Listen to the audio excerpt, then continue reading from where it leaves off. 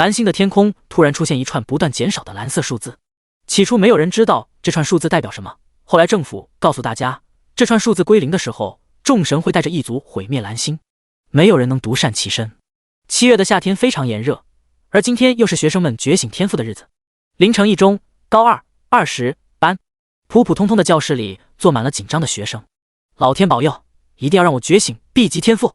B 级太高了，我只要 C 级就满足了。我要 A 级天赋，我要成神，然后拯救世界。同学们陆续走上讲台，把手放在觉醒石上，觉醒石发出不同颜色的光芒。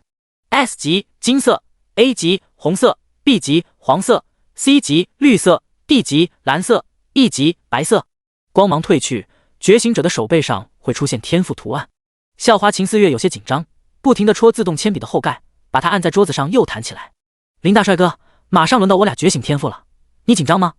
凌云单手撑着脸，他的身材匀称有劲，明明长着一张迷倒万千少女的英俊帅脸，却是个有名的面瘫男。扑克脸男神，石头帅哥，这是同学们给他的外号，因为他总是面无表情，平淡如水的模样。重生之后更是如此。凌云一脸平静地说道，有一点紧张。秦思月吐了吐舌头，表示不信。讲台上，一个觉醒 C 级天赋的同学长松一口气，而下一个觉醒 B 级天赋的同学则是开心地跳了起来。当然，也有一些同学只能觉醒 D 级天赋，伤心地哭了。秦思月趴在桌子上，侧着头看凌云，说道，我有点不敢看了，不知道我会觉醒什么天赋。要是能觉醒 S 级天赋就好了，去天启之地历练肯定会轻松很多。天启之地并非虚拟网游，而是真实存在的异界。蓝星人通过登录器进入天启之地打怪升级，增强实力，以应对未来的异族入侵。如果能抵挡异族和众神的攻击，便是通过考验；如果没能成功抵挡，就证明蓝星人不配在诸天中生存，众神会直接将蓝星毁灭。为什么要摧毁？少一个星球的人消耗宇宙资源，这个理由足够了。凌云说道，整个华夏只有8个 S 级天赋，你我觉醒 S 级天赋的概率不到1/1。秦思月说道，就是因为厉害才稀少吗？获得 S 级天赋的人，哪个不是赫赫有名的强者？林石头，你希望觉醒什么品级的天赋？凌云认真想了想，然后说道，我无所谓，有好天赋固然不错，但即使没有，凌云也能靠前世的记忆成为强者，比如隐藏宝箱的位置、特殊药水的配方、各种副本的攻略等等，这些信息都能帮助凌云成为强者，是凌云重生后的一大依仗。下一个觉醒天赋的学生，凌云。同学目光集中在凌云身上。秦思月起哄道，石头帅哥要觉醒天赋喽，是什么级别呢？希望不是石头级。同学们一阵哄笑，两人是最好的朋友，平日里经常互相开玩笑，今天也不例外。凌云站起身，走上讲台，将右手放在觉醒石上。秦思月心想，希望凌云和我都能觉醒一个好天赋，我愿意用10年不喝奶茶换，不过前提是我能活那么久。心诚则灵。秦思月刚许完愿，一缕金光从凌云指缝之中射出，金色 S 级天赋的颜色。吵闹的教室顿时鸦雀无声，同学们看着空中的金光，一个个都惊讶地说不出话来。S 级天赋极其稀有，整个华夏区仅有8个 S 级天赋，可谓是一中无一。平日里话很少的帅哥学霸突然觉醒了 S 级天赋，让人惊讶又羡慕。教室里乱成一团，同学们喊道，卧槽，快去叫老师，凌云觉醒了 S 级天赋，居然是 S 级天赋，整个凌城一中都要因凌云而崛起了。凌云，我喜欢你很久了，做我男朋友吧，我爱你，我要给你生猴子。平哥，我认你当我老大，求抱大腿，抱小腿也行，拿条腿给我抱一下啊。同学们都很激动，反而是凌云本人很淡定。讲台下的同学们喊道，凌云，你的天赋图案是什么？快下来看看吧。凌云想要抽手，却发现手掌无法离开觉醒石。怎么回事？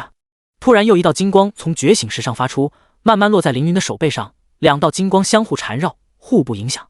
这难道是 SS 级天赋？所有人都傻眼了，教室里静的落一根针都听得见。一个男同学摔倒在地，颤抖着说道，难道凌云觉醒了 SS 级天赋？我没有眼花吧？一旦激起千层浪，教室里彻底乱成一团。就在此时，教室门被推开，老师们来了。一个30多岁穿着灰西装的男人率先进屋，一头金淡的短发让他看上去很是年轻，他就是凌城一中的校长古力。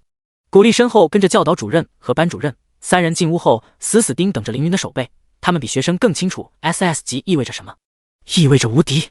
古力校长正要说话，觉醒石上突然冒出第3股金光，这道金光与前2股金光交缠在一起，变成一朵旋转的金色花朵。凌云的 SSS 级天赋图案三纹流云金花，这是蓝星为一个 SSS 级天赋。所有人的目光都凝聚在这凌云的手背上，震惊的无话可说。古力校长望着讲台上的凌云，心中只有一个念头：凌云，他将成为击败神明和异族的关键力量。趁他根基未深定，要尽全力笼络他，等他日后飞黄腾达，也能继我古家的好。古力看了教导主任一眼，对方心领神会，示意同学们安静。这是觉醒石坏了，大家不要惊慌。班主任，你快去取一块新的觉醒石过来，不要耽误同学们觉醒天赋。觉醒石坏了，同学们心有怀疑，但没有想太多，毕竟全世界还没有 SSS 级天赋的天才出现，他们更愿意相信是觉醒石坏了。古力走到凌云身旁，轻轻拍了拍他的肩膀，说道：凌云同学，你跟我来一下。第二章 SSS 级天赋天道神选。二人走出教室，来到校长办公室。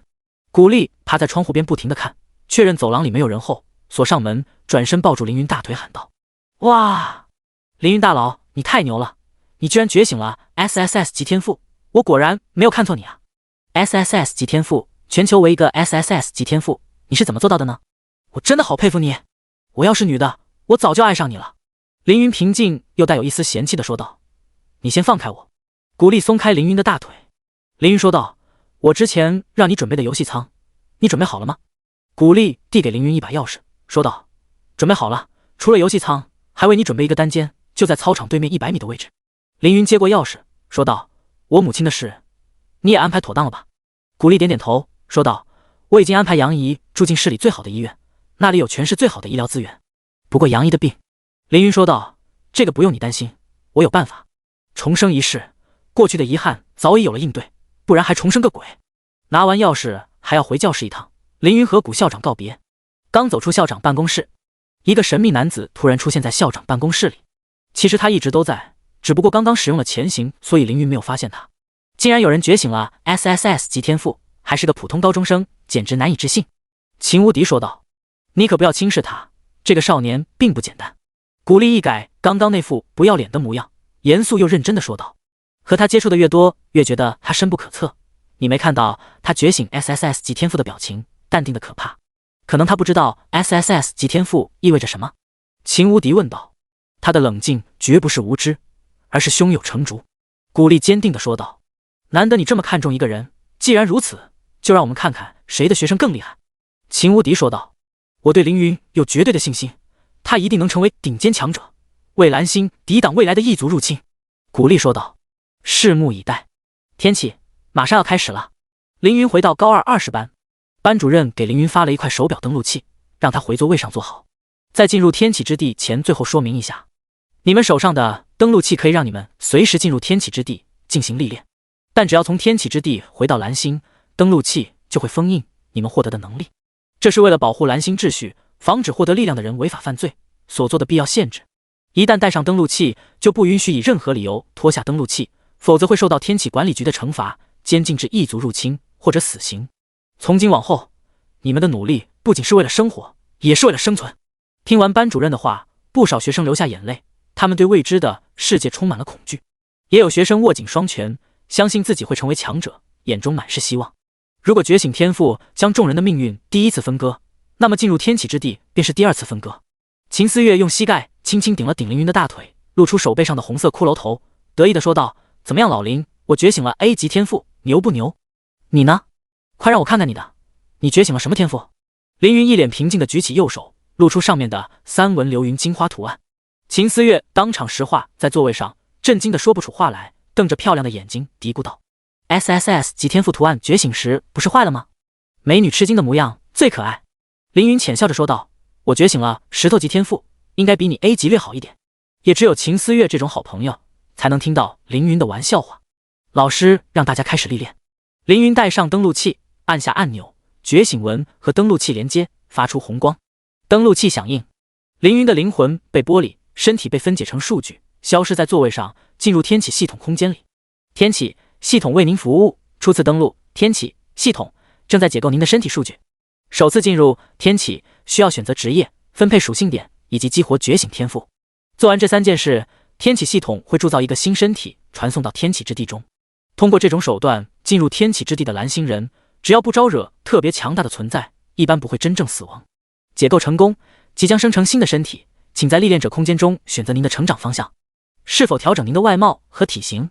凌云用第三视角看自己的脸，长得不错，帅哥一个，没有调整的必要，就用原本的样貌示人。请输入姓名，姓名相当于代号。凌云沿用上一世的名字镇魂。取名成功，请选择您的初始职业：战士、牧师、法师、弓箭手、枪炮师、格斗家。初始职业有6个，20级进阶一次，进阶的方向不同，可以获得不同的发展和技能。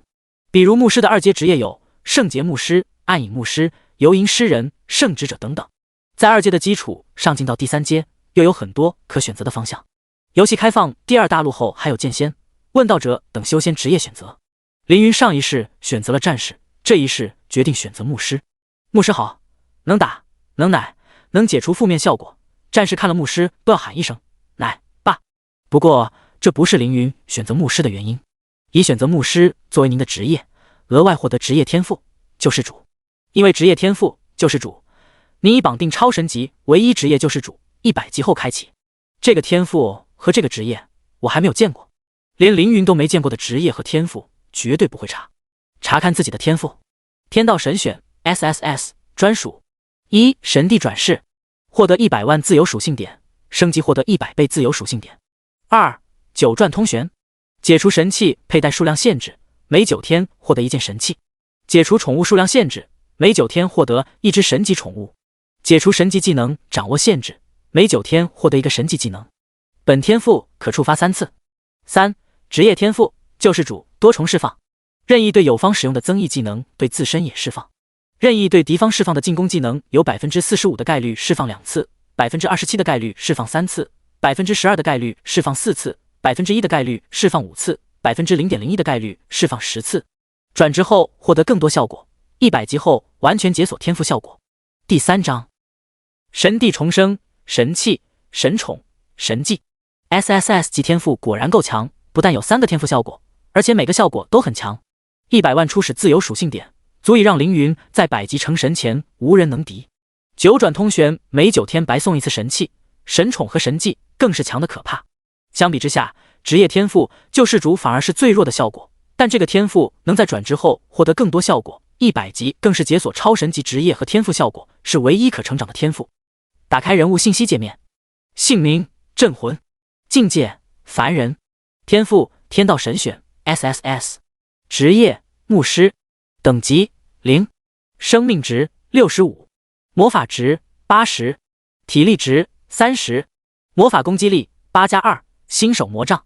魔法和物理分开，主角是牧师就显示魔法攻击，防御同样如此。防御力4+4，新手防具。力量2，加成拳头、近战武器等攻击力。增加数值由职业而定，比如战士拿单手剑是3倍力量加成，法师拿单手剑就只有2倍。敏捷2，加成弓箭、匕首等攻击力。魔力4，加成法杖、魔杖、圣器等攻击力。体质3，每点提高5生命值、3物理防御和3体力值。精神力6，提高5魔法值和3魔法防御。感知2，感知环境，提升悟性，提高亲和，提高副职业技能升级速度。自由属性点100万。对于蓝星人来说，有2样东西非常重要，一是等级，2是境界。境界共分8境：凡人、勇者、英雄、霸王、帝王、正道者、半神、神。每次提升境界增加 10% 伤害，同时受到的伤害减少 10%， 并且可以获得特殊能力、隐藏属性以及更漫长的寿命。每层境界都有属性极限，凡人境是5000，勇者境是3万，英雄境是10万。当历练者的6项主属性达到当前境界的极限时，称作境界圆满，难度非常的高，所以系统会给予极其丰厚的奖励，并且境界越高，圆满奖励越好。想要成为绝顶高手，对抗强大的异族神魔，就需要每个境界都圆满。凌云心里琢磨，境界圆满的特殊奖励非常重要。我上一世有4重境界没有圆满，缺了4次圆满奖励，导致一些关键副本没能通关。这一世一定要弥补遗憾。现在把6项主属性全部加满。系统提示道：你已达到凡人境圆满，额外提升10点幸运属性、隐藏属性。幸运属性是所有属性里最稀有的属性，属性高爆出来的装备都比别人的好，而且幸运属性极难提升。加完属性再打开人物信息，姓名镇魂，生命值 2.5 万，魔法值 2.5 万，攻击力1万加2，新手魔杖。防御力 1.5 万加4，新手防具。力量5002，敏捷5002，魔力5004，体质5003，精神力5006，感知5002，自由属性点97万。这个属性放在新手村绝对无敌，甚至近20级的副本也能直接推平。但凌云还不满意，还有这么多自由属性点不能加，看着就觉得别扭，尽快升级，然后突破境界吧。定个小目标，1天升到40级，并且英雄境圆满。1天升到40级，任何人听了这句话都不会当真，因为天启采用贡献值分配经验，你有多少贡献就获得多少经验，想找个大佬带你做火箭升级是不可能的。所以升级还是看实力，蓝星中最快升到40级的人花了整整2个月的时间，1天升到40级，怎么可能？而1天达成英雄境圆满更是无稽之谈。要知道，全世界还没有一个人达到英雄境圆满，80亿蓝星人，一个英雄境圆满都没有，足以证明其难度。现在凌云定下1天英雄境圆满的目标，算是神帝重生的韧性吧。目标定好，开始行动。您已分配属性，现将您送入1级区域新手村6号。传送中，白光消失，凌云被传送到天启之地新手村，目光一扫，再次见到新手村宁静的风光，心中十分怀念。村长、铁匠、药剂师、护卫队长，大家一点都没变。上一次看见他们，已经不知道过去了多久。除了 NPC， 新手村里还有很多刚进入天启的学生。系统音响起，专属凌云的新手大礼包来了。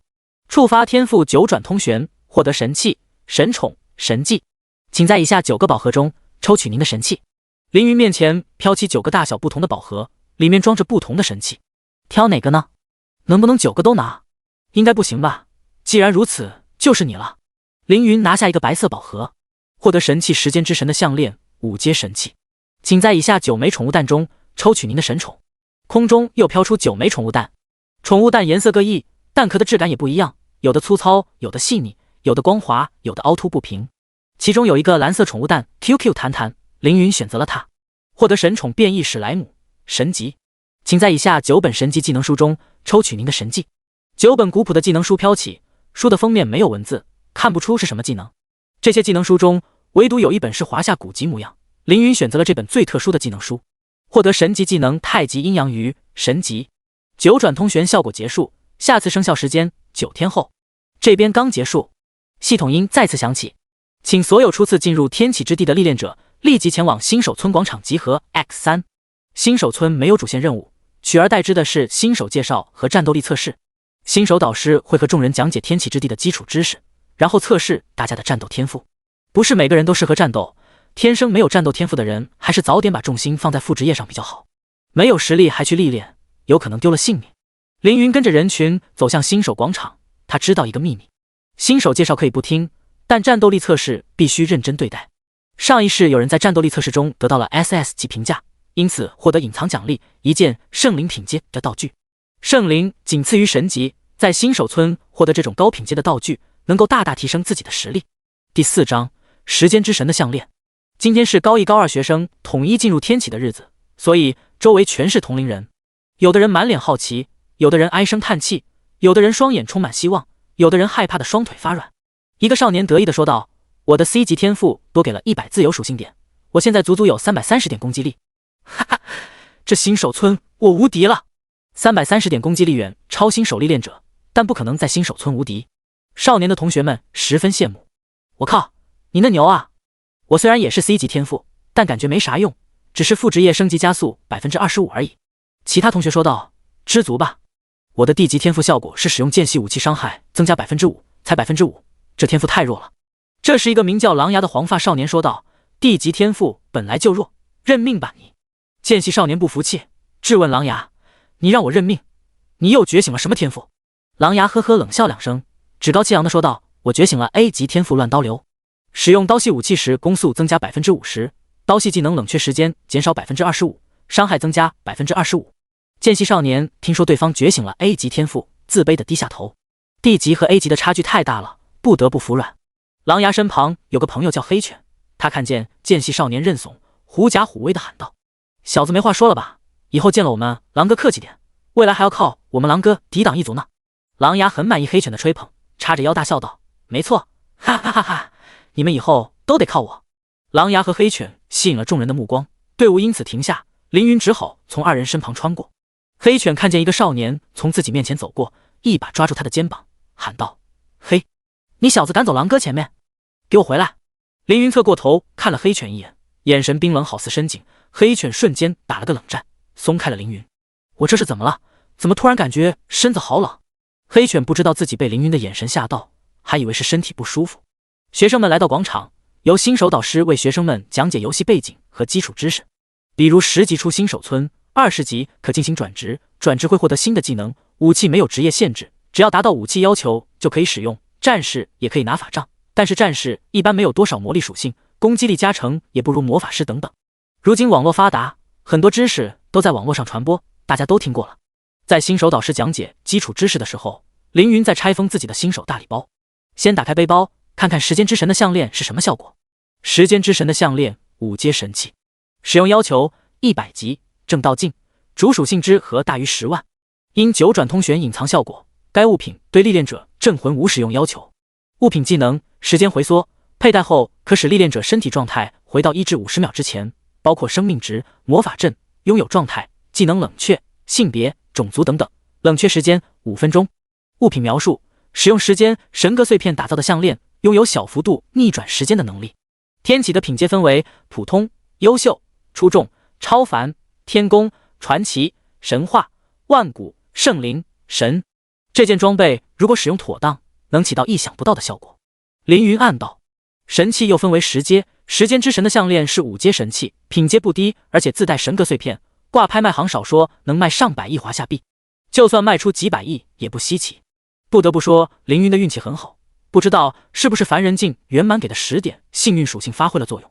再看看宠物，凌云一挥手，地上多出一个蓝色透明史莱姆，变异史莱姆，神级，等级0，性别女，性格活泼胆小，好感度100满，绝对忠诚，至死不渝，成长性 S， 生命值100，攻击力1，防御力1。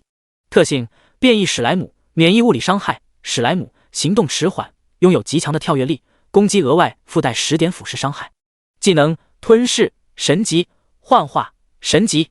吞噬，吞噬一个敌人，该敌人等级不低于自己，非 BOSS 不能远强于自己。吞噬后随机永久获得10点属性，无冷却时间，无消耗。幻化，幻化敌人种族并且获得其种族特性，同时保留自身部分特性，可保存3个已幻化过的种族，随时使用，无冷却时间，无消耗。竟然是变异神宠，而且还是 S 级成长。凌云有些惊讶，宠物和装备的名字前面可能出现前缀，比如强大的、聪明的、敏捷的等等，不同的前缀代表了不同的能力。所有前缀中，唯独变异最为特殊，甚至最为强大。变异不是说多一只手或者多一张嘴，而是形容这个个体远超他的族群，这才叫变异。对了，这个史莱姆是女的吗？史莱姆要怎么看性别？凌云捧起史莱姆上下打量，公母没区别啊。凌云把史莱姆拿到鼻子前闻了闻，和普通史莱姆一个味道。史莱姆脸红了。您的宠物变异史莱姆对您好感超过30，当前100，请给它取个名字。凌云想了想，就叫果冻吧。果冻很满意凌云给他取的名字，开心的扭动圆圆的身体，像一个开心果一样，充满活力和快乐，可爱极了。装备也看了，宠物也看了，轮到技能了。凌云打开技能栏，里面除了初始技能魔弹术和治疗术外，还有一个神级技能阴阳太极鱼，召唤太极阴阳鱼，阳鱼游走于有方单位之间，每次摆尾恢复10万正 50% 魔力属性生命值，解除神级以下负面状态，最多可游走20次。阴鱼游走于敌人之间，每次摆尾对20米范围造成10万正 100% 魔力魔法伤害，并且给对敌人随机造成一重神级负面效果，最多可游走20次。魔法消耗，因9转通玄隐藏效果，该技能对历练者镇魂无消耗，冷却时间1小时。第5章 SS 级评价还是 SSS 级。阴阳太极鱼是指向性技能，会受到第3天赋救世主的增强。如果触发救世主的5重释放，岂不是一口气召唤出10条阴阳鱼，一共能游走200次？想想都觉得恐怖。新手介绍持续了10分钟才结束，听得凌云耳朵都要起茧子了。新手介绍已结算，开始战斗力测试。终于到了重头戏，新手导师拿出一个木头人偶说道：“这是一个10级的战斗人偶，你们每个人都要和人偶进行2轮战斗，我将根据你们的表现来评分，评分越高，奖励越丰厚，评分最高的人还有超级奖励。学生们一听有奖励，立即围了上来，有人喊道：我先来！一个战士学生提着长剑走到战斗人偶前，高举长剑劈向人偶。他的动作过于生疏，一剑劈下，被战斗人偶轻松躲开，然后战斗人偶一拳打在他的下巴上，把他打飞出去。不合格！新手导师说道：你没有战斗天赋，转生活职业吧。那个战士学生一愣，灰溜溜地低下头。又有一个魔法师学生说：我来，然后拿着新手法杖对人偶施法。他的施法动作很熟练，吟唱很快，一看就在私下练过。一枚火球术打中人偶，并且造成50点伤害。太好了！魔法师学生很激动，自己打中了战斗人偶。他没想到战斗人偶被攻击后会立即反击，对着他的下巴也是一拳，把他也打飞出去。伤害还可以，勉强可以战斗，评分D级吧。新手导师说道。魔法师学生捂着脸，因为没有达到预期的目标，表情很是难看。学生们一个个开始测试，大部分人实力和魔法师学生差不多，能和战斗人偶打上一轮。也有学生实力差一点，连1轮攻防都坚持不下来。仅仅过去3分钟，战斗人偶淘汰了8个学生，有12个学生评为E级和D级。轮到狼牙了，这个家伙动手前冷笑一声，大声说道：你们这些菜鸟，连一个战斗人偶都对付不了，看我的！黑犬在一旁喊道：你们都看好了，狼哥这样的高手是如何战斗的。狼牙举起刀，侧身进步，靠近战斗人偶，朝着他的腰间砍出一刀，打出76点伤害。砍完之后没有发呆和犹豫，立即后退。此时刚好是战斗人偶的反击时间，人偶一拳打出，结果打空，头上飘出一个 miss。 狼牙趁机进步再砍一刀，又打出80点伤害，然后提刀格挡在身前。战斗人偶挨了第2刀后立即反击，打在狼牙的刀身上，被他挡住。不错！新人导师满意地点点头，称赞道：灵活的脚步，熟练的动作，属性和天赋也都不低，你有 A 级战斗天赋。居然是 A 级战斗天赋！周围的同学们都惊呆了，这人也太厉害了，觉醒了好天赋，还有 A 级战斗天赋，这也太帅了吧！狼牙和黑犬享受周围学生羡慕的目光，一时风光无二。得意中，黑犬又看到了凌云，心想：这家伙刚刚那么拽，连我狼哥的面子都不给，现在正好拉他上来出丑。黑犬对着凌云喊道：小子，下一个是你吧，过来测测你的战斗天赋。凌云走上前，举起新手法杖对准战斗人偶。黑犬在一旁嘲笑道：瞧他站立的姿势，双脚分得那么开，怎么走位？待会肯定会躲闪不及，被战斗人偶一拳打飞。明明狼哥给大家做了示范，要如何躲避战斗人偶的攻击，可偏偏有人不长记性，哎，有答案都不会抄。凌云内心毫无波动，用疑问的语气问道：狗叫！黑犬怒指凌云：你竟然说我是狗！凌云指着黑犬的 ID 说道：你取名叫黑犬，说你狗叫有什么问题吗？周围的同学笑成一片。黑犬脸色铁黑，真成黑犬了。你就嘴上得意吧，我看你被战斗人偶打飞之后还怎么嚣张。凌云怎么可能会被战斗人偶打飞？只见他举起法杖，释放魔弹术，技能魔法术触发天赋救世主，3重释放。魔法弹在空中一分为3，打中战斗人偶的头、胸、小腹，炸出3个大洞。29700，人偶的头上飘出恐怖的伤害数值，震惊在场的所有人。黑犬羞愧，满脸通红。刚刚嘲讽凌云的话像回旋镖一样打在他自己的脸上，黑犬变成了红犬。这开挂了吧？黑犬浑身颤抖，指着凌云大喊：一个牧师打出5位数的伤害，怎么可能？他绝对是开挂了。天启有挂！狼牙同样不服气，自己可是万中无一的 A 级天赋，怎么这么轻易就被人比下去了？不可能，我这个 A 级天赋的天才都只打出100多伤害，你凭什么打出5位数？咔嚓咔嚓，战斗人偶发出奇怪的声音，身上被魔法弹打出的大洞冒起黑焰，燃起火焰，接着噼里啪啦的爆炸了。战斗人偶居然被人打炸了，这还是有史以来第一次。狼牙和黑犬的看着损坏的战斗人偶，满脸错愕，不敢相信眼前的画面，不由得他们信不信，事实就是如此。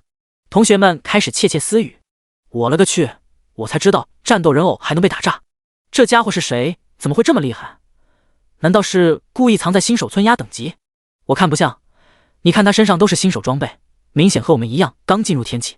是啊，看他年纪和我们一般大，就算压级能压多久呢？事情可能没那么复杂，这人就是个天赋极高的天才。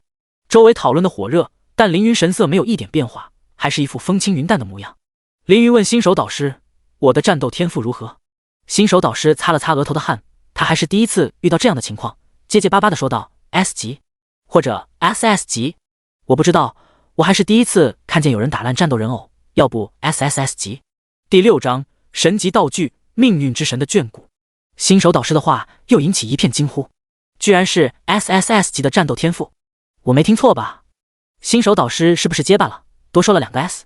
不知道，应该不是，我听得很清楚，是3个 S。无敌了呀！这人就是个超级大佬。大佬，求抱大腿！大佬求好友，求带，求抱大腿！凌云无视周围的呼声，自顾自地想到。想不到获得了 SSS 级评价，比我预想的还要好。接下来看看能获得什么奖励物品吧。你已完成战斗力测试，获得 SSS 级评价，获得奖励10金币、10万华夏币。SSS 级评价特殊奖励：命运之神的眷顾，神级道具，使用后可以将一件物品、道具的品阶提升至神级。您可以自由行动了。果然 ，SSS 级评价的特殊奖励是神级道具，而且还是非常实用的神级道具。凌云再次感觉自己运气真不错，并且有些期待这个卷轴会用在什么地方。战力测试结束，现在该去练级了。凌云看着围在身边的人群，轻声道：“借过一下。”周围的人仿佛没有听见，还在不停地往凌云身上挤。凌云闭上眼，在睁眼时目光同冰窟一样寒冷，向周围一扫，所有和凌云对视的人全部待在原地。我说：“让开！”这一次再没人敢挡在凌云的面前，挡路的学生纷纷让出一条路来。凌云带着史莱姆走出人群，大家看着他的背影，半天说不出话。新手村外是一片草原，风和日丽，清风吹过草地，带着青草的气息。这里有很多野狗、虎豹，绝大部分历练者会选择在这里升到3级，直接穿过草原，来到草原后面的森林里。这里生活着各种各样的魔化生物，非5、6级的历练者不敢进入。凌云拿着魔杖，身后跟着果冻，走在林间。一头魔化妖狼突然窜了出来，猛地扑向凌云。魔化妖狼，优秀，精英，等级6，生命值6000，攻击力120，防御力80，特性狼，较快攻速，移速，魔化，增加10%魔法抗性，对勇者竟无效。技能飞扑，普通，撕咬，普通。竟然是6级精英怪，还是优秀品质。凌云低声道：“魔化狼妖攻击高，速度快，有位移技能，妥妥的新手杀手。我记得以前刷森林的时候吃了不少苦头。”看准魔化妖狼的攻击路线，凌云举起魔杖，一发魔弹术过去。魔弹术吟唱 0.5 秒后发射一枚魔法能量弹，造成100%攻击力伤害，魔法消耗5，冷却时间1秒。技能再次触发天赋效果，2枚魔弹穿过妖狼的身体，将这个6级精英怪轻松秒杀。19920 1.9万伤害打在妖狼身上，就好像迫击炮轰击蚊子一样。它只是一只6级精英怪啊！击败魔化妖狼，获得450经验值，额外获得135经验值。精英怪增加50%基础经验值。优秀血脉增加10%基础经验值。越6级击杀，额外获得30%经验值。凌云身上发出一道淡淡白光，升级了！恭喜！您已升级，获得300自由属性点，当前等级1级。因为天赋神帝转世，凌云升级获得100倍自由属性点。0-5级，每次升级获得300自由属性点。5到10级，每次升级获得500自由属性点。前期升级快，升级获得的自由属性点少，等级越高，升级获得的自由属性点越多。从0级升到100级，凌云靠升级可以获得720万自由属性点，是普通人的100倍。继续在森林里寻找魔兽，比如魔鱼鸟、魔化蝉、魔化黄蜂，凡是被凌云找到，统统秒杀。击杀魔羽雀，共获得450经验值；击杀魔化蝉，共获得300经验值。经验值哗哗的涨，凌云很快升到了3级，同时果冻也升到2级。凌云把果冻放在地上，说道：“你先在这里打怪，我过会儿来接你。”果冻身体微微颤抖，淡淡的害怕的情绪传入凌云脑中。这小家伙在害怕吗？凌云环顾四周，这个森林是有点阴森，但是不行啊，你可是神级史莱姆，你怎么能这么胆小呢？凌云轻轻摸史莱姆的头，温柔地说道：“相信自己，你是最好的。”果冻被凌云摸得很舒服，心中的恐惧也不见了，认真的点点头。第7章，连续神级任务。和果冻分别，凌云继续深入森林。森林后面有一处十分隐蔽的幽暗沼泽，沼泽地里生活着虫形魔兽，非常难对付，几乎没有人愿意来这里打怪。凌云来幽暗密林只有一个原因，这里会爆一件道具破魔真经，这是开启新手村唯一神级副本的关键道具。上一世我因为机缘巧合得到了破魔真经，可惜不知道有什么用，后来做了其他任务才知道，这竟然是解除光之圣女封印的关键道具。但那时候已经出了新手村，无法回去了。凌云轻轻感叹道：“上一世若能解封光之圣女，定能救下数亿蓝星人的性命，可惜我错过了。”凌云还记得漫天飞舞的异族，尸横遍野的城市，伤者哀嚎和痛苦，那是他最忘不了的画面之一。当时的他什么都做不了，但现在不同了，重生一世，绝不能让悲剧再次发生。走入幽暗沼泽中，迎面遇到一群黑甲虫，凌云使用魔弹术将他们一一秒杀，经验条猛涨一大格。魔力波动引来更多的虫形魔兽，凌云环顾四周，发现自己被包围了。Level 7黑甲虫精英 X2， Level 6沼泽蜈蚣 X20， Level 5沼泽蚂蟥 X20， Level 7魔化杀人蜂精英 X5。 一般历练者被这么多魔兽围攻，下场只有死路一条。但凌云不是一般历练者，魔兽越多越好，来的越多杀的越多，升级越快。凌云快步游走在各个魔兽之间，凭借超高的敏捷属性和牛逼的走位，一次次躲过魔兽的攻击。万花丛中过片叶不沾身，这些虫子根本不可能打中凌云。当然，就算被这些魔兽击中，也不会掉一滴血，因为不破防。凌云回头看去，背后是乌泱泱的一片魔兽。不够，要把整个幽暗沼泽的魔兽都引过来，然后一口气全部解决。凌云跑了几分钟，把幽深秘全部绕了一遍，确保没有遗落任何一只魔兽后，回头一看，身后跟着上千只虫类魔兽。是时候了。凌云双手一抬，召唤出2条阴阳鱼。阴阳鱼悬浮在空中，看上去很慢，但其实速度极快。阳鱼摆尾游向凌云，一股浑厚的生命能量流入体内，加10.25万。阴鱼摆尾游向魔兽群，尾巴发出的黑色的煞气像波浪一样层层扩散，打在魔兽群身上，负10.5万 X1230。接触到煞气的魔兽瞬间枯萎，变成没有生机的躯壳。风轻轻吹，魔兽雕像立即化作齑粉飘散。以击杀黑甲虫获得225经验值，额外获得550经验值 X9。以击杀沼泽蜈蚣获得125经验值，额外获得38经验值 X20。以击杀黑色蚂蟥获得85经验值，额外获得20经验值 X40。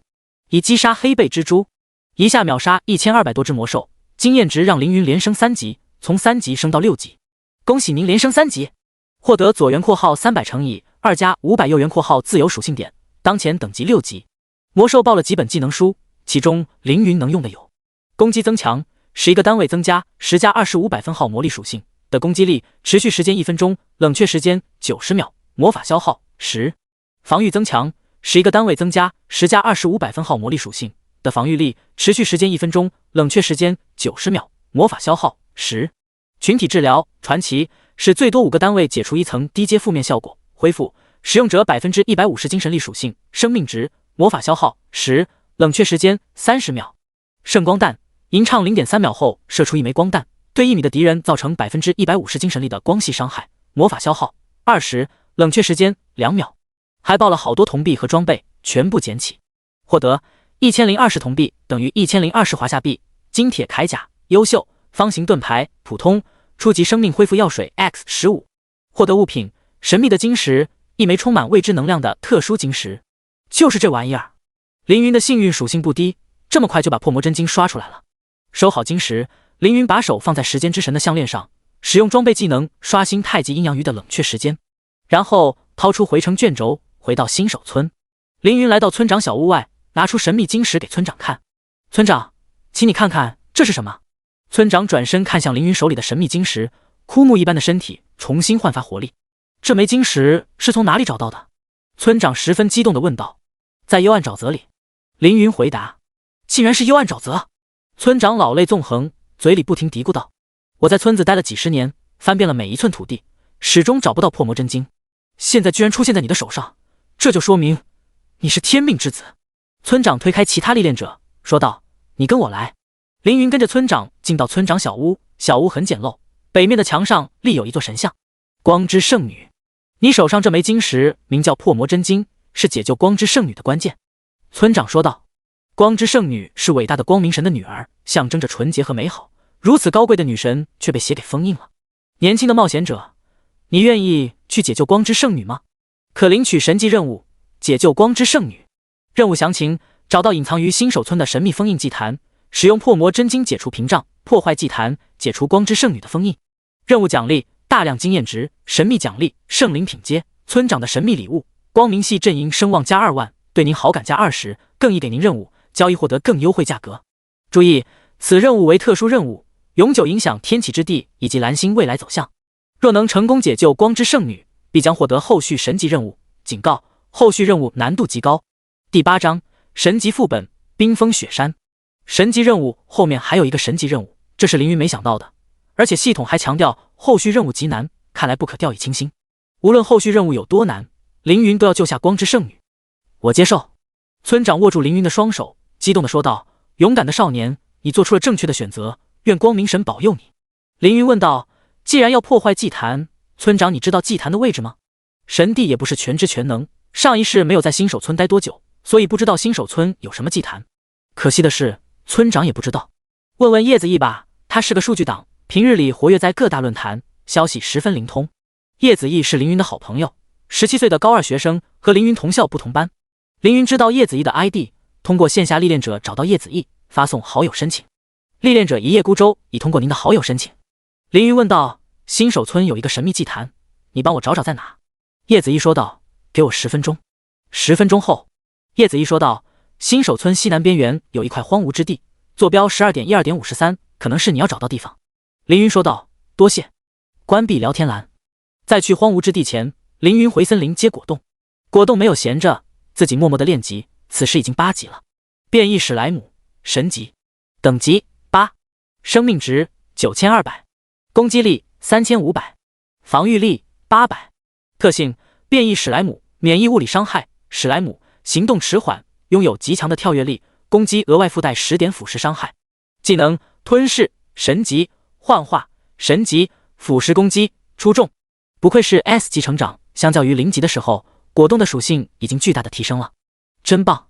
凌云鼓励道。果冻开心的扭动自己圆圆的身体。您的宠物性格发生改变，胆小已去除，独自战斗还让果冻变得勇敢起来。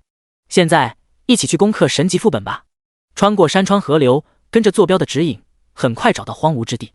荒芜之地寸草不生，龟裂的土地和干枯的河沟交错着，枯木在地上翻滚，到处是裸露的岩石。前面有一个普普通通的祭坛，凌云正要靠近，一道无形的屏障挡住了凌云。看来是这里了。凌云拿出破魔真经，靠近看不见的屏障，用力一敲，咔嚓咔嚓咔嚓，屏障破碎，破坏未知屏障。进入特殊副本神级冰封雪山，该副本极其危险，请在5秒内强制下线，否则后果自负。5秒过后，寒风袭来，已开启特殊副本冰封雪山。凌云感到身边温度骤降，一阵寒风卷过，四周已是换了一幅天地。寒冷的雪山，一望无际的冰原，以及无处不在的寒风和冰雪。这里仿佛与温度隔绝，普通人如果站在这里，只怕要不了几秒钟就会变成冰棍。凌云站在雪山山顶，雪山高耸入云，巨大的太阳悬在头上，却感受不到一丝温暖。身旁就是祭坛，祭坛的周围开始堆积积雪，越垒越高，变成人形。冰晶傀儡，万古精英，等级12级，生命值10万，攻击力1000，防御力1500。特性：元素生命冰，冰元素亲和 90%， 冰元素抗性 100%， 攻击附带 15% 魔法穿透。技能：冰晶喷射，传奇，冰暴，万古暴风雪，传奇。冰晶傀儡实力强大，10万生命值比新手村任何一个 BOSS 血量都多，一般历练者根本无法面对这样的对手。但对凌云来说，冰晶傀儡还不够强，远远不够。毕竟凌云有1万点攻击力，而这个冰晶傀儡只有1500防御力，只需要几个魔法弹就能解决一个傀儡。这场战斗不会有任何悬念。不过，为了培养果冻的能力，凌云决定和他并肩作战。一起战斗吧！果冻点点头，猛地跳起，在空中变成一只魔化妖狼。这是神级技能幻化的效果，可以变成其他种族。凌云给果冻使用攻击增强和防御增强，因为救世主的天赋，自己也获得了技能效果。凌云现在有11300攻击力，果冻有7100攻击力。新手村的历练者一般只有30-120的攻击力，高手可以达到350至400点。凌云和果冻是他们的几十倍。冰晶傀儡双手凝结出巨大的冰球，砸向凌云。这是万古技能冰暴，不仅能对大范围区域造成1000点冰系伤害，还能禁止受到伤害的历练者恢复生命值。凌云任凭冰暴打在自己身上，头上飘出一个0，不破防。反手一个圣光弹，圣光弹触发救世主的被动效果，2个光团一起飞出，击中一个冰晶傀儡，冰晶傀儡的身体直接塌陷了一大块。11825x2，果冻飞扑上去，不停撕咬冰晶傀儡的身体，也打出不少伤害。5500、2350、2250、2350，冰晶傀儡高举双拳，重重的打在果冻身上，果冻的身体像果冻一样弹了几下。免疫，变异史莱姆的神级特性，物理免疫。一道冰龙卷飞了过来，凌云灵活走位躲开龙卷，但是果冻没有躲开。零，这时候天空下起暴雪，凌云和果冻的头上飘出密密麻麻的零，同时受到暴雪影响，攻速下降 10%， 移速下降 25%， 这不影响战斗解决。果冻顶在前面撕咬冰晶傀儡，凌云在后面使用各种技能，魔弹术、圣光弹，每个技能都能打掉冰晶傀儡1万多生命值，有时候触发救世主天赋，还能同时打出2个或者3个技能，很快便击败了冰晶傀儡。你已击败冰晶傀儡，获得18000经验值，额外获得14400经验值，由您和果冻分享。击败傀儡的经验值加上之前秒杀重型昆虫的经验值，让凌云升了1级。恭喜，你已升级，获得500自由属性点，当前7级。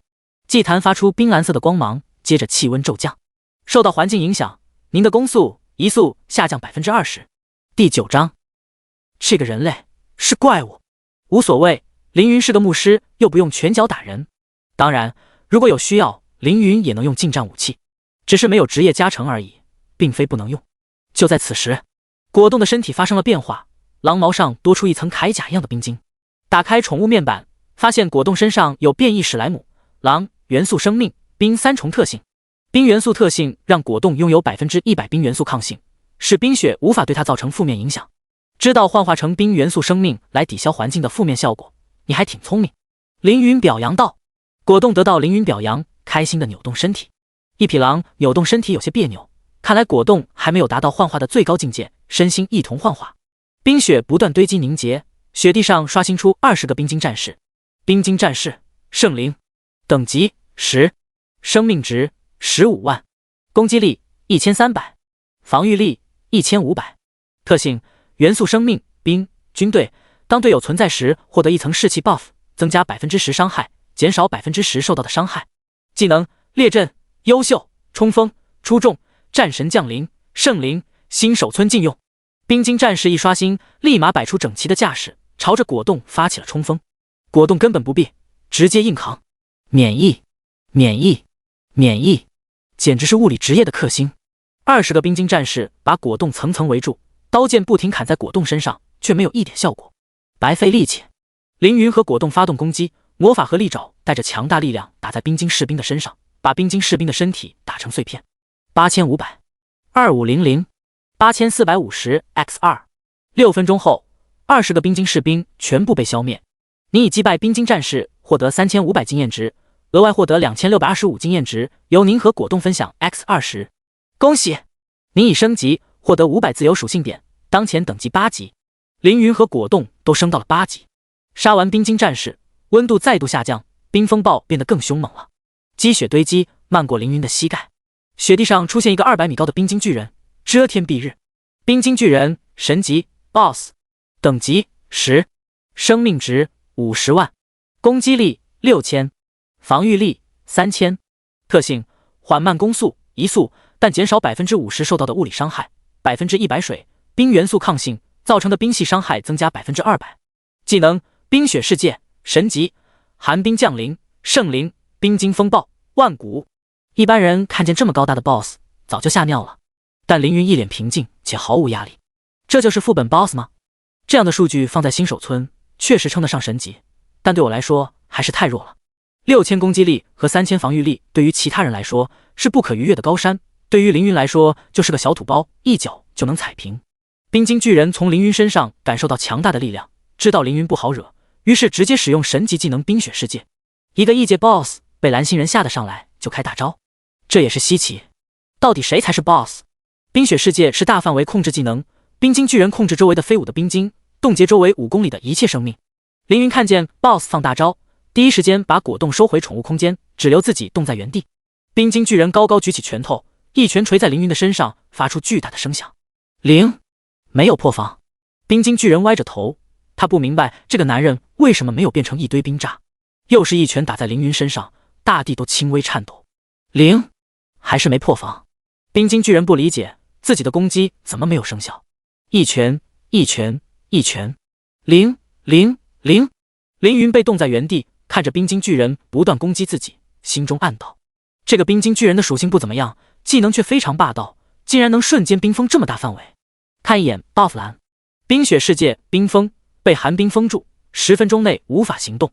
不愧是神级技能，竟然可以持续10分钟。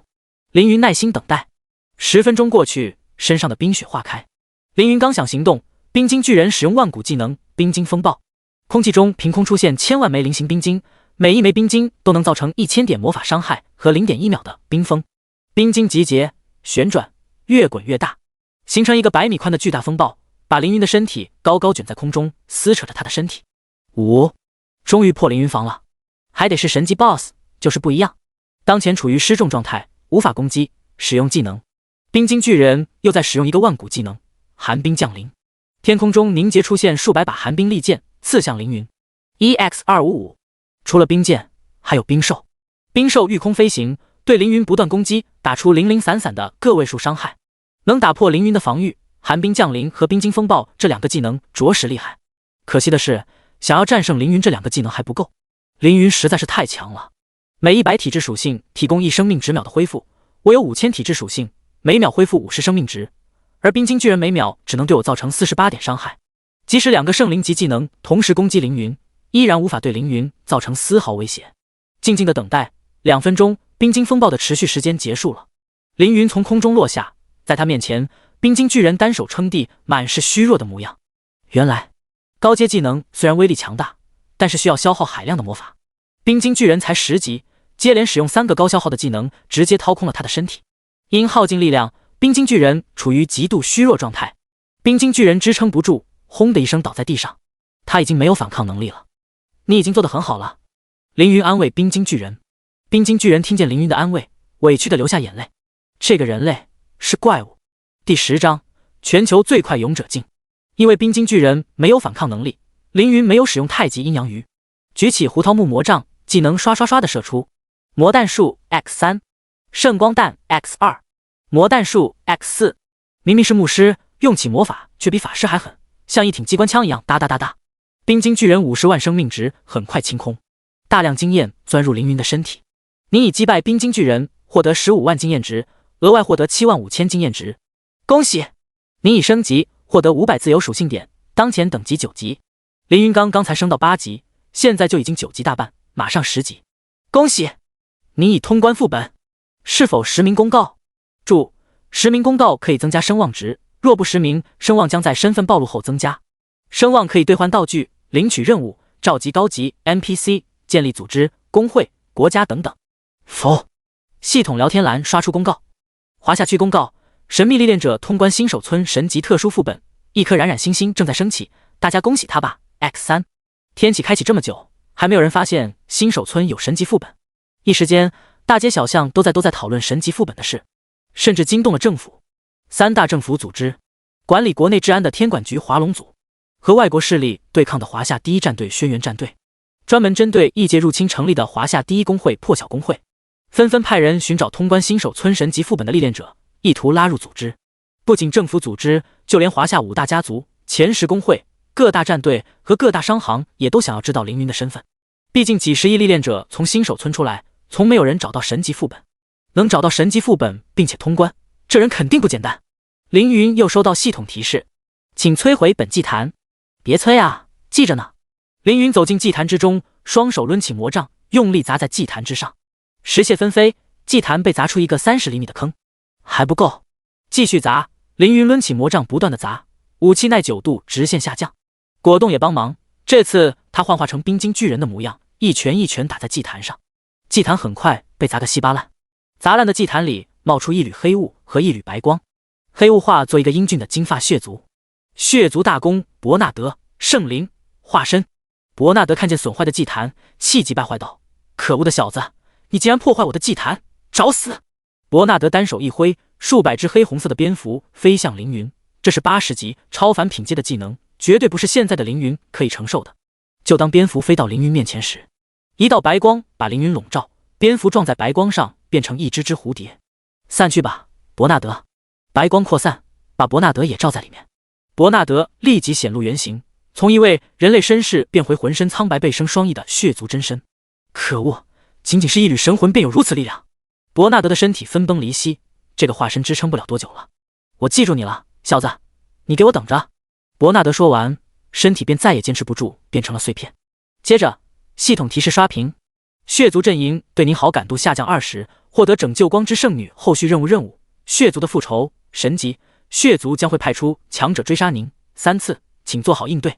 注意，此任务极难，并且任务失败会丧失生命，请一定要小心。原来是这个任务。凌云耸耸肩，够强你就来吧，看谁会死。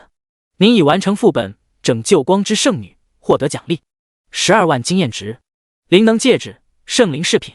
光明系阵营声望加2万，对您好感加20，更易给您任务交易获得更优惠阵容。请找到村长领取神秘奖励，以满足勇者境要求。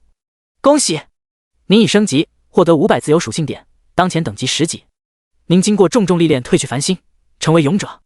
恭喜您进入勇者境，一主属性极限提升至3万点，装备、任务、成就带来的属性无视本条。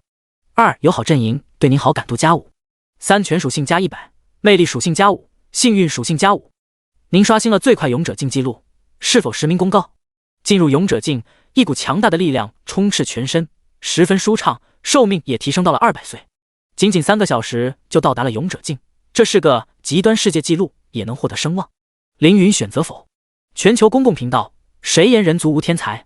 神秘的华夏历练者以极快的速度刷新最快勇者境纪录，3小时11分，如此逆天成绩怎能叫人不震撼 ？X3， 天才的诞生注定震惊世人，天才的行动注定改变世人。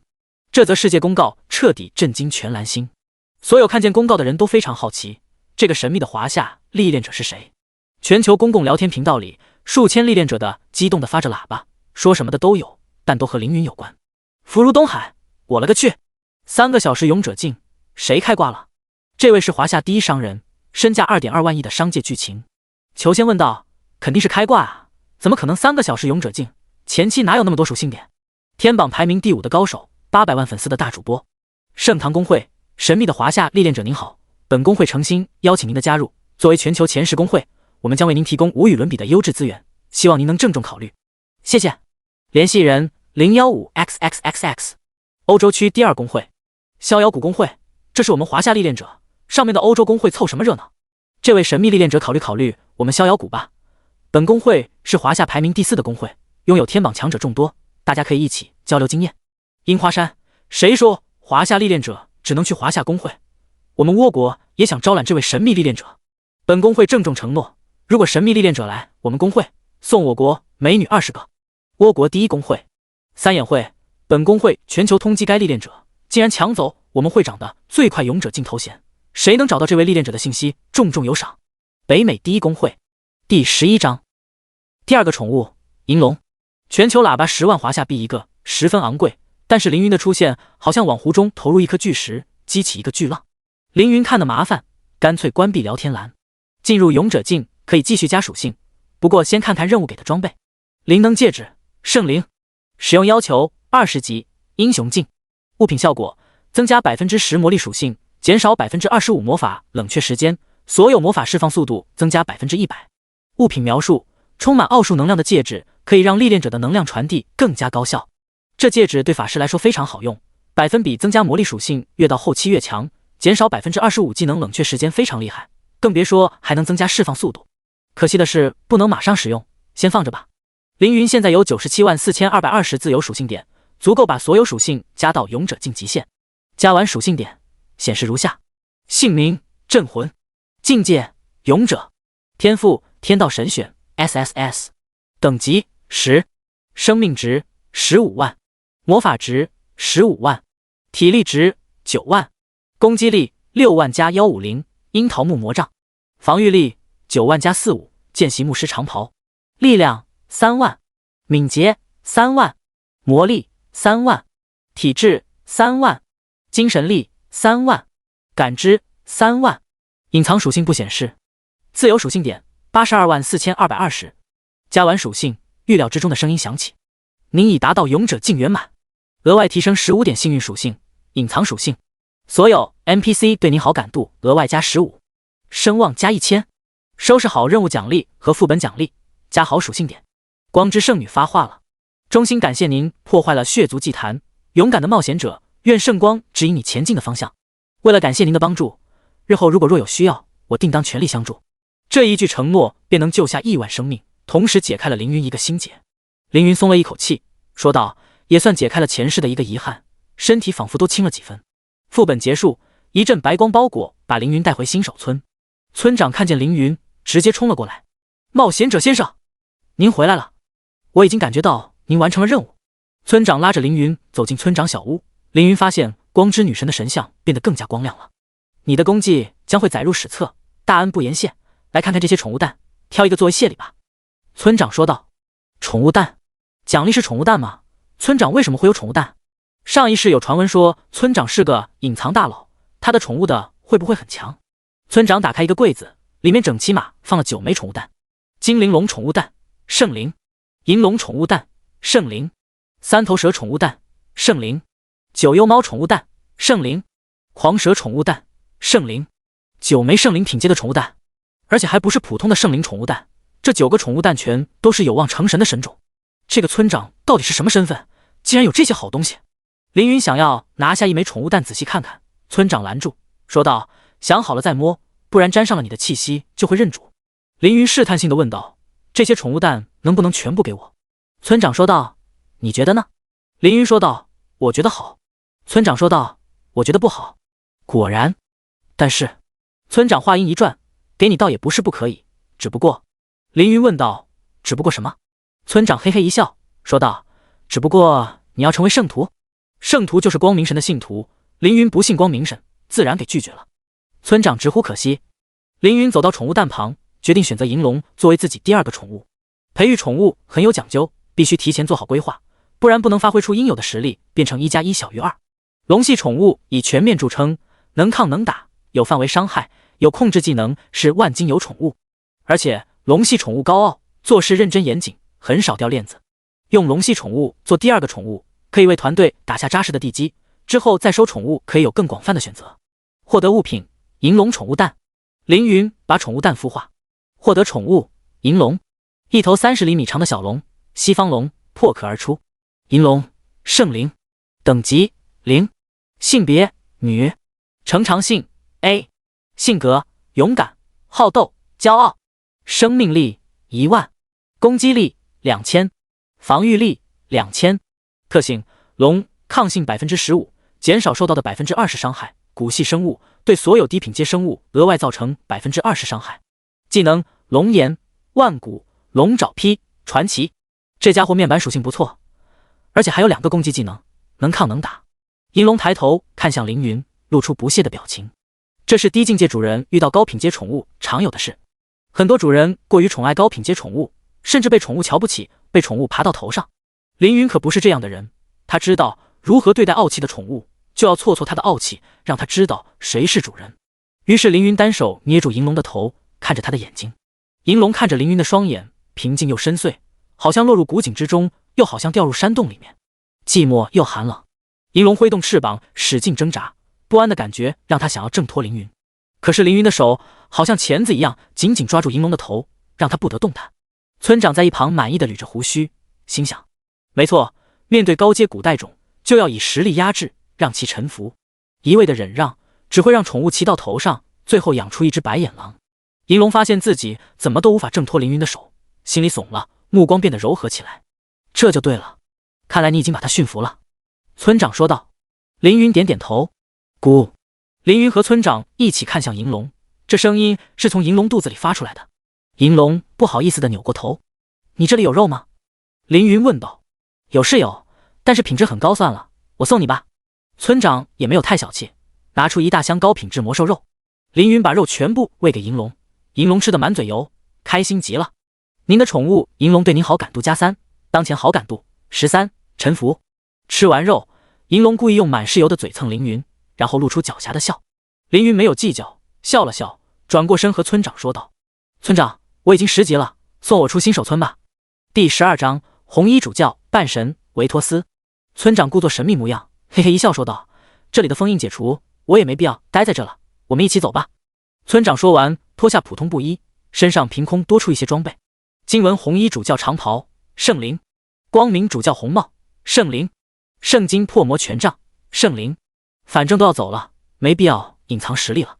村长显露真名 ：LFP95，红衣主教维托斯，半神。当前好感度40，解救光之圣女，突破勇者境，勇者境圆满，莫逆之交。果然是大佬，半神境界的红衣主教，怪不得有9枚圣灵品质的宠物蛋，深藏不露。凌云说道：“你也是。”维托斯说道。维托斯用纯金拳杖画出一个方块，方块内部空间塌陷，魔法填充进去，已生成高阶传送门。请吧，少年。维托斯说道。你太客气了。凌云说道。二人一同进入传送门，正在传送至华夏区主城云起主城。您已进入正在的世界，系统修正有：1等级高于您5级的敌人对您额外造成等级差5 1.05 的伤害，同时您对其造成的伤害为 0.95 等级差5。境界高于您的敌人每高一阶对您额外造成 10% 的伤害，同时您对其造成的伤害减少 10%。2重要，死亡累计5次以上，永久禁止登录。3点绝大部分地区限制队友工会通过系统交流，周围有怪物和敌人存在时，无法通过系统与好友交流，无法下线，使用网络、浏览论坛等。新手村是系统用云起主城虚拟出来的地图，凌云现在来到了真正的新手村云起主城。云起主城是华夏大区的主城，所属云起帝国，人族位面有6大帝国，分别对应蓝星几个大区：华夏大区、亚大区、欧大区、非大区、梅区、综合大区。除了人族位面外，天启之地共有5个位面，分别是人族位面、魔族位面、异人位面、亡灵位面和神之位面。在离别之际，维托斯还在尝试招揽凌云。镇魂，你真的不想加入光明教廷吗？你有无与伦比的强大天赋，又有解风光之圣女的伟大功绩，如果你加入光明教廷，一定能够得到教皇的重视，重点培养，1年成为知名神父，5年成为主教，10年内成为红衣主教，甚至日后成为光明教皇也说不定。光明教皇是光明神在人间的代表，拥有至高无上的权力和力量，象征着光明、美好和秩序。维托斯给凌云画了一张大饼，但凌云看不上。日后成为教皇，教皇算什么东西？凌云若要做回神帝，教皇不过是蚂蚁一样的存在。凌云说道：“我来到这个世界的目的很自私，就是做我想做的。我想救人便救了，我想杀人也不会犹豫，让我记恨的我不会放过，让我喜爱的我会尽全力去拥抱。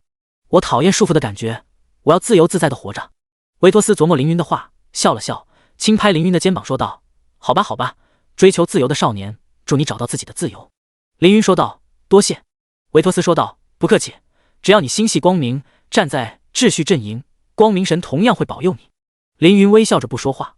维托斯心里一紧，赶紧问道：“你难道是中立阵营？总不会是混乱阵营吧？”凌云说道：“我不喜欢阵营，我不属于任何阵营。”白光将凌云和维托斯分开，真正历练就要开始了。你已来到云起主城传送广场。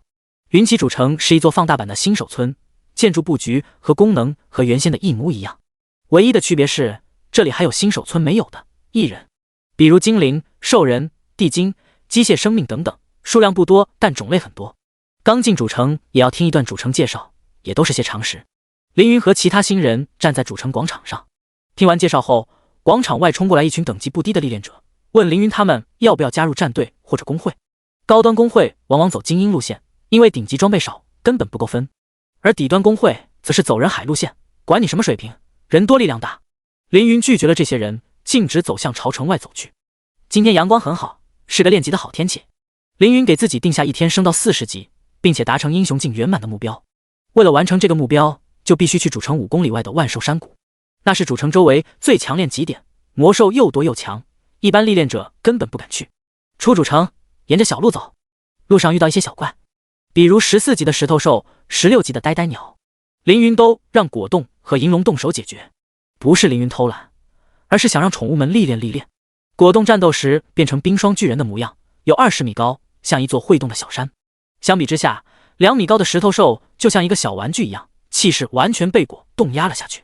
第13章，单挑22级神话雷兽。果冻一脚踩在石头兽的身上，7500。石头兽普通，等级14。生命值8000，攻击力200，防御力400。特性：石头，土属性抗性症40%。技能：石头拳，差点一脚秒杀石头兽。您的宠物果冻发动技能吞噬，获得1点体质属性。您的宠物果冻击败石头兽，获得700经验值，额外获得140经验值。天启之地根据贡献值分配经验值，谁出力多，谁获得的经验值多。但有一个例外，那就是召唤物、宠物和随从。宠物单杀怪物会给主人一部分经验值，不多，10%。果冻单杀呆呆兽，给了凌云84点经验值。银龙看见果冻这么厉害，不服输，飞到一只16级的呆呆鸟旁边。呆呆鸟歪着头看银龙，这家伙是谁？要干嘛？银龙张嘴，一口龙炎喷到呆呆鸟身上。1400。呆呆鸟，优秀，等级16，生命值5000，攻击力350，防御力500。特性：呆头呆脑，物理伤害增加15%，暴击率正15%。技能：呆头撞击，出重，铁会，优秀。呆呆鸟的脸被龙炎烧黑，愤怒的嘎嘎叫，扇着翅膀撞向银龙。银龙身形灵活，躲开呆呆鸟的呆头撞击，然后又是一发龙炎打中呆呆鸟。1400。呆呆鸟还想还击，但它的敏捷属性太低，完全跟不上银龙的行动，在连续攻击落空后被银龙击杀。您的宠物银龙击败石头兽，获得800经验值，额外获得640经验值。凌云获得其中10%经验，以后省略不提。恭喜！您的宠物银龙已升级，当前等级1级，越级打怪有经验加成，银龙升到了1级。杀完呆呆鸟，银龙挑衅地看向果冻，好像在说我不比你差。果冻不懂银龙为什么要看自己，我脸上有什么东西吗？果冻用手摸了摸自己的脸，没东西啊。解决掉2个小怪后，继续赶路。离万寿山脉越近，遇到的怪物就越强，渐渐遇到20级以上的怪物，他们依然不是果冻和银龙的对手。有宠物挺好，看着风景吹着风，就要升级了。凌云悠闲地走着，都说牧师升级慢，而且没有单刷能力，这明显是错误的想法。只要养2只高阶宠物，升级也可以很轻松吗？没有，那就没办法了。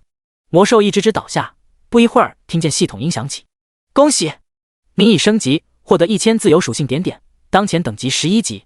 11级到15级，每次升级可以获得1000自由属性点；16级到20级，每次神级可以获得1500自由属性点。恭喜，您的宠物果冻已升级，当前等级11级。走了1个半小时，终于走到万寿山脉脚下，一路上干掉各种怪物上百只。凌云升到了12级，果冻升到12级，银龙升到5级。这个升级速度对于普通人来说非常快，但还差得远。果冻吞了不少怪物，又增长了几十点属性。终于到目的地，凌云心想，赶路花了太长的时间，如果有一个飞行坐骑就好了。看向银龙，银龙仿佛知道凌云在想什么，想骑他。银龙高傲地抬起头，我可是远古龙，为什么要给人类骑？哪怕你是主人也不可以。万寿山谷连绵不断，山上树木茂盛，山间有清泉小溪，气候舒爽宜人，如此灵气充裕之地，自然少不了强大的魔兽占据。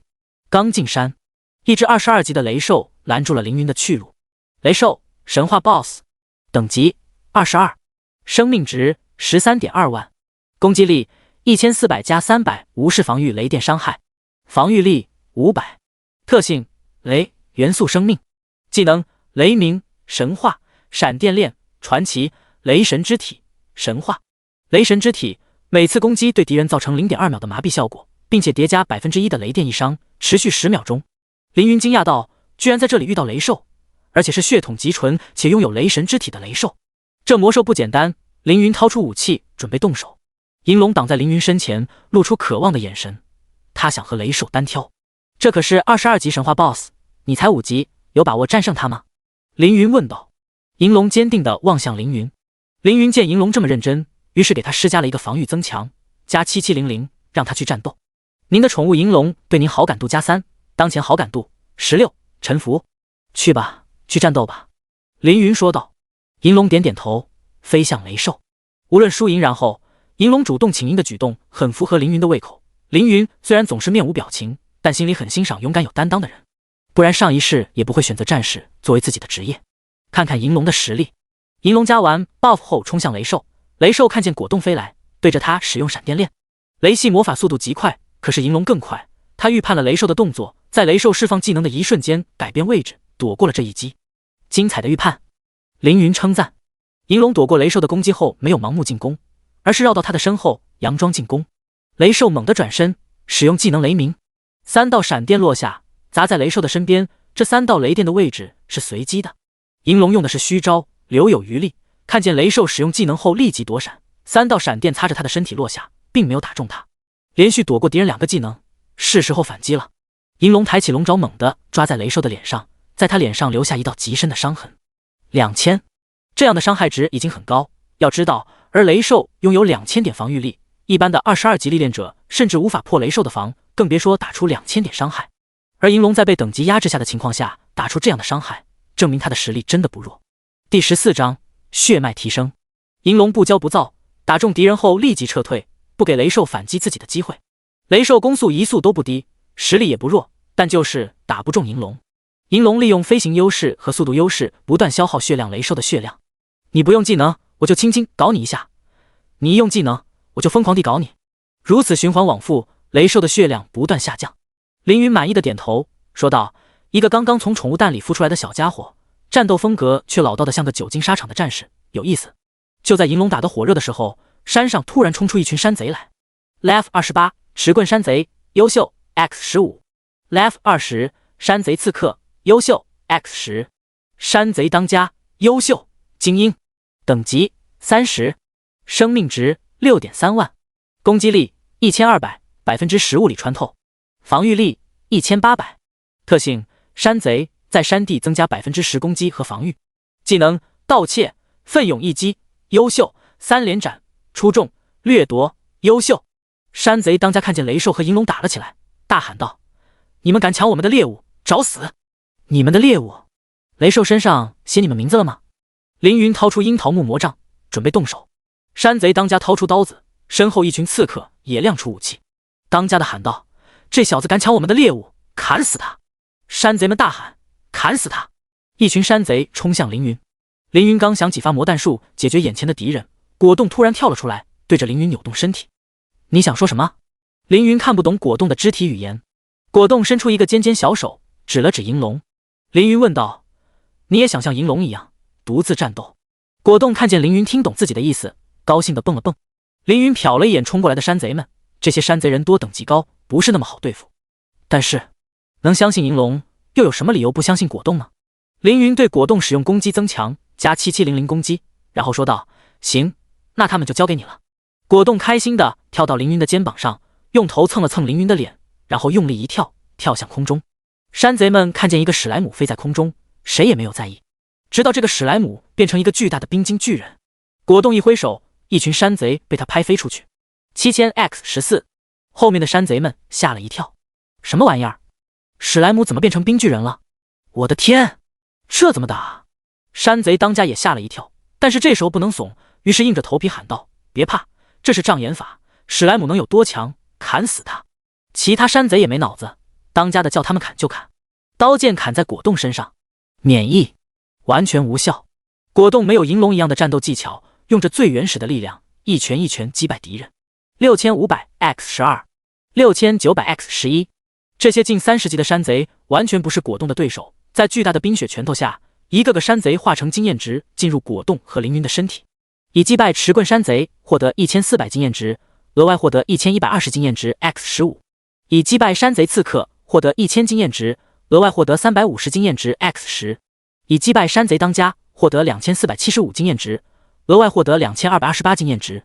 越级打怪能够获得丰富的额外经验，杀一只怪等于杀2只，效率翻倍。恭喜您的宠物果冻已升级，当前等级13级。凌云给果冻加了个辅助技能，也算是贡献巨大，所以分到不错的经验值，同样升到了13级。山贼很穷，只报了4000铜币和一些不怎么值钱的装备。4000铜币其实并不算少，够一个高中生来说可以潇洒好一段时间了。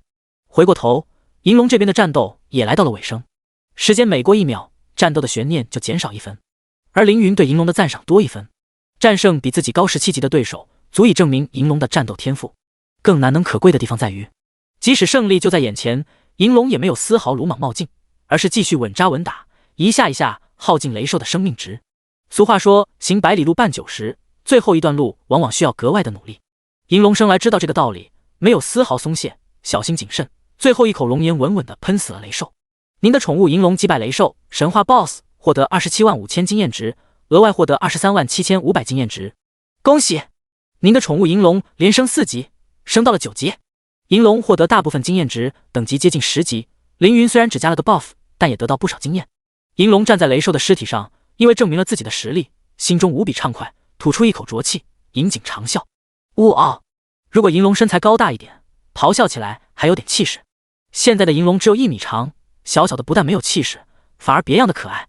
您已击败雷兽 BOSS， 获得物品5金币、5万华夏币、血脉提升晶石、神话、鲜血牧师职业卷轴、一阶神话唯一高级生命药水 X10。单杀 BOSS 爆了很多东西，5金币和高级药水都是很实用的东西。职业卷轴可以自己用，特殊的是血脉提升晶石。血脉提升晶石是非常珍贵的道具，可以提升宠物的血脉强度，千金不换。凌云把血脉提升晶石拿给银龙，银龙是圣灵阶宠物，这枚晶石虽然不能让银龙的血脉直接升到神级，但也能提升一些血脉之力。银龙骄傲地吞下晶石。您的宠物银龙已使用血脉提升晶石，神话对您好感度+5，当前好感度22，喜欢。凌云掏出鲜血牧师职业卷轴，职业卷轴可以让历练者转职，20级为1阶，40级为2阶，以此类推。第15章1阶神级职业卷轴，血之大祭司。卷轴的稀有度分为大众、隐藏和唯一。大众就是常见的职业卷轴，隐藏的数量非常稀少，需要极高的幸运属性或者做专门的任务才会得到，通常全世界不超过5个。而唯一就是只有1个。转职新职业可以获得新的职业技能，职业品阶越高，得到的技能越强。除此之外，高阶职业还能赋予历练者一个职业能力，只能有1个，也是品阶越高，能力越强。与其他人不同的是，凌云转职还能获得新的天赋能力，所以每次转职对凌云的实力提升有很大帮助。凌云对鲜血牧师职业卷轴使用命运之神的眷顾。你已对鲜血牧师职业卷轴使用命运之神的眷顾，该卷轴升级至血之大祭司1阶神级唯一。职业介绍：血液是力量之源，血之大祭司以血液战斗，通过催发血液力量来增强自身，削弱敌人，是极其强大的攻击型牧师。原本平平无奇的白色羊皮纸卷轴，直接变成发着红色猩红光芒的神级龙皮卷轴。20级才能转职，快去万兽山脉升级吧。说起万兽山脉，有一个魔兽绝不能放过，那就是三眼魔鹰。三眼魔鹰现在是40级万古品阶的魔兽，在未来会成长为80级圣灵品阶的强大魔兽。不仅如此，他还在怪物工程中干掉了几万个历练者，后来异族入侵也有他的身影，同样杀了很多人。这样的家伙绝对不能放过。天空已经变了颜色，夕阳西下，太阳藏在山脚边，和历练者们做最后的道别。进入山脉后，遇到一些小角色，比如30级的魔化狼，普通品质。银龙冲上前一口龙炎，果冻随便几拳便把这些魔化狼变成了经验值。继续深入，周围的魔兽和人越来越多，每走几十步就能听见打斗声。凌云无意间来到一处 BOSS 区，看见几个历练者正在打 BOSS。这里有一个特殊的 BOSS 人马 BOSS。凌云心里感到奇怪，万兽山谷怎么会有人马 BOSS？ 人马属于异人，不应该在人族位面当 BOSS。高级人马战士，神话 BOSS， 等级30级，生命值80万，攻击力1000，防御力2000。特性：人马虽然攻击和防御力低，但拥有极强的生命力，每秒恢复100生命值，并且免疫部分减速技能和效果。技能：战争践踏，神话，冲刺，普通，振奋，神话，投掷长矛，优秀。这个 BOSS 对凌云来说并不强，可怜的2000点防御力根本无法抵挡凌云60150的攻击力，即使他有80万生命值，又如何呢？只不过死的比一般 BOSS 慢一点而已。但是绝不能因为 BOSS 打不过凌云就觉得这个 BOSS 不强。普通玩家到30级的时候，往往只有700-800的攻击力，就算是二流高手也不过1500左右，连破防都做不到，又如何面对有80万生命值的人马呢？高级人马战士，身高4米，体型巨大，犹如长颈鹿，手持一柄金铁长矛，在人群中厮杀。可恶的人类，吃我一毛！高级人马战士高举长矛，用力一插，长矛穿过盾牌，直接把一个31级的盾战士秒杀。其他人吓了一跳，一个魔法师举起法杖，对着高级人马的4蹄释放冰柱，想要封锁高级人马战士的行动。凌云看了直摇头，心想不是这么打的。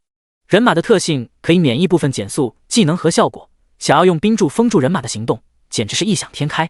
凌云感知属性高 ，BOSS 的属性、技能、特效等等信息全部显示，但不是每个人都有很高的感知属性。在感知属性低的人眼里，怪物信息可能就只有等级、品阶等等，有时候生命值都不显示，更别说特效和技能。这就是高感知属性的优势。法师看见自己的冰柱术没有效果，继续使用藤蔓缠绕土坑术等技能，想要减缓高级人马的行动，还是白费力气。一个名叫狂风战士的战士大喊：可恶，这个人马 BOSS 太强了，我扛不住了。其他人也喊道：确实扛不住了，快跑吧，大家快跑啊！众人一哄而散。有人冲到凌云的面前，看见凌云站在原地不动，大喊道：小子快跑吧，人马 BOSS 过来了。凌云充耳不闻，反而朝着人马 BOSS 走去。那人拉住凌云喊道：你听不见吗？快走啊， BOSS 来了。拉了2下拉不动。凌云拨开他的手，轻轻说道：他就交给你们了。逃跑的历练者一愣：交给你们了？什么意思啊？树林里突然传出哗啦啦的响声。果冻和银龙得到凌云的命令后，一起从树林里冲出。果冻身材高大，一双大手直接抓住人马 BOSS 的肩膀，用力往下压。人马 BOSS 奋力反抗，4条腿踩得尘土飞扬，勉强顶住果冻的力量。银龙这时从背后袭击，一爪抓伤人马 BOSS 的后背。1200，人马 BOSS 吃疼，拼尽全力推开果冻，转身攻击银龙。银龙振翅飞入100米高空，不给人马 BOSS 攻击到自己的机会。果冻趁机一拳打在人马 BOSS 的后脑勺上，把人马打翻在地。一番交手下来，2只宠物的默契配合完全压制人马 BOSS 的行动。这还是2只宠物的第一次配合。历练者们看见眼前这一幕都懵了，怎么又多出2个 BOSS？ 不对，这不是 BOSS， 而是历练者的宠物。我靠，谁家宠物这么厉害？这2宠物好厉害，竟然能抗住 BOSS 的攻击。妈的，这就是高手的宠物吗？比我都厉害，我还不如2只宠物。高级人马战士虽然是30级，但是攻击手段单一，有果冻在前面顶着，他就像没了牙齿的狗，不足为虑。银龙利用飞行优势不断骚扰，游击人马 BOSS。人马 BOSS 的长矛不过3米长，这要如何打中天空中的敌人？大约过了5分钟，人马 BOSS 在果冻和银龙的围攻中倒下。第16章40级强化 BOSS 清风妖，击败高级人马战士，获得375000经验值，额外获得487500经验值，由您果冻白分享。恭喜！您的宠物银龙连升2级，当前等级11级。恭喜！您的宠物果冻已升级，当前等级14级。恭喜！您已升级，获得1000自由属性点，当前等级14级。银龙10级的时候领悟了一个新技能龙鳞护甲传奇被动。龙鳞护甲受到的物理伤害减少1000点，受到的魔法伤害减少500点，每1分钟可清除一个低阶负面状态。2个进攻技能之后是一个防御技能，龙族果然攻守俱佳。以击杀高级人马战士，获得奖励：战争践踏传奇技能书，特级生命药水 X15， 人马心脏传奇材料10金币，10万华夏币。人马 BOSS 不算强，不过奖励还不错，10枚金币就是10万华夏币。战争践踏是个非常实用的技能，使用后造成大范围2秒眩晕，效果非常好。如果找到驯兽师，可以让果冻学习这个技能。人马心脏可以做耐力药剂，也可以做壮阳药，也不便宜。BOSS 打完了，也该走了。凌云正要离开，突然听见有人喊道：大佬，多谢您出手相助。凌云回过头，看见逃跑的历练者们，满脸尊敬地说道：幸好我们遇到了镇魂大佬，不然我们就完蛋了。是啊，多亏了镇魂大佬，感谢大佬救我一命。凌云没有说话，他只是刚好路过而已。继续登山，又走了数百米，途中遇到3只30级的哥布林，优秀品阶。这种实力的哥布林就是经验宝宝，交给果冻和银龙解决。凌云看着天空，太阳已经完全落山，天空变得昏黑起来。出现人马 BOSS 就算了，怎么连哥布林都出现了？这里是人类位面，绝不该有这么多异族敌人。只有一个解释，一定有强者影响了这片空间。凌云想到自己身上有神级任务，血族的复仇。难道有血族强者要来报仇？可能是血族强者想要进入我所在的位面，因此影响了周围空间的稳定。人马、哥布林这些异族不过是被卷进来的杂鱼罢了。天启之地有5大位面，每个位面有统治该位面的种族命名。血族所在的位面有众多强者，无一族独大，所以名为异人位面。这次来的血族强者会是谁呢？他的实力又如何呢？不知道，趁敌人还没来，尽量提升实力吧。想到此处，凌云决定不再偷懒，之前也没偷懒，是果冻和银龙没给凌云战斗的机会。他让果冻和银龙分头行动，一人2宠散开练级，尽量多打怪，多升级。如此刷了10几分钟，一人2宠一路杀到一处高峰的峰顶，这里有一个40级神话 BOSS， 强化清风妖神话 BOSS， 等级40，生命值60万，攻击力3500，防御力4500。特性：妖，对生灵额外造成10%伤害，风系，较快攻速，移速，强化。技能：狂风鬼爪、神话、烈风劈、传奇、风斩、出众。清风妖上半身与人类类似，浑身惨白，双爪有2尺长，下半身模糊，好似幽灵。清风妖一般是传奇品阶的 BOSS， 凌云遇到的这只竟然是神话品阶，而且身上不停冒着黑气，这是被强化的象征。受到异位面一族强者的影响，万兽山谷的魔兽变强了。凌云越发好奇，到底是哪个血族强者要来这个位面？其他的不去想，现在先干掉眼前这个 BOSS。越级越阶打 BOSS， 丰厚的奖励和经验值等着凌云他们。果冻和银龙脸上露出严肃的表情。凌云给果冻加攻击，给银龙加防御，然后一人二宠朝着清风妖冲了过去。清风妖看见凌云，发出一声骇人的尖叫，朝着凌云双爪齐挥，2道锋刃飞向凌云。0x2， 锋刃能够造成7000伤害，但是凌云有9万物理防御，即使清风妖等级和境界都比凌云高，依然不破防。银龙窜到清风妖的身后，强而有力的龙爪用力一拍，把清风妖重重拍在地上，震出1米宽的坑。清风妖觉得脑中天旋地转，想要挣扎却没有力气。果冻挥动双拳轰在清风妖的身上，凌云也运气极好，爆出3枚魔法弹。9500、2540、1.75x3， 凌云一个技能打出来5万的伤害值，单说数值，这是70多级的高手才能打出的伤害。全球第一个勇者境圆满的实力可见一斑。双方仅仅是一个照面 ，BOSS 的血量就下降了1/10。清风妖清醒后震开银龙，使用神话技能狂风鬼爪，四周的风变得极其锋利，数十道厉风抓向凌云他们。凌云防高没事，果冻和银龙分别受到1万2和2万的伤害，生命值肉眼可见的下降。银龙十分不服气地盯着清风妖，在他心里，自己被下等生物伤到了。果冻没有这股傲气，乖乖地站在凌云身旁等治疗。凌云挥挥手，对他俩一起使用群体恢复，加50000。在没有治疗增幅的情况下，群体恢复的极限治疗量只有5万，毕竟只是个10级技能，不可能随着属性点无限提升。当然，够用了。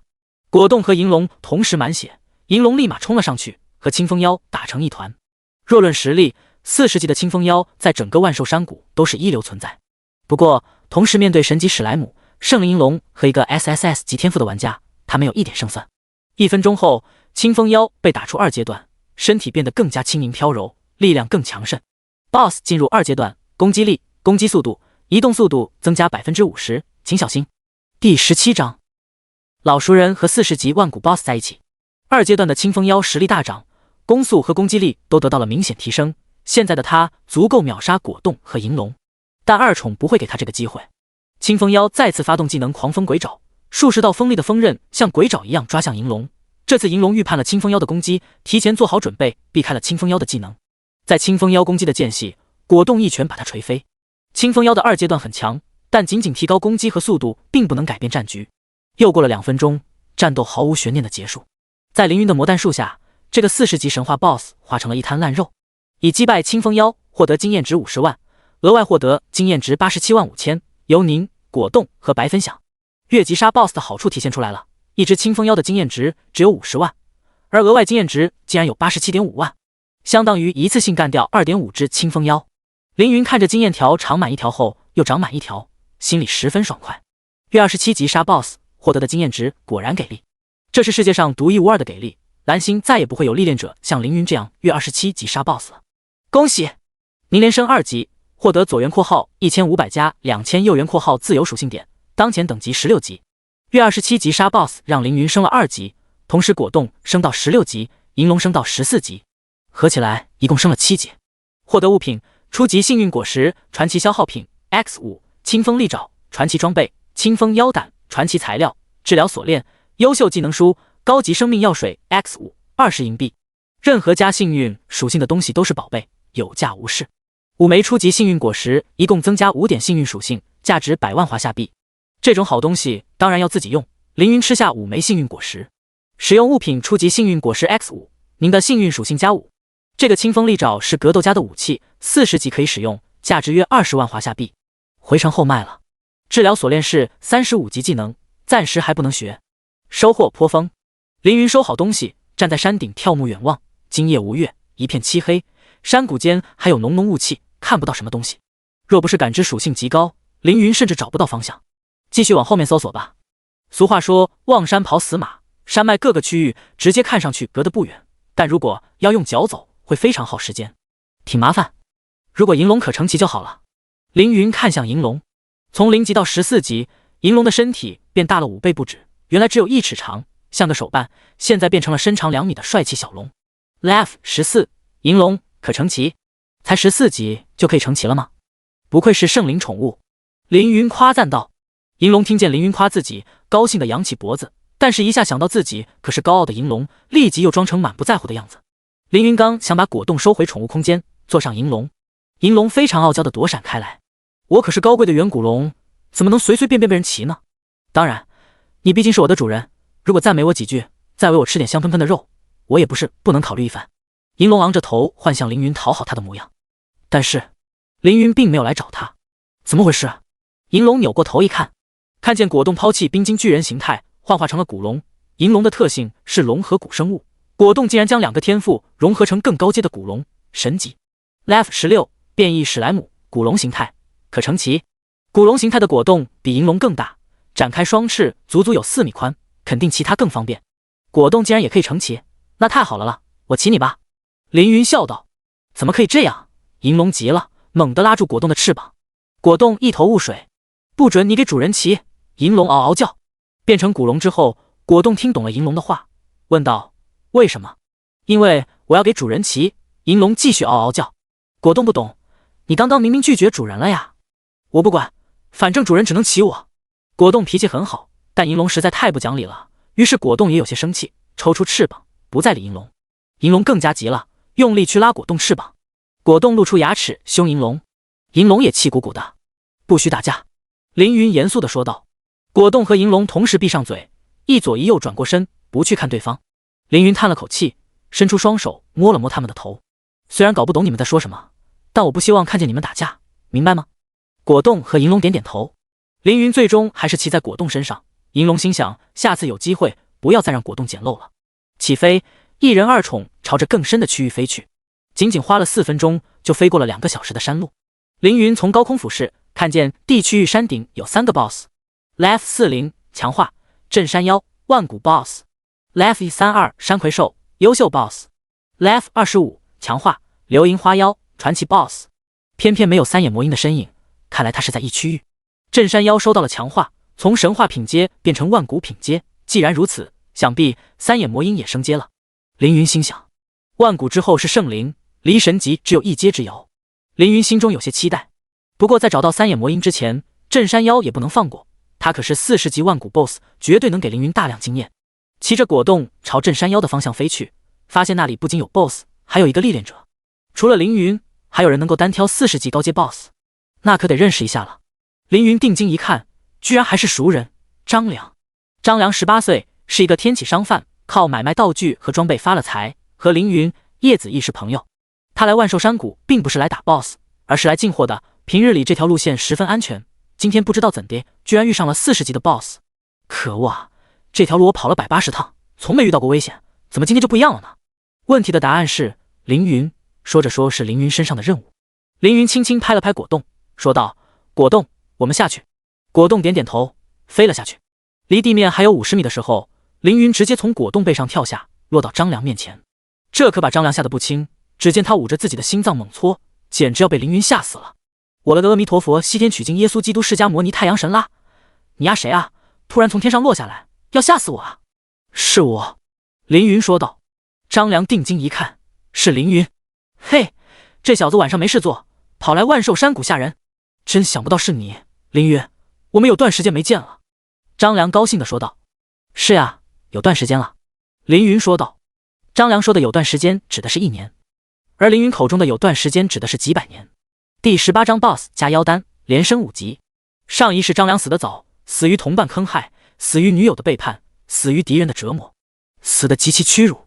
这一世有凌云在，不会再发生这样的事了。张良看着凌云说道：你怎么会在这？这里可危险了，到处都是魔兽。魔兽，对了，后面还有一个强大的 BOSS 在追我呢。凌云笑着指了指张良的身后，果冻和银龙已经挡住了镇山妖。张良不敢相信眼前的画面，张开的嘴半天没有合上，说道：“那2头飞龙是你的宠物？”凌云点点头：“我 CMB TMD 真的 MB 收俩龙做宠物，你 Y 怎么做到的？你真是个高手啊，牛啊！”张良激动地说道：“还行吧。”凌云谦虚地说道：“果冻和银龙实力确实不错。”明明很厉害，却要谦虚说不错。凌云这一刻体会到当家长的感觉了。凌云指了指远处的树，说道：“我的宠物还不足以对付这个大家伙，你在那棵树后面等一下，等我解决了 BOSS 再来找你。”张良问道：“你也要战斗吗？”凌云说道：“那当然，我可是很强的。”张良上下打量着凌云，这个老朋友怎么什么时候变得那么强了？以后有大腿可以抱喽。等张良躲好，凌云看向镇山妖。镇山妖高4米，浑身灰白，一身肌肉看着蛮力无穷。强化镇山妖万骨，等级40，生命值120万，攻击力3500，防御力7000。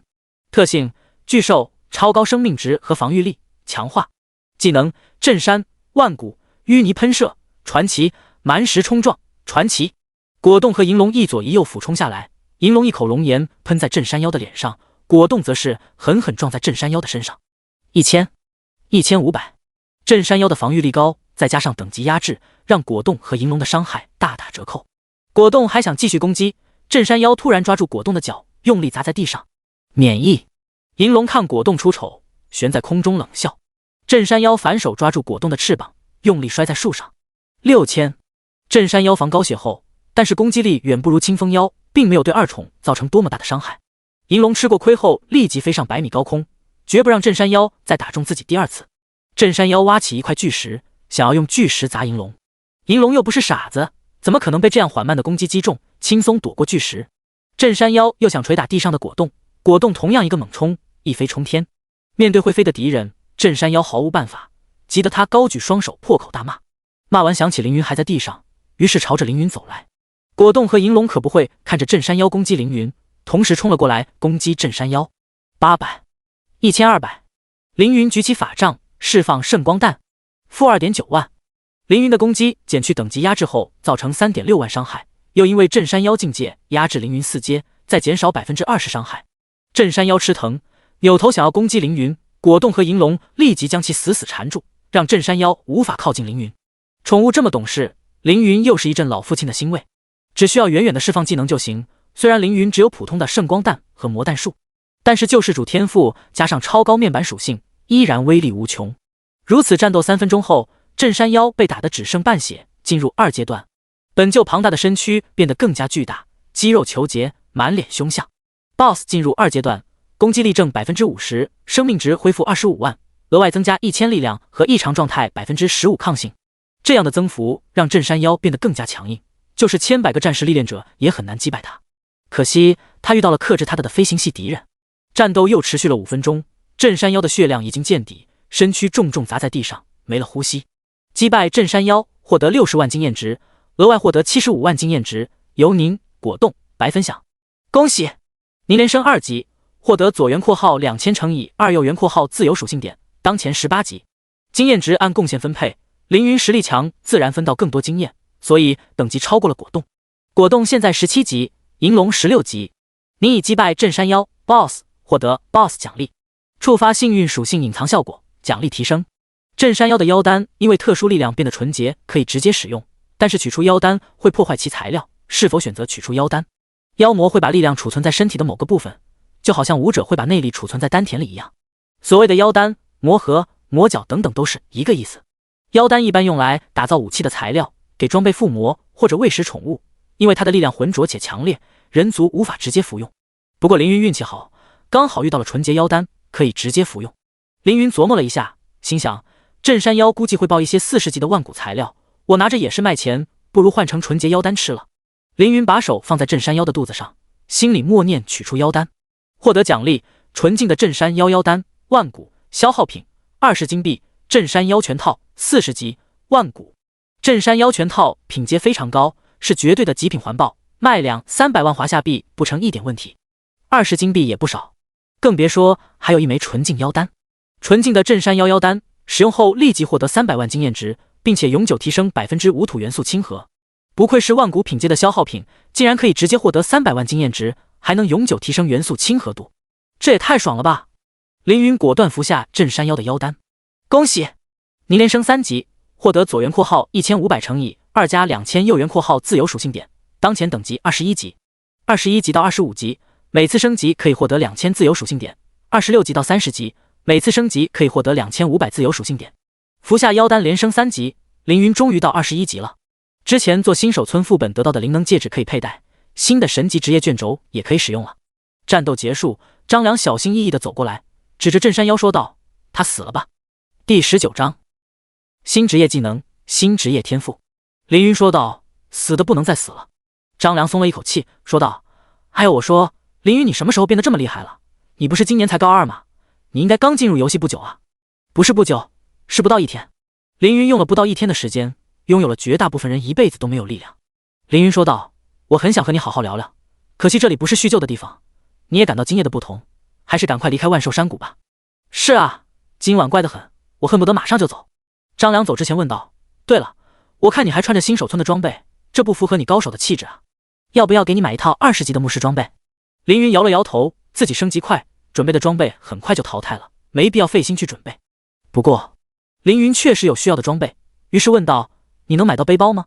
张良想了想，说道：“有传奇品质。”“传奇品质也太低了。”凌云问道：“神级的有没有？”“啊这……”张良擦了擦汗，不好意思地说道：“神级背包，你也太看得起我了吧？这种玩意儿怕不是几十亿华夏币一个？”“我哪有啊？”“确实，神级背包数十亿华夏币难求一件，是有点为难张良了。”凌云突然想到另一件事，问道：“你能不能帮我买一些火云果？”“火云果2枚铜币一个，也就是2块钱一个，很不值钱。”张良问道：“火云果没有任何效果的普通果子，买那玩意儿干嘛？”“火云果可以兑换属性果的事，目前只有凌云一个人知道，因为全球公共区域还没有开放，神秘商人还没有现世。等历练者们知道火云果可以在神秘商人那里换取属性果的时候，原本2铜币一个的火云果瞬间飙升至2万铜币一个，翻了1万倍。这是个商机，更是一个提升实力的机会。凌云准备独吞所有属性果。“我拿火云果有用。”凌云说道。“行，你要多少个？”张良问道。凌云琢磨了一会儿，神秘商人需要多少火云果？50万个还是100万个？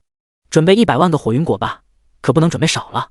我要100万个火云果，先付给你20万定金。”凌云认真说道。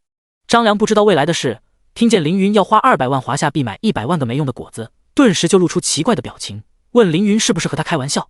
凌云知道很难和张良解释清楚，毕竟张良又不知道火云果未来价格会涨上万倍，和他解释他也未必相信，于是告诉张良，这些果子他自有妙用，就不要多问。张良说道：“我信你，你这么强，肯定不会干傻事。”凌云点点头，拿出20枚金币给张良。张良收下后说道：“100万火云果，至少要5天才能收集完。”5天够了。凌云说道。张良和凌云加了个好友，然后就使用回城卷轴回城了。凌云继续去练级，在10几米外的树枝上，一只红眼鹰注视着凌云的身影。通过红鹦鹉的双眼，凌云战斗的影像被投射到一面石墙上。好强的少年，天云琉璃说道。天云琉璃是华夏第一御姐女主播，黑发垂腰，身材性感，拥有天仙一般的绝美容颜。她旁边站着她的妹妹金凤儿。金凤儿穿着橙黄色运动服，扎着可爱丸子头，因为仅用半年时间就升到40级，成了华夏有名的天才少女。确实好厉害，姐姐，她是天榜高手吗？金凤儿问道。天榜高手都是6、70级，她等级太低，不可能是天榜高手。不过她这么厉害，应该不是无名之辈。可惜的是我竟然不认识她。姐姐天云琉璃说道。可能是横空出世的天才吧。金凤儿耸耸肩。横空出世的天才吗？天云琉璃思考着什么，说道：世间有神明，掌握法则之力，被神明选作为人间代言人的，便称作神选者。目前华夏已知有8个神选者，你说这个少年会不会是第9个神选者呢？金凤儿摇摇头说道：我不知道，破坏之神没有和我提起过其他神选者。说话间，突然天空中出现一道巨大的黑色漩涡，当前区域发生异变，无法使用回城卷轴传送卷轴，无法联系外界，死亡后清空复活次数。天云琉璃一惊，掏出回城卷轴，当前区域封锁，无法使用回城卷轴。天云琉璃说道：这片区域发生了异变，必须赶快离开。说完，抓住金凤儿的手往 A 区走。哦！山腰突然窜出几十只哥布林，姐姐小心！金凤儿公主抱起天云琉璃，用力一蹬，躲过哥布林抛来的大网。天云琉璃闭上双眼，周围树林里所有鸟雀双目发红，全部成为天云琉璃的眼睛。不看不知道，一看吓一跳。不知何时，这座山上突然出现魔兽一族，有上千只。看地上有血迹和散落的装备，已经有不少历练者死了。这下怎么办？张良走后，凌云取出并使用血之大祭司神级唯一职业卷轴。你已转职血之大祭司，获得特殊职业技能鲜血治疗，提高等级后可以领悟更多技能。鲜血治疗被动神级，每次治疗附加自己最大生命值 100% 的治疗量，附加最大生命值 100% 的治疗量。这个技能效果也逆天了吧？要知道牧师最不缺的就是回血技能，而且恢复类技能的冷却时间还很短，每个技能都增加治疗量，累计起来可是一个惊人数字。仅凭这一个被动技能就能让凌云的恢复能力提升几十倍，不愧是神级职业卷轴，凌云很满意这个技能。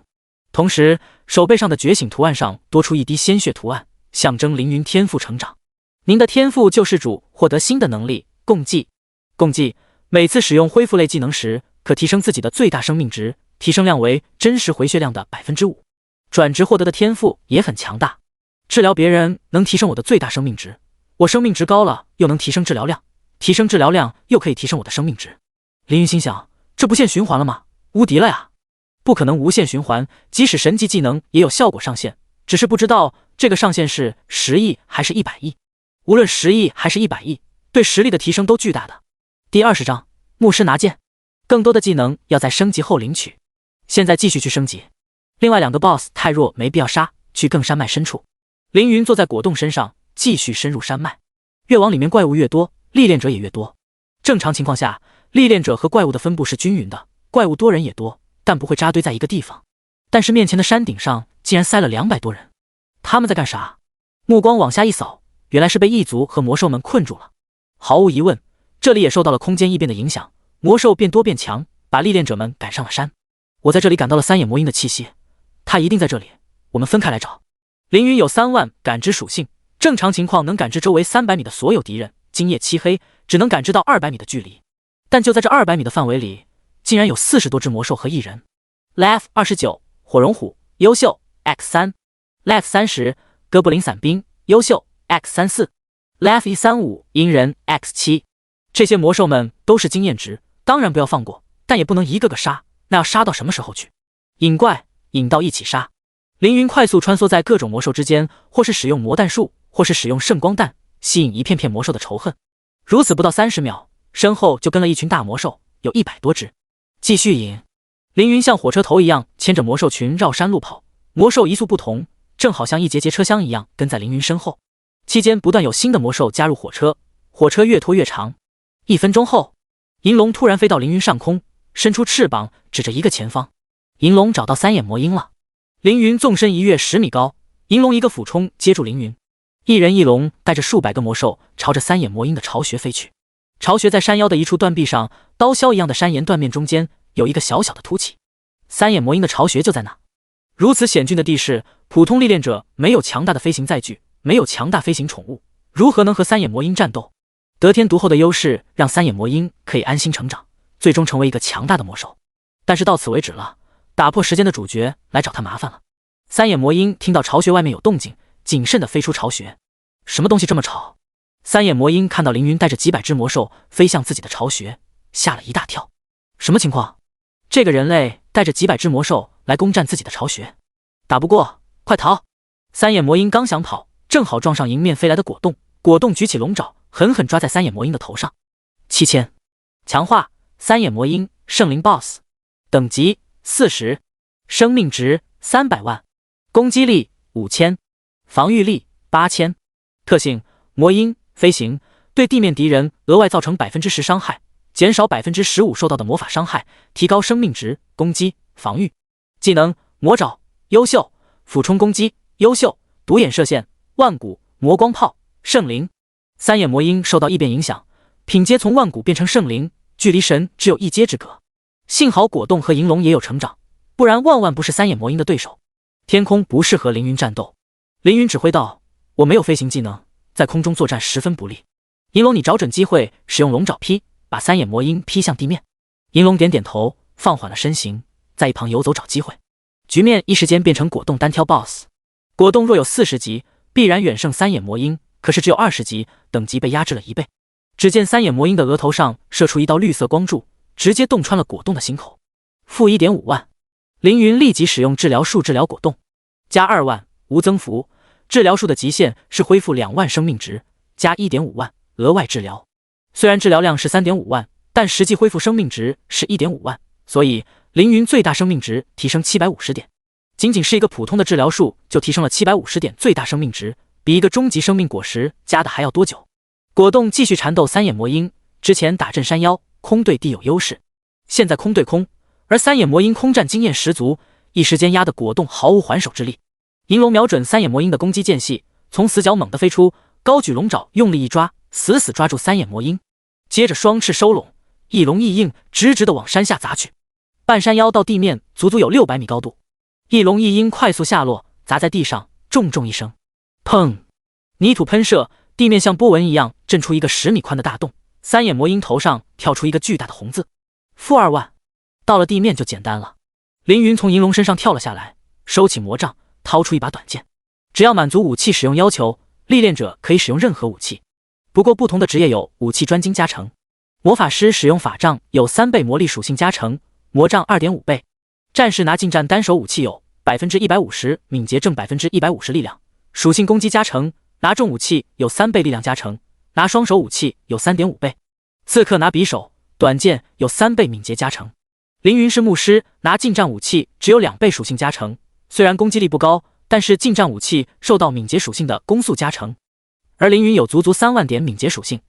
三眼魔鹰从高空坠落，眼冒金星，还没回过神，突然身上连中3刀，刀刀痛彻心扉。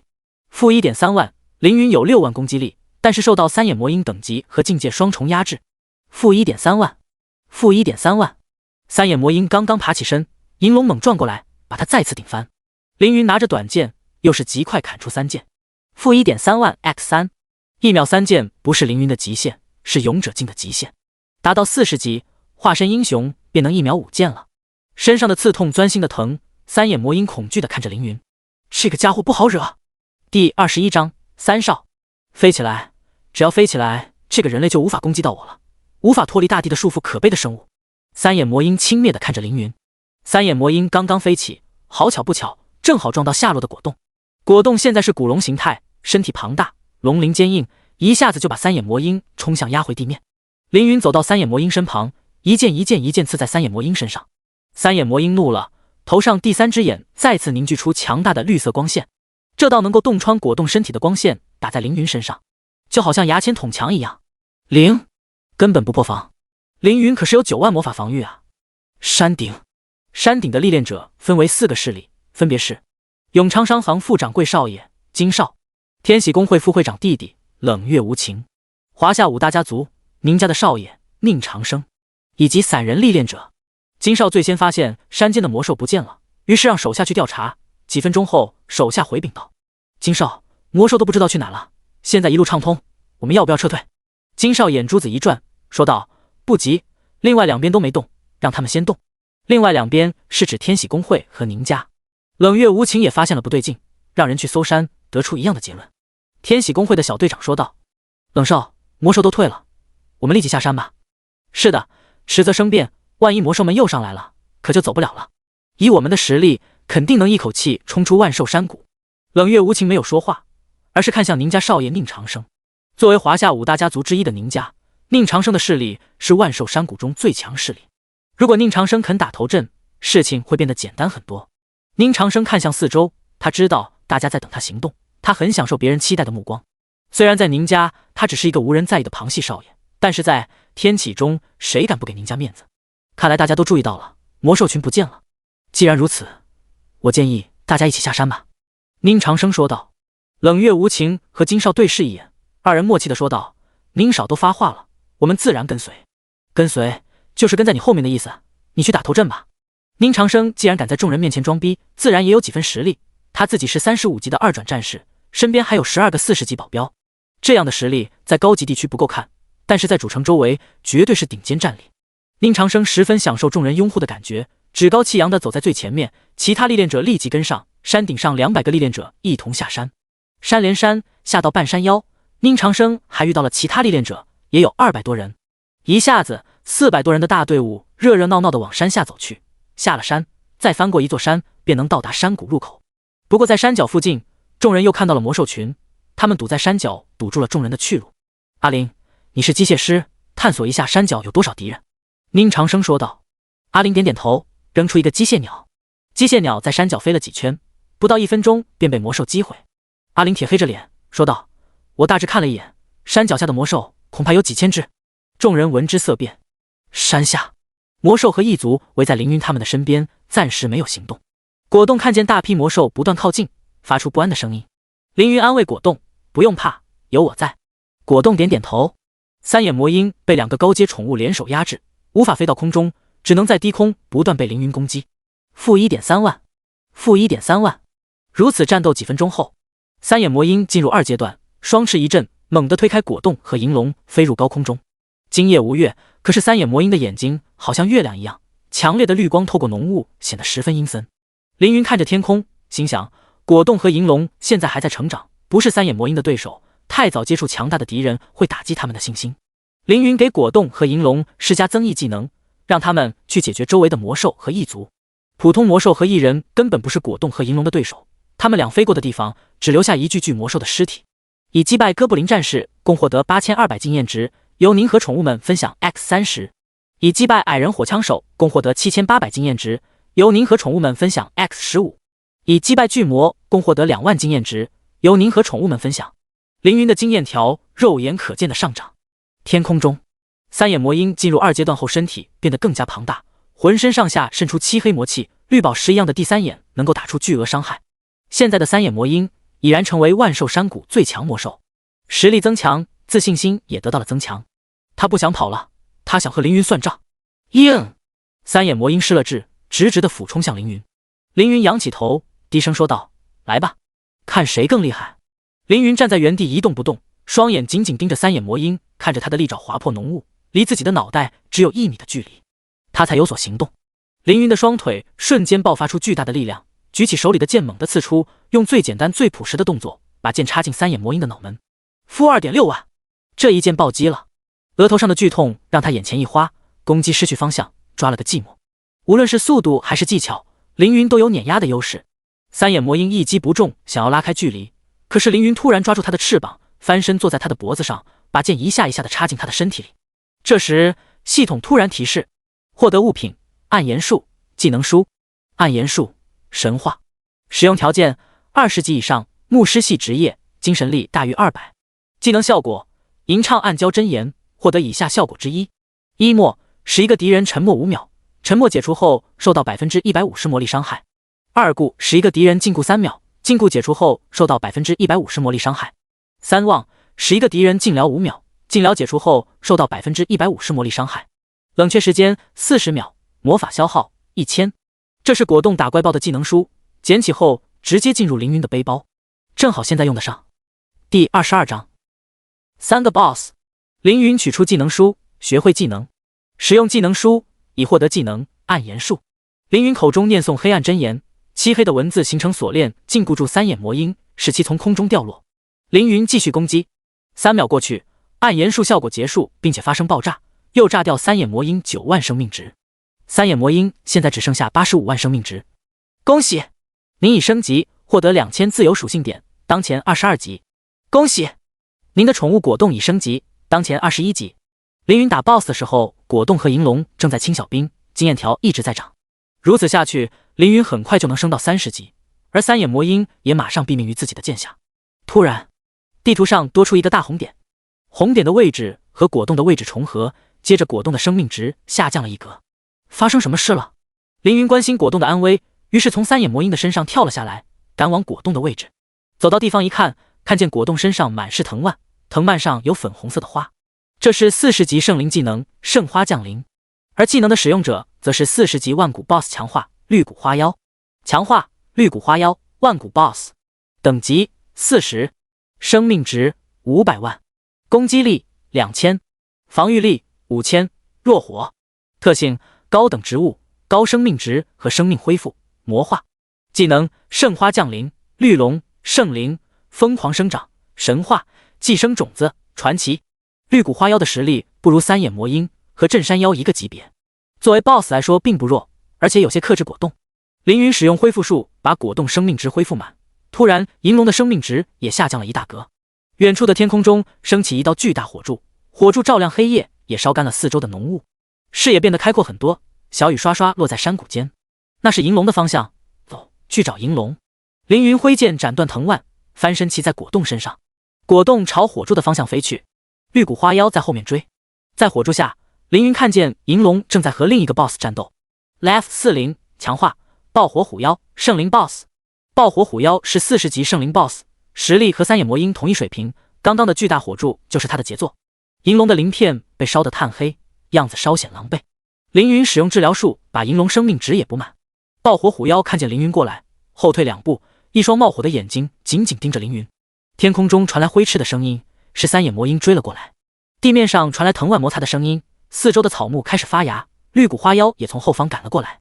局面变成了3对3，有趣。这下战斗变得有意思一点了。凌云揉了揉肩膀，淡淡的笑了。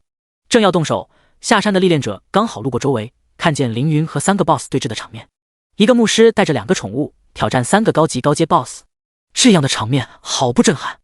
不少历练者发出赞叹：我的天，带着宠物1打3，这个家伙太牛了吧！是龙宠哎，而且有2头龙，好帅啊！妈的，怎么别人的历练和我的画风不一样？我被普通魔兽堵在山顶1个多小时不敢下来，别人单挑3个魔兽 BOSS， 谁叫人家有实力呢？他好像还是个牧师，什么时候牧师也能单刷 BOSS 了？世道变了，好帅的小哥被3个 BOSS 围住却丝毫不慌，他要是我男朋友就好了。看模样像是高中生，现在的高中生有这么厉害吗？难以置信。听到大家对凌云的赞叹，宁长生皱着眉头，心里酸溜溜的。魔兽围山，他率领众人勇敢下山，本来是威风凛凛的一件事，想不到山脚有个家伙在打 BOSS， 一下子抢了他的风头。宁长生转身问道：这家伙是谁？竟然孤身一人对抗3个 BOSS。 冷月无情说道：一个22级的牧师，无名之辈，不值一提。金少说道：不对吧，无名之辈能同时面对3个 BOSS。 冷月无情说道：可能是3个垃圾 BOSS 吧。宁长生说道：垃圾 BOSS？ 冷少不如仔细看看，那3个 BOSS 都不简单。冷月无情定睛一看，发现竟然是三眼魔鹰、绿谷花妖和爆裂狐妖。不可能，一个牧师怎么可能单挑3个高级高阶 BOSS？ 他一定是开挂了。宁长生冷笑道：如果有挂的话，我也想要。浓雾散去，凌云同样看到半山腰有数百历练者正在观战，居然有这么多看热闹的人，他们不怕被误伤吗？ BOSS 的攻击范围很大，而且不分敌我，如果在这里打起来，这些围观的观众恐怕全都要死。他们应该要去山脉入口，我就往反方向走，往山谷深处走。凌云想罢，带着果冻和银龙往山谷更深处跑去。3个 BOSS 跟在凌云身后。宁长生看见凌云跑了，不屑地说道：果然还是跑了，没有人可以同时面对3个 BOSS。 冷月无情也说道：打不过就不要惹这么多 BOSS， 这下好了，当着几百人的面丢脸。其他人跟着随口附和。突然有散人历练者喊道：看，那个牧师不仅引走了 BOSS， 山脚魔兽也跟着他走了。3少一看，嘿，还真是。山脚密密麻麻的魔兽们好像洪水一般涌动，拥挤地追逐凌云。难道这些魔兽的目标是那个牧师？所有人心中产生了疑问。一个22级牧师有什么特殊之处，竟然引得这么多魔兽追逐？没有魔兽的包围，其他人可以放心大胆地离开万兽山谷了，也就不需要宁长生了。浩浩荡荡的人群立即分成2半，散人历练者们纷纷走向 A 区，看都不看宁长生一眼。这让宁长生非常气愤，可恶的家伙，硬生生断了我的风头。这时家丁突然提醒道：少爷，你看见那个家伙的项链了吗？不是凡品啊。第23章抢夺宠物。宁长生心里想着出风头，听到家丁提醒才反应过来，低声道：是啊，流光盈满，能量暗存，那项链绝对是好货。望向凌云离开的方向，那家伙身上说不定有什么宝贝，因此引得魔兽追逐，是不是那条项链？既然如此，可不能放过他了。宁长生打定主意，大手一挥，说道：跟我走，去追那个历练者。冷月无情和金少同样反应过来，纷纷喊道：大家一起去。另一边，凌云在山谷间奔跑，身后是3个 BOSS 和乌鸦鸦一群异族魔兽，场面好不壮观。几千只魔兽加3个40级高阶 BOSS， 应该够我升10几级。果冻、银龙，后面这些魔兽交给你们了，这3个 BOSS 由我来对付。果冻和银龙点头，分开行动。凌云加完 buff 后，从果冻背上跳下，一个空翻平稳落地，转身面对3个 BOSS， 收起短剑，拿出魔杖。凌云朝着3眼魔鹰发射魔弹术，打掉他2万多生命值。绿骨花妖双手一拉，数十条藤蔓缠上了凌云的身体，这是神话技能疯狂生长。这个技能可以禁锢凌云5秒，这5秒钟里无法闪避，只能挨打。幸好凌云不怕挨打。爆火虎妖浑身燃起熊熊火焰，在空中越过一道红月，双爪重重地扑在凌云的身上。这可是40级万古品阶的技能，爆火虎妖的看家绝技，攻击所到之处，树木迅速焚烧成灰。15000，强大的力量破了凌云的防。但凌云有 16.2 万生命值，其中属性提供 15.5， 天赋效果额外增强7000。爆火虎妖的绝招只能造成15000伤害，完全顶得住。3眼魔鹰的头上凝聚出一颗黑绿色的能量球，能量球越聚越大，最后竟有1米宽，这是他的看家本领，圣灵技能魔光炮。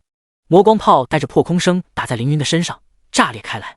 爆炸的威力把凌云周围10余棵大树连根拔起，泥土卷着石头飞到10几米的高空，整个山谷仿佛呼吸一般一张一缩。砰！巨大的声音响彻山谷。负 2.6 万。凌云有9万魔法防御，这一击打出了10万伤害，加上等级和境界双重压制，最终打掉凌云 2.6 万生命值。2个40级圣灵 BOSS 的看家绝技，成功打掉凌云 4.1 万生命值，实属难得。但也真的可惜，凌云挣脱藤蔓的束缚后，一个群体恢复就把自己的生命值补满了，顺便还提高了最大生命值。2个 BOSS 的顶级技能被凌云一个治疗术抵消了，这样的实力差距实在太大。凌云太肉了，肉的不讲道理。3眼魔鹰释放魔光炮后明显虚弱起来，只见他落在地上喘息着，不知道的还以为他吃了这一记魔光炮。看着毫发无损的凌云，3个 BOSS 神色紧张。作为高阶魔兽，他们拥有不亚于人类的智慧，能够看出凌云的强大。他们心生退意，但是一股更加强大的力量驱使他们前进。杀死他！声音在脑海里响起，3个 BOSS 双眼同时变红，接着一起冲向凌云。凌云见状，心想：哦，已经可以控制这个位面的生命了吗？看来血族强者马上就要来了，快来吧，加入这场战斗，让战斗变得更加有趣吧。凌云举起魔杖，和3个 BOSS 站在一起。与此同时，果冻和银龙正在屠杀魔兽群，经验值像溪水一样汇聚在凌云的身体里。以击败蜥蜴士兵，共获得1万经验值 X15； 以击败阴身女妖，共获得20500经验值 X13； 以击败岩石鳄鱼，共获得25000经验值 X15。恭喜，您已升级，获得2000自由属性点，当前23级。恭喜，您已升级，获得2500千自由属性点，当前26级。恭喜，您已升级，获得2500千自由属性点，当前28级。魔兽群越来越少，凌云的经验越来越多。随着魔兽群被果冻和银龙消灭殆尽，凌云升到了28级，果冻和银龙升到27级。银龙还领悟了一个新技能：龙翔击，圣灵将火焰附着于双翅，向前方300米范围滑翔俯冲，对碰到的敌人造成1万正 150% 力量，正 150% 魔力，伤害 0.5 秒眩晕，冷却时间10秒，体力消耗1000。这是一个非常强大的位移技能，伤害值很高，附带眩晕效果，而且冷却时间非常短。在魔兽环绕的山谷下，宁长生等人躲在大树后，贪婪地看着果冻和银龙。冷月无情说道：“这古龙太强了，这样的宠物若是出现在战场上，足以改变战场的局势。如果我们公会有这种宠物就好了。”金少眼珠子一转，问道：“我这里有夺人宠物的道具，强力捕兽网，不知道冷少愿不愿意出价？”冷月无情立即问道：“多少钱？”金少淡淡笑道：“不多，100万就够了。100万可不是小钱，但果冻太诱人，即使是100万也值得。成交，把东西给我。”冷月无情明知道这个价格比市面上的贵，但还是买了。金少满意的发送交易申请。冷月无情得到强力捕兽网后，立即派手下行动起来。果冻会飞，不能打草惊蛇，几十个历练者像一张大网一样铺开，等机会成熟时再出手。另一边，凌云打开背包，里面是果冻和银龙打怪捡的东西，背包早就满了。把不值钱或者没用的东西扔掉，只留下值钱的东西。还有3本技能书，现在就可以使用。强化治疗术，将治疗术的最大治疗量提升至3万。强化群体恢复，将群体恢复的最大治疗量提升到10万。魔力循环，减少一个技能的冷却时间5秒，不可低于1秒。冷却时间20秒，魔法消耗1000。突然系统提示道：镇魂，你的宠物果冻被历练者袭击了，有人要抢你的宠物。第24章二龙齐飞。凌云眉头轻轻一皱，接着一脸不在乎的表情。果冻已经27级了，这点小事就让他自己处理吧。他可是神宠，要对得起自己的身份。堂堂神级宠物可不会被一张网给困住。果冻在天上飞，突然看见数十道冰矛从四面八方射来，为了躲避冰矛，不得不飞到一个处死角。这个死角有冷月无情设置的陷阱。果冻一飞过来，一张强力捕兽网罩住果冻，接着10几个历练者冲了过来，一起拖网，把果冻从空中拖到地面。就在冷月无情因为抓到果冻时，果冻当机立断，幻化成某种小生物从网里钻了出来，暂时藏进草里。冷少看着空荡荡的网，大吼道：古龙呢？我刚抓的古龙呢，那么大一只。金少在一旁笑而不语，反正东西卖出去了，售后服务可是没有的。宁长生说道：是不是没抓住？冷少吼道：就算没抓住，可是古龙也不该消失啊。宁长生眉头一皱，说道：我怎么知道？或许金少卖你的东西有问题。金少不乐意了，说道：宁少可不能冤枉我啊，我们商会向来信字当头，怎么可能卖有问题的道具呢？冷少吼道：那我龙呢？在三人争吵的时候，一个蹦蹦哒哒的青蛙从三人脚边慢慢跳走。白痴！果冻无声的吐槽，然后一蹦一蹦的跑了。来到银龙这边，银龙也干掉了所有魔兽，正准备回去找主人，突然一个小东西跳到自己背上。银龙回头一看，是一个小小的青蛙。可恶的青蛙竟然跳到我的背上！银龙想要用鼻息吹死青蛙，这个青蛙突然变成了比自己还要巨大的古龙。等级越高，神级和圣灵的差距越大。古龙形态的果冻威压更甚银龙。银龙看着果冻的金色双瞳，竟然生出膜拜的想法。去找主人。果冻口吐龙言。银龙点头。二龙飞向凌云。凌云远远的看见果冻他们，便知道魔兽群已经清完了。这两家伙也有点高阶宠物的样子了。凌云感叹，刚开始果冻小小的一团，喜欢跳到自己肩膀上，和普通史莱姆并没有什么区别。刚开始的银龙也和手办一样，小小的，根本不像龙。而现在果冻身长12米，银龙身长8米，展开双翅都有20米左右。打开宠物面板，果冻变异史莱姆，神级，等级27，生命值35万，攻击力1.5万，防御力1.8万。特性变异史莱姆，神级，古龙，神级，青蛙，会游泳。技能吞噬、幻化，技能模仿。银龙，圣灵，等级27，生命值150万，攻击力1.2万，防御力1.1万。特性龙，古生物。技能龙炎、龙爪劈、龙翔击。宠物一般比 BOSS 属性低，比如宠物清风妖属性比 BOSS 清风妖低，但果冻和银龙只有不到30级，属性却比绿谷花妖他们更高。因为清风妖他们原本只是神话 BOSS 和万古 BOSS， 受到血族强者的影响，品阶才升高了一阶。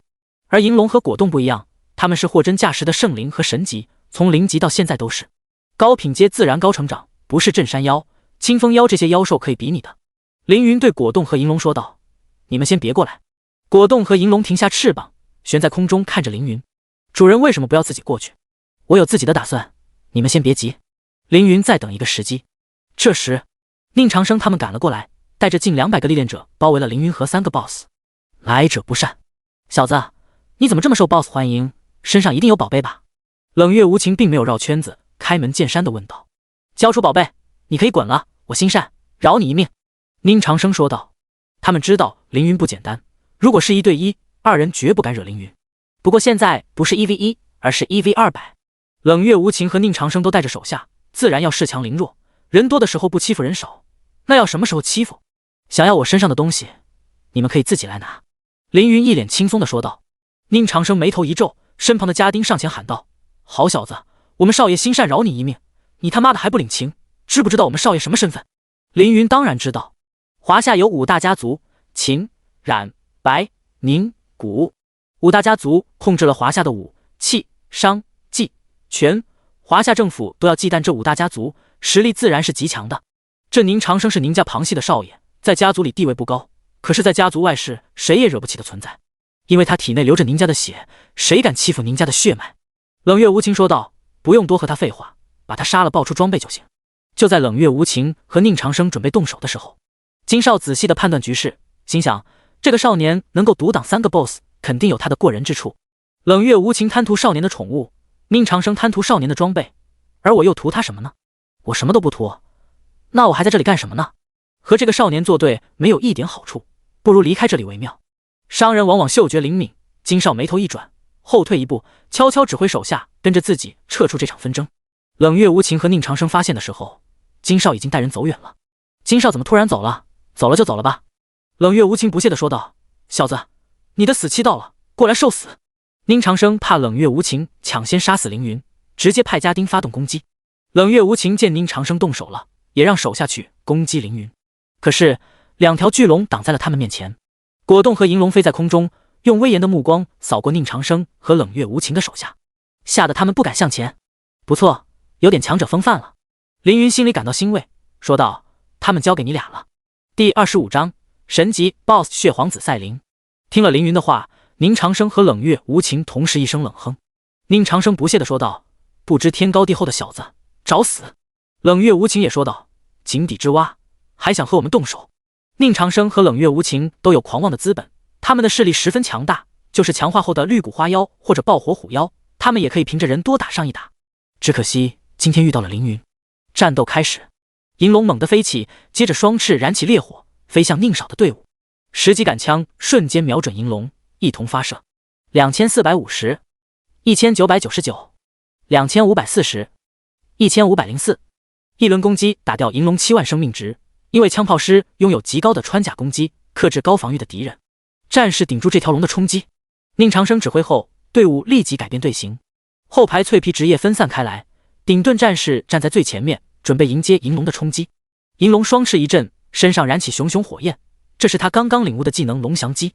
银龙俯冲撞上9个迟钝的历练者，火焰燃烧，把被撞到的历练者变成一个个挣扎的火人。秒杀！警告！您在特殊地区死亡，死亡机会清零，再也无法进入天启。历练者拥有5次死亡机会，机会用完再也无法进入天启。这里是特殊地区，死后直接清空死亡次数，再也不能进入天启。一座大厦的第30层有一间巨大的游戏厅，游戏厅里放有40座游戏舱，其中9个游戏舱的舱门突然打开，一个历练者从游戏舱里走出，迷茫地说道：我死了，我再也无法进入天启了，我完了。另一间游戏舱里，一个历练者跳出来大吼：可恶啊，我才40级，40级太低了，我要怎么面对未来的异界入侵？一个女历练者低声说道：我没有复活机会了，我已经没用了，希望您家能收留我，保护我的安全。想得美，您家才不会收留没有价值的人。银龙继续俯冲，又撞死了几个反应慢的脆皮历练者，其他人立即躲开攻击。地上爆出10多件装备，但没人敢去捡。宁长生脸色铁青，这些人都是自己的精英家丁，死一个就亏大了，这一下竟然损失10多个。冷月无情看见宁长生的手下被秒，提醒道：这片区域已经成了特殊区域，死亡后直接清空死亡次数，永远进入。宁长生吼道：我他妈的知道，不用你提醒。冷月无情拳头捏紧，老子好心提醒你，你就这个态度，你要不是宁家少爷，我早叫人干你了。宁长生死死地看着凌云，怒骂道：好小子，够狠够厉害啊，我记住你了，我记住你了。凌云吐槽道：光记住有什么用，有什么本领都使出来吧。银龙出手后，果冻也出手了。只见他对着银龙使用技能百变身躯，获得了龙炎这个技能，然后一口龙炎喷到人群中央，瞬间秒杀20多个天喜公会的历练者。这下轮到冷月无情肉疼了，妈的，敢杀我天喜的人，我镇魂，我要杀了你，我要杀了你！冷月无情大吼道。2伙势力同时发动攻击，魔法和剑士飞向天空，五光十色，逼得双龙无法靠近，只能在空中盘旋。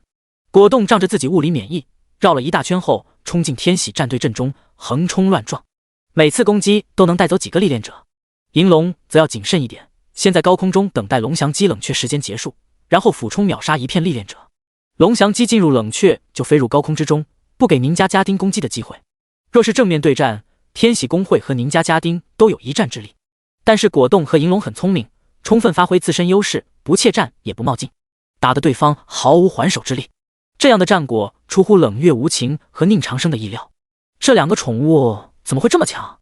宁长生朝着家丁们大喊：你们都是废物吗？一条龙都解决不了。家丁们很是委屈，这银龙一飞几百米高，火球和弓箭都打不打，怎么办嘛？另一边冷月无情也怒吼道：都给点力行不行？打了这么久，怎么不掉血？战士们都是吃屎的吗？战士历练者极其委屈，那么大的免疫二字你看不见吗？这家伙免疫物理攻击啊，我有什么办法？冷月无情和宁长生以为自己人多，可以杀人夺宝，可是看着手下一个个倒下，这才发现自己有多不自量力，后悔就不该起贪念。如果不惹这个镇魂，什么事都不会发生。镇魂这个 ID 我记住了，出了天启，我要用家族势力让你知道惹怒我的下场。宁长生恶狠狠地看着凌云，这话我已经听腻了，你要是有点本事，最好现在使出来。凌云不咸不淡地随口说道。二宠和冷少他们的战斗并没有持续多久，天空中乌云突然散去，一轮猩红的月亮出现在众人头顶，血红的月光迷人又可怕，让所有人感到一阵冷寒。低沉可怕的声音传来，鲜血终于足够，血族强者来了。万兽山谷中，数千魔兽的血肉和刚刚死去的历练者统统浮起，越飞越高，在空中化作一颗带花纹的血丹。血丹红光四射，化身人形。血皇子赛琳，神级 BOSS， 分神，等级40，生命值700万，攻击力5万，防御力6万。特性：血族皇室，攻击附带 40% 吸血，每次攻击附带 5% 当前生命值的伤害，每秒恢复10万生命值，永恒寿命。技能：血爆、神话、血魔召唤、圣灵、血族契约、传说、血域。神级效果：压制弱者一切行动。赛琳一头白发，雍容华贵，举手投足间优雅大气。他一出现，周围所有人和魔兽都动不了了，除了凌云和果冻。抱歉，我许久不来人类位面，行动有些生疏，让你久等了。赛琳向凌云道歉。第26章解除限制器，太极阴阳鱼10重释放。凌云看着赛琳，心里非常失望，等了这么久，居然等来一个分神。虽然这个分神确实有40级神级的实力，但还是差点意思。我还想什么级别的高手过来会引起这么大的架势，想不到来的是你，还只是分神。凌云失望地叹了口气。赛琳眯着眼睛，自己堂堂血族皇子竟然会被一个蓝星凡人看不起，即使是一道分神，也能把你这种重置碾压成泥。赛琳强迫自己保持优雅，但上扬的音调还是暴露了他的愤怒。让我看看谁会被碾成泥吧。凌云平静地说完，伸出右手露出游戏登录器。游戏登录器也被称为限制器，它可以让历练者前往天启，同时也能限制历练者在蓝星天启获得的力量。这是如何做到的呢？答案是境界。带上限制器，历练者回到蓝星时自动变为蓝星境界，身体属性下降到10几甚至极点。这是普通蓝星人的身体属性，只要解开限制器，在天启中获得的属性就会回到自己的身体。那么问题来了，如果一个蓝星人以远超普通人的身体素质进入天启呢？举个例子，某个异族顶级强者偷偷潜伏在蓝星，使用登录器进入天启，这样他是不是有几百万的初始属性？不是。为了限制这样的存在，限制器被设定为双向限制，从蓝星进入天启，锁定凡人境界。凡人境极限只有5000属性，任你初始属性再高也是5000。解开限制器就可以解开境界限制，所以蓝星禁止历练者私自解开限制器，违者终身监禁或者死刑。现在凌云捏爆了手挽手的限制器。您故意损坏游戏登录器，这是严重的违规行为，请在5秒钟内下线，准备新的游戏登录器后再上线。若5秒内不下线，您将永久进入天启。5秒足够凌云杀死血尊，这就是你的底牌。赛琳不屑地说道。有趣，我倒要看看你要干什么。如你所愿，凌云平静地说道。赛琳抬起右手，一颗血珠在空中凝结，血珠越变越大，分化成一个100米高的巨大血魔。血魔圣灵 BOSS， 等级45，生命值300万，攻击力10万，防御力0。特性：血魔，攻击附带 100% 吸血，并且对敌人造成 5% 最大生命值的伤害。技能：血魔吞噬、圣灵、血魔爪、传奇、血吼、万古。血魔浑身鲜血，长着利爪和獠牙，看上去恐怖极了。赛琳指着凌云说道：血魔，去把他的鲜血榨干，让他变成不死血尸。血魔大脚迈步，1步50米朝凌云跑来。凌云并没有把血魔放在眼里。解除了限制器，现在该加属性了。凌云把50万自由属性点加在魔力属性上，魔力属性从 3.3 万变成了 53.3 万，翻了10多倍。赛琳察觉到凌云的魔力变化，不由得大吃一惊。他不是人类勇者吗？怎么会有如此庞大的魔力？这等魔力足以匹敌魔尊。这个家伙竟然隐藏了这样的实力，怪不得他这么淡定。赛琳不知道，这还不是凌云的全部力量，凌云还有30多万属性点没有使用。我的天赋可以重复释放同一个技能，最高10次，不过只有1/1000的机会，所以我不停地使用技能，不断积累使用次数，直到我预感下一次攻击必定触发10重施法为止。空放技能不改变技能概率，所以凌云留着3眼魔鹰，他们故意不杀，一边刷生命值，一边刷多重释放概率，就是为了这一刻。凌云举起魔杖，身前冒出一黑一白2条鱼，神级技能阴阳太极鱼，触发救世主天赋效果，该技能10重释放。太极鱼1分2， 2分3， 3分10，10条黑鱼10条白鱼分离开来，白鱼环绕在凌云身边，黑鱼向四周游去。有5条的黑鱼游向3个 BOSS， 有1条黑鱼游向赛琳，有4条的黑鱼游向被赛琳控制的历练者。冷少等人被赛琳的血鱼控制，无法动弹，只能眼睁睁地看着黑鱼向自己游来。上面可怕的魔力让他感到十分恐惧，他想要跑，想要下跪求饶，他不想过去的努力化为乌有，不想未来就此终止，不想以39级战士的身份面对未来的异界入侵，但他没有办法，只能眼睁睁看着死亡降临。黑鱼的波纹轻轻荡在他的身上，将他瞬秒。以击杀历练者冷月无情，获得物品冷月弯刀40级神话。同样的，也有1条黑鱼游向了宁长生那边。宁长生在心中骂了凌云1000遍，然后被黑鱼秒杀，化作红光离开游戏。负 36.3 万。黑鱼的波纹扩散范围很广，不仅干掉了冷血无情和宁长生，也把他们的手下家丁给干掉了，就好像用黑板擦黑板一样轻松。以击杀历练者长生，获得物品壮阳丹 X5 神话消耗品。击杀玩家可以获得一件道具或者装备，但是因为凌云背包满了，所以冷月无情和宁长生手下们爆出来的物品和装备全部落在了地上。高手必须要有一个好背包。赛琳看见黑鱼的威力如此可怕，立即指挥血魔道：血魔，给我杀这个家伙！血魔无声咆哮，冲向凌云。凌云未动，黑鱼们调转方向游向血魔，尾巴荡出的波纹打在血魔身上，40万 X8， 瞬间造成320万伤害。血魔的身体被波纹打成的沸腾翻滚，蒸发消失。以击败血魔获得78万7500经验值，额外获得94万5000经验值。因为是单杀，血魔的经验值全部送给凌云，让凌云升了2级。恭喜您连升2级，获得3000乘以2自由属性点，当前等级30级。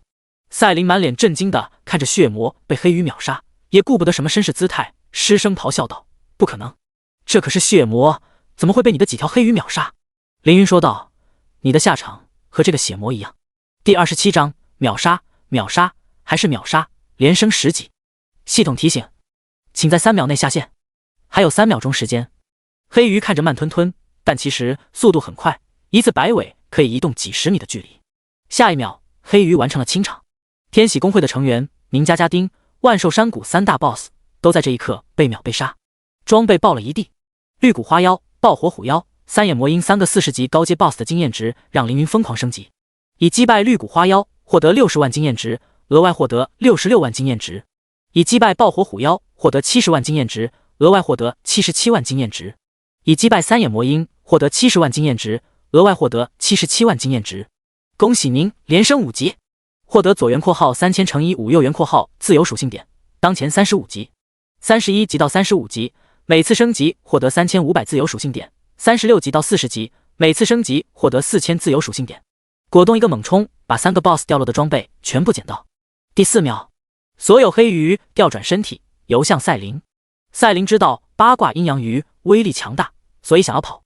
突然，一只利爪从背后袭来，把他死死压在地上。是银龙，他这招龙爪劈背后偷袭的套路屡试不爽。赛琳双手撑地，用力一推，把银龙顶出去老远。抬起头，绝望地看见10条阴鱼对准了自己。下一刻，10条黑鱼将一同游向自己。这场面永生难忘。再见。凌云轻轻挥手，下一秒，10条黑鱼一起游向赛琳，尾巴推动的波纹不断重叠，打在赛琳的身上。负 33.3 万5000，负60万4万5000。黑鱼攻击时附带一重神级负面效果，赛琳身上瞬间出现10重负面效果，有魔法异伤，有经脉寸断，有魔法崩溃，有气血颠倒。10重负面效果使赛琳属性下降大半，最终打出725万伤害。40级神级强者的血条瞬间清空。可恶！赛琳不甘的呐喊：凌云一个牧师竟然能秒杀神级 BOSS！以击败赛琳，获得100万经验值，额外获得95万经验值。恭喜您连升2级，获得4000乘以2属性点，当前37级。血族强者的复仇任务提醒：您已成功击退血族强者1次，获得500万经验值。恭喜您连升3级，获得4000乘以3属性点，当前40级。您已达到职业2转条件，您已达到英雄境条件。伟大的镇魂，您的壮举将被世人铭记，你的功绩将被众人传唱。恭喜您进入英雄境。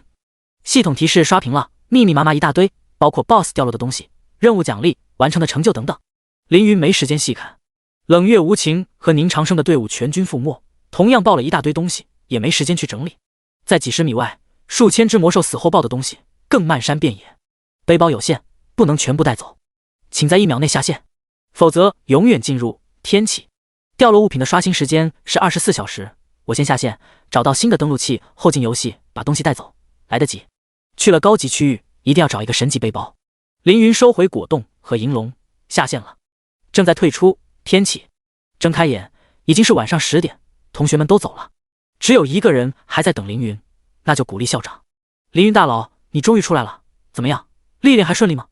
凌云露出右手手腕，说道：总的来说还不错，不过有一点意外。古力看见凌云的登录器、限制器没了，瞬间明白凌云口中的意外指的是什么。在蓝星的任何国家，私自破坏限制器都是重罪，甚至是死罪。因为没有限制器的人，好比一颗定时炸弹，你不知道它什么时候会爆炸，如果不小心处理，蓝星甚至等不到异界入侵，就毁在自己人手里了。古力气急地说道：这怎么弄的啊？凌云大佬，你怎么回事？怎么这么不小心？破坏登录器可是死罪，天管局和公 X 局会在2分钟内过来逮捕你，这可不是闹着玩的呀！你快想一套说辞，我尽力保你。凌云懒得想说辞，也不需要理由，因为没有人能够制裁凌云。凌云伸了个懒腰，平静地说道：我只用1天时间升到了40级。古力身体一震，失声问道：40级？大佬你在开什么玩笑？1天升到40级，你叫我怎么相信？凌云没有重复自己的话，而是继续说道：我现在有一件神器，一个神级宠物，一个神级技能，以及一个神级任务。古力的脑子一片空白，进入游戏第1天就获得神器、神级宠物、神级技能，还领到神级任务，真的假的？这是真的吗？你没有说谎吧？这也太夸张了吧！古力趴在凌云腿边不停地问：你说的是真的？这也太惊人了，大佬你没有骗我吧？凌云看着古力慢慢说道：我没有骗你，并且就在刚刚，我单杀了一个40级的神级 BOSS。古力看着凌云平静的脸，他说的都是真的。世界上真的有人能在第1天做到这些？这就是 SSS 级天赋的天才吗？古力瞬间决定，不论付出任何代价，都要保住凌云。凌云大佬，你就坐在这里休息，我去和天管局的人谈，就是这个校长不当了，我也要保你。这个态度还差不多。凌云提醒道：你要小心，可以的话尽量别和天管局发生冲突。天管局既然想逮捕解开限制器的人，自己肯定不会佩戴限制器。警察会把自己绑着然后和歹徒战斗吗？古力点点头说这是肯定的，没有人傻到和解除限制器的人战斗。走出教室，在走廊上，古力掏出2个手机同时打电话，一个给市长，一个给家族长老。第28章天管局 S 级专员。喂，市长，我的学生惹了点事，麻烦你帮忙平息一下，我知道这是死罪，所以才会找到你。古城长老，请您为我联系天管局的人，抹去一个孩子的不良记录，他不小心弄坏了登录器，我知道这很复杂，但如果是您。和市长、长老通完电话，古力又打给学校保卫科。老胡，看好校大门和停机坪，谁来都不让进，谁来都给我拖住。出了什么事情，我负责。话音刚落，楼外响起螺旋桨的声音。古力走到楼道楼梯口，看见一架写有华夏、天启、安全管理局的直升机正在飞过来。天管局的人这么快？古力再三叮嘱保卫科的人拦住直升机，别让他们下来。直升机飞到校园上空，来到行政楼的停机坪上，这里站着12个保安，想要阻止直升机降落。保安们大喊：你们是谁？来我们学校干什么？离开这里，快走！直升机的机门打开，一个身穿西装的男人拿着喇叭大喊：我们是天管局，要来学校调查。保安得到校长的命令，死守停机坪，不让直升机降落。一个穿着皮衣的少年站起身，看着下面的人，露出不屑的表情。只见他纵身一跃，从直升机跳下。保安们大惊，那孩子居然跳机了，要死人了！啊，别砸到我，快躲开！少年飞速下落，并且在下落的途中改变方向，他没有落在行政楼的停机坪，而是落学校操场上。直升机离地面有60米，近20层楼高，一般人这么跳下来早成肉饼了。而这个少年毫发无损。飞机上穿西装的甲午说道：“这小子还是这么乱来。”座位上，天管局 A 级专员徐子明说道：“由他去吧，谁叫他是 S 级专员呢？他肯出手最好，不会有人是他的对手。”这个年纪16岁的皮衣少年居然是 S 级专员，名叫唐科。唐科从兜里掏出一个定位器，发现登录器破坏在高二20班，估计是哪个白痴高中生解除了限制器，蠢货，害我晚上加班，白痴。唐科年纪比凌云还小1岁，脾气却非常大，只因为他身份不一般，他是华夏第8个 S 级天赋，早早进入华夏3大顶级组织之一的华龙组。作为华龙组专员，游戏内享受顶级资源，游戏外可以不用佩戴限制器，甚至拥有先斩后奏的特权。唐科快走过操场，1跃4米高跳上教学楼，翻身破窗进入高2 20班教室，果然是个高中生。唐科看见凌云后放松警惕，并且想要给凌云一点教训，谁让他害自己加班。只见唐科身影移动，瞬间出现在凌云面前。凌云听耳边拳风响，挺身站起，侧身一脚，刚好踢中唐科的下颚。唐科被踢得后退3、4米，头晕目眩，同时心中惊骇，这家伙好强。唐科作为65级3转战士， S 级天赋拥有者，天管局 S 级专员，在游戏内是天榜前15的高手，在游戏外更是华夏顶级强者。他本以为对方只是一个高中生，不要1秒便能制服对方，谁曾想凌云反而一脚踢得他晕头转向。果然是你，凌云说道。唐科还没回过神，双手就被凌云反扣在身后，同时一只用力脚踩在他的脖子上，把他狠狠踩在地上。教室门被人推开，嘎吱，古力听见玻璃破碎的声音，心里琢磨，肯定天管局的人来了，他们破窗来找凌云麻烦了。于是推开门想要救凌云，推开门却看见震撼一生的画面，天管局的 S 级专员唐科， S 级天赋拥有者，竟然被凌云反扣双手踩在脚下。这古力本来准备了一大段说辞，此时全然说不出口。古校长还请回避一下，战斗还没有结束。凌云平静地说道。他知道唐科可不是那么好对付的。古力表情麻木地关上门。轰！唐科的身上突然喷出熊熊火焰，一般人面对这个场景肯定吓傻了，但是凌云面无表情，因为他知道这是唐科的天赋效果。 S 级天赋，元素圣体，天生亲和所有自然元素，可以催生和调动周围所有自然元素。天赋效果是绝密内容，即使校方和政府也没有资格询问，问也没用，说个假的你也无法验证。凌云知道唐科的天赋并非他全知全能，而是因为上一世两人没少打交道。上一世华夏共有23名神级强者，唐科和凌云都是其中之一。凌云排第3，唐科排第4，二人没少打交道，凌云自然知道对方的天赋效果。不想被烧死就赶紧放开我！唐科大喊。这种火焰用来烤牛肉还行，用来战斗还远远不够格。凌云说道。火焰灼烧凌云的双手，可是凌云的双手毫发无损。唐科惊讶凌云肉体的强大，竟然不怕火烧。燃烧的烟雾触发烟雾报警器，天花板的水龙头喷出水来。唐科把身体的一部分化作水，借此挣脱凌云的擒拿，同时控制水流攻击凌云。凌云把水流打爆，唐科从凌云背后出现，想要一拳打在凌云的脊椎上。凌云直接反手一肘把他打飞到黑板上，砰！黑板陷进去一个20厘米的坑，唐科重重地落在地上。凌云没有追击，而是看向对面杭正楼的楼顶，那里有一个人握着狙击枪对准自己。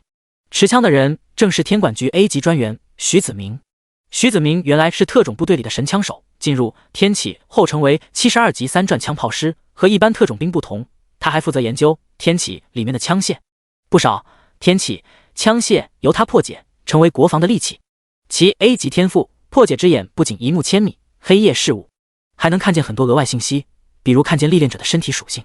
徐子架着狙击枪瞄准凌云的脑袋，一向冷静的他此刻心中惊骇万分。第29章2打1，这个家伙竟然有3万点体质属性，怎么可能？他不过是一个高中生，高中生怎么会拥有这么多体质属性？这么强大的家伙，为什么之前没有听说过他？怪物！徐子明的手在颤抖，凌云的出现好似惊雷落在安静的平原里，炸得他头晕目眩。如果凌云是来历不明的外国人，或者是某个神秘组织的高手，他都不会这么吃惊。可问题是凌云是个高中生，刚刚徐子明调查了高2 20班所有人的资料，他们都是华夏子民，身份干净，而且今天刚进入天启。也就是说，这家伙一天就拥有了3万体质属性，太可怕了。徐子明迷茫了，他不知道自己该干什么。难道要射杀凌云？先不说手里的狙击枪能不能杀死他，自己真的应该杀死一个未来的华夏天才吗？这个家伙若愿为华夏效力，绝对能拯救亿万人性命。但如果什么都不做，任由他行动，他继续攻击唐柯怎么办？唐柯也是 S 级天赋拥有者呀，不能杀，这样的少年必须招安，为华夏所用。徐子明下定决心，射出一枪，子弹打在凌云和唐柯之间，形成警告，让凌云不要再靠近唐柯。凌云看着墙上半米宽的弹孔，说道：“这是警告吗？被这种狙击枪打中，就连我也会受伤吧？不能小看蓝星结合异界科技的武器啊！还要打吗？”凌云问唐柯。唐柯看向徐子明，说道：“不打了，2打1，赢了也不迟。”凌云说道：“2打1，你们也打不过我。”唐柯额头青筋暴起，但是忍了下来。他这个人极其自傲，容不得不完美的胜利。徐子明开枪了，所以接下来他真的单挑赢了凌云，唐柯也会认为自己输了。当然这只是他的幻想，实际情况是他们2打1也打不过凌云。你叫什么名字？唐柯问道。凌云，凌城出生，高2学生，今天刚进入天启。凌云说道。不可能，你一定用其他手段提前拿到了登录器，你这样的身体和实力，怎么可能是刚进游戏的新手？唐柯咆哮道。有的人可以提前搞到登录器，进入天启，大部分人只能听从华夏政府的安排，普通学生统一在高2觉醒后获得，比如凌云他们。我的个人信息，你用设备一查便知。凌云说道。唐柯从兜里掏出警用设备，输入凌城和凌云的名字，搜到他的信息，和凌云说的一模一样。这不可能，不可能！唐柯是新风一样不停喃喃，抬头看向凌云，这个和自己一样大的少年，竟然进游戏才1天，不可能，没有什么不可能。凌云无情地说道。你有 S 级天赋，对于 E 级天赋的普通人来说也是不可能的存在，而今天你看到我，就如 E 级面对 S 级。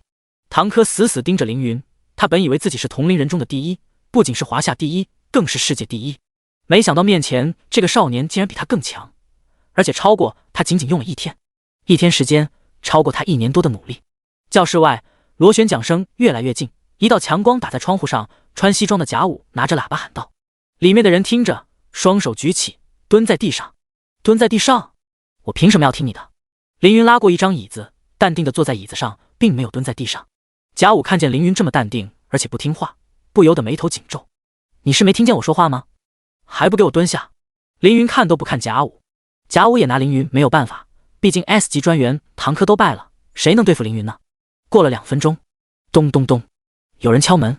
凌云说道：“请进。”推开门，一个穿着中山装的中年人走了进来，身后跟了一队战斗专员，个个战力不俗。局长！唐柯惊呼。天管局局长吕申昌笑呵呵地走进屋子里，屋子里还在喷水，可是水落在他的头上却自动散开了。霸王之气！凌云低声说道。少年好眼光！吕局长赞道。古力也走了进来，说道：“吕局长你好，我是本校校长古力。”吕局长说道：“古校长，我知道你，你是古家的人。”古力说道：“能被吕局长关注是我的荣幸，我们古家很赞赏吕局长你的人品，特别是古陈长老，早就想认识认识大名鼎鼎的天管局局长了。”吕局没有接古力的客套话，而是问道：“古家知道这个少年吗？”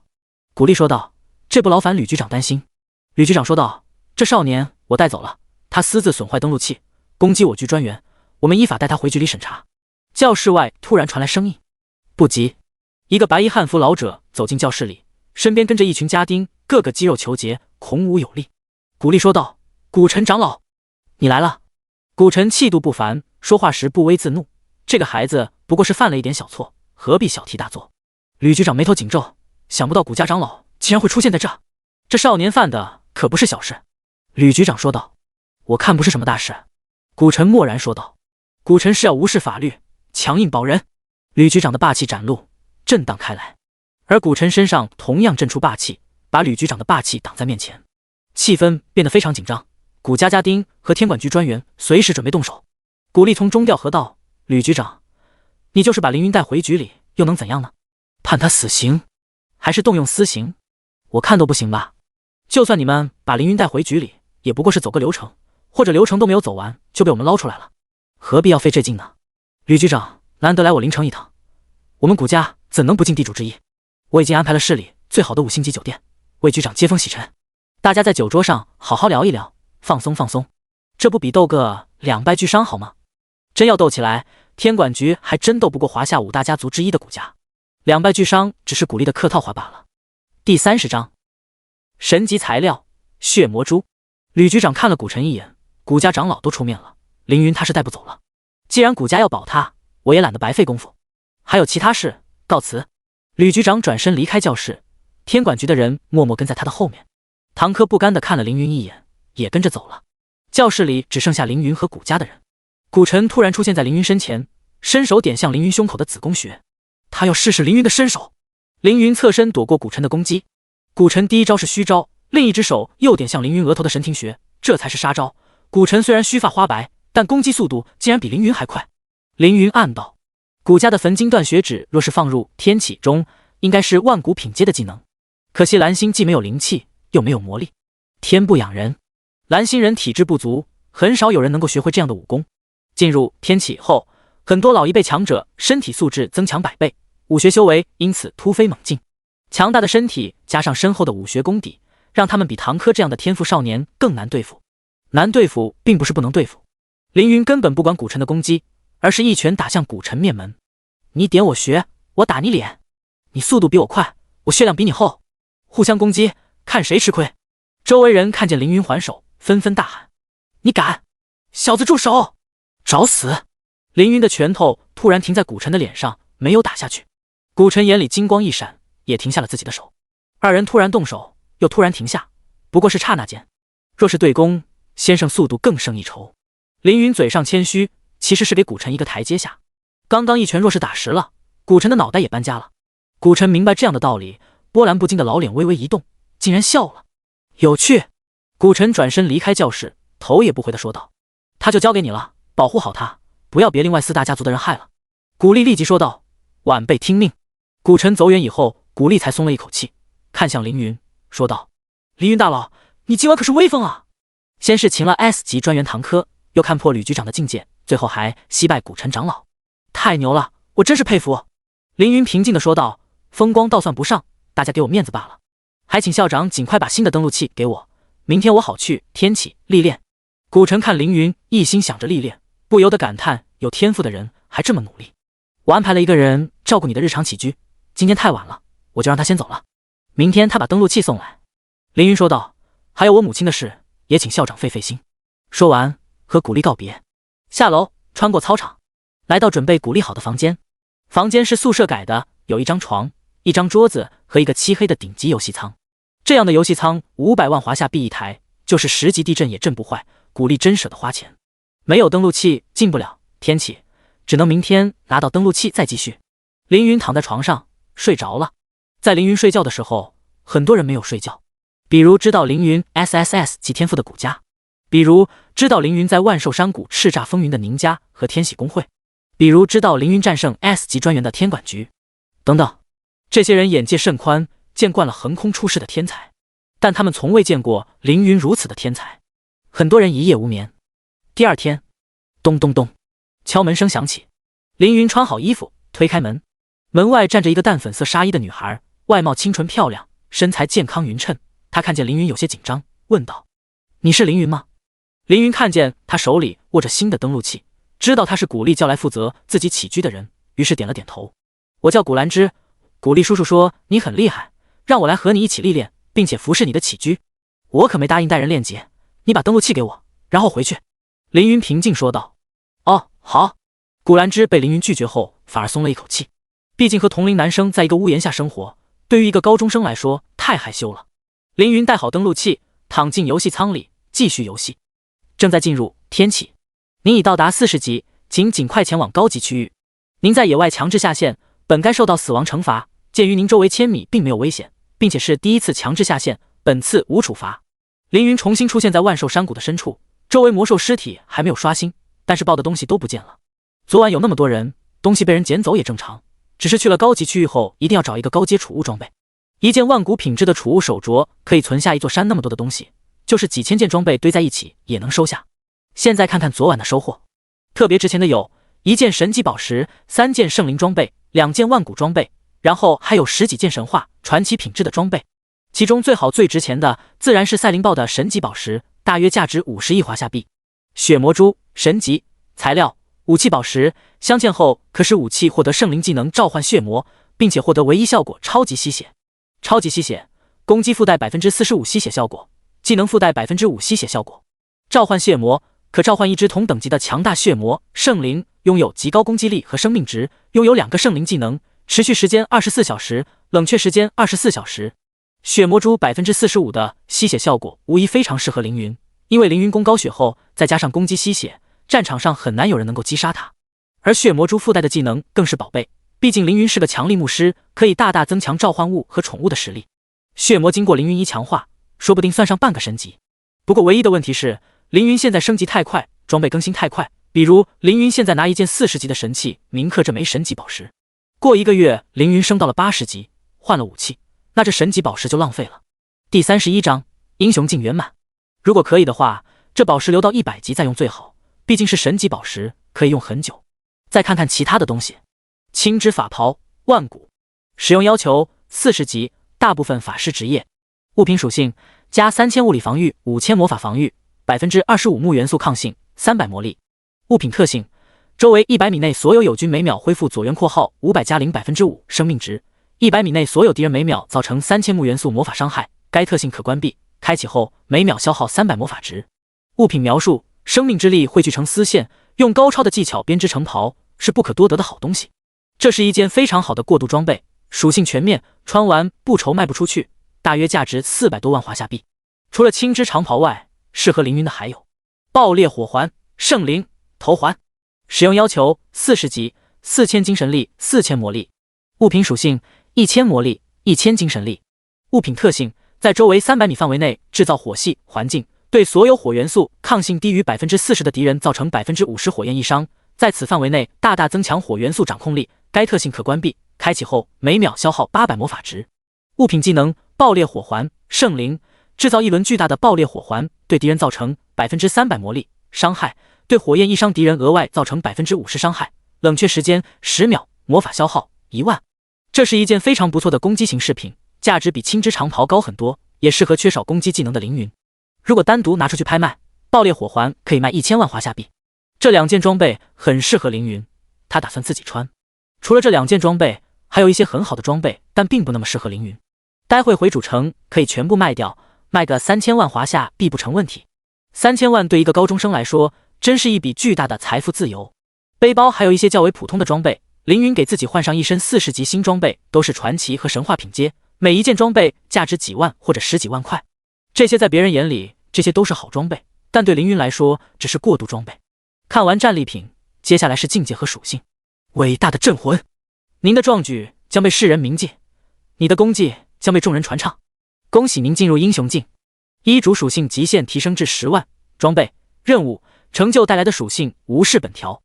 2友好阵营对您好感度加5。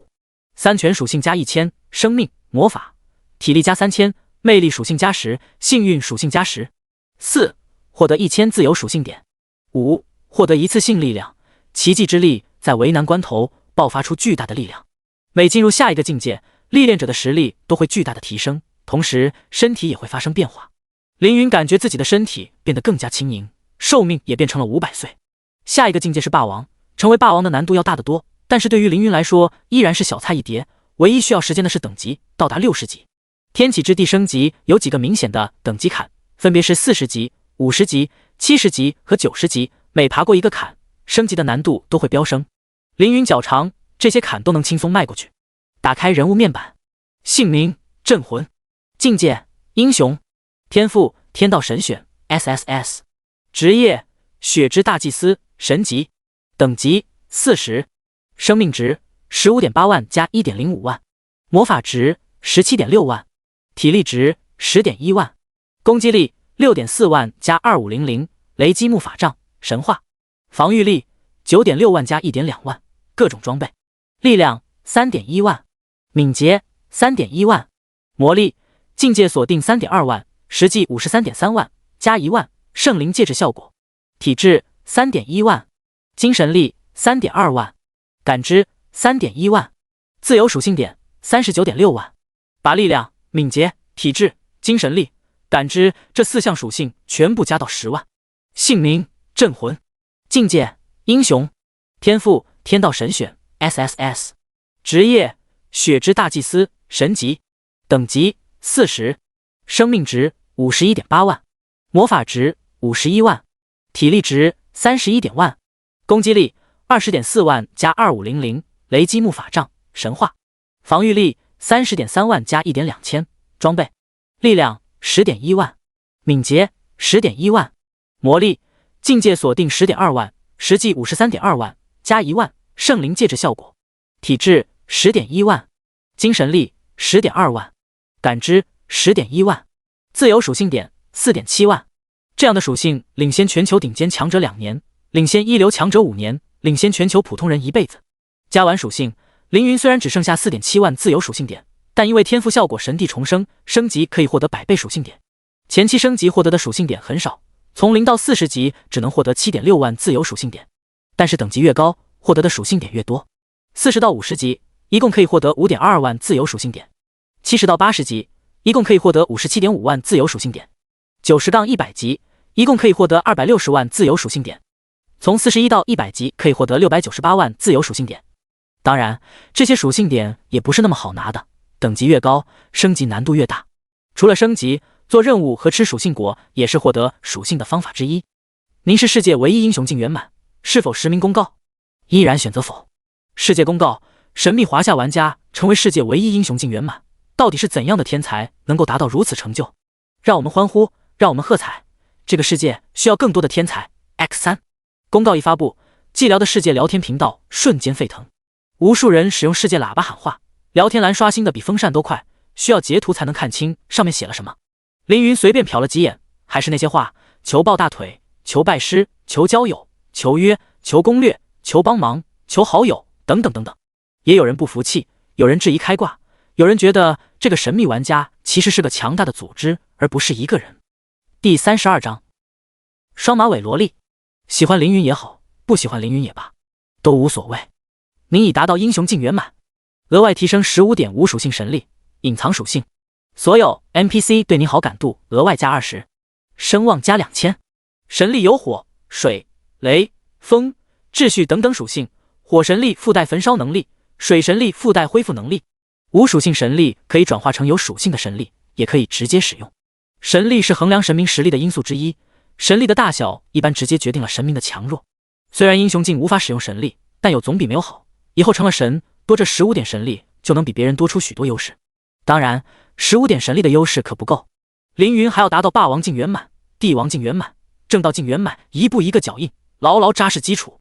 到时候同样是神，凌云的实力也会远远高出同级神。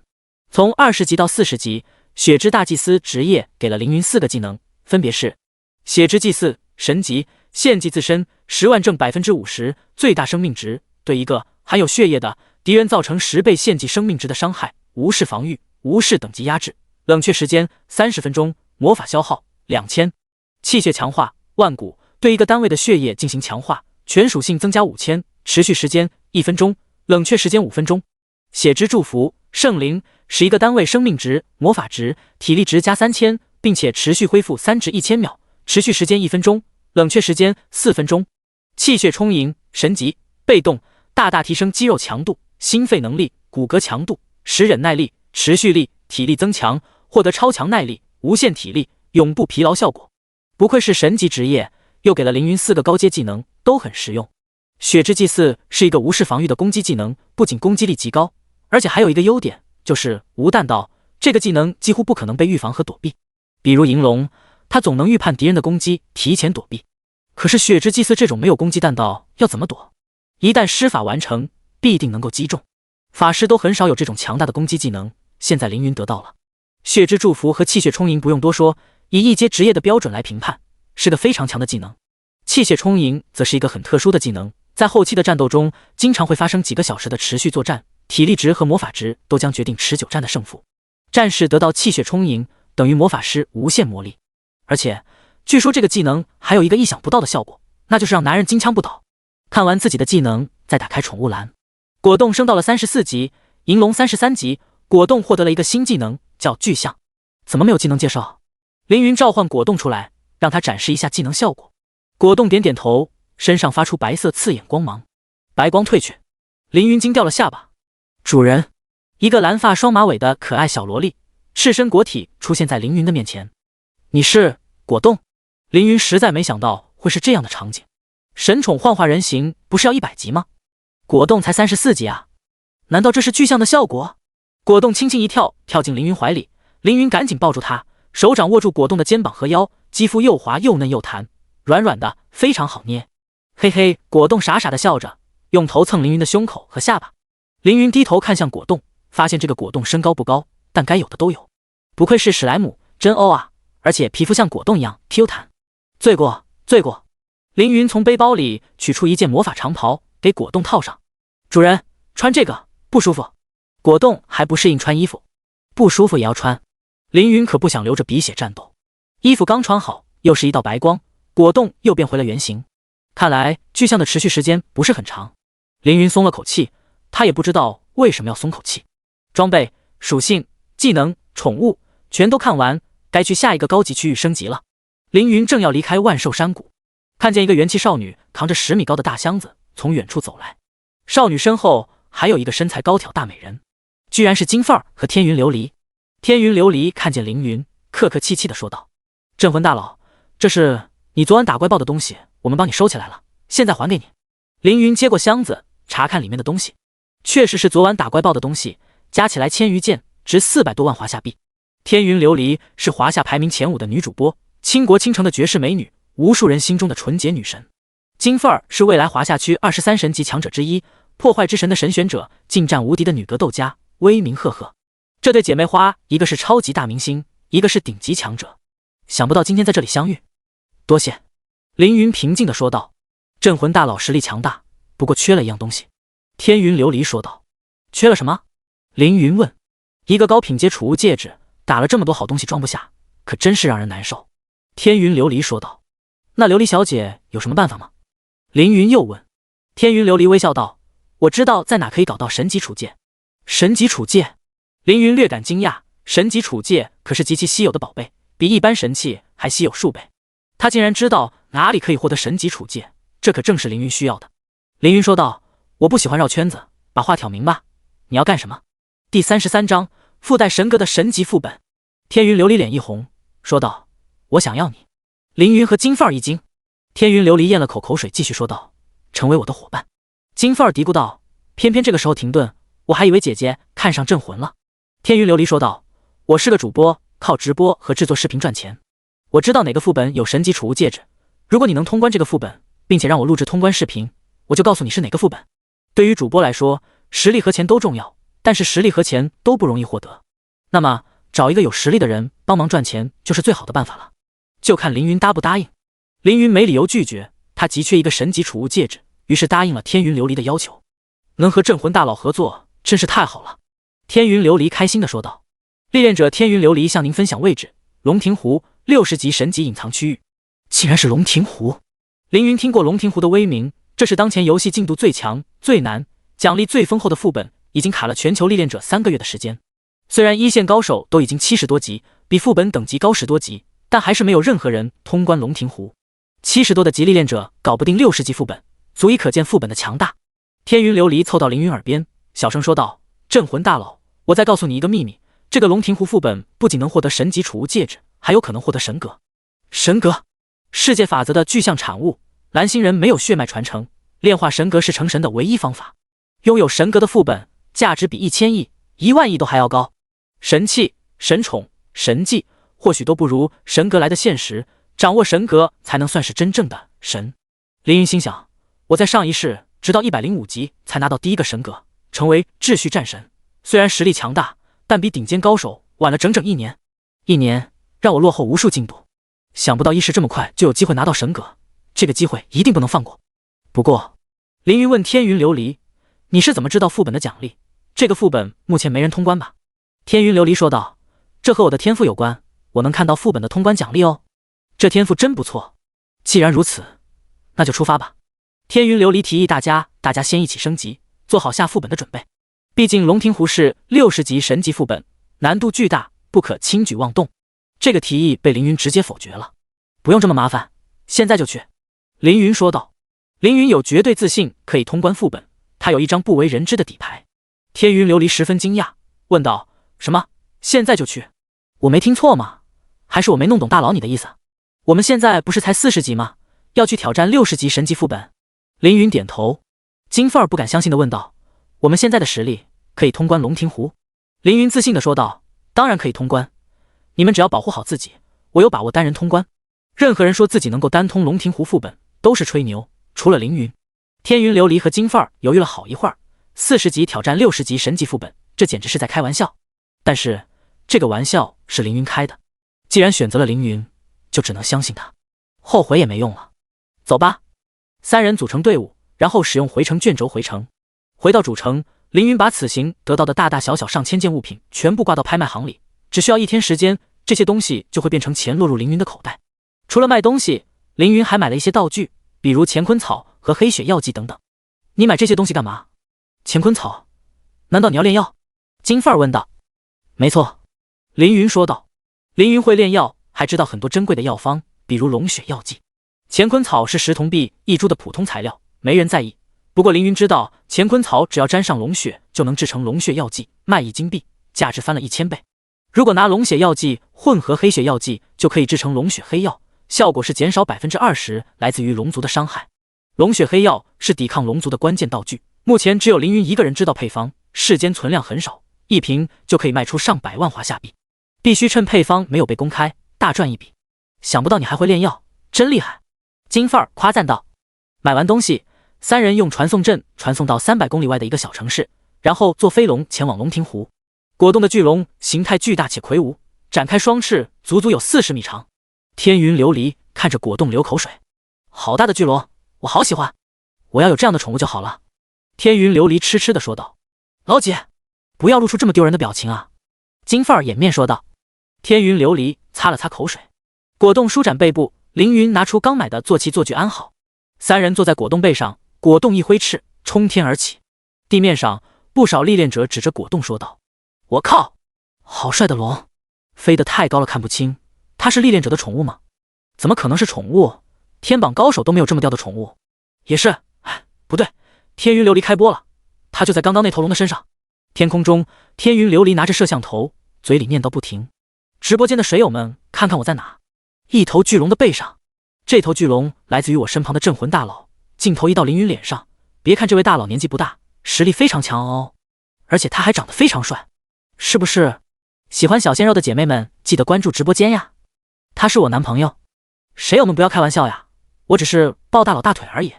金凤儿听了天云琉璃的话，连忙解释道：弹幕喜欢开玩笑，你不要介意。凌云说道：我没有那么小气。金凤儿沉默了片刻，又问道：你神选者吗？我先说我是破坏之神的神使，你呢？我感觉你比我厉害很多，你应该被很厉害的神选中了吧。第34章梦境龙神。凌云说道：我不是神选者，天道不是神，所以凌云不算神选者。金凤儿点点头，地上道：不是神选者却又这么强，真是难以理解。气氛稍稍有些沉默。天云琉璃突然说道：镇魂大佬也不是我妹妹的男朋友了。什么？你说他和我妹妹很般配？你真的这么觉得吗？金凤儿听到这话脸一红，冲到天云琉璃面前说道：谁在直播间乱带节奏，看我不封你个360天。没有人这么说，是天云琉璃为了逗金凤儿故意编的弹幕。只见他单手掩嘴浅笑，笑声如银铃轻响，飘散在空中，清风拂面，景色宜人。正好现在有时间，凌云把药材做成药剂。1个小时后，地平线上多出一道蓝色的线条，空气也变得湿润清凉。龙庭湖就在前方。凌云收起悠闲的态度，天云琉璃也关闭直播，开启录播。副本要开始了，这里只有一片大湖，副本在哪？凌云问道。想要进入龙庭湖，光有坐标可不行，还需要界石。天云琉璃递给凌云一个黑色石头，为了防范凌云不守信用，知道龙庭湖位置后丢下他们姐妹2人。天云琉璃故意没有告诉凌云，开启副本需要界石。我没有提前说界石的事，镇魂大佬不会生气吧？天云琉璃小心翼翼地问道。不会，我们初次相见，互相有防备很正常，我不讨厌谨慎的人。凌云说的是真心话。相比于傻白甜，凌云更希望队友聪明一点，只要别在他头上动歪心思就行，这样我就放心了。哈，看来镇魂大佬是个心胸开阔的大佬。天云琉璃说完，轻盈一跃，从果冻背上跳下，金凤儿也跟着跳了下去。随着戒石的指引，三人来到湖中一处不起眼的位置。天云琉璃放下手里的戒石，说出口令：一切有为法，有如梦幻泡影，如梦亦如幻，如露亦如电。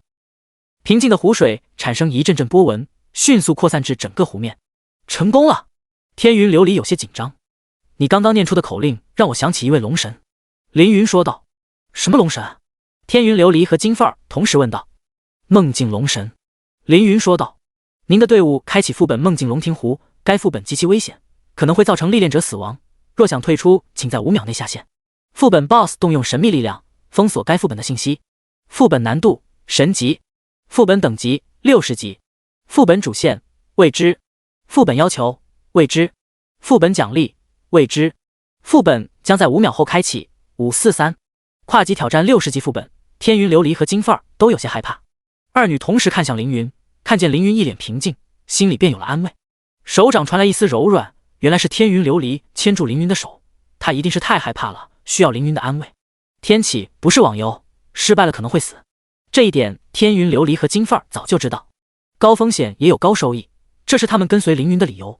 副本开始，湖水翻涌，瞬间吞没三人。凌云的身体被湖水卷入湖中，不断的往下沉，随着离湖面越来越远，光线变得越来越暗，而下沉却没有一丝停止的迹象。凌云的眼皮越来越重，睡意越来越浓。梦境龙神拥有编织梦境的能力，凡是沉沦于梦境的人都会化作他的食物。想要创造让人沉迷的梦境，一定要了解对方的执念。梦境龙神，你能找到我的执念吗？如果可以，梦境龙神就有一丝战胜凌云的希望；如果不能，梦境龙神将完全不是凌云的对手，就看他编织的梦境如何了。凌云，你怎么睡着了？凌云迷迷糊糊被人推醒，眼前是一个人影，秦思月，他怎么会在这？凌云目光扫向四周，这里是自己家，除了秦思月，叶子毅也在这。叶子毅长相普通，齐刘海，戴着一副厚厚的黑框眼镜，和秦思月都是凌云最好的几个朋友之一。见凌云醒了，叶子毅调侃道：你叫我们来看《鬼灭之刃》，怎么才看2集你就睡着了？如果嫌我碍眼，我可以先走，让你和秦思月独处。凌云站起身，拿起手机，时间显示20某某年7月8日，走到窗边，望向天空，并没有看见入侵倒计时。不可能，无论从任何角度望向天空，都应该能看见倒计时，这是蓝星人最痛恶的催命符。发生了什么？凌云感觉自己做了一个长长的梦，在那个梦里，凌云是不可一世的神帝，拥有毁灭与诞生宇宙的力量。怎么会做这样的梦？可能是睡迷糊了吧。你在看什么？有飞机经过吗？秦思月问道。凌云愣了一下，心想，对啊，我在看什么？巨大的违和感感觉席卷全身，但又说不出为什么。看来你是困了，既然如此，你为什么要叫我们来你家玩？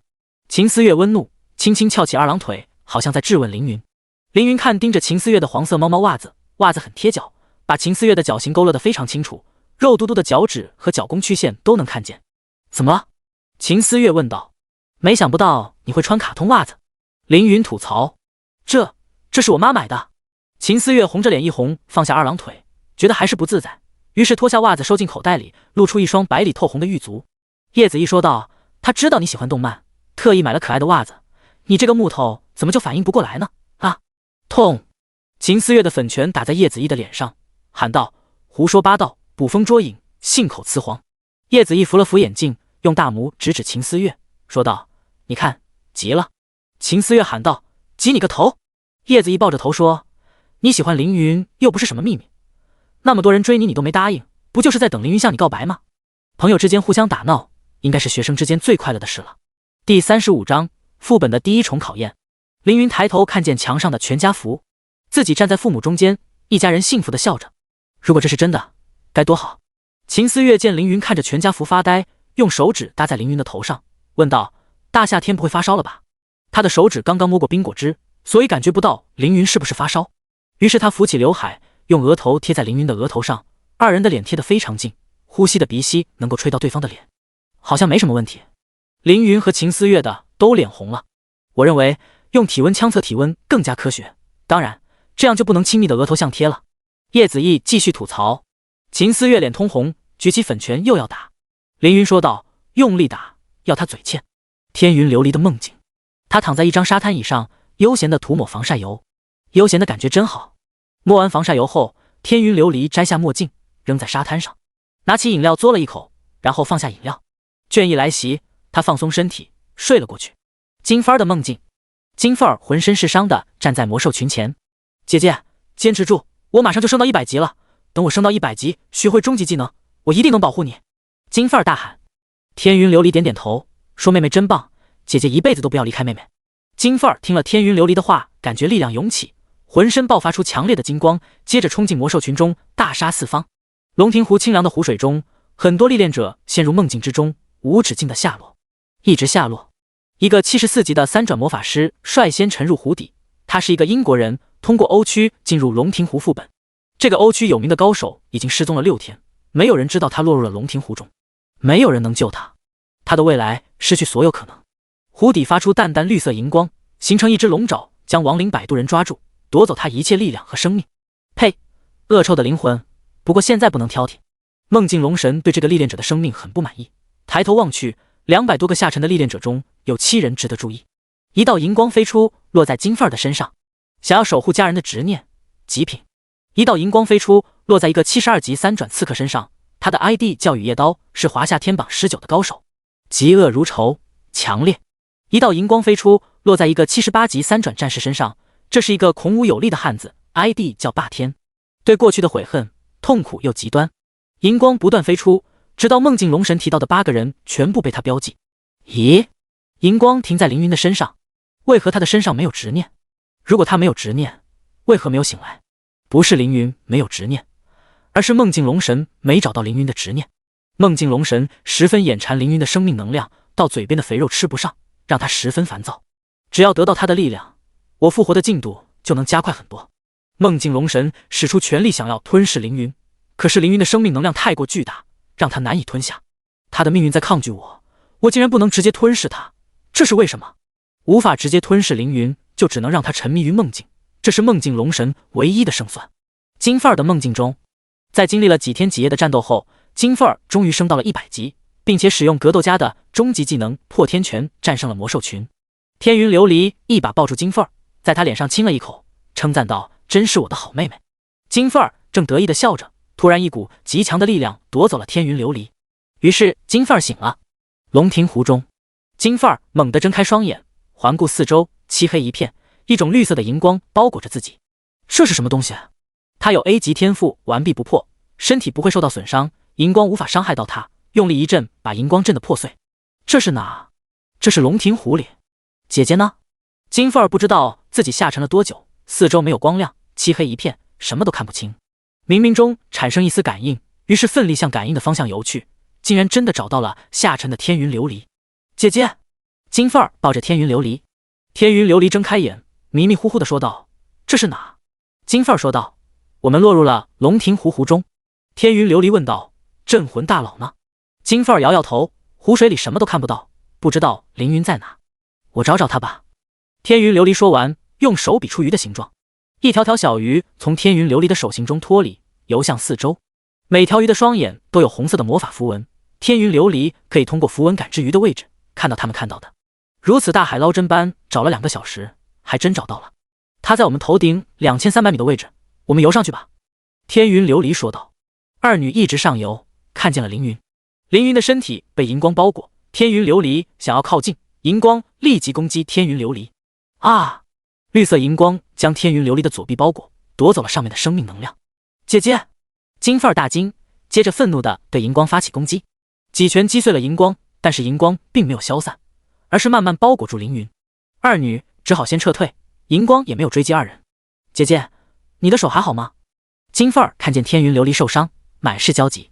我的手没事，一只手而已。天云琉璃惋惜地说道。这里很危险，我们必须要找到离开的方法。在此之前，要想办法叫醒镇魂。如何叫醒凌云呢？二女实力不够，无法靠近凌云，要不试试喊醒他。天云琉璃尝试大声喊醒凌云，结果他睡得很安稳，并没有被叫声影响。不行，我们隔得太远了，这样没用。天云琉璃说点。那怎么办啊？金凤儿有些发愁。天云琉璃想了想，说道：刚刚镇魂大佬提到一个名字，梦境龙神。梦境，我发现这片湖里有很多沉睡的人，所以我想，我们做的梦就是副本的第一重考验。第36章破局。金凤儿点点头，假设做梦是副本的第一重考验，要怎么叫醒镇魂呢？天云琉璃想了想说道，如果做梦是第一重考验，那么通过考验的方法一定是打破梦境。天云琉璃的头脑是极好的，仅仅通过凌云说出的 BOSS 名字加上一点点信息，就推算出副本第一重考验的难点。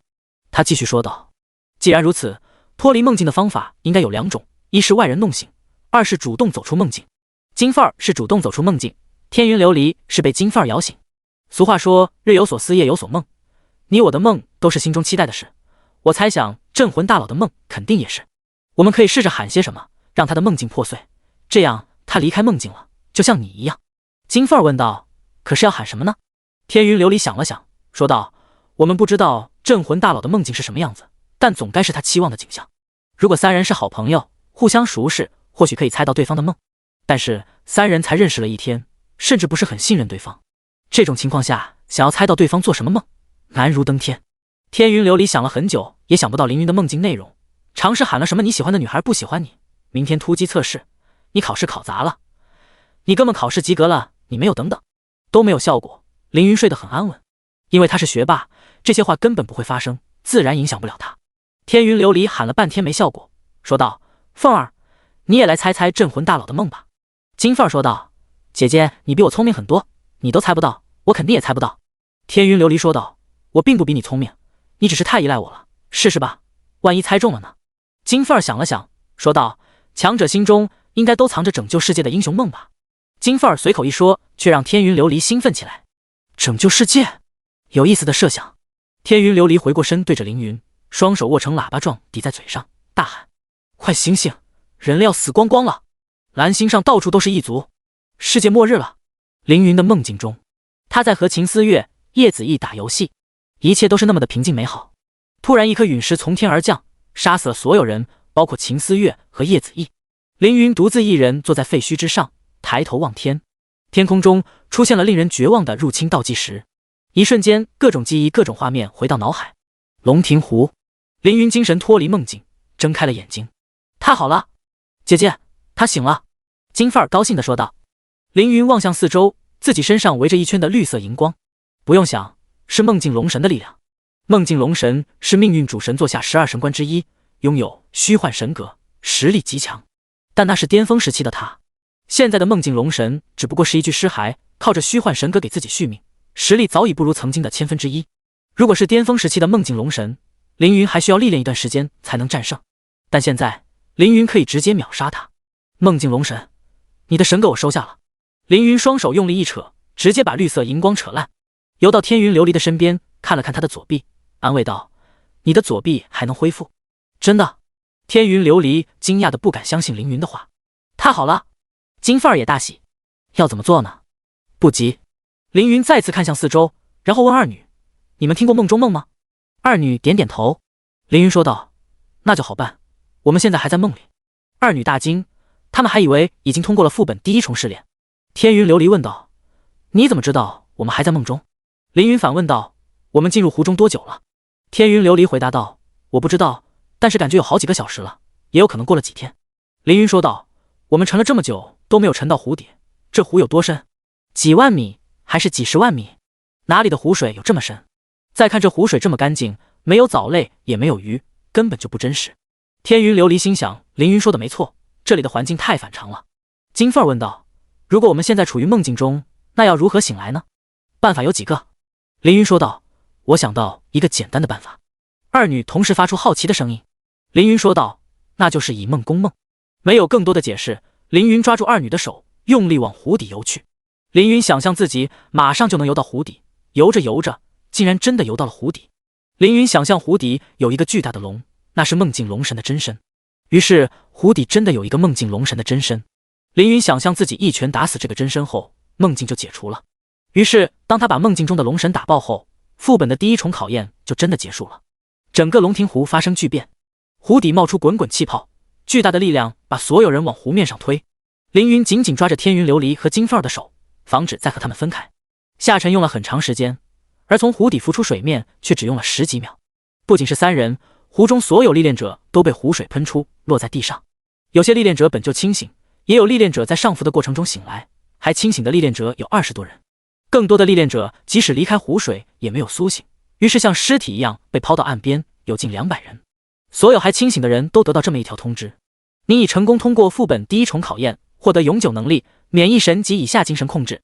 当前副本转为世界副本，所有历练者共同挑战该副本。副本首通后，永久降低副本难度和奖励。通关副本后，开启世界区域，天启之地更名为天启世界。金范儿开心地跳了起来，对天云琉璃说道：“太好了，姐姐，我们获得了永久免疫精神控制的能力，赚大了呀！”天云琉璃也很开心，但提醒道：“我们只是通过了第1重考验，不可放松警惕，副本后面肯定更加危险。光有奖励可没用，还要有命用。”第37章天榜高手霸天和雨夜刀。金范儿点点头，又说道：“我们身上的衣服都是干的，说明刚刚确实是梦境。”天云琉璃说道：“多亏了镇魂大佬。”凌云谦虚道：“多谢你唤醒我，不然不知道会发生什么。”这份谦虚很快被系统揭穿，沉迷梦境之人将被梦境龙神夺取力量。金范儿失去力量 75%， 天云琉璃失去力量 20%， 镇魂失去力量 0%。 金范儿不解道：“为什么我最先醒来却失去了最多的力量？”凌云解释道：“梦境龙神通过梦境吸取别人的力量，越是沉迷于梦境，被吸走的力量越多。你虽然走出了梦境，但在此之前，你已经沉迷于梦境，所以被梦境龙神暂时夺取了力量。”金范儿疑惑道：“那你怎么没有失去力量？没有我姐姐在喊你，你都无法醒来。”天云琉璃说道：“那就证明即使没有我，镇魂大佬也能自己醒来。”凌云没有否认，而是提醒二女，梦境龙神十分擅长窥探人心，他越了解你，你越难战胜他。窥探人心，将敌人的力量化为己用，这是梦境龙神实力的一部分。在吸取了大部分人的力量后，梦境龙神终于有了幻化身体的力量。湖水汹涌地翻滚起来，一座巨大的龙狮残骸飞出，龙狮颜色惨白，上面有彩色流光闪烁，残骸上满是伤口，看来他生前经历了苦战，竟然破了我的永恒梦境。你们这些虫子倒有些能耐。梦境龙神说道：“接受我的梦境然后死去，是你们最大的幸福，因为接下来你们将迎来神的怒火。”梦境龙神说完，直接亮出了血条。历练者感知属性越高，能够看到的面板属性就越多，在场的人只有凌云能够看到完整面板。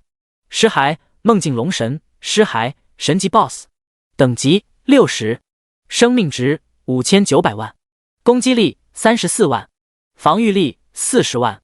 特性：古龙铜果冻虚幻神格，拥有扭曲现实以及将虚幻转变为现实的能力。技能：梦魇、神话、睡梦之莲、圣灵、永恒梦境、圣灵、梦幻吞噬。神级：消耗神力。梦境龙神足有50个技能，其中圣灵技能有19个，神级技能7个。神级亦有区别，冰晶巨人是神级，血族皇子也是神级，梦境龙神更是神级。他们虽然都是神级，但是实际差距巨大。梦境龙神生前是神尊，命运主神的神官之一，会的技能远超冰晶巨人和血族皇子。不过以他现在腐朽的身躯，能使用1/1000的力量就不错了。在场的历练者中，一个穿着极品铠甲的男人吼道：“刚刚的一切竟然是梦！你这混账竟然用幻境骗我，看我不把你砍成肉渣！”男人 ID 霸天，是华夏天平排名第7的78级3转战士，圣屠者、圣灵阶，也是华夏3大肉盾战士之一。他的实力极强，不仅有过人的技术和豪华的装备，还是华夏第3个觉醒 S 级天赋的人。霸天对自己释放4个增益技能，然后脚踏空气，径直冲向湖中的梦境龙神。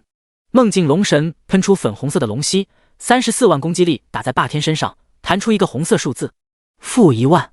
不知道霸天用了什么方法，梦境龙神34万攻击力仅仅对他造成1万点伤害。一般78级3转战士拥有2万生命值，而霸天这样的天榜高手通常比常人多2倍生命值，所以他有近7万生命值。霸天咬牙顶住梦境龙神的攻击，继续冲向前，双手用力挥动巨大的银色大刀，刀刃卷着强烈的旋风砍在龙神头上，一刀将龙头斩断。5000，梦境龙神的头飞了出去，在空中转了一圈，又飞了回去，一口咬住霸天的肩膀，用力一甩，把他甩回岸上。-1万。霸天站起身，没有再冲。一个照面下来，他已大致了解双方实力。单打独斗，他不是梦境龙神的对手，但是这里有这么多历练者，大家把力量拧成一股绳，必能战胜梦境龙神。几个历练者围上霸天，说道：“霸天大哥别激动，你可是华夏最强肉盾，不能折在这呀。”“是啊，霸天大佬的 S 级天赋不灭金身是对抗 BOSS 的最好天赋，有霸天大佬顶在前面，才有通关副本的希望。你的不灭金身再加上我的神器末日权杖，这次定能通过副本。敢来挑战目前世界最难副本的人，都是世界一流高手。他们要不是拥有 A 级、S 级天赋，要不是拥有神级技能或者装备，起码有个傍身的特长。如果把世界历练者排个名，现在站着的20几个历练者全部能进前150。”“好！”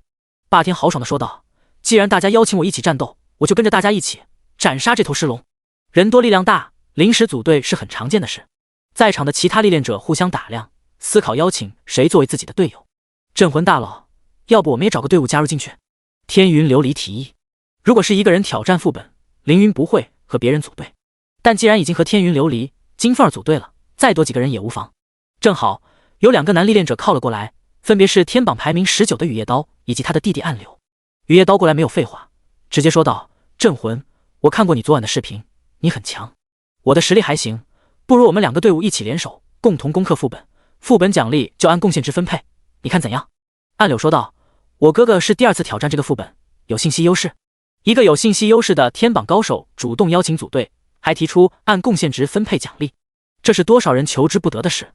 凌云认识雨夜刀，这个未来的神级强者是世间少有的正派人物，心地善良，嫉恶如仇，非常好相处，没理由拒绝这样的强者。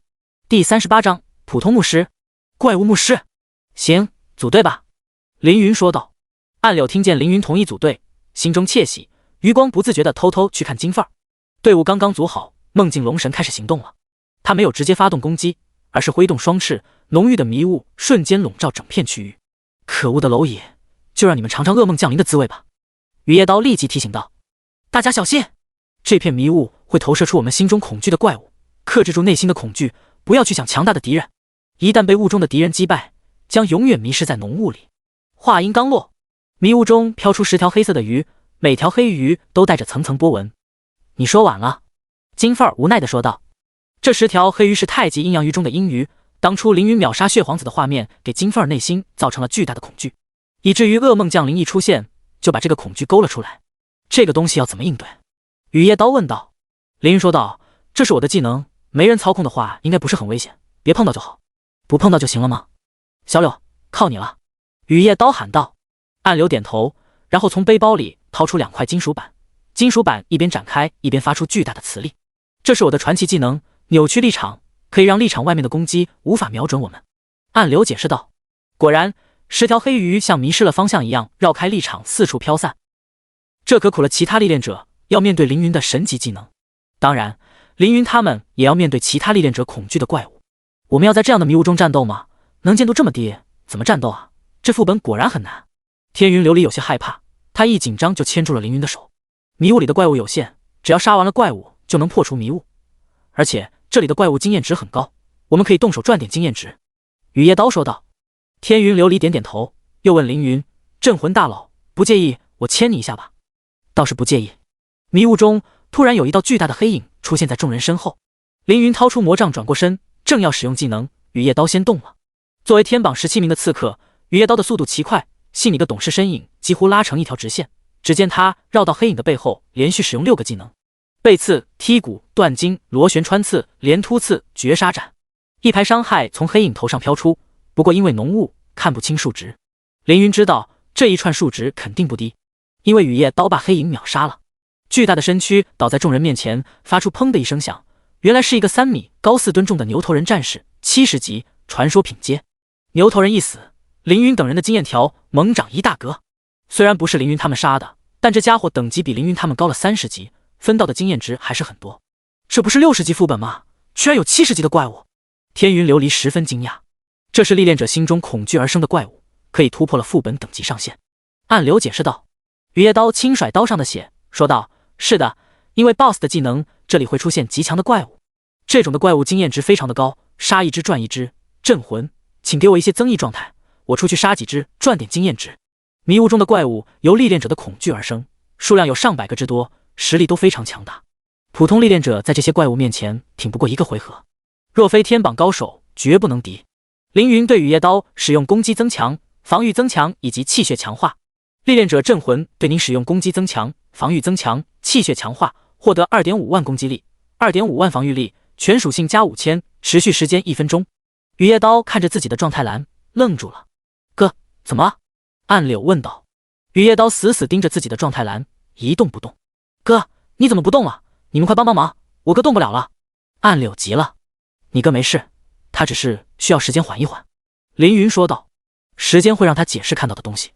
雨夜刀看着打开自己的人物属性，看着攻击力那一行，攻击力5万加5000，时光之刃加 2.5 万，攻击增强。他原本有 3.5 万攻击力，加上武器一共4万攻击力。凌云的气血强化让他增加 1.5 万攻击力，攻击增强又让他增加 2.5 万攻击力，加起来就是8万。从4万到8万，凌云的增幅技能让雨夜刀攻击力整整翻了1倍，让普通历练者攻击翻1倍，这不是什么新鲜事，但雨夜刀可是天榜排名17的高手啊！实力越高越难提升，很多人为了提高几十点甚至10几点攻击力，不惜花几十万华夏币去洗装备，因为哪怕提高几十点攻击力，在各种振幅效果下也能多打出不少伤害。雨夜刀咽了口水，后怕地看着凌云。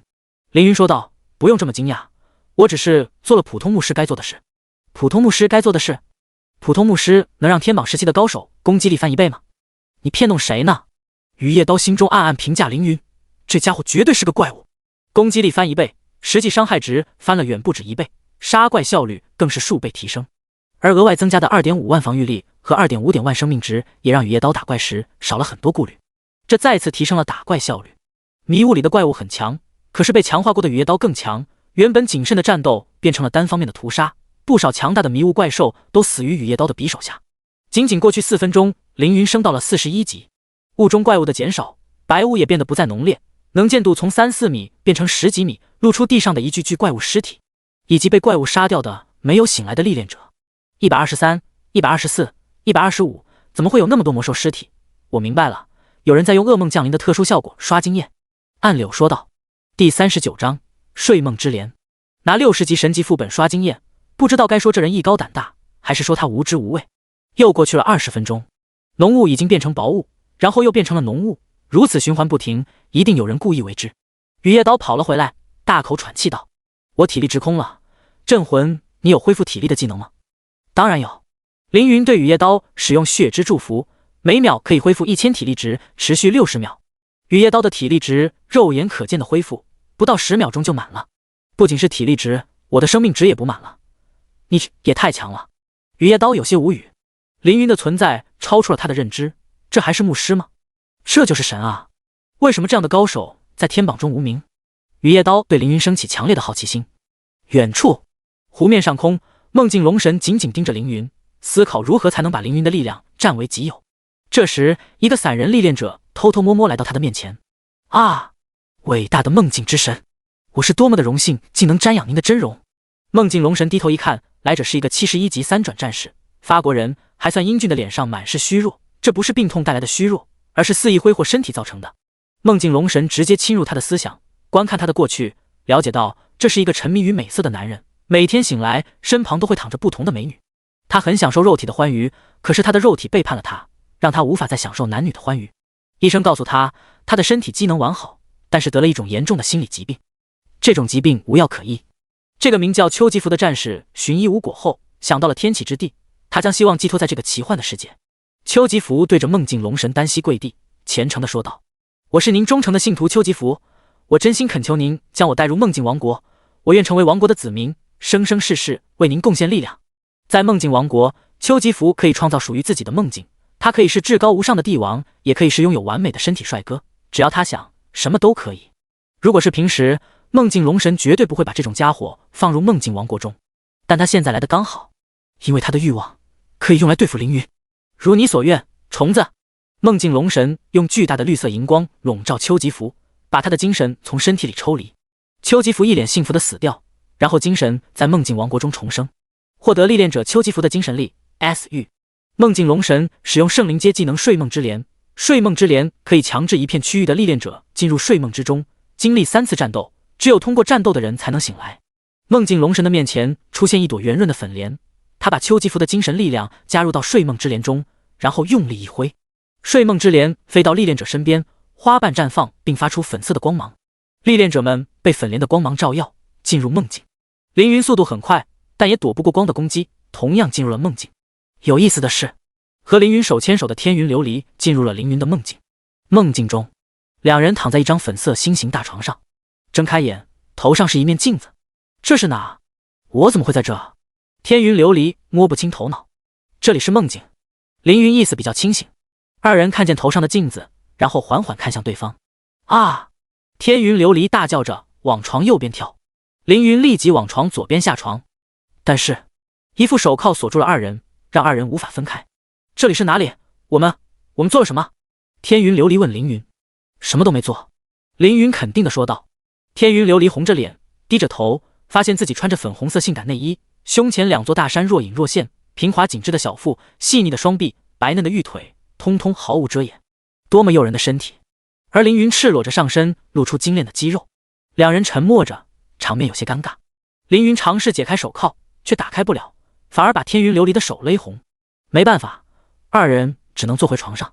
为了化解尴尬，天云琉璃说道：“又是梦境，想不到梦境龙神的攻击手段这么单一，只会用梦境骗人。”凌云解释道：“梦境龙神的实力非常强，作为上古神龙的他，拥有毁灭世界的力量。”天云琉璃好奇地问道：“既然他这么强，为什么不直接咬死我们，反而一遍又一遍把我们丢入梦中呢？”凌云说道：“他死了，需要通过梦来镜吸收我们的生命能量，完成复活。单单杀死我们的话，对他毫无帮助。”天云琉璃说道：“原来如此。”二人再次陷入短暂的沉默过，气氛有些微妙。天云琉璃觉得空气有些闷热，想要开空调，却发现这里没有空调，于是让凌云和自己一起来到窗边，推开窗户。窗外响起男女欢愉的声音，听得人面红耳赤。天云琉璃红着脸关上窗，因为手铐的原因，二人不能离太远，又因为太热，站着坐着都很不舒服。而水床很舒服，所以二人又躺回床上。又过了一会儿，他问道：“你说我们要在这里待多久啊？”凌云说道：“待到破除梦境吧。”天云琉璃继续问道：“要怎么才能破除梦境呢？”凌云想起对付冰晶巨人的时候，也是被高阶技能搞得动弹不得。技能持续时间结束，梦境就破除了吧？天云琉璃的声音变得微弱起来，希望技能可以快点结束，因为我有点忍不住了。凌云侧过头，看见天云琉璃像一只娇艳带彩的玫瑰，美目微垂，双颊粉黛，樱桃小嘴微微张合。梦境外，暗柳摸着头上的铁头盔，说道：“想不到梦境龙神会突然发起攻击，幸好哥哥你提前准备了铁衣头盔，让我们不会突然入梦。”雨夜刀说道：“之前吃过的亏可不能再吃一遍，可惜我们只准备了2个头盔，不能帮上镇魂他们，所以我们就守在这里，不要让迷雾中的怪物攻击镇魂他们。”暗柳点点头，重回凌云的梦境。天云琉璃不断起伏的胸口，简直是世间最美的景象。第40章，霸王态。不能再看，再看神帝也会沦陷。凌云精神力强，能够低于梦境龙神的精神攻击，但天云琉璃不行。镇魂技能要结束了吗？天云琉璃的声音极其微弱，别样的勾魂。我不知道。凌云实话实话。梦境龙神虽然只是一具龙尸，但他拥有神格和神力，技能持续时间远比没有神格的冰晶巨人要长。不能这么等下去，天云琉璃要受不了了。窗户外面一片漆黑，我们开门看看是什么情况。凌云说道。好，但是不好意思，我可能走不动路了。天云琉璃闭着眼睛说道。能不能坚持一下？凌云感到头疼。你能不能背我？天云琉璃说道。背你，这很简单。凌云刚刚背起天云琉璃，立即感觉到不对劲。天云琉璃比自己想象的重，特别是2座沉重的大山压在凌云的后背上，压得凌云要喘不过气了。我没穿上衣。凌云说道。天云琉璃轻嗯一声。你也没穿正经衣服。凌云说道。天云琉璃嗯得更轻了。贴得太紧的话，好像有些凌云不知道该怎么形容。我知道天云琉璃轻轻松开凌云，但是作用不大，一个人背着另一个人，怎么都有肌肤接触。凌云硬着头皮背着天云琉璃，拿起自己的魔杖，推开门。门外有几只60级的魔兽，实力并不强，凌云可以轻松解决。我要战斗了，你小心不要掉下来。凌云喊道。我怎么小心？天云琉璃轻声问道。抱紧我。凌云说道。天云琉璃咬着嘴唇，双手紧紧抱住凌云的胸口，双腿紧紧夹住凌云的腰，幸好他双腿修长，能够夹得很紧。希望解决掉这几只魔兽，就能从这里出去吧。凌云暗道。魔兽朝凌云扑了过来，凌云立即使用魔弹术攻击。走廊狭小，必须不停走位才能躲避魔兽的攻击，这让凌云非常难受。毕竟背上背着一个女人，一个穿的不多且身材极好的女人。万幸的是，这些魔兽实力并不强，几轮攻击便把他们完全消灭，已击败所有魔兽，正在退出梦境之莲。凌云和天云琉璃同时醒来，二人瞬间从地上弹了起来，看向对方，脸都是红红的。多谢镇魂大佬救我。天云琉璃不敢看凌云，队友之间互帮互助是应该的。凌云难得感到尴尬，刚才都是梦，不用太过在意。你们都没事吧？雨夜刀问道。凌云三人入梦的时候，雨夜刀和暗柳则一直守在他们身边，幸好雨夜刀品行端正，没有做什么过分的事。凌云感激地说道：多谢二位守护我们的安全。雨夜刀笑着说道：队友之间互相帮助是应该的。凌云也笑了。姐姐，你做了什么梦？为什么满身是汗，脸还这么红？金凤儿问道。金凤儿心中没有男女之情，在击败了魔兽之后便醒了。凤儿，不该问的别问。天云琉璃皱着眉头嘟着嘴，挥拳骂道：可恶的梦境龙神，我一定要让你好看。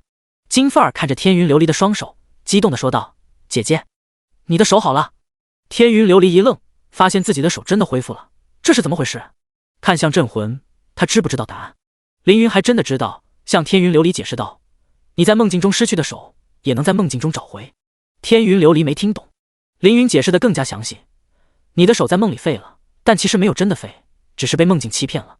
刚刚你又入梦境，梦中手是好的，等于第二个梦解开了第一个梦的谎言，所以你手好了。那如果在梦境中喜欢上一个人？天云琉璃尴尬地问道。醒后还会喜欢？凌云想到什么，问道：你难道我？天云琉璃连忙否认。凌云松了一口气，不得不说这口气松早了，因为凌云猜对了。因为梦境龙神的缘故，天云琉璃对凌云有了特殊的情感。梦境龙神拥有虚幻神格，而虚幻神格可以让梦境变为现实，所以梦境龙神制造的不是普通梦，而是能够影响现实的梦。虽然天云琉璃离开了梦境，但是梦中的情感已经融入天云琉璃的精神。天云琉璃浑身发烫，甚至不敢再牵凌云的手，这会让他感觉身体一阵酥麻。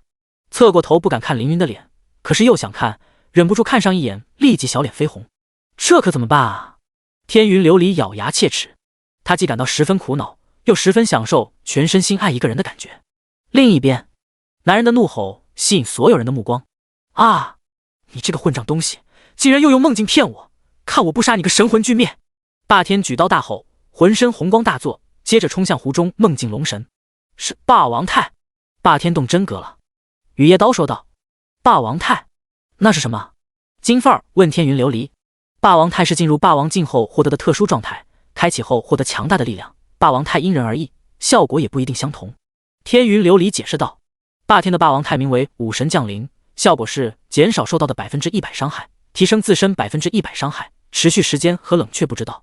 雨夜刀也解释道。雨夜刀看向凌云，问他接下来该怎么办。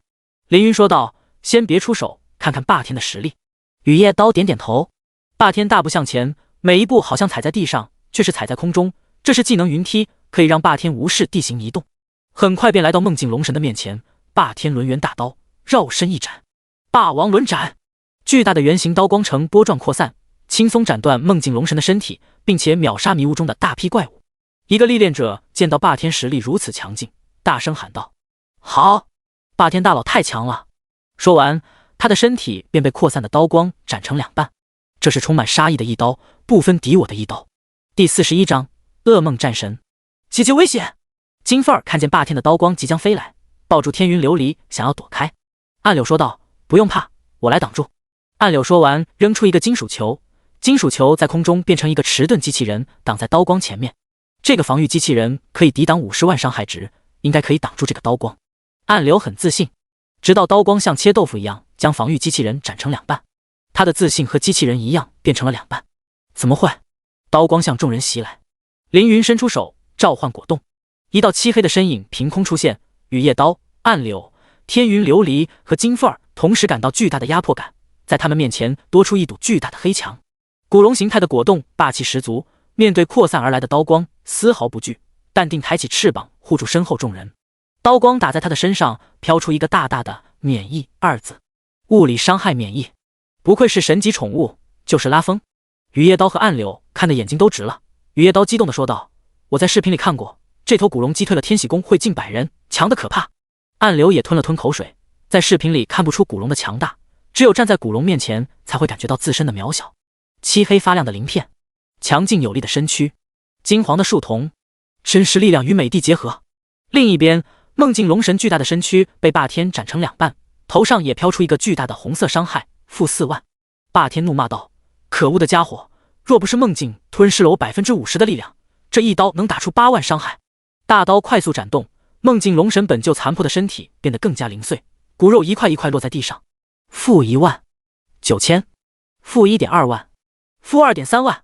霸王胎的霸天实力着实强大，毕竟他是天榜第7的高手，拥有 S 级天赋和神器是龙刀，等级还比梦境龙神高足19级。或许60级的霸天不是梦境龙神的对手，但79级的他足以和梦境龙神一战。梦境龙神吃疼，身体快速恢复的同时，浑身上下冒出晶莹的绿色能量，打中霸天。霸天此时处于霸王态，根本不躲，继续攻击。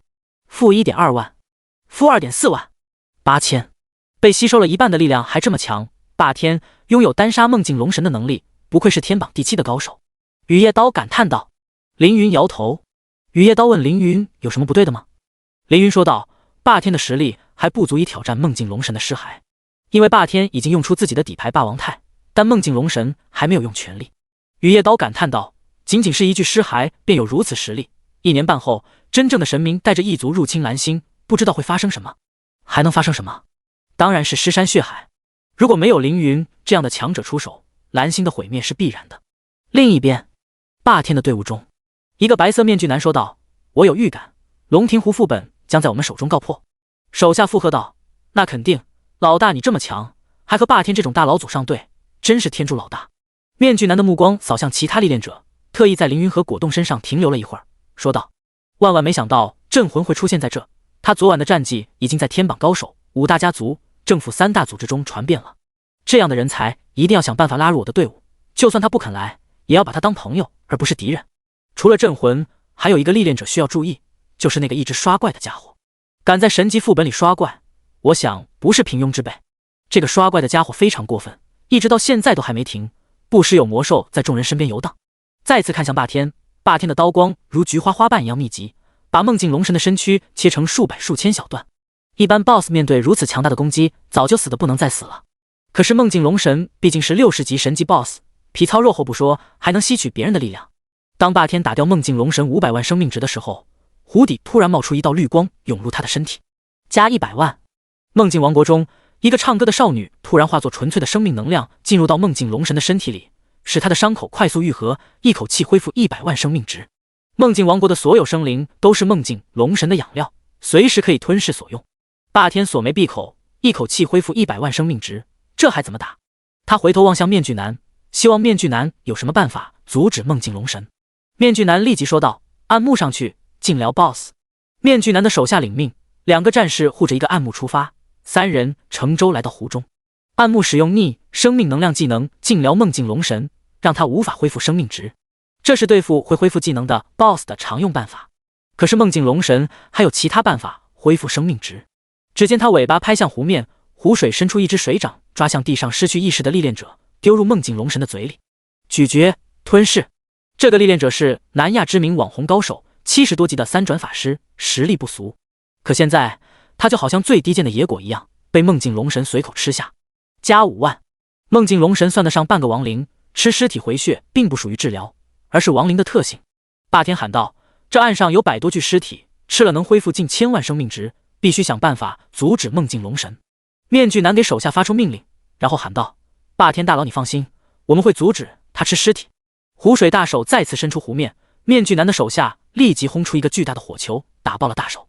霸天满意的点点头，目光又扫到凌云，说道：镇魂小哥，你是这里唯一的牧师，可否助我一臂之力？这是公共副本，按副本贡献值分配奖励，不是队友也可以给予帮助，提升自己的贡献值。凌云抬起法杖，2股巨大的力量涌入霸天的身体。第42章神级技能噩梦战神。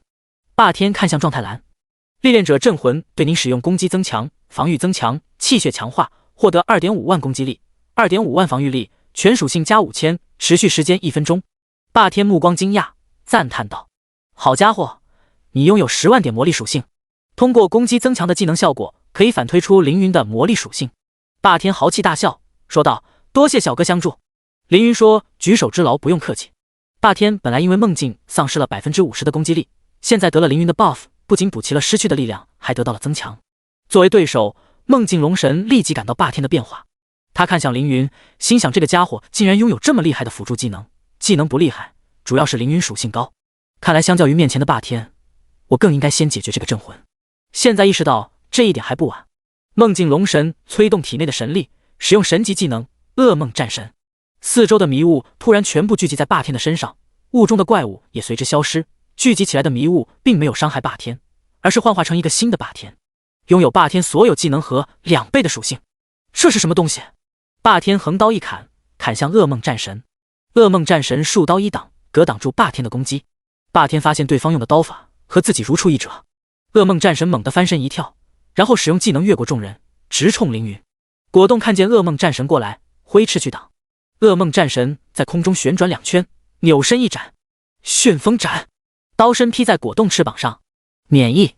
巨大的刀劲把果冻斩退几十米，若非他免疫物理攻击，只怕这一刀就能要了他的命。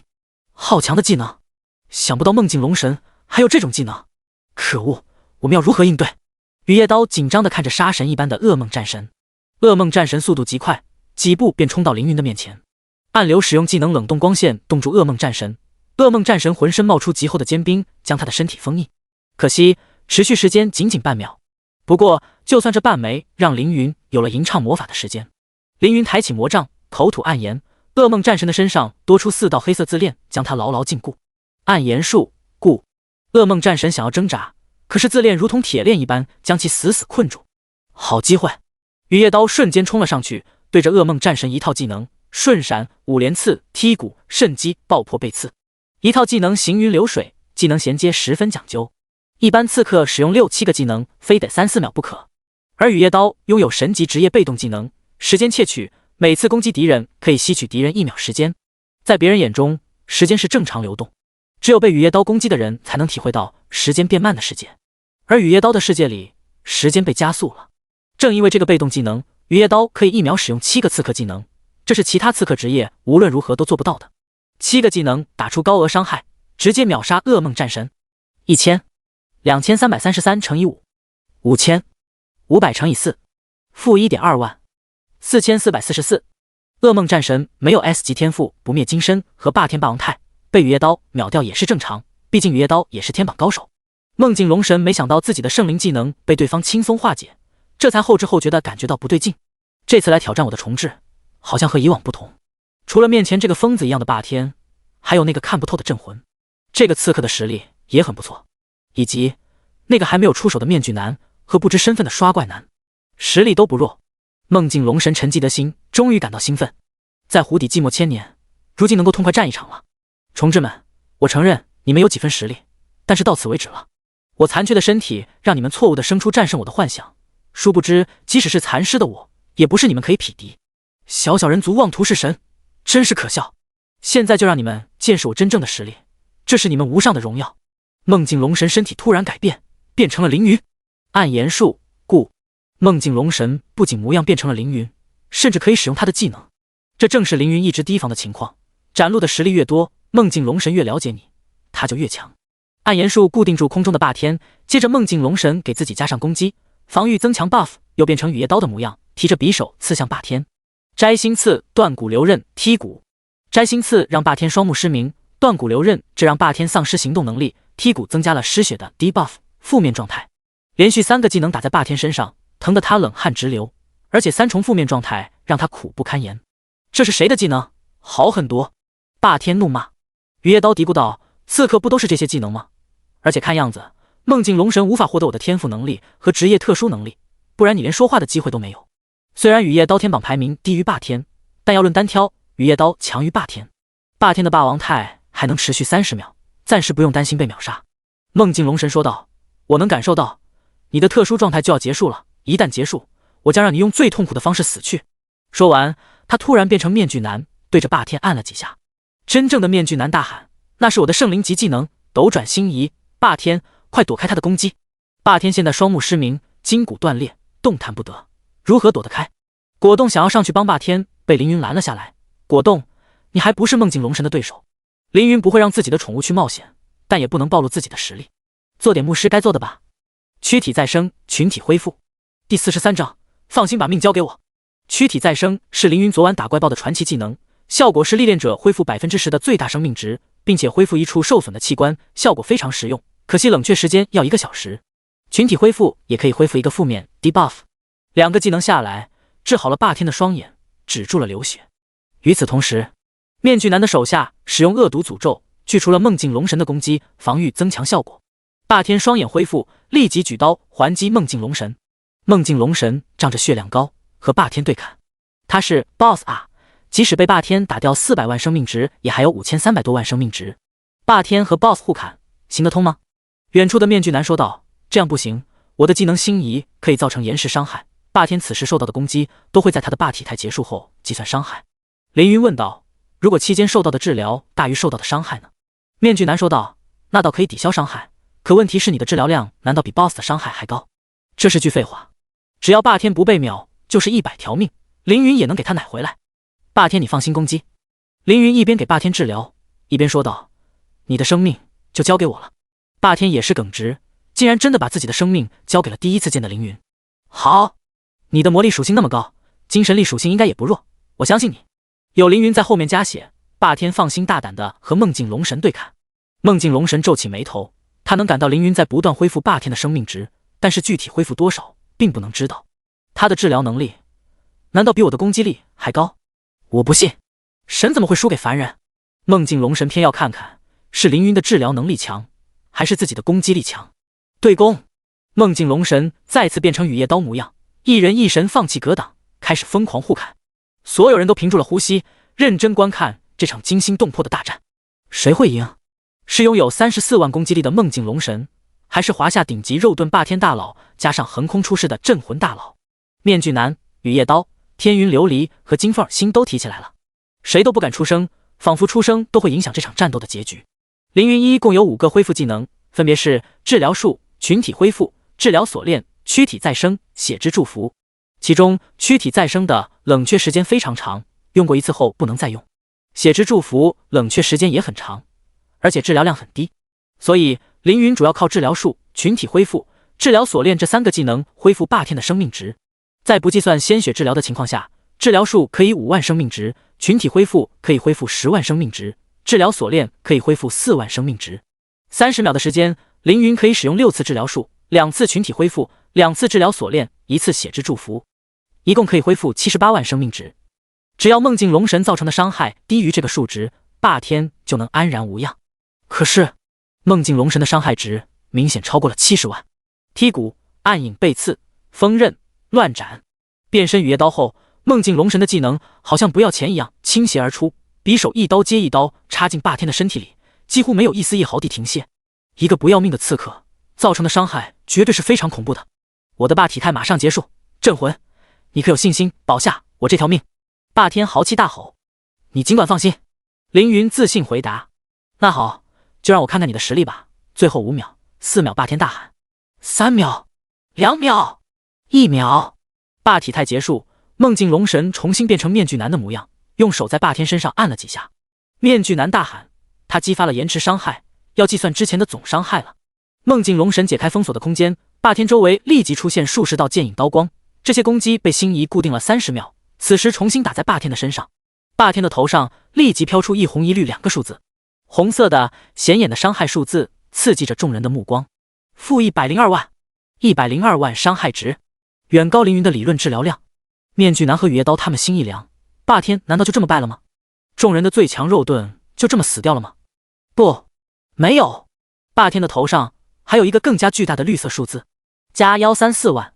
巨大的治疗量震惊在场的所有人，大家都是见过世面的高手，可是没有任何人见过有历练者能够在30秒的时间给出134万治疗量。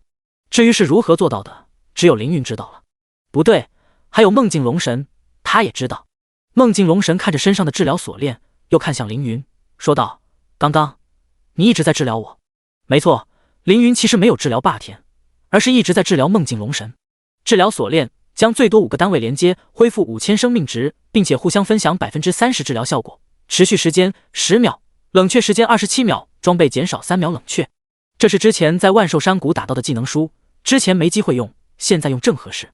凌云使用治疗锁链将自己、梦境龙神和霸天连在一起，然后不断治疗梦境龙神。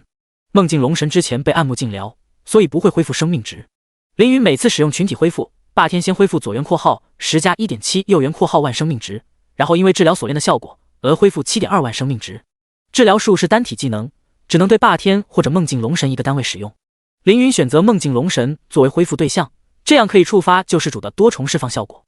这里有一个细节，因为梦境龙神是龙师，所以光明系的恢复术对他是攻击技能，这也是触发救世主天赋多重释放的前提。在不触发救世主天赋时，霸天能通过治疗锁链获得2万生命值。可是，一旦触发天赋，治疗量将成倍增长。第44章，我没看错吧？这个牧师在和神级 BOSS 对砍，因此凌云一共给霸天恢复了134万生命值，同时也给自己增加了 6.7 万最大生命值。一个41级的牧师30秒内恢复134万生命值，从今天起不会有任何人质疑凌云的治疗能力，简直是华佗在世。霸天最为高兴，庆幸凌云给力把自己奶活了。不过霸王太结束，他也失去和梦境龙神对抗的资格。只见他使用位移技能从湖面迅速退了回来。霸天大佬，你大约需要休息多久才能继续抗 BOSS？ 面具男问道。至少需要3分钟。霸天答道。梦境龙神可不会等霸天3分钟，只见他变成霸天模样，使用同样的位移技能冲向岸边。不过他的目标不是霸天，而是凌云。果冻见梦境龙神冲了过来，想要冲过去阻拦梦境龙神。凌云把果冻拉到身后，让果冻和雨夜刀留在这里保护其他人，然后自己提着剑冲了出去。是的，一个牧师拿着剑冲了出去。在众人无比震惊的目光中，一个41级的牧师提着单手剑和一个 BOSS 打了起来。所有人都擦亮自己的眼睛，生怕看错眼前的画面。一个牧师用剑和 BOSS 打起来了。我靠，不是吧？我没有看错吧？雨夜刀咽了口水。我只知道镇魂技能强大，怎么他的近战能力仿佛比我还强？金凤儿也啧舌说道：好强的剑法，他的速度怎么这么快？力量也非常强。梦境龙神能够甩开霸天，却无法甩开镇魂。难道镇魂的力量属性比霸天还高？这个可怕的念头涌上所有人的心头。作为资深历练者，大家都无法相信眼前的画面。一个41级的牧师不仅拥有极高的敏捷属性，力量更是可能比78级的天榜大佬还要高。这可能吗？这合理吗？他还是人吗？作为牧师，他可以30秒奶出上百万生命值。作为牧师，他的魔法攻击达到世界一流魔法师水平。作为牧师，他又还可以用单手剑硬抗 BOSS。众人花了很长时间才接受眼前的画面，惊讶之余开始分析凌云的动作。好剑法，好身法，镇魂小哥武学造诣不俗啊！霸天感叹，这身法和剑法都是顶级，即使不用技能也能和梦境龙神周旋。面具男发出赞叹，同时心中疑问：既然他拥有如此实力，为什么要选择牧师作为自己的职业？当个战士不好吗？唉，面具男感叹道：可惜镇魂是个牧师，他若是战士，再加上他的天赋，说不定可以竞争全球第一战士。面具男的手下说道：可能镇魂大佬的天赋更适合做个牧师吧。面具男点点头，只有这个可能了。他们不知道凌云的天赋效果只有前2个是固定的，第3个天赋效果随职业变动。凌云提着单手剑不断格挡、拆解、躲避梦境龙神的攻击。拥有10万敏捷属性的他，动作比梦境龙神快上3成，防守之余还能夹杂几次进攻，足以证明凌云的强大。可惜梦境龙神比凌云高20级，高5层境界，所以凌云的攻击无法破防。如果使用底牌，倒也能将 BOSS 秒杀，但凌云不想暴露自己的底牌，继续和梦境龙神对拼，砍了3分钟，直到身后传来男人雄厚的声音：镇魂小哥，我来帮你。霸天的技能冷却已结束，马上冲上去加入战斗。凌云的剑法技巧玄奥，霸天的招式大开大合，二人都是武学高手，配合起来意外的合拍。梦境龙神渐渐招架不住，攻击凌云会被他闪避或者化解，可是攻击霸天，凌云又能把霸天生命值恢复满，两头不都对。二人很快就打掉梦境龙神100万生命值。梦境龙神知道不能这么打下去，暂时后退。后提其实是一个虚招。梦境龙神2次观察霸天的梦境，明白这是一个果断甚至有些鲁莽的人。他料定霸天会毫无顾忌的追击，于是后退的时候故意卖了个破绽。果然，霸天看见梦境龙神要退，立即就冲了上去，和凌云错开了20米。梦境龙神抓住机会，突然反身刺向霸天。这一次速度极快，避无可避。雨夜刀大喊：“是我的技能，极光突刺，拥有85%穿甲效果，威力巨大，霸天小心！”霸天防御极高，配合 S 级天赋不灭金身，可以扛下梦境龙神34万攻击力。而他的弱点正是穿甲。梦境龙神早就看出霸天的破绽，只不过一直没机会使用。此时看见霸天和凌云错开位置，立即抓住机会，反身想要秒杀霸天。霸天避无可避，只能提刀攻击，就是死也要再砍梦境龙神一刀。如此关键时刻，是面具男化解了危机。斗转星移，面具男手指虚空连点，霸天的身上亮起7个白点。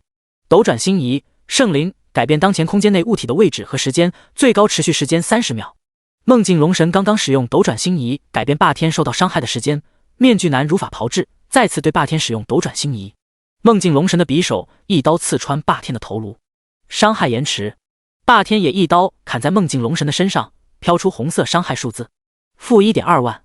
凌云赶紧对霸天使用治疗术，直到确保霸天不会死后，面具男才结束斗转星移的效果。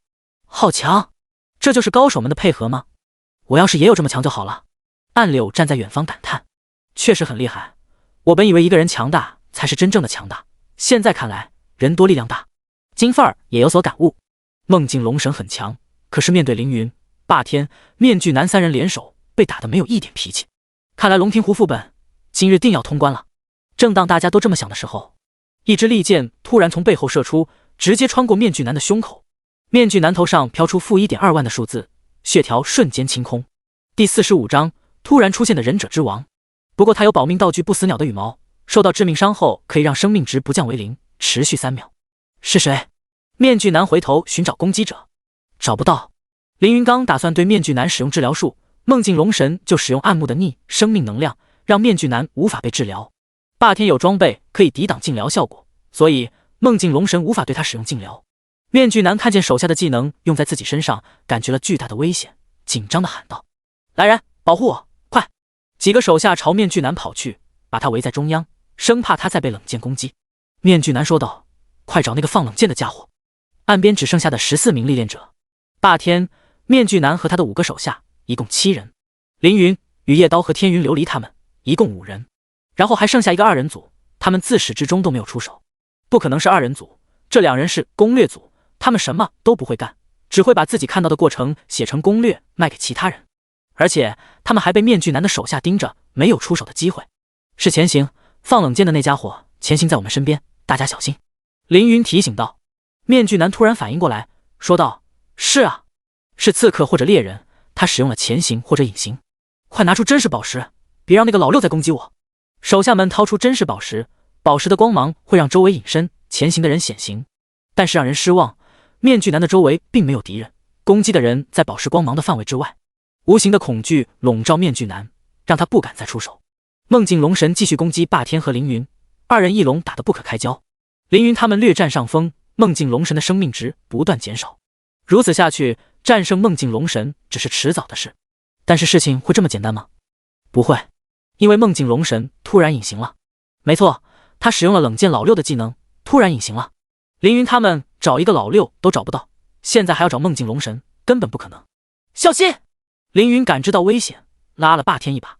霸天刚刚的位置突然空间扭曲了一下，那是匕首划过造成的。梦境龙神躲在周围寻找时机，如果能秒掉霸天，凌云就有再高的治疗量也就不回来。妈的，我还以为胜券在握，想不到还有这一招。霸天又生气了。霸天性格豪爽，可惜太容易生气冲动。每个人都有性格缺陷，凌云也不例外。凌云的性格稍稍有些冷漠，而且如那天和红衣主教阿托斯说的那样，是个自我的人，不会妥协他人，只想做自己想做的。凌云说道：“梦境龙神的技能被我们一一破解，已是强弩之末，再打下去必然会输给我们。所以那个放冷箭的家伙坐不住了，偷袭面具男，能憋到这个时候才出手，说明他对局势的判断很准确，是个高手。”霸天说道：“我们现在该怎么办？”经过刚刚的事，霸天心中把凌云当成了队长，做事前先问凌云的意见。凌云稍作思考，说道：“梦境龙神缺少范围攻击技能，所以大家离得越近越安全，我们先回去。”霸天点头，和凌云一起往后退。面具男和他的手下雨夜刀和天云琉璃他们几人全都聚到了一起。噗呲，另外2个一直围观的历练者突然倒下，死了，甚至不知道是死于梦境龙神还是那个冷箭老六。天云琉璃凑到凌云身旁，小声说道：“我有办法找到那个隐身的历练者。”凌云说道：“什么办法？”天云琉璃红着脸说道：“这个办法需要你的额头靠着我的额头。”凌云没有犹豫，用额头贴住天云琉璃的额头。他的额头非常的烫，像高烧了一样。天云琉璃说道：“我想暂借你的精神力，感知周围的一切。你不能对我有任何排斥，否则我的精神会被你击碎，变成一个神经病。”凌云点头，把将精神力暂借给天云琉璃。天云琉璃借得凌云的精神力，掏出魔法墨水，在地上画出一个巨大的魔法阵。魔法阵迅速升起，并且不断扩大。凡是被魔法阵笼罩的区域，任何生灵都无法逃过天云琉璃的眼睛。找到了！天云琉璃指着一个方向，坐标122231.23，是梦境龙神。又指向另一个方向，坐标232123，24，是放冷箭的家伙。暗柳听完，立即掏出一把魔能冲锋枪，对着天云琉璃说的位置扫射。子弹打过去，血溅了出来。我打中放冷箭的家伙了。暗柳大喜。冷箭老六没想到有人能看穿他的隐身，更没想到找到自己的人是个普普通通的41级法师。师傅的说的没错，我的不该轻视任何敌人，看来我的修行不够。既然对方有了发现自己的手段，再隐身也没用了。一个黑子忍者显露了身形，是他。面具男一下认出眼前的家伙，倭国3大高手之一，忍者之王伊贺小三郎。你的，知道我的名字，有眼光，饶你不死。伊贺小三郎大言不惭地说道。我呸，就你一个倭国忍者，也配决定我的生死？面具男不屑地说道。我一人不是你们华夏历练者的对手，我加上梦境龙神，你们敌不过。伊贺小三郎冷笑，放你娘的臭屁，我杀你如杀鸡，给老子去死！霸天想要冲过去击杀伊贺小三郎，凌云拉住了他，并且对暗柳说道：暗柳，用枪扫射这个人面前的土地。暗柳照做，子弹扫去，竟然击中各种各样的陷阱。一时间，火光、毒气喷出，飞镖、飞剑、毒虫飞出，这些都是伊贺小三郎提前准备好的。幸好被凌云发现，不然霸天冲出去肯定有危险。混账东西，真是狡诈至极！霸天怒骂。伊贺小三郎只当作没有听见霸天的怒骂，而是说道：梦境龙神，你要击杀镇魂，他是这群人的脑子，杀了他这些人就没脑子。第46章神级技能天魔大狱。梦境龙神没有回应伊贺小三郎，因为他在说废话。梦境龙神要是能杀凌云，他早就想杀了。没这个能力你知道吗？梦境困不住他，肉搏打不过他。如果不是等级和境界双重压制凌云，梦境龙神甚至没有和凌云肉搏的资格。想要杀死凌云，除非有人创造一机会，让梦境龙神能够打中凌云，比如把他困在狭小的地方，或者减少他的敏捷属性，再或者用很多人围殴他。谁能创造其中一条条件？正好，伊贺小三郎可以。伊贺小三郎继续说道：我的，帮你一把；你的，抓住机会的干活。梦境龙神一听来精神了。伊贺小三郎从腰间掏出一把短刀，手里捏住一枚飞镖，十分中二的喊道：神级技能天魔大狱。伊贺小三郎双手抱着飞镖，旋转身体，利用旋转的惯性将飞镖扔出。飞镖在空中变成一个丑陋的飞天魔，飞天魔浑身漆黑，背身双翅，两目通红，看上去十分可怕。霸天冲向前，准备替凌云挡下飞天魔，可是飞天魔竟然穿过了他的身体，直直飞向凌云。雨夜刀对飞天魔发动攻击，也全都不奏效。天云琉璃、果冻、金凤儿都想挡在凌云身前，可是都没有用。飞天魔好像不属于这个世界的存在，直直的穿过了众人，来到凌云的面前，将其一口吞下。我的天魔大狱必中，阻拦不过是无谓的行为。伊贺小三郎得意的笑道。飞天魔将镇魂带到天魔大狱，那里有数百头飞天魔在等他，他就是有3头6臂也难以招架。梦境龙神，你也进入天魔空间，消灭镇魂。梦境龙神身为上古神龙，骄傲自负，绝不愿和人类合作。若非凌云实力过人，他实在对付不了，不然绝不会听从伊贺小三郎的计划。人类干得不错，等我杀死了镇魂，赏赐你进入梦境王国的资格。梦境龙神解除隐身，并对自己使用天魔大狱，跟着进到天魔大狱中。BOSS 打到一半突然跑了，其他人都是一愣。没了镇魂，你们的迟早被梦境龙神杀掉。伊贺小三郎一副小人得志的模样。为什么要这样做？这是世界副本，只要打败 BOSS 所有人都能获得奖励，为什么不能合作？你把我们都害死，难道靠你一个人就能通关副本吗？面具男怒吼道。没错，我就是要害死你们，这个副本的奖励怎么能落入华夏历练者的背包？伊贺小三郎表情更加得意。大家听了伊贺小三郎的话，纷纷怒不可遏。霸天忍不了了，无论面前有什么陷阱，他都要冲出去将伊贺小三郎斩杀。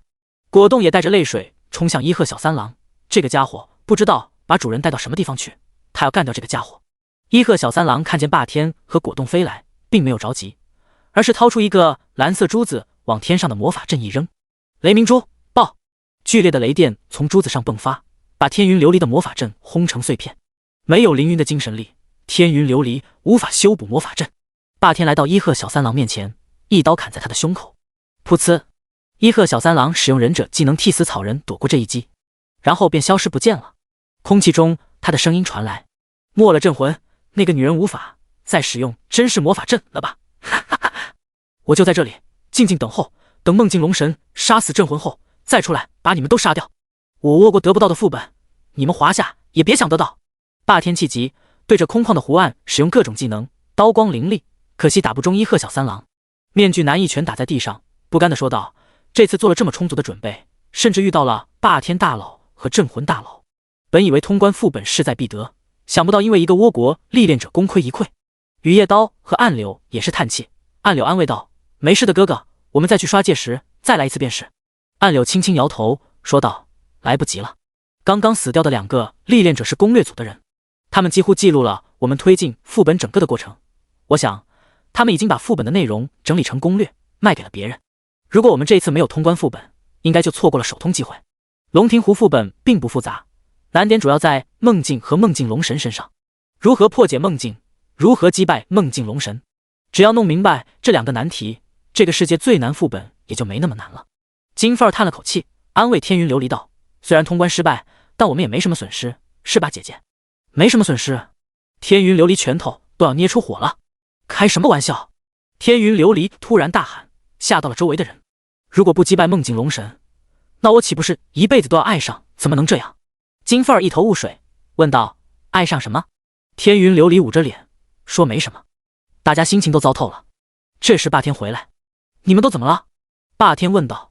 一行人都沮丧的不说话，还是面具男说道：“副本失败，大家心情都很差。”“副本失败？为什么？你在说什么？”霸天不明白面具男的意思。面具男一愣，说道：“缺少了镇魂大佬的力量，又有倭国高手捣乱，我们难道还能通关副本？镇魂小哥怎么了？”霸天仿佛和其他人不在一个频道上。镇魂大佬被丢入天魔大狱，面对数百天魔和梦境龙神，死定了。面具男说道。霸天这才明白众人心中所想，他们觉得凌云肯定不能活着出来，毕竟一个41级牧师要在那样的环境下和60神级 BOSS 单挑，任谁都不会觉得牧师会胜利。可偏偏霸天不这么认为。我相信镇魂小哥一定会活着回来，那个什么狗屁天魔大狱，总不该是无限时间的技能吧？我相信他能坚持到技能结束，然后安然无恙的回来。第47章，让你看看我的权力。霸天的话激起了其他人的信心。对啊，那可是30秒乃出100万治疗量的变态啊！一个牧师拿着短剑，能和比自己高20级和 BOSS 打得有来有回，这样不可思议的人，或许真的能回来呢。众人重拾信心。离众人100米之外，伊贺小三郎躲在草丛里，冷笑道：“白痴华夏历练者竟然还没死心！天魔大狱确实只能持续10分钟，但是神级技能怎么会这么简单？天魔大狱里面关有上百只高级天魔，每只都相当于65级万古品阶，镇魂不可能坚持下来。这个副本必不可能让你们华夏历练者拿到。”天魔大狱内，在漆黑无光的诡异空间里，充满了魔鬼的嘶吼尖叫。凌云的四周以及整个天空布满了各种奇丑无比的天魔。这些天魔有的青面獠牙，有的3眼4口，有的尾长且锋利，有的长了2排手臂。普通历练者看见眼前画面，别说战斗，吓都吓死了。凌云还是一脸平静，波澜不惊，甚至他笑了。没错，面对这样的可怕境地，他居然笑了。眼前的景象把你吓傻了吗？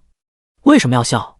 梦境龙神出现在凌云面前，他只能变成周围生物的模样，所以在天魔大狱里，他不可以变成面具男、霸天、雨夜刀他们。我笑，是因为事情突然变简单了。凌云说道。简单？现在你孤身一人站在天魔大狱中，以数百天魔和我做对手，你竟然说事情变简单了？梦境龙神说道。是的，事情变简单了。凌云轻松地说道。梦境龙神一头雾水，但他能感受到凌云的情绪真的变轻松了。为什么？为什么他居然变轻松了？你倒是说说，怎么变简单了？梦境龙神不禁问道。因为我可以使出全力杀你了。凌云解释道。梦境龙神的金黄双瞳猛地变得锐利起来，强压怒火问道：哦，你是说你之前一直没用全力？是的，一直没用。凌云说道。为什么不用？梦境龙神继续发问。因为我不想过于暴露实力，我的真实实力。凌云说道。所以你一直在隐藏实力？梦境龙神问道。是的，不过现在不用了，因为不会有人看见，也不会有人知道发生了什么。凌云解释道。哦，对了，还有一件事，顺便做了吧。凌云把单手剑横在身前，用勺子刮掉上面凝固的龙血，然后掏出50个提前准备好的小瓶，把龙血装入小瓶中。药剂制作成功，获得药剂龙血药剂 X50万股，获得副职业经验10万，获得经验10万。您的炼金术升至3级。凌云把提前做好的黑血药剂和龙血药剂混合，药剂制作成功，获得药剂龙血黑药 X50圣灵，获得副职业经验85万，获得经验85万。制作龙血药剂和黑血药剂的材料都很便宜，几百块钱一瓶。现在被凌云做出龙血黑药，一瓶能卖出上百万，而且有价无市。这可是我的独家配方，趁周围没人，正好制作了。凌云说道。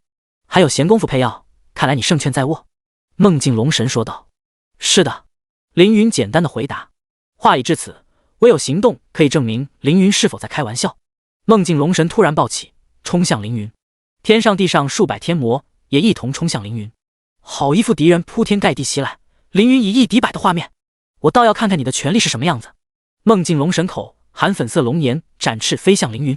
凌云歪嘴一笑，下一秒，凌云周围300米范围内温度突然暴增，所有天魔和梦境龙神身上都多出一个50%火焰易伤的负面效果。接着10轮巨大的爆裂火环从凌云身上飞出，炸向天魔和梦境龙神。负440万 X10 5轮火环 X231， 受到伤害的天魔数量加梦境龙神。整个天空被火环的火光点亮，龇牙咧嘴，凶神恶煞的天魔们像稻草一样燃烧，化作草木灰，被微风揉碎，从天空中落下。邪恶、恐怖、可怕的天魔大狱一下子变得安安静静，真干净。梦境龙神的身体被火焰烧掉半边，手脚也满是伤痕，生命值下降5%，还剩下1000万生命值。这是他少有的狼狈时刻。梦境龙神咳出一大滩黑血，强行喘了几口气，然后从梦境王国中吞噬一条生命，给自己恢复100万生命值。你的魔力突然翻了7倍，你是怎么做到的？凌云说道。我本来就有这么高的魔力，只是境界限制了我的发挥，现在我解除了身上的限制。凌云的登录器好好的，他是如何解除了境界限制？而且他和梦境龙神差了19级，境界相差6阶，为什么他的攻击打出了全额伤害？境界限制，等级压制，境界压制呢？梦境龙神见凌云没有继续发动攻击，于是又从梦境王国中吸收一个生命，再次恢复200万生命值。不知道为何凌云没有阻止他。梦境龙神气色好了一些，说道：刚刚那是你的全力一击吗？很厉害，差点就把我秒掉了，但是很可惜我没有死。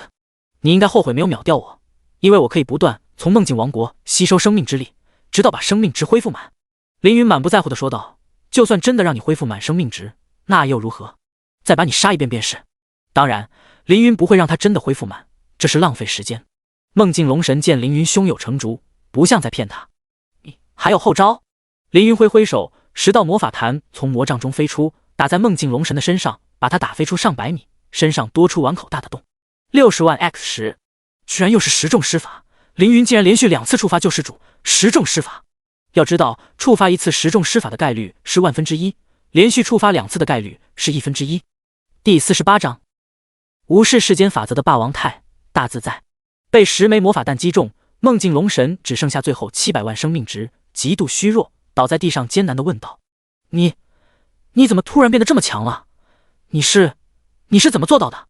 他不明白，他无法理解，他想不通，眼前这个人类，这个并不特殊的人类，凭什么？为什么？怎么可能突然爆发出如此强大的力量？一般是反派把主角打得半死，然后长篇大论自己力量的来源。凌云歪嘴笑道：我倒好，反过来了。梦境龙神听了凌云的嘲讽，咬牙说不出话来。既然如此，我就来当反派，和你解释解释。凌云慢慢走到梦境龙神的面前，蹲下身，不可一世地看着梦境龙神。梦境龙神看着凌云的眼神吓了一跳，眼前此人并不是普普通通的人族少年，而是至高无上的神帝大能，吓得他赶紧低下头。凌云带着狂气解释道：“你没有天启系统，我就不和你算我的伤害值了。你只要知道2件事就行：一，我的 SSS 级天赋救世主可以让同一个技能多次释放，最多可释放10次；二，我刚刚使用了霸王镜的力量，霸王态。”凌云耐心解释，梦境龙神耐心的听。现在要说说为什么可以使用霸王态。蓝星人突破到英雄境后，可以获得一次特殊的力量，名为奇迹之力，效果是短时间获得神奇的力量。我正是利用奇迹之力的作用，暂时突破到了霸王境，获得并使用了自己的霸王态。我的霸王态效果是解除身上的一切束缚，名为大自在。霸王态大自在，解除任何限制、规则、法则，持续时间5分钟，冷却时间6小时。任何限制、规则、法则包括境界限制、等级压制、境界压制等等。因此凌云一发爆裂火环可以打出400多万的伤害，一枚魔弹术可以打出60万伤害，这是无视境界等级限制后的伤害。并且进入霸王态的凌云同样不受到概率的限制，他想让天赋发挥最大效果就能发挥，这也是他能连续2次触发救世主10重释放的原因。梦境龙神听完凌云的解释，这才明白眼前这个少年的可怕。他对力量非常熟悉，别人获得新的力量都需要一段时间来掌握和熟悉，他却不同。凌云得到力量马上就能灵活运用，与其说他获得了新的力量，不如说他重新掌握过去的力量。人类也能从血脉中获得力量吗？或许可以兼获得力量，但绝不能直接获得。这个镇魂，他不是人。梦境龙神鼓起勇气抬头看凌云，眼前的少年和之前完全是2个人。进入霸王境之前，凌云神情淡然，满眼平静，就好像没有情感的木头。而现在那双平静的眼睛完全变了样，里面充满了傲气。那是睥睨天下的傲气，那是不惧世间任何生灵、任何力量的傲气，那是自信到极点的双眼。凌云用奖励的语气说道：“你是上古神龙，又是命运主神座下12神官之一，即使身陨也还有上等神级品阶。用刀剑和魔弹术杀你是一种侮辱。既然如此，我就用我的权力送你上路吧。”梦境龙神愣了一会儿神，嘴里吐出4个字：“多谢成全。”凌云掏出魔杖，给自己施加攻击增强、防御增强、气血强化、气血充盈，然后救世主10重释放，太极阴阳鱼，10条黑鱼从凌云的身后飘出，环绕梦境龙神，同时10条白鱼留在凌云的身边。梦境龙神看着凌云的必杀一招，无声的叹息。他本已离重生不远，可惜遇上了凌云，或许这是他的命吧。大能等等，梦境龙神哀求道：“在重归虚无之前，我想请问你最后一个问题。你想问我，你为什么无法掌握我的梦境？”凌云说道：“这是我之前想问的问题，现在我想问，您是否是人类？”梦境龙神认真问道。凌云沉默片刻，说道：“既然问出这个问题，想必你已经猜到答案。是的，我不是人。”果然，果然，果然。梦境龙神口中不断重复着“果然”2字，一连念了数10遍。10条黑鱼吞噬梦境龙神，每条黑鱼可以随机给梦境龙神造成1重负面效果，可是随机也是一种规则，在凌云大自在状态下打破随机规则，可以任由选择负面效果。于是凌云选择了10重特级一伤，60万 x10 x5，10条黑鱼打出3000万伤害，瞬间清空梦境龙神的生命值，将其化作灰烬。天魔大狱内再无数百天魔和梦境龙神，只有凌云一人。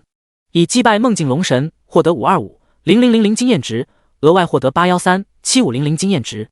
您已成功通过副本第2重考验，精神力属性加3万。因为您独自战胜梦境龙神，您将独享虚幻神格上等神级。您已完成副本梦境龙庭虎首通，恭喜！该副本转为世界副本，对全世界历练者开放。因为您独自战胜梦境龙神，您将独自进入副本附加考验。考验开始之前，请领取副本奖励。凌云的4周变得空白，因为您的霸王太大自在效果，您可以自由选择副本奖励。您的副本贡献值为 76%， 获得绝大部分首通奖励，请在以下奖励中选择3项作为您的首通奖励。1. 神级进化原石，神级，将一个圣灵级宠物装备升级至神级。2. 神级储物戒指，神级，可储存重量不超过100万吨，体积不超过1万立方米的物品。3. 随机神级装备一件，因为您的天赋，您可以自行选择以下神器之一。1. 梦境权杖，神级武器，为1。2. 幻影之身戒指，神级戒指，为1。3. 虚幻宝石项链、神级项链为1。4. 随机技能书1本，因为您的天赋，您可以自行选择以下技能书之一：1. 噩梦降临；2. 噩梦战神；3. 睡梦之莲；5. 希望神格碎片。确实和天云琉璃说的一样，副本的通关奖励有神格和神级储物戒指。第49章天道神地。大自在是不受限制，不是无法无天。凌云可以解除自己身上的限制，让随机获得通关奖励变成选择通关奖励，但不能抹除限制的存在，不属于他的限制就不能解除，所以他不能说这些奖励我全都要。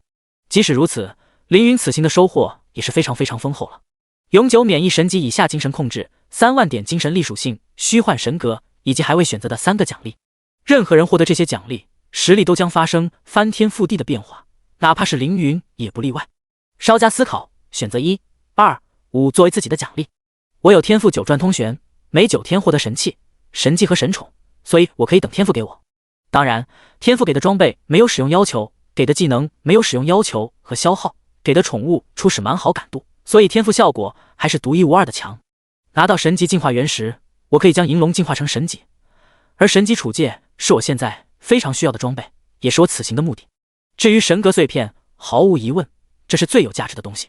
神格是成神必备之品，也是进化神阶必备之品。无论你实力多强，没有足够的神格就无法升阶，所以哪怕是碎片，也是十分珍贵的宝贝。您已领取物品：神级进化原石、神级储物戒指、希望神格碎片。通关副本梦境龙庭湖，获得2000万经验值。恭喜！您连升4级，获得4乘以5000自由属性点，当前等级45级，45到46级需要479万经验值。凌云现在已经有一半。您已领取全部奖励，正在前往第3重考验。凌云的身体一阵空虚，接着无数回忆像电影倒放一样在眼前重现，有这一世的，有上一世的，有开心的，有愤怒的，有万族混战的巨大场面，有傲立雪山的单挑对决。凌云默默看着眼前的画面，突然画面破碎，接着一缕金色的阳光从破碎的画面中射了进来，投到他的身上。凌云踩着阳光走出破碎的画面，看见光的尽头是他曾经最忠心的手下神帝皇甫一鸣。皇甫一鸣看见凌云，赶紧跪下说道：“属下一鸣见过灵帝。”凌云冷笑一声，嘴角微微上扬，说道：“我不是神帝，你才是神帝。”皇甫一鸣脸上闪过一丝惊慌，慌忙解释道：“灵帝恕罪，属下不敢。天不可一日无日，国不可一日无主。天道本源统领诸天大道，若是放任不管，世间万物都会陷入混乱之中。”凌云说道：“所以你就替我掌管了天道本源。”皇甫一鸣说道：“我只是替您行事天道之事，未曾有半分僭越之心。”凌云笑道：“天道是你的了，我主动放弃了天道。”皇甫一鸣眼中闪过一丝金光，用试探的语气问道：“灵帝，这是为何？”凌云没有撒谎，也没有必要撒谎，说道：“即使掌握了世间一切法则，我依然找不到我想要的答案。”皇甫一鸣巴不得凌云永远找不到答案，如果不是担心凌云留有后手，他甚至想现在动手干掉凌云。这个曾经最忠心的属下，在获得无上力量后性情大变，为了留住手中的力量，他可以做任何事，包括杀掉曾经最为崇拜的凌云。所以您才要重生一世，解除心中的迷茫。凌云点点头。皇甫一鸣内心松了一口气，站起来给凌云的手上印下一道图案。3火。皇甫一鸣解释道：“重生之路道阻且长，属下担心您的安危，为您种下3颗因果，只要您动用因果，就能获得属下的帮助。”凌云怒道：“帮助我，怕不是想控制我？”皇甫一鸣是新一任天道神帝，别说控制凌云，就是控制世间千万法则都是轻而易举的事。但是面对凌云的愤怒，他还是双膝跪地，磕头大喊：“属下不敢，属下是真心关心您的安危啊！”凌云冷冷地说道：“还记得第一次见你，你只是一梦城的一个乞丐，差点被风雪冻死。现在长大了厉害了，敢给我埋下因果了。”皇甫一鸣被凌云的语气吓到，仿佛那个不可一世的神帝凌云重新出现在他的面前。不过这是不可能的，皇甫一鸣已经拿到了天道本源之力，他才是新的天道神帝。属下一片真心，还请灵帝明鉴。皇甫一鸣话语一再退让，但语气没了谄媚的感觉。凌云看着眼前的新任神帝，觉得事情变得有意思起来。是不是真心，未来自会知晓。空间开始破碎，凌云使用大自在的能力打碎副本。您已通关副本附加考验，正在传送至副本外。传送中。凌云睁开眼，自己站在龙庭湖的湖边，身旁有数百个历练者，把龙庭湖岸边围得水泄不通。是镇魂大佬，他出来了。他比其他人晚一天出来，为什么？发生了什么？管他呢！我只知道镇魂大佬以76%的贡献值通关了从没有人通关的神级副本。华夏又多了一个天才啊，真是天佑华夏！大佬，你在进入天魔大狱中发生了什么？是你杀了梦境龙神吗？那还有假？梦境龙神进入天魔大狱后就没出来，然后副本通关，不是镇魂大佬杀了梦境龙神，还有什么解释呢？凌云看了一下时间，通关龙庭湖副本一共花了2周，因为参加了附加考验，凌云比其他人晚一天出副本。而昨天，由天云琉璃制作的视频首通梦境龙庭湖爆红网络，知名大主播加神级副本全球首通加横空出世的天才少年等于全球疯狂。这个视频仅仅1天就达成了全球25亿播放量。一个困扰全球历练者数个月的60级神级副本，竟然被一个41级，凌云当时41级，牧师以76%的贡献值通关了。视频不仅让天云琉璃自己红遍全球，也让镇魂这个 ID 家喻户晓。年轻、强大、神秘，还是稀有的牧师职业，所有人都无比好奇，这个镇魂是谁？有人爆料，镇魂就是通关新手村神级副本的历练者；又有人爆料，镇魂就是最快出新手村的历练者。第50章3阶神级职业卷轴。还有人爆料，镇魂是最快勇者境、英雄境的历练者。甚至有人爆料，镇魂就是凌晨一中的凌云，全世界第一个 SSS 级天赋的天才。这些都是真实的爆料，但也有些人跟风造谣。有人说凌云不是人类，而是偷偷进入蓝星的一族；也有人说凌云利用了 bug， 所以这么厉害。更有夸张的，镇魂不是一个人，而是一个组织。真真假假的消息混合在一起，让人分不清哪个是真的，哪个是假的。而现在，凌云终于从副本里出来了，有什么问题可以问他本人。于是数百历练者立即围了上来，说什么的都有。镇魂大佬，你真的是高中生吗？网上爆料的照片真的是你吗？你真的是蓝星人吗？你有女朋友吗？你喜欢男的吗？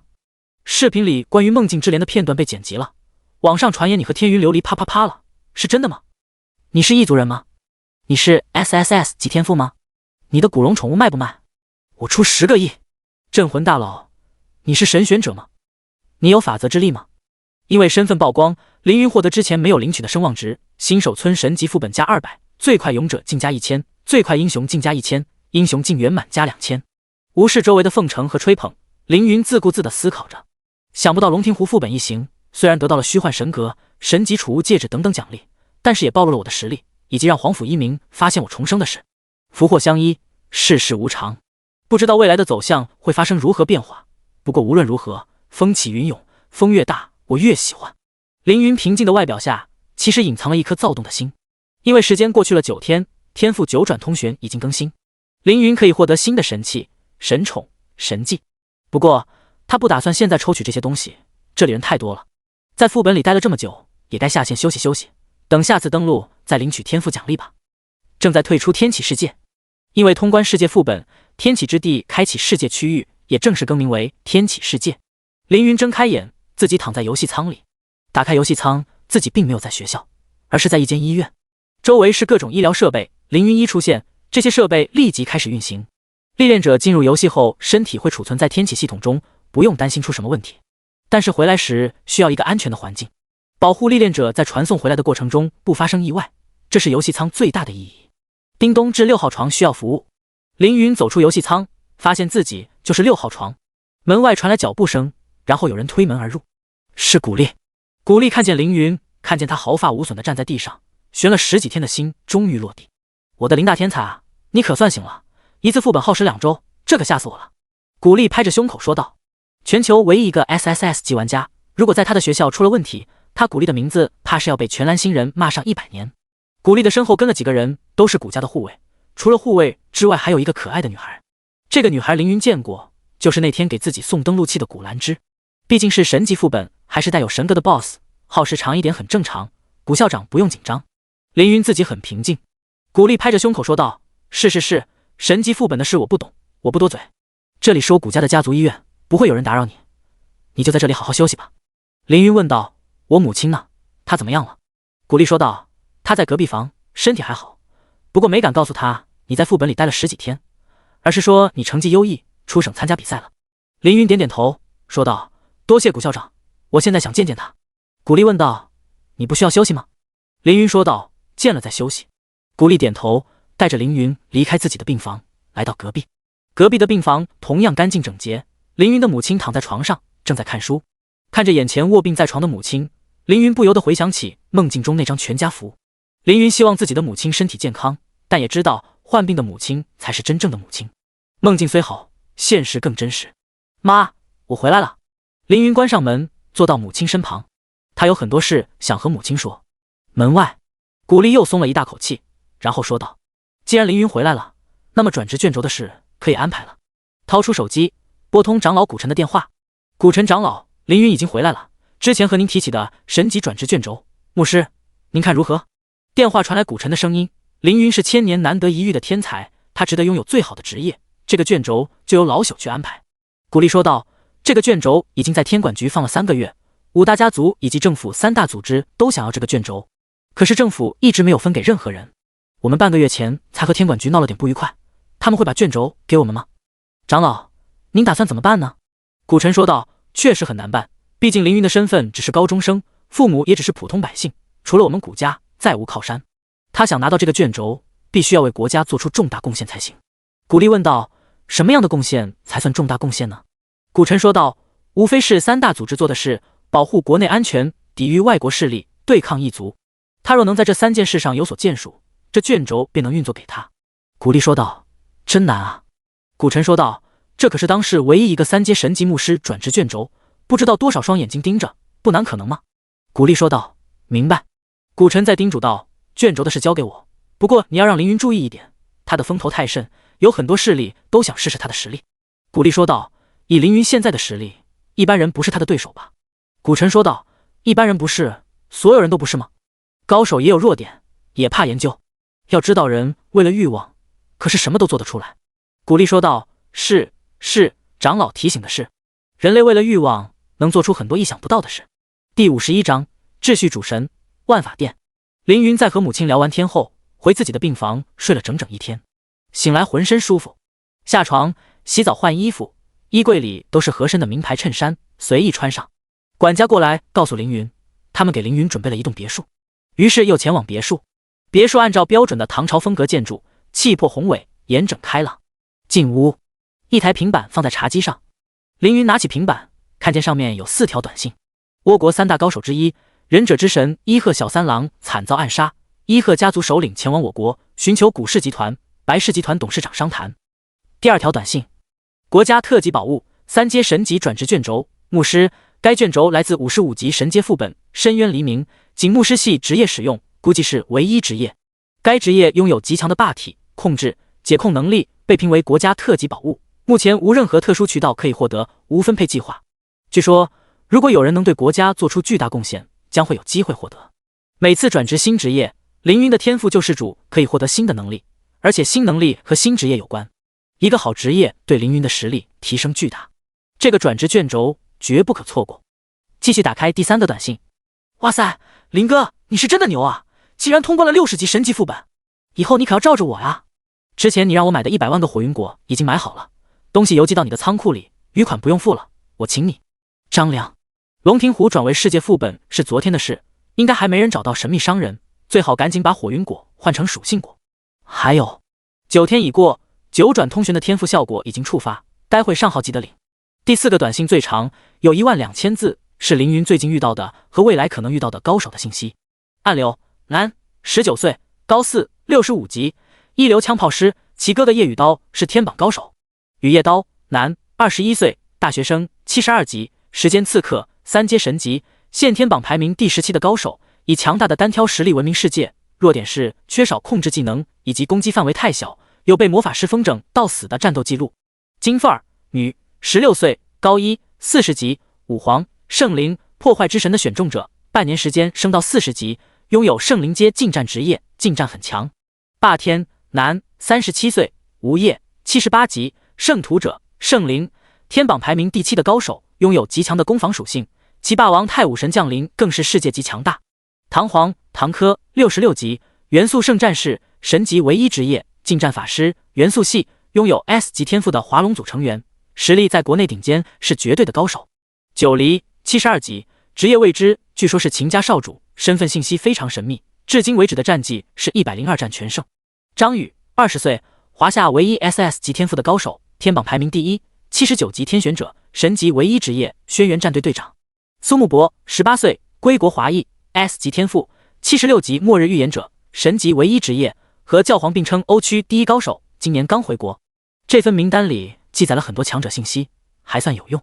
关闭平板，伸了个懒腰，推开房门，屋子里放着凌云的黑色游戏舱，躺进游戏，开始历练。正在进入天启世界，从昨天起，天启之地改名天启世界，因为通关了世界副本，开启了世界区域。凌云四周白光盈盈，他以为自己会被传送到龙庭湖周围，可没有。他来到一处特殊的地方，正在前往天启系统。天启系统？难道？凌云面前一个身穿粉色长裙的女孩，女孩容貌绝美，淡紫色的头发好看极了。恭喜你，凌云。紫发女孩开门见山地介绍自己，吾乃守护天启试炼的秩序之神艾利亚，也是你们蓝星人口中的天启系统。凌云知道对方是天启系统，也知道他是秩序主神手下3000秩序神之一，更知道他想干什么，招募自己。艾琳娜见凌云淡定的有些过分了，感觉有些尴尬，清了清嗓子说道：嘿嘿，你看见我居然不惊讶吗？在你们蓝星人眼里，我应该是很神秘的存在吧？我可是货真价实的神呀，而且是完整的神哦，和你之前遇到的元素神、分神、亡灵神不同哦，我可是拥有完整身躯和完整神格的神哦。艾琳娜越说越激动，越说越得意，凌云还是一副淡定模样。艾琳娜好像察觉到自己有些失态，于是收敛表情，露出凌云同款平静表情。凌云说道：你找我有什么事？艾琳娜说道：你的天赋很好，我想邀请你加入秩序，成为万法殿的一员。凌云直接拒绝道：我拒绝。啊！艾琳娜急了，问道：为什么要拒绝？秩序是宇宙3大阵营之一，拥有强者无数。秩序主神是12原始主神之一，实力排主神中前3，而万法殿是行使世间万法全能的地方，掌控大千宇宙秩序规则。我们这么厉害，你为什么不加入我们呢？无数神明想要成为秩序神还不行呢。凌云平静地说道：他们想是他们的事，我不想加入任何组织。如果非要有什么组织，凌云创立自己的一个组织，自己当老大。艾琳娜没想到凌云会拒绝她，一时间不知道该说什么。请把我传送至云起皇城吧。凌云说道。艾琳娜嘟着嘴，不服气，这个少年竟然拒绝了万法殿。哼，以后不带他玩了，也不让他进入天启修炼了。这样做好像不行，作为秩序之神，怎么能自己违背自己的秩序呢？秩序神绝不能违背秩序，否则会丧失神力。就好像火神不用火，那他的神力不会剩多少。好吧，随你啦，我们也不是很想要你。像你这种实力的人，我们万法殿有很多。艾琳娜沮丧地说道。第52章，不幸之人。凌云的身旁再次亮起耀眼的白光，等到白光退去，凌云已经身处云气广场了。莫道前路无知己，天下谁人不识君。凌云刚一出现，立即被周围的历练者认了出来。哇，是凌云大佬！大佬求收徒！大佬缺女朋友吗？身轻体柔一推倒。大佬，么么！凌云直接关闭周围所有声音，隐藏周围所有历练者，世界一下子就清静了。走进一间酒店，为自己开间房，然后在房间里选择新装备。触发天赋9转通玄，请在以下9个宝盒中选择一件。凌云的面前又飘出9个宝盒，其中一个宝盒上面有一个问号，这个问号吸引了凌云，就它了。凌云拿下问号宝盒，获得神器幸运骰子2阶神器半身饰品。选完神器，又有9个宠物蛋飘出来，9个宠物蛋当中有一个宠物蛋居然穿了衣服，宠物蛋居然这么精致，那么就选你了。获得神宠超级人偶米歇尔神级。最后选择技能，9本技能书飘出，这次9本书都看不出什么特别的地方，凌云随便拿了一本。获得神级技能时间收缩神级。打开储物戒指，查看幸运骰子的效果。幸运骰子若对奖励不满意，可使用骰子重新获得奖励。若骰子抛出1、2，则奖励归零；若骰子抛出3、4，重新获得奖励；若骰子抛出5、6，奖励提升1阶。这东西的效果很看人品，用之前最好扶老太太过马路攒一下人品，在不开启大自在的情况，还是不要轻易使用。看看新的宠物，凌云召唤米歇尔，一个穿着蓝色西装、戴着蓝色礼帽的可爱正太玩偶出现在空中，它会飞，绕着凌云飞了2圈。你就是我的主人吗？好吧，帅哥也不错，虽然不是漂亮姐姐，让我感觉十分可惜，但是也不差。凌云说道：“竟然是会说话的宠物，而且胆子很大。作为宠物，你还想挑选主人吗？”米歇尔嘿嘿一笑，说道：“我没有挑主人，我只是很高兴自己有一个大帅哥主人。嘿嘿嘿。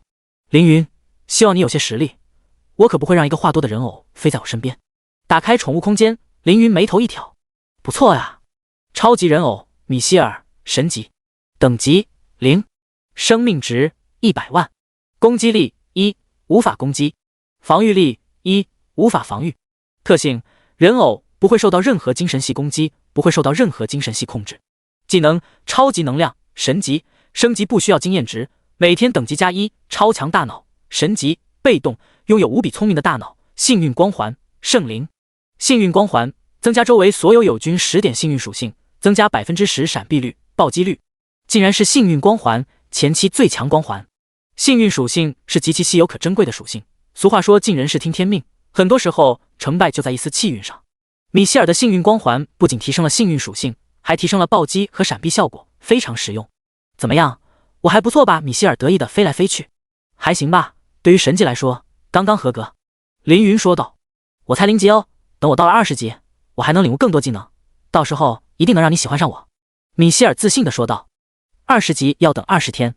凌云略带嫌弃的说道：“我和别人相反，我前期神级慢，可是后期快啊。”米歇尔急了，好像怕凌云不带他，急忙说道：“而且我的头脑很好，把技能书交给我，我一会儿就能学会，可塑性可高了。”凌云调侃道：“技能书？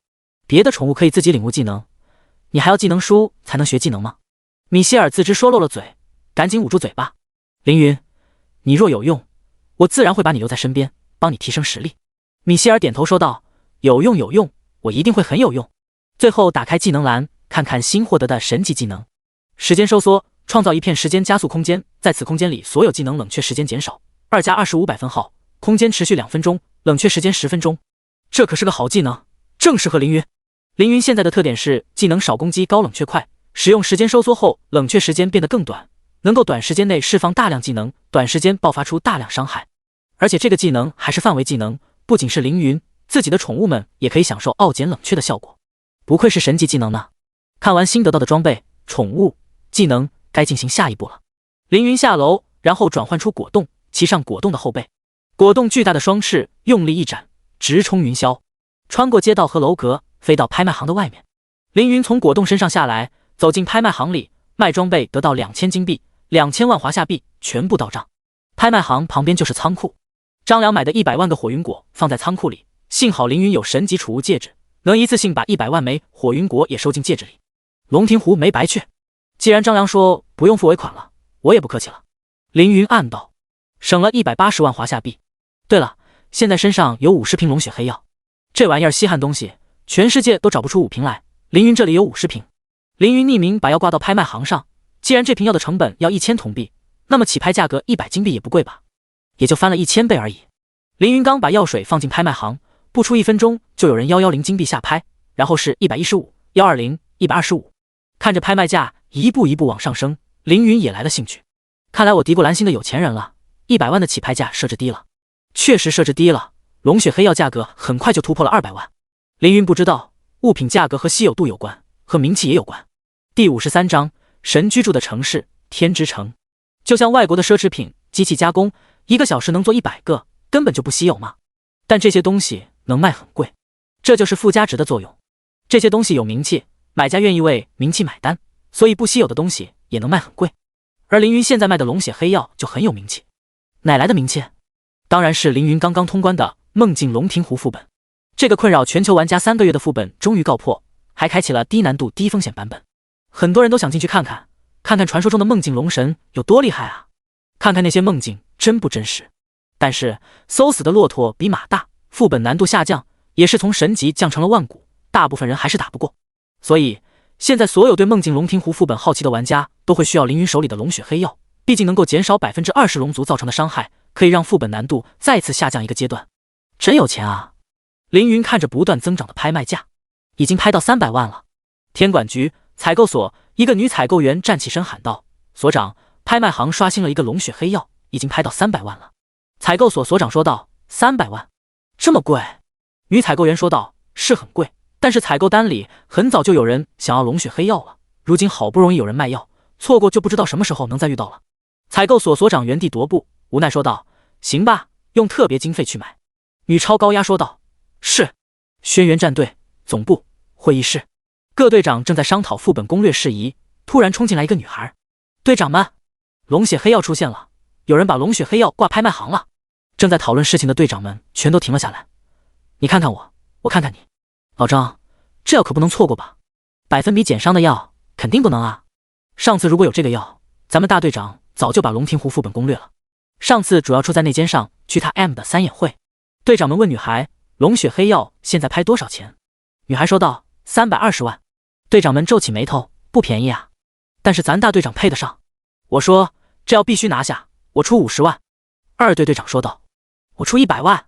”1队队长说道：“我钱不多，出40万吧。”3队队长说道：“我最近刚攻克一个副本，我出70万。”4队队长说道：“算上战队经费，很快就凑到了400万华夏币。”同样的剧情还在破晓公会、5大家族、华夏的大商会、地下组织中上演。大家都知道350万买一瓶药水有些昂贵，但是大家都怕过了这村没这店，谁也保不准下一次遇到龙血黑药是什么时候，所以这瓶药的价格水涨船高，而且越涨越高。凌云看着排名价格从350万到400万，又从400万到500万，不禁感叹：我把起拍价设置在100万，心想有1000倍利润已经非常好了。现在看来我真的没什么做生意的天赋。这不怪凌云，凌云上一世是个战士，而且是独狼战士，和其他历练者的交流不多，并且还因为特殊原因，他碰到了奸商天地机械营，这让他养成了有东西一股脑全部卖掉的习惯。这不是好习惯，凌云已经认识到自己的错误了。钱可是好东西，虽说有些东西用钱买不到，但那是少数。最终龙血黑药以650万华夏币的价格成交，卖给了华夏的商业大王宁家。这样能赚这么多钱，主要是因为龙庭湖副本的噱头，噱头过了就不止这么多钱了。但是又不能一下子全部卖出，物以稀为贵，我如果一下子全部卖出去，这药就不值钱了。每天卖2瓶最好。凌云趁热打铁，把第2瓶龙血黑药放进拍卖行里，马上以620万华夏币卖出。那些人凑了钱得花啊，这第2瓶龙血黑药就是给他们花钱的机会。至于剩下的，等明天吧。凌云把剩下的药也放进拍卖行里，设置好拍卖时间，每天只卖2瓶。整理好火云果和龙血黑药，再买上一些东西。凌云又要进行下一步了，找个安全的地方让银龙使用神级进化原始，这样我就有3个神宠了。进化神宠可是风险与收益并存的大事，马虎不得，必须要找个安全的地方。凌云想到一个地方，那就是天之城。我要找的神秘商人就在天之城，在兑换了属性果之后，可以在天之城进化银龙。一石二鸟。唯一的问题是凌云没有天之城的坐标，要不问问叶子毅？不对，叶子毅只能收集已有的资料，而天之城的位置还没有人知道，只能自己探索了。幸好天之城离云起皇城不远，而且凌云有果冻、银龙和米歇尔3个飞行宠物，探索起来很方便。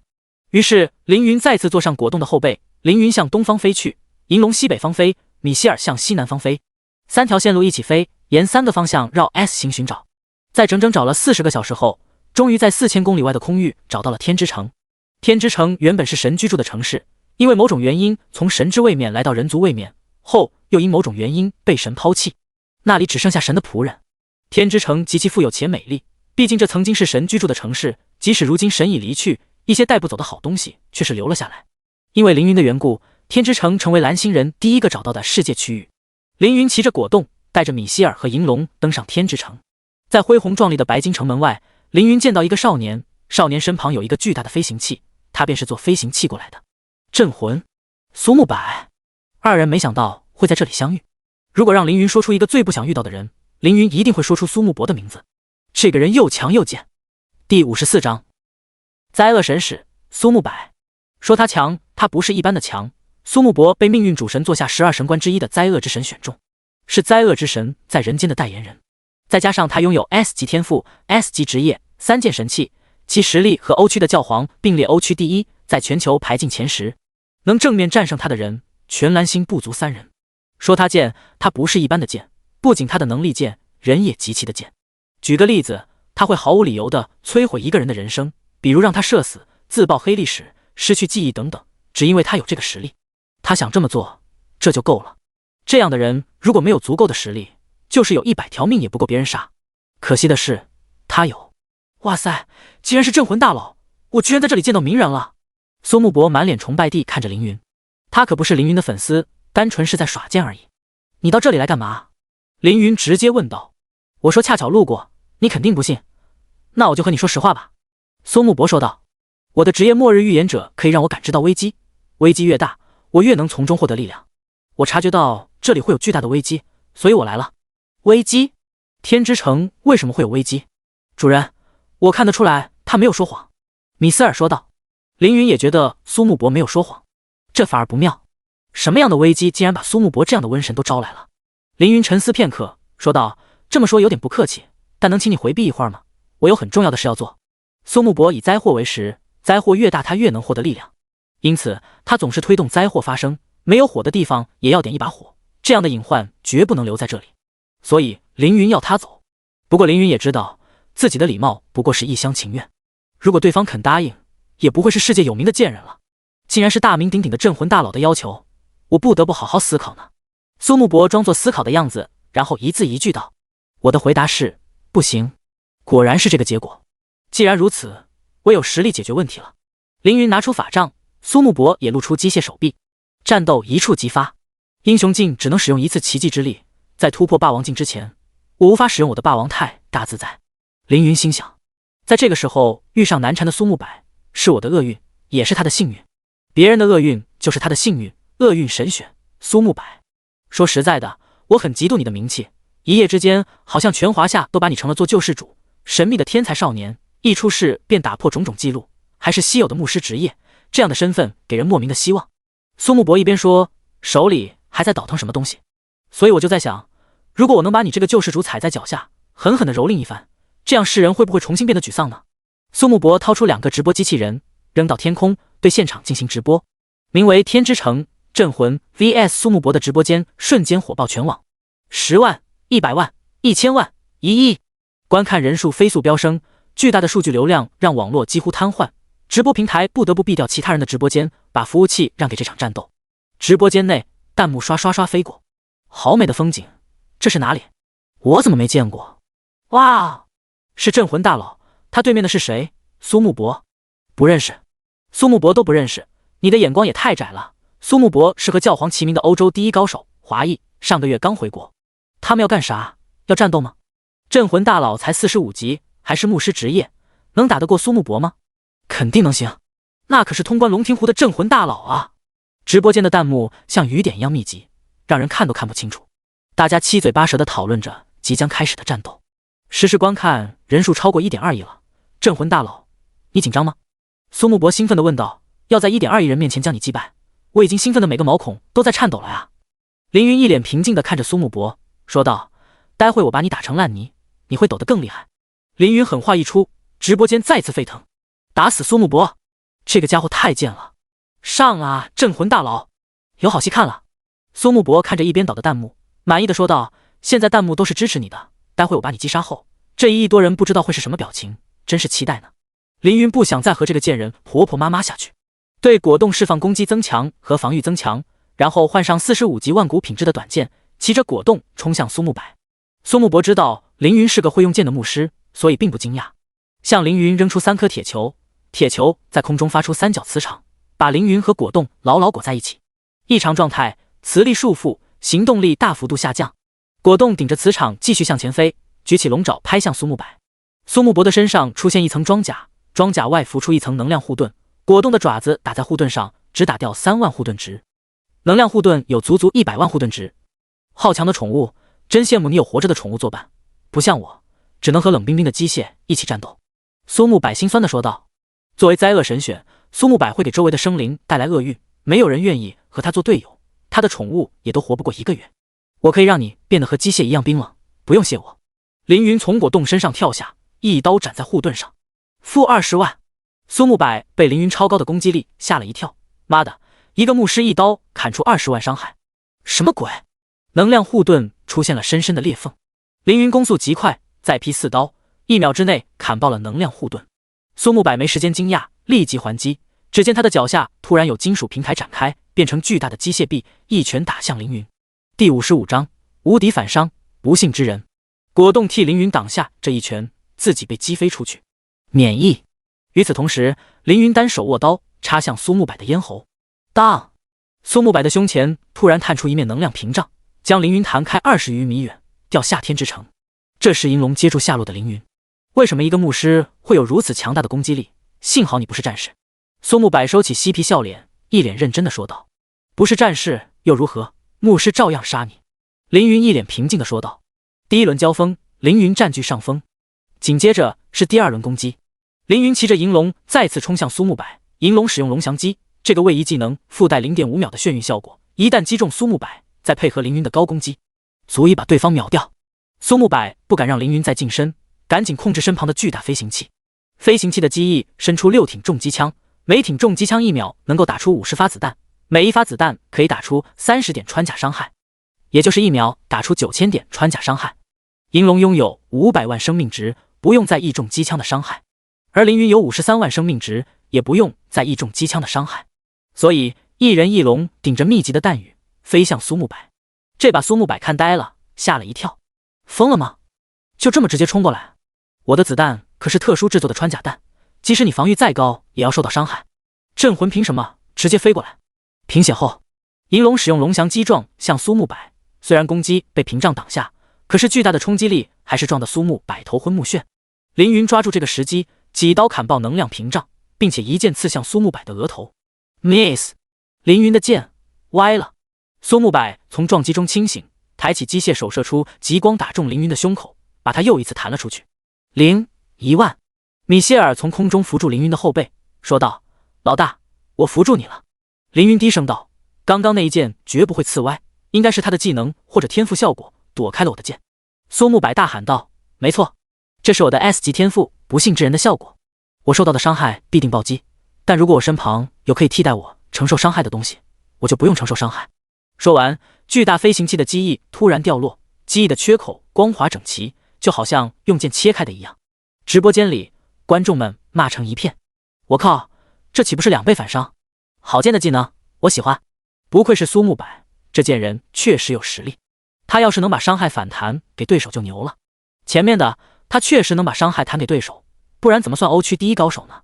苏沐柏的厄运转移不分对象，包括攻击他的人，任何和苏沐柏近战的人都有可能被自己打死。不过这个天赋的效果有距离限制。凌云想到这一点，收回单手剑，拿出法杖，魔法一样可以轰杀他，只是时间会长一点。苏沐柏见凌云收起剑，心中松了一口气，暗道：妈的，这家伙的攻击快若闪电，我根本反应不过来。如果不是触发防御技能和防御装置，只怕我现在已经死了。他换成了魔杖，我的机会就来了。魔法要吟唱，而且攻速和敏捷属性无关。凌云使用圣光弹，圣光弹因为救世主天赋1分为3，飞向苏沐柏。银龙也使用龙炎攻击苏沐柏，没用没用，远程攻击对我没用。苏沐柏掏出2块金属板，是暗柳在龙庭湖使用过的技能扭曲力场。扭曲力场会让空间造成波动，圣光弹和龙炎进入力场之中，像没头苍蝇一样飞来飞去，绕着苏沐柏转了几圈后冲出力场，打在天之城的大门上。当当，苏沐柏嚣张地说道：哈哈哈，打偏了吧？我有扭曲力场，你打不中我的。凌云低声道：扭曲力场非常克制远程攻击，可是近战又有可能被他反伤，不能远，不能近。苏沐柏仅用一个传奇品阶的技能配合自己的天赋，就制造出如此难缠的局面。怎么样，没办法了吧？苏沐柏掏出电磁炮对准凌云，说道：现在轮到我了。激光炮发出3枚光柱，射向凌云。拥有10万敏捷属性的凌云本可以轻易躲开激光炮的攻击，可是这3枚光柱却像提前知道凌云行动路线一样，将他的位置给牢牢锁死。凌云躲开2炮，被第3炮打中，负2万分。这是凌云进入游戏以来第一次没有躲开历练者的攻击。因为苏沐柏有圣灵接职业技能灾厄泥潭，被攻击的对象闪避率下降 99%， 并且有 1% 的概率必被击中。哟，打掉你2万生命值！苏沐柏嚣张至极，说道：大名鼎鼎的镇魂，好像没有什么办法了，你也不过如此吗？直播间里弹幕数量一下子少了 90%， 大家屏气凝神，心中担心凌云会输。镇魂大佬好像被克制了。是啊，毕竟是牧师，缺乏有效的攻击技能，遇上苏沐柏确实难打。苏沐柏成名那么久，肯定是有几把刷子的。前面的弹幕那么悲观干什么？你们没看见镇魂大佬脸色一点没变吗？凌云没有表情，或者说平静就是他的表情。观众们看见凌云如此淡定，自己也放下了心。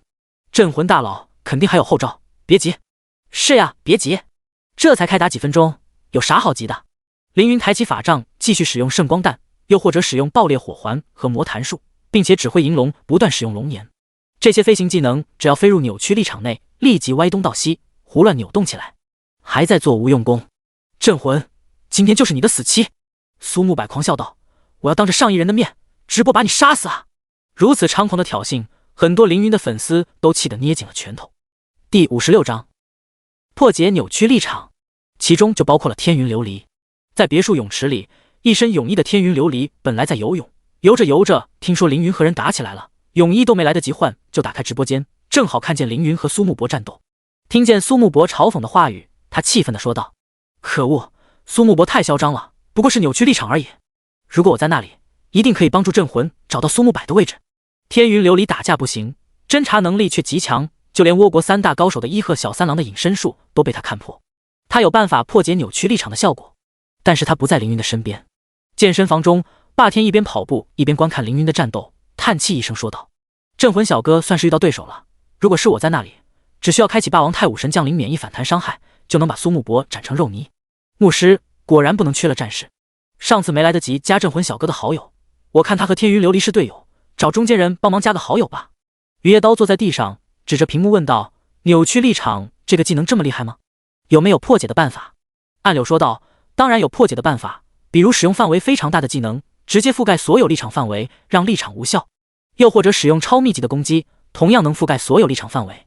而且，任何近战技能都能破解扭曲力场效果。”雨夜刀说道：“近战不用想了，至于大范围的技能，镇魂应该没有吧？”暗柳说道：“肯定没有，他毕竟是个牧师，除非能转职到强大的牧师职业，不然不可能破除扭曲力场。”雨夜刀说道：“确实，不转职的话，牧师就那几个增益技能。谁能想到，这么强大的镇魂大佬，竟然会因为缺少技能而狼狈？看来提升实力还需要一步一个脚印啊！”天之城门外，主人，我们该怎么办？米歇尔焦急地问道。“你不是很聪明吗？怎么还要问我怎么办？做宠物的，你应该想到办法，为我解忧才对。”凌云说道。米歇尔脸一红，如果他的脸能红的话，凌云说的没错，自己应该起点作用。米歇尔仔细观察苏木柏，寻找他的破绽。哎，不对啊，他用激光炮攻击主人，怎么自己没有受到扭曲力场的影响？米歇尔问道。你想想原因。凌云平静地说道。米歇尔仔细观察，终于发现了蹊跷。苏木柏表面上在瞄准凌云，但每次攻击之前，故意把枪口对准了其他方向。也就是说，他的攻击也会受到扭曲力场的影响。不过他知道空间是如何扭曲的，提前做好了瞄准修正。我明白了，主人，我们只要弄明白空间扭曲的规律，就能攻击到他了。米歇尔说道。还算聪明。凌云表扬了米歇尔。这个家伙虽然不能战斗，但是能看穿敌人的破绽，也算脑子灵光。哦，原来如此，怪不得主人你一直用远超攻击攻击敌人，原来是想摸清扭曲力场运转的规律。米歇尔大梦初醒，我也来记住这个规律。米歇尔聚精会神观察着，看见圣光弹进入扭曲力场后飞了3个圈，他便把这3个圈的轨迹记住。龙岩进入扭曲力场后扭了个 S 型，他便分析为何会是 S 型。凌云见他如此认真，也认可了他，说道：“不同体积的技能进入力场后，飞行轨迹也会不同。你不用记我的技能，就记龙岩就行。”这样大大减轻了米歇尔的计算量。米歇尔点点头，又问道：“可是主人，我只记1个技能，你要记3个技能，你能记住吗？”凌云轻笑一声，自信说道：“轻而易举，别说3个技能，就是5个技能、10个技能，凌云也都能记下。”又是5枚圣光弹进入扭曲力场内，如同苍蝇一样飞了半天后，擦着苏木柏的身体飞了过去。苏木柏差点被打中，心都要提到嗓子眼了。这家伙竟然差点打中我了，应该是运气。下一秒，又有2枚魔弹朝苏木柏袭来，魔弹在空中转了几圈后，居然直直地朝着苏木柏的后脑勺打去。如果不是苏木柏猛地低头躲过，这2枚11万伤害的魔弹术就要秒人喽！不可能！苏木柏心中惊骇万分。如果圣光弹差点打中自己是运气，这2枚魔弹要怎么解释？如果自己不躲，刚刚便已经被击中了。难道他摸清了扭曲力场的规律？这个恐怖的念头吓得苏木柏冷汗直流。不可能！怎么可能有人凭借肉眼和人脑计算扭曲力场的规律？他的眼睛是激光扫描吗？他的脑袋是计算机吗？不同体积、不同数量的技能经过扭曲力场后，运动轨迹杂乱无章，绝对找不到任何规律。他怎么可能摸清扭曲力场的规律？再多不可能，都不如实际情况来的现实。凌云朝着扭曲力场的边角发射一颗魔弹术，魔弹绕着边角转了整整一圈，突然90度转弯，直直地打在苏木博的蛋蛋上。砰！魔弹爆炸，给了苏木博蛋蛋沉重的一击，一股钻心的疼疼的他满脑门的汗。砰！苏木博身后的飞行器发生了巨大的爆炸，替他躲过了这次伤害，但是疼痛不能转移，爆弹之痛深入骨髓。这时米歇尔也喊道：“主人，我也摸清扭曲力场的规律了。”凌云说道：“这么快？你来告诉银龙，该攻击什么位置？”米歇尔对银龙说道：“攻击敌人脚尖前面的地面，大约15米的距离。”银龙照做，向米歇尔说的位置喷出一口龙炎，龙炎向下飞入扭曲力场后，立即向上浮起，在转了一个圈后打中苏木博的后背。看来米歇尔真的算出了扭曲力场的规律，不愧是聪明的大脑。不过龙炎并没有对苏木柏造成伤害，而是机械臂承受了这一次的伤害。苏木博的机械臂燃烧并爆炸，把他的半边身体烧黑，但疼加手疼，苏木博这个贱人一下子变得非常狼狈。第57章神秘商人，金发小萝莉。局势逆转，直播间里瞬间沸腾，欢呼的、喝彩的、大喊666的弹幕铺天盖地，几乎要把直播平台挤爆了。屏幕前，天云琉璃、霸天、雨夜刀几人也松了口气，暗道凌云果然厉害，你居然靠人脑计算出扭曲力场的运转规律，你的简直不是人。苏木博单手捂着蛋，破口大骂：“我有13万点精神属性，就知道这其实并不难。”凌云说道。苏木博瞪大了双眼，吼道：“多少？13万点？”凌云说道：“13万点很多吗？”确实不多，凌云还有很多属性点没有加，加完不止13万点。苏木博大吼：“13万精神力属性还不多？你特么的在说什么？可恶，哪里钻出来你这么个怪物，老子不打了！”凌云说道：“不打了，想跑？”苏木博哼了一声，得意的说道：“没错，我就是要跑，你能拦住我吗？我可是灾厄的使者，哪里有灾厄啊，哪里就有我。你想要拦住我，除非世间没有灾厄。”苏木博掏出一个按钮，按了下去。巨海帝国欧洲区的皇城，一处巨大的爆炸瞬间抹去了10万人的生命。如此巨大且没有征兆的灾难，出自苏木柏之手，他提前在地下埋下了20吨的脉冲炸弹，只为有一天面对强大的对手不得不逃时，有一场巨大的灾难能让他传送过去。是的，他为了自己能够逃跑，不惜让这么多人为他牺牲。哀嚎、痛苦、绝望，我感受到了灾厄的召唤，我走了，镇魂，我还会找上你的。苏木博的身体变得漆黑，继续说道：“下次见面，我会让你付出惨痛的代价。”这种话凌云耳朵都要听出茧子了，但没有一个人能真正的做到。下次见面，你我的实力差距只会更大，而下次我一定会干掉你这个贱人。”凌云平静的说道。苏木博冷笑道：“是吗？既然如此，就让我们拭目以待吧。”说完，苏木博的身体化成一滩黑水，消失在天之城。他溜了，利用灾厄之神赐予他的神力逃跑了。不仅在天启里逃了，现实世界中，苏木博第一时间订下回欧洲的机票。他怕了，他要离开华夏，滚回欧洲。最终，这场战斗以凌云的胜利而结束。凌云的威望再次得到提升，一个进入游戏半个月的家伙击败了欧洲区第1强者。各种自媒体又找到了热点，在网上掀起一波巨大的声浪，数百万人讨论凌云的真实战斗力如何，比之天榜前5又如何。有些认为凌云全靠属性压制，技能和装备很弱。有些人说属性压制也很厉害，你花里胡哨一大堆技能，还没我魔弹术伤害高，还不是你不行。而且凌云还有2个龙宠，弥补了凌云技能少的弱点。而且技能少可以学呀，等等级高了，或者拿到高阶转职卷轴，还会缺技能吗？网上讨论的火热，但凌云并不在乎，成神才算真正的强者。凌云暗道，关闭直播机器人，准备进入天之城寻找神秘商人。推开天之城厚重的铂金大门，露出城内的景象，洁白、圣洁、大气、简约，同时一尘不染。天之城的美震撼着所有初次进入天之城的历练者。我的天啊，这里好美！每一个建筑的线条都是那么的流畅，街道宽阔整洁，目光所及之处没有一丝灰尘。米歇尔赞叹道：“这里本是神明居住之地，自然是极美的。”凌云带着3个宠物进入天之城，城中不少居民透过窗户看向凌云，纷纷露出惊讶的神色。是古龙和纯血龙，以及拥有神魂的人偶。前面走着的家伙，难道是神的主人吗？真厉害！他长得好帅，我看着他就觉得很开心，好喜欢他，能嫁给他就好了。天之城的居民极度非常特别的排外，因为生活优越，他们看不起其他地区的人，认为其他地方的人都是穷鬼。凌云能得到他们的称赞，主要是基础打得好。解救光之圣女，好感度加20，突破勇者境，好感度加5，勇者境圆满加15，突破英雄境，好感度加5，英雄境圆满加20，一共增加了65点好感，相当于每个人都喜欢凌云。身份高，等级高，境界高的 NPC 更难提升好感度。走着走着，一队整齐的卫兵挡在凌云的面前，这些卫兵个个80级，英雄境，穿着80级传奇品质的密银铠甲，面容严肃。领头的卫兵队长持矛向前，认真问道：“少年，来天之城何事？”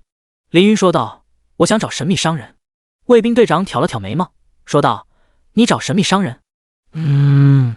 卫兵凑到队长耳边说道：“队长，他要找安娜奶奶，应该没问题吧？”“应该没问题。”卫兵队长点点头，举矛喊道：“收队！”卫兵们上一秒还是严肃整齐，下一秒变成一副吊儿郎当的模样。走了，喝酒去了。阿张，去踢足球吧。走走走！米歇尔吐槽卫兵道：“这反差也太大了吧！我还以为他们是认真负责的家伙呢。”凌云说道：“天之城封闭上数百年，无灾无害，卫兵松懈也很正常。”继续走，在洁白的建筑群中，有一间极其不合风格的黑色小屋，就是这里。果冻和银龙太大，于是让他们回宠物空间休息。凌云带着米歇尔进到小屋里，屋里很昏暗，只有3盏不算光明的魔法灯。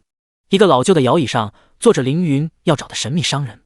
凌云说道：“你好，安娜女士，我想和你做笔交易。”摇椅转过来，上面坐了一个头戴红色小帽、身穿红色连衣羊裙、黑色棉袜和褐色女士皮鞋的金发小萝莉。正道者安娜 F88。安娜看了凌云一眼，然后又看向米歇尔，一双圆圆的大眼睛瞬间瞪起，红红的小嘴也露出可爱的笑容。好可爱的娃娃啊！第58章神秘商店和合受赢，犹如猫奴看见漂亮小猫一样。安娜一把抱住米歇尔，速度之快，就连凌云都没有看清。放开我！米歇尔挣扎着。安娜啄米一样亲米歇尔的脸。嘿嘿，能放开我的宠物吗？凌云说道。安娜紧紧抱着米歇尔，说道：“你刚刚说要交易，交易什么？”米歇尔，主人救我！凌云说道：“无论交易什么，请先把我的宠物还给我。”安娜依依不舍地松开米斯尔。暂时不会刷怪，想让米歇尔回宠物空间吧。凌云从储物戒指里拿出一枚火云果，放在桌子上。安娜睁大了眼睛。凌云收回火云果，说道：“我想用火云果换属性果。”安娜说道：“可以，一个火云果加1银币换一个低级属性果，属性加1；10个火云果加1金币换一个中级属性果，属性加10；100个火云果加10金币换一个高级属性果，属性加100。你要换多少？”凌云有100万个火云果，全换的话需要10万金币，也就是10亿华夏币。暂时没那么多钱。我这里有100万枚火云果，想全部换成各级属性果，但是我没那么多钱。凌云说道。100万枚火云果，这么多，可以换取我所有的属性果了。但你没钱的话，有声望吗？安娜问道。不多，只有4000多。凌云说道。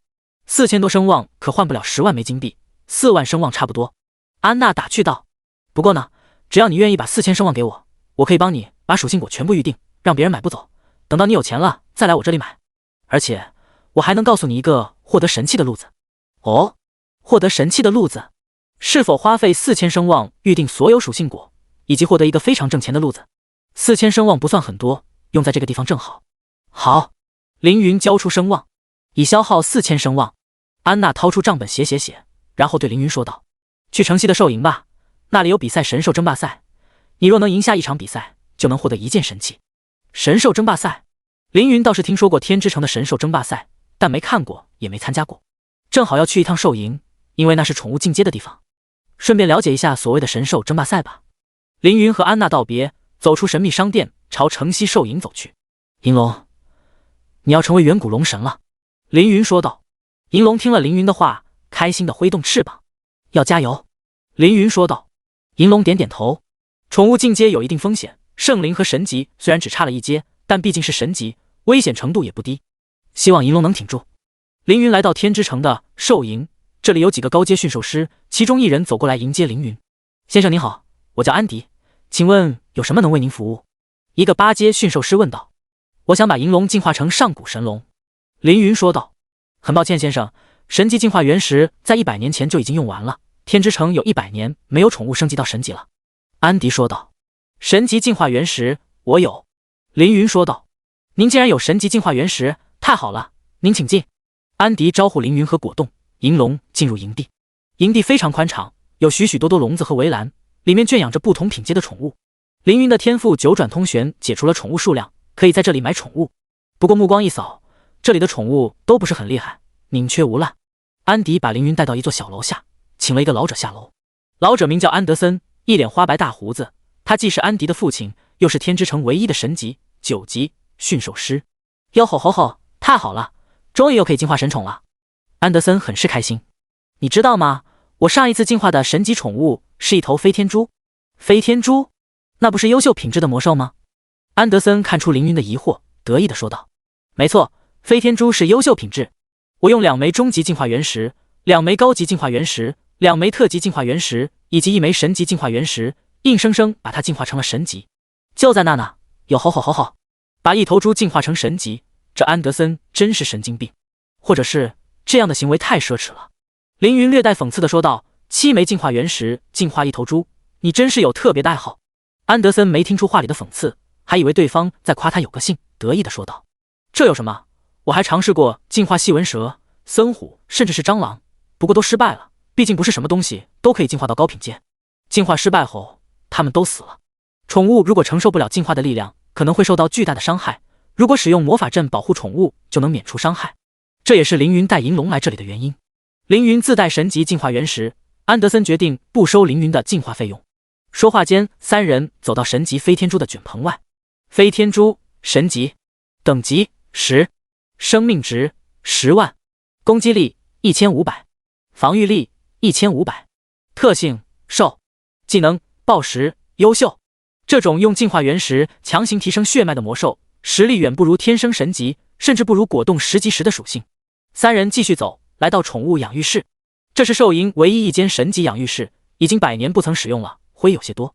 安德森捂着嘴推开满是灰尘的门，找到控制盘，按下按钮，养育室启动自净功能，魔法将这个100年老屋瞬间打扫干净。把你的宠物领进屋子里吧，再把神级进化原石放在魔法阵中央就行了。安德鲁说道。凌云按安德鲁的话做，然后系统音响起。是否进化您的宠物银龙？是，凌云回答。神级进化原石的力量催动魔法阵，一股股雄浑的生命力量流入银龙的身体里。第59章血皇子豹的技能书，请选择2条您的宠物的成长方向。1. 血脉优化，催动宠物血液中的隐藏力量，使其进化返祖，优化血脉。2. 智慧成长，提高宠物的智商和灵力吸收，使其拥有更多智慧。3. 肉体成长，大幅度提高宠物的肉体强度、恢复能力，小幅度增强其血脉能力。4. 神圣化，提高基础神力。5. 变异进化，使宠物随机获得变异能力，可能获得极强的增强，也可能因此废掉。银龙的进化方向有5条，凌云可以选择其中2条。略加思考，凌云选择了血脉优化和变异进化，这是提升实力最好的方案。眼光不能仅仅看见神级，神器中的神级分为10阶，血脉中的神级分为上、中、下。下等神级虽好，但也要为未来考虑。银龙的上限不仅是下等神级。选择过后，神级进化原石破碎开来，彩色的进化之力缓缓扩散到银龙的全身，将它包裹起来，变成一个彩色的蛋。这是条纯血龙，还是神种，进化成神没有任何危险，放心吧。安德森拍了拍凌云的肩膀，继续说道：48小时后，你将多出一个神级宠物。恭喜！凌云点点头，然后问神兽争霸赛的事。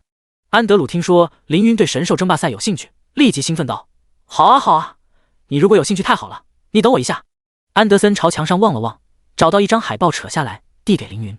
凌云看向海报，里面一共画了8个神兽，分别是破天巨蟒91级，中等神级；爆裂比蒙巨兽85级，下等神级；太玄飞鹤80级，下等神级；九幽雀85级，中等神级；千手巨人95级，上等神级；不死鸟88级，下等神级；地狱3头犬95级，上等神级；六足天马90级，中等神级。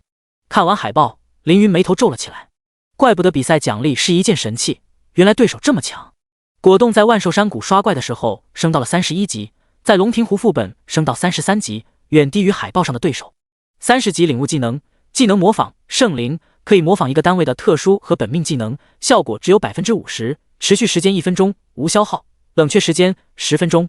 而且果冻只是下等神级，海报里面不仅有中等神级神兽，还有上等神级，实力比梦境龙神的尸骸还强，绝不是果冻现在能够对付的。没戏，看来只能换一个赚钱方法了。凌云有些遗憾，把海报还给安德鲁。果冻因为自己不够强而耽误凌云赚钱，心里十分内疚，耷拉着头。凌云用手摸了摸果冻的头，说道：“你的实力已经很不错了，但还需要时间精进。不是每个人都像凌云这样，等级赶着日历走。”果冻使用技能具象，主动变成人形。等等，凌云赶紧从储物戒指里拿取出一件宽松的魔法长袍，罩住白光。果冻穿着魔法长袍，说道：“主人，我不甘心，我想要为主人战斗。”凌云安慰道：“你已经很棒了。”果冻从惊讶的安德鲁手中拿过海报，对准凌云张开，嘟着嘴问凌云：“主人，我真的战胜不了这些家伙吗？他们当中一个都战胜不了吗？”不是果冻不够强，而是等级差太多了。凌云正想摸摸头安慰果冻，突然眼睛一亮，连忙拿着海报问安德森：“这个破天巨蟒是蓝色的还是红色的？”安德森还没从果冻变成人的震惊中清醒过来，于是凌云拔了他一根胡子：“阿痛，你刚刚问了什么？哦，你问破天巨蟒的颜色呀？”安德森揉着下巴想了想，说道：“是红色的。”居然是红色破天巨蟒，这要巧。凌云看向果冻，说道：“果冻，你确实有可能战胜他们当中的一个。”果冻眼里冒起星星，激动地说道：“真的吗？太好了！”果冻用力一跳，跳入凌云的怀里，扶着凌云的下巴，亲了一口气：“我又能帮主人战斗了。”安德森看着凌云和果冻，啧舌道：“真是亲密的主仆啊。”凌云表示：“你少管。”安迪又问道：“先生，您既然想参加比赛，请问您要选择哪个神兽作为您的对手呢？”凌云回答：“我们选择破天巨蟒作为对手。”安德森愣了，问道：“破天巨蟒？那可是91级的中等兽神，综合排名第3，你为什么要挑战破天巨蟒呢？不如选更弱的对手吧，下等神级的太玄飞鹤和六足天马就不错。”凌云说道：“这不劳烦先生你费心，我有自己的考虑，就选破天巨蟒。”既然凌云坚持，安德鲁也不再聒噪，点头说道：“可以，我这就去安排比赛，最迟在1个小时后开始。”最迟1个小时还挺快，请问是否接受安德鲁的邀请，参加天之城神兽争霸赛？是，凌云回答。您已报名。安德森离开兽营去张罗比赛，凌云和果冻留在兽营里准备比赛。凌云问安迪：“你能教我驯兽的技能吗？”“我这里有初级驯兽技能书，10金币1本。”安迪掏出技能书，10金币还是出得起。凌云和安德交易，得到初级驯兽技能书，并且学习，获得副职业技能。初级驯兽技能可以教随从最高不超高3个技能，技能等级不高于神话。有副职业技能，凌云就可以教果冻技能了。从背包里拿出早就准备好的战争践踏、气血和魔法震爆3本技能书，凌云说道：“这是我原本打算让你学习的技能，现在我改变主意了。我想到了必胜破天巨蟒的办法，只要你学习这3个技能，一定能赢。”果冻此时已经变回史莱姆模样，他点点头，看凌云拿出另外3本技能书：血遁、神话、血分身、神话、3余月、传奇。第60章赌约3件神器。血遁和血分身是血皇子报的技能书，品阶不高，但非常实用。凌云没舍得卖，今天正好用上。3余月是一个比较实用的位移技能，能够提供3段跳跃位移，特别适合大体型的宠物使用。您的宠物学会技能血遁、血分身、3余月。凌云打开果冻的属性面板，果冻变异史莱姆，神级，等级33，生命值220万，攻击力7万，防御力8万。特性变异史莱姆，神级，古龙，神级，人，升级可以分配属性点。技能吞噬、幻化，技能模仿、血遁、血分身、3余月。虽然破天巨蟒等级接近果冻3倍，但凌云想出了获胜的办法。凌云叮嘱果冻：“现在我要教你一套必胜的方法，很简单。第一，你要变成古龙飞到高空中，利用空中优势骚扰破天巨蟒，消耗他的耐心和神力。第二，破天巨蟒一定会使用本命技能破天，这时候你要变成破天巨蟒的模样，这样可以免疫破天的效果。第三，使用技能模仿，模仿他的技能无尽吞噬。最后，不停使用血遁和血分身，只要做到以上4点，一定能赢。”果冻不懂凌云战术的原理，但是无需多问，相信凌云便可。变身古龙形态，做好战斗准备。安德鲁很快回来了，镇魂，我回来了，大赛已经准备好了，跟我来吧。凌云跟着安德鲁来到一处传送阵，传送阵将凌云和果冻带到一座巨大的圆形斗兽场中，斗兽场直径3公里，里面有小山、溪谷和草地。果冻和破天巨蟒分别站在斗兽场中心的两边，一道强大的能量屏障将他们隔开，直到比赛开始。在斗兽场的观众席上，共有12万天之城居民观战。天之城已经有60年没有举行神兽争霸赛了，大家都非常激动，不停欢呼呐喊。哇，又有新的神兽了，居然是古龙！上啊，破天巨蟒，撕碎这条古龙！好帅的古龙啊，可惜还是成长期，成年古龙可是拥有数百米的身躯呢。破天巨蟒在8大神兽中排名第3，这古龙为何一上来就要挑战第3的神兽，而不是从第8开始？管他的，战斗精彩就好！加油啊，古龙，战胜破天巨蟒！斗兽场内，破天巨蟒扭动500米长的庞大身躯，树木被他挤得东倒西歪，山峰被推平，河流堵塞。破天巨蟒中等神级，等级91，生命值1亿4000万，攻击力80万，防御力60万。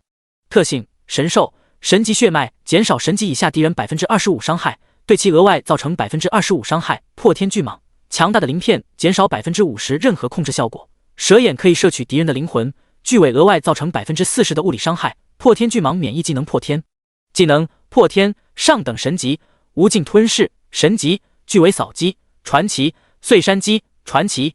果冻看着破天巨蟒，心里有点紧张，他还是第一次独立面对如此强大的对手。破天巨蟒，下等神级的史莱姆也敢来挑战我？果冻，我就是要挑战你！哼，你又不一定打得过我。你看观众还有很多人给我鼓励呢。破天巨蟒，狂妄！待会我定要让你知道冒犯我尊严的下场。果冻更加紧张了，回头看向凌云。凌云点点头，口型说道：必胜！果冻一瞬间充满了勇气，朝破天巨蟒吼道：你凶什么凶？胜负要打过了才知道。人类听不懂神兽的对话，只能听见果冻在龙吼，巨蟒在嘶叫。观众席上，凌云坐在视野最好的 VIP 台上，在他的身旁是这个国家最有权力的男人，大王子鲁迪，天之城大王子鲁迪，100级半神。鲁迪头戴金金王冠，身穿金羊毛内衣，披紫色长袍，身材匀称，长相英俊年轻。他饶有兴趣地看着凌云，说道：史莱姆的主人镇魂，我很好奇你为何要挑战我的宠物。破天巨蟒是天之城大王子的宠物，因为能赢。凌云直白地说道。这番话明显惹怒了鲁迪王子，鲁迪愤怒地站起身，沉声问道：能赢？你说你的下等神级宠物史莱姆能够赢我的中等神级宠物破天巨蟒？凌云点点头。鲁迪甩双手说道：可笑，荒谬，胡言乱语，不可理喻。凌云见鲁迪如此傲慢，心想正好可以利用他的傲慢。王子若是不信，我们来打个赌怎么样？鲁迪见凌云还敢打赌，气急反笑，说道：好，我和你赌。赌什么？凌云摘下时间之神的项链，说道：赌神器。如果我的宠物赢了，我输你1件神器；如果我赢了，你输给我3件。1件神器赌3件，一般有智商的人不会同意。鲁迪不是笨蛋，但他十分傲慢，自信自己的宠物不会输。凌云正是利用了这一点，定下赌约。鲁迪气愤地说道：好，我和你赌。你的神器虽好，但我不稀罕。如果你输了，我要你成为我的奴隶，我要当着全城百姓的面羞辱你。这下轮到凌云信任果冻了。如果果冻输了，凌云不仅会失去自由，还会被鲁迪当着10几万天之城的居民羞辱。一言为定。凌云信任果冻，就像果冻信任凌云一样。凌云拿出魔法墨水和纸，和鲁迪签下契约。你与大王子鲁迪签下赌约，秩序主神将会守护这份契约。等你成为我的奴隶，我会让你知道惹怒我的后果。鲁迪放狠话道：前提是你能赢。凌云一脸平静，相信自己，相信果冻。观众气氛越来越高涨，这场影响重大的比赛即将开始。天空中出现巨大的倒计时数字，5、4、3、2、1，能量屏障消失，战斗开始。破天巨蟒将身体盘成巨大的 S 形，猛地弹出，张开大嘴咬向果冻。锋利的獠牙长10余米，足以把果冻的身体洞穿。第61章破天。果冻按照凌云的计划，第一时间直接飞上高空中，躲掉破天巨蟒的攻击。破天巨蟒再次盘曲身体，准备下次攻击。为了保险，果冻直接飞到离天之城3000米的高空，斗兽场的全景映入他的眼中，白云也在双翅下流动。斗兽场的每个观众面前出现一个魔法画面，果冻和破天巨蟒都在画面之中。飞入高空中就是你的必胜法门吗？鲁迪冷笑道：“我的破天巨蟒虽未掌握神格，但依然可以用神力飞入空中。你要是以为飞入空中就能击败我的破天巨蟒，那就太天真了。”凌云撇嘴说道：“神兽可以飞，不是常识吗？我怎么会把比赛的关键压在对手能不能飞上？”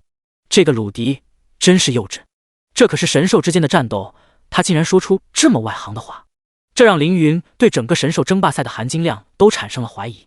凌云平静地说道：“还请皇子耐心往下看吧。”鲁迪被凌云的冷静弄得很没面子，闭上嘴继续看。斗兽场中，破天巨蟒浑身神力激荡，一双无形的金色长翅从后背展开，用力一挥，朝着天空冲了1000米，速度之快远胜果冻的龙翅。果冻见破天巨蟒追了上来，心里有些慌，但还是坚定执行凌云的计划，不要迎战，继续往上飞。果冻闷着头往高空又飞了3000米，低头一看，发现破天巨蟒居然越来越近了。我和他大约只有1000米的距离了，继续飞，相信主人的计划，继续飞。果冻不停地挥动双翅。斗兽场中，观众们看见果冻避战逃跑，纷纷笑道：“这头巨龙也太逊了吧，只会跑，既然不敢战斗，为什么要选择破天巨蟒当对手？就是，不自量力，它的主人脑子一定是坏了。”破天巨蟒马上就要追上来了，杀呀！破天巨蟒，干掉这头巨龙！破天巨蟒是天之城大王子的神宠，兽气不是一般的高，大家都在为他喝彩，仿佛他已胜券在握。相反的是，大王子的眉头反而皱起。蟒儿身躯这么大，飞起肯定很消耗太多神力，空战也不是他的强项。与其这么耗下去，不如直接使用本命技能破天，秒杀那只史莱姆。破天巨蟒仿佛听见鲁迪的心声，在追了一会儿还没追上后，准备使用自己的本命技能。一股强横无比的力量从他的身上发出，直冲云霄，深蓝色天空裂开一条长长的缝隙。接着天空迅速裂成2半，露出一条数百万公里长、数十万公里宽的漆黑的真空地带。天空像一块被掰成2半饼干。破天上等神级，以强大神力和精神力将天空撕成2半，暂时断绝天空法则。所有空中单位全部受到1亿加10万倍神力消耗加10倍精神力属性伤害，所有单位失去天空的庇佑、天空法则、天空属性，持续10秒。冷却时间1天，技能消耗500神力加10万魔法值。白云消散，空气变成乱流，四处流动，一切都变了样。只有身处天空，才能知道破天这个技能的强大，这是足以毁灭世界的力量。也难怪天之城的人民这么爱看神兽大战，如此宏伟的巨大场面，只有在这种级别战斗中才能看见。观众们欢呼，观众们疯狂，观众们感谢果冻悍不畏死，让他们能看到破天这种灭世神技。大家看着眼前的魔法画面，想要看果冻的死相，但是果冻完好无损地飞在空中，并没有受到任何影响。为什么？观众们疑惑不解，他为什么没有被乱流击碎，甚至没有从空中掉下来？他明明在空中啊！是幻化！鲁迪大吼：“你的史莱姆会幻化？”没错，凌云回答。后知后觉的主人，等到底牌已经丢出去后，才发现对方根本不怕。天空中，果冻虽然保持古龙的外形，但已经幻化了破天巨蟒的特性，因此没有受到破天的伤害。为什么史莱姆会幻化？这不是人类的技能吗？鲁迪问道。我也不知道，不过他就是会。凌云回答。破天巨蟒不知道幻化的技能效果，见自己的底牌对敌人无效，不由得大怒，飞上去咬果冻。果冻心想，主人前2项计划已经完成，现在该进行第3项了，模仿技能无限吞噬。迎战技能模仿圣灵，可以模仿一个单位的特殊技能，效果只有 50%， 冷却时间1分钟，无消耗，冷却时间10分钟。无限吞噬神级，被动，每次攻击对敌人造成对方 5% 最大生命值的伤害，并且自己恢复着伤害的2倍生命值。破天巨蟒一口咬向果冻的肩膀，立即对其使用技能模仿。鲁迪见破天巨蟒打中果冻，高兴地跳起来喊道：“终于打到他了！打死他！马儿，咬死他！”果冻的头上冒出2个数字：免疫-13万。破天巨蟒的头上飘出一个绿色加26万。您的宠物果冻使用技能模仿，获得技能无限吞噬。听到这句系统提醒，凌云彻底放下了心。这场战斗已经结束了。大王子，能给我一份清单吗？我想看看待会选择什么神器。凌云说道。你什么意思啊？你又想说你的神宠已经必胜了吗？鲁迪愤怒地问道。是的，战斗已经结束了。凌云说道。鲁迪咬牙切齿说道：不给，不给就不给吧。2人继续观战。天空中，果冻发起了进攻，一爪抓在吞天巨蟒的身上，其头上飘出2个数字：0、-670万。同时，果冻的头上还会出现一个绿色的数字，加335万。这个数字很快由绿变白，获得护盾335万。果冻的身上出现一层血气组成的护盾，这是技能血盾的效果。第62章赢得神器。血盾传奇，当吸血量超过最大生命值时，超出部分的 50% 转化为护盾，护盾不会因为技能结束而消失。持续时间1分钟，冷却时间2分钟。果冻每次攻击都会触发无尽吞噬的效果，对吞天巨蟒造成最大生命值 2.5% 的伤害，同时触发血盾的效果，给自己增加335万护甲值，达到攻防一体的效果。当新血盾一个技能不够稳，凌云还教会果冻血分身和位移技能3愉悦。血分身，玻璃自身 2%至50%，生命值创造一个血分身，该分身拥有历练者、宠物 50% 的属性，并且与本体共享 15% 吸血效果。历练者、宠物可以随时吞噬血分身，恢复血分身生命值等量生命。冷却时间2分钟。一个不断叠加的护盾，再加上一个可以帮忙叠加的外置血包，以及果冻本身拥有物理免疫，这场战斗已经不用再看了，果冻赢定了。果冻利用敏捷优势不断攻击吞天巨蟒，他在模仿银龙和雷兽的战斗，模仿银龙谨慎灵活的作战缝割，护甲值越叠越高。破天巨蟒发现物理攻击对果冻没有效果，于是使用技能魔力穿刺攻击果冻。张开嘴，一道锋利且威力强大的魔力洞穿果冻的身体。负300万，300万伤害很高，可是果冻现在有3350万的护盾值，而且护盾值还在以每3秒335万的速度增加。破天巨蟒继续用其他魔法技能攻击果冻，分别打出100万到300万不等的伤害。这些伤害本可以杀掉果冻，可是因为无尽吞噬加血盾的技能连锁，让这些攻击变成了白费功夫。凌云对鲁迪说道：破天巨蟒有公母2种，公种浑身通红，主要使用物理攻击，母种身体青蓝，主要使用魔法攻击。你的破天巨蟒是公的，被我的果冻克制。鲁迪捏的拳头捏得咔咔响，自己的中等神兽竟然被一个下等神兽克制了。很快，斗兽场的观众们也发现，无论破天巨蟒如何攻击巨龙，哪怕是把它打飞几百米，或者用利齿咬穿它的身体，又或者用魔法轰击巨龙，巨龙好像不都不受影响，而果冻的攻击总能让吞天巨蟒受到伤害。这是怎么做到的？行了，鲁迪一拳打出，发出爆破声。结束比赛，马儿败了。这场比赛已经没有继续的必要了。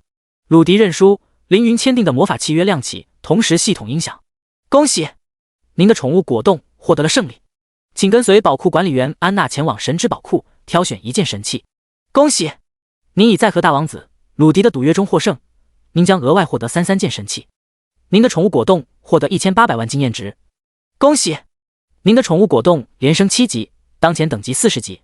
一场无惊无险的比赛让果冻连升7级，让凌云赢得4件神器。赚翻了，特别是其中3件神器是凌云利用鲁迪的性格缺陷骗来的，这就更赚了。把安娜叫来，带镇魂去宝库。鲁迪满脸通红的说道。不用了，我去找他吧。凌云说道。鲁迪没有多说什么，在禁军的护卫下离开了观战台，临走前还意味深长的看了凌云一眼。比赛开始的突然，结束的也很突然，很多观众还没弄清楚发生了什么，只看见大王子认输离场，古龙获得了胜利。我看破天巨蟒没受什么伤啊，为什么大王子偷袭了？就是啊，2个神兽才刚刚打起来，怎么就结束了？对于观众来说，他们想看的是神兽血拼肉搏，他们不知道战斗的结局在凌云做好针对计划的那一刻就已经注定。凌云被传送回兽营，身旁是同样传送回来的安德鲁和安迪，2人一同抱住凌云，大喊道：太精彩了！针对性的战术，完美的执行，毫无悬念的胜利。下等神兽战胜比自己等级高1倍的中等神兽，镇魂，你和果冻的名字将会永远记录在神兽争霸赛中。安迪喊道。我马上去排版新的海报，我要把果冻的头像放在吞天巨蟒头上。安德鲁说道。安迪赶紧捂住安德鲁的嘴，说道：父亲，别这样，这样大王子会不高兴。不高兴又怎样？能让他的破天巨蟒变强吗？安德鲁说道。凌云不管兴奋的安德鲁和安迪，走到神级养育室外，看一眼正在进化的银龙，但很安稳。现在是时候去领神器了。把果冻送回宠物空间休息，凌云离开兽营，走进神秘商店。安娜没有穿鞋，把脚敲在桌子上涂指甲油，可能是觉得浅红色不够好看，于是抹掉，重新涂上粉红色，还撒了一点点亮闪闪的晶晶粉。成了。安娜拿香水喷了喷脚趾，又张合了几下脚趾，然后举到凌云面前问道：“怎么样，好看吧？”凌云对气味很敏感，捂着鼻子说道：“我赢了神兽争霸赛，还赌赢了3件神器。”安娜把脚举到凌云面前，说道：“你先告诉我好不好看？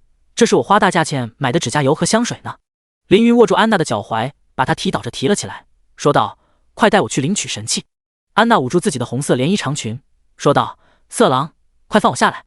凌云松开安娜的脚踝，安娜并没有下落，而是浮在空中翻了个身。不解风情的家伙，来吧！神秘商店里的魔法阵运转，把安娜和凌云传送走，正在前往3号神之宝库。神之宝库长宽各有1万米，高500米，形状方方正正，内有90根巨大的顶梁柱和400个房间。这里本来存放了近万件神级物品，后被神明带走绝大部分，剩下的几百件神级物品成了天之城王族和贵族们的共同的财富。凌云第一次来到神之宝库，问道：“这里有那么多神器，能帮我介绍一下吗？”安娜反问道：“你想要什么类型的神器？”凌云说道：“有没有增幅技能效果的神器？”第63章挑选神器。安娜从仓库里拿了一个盘子，然后蹦走在各个房间中，回来时盘子里放了8件神器。安迪向您展示物品：魔力之神的祝福手环，2阶神器；魔力之源手镯，3阶神器；魔力的胡桃木和手杖，1阶神器；乃玉魔力项链，1阶神器。这些神器都很好，从40级到80级都有，品阶最高的是3阶。高阶神器都在王室或者城内贵族家。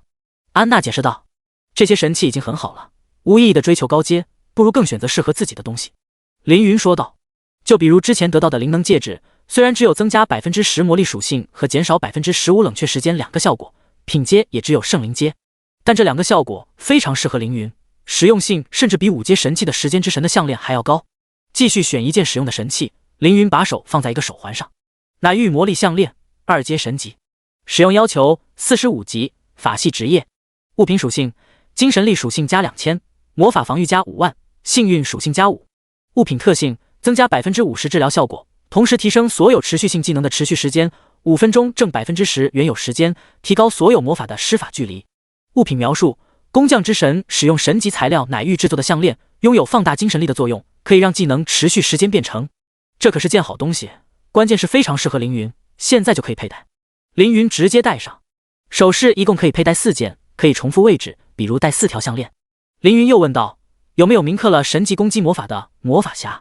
魔法匣不算神器，而是道具，里面用魔法晶石铭刻了神级魔法，只要充满神力就可以使用，有最大使用次数。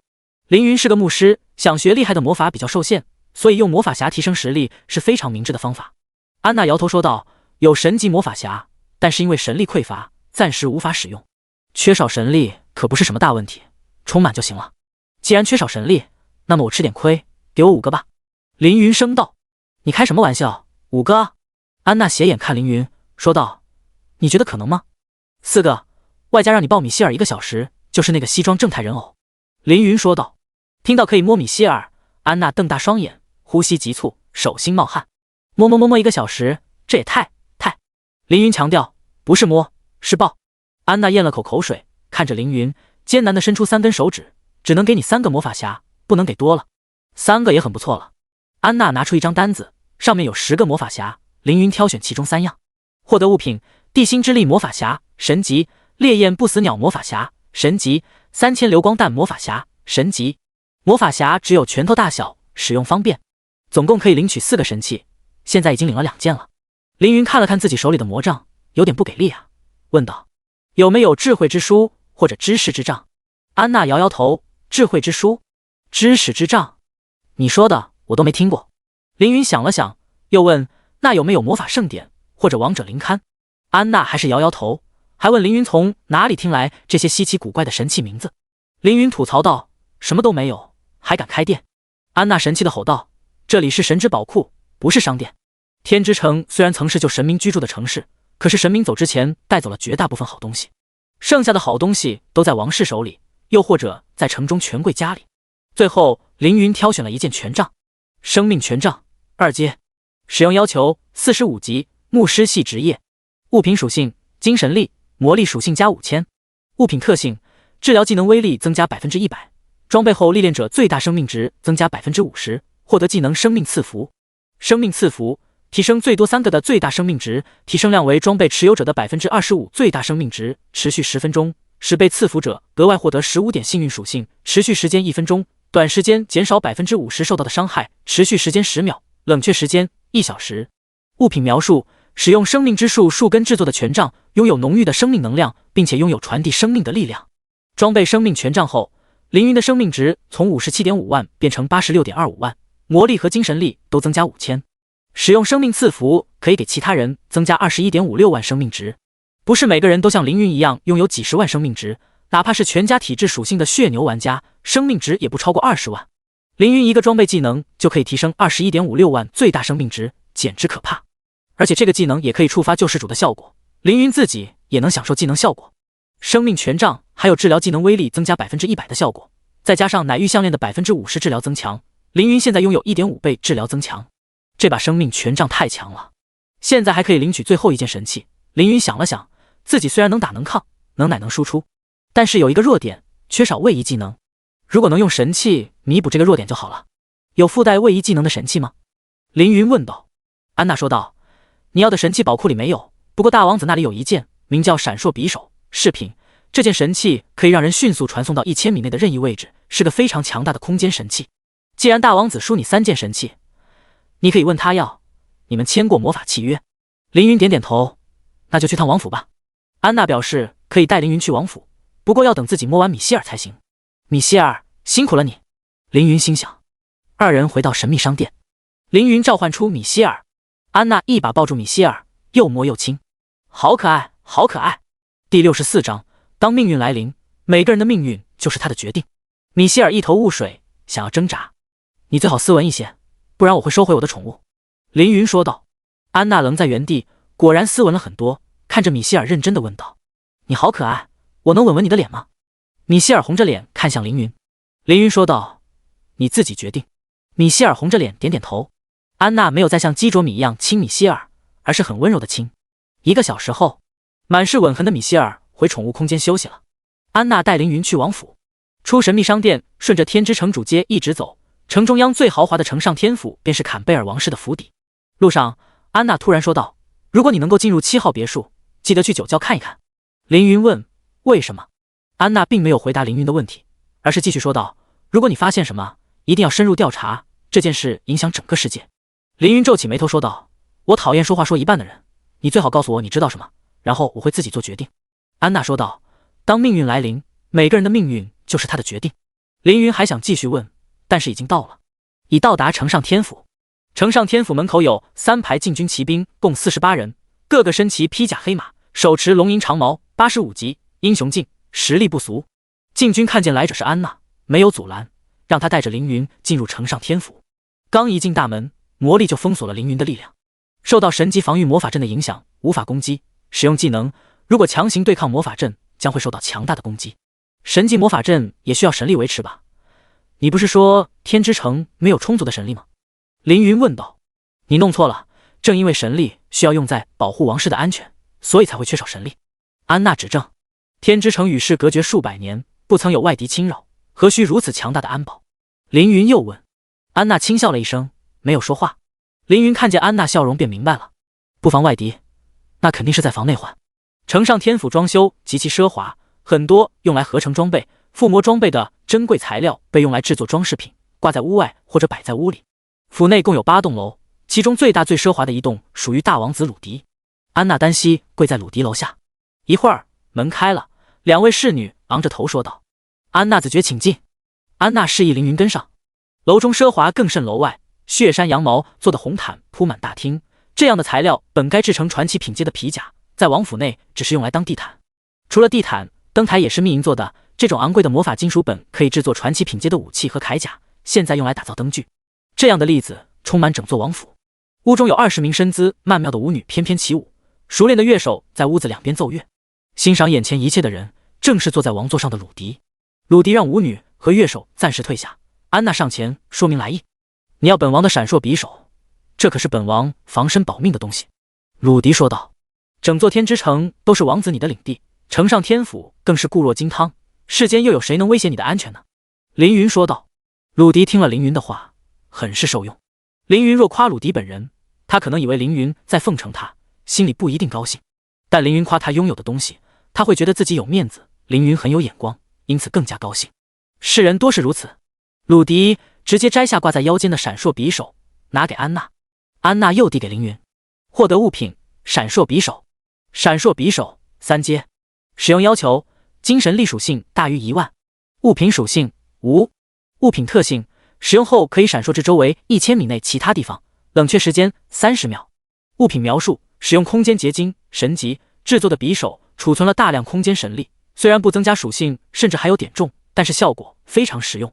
30秒冷却一个无音畅的1000范围的闪烁技能，这也太强了吧！就凭着一件装备，凌云就可以溜着刺客历练者打，当然直接秒杀对方或许更加方便。闪烁匕首是饰品而非武器，短短的只有3寸，有皮套，可以挂在腰间。凌云得到装备后正要告辞，鲁迪又叫住了他。等等，鲁迪说道。王子有何事？凌云问。我坐在这里想了半天也想不明白，你是如何用那个小家伙战胜了我的破天巨蟒，能请你解释一下吗？鲁迪的话语不再充满傲慢，而是客气地问凌云。我了解破天巨蟒的特性和技能，于是让我的宠物针对性地学习了技能，有心打无心，侥幸获胜。凌云谦虚道。也就是说，史莱姆战胜破天巨蟒的关键是你。鲁迪终于明白了。凌云点点头。那么我问你，如果你用我的破天巨蟒对付你现在的史莱姆，又要如何取胜呢？鲁迪问道。我为什么要回答这个问题？凌云反问。鲁迪用手一直搓王座的扶手，他很好奇凌云会如何解释。你如果真的有办法用破天巨蟒战胜你的史莱姆，我便把破天巨蟒送给你。凌云一惊。送给我？那可是92级中等神兽啊！凌云看着鲁迪，就好像看地主家的傻儿子一样，真是有钱随便花呀。不过细细一想也没错，鲁迪年龄不大，破天巨蟒肯定不是他养育长大的，而是神明遗留在天之城没有带走，没有养育关系，也没有什么特殊感情，二者是很简单主宠关系。鲁迪喜欢破天巨蟒，是因为破天巨蟒能赢比赛，给他正面子。现在破天巨蟒当着全城子民的面输给了果冻，鲁迪觉得没面子，自然就不喜欢了。当然不能随口说说而已，你必须让我信服。鲁迪说道。你若真的像你说的那么厉害，可以用计谋左右神兽的战斗，便和我再签订一份契约，把破天巨蟒送给你。第65章 S 级成长破天巨蟒新的神秘任务。鲁迪怕凌云不信，用魔法墨水写下契约交给凌云，内容和他说的一样。是否签订契约？送神兽的举动实属罕见，凌云根本没有理由拒绝。契约生效。签订契约，凌云开始给鲁迪上课。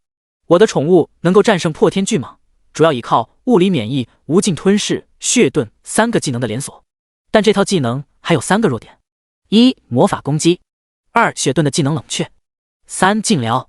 如果想要击败我的果冻，必须要在3个弱点上下功夫。你的破天巨蟒不擅长魔法攻击，第一个弱点无法利用。血遁叠加的护盾不会消失，而且血分身和3跳跃可以保证果冻在技能冷却时依然安全，所以第2个弱点也无法利用。最该思考的是利用第3个弱点，想办法任何静疗果冻。如果是我会让破天巨蟒堕入黑暗，使其学会逆生命能量这样的静疗技能。只要无法吸血叠遁，便能用魔法攻击获得胜利。凌云的解释很简单，鲁迪一听就明白了。鲁迪站起身喊道：原来如此，这个技能克制并不难，鲁迪实在缺少战斗经验，才想不到你年纪轻轻却是经验丰富的御兽师，镇魂，我佩服你。鲁迪说道。天之城大王子，鲁迪对您好感度加10，当前好感度45，好友。好友？我什么时候和鲁迪关系这么好了？这家伙还是个自来熟啊。凌云耸耸肩，和天之城的主人打好关系也是个不错的选择。您已完成契约，获得 Level91破天巨蟒上等神兽。凌云的宠物大军中又添一员猛将，很猛的猛将。打开宠物空间，看见破天巨蟒的头像，他的心情不是很好。破天巨蟒上等神兽，等级91级，成长性 S， 性格特点焦躁、高傲，心情极差，好感度15，暂时无法命令，2日后将会恢复至0， 3日后提升至5。注意，该宠物无法和果冻同时召唤，除非它对主人的好感度超过20，或者对果冻好感度提升至0以上。半路得来的高级宠物，养熟了才会听你的话，不用急。让凌云意外的是，破天巨蟒竟然也是 S 级成长，这说明它的血脉也很纯正，潜力非常好。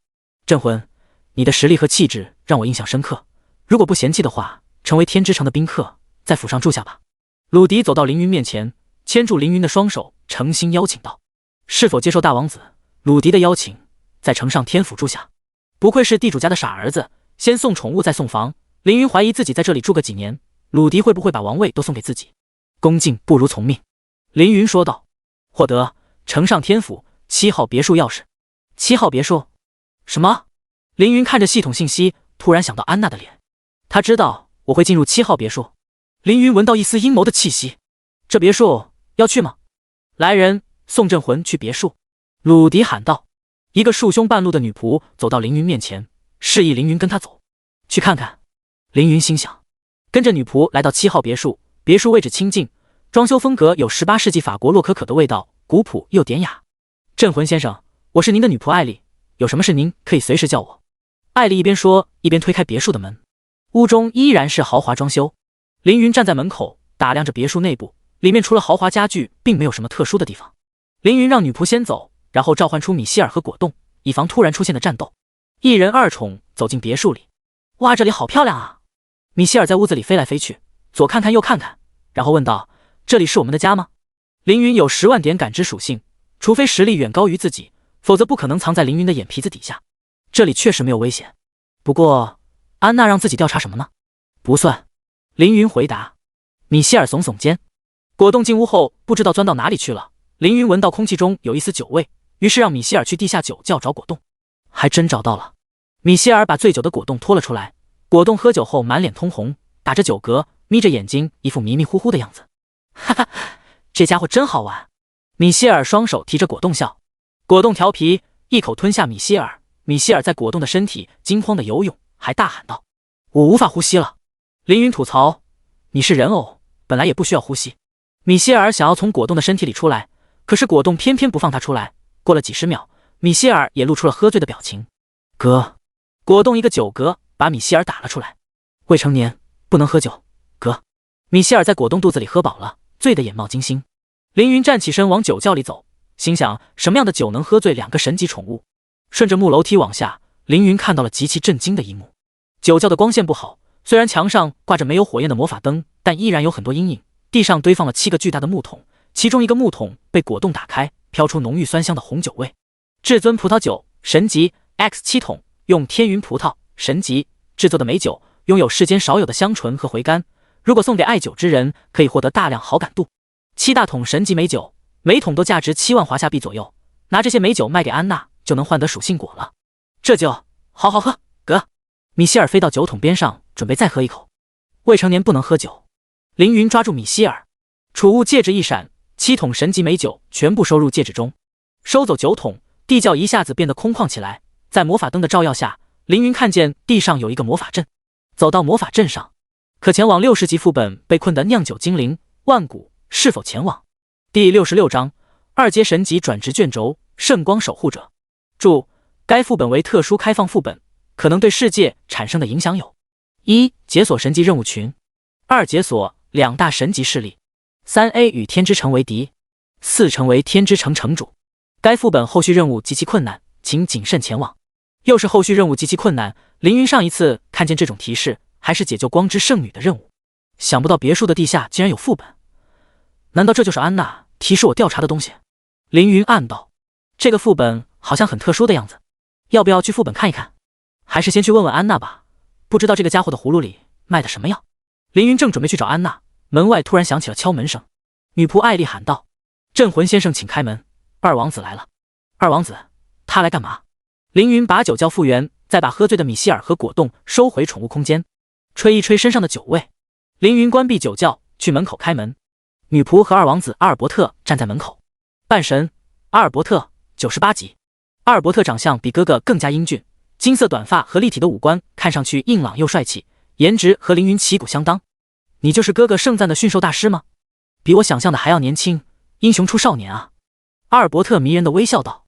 虽然表面上一副和气的模样，但其实阿尔伯特不喜欢凌云，因为他嫉妒凌云能得到哥哥的赏识。我能进去坐一坐吗？我有事找你谈一谈。凌云说道。进来吧。阿尔伯特让禁卫们在屋外等候，女仆艾丽也不准进来，然后进了屋。我好像闻到了酒香，你喝酒了吗？阿尔伯特说道。没有。凌云睁眼说瞎话，他自己鼻子就很灵，知道空气中还有酒味。阿尔伯特没有深究，用聊天的语气问道：镇魂先生，你是云起帝国的人吧？我悄悄去过云起皇城，那是一个有趣的地方。云起帝国实力比天之城稍弱，但也很不错。天之城绝对比云起帝国厉害很多，从它巨大的神之宝库便能看出。天之城和云起帝国曾经有过交往，不过那是几百年前神明还没有离开的时候。自从神明走后，云起帝国就和天之城失去了联系。所以你是怎么找到天之城的呢？凌云随口敷衍道：我在天上随便逛逛，无意间找到了这。这番话二人都不信。阿尔伯特还是没有深究，继续说道：那你和天之城很有缘啊。缘这个词我还是在云起帝国学到的，一开始不是很理解，随着时间的推移，我慢慢有所领悟。所以我相信你的到来不仅仅是巧合，而是有缘。凌云问道：此话怎讲？阿尔伯特说道：你来的日子很特殊。凌云说道：如何特殊？阿尔伯特说道：就在明天，伟大的坎贝尔王室准备剿灭叛贼洛夫家族，而今天数百年未有外来访客的天之城刚好来了唯一一名访客，就是你。你说是不是有缘呢？凌云点点头，这么看确实很有缘。阿尔伯特继续说道：不仅有缘，你还得到了天之城最有权力的人的欣赏，王兄非常看好你。你现在住的这洞天之城，大先知住的地方。大先知？天之城的大先知可是预言之神，而且是人类神。酒窖里的副本难道和大先知有关？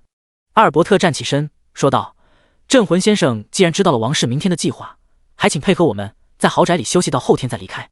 你的宠物是后天完成进化吧？时间刚刚好。你喜欢什么？美食还是美女？我们这里都有，只要你开口，随时都可以送来陪你。凌云还想去找安娜，现在阿尔伯特要自己待在豪宅里，明显和凌云的目的冲突。不好意思，我刚好有事要出门。凌云说道。我是天之城的二王子，我的话就是命令。阿尔伯特严肃地说道。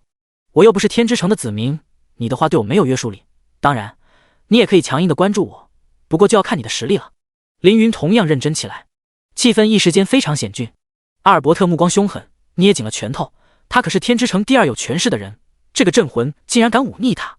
如果不是哥哥欣赏的这个家伙，我今天必要让他尝尝天之城的铁骑和龙骑士。没有如果，凌云就是受到大王子的赏识，这是事实。阿尔伯特深吸一口气，平复心情，终于他让步了。镇魂先生，你当然是自由的，我也不能把你强硬留下，我只是想请你配合一下我们，为此我愿意付出一些赔礼。凌云问道：你拿什么赔礼？牧师的二阶神级转职卷轴？这是句玩笑话，但让凌云尴尬了。阿尔伯特说道：我明白了，我这就让人去取。不得不说，您要的东西很稀有，天之城也只有一个。还真有。不到10分钟，转职卷轴取来了。获得物品：圣光守护者转职卷轴，2阶，神级，为1。职业介绍：圣光是天国的恩赐，受惠之人必须以生命和信仰守护圣光，以力量捍卫圣光，并将圣光洒向大地。凌云看着手里发白光的转职卷轴，有些发愣。这也行？2阶神级转职卷轴就这么送人了？我了个去，天之城是真有钱啊！我已经满足您的要求，相信您是信守承诺的人。阿尔伯特堵死凌云反悔的机会，把转职卷轴交到凌云手上，然后离开了。我是亏了还是赚了？凌云盯着手里的卷轴，应该是赚了吧？这可是2阶神级转职卷轴啊，千金不换的东西，想不到这么突然就倒手了。安娜神神叨叨的让我仔细检查这个别墅，结果在别墅里找到一个副本。刚刚又听阿尔伯特说，这别墅之前住的是大先知，大先知和安娜有什么关系吗？算了，不用想太多，一个60级万古品阶的副本而已，通了便是。凌云打开转职卷轴，先转职，已满足转职条件，是否转职圣光守护者？是。打开卷轴，圣光进入凌云的身体。第67章，天赋进阶，救世主，守护。该职业卷轴与您的一阶职业血之大祭司不符，转职后覆盖您的一阶职业技能，您可以保留2个技能。只能保留2个技能的话，凌云选择保留2个神级被动技能鲜血治疗和气血充盈。只要这2个关键的神级被动技能保留了下，另外2个增益技能没了就没了，根本不痛不痒。转职成功，获得专属职业技能圣光护体，神级，被动。40级技能灵能巨锤，神级。45级技能圣光战矛，神级。圣光护体，每次使用牧师系技能时减少50%的吟唱时间，同时获得强霸体效果，并且减少受到的 50% 伤害。战士和魔法师看见这个技能要馋哭了。减少技能施法时间，获得霸体状态和减伤。任何战士和魔法师看了这个技能都会喜欢。灵能巨锤，使用灵能力创造一柄巨大的战锤，额外增加5至50米攻击范围，是召唤的巨锤大小而定，每次攻击造成 100% 精神力正 150% 魔力伤害，并且被巨锤攻击的敌人眩晕3秒，清空所有增益状态。持续时间10分钟，冷却时间30秒，神力消耗5。一个可以增加攻击范围和攻击力的召唤系武器，受到敏捷属性攻速加成，而且攻击可以使敌人眩晕，并且清除 buff。对于其他牧师来说，这个技能不伦不类，但是对于凌云这个高攻速的近战牧师来说，简直太合适了。圣光战矛，使用灵能力凝结5柄圣光长矛，射出后对100米范围的敌人造成 300% 魔力伤害，每个被圣光战矛作用的敌人受到3秒束缚，束缚结束后再次受到10万伤害。圣光战矛每击杀一个敌人，立即获得一根新的战矛。技能冷却30秒，神力消耗5。远距离高伤害的控制技能，而且可以多次分段控制，再配合凌云的天赋救世主多重释放，简直可以控到死。您的天赋救世主获得进阶效果守护，每使用10次技能可获得一个守护点数，最多可积攒5个，使用守护点数可使当前技能多释放1次。转职获得的新天赋能力非常好，大大提高了原有天赋的下限和下限，可以让凌云打出更高伤害，同时避免了关键时刻无法触发天赋的尴尬。加上转职后获得的新技能，凌云现有以下技能：天赋神地转世、九转通玄、救世主、多重释放、共济、守护。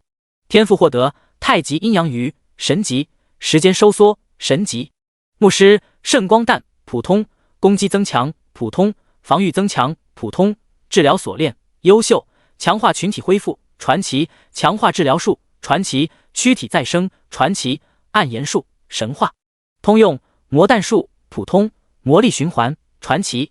转职技能鲜血治疗神级，气血充盈神级，圣光护体神级，灵能巨锤神级，圣光战矛神级。装备爆裂火环、爆裂头环、闪烁匕首、生命赐福、生命权杖。转职完成后，现在可以去探副本了。凌云下到酒窖，收起美酒，走进魔法阵中。可前往60级副本被困的酿酒精灵万古是否前往？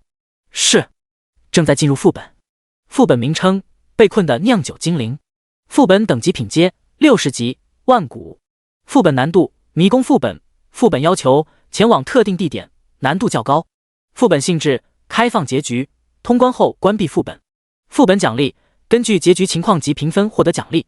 通关保底奖励有60级装备 X1 万古，50级通用技能书 X1 万古，大量经验值。注：该副本极其重要，请认准对待。开始副本。凌云被魔法阵传送到漆黑的地底洞穴里，面前有2条山洞，其中一个山洞有空气流通，一个没有。凌云走入无风的山洞，前进了大约40米，闻到一股血腥味。再往前走10余米，14头变异老鼠在尽头等着凌云，每只怪鼠身长50厘米，双目通红。地底怪鼠优秀，等级60，生命值 20.5 万，攻击力8200， 25%物理穿透，防御力8800。特性鼠，技能啃食3连击扑击。学习了新技能，正好拿这些家伙试试手。凌云的手掌亮起白光，白光变成一柄圣光大锤，握着锤柄用力挥舞，锤头把怪鼠们锤在墙上。负14万 X14， 神光锁住怪鼠的身体，让他们无法动弹。凌云下一锤已经锤来，第二锤直接把他们干掉。以击败地底怪鼠获得15000经验值，额外获得11250经验值 X14。凌云的经验条涨了一丢丢，地上倒了几个银币，收好。转身回到选路的地洞里，这次选择右边的山洞，顺着山洞的路走，没有遇到什么陷阱和魔兽，一路畅通无阻，直到眼前有微光。朝微光走去，看见一扇铁门，微光从门上传来，门上了锁，直接拿锤子把门打烂。门后有一面巨大金属管子铺成的墙，管子里有液体流动的声音，不知道管子通向何方。眼前的道路被管子分成了左右2个方向，走哪里都一样，顺着左路一直走，又遇到10只怪鼠。这次挥舞锤子把它们全部解决，经验值又涨了一丢丢。如此走了1公里，终于找到一个怪鼠的巢穴。第68章隐藏房。巢穴里有一个异常强壮的怪鼠 BOSS， 巨大的身躯几乎要把过道堵死。变异地底鼠王超凡 BOSS， 等级60，生命值220万，攻击力4万，25%物理穿透，防御力8万。特性变异魔属，能够操控属群。技能群属袭击优秀，召唤属群超凡，血爪优秀，魔眼传奇。地底鼠王正在啃一根骨头，突然看见凌云后吓了一跳，只见他发出尖锐的叫声，接着道路前后涌来数百只怪鼠把凌云包围。叽叽叽叽，地底鼠王用手指凌云，数百怪鼠潮水一般涌向凌云，场面极其可怕。凌云身上冒出3个火环，绕着身体旋转一圈，秒杀所有怪鼠。负 29.16 万 x270， 以击败地底怪鼠获得15000经验值，额外获得11250经验值 x270。强大的火焰把怪鼠群瞬间烧成灰烬，变成了美丽的经验值。凌云的经验条猛涨，几乎就要升级。火焰过去，凌云发现地底鼠王逃了，跑得飞快。别跑！凌云刚想追上去，突然感到鼠巢里冒出一丝舒服的凉气，拿法杖扫开兽毛、枯枝和破布，可以看见鼠巢的下方有一条细小的管道，而且管道上有一点裂缝，凉气正是从这里吹出。这凉气里竟然含有神力。凌云皱起眉头，凌云扭断金属管，含有神力的气体喷了出来，冰冰凉凉，清醒柔软。这管道里居然装的是神力。重新打量金属管，这么多管道里面都装的是神力的话，到底有多少神力？为什么安娜还说天之城缺少神力？继续探索这个副本，或许能找到答案。凌云继续往左边的路走，一扇铁门挡住了路。砸烂铁门，门后站着一条黑纹大蛇，躲在阴影准备咬凌云，被凌云2锤干死。以击败地底黑蛇获得75000经验值，额外获得56250经验值。黑蛇报了几个银币和一件60优秀品质的匕首，黑纹蛇匕首。收好。杀怪物后进屋，这间屋子还有3扇门。凌云不禁感叹，这个副本的岔路真是多。这个副本和迷宫一样，要是天云琉璃在这，应该能召唤出一堆动物来探路吧，又或者直接控制那些老鼠，让他们带路，这样会轻松很多。继续走。凌云随便打开一扇门，往里走，不停地走。一路上遇到很多地底魔兽，干掉。如此探索5个小时，终于把左边的路全部走完，走了几10公里，路上杀了一堆小怪，顺便升到了46级。恭喜你已升级，获得5500自由属性点，当前等级46级。怪物一共报了价值12万的装备和道具，全部收好。路上还捡到2样东西，神秘钥匙 A， 神秘数字 A。凌云有预感，待会用得上这2件东西。重新回到第1扇门的位置，再往右走。右边的路要比左边好走一些，看墙壁甚至还雕刻了简单的花纹，其他没什么值得关注的地方。走了大约2分钟，右边路已至尽头。路的尽头有一扇10余米高的金属大门，门很厚，轻轻敲击，门发出沉重的响声。门上刻有魔法阵和钥匙孔，魔法阵因为缺少魔力供应而停止，只能用钥匙开门。凌云把神秘钥匙 A 插入钥匙孔里，门却没有开。不是这把钥匙吗？如果不是这把钥匙，副本里还有其他钥匙吗？肯定不是。凌云眼拙遗漏了钥匙，拥有10万点感知属性，绝对能感知周围的一切。所以问题的答案是隐藏房。像这种迷宫一样的副本，往往会出现隐藏房和解谜机关，需要动一动脑子。隐藏房往往难度极高，相当于普通副本的 BOSS。 凌云细细回想这一路的经过，立即想到墙壁上的花纹。这迷宫一样的地下通道，完全无光的环境里，有必要在墙上刻花纹吗？没有，所以花纹肯定别有用意。凌云重新回到墙边，细看花纹，并没有发现特殊的地方。把手指按在花纹的凹痕里，细细感受花纹的流动。好流畅的花纹，从头到尾一气贯通，就好像书法一样。试着按照花纹的纹路从头到尾写了一遍，凌云暗道一声不对。这些花纹虽然线条流程，但要说是文字也不可能，有些地方重叠反复，有些地方累赘多余，既不是汉字，也不是英文，也不是天启文，一定还有什么条件没有达成，所以无法解读这些花纹。还差什么东西？我能感觉得到答案很接近了。凌云突然灵光一现，打开一桶神级美酒，抿了一口。获得状态微醺，精神力下降 15%， 行动力和动作精度下降 15%。 神级葡萄酿出的酒，酒香浓郁，口感丰富，回味细腻，让人陶醉。凌云喝酒后再看墙壁，发现墙上的花纹变得模糊起来，花纹的很多地方重叠在一起，互相组成，变成了清晰的文字。是了，就是这样，解谜的关键是酒。解谜的关键道具居然在副本外面，真是狡猾。凌云心想，这酒大概是大先知的酒，他把酒放在副本传送阵上，一定是希望有人能解开副本的谜题。这个神级强者为什么要这样做呢？他和这个副本又有什么关系呢？趁着醉意，凌云低声念出墙上记载的信息：吾乃地下能源中心修建者阿帆，天之城唯一神级建筑师，受命于新王建造此地，以供天之城能源运转。回顾往生，吾行事光明磊落，刚正不阿，未曾主动加害于人，未曾行苟且之事。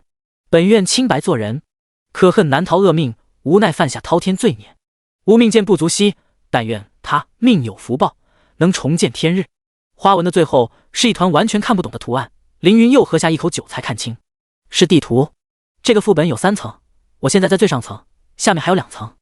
第69章，完成副本第1阶段，把3层地图全部记熟，并且知道最上层的隐藏房。隐藏房就藏在金属管道后面。凌云走过去，一锤锤爆金属管道和墙面，哗啦啦，铁皮和落石翻滚，露出一间漆黑的小屋。同时，因为打破金属铁管，副本更新了。因为破坏铁管，天之城的能源供应出现异常，副本外同样产生影响。王家禁军队长 Lef95 半神正在前往能源中心，请不要被他找到，找到必死。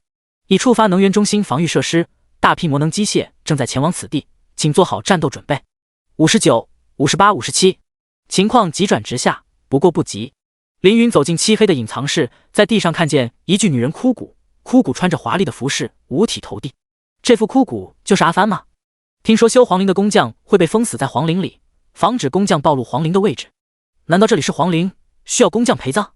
这里只是能源中心啊，陪葬不会保持这种姿势，是阿帆故意把自己封死在隐藏房里。他为什么这么做？是因为愧对那个他？他到底犯了什么错，竟然要保持这样的姿势死去？还有墙上写的那个他又是谁？他怎么了？被囚禁了吗？天之城出名的女性，难道是美丽女神西斯特利亚？西斯特利亚是美之女神，天启世界最美的女人。不过比美丽更出名的是，她是生命粉莲超神级道具的拥有者。难道这个副本和西斯特利亚有关？凌云在阿帆跪下的地方找到了一把钥匙，神秘钥匙臂。60秒已过，阻隔凌云的大门从内打开，20架护卫飞行器从穿过大门，朝着隐藏房的方向飞来。凌云走出小黑屋，刚好遇到护卫飞行器。嘟嘟嘟发现管道破损处，嘟嘟嘟扫描到人形生物，疑似入侵者。嘟嘟嘟发现入侵者，攻击，消灭。嘟嘟嘟，此地为管道输送重地，不可使用强大武器。嘟嘟嘟，更换近战模式，开始攻击。多功能护卫飞行器，传奇，等级60，生命值40万，攻击力1.5万，近战，极快攻速15%物理穿透，防御力4万。特性：强力机器人，抵挡15万伤害的能量护盾，急速飞行，高闪避，群体攻击。技能：火箭弹覆盖，传奇；密集扫射，传奇；急速撞击，传奇；合体，神话。飞行器由一个圆形金属球和3片旋转飞叶组成，因为切换成近战模式，圆球的顶端伸出一根锋利的3棱锥。攻击，攻击，攻击！20架护卫飞行器一同冲向凌云，速度极快，而且锁住凌云所有的躲避路线。如果被这些护卫飞行器打中，一轮攻击下来能够打掉凌云3万生命值，再加上极快的攻速，只要18轮就能打死52万生命值的凌云。但是他们根本碰不到凌云。已触发天赋救世主3重释放。凌云的背后亮起15柄巨大的圣光战矛，飞行机械飞行器，并在空中变成流动的光束缚住飞行器。负14万 x15 x20，15根圣光战矛的伤害直接打爆20架机械飞行器。以击败机械飞行器获得6万经验值，额外获得4万2000经验值 x20，经验条又涨了一格。看来这个副本完全可以让凌云升到47级。解决掉护卫飞行器，凌云穿过大门来到另一区域，门后面有几条走廊和几个房间，以及一部电梯。毫无疑问，这部电梯可以通往下一层。虽然王家禁军队长已经在赶来啊的路上，但凌云还是把剩下的走廊和房间走了一遍。磨刀不误砍柴工，如果有什么关键道具没有拿到，反而不好。并且安娜曾经暗示过凌云，一定要仔细调查。一番搜索后，凌云果真在一间不起眼的房间里找到神秘数字币，确定什么都没有遗漏，凌云才坐上电梯。是否前往下一层？确定。电梯启动，把凌云传送到下一层。过了2分钟，当电梯们再次打开的时候，凌云终于看见能源中心的原本面目。电梯位于能源中心的边缘，朝中心看去，那里有一座100米高的巨大机械炉正在运转，一根巨大的管道将机械炉蒸出的液体转移到另外50个小炉子里，在这里面，液体被蒸发成气体。这些蕴含神力的气体被一根根管道和阀门运到上层。在巨大机械炉的周围有上百具机器人，有的机器人负责维修炉子，有的机械人负责添加能源，有的机械人负责保护机械炉。除了机器人，机械炉周围还有许多防卫装置以及魔法阵，贸然闯进去恐怕十分危险。你已完成副本的第1阶段，可以继续或者退出，死亡和退出视为完成副本，可以获得奖励。无论退出与否，本副本将不再开启，接下来的一切行动将影响真实世界。换句话说，这个副本不再是副本，而是现实了。凌云当然不会就这么退出。机械炉前面好像是控制台，得想办法过去看看。不能直接进去，直接进去肯定会被防卫装置、守卫机器人、魔法阵集体攻击。虽然凌云有30万物理、魔法防御以及52万生命值，但没必要冒险。观察四周，发现头上40米的位置有一个平台，那里是防卫的死角。凌云使用闪烁匕首出现在平台上，从高处俯视下面能看得清楚一点。凌云发现有几座近卫炮并不能互相火力覆盖。近卫炮优秀，等级70，生命值1万，攻击力3000，物理10%穿甲 X100， 防御力2万，特性超高攻速，可以在1秒内喷射出100枚子弹。近卫炮高攻低血低防，凌云直接闪烁匕首到闪烁到近防炮的后面，近防炮迅速调转枪口对准凌云，子弹即将射出。凌云比子弹还快，双手挥锤用力砸在近防炮上，直接把2吨重的近防炮锤爆了。第70章美丽与悲悯女神希斯特利亚150级，负 6.5 万，以击败近防炮获得17500经验值，额外获得21000经验值。其他近防炮也把枪口对准凌云，但是因为地形差形成视野死角，导致无法瞄准凌云。凌云心想，这样明显的防御设计漏洞，不知道是阿帆能力不足，还是他故意留下的破绽。从阿帆悔恨的语气以及赎罪的死态，有理由相信是后者。等到闪烁冷却时间结束，凌云如法炮制，解决掉外层的6座近防炮。这6座近防炮是整个防御体系的关键，解决掉它们就等于破解了防御体系。接下来就好办了。凌云使用神级技能时间收缩，30秒内所有技能冷却时间减少2+20百分号。接着对防卫机器人狂扔技能：圣光战矛 X2， 魔弹术 X3， 圣光弹 X3。你已使用10个技能，获得1个守护点数，当前点数5。爆炸，爆炸，还是爆炸！明明是个牧师，凌云却像机关枪一样疯狂使用魔法。魔法阵、机器人和防御装置如何能经得住凌云的狂轰滥炸？很快便在火焰和光能中化成碎片。解决掉所有的防御装置，凌云跳下高台，落在机械炉的外边，把爆出来的2枚金币和一些材料捡起。幸运属性高，爆的东西就是多，幸好有神级储物戒指，不然爆的东西都装不下。捡完材料，走到控制台，控制台被机械锁住，需要密码打开。凌云拨动锁头，输入神秘的数字 A， 已解锁。操控台打开，露出一张复杂又精密的立体图。立体图分为2层，上层是天之城地图，下层是能源中心的管道输送图。操作控制台，凌云可以开启荷官碧天之城任意位置的能源供应，但他没必要这么做。尝试寻找操作台的其他用处，翻了一会儿没用。凌云后退2步，观察四周。这里除了巨大的机械炉子，就是一堆小炉子，然后没有什么东西。该去副本第3层了。凌云又找了一圈，居然没找到去第3层的路。路呢？凌云心想，大炉子的作用是分解神力，神力的来源应该是第3层。那么要怎么去第3层呢？要不要打爆这个机械炉，从管道钻下去？这太极端了。前往第3层的方法应该会用到钥匙或者另一段神秘数字。副本没理由出现毫无用处的东西。不过在哪使用呢？该不会有什么装置可以送自己下去，但是被魔法打坏了吧？那可太蠢了。难道又要喝酒？说不通。凌云回忆这一层的地图和操控台里的地图比较，肯定还有其他线索，会是什么呢？阿帆跪拜的方向会不会就是第3层的方向？只有这个可能了。阿帆所在的小黑屋在第1层的东边，而他朝西南方向跪拜，对应第2层的位置就是机械炉的后面，控制台的对面。凌云来到控制台的对面，这里什么都没有。不，有一条细缝，一条看上去毫不起眼的细缝，任何人都不会怀疑地上的一条细缝，除非它刚好符合唯一的线索。凌云掏出神秘的钥匙 A， 插入细缝之中，轻轻扭动钥匙，竟然真的打开了什么。轰轰轰！前方的地面突然分开，露出一条向下的走廊。看来这就是通往第3层的通道了。凌云沿着漆黑的走廊往下走，走了大约50米，走廊突然消失，脚下是一个巨大的洞。一般人看见这么黑的洞，既不敢下去，也猜不到下面有什么。但凌云有10万感知属性，他能感到下面就是第3层。我感到了风和水，闻到了植物的清香以及体香。都到这了，不可能不下去。凌云召唤出米歇尔，让他带自己飞下去。果冻可以变成巨龙，但体型太大了。米歇尔此时清醒多了，双手用力提着凌云的手，慢慢向下飞。飞了5分钟，下降了几百米，终于飞到了洞口。洞口有一缕白光，好香啊！米歇尔鼓着鼻孔用力的吸气，不仅有香气，还有一股臭味。凌云说道：“臭味？秀秀，我没闻到啊，主人，你说什么臭味？”米歇尔问道。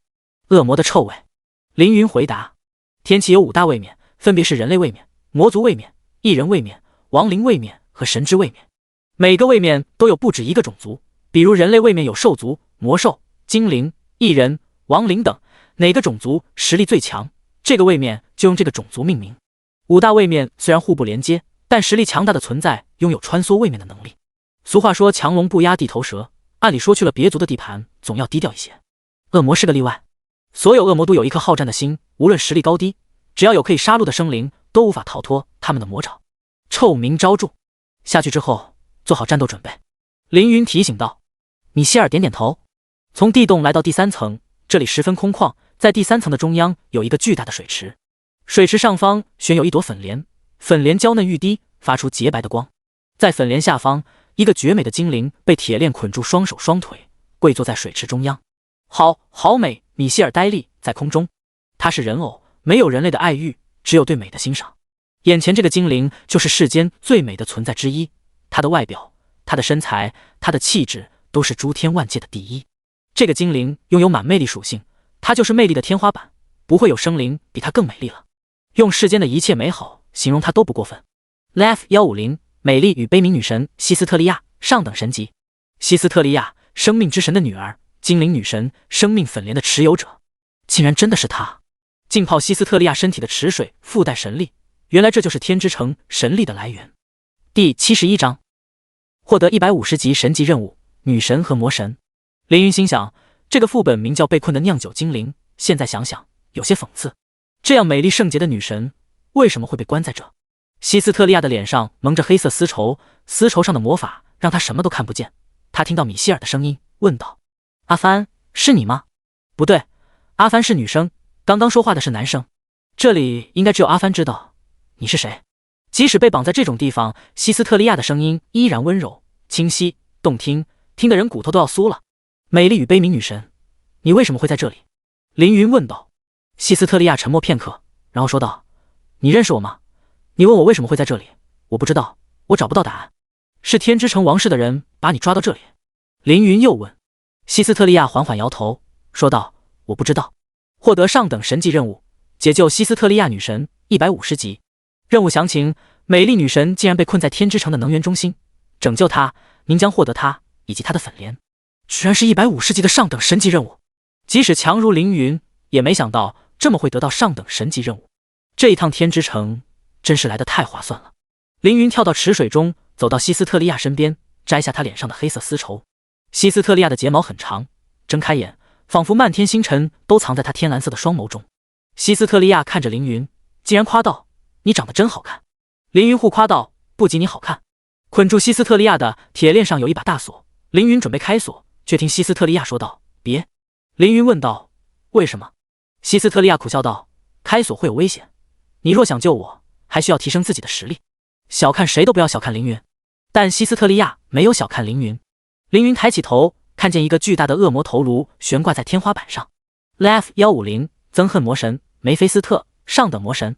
梅菲斯特的头颅有20米长，面目狰狞愤怒，空洞的眼窝死死盯着凌云。他的恶魔双脚弯曲且巨大，有40米长。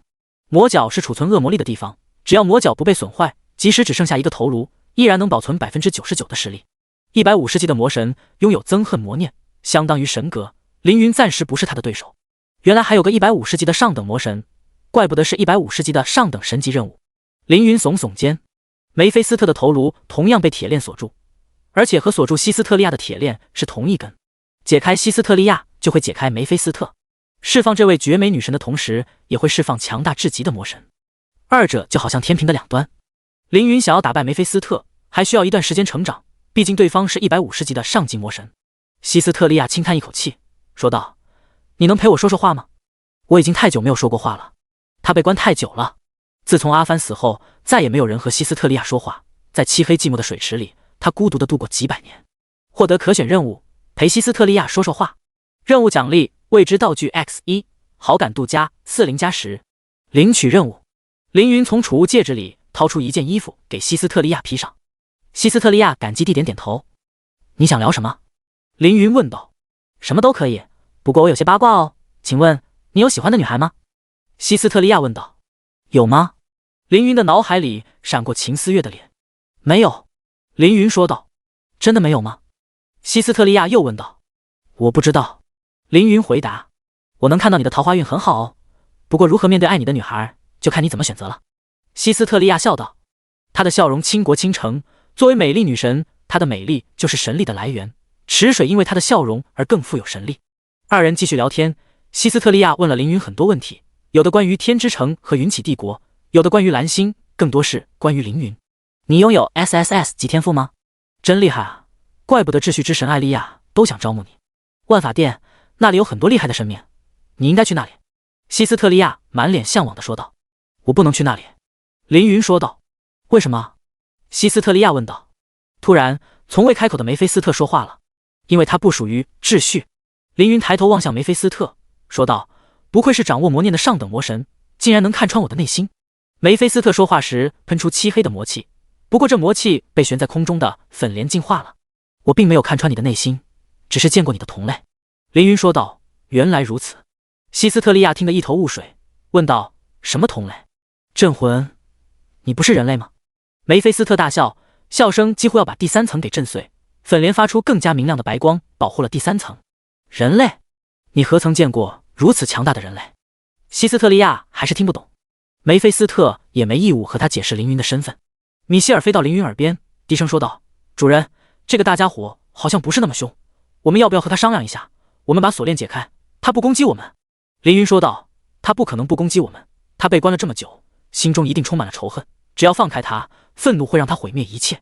他不可能放下仇恨，这是他的力量之源，放弃仇恨等于放弃自己的力量。梅菲斯特说道：当我重获自由的那一刻，你们以及整个天之城都将面临我无尽的怒火。看吧，这就是恶魔。恶魔脑子里装的东西，只有恶魔能懂。聊天也聊了不少，是时候离开了。因为有梅菲斯特，凌云不能解救希斯特利亚，只能等到以后再来救他。完成任务，陪希斯特利亚聊天。希斯特利亚对您好感度加10，获得特殊道具。第72章脱困。镇魂，你去摘一半莲瓣吧，有了它，你可以随时传送到这里来。希斯特利亚说完，空中的粉莲缓缓张开，凌云从空中取下一朵莲瓣。生命粉莲的莲瓣，神级道具，效果1，吃下后立即恢复100%生命值，解除所有负面仙果。效果2，当莲瓣存在身边时，可以满状态复活一次。效果3，莲瓣与粉莲之间无视时间距离，使用花瓣可以立即传送到粉莲的位置。好东西，满状态复活自然不用说，瞬间传送的效果也能发挥巨大作用。这朵莲花，这是宇宙生命诞生之初世间降临的第一朵莲花，拥有超神级品质。因为我被囚禁，它也失去了光泽和力量。希斯特利亚低声说道。但其实它有很强的威力，如果你能救我出去，我就将这朵莲花送给你。150级神级任务，解救美之女神，超神级奖励。这么好的任务必须做。凌云点点头。有一条通道可以快速离开这里，就在我身后，不过开启通道需要一段特殊的密码，我不知道密码是多少。希斯特利亚说道。凌云找到通道，输入神秘数字 B， 通道打开。没错，就是这个通道，你可以从这里离开。希斯特利亚有些舍不凌云。我不能从这里离开。凌云说道。这条通道不知道通向何方，凌云暂时还不能离开天之城。银龙还在天之城受营进化，如果凌云现在离开天之城，天之城的王室会发现凌云进入了能源中心，那银龙就危险了。这条路只能下次走，现在原路返回吧。临走前，希斯特利亚问道。镇魂，你能告诉我你的真名吗？凌云说道。凌云，蓝星人。希斯特利亚点点头说道。我记住了。二人道别。凌云在米歇尔的帮助下飞回第2层，又坐电梯回到第1层。刚刚上到第1层，凌云就发现不对劲，天之城的禁军队长已经到了。禁军队长杰瑞克斯，98级半神，因为拥有10万点感知属性，凌云先杰瑞克斯一步发现他。杰瑞克斯蹲在地上检查飞行器的残骸，满脸阴云。如果被他抓住下场，绝对会非常惨。不能被他抓住，但他又挡住了我回去的路，怎么办？凌云想了想，决定铤而走险，先悄悄咪咪躲在大门后，然后用魔弹术打爆远处的金属管道，稀释过的神力喷得到处都是，惊动了杰瑞克斯。是谁？杰瑞克斯猛地冲进来，朝着爆炸的管道方向飞去，速度之快，简直要用瞬移来形容。就是现在，凌云抓住机会和杰瑞克斯错身而过，然后以最快的速度朝副本初始地点跑去。杰瑞克斯也不傻，凌云和他错身的一瞬间便已发现凌云。你是谁？给我站住！凌云当然不会站住，反而加快速度朝副本入口跑去。杰瑞克斯的速度极快，刚刚的错位反跑只让凌云获得200米的距离优势，这个优势在时间的推移下越来越短。虽然凌云有10万点敏捷属性，但追他的是半神。凌云这种全属性牧师世间罕有，大部分人只有1、2项属性比较突出，剩下的废拉不堪。举个例子，刺客和弓箭手职业往往靠堆积敏捷属性提高攻击力，那么他们不会有也不需要很高的魔力属性。魔法师有精神系和魔法系，区别在于主加精神力属性还是魔力属性。无论是精神系还是魔法系，都没有主加体质、敏捷、力量属性的道理。所以哪怕是高等级的 NPC 也只会有1、2项属性比较高，魔法师是魔力或者精神力，战士是力量和体质，刺客是敏捷。一个70级英雄境的刺客 NPC， 其敏捷属性大约在4万左右，如果是同级别的玩家，估计在2至3万左右。除了敏捷属性，这个刺客的其他属性都不会高。以普通100级 NPC 刺客为例，其敏捷属性大约为凡人4000，勇者2.2万，英雄7.5万，霸王25万，帝王75万，正道者115万，半神150万。杰瑞克斯是战士职业，属性大多在力量和体质，敏捷属性并不太高，只有11万，勉强能够追上凌云。虽然和禁军队长的距离越来越近，但凌云依然沉重冷静，丝毫不慌。前方就是山洞隧道和地下通道的岔路口。就在杰瑞克斯即将抓住凌云的一瞬间，凌云的背后突然出现10柄圣光战矛，飞向一旁的金属管道。杰瑞克斯此时应该优先抓住凌云，而不是去管战矛，但他犹豫了一瞬间。就是这么一瞬间的犹豫，凌云猛地扭头转进山洞之中。杰瑞克斯没想到那里竟然有个山洞，没有减速的他一口气冲出去好几百米，再想要回头已经来不及了。凌云沿着山洞原路跑，回到副本入口的地底洞穴中，站在入口的传送阵上。系统音响起，是否离开当前副本？离开后本副本永久关闭。是。您已通关副本被困的酿酒精灵，副本评分 S。 通关奖励悲悯盾牌 Lef 60万股，高级建造术万股，100金币，100万华夏币，超大量经验值。额外获得物品黑纹面罩、圣灵饰品、生命粉莲的莲瓣，神级。恭喜您连升2级，获得5500乘以2自由属性点，当前等级48级。当前副本永久关闭。地上的传送阵消失，凌云离开地下能源中心，回到7号别墅。2秒过后，杰瑞克斯来到凌云刚刚所在的地底洞穴，看着空荡荡的洞穴，杰瑞克斯大吼：可恶！无论你是谁，我一定要找到你。过2天凌云就走了，你爱找谁就去找吧。别墅内，凌云打开储物戒指，看了看悲悯盾牌。悲悯盾牌万股，使用要求等级60级以上，牧师、骑士、战士系职业，需要3000力量属性。物品属性加1万物理防御，装备后减少 10% 受到的所有伤害，盾牌格挡时减少 50% 伤害。物品特性格挡时机恰当，能够额外减少 30% 受到的伤害。物品技能悲悯之心万股被动。物品描述饱含人心之盾。第73章进阶成功。悲悯之心，每当格挡成功，减少敌人的攻击力 2% 格挡的伤害量。很不错的盾牌，不过不适合凌云，所以这面盾牌还是卖掉吧，500万左右的价格肯定有人要。高级建造术，学习该技能需要前置技能终极建造术，学习后可以建造大厦、地宫、迷宫、巨大城堡等建筑。这东西非常稀有，单说价格可能不低于1件神器，卖2-3亿华夏币肯定有人要。东西太稀有了，以后万一要用不好买，还是留着吧。黑纹面罩圣灵饰品，使用要求头别太大。物品特性：装备后隐藏自己的身份信息，隔绝主神以下的灵力、神力探索。物品描述：美丽女神西斯特利亚戴过的面罩，上面还有她的体香。这个面罩的效果和面具男的面具一样，可以让别人看不到自己的信息，不过品阶更高。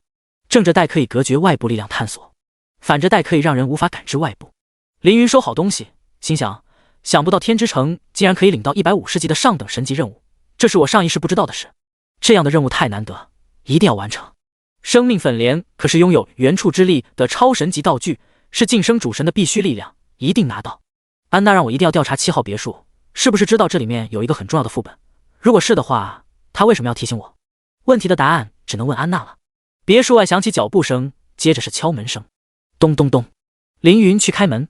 阿尔伯特站在门口，一脸阴沉。怎么了？什么事？凌云问道。城内有几处地区神力供应出现问题，你有什么头绪吗？阿尔伯特问道。当然有，就是我干的。你什么意思？神力断了，关我什么事？为什么来问我？凌云反问阿尔伯特。阿尔伯特眉头皱得更深了，看了女仆艾丽一眼。艾丽低声说道：镇魂先生一直没有离开过房间，听见了吗？我一直在屋子里没出去过一步，你竟然怀疑到我身上。凌云冷笑道：这就是坎贝尔王室对待宾客的态度吗？真有意思。阿尔伯特气得脸通红，但确实是他理亏，明明没有证据，却还要怀疑宾客，哪有这样的待客之礼？所以阿尔伯特要给凌云道歉。不好意思，镇魂先生，是我太紧张了，毕竟我刚告诉你，我们王室明天有大动作，马上神力供应就出问题，这太巧了。阿尔伯特说道。不用和我说这些，这些和我无关。凌云强调。是，我向你道歉，是我失礼了。阿尔伯特再次道歉，然后带着护卫离开了。关上门，凌云坐在沙发上，心想：天之城的能源中心一定建立了很久。阿尔伯特和鲁迪年纪不大，囚禁西斯特利亚的事应该和他们无关。天之城知道这件事的人年纪应该很大。以前到底发生了什么？神明们为什么要离开天之城？无论过去发生了什么，提升实力是救出西斯特利亚的唯一方法。我已经有了2阶神级职业，现在该考虑3阶神级职业的事。古力已经暗示我，有一个很强的职业卷轴在政府手上，除非我能为政府做出重大贡献，否则无法拿到。做什么才算重大贡献呢？走一步看一步吧。现在48级，在60级之前拿到职业卷轴就行。凌云在别墅里待了2天，第3天阿尔伯特亲自来找凌云，看得出他的心情特别好，说明他的行动很成功。镇魂先生你好，你的宠物进阶成功了，我们一起去看看吧。凌云说道。走吧。从7号别墅出来，离开城上天府，凌云发现天之城的格局发生了变化。原本干净整洁的街道上有一队列兵巡逻，很多关闭的商铺、旅店、交易行此时也开启营业，一些无人空地甚至开放了房产系统和工会系统。凌云还在路上看到了其他历练者，一切情形都在说明天之城已经对外开放。天之城重新对外开放，从今往后，云起、巨海、热森等5大帝国的居民以及蓝星人全部可以自由进入天之城。阿尔伯特介绍道。作为天之城第一个蓝星人，我想将7号别墅永久赠与先生。获得住宅，天之城7号别墅。凌云莫名其妙得了一个大宅子，以后也算是有个落脚的地方了。2人在禁军的保护下来到兽营，凌云甚至看到了禁军队长，队长也对凌云眼熟。但是凌云走在阿尔伯特身边，他也不好怀疑。兽营的负责人出来迎接阿尔伯特和凌云。一行人来到神级养育室，银龙变成的宠物蛋安静地立在魔法阵中央，蛋壳洁白光亮，上面有金色纹路。这枚宠物蛋完好无损，已经进阶成功，只是破壳时宠物会十分虚弱，还请大家先离开一步，让镇魂先生和他的宠物独处。兽营负责人说道。阿尔伯特轻拍凌云肩膀，说道：让你独享这令人激动的时刻吧，我先回城上天府，待会你可以来找我。获得可选任务，限时3小时。阿尔伯特的任务80级，万古。凌云点点头。阿尔伯特带着其他人离开神级养育室，离开兽营。凌云走到宠物蛋旁，把手放了上去。宠物蛋感受到凌云的气息，发生摇晃，接着咔嚓几声，宠物蛋生出几道裂缝，一缕白色烟雾从裂缝处飞出，香香的。裂缝越来越大，蛋壳破开。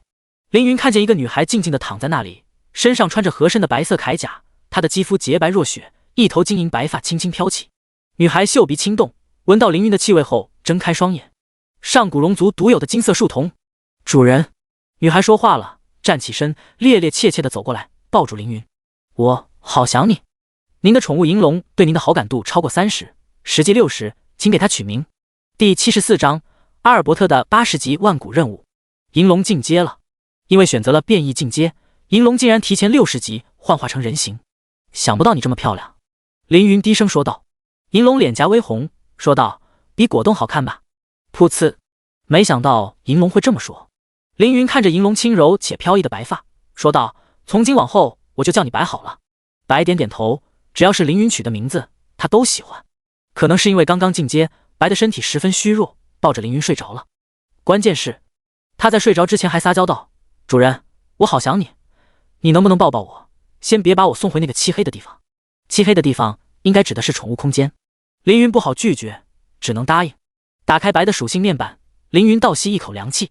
白，远古龙神，中等神级，等级41，性别女，成长性 S， 生命值1000万，攻击力12万，防御力18万。特性人形态，同远古龙形态，远古龙形态，中等神级，远古龙威。1. 秒杀优秀及以下血脉且等级低于100级的任何敌人。2. 压制万古及以下血脉且等级低于100级的任何敌人，等级和血脉越低，压制效果越强，最大可减少对方 99% 所有属性。3. 对任何低于自己血脉的敌人额外造成 50% 伤害，减少受到该敌人 50% 的伤害。技能：冰龙焰、圣灵、霸龙爪、万古、远古龙鳞护甲、神话、龙翔飞闪。神级：圣龙炎灵破，中等神级。圣龙炎灵破，使用龙族真言解除一个敌人的所有增益 buff， 减少其防御力 100%， 使其无法行动5秒。该技能拥有极高优先级，无视绝大部分技能免疫、抵挡技能、抗性增强效果。冷却时间1小时。虽然我选择了实力提升最高的血脉进化和变异进化，但进化的效果还是让我惊讶。凌云说道。白不仅提前60级获得人形态、属性、特性、技能全面，更是升级。血脉从圣灵变成中等神级，简直是质的飞跃。凌云抱着白睡了1个小时，等他完全睡着后，把他收回宠物空间，然后去神秘商店找安娜。副本的事得好好问问。凌云走到神秘商店，发现竟然没有开门。安娜人呢？没办法，只能之后再找他。现在去城上天府看看阿尔伯特的现实任务吧。因为有房产，这次进王府没有被卫兵阻拦。跟着士兵来到阿尔伯特的楼前，2名女仆推开门，领着凌云来到大厅。大厅周围站满了90级的天之城特级禁军护卫，大厅中央竟然还有10几个历练者，分别是欧洲区的斩锋战队、南亚区的菩萨战队、梅区的白头鹰战队以及华夏的星河战队。这些人都认得凌云，也知道凌云在天之城，只是没想到这次任务也有凌云的份。居然是凌云，这个任务不是80级的任务吗？他等级不够啊，他已经48级了，这个升级速度真变态啊！不够，这个80级的任务绝不是他能完成的。有名人给我做垫脚石，这可太好了！哇，是镇魂，大佬求签名。阿尔伯特没想到凌云在历练者中这么有名气，不由得高看凌云几分。镇魂先生来了，正好请一起看看。女仆把一块废铁片递到凌云面前，凌云认得这铁皮，因为这是他亲手打烂的金属管道的残片。阿尔伯特为什么要给凌云看这个？他发现凌云去能源中心了？不，他如果真的发现了，绝对会直接逮捕凌云。阿尔伯特向众人解释道，这是从一处基础设施上取下的铁片，铁片的材质是产自魔族位面的魔铁，拥有隔绝神力的作用。能源中心的管道竟然都是由魔铁打造，要知道1吨魔铁至少要10万金币。能源中心那么多管道，如果都是用魔铁打造，不知道要花多少钱。天之城真有钱。阿尔伯特继续说道，魔铁的珍贵不用赘述，我请大家来是想请大家去一趟魔族位面，带回3吨魔铁。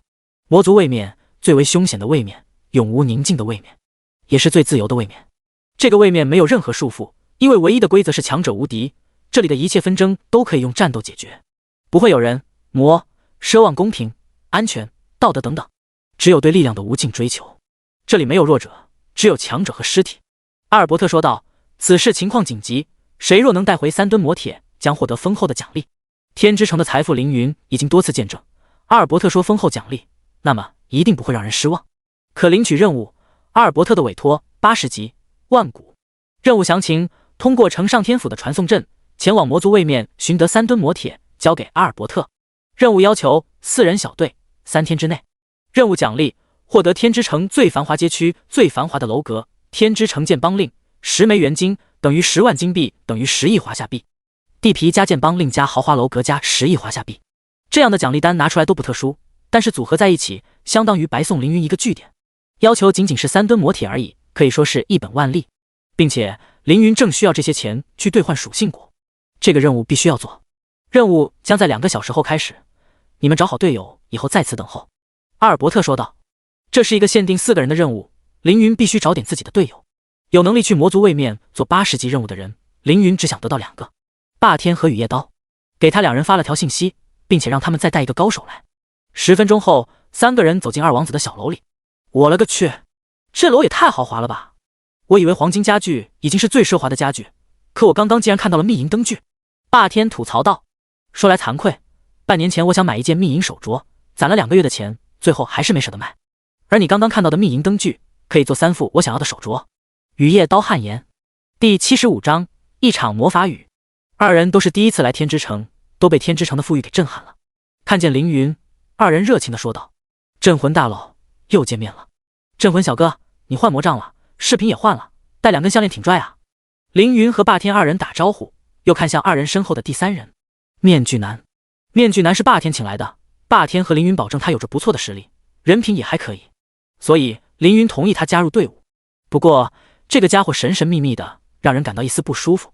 凌云走到面具男面前，指了指自己的脸说道：“大家要一起做任务了，能不能互相认识一下？”面具男掏出一支笔，在自己的白面具上画出5官，然后说道：“我长这样。”面具男明显不会画画，画的5官歪歪扭扭。谁要是长这样，该去医美整容了。凌云笑道：“你要是长得和画的一样，我反而更想看了。”面具男轻叹一口气，低声说道：“要看的话，我就指给你看。”说完，他拿出白布罩住他和凌云，摘下面具。片刻，掀起白布，面具男整理面具。凌云抿着嘴，半天才说出一句：“你还是戴上面具吧。”雨夜刀好奇地问道：“怎么了？他长得和画的一样丑吗？”霸天拉过雨夜刀，说道：“你关心一个男人长相干嘛？我们是来干正事的。”凌云把任务分享给霸天他们，4个人现场组成队伍，凌云是队长。想不到还有外国队伍。霸天打量着四周，说道：“这些家伙实力不俗啊，毕竟是80级万古品阶的任务，普通人哪里敢来？”雨夜刀说道。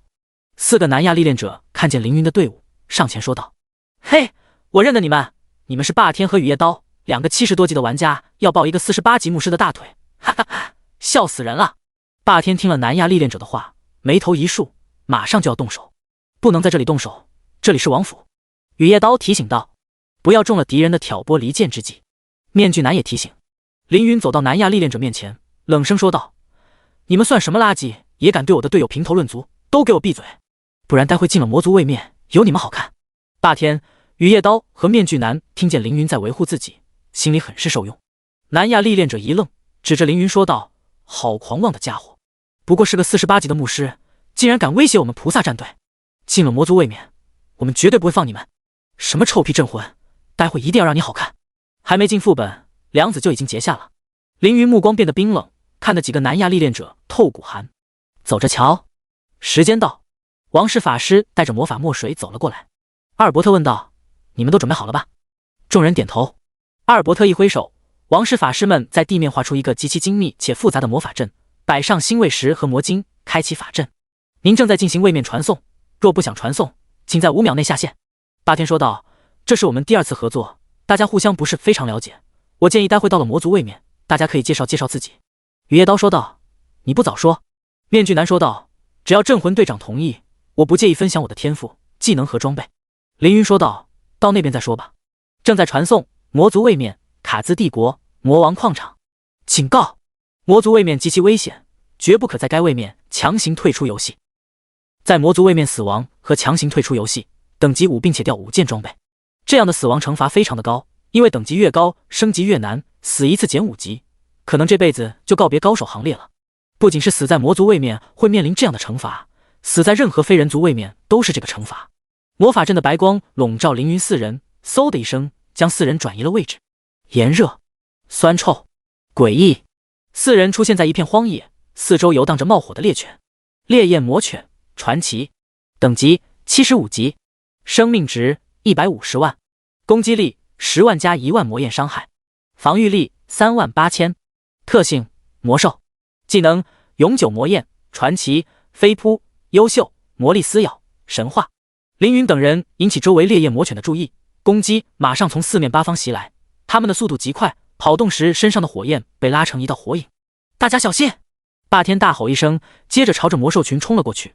他是战士，习惯顶在众人的前面，但其实凌云比他防御高多了。雨夜刀拿起匕首，身形消失在队伍中，在出现时，只见他一刀砍在烈焰魔犬的后背上，打出6万的伤害。烈焰魔犬的防御力不算低，但是在雨夜刀面前还不够砍。还有几只魔犬冲了过来，只见面具男指尖出现3枚白色棋子，把棋子悬在空中，一道无形的屏障挡住了魔犬。雨夜刀主攻击，霸天主防御，面具男主控制，这3人的实力都不可小觑。当然，最强的还是凌云。凌云举起生命权杖，给自己和雨夜刀使用攻击增强，然后魔法像不要钱一样砸向烈焰魔犬们。魔弹术 X3， 圣光弹 X4， 爆裂火环 X2， 圣光战矛 X3， 魔弹术 X2， 负 4.75 万 X3， 负 7.13 万 X4， 负 21.37 万 X2， 负 13.5 万 X3， 负 4.75 万 X2。 凌云有67万魔法值，放起技能来根本不考虑消耗，狂扔就行，几下便把所有烈焰魔犬秒杀。以击杀烈焰魔犬获得75000经验值，额外获得116250经验值。由您和霸天、雨夜刀、未知历练者分享 X10。凌云还没有用全力，像魔力循环、时间收缩、暗炎术、太极阴阳鱼这些技能都还没用。即使收了力，这样的场面依然把霸天、雨夜刀和面具男都看傻了。他的技能会分裂，这是下了一场魔法雨啊！伤害还很高，真是无法理解。第76章寻找南亚历练者。一个牧师像机关枪一样使用魔法，这也太可怕了！我简直不敢相信我的眼睛，镇魂真的是牧师吗？他的魔法怎么会分裂？雨夜刀发出疑问。上次在龙庭湖的时候，凌云并没有展露这样的实力。我之前为镇魂不是战士而可惜，现在看来他不是魔法师，同样是让人可惜。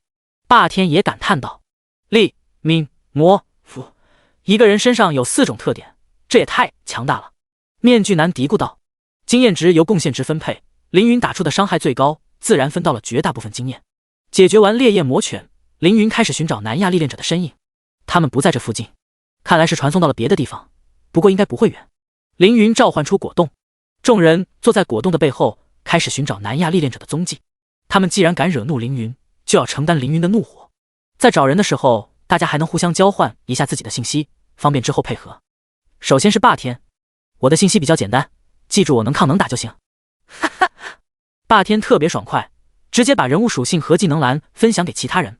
姓名霸天，境界霸王，职业圣屠者、圣灵，天赋不灭金身 S 级，当受到的伤害无法秒杀自己时，该伤害减少 99%。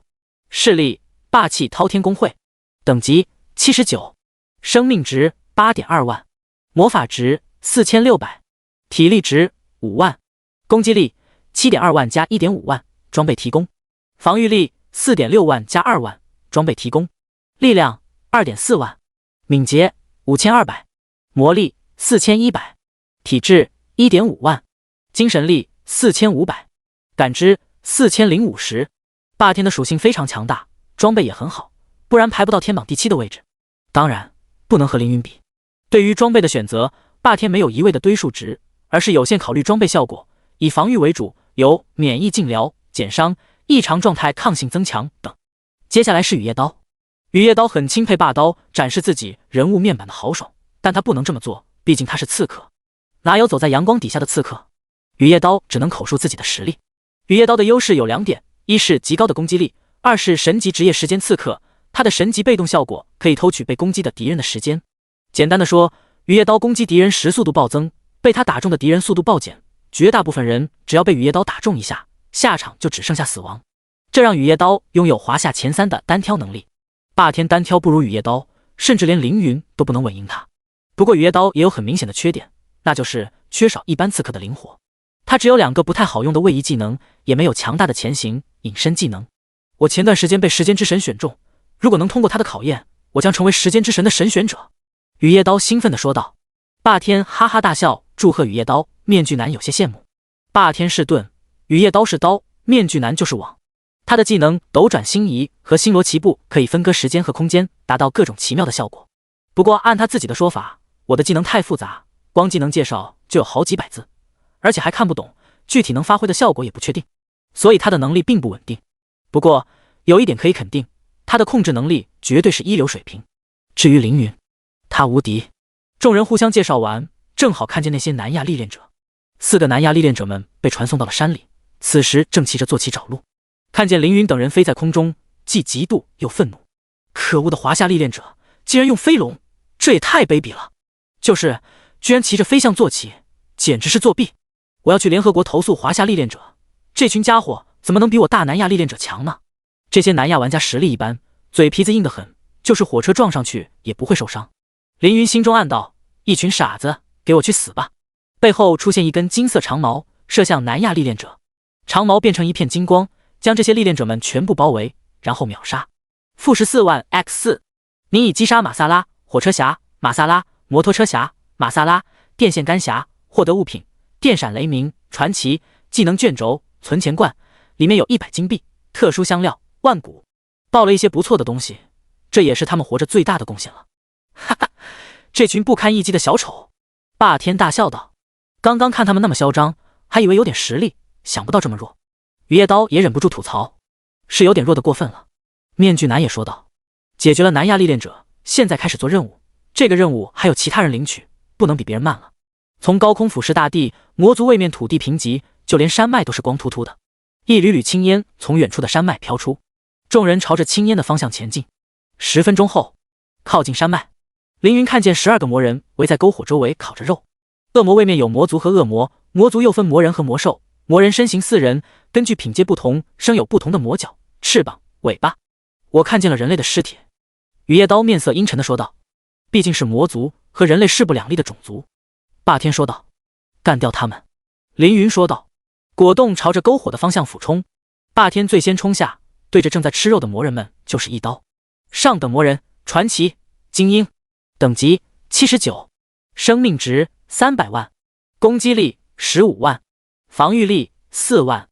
特性：魔人，凶残且嗜血，对境界血脉低于自己的敌人额外造成 25% 伤害。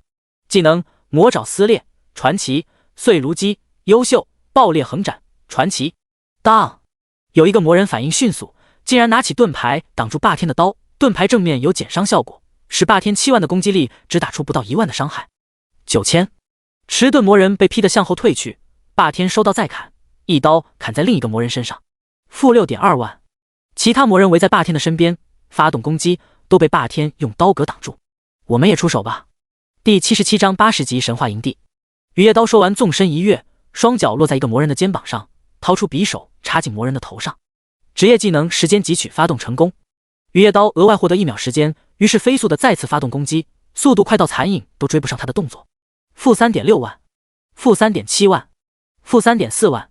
霸天能同时抵挡8个魔人的攻击，雨夜刀能在7秒钟打出120万伤害值，两个人都很厉害。我也来露一手。面具男说道：队长，你看见位置最中间的红皮魔人了吗？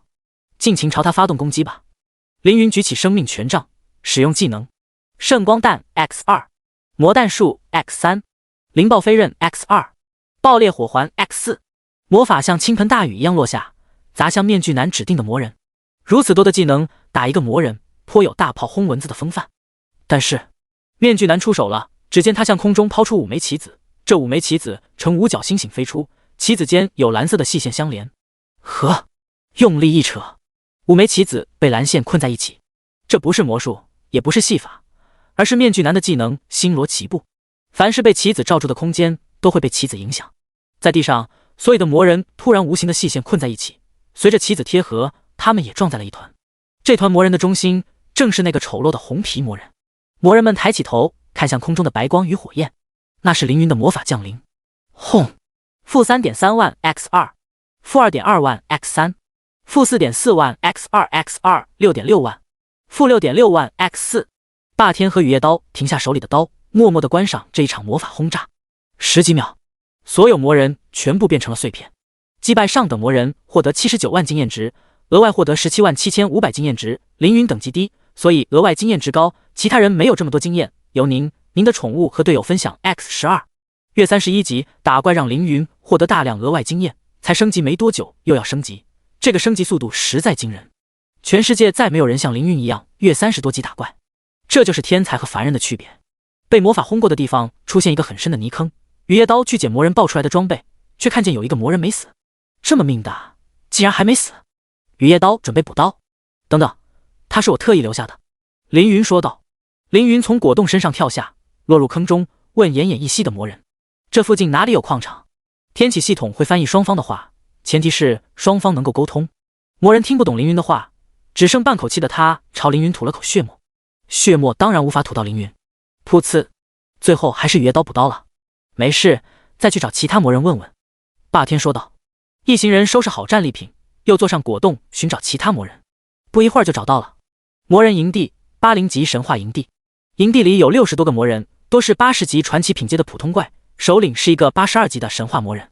特级魔人魔巴蒂82级神话精英。怎么样，打吗？雨夜刀问道。打！霸天喊道。这里魔人太多，如果换算成人族营地，应该有85级神话品阶的实力，我们能打过吗？面具男说道。三人一齐看向凌云。凌云说道：小菜一碟。有凌云做压舱时，3个人都放下心。咱们这4人队伍在国内绝对算得上顶尖吧？雨夜刀调侃道。虽然队长等级低了一点，哈哈哈。凌云的实力绝不能单独用等级去衡量。85级的凌云绝对强于47级的凌云，但是85级的万古 BOSS 很难强于47级的凌云。即使如此，但还是谨慎点好，敌人这么多，不能像刚刚那样直接冲下去。面具男说道。特别是雨夜刀，你是刺客，走位太深，小心被秒。霸天防高还有霸王太，唯一可能被秒的只有雨夜刀。雨夜刀有些尴尬，嘴硬道：怎么说我也是华夏排名前3的刺客，天榜排名16，刚涨了一位，怎么能这么说我？哈哈，雨刀小哥你是刺客，我们3个战法木则是经典组合，哈哈哈。霸天笑道。霸天都在调侃他，雨夜刀更加郁闷了。郁闷归郁闷，攻城拔寨确实不是他发挥实力的场合，这要承认。动手吧，一直飞在天上太明显了。凌云说道。霸天3人点头，神情瞬间严肃。这次改变策略，先由雨夜刀引怪，霸天抗怪，然后面具男拒怪，凌云主力输出，分工简单且明确。雨夜刀前行来到魔人营地的外围，故意吸引敌人的注意力，瞭望塔上的魔人发现雨夜刀后拉起警报：敌袭！人类来袭！一支魔人部队冲出营地，追杀雨夜刀。雨夜刀赶紧跑，一边跑一边用暗器攻击其他魔人，这可惹恼了魔人们。他妈的，我要吃了这个人！魔人吼道。杀了他！吃了他！其他魔人大喊。营地里一半的魔人都出来追雨夜刀。引怪成功，再走快点，往东南方向走，那里有山坡，快去那里。面具男指挥道。高手之间的配合非常默契。面具男刚说完，雨夜刀就已经做到了面具男指令。只见他带着追击的队伍绕着山腰跑了一小圈，又跑到了营地的上方。这时霸天从空中跳下，落在魔人部队的后面，堵住他们的退路。魔人小子们，来吧！霸天霸气大吼。部队后面的魔人调转方向，开始攻击霸天。魔人都聚在一起了，看我的！面具男说道。面具男这次扔出10枚棋子，10枚棋子呈倒三角形悬在空中，不同棋子之间有细线连接。一滴汗从面具男的脸上流下，他双手青筋暴起，然后用力地拉扯蓝线。呵！10枚棋子颤抖抖动，最后猛地收缩在一起。地面上，第78章85级万古 BOSS。 追击雨夜刀的魔人和营地里的魔人身上都出现无形的线，距离拉紧线，一时间62个魔人像被拉回手里的悠悠球一样，或是在山腰上，或是在床上，或是站着，或是躺着，全部往一个看不见的手靠拢紧紧束缚在一起。一个技能可以同时控住62个魔人，真是霸道。如此强大的技能也需要极高的要求，技能消耗也不低。从面具男流脖子上的汗就可以知道，敌人数量太多了，我有些控不过来了。霸天，你让他们安静一下。面具男双手用力拉扯棋子上的线。好嘞，我来也。霸天双手舞动大刀挥向魔人们，你们都给我安静点。一刀劈出，扫了一片魔人们。-4万 x15，魔人立即安静不少。队长，该你出手了。面具男说道。凌云点点头，在原地释放时间收缩，接着大雨倾盆。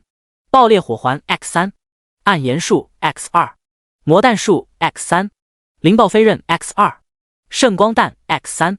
有神级技能时间收缩减冷却时间，再加上灵能戒指的减冷却效果，魔弹术和圣光弹几乎达到没有冷却时间的地步。再加上凌云拥有60多万魔法值，丝毫不用考虑技能消耗。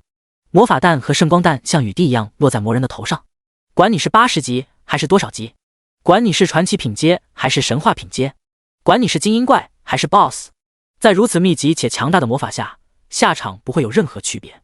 以击败上等魔人获得16万经验值，额外获得36万8000经验值。凌云等级低，额外经验值高。欺辱没有这么多经验，由您的宠物以及队友分享 X64。以击败特级魔人获得1025000经验值，额外获得2562500经验值，由您的宠物以及队友分享。恭喜您已升级，获得5500自由属性点，当前49级。您的宠物果冻升到41级。这次凌云又留下一个活口，走到幸存的魔人面前，问道：矿场在哪里？幸存的魔人好像听懂了凌云的话，指着一个方向。凌云看向魔人指的方向，点点头，然后用灵能巨锤打死了他。镇魂小哥，他不是告诉我们矿场的位置了吗？雨夜刀想说凌云不守信用，但他尊敬凌云，所以没有明说。凌云一脸平静地说道：现在不杀他，2年后他可能借着异界入侵的机会前往蓝星，击杀实力弱小的蓝星人。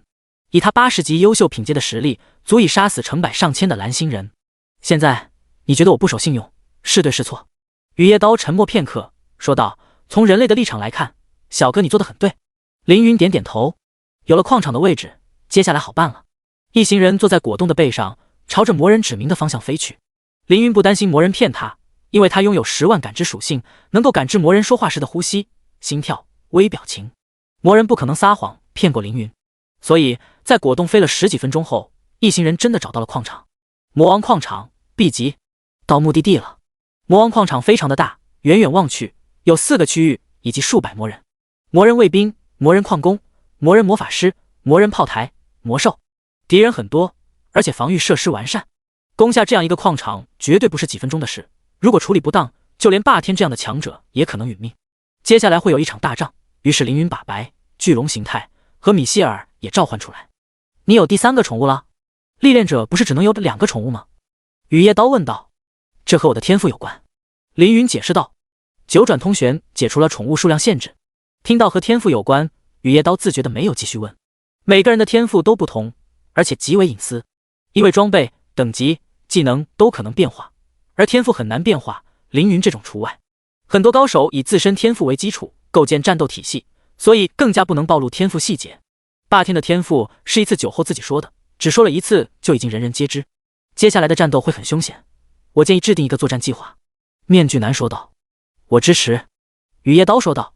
凌云扫了一眼矿场，远远看到矿场 BOSS 魔族子爵、魔伊莎、万古 BOSS， 等级85，生命值5000万，攻击力35万，防御力40万。特性：魔族贵族，得到魔王之力加持，提高 20% 攻防，魔抗症 15%， 肉体强度极强，每1分钟抵挡一个负面效果。技能：血牙、传奇、魔焰焚烧、万古、魔人剑术、传奇。魔伊莎浑身黑红铠甲，手持双头2刃矛，站在矿场最显眼的指挥台上，威风凛凛。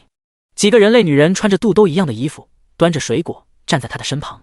魔伊莎随手拈起一颗葡萄放入口中，酸。魔伊莎嘴皮子一动，吐出葡萄籽，射中女人的咽喉。女人捂着脖子，可是鲜血还是从她的指缝中流下。魔伊莎拈起另一颗葡萄，沾了沾血，吞下。这样好吃多了。数百米外，霸天和雨夜刀看见这一幕，气得马上冲上前和魔伊莎死战。等等，你们这样子冲上去不行！面具男抓住他们2个。这个畜生东西！雨夜刀双目通红，气愤几乎让他失去理智。混账！霸天眉头竖起，咬牙骂道：你们现在出去不仅救不了人，还会害死其他人，我们要冷静。面具男说道。凌云是队长，也是几人中实力最强的人，他必须要稳定队伍情绪。你们俩先冷静。凌云平静的表情和声音让雨夜刀和霸天2人冷静了一点。救人可以，但是有3条规则必须遵守： 1. 绝对不能因为救人让自己和队友陷入险境； 2. 我们此行的任务是寻找魔铁，不要耽误任务； 3. 不能因为没救到人而沮丧。霸天和雨夜刀思考凌云的话，觉得这3条规则确实有道理。无脑行动只会引火烧身。第79章24万生命值的刺客。见2人冷静下来，凌云继续说道：这里地形复杂，易守难攻，很难从外部攻破。众人问那怎么办？凌云说道：从内部攻破。内部怎么攻破？凌云轻轻拍了拍果冻，说道：“当然是靠他。”靠果冻？所有人都一头雾水，唯独米歇尔反应过来，说道：“主人，你想让果冻变成魔人监工，让我们扮演被俘获的人类，然后混进矿场？”凌云说道：“没错，好主意。”众人对凌云的佩服又增加了几分。现在就行动吧！果冻按凌云的计划幻化成魔人监工，白变成人形态，吓了霸天仨人一跳。我靠，镇魂小哥，你小子不简单啊！霸天露出你懂的笑容。你在想什么？白是龙，而且是我的宠物。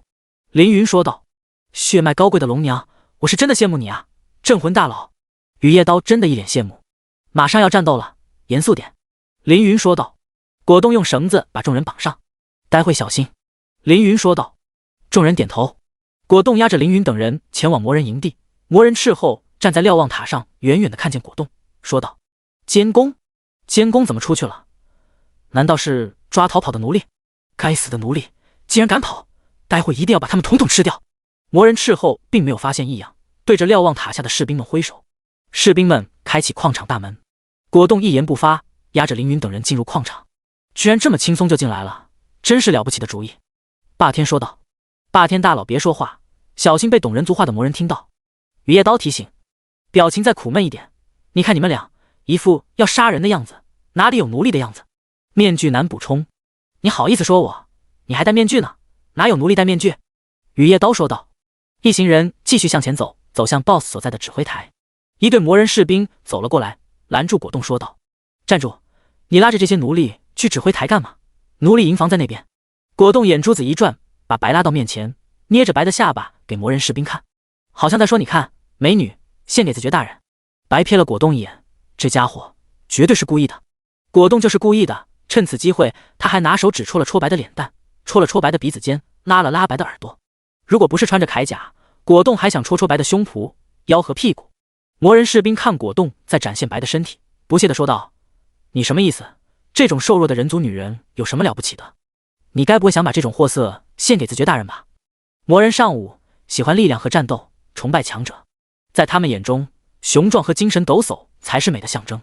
魔族中有名的美人，个个神情坚毅，双目有神，浑身肌肉硬得像铁一样。对于白这种苗条的柔弱女孩，是一点也不感兴趣。霸天，站起来，把铠甲脱了。凌云说道。啥？我脱铠甲？在这么多魔人面前？霸天一愣。听队长的，我们现在这个处境，容不得半点闪失。面具男说道。众人战正在敌人的中心，一旦暴露，立即会被数百魔人合围。凌云可能不死，其他人绝对九死一生，容不得霸天犹豫。可恶，霸天咬牙，一脸愤怒地脱下自己的铠甲，露出健硕的肌肉。他这一脱，立即吸引大片魔人的目光。霸天喜欢健身，并且有专业健身教练指导，长时间锻炼让他的肌肉好似文艺复兴时期雕刻大师雕刻的人体雕像一样完美。无论从人体美还是味道来看，霸天都足以吸引所有魔人的目光。把那个男人带上来。魔伊莎指着霸天说道。是。魔人战士听令，给果冻他们让路。果冻押着一行人走向控制台。霸天，你被 BOSS 看上了。雨夜刀调侃道。闭嘴！霸天低声怒吼。一行人顺着楼梯登上指挥台。指挥台上只有20个魔人卫兵和一个 BOSS。是时候动手了。凌云身体一阵崩断身上的绳子，然后说道：“开始行动。”雨夜刀负责救人，霸天、果冻、白抵挡内外魔人。面具男控场，米歇尔负责调度。我们以这个指挥台为据点，攻克这个矿场。主人，那你呢？米歇尔问道。凌云拿出生命权杖，说道：“我负责干掉这个 BOSS。”凌云要单挑85级万古 BOSS。摩伊莎看见凌云等人挣脱绳子，冷笑道：“哦，你们不是奴隶。”凌云说道：“你不用管我们是谁，你只要知道你马上要死了。”摩伊莎仰头大笑，说道：“我要死了？为什么？就凭你们几个人类？不，就凭我一人。”凌云说道。摩伊莎的笑声更加大声，然后突然伸手想要杀死另一个人类侍女。雨夜刀身体化作一条黑线，这是他这辈子爆发出的最快速度，成功救下侍女。这是善举，但不应该这样做，因为他是个刺客，防御极低，刚刚那一下很可能被 BOSS 秒掉。雨夜刀，你若是在冒着危险救人，我将把你踢出队伍。凌云冷声说道。对不起。雨夜刀道歉。凌云轻叹口气，说道：“大家动手吧！”战斗开始。凌云高举生命权杖，一股雄浑浓厚的生命能量传给霸天、雨夜刀、面具男。生命赐福，提升最多3个的最大生命值，提升量为装备持有者的 25%， 最大生命值，持续10分钟，使被赐福者额外获得15点幸运属性，持续时间1分钟，短时间减少 50% 受到的伤害，持续时间10秒。凌云现在有87万生命值，自己有58万，生命权杖加29万，所以能给霸天他们3人每人增加22万生命值。3人看见自己多出近22万生命值，第 N 次感叹凌云的强大。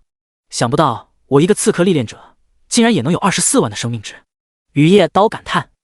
第80章太极阴阳鱼的威力，一个技能给3个人增加22万生命值，这也太无敌了。霸天心想自己有 8.2 万生命值，已是全球顶尖肉盾，如今又多出22万，蓝星还有谁能比他更肉？我总感觉镇魂不是人，人真的能像他一样强吗？面具男看见血条变长了6倍，内心无比安心。凌云又给雨夜刀使用攻击增强，给霸天使用防御增强，然后开始面对 BOSS。 其他人也按计划战斗。霸天负责抵抗敌人，保护阵型。只见他一刀砍向魔人士兵，巨大的力量把他推指挥台。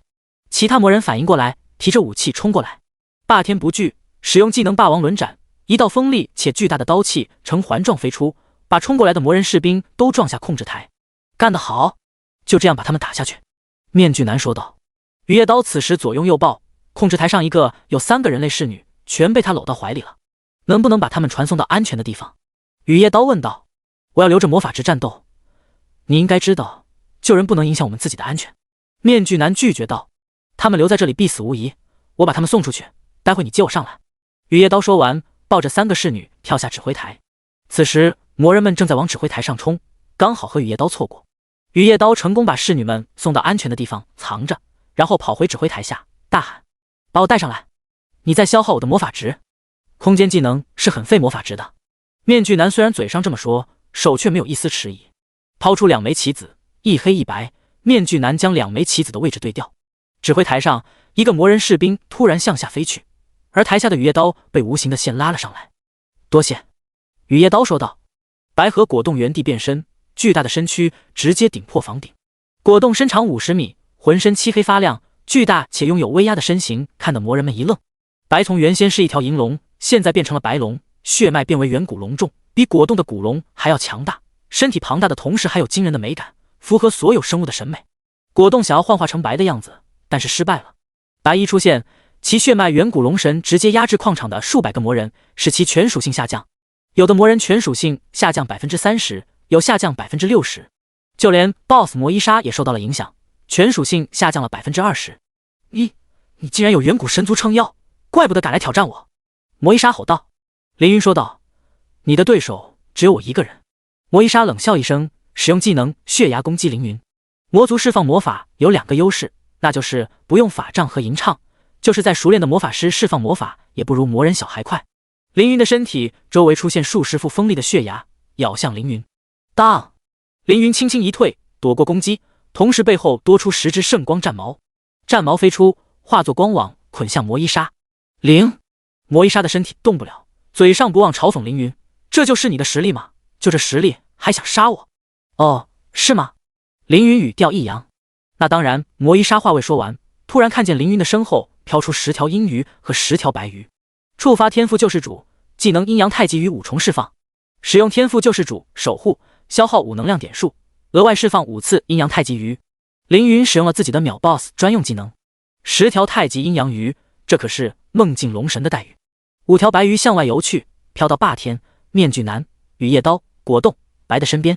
另外4条白鱼飘向人族奴隶、人族侍从、人族矿工。凌云只留1条白鱼保护自己。10条黑鱼一股脑地撞向魔伊莎。魔伊莎虽然不知道黑鱼的威力，但是看凌云自信的表情，知道这个技能不好惹，赶紧使用保命技能魔王铠甲。他的肌肉暴起，滔滔魔气组成一副纯黑色的铠甲。这副铠甲可以减少受到的 80% 魔法伤害，并且抵挡120万伤害。哼，我有魔王铠甲，看你这装神弄鬼的技能有什么厉害？魔伊莎自信面对凌云的黑鱼，他不知道自己接下来要面对什么。一条黑鱼靠近魔伊莎，尾巴荡起波纹，给他加上一层魔力削弱神级的负面状态，使其魔力属性下降 30%。魔伊莎冷笑一声说道：“就这。”第二条黑鱼靠近，又给他上了一层魔法异伤，神级，使其受到的魔法伤害增加 35%。魔伊莎的眉头紧皱，但没有说什么。第三条、第四条、第五条黑鱼靠近，又加上魔力阻碍，神级，血流如注，神级，残废，神级。魔伊莎瞬间四肢无力，倒地不起，身上还在飙血。这是什么情况？我的身体怎么了？魔伊莎被白河黑鱼降低属性，再加上身上有异伤效果，10条黑鱼勉强打爆魔王铠甲，技能伤害不高。不过，太极阴阳鱼真正强大的地方在于每次摆尾给敌人造成一重神级负面状态，因为之前都是秒 BOSS， 所以这个效果并没有太显著。而现在，当黑鱼的攻击力不太够的时候，这个技能的真正作用就体现出来了。叠加负面状态，10条黑鱼仅用1秒钟的时间，往魔伊莎身上挂了7个神级负面效果，有些负面效果叠加，效果增强。浑身无力、失明，体内魔力阻滞，筋骨酸痛，明明没有伤口，却在飙血。魔伊莎直接丧失战斗能力，倒在地上哀嚎：“我的力量在消失，我的头好痛，我的手没有知觉了，我看不见了。”林云问道：“你刚才的嚣张劲呢？你不屑的表情呢？你身为魔族贵族的骄傲呢？你得支棱起来啊！”魔伊莎也想支棱起来，实力不够啊。黑鱼一共可以游荡20次，刚刚只游荡了1次，马上迎来第2次。第81章 BOSS 逃了，逃得掉吗？黑鱼们绕着魔伊莎转了一圈，波浪打在他的身上，强化原有负面效果的同时增加了新的负面效果。魔法异伤效果从 35% 到 70%， 流血状态从每秒掉血2万正 0.5% 生命值变成10万正 2% 生命值，更别说多了失聪、虚弱等负面效果。凌云举起生命权杖，魔力凝结，各种各样的魔法洪水一般涌出，劈头盖脸的砸向魔伊莎。魔法弹 X3， 爆裂火环 X4， 暗炎术 X2， 圣光弹 X5， 圣光战矛 X2。 魔伊莎原本有5000万生命值，因为白的血脉压制少了1000万，又被黑鱼的负面效果影响，再少1000万。在负面效果的叠加下，魔伊莎的防御力降到了29万，再加上 80% 的魔法异伤，凌云每个技能都能打掉他8000至4万生命值。虽然单个技能伤害不高，但凌云有天赋救世主多重释放啊，一连串技能下来打掉，还是打掉魔伊莎80万生命值。当10条黑鱼第3次游荡的时候，魔伊莎完全成了待宰羔羊，或者说是凌云的活靶子。魔法哗哗哗的落在他的身上，就好像用魔法机枪扫射一样，把队友看傻了。每次看镇魂战斗，都感觉他没有使出全力，即使如此，我依然为他的强大而感叹。面具男在煽动，是啊，这可是85级神话 BOSS， 居然被他打得毫无还手之力。雨夜刀也说道，而且镇魂才49级，如果他升到了80级，这 BOSS 能在他手上坚持1秒吗？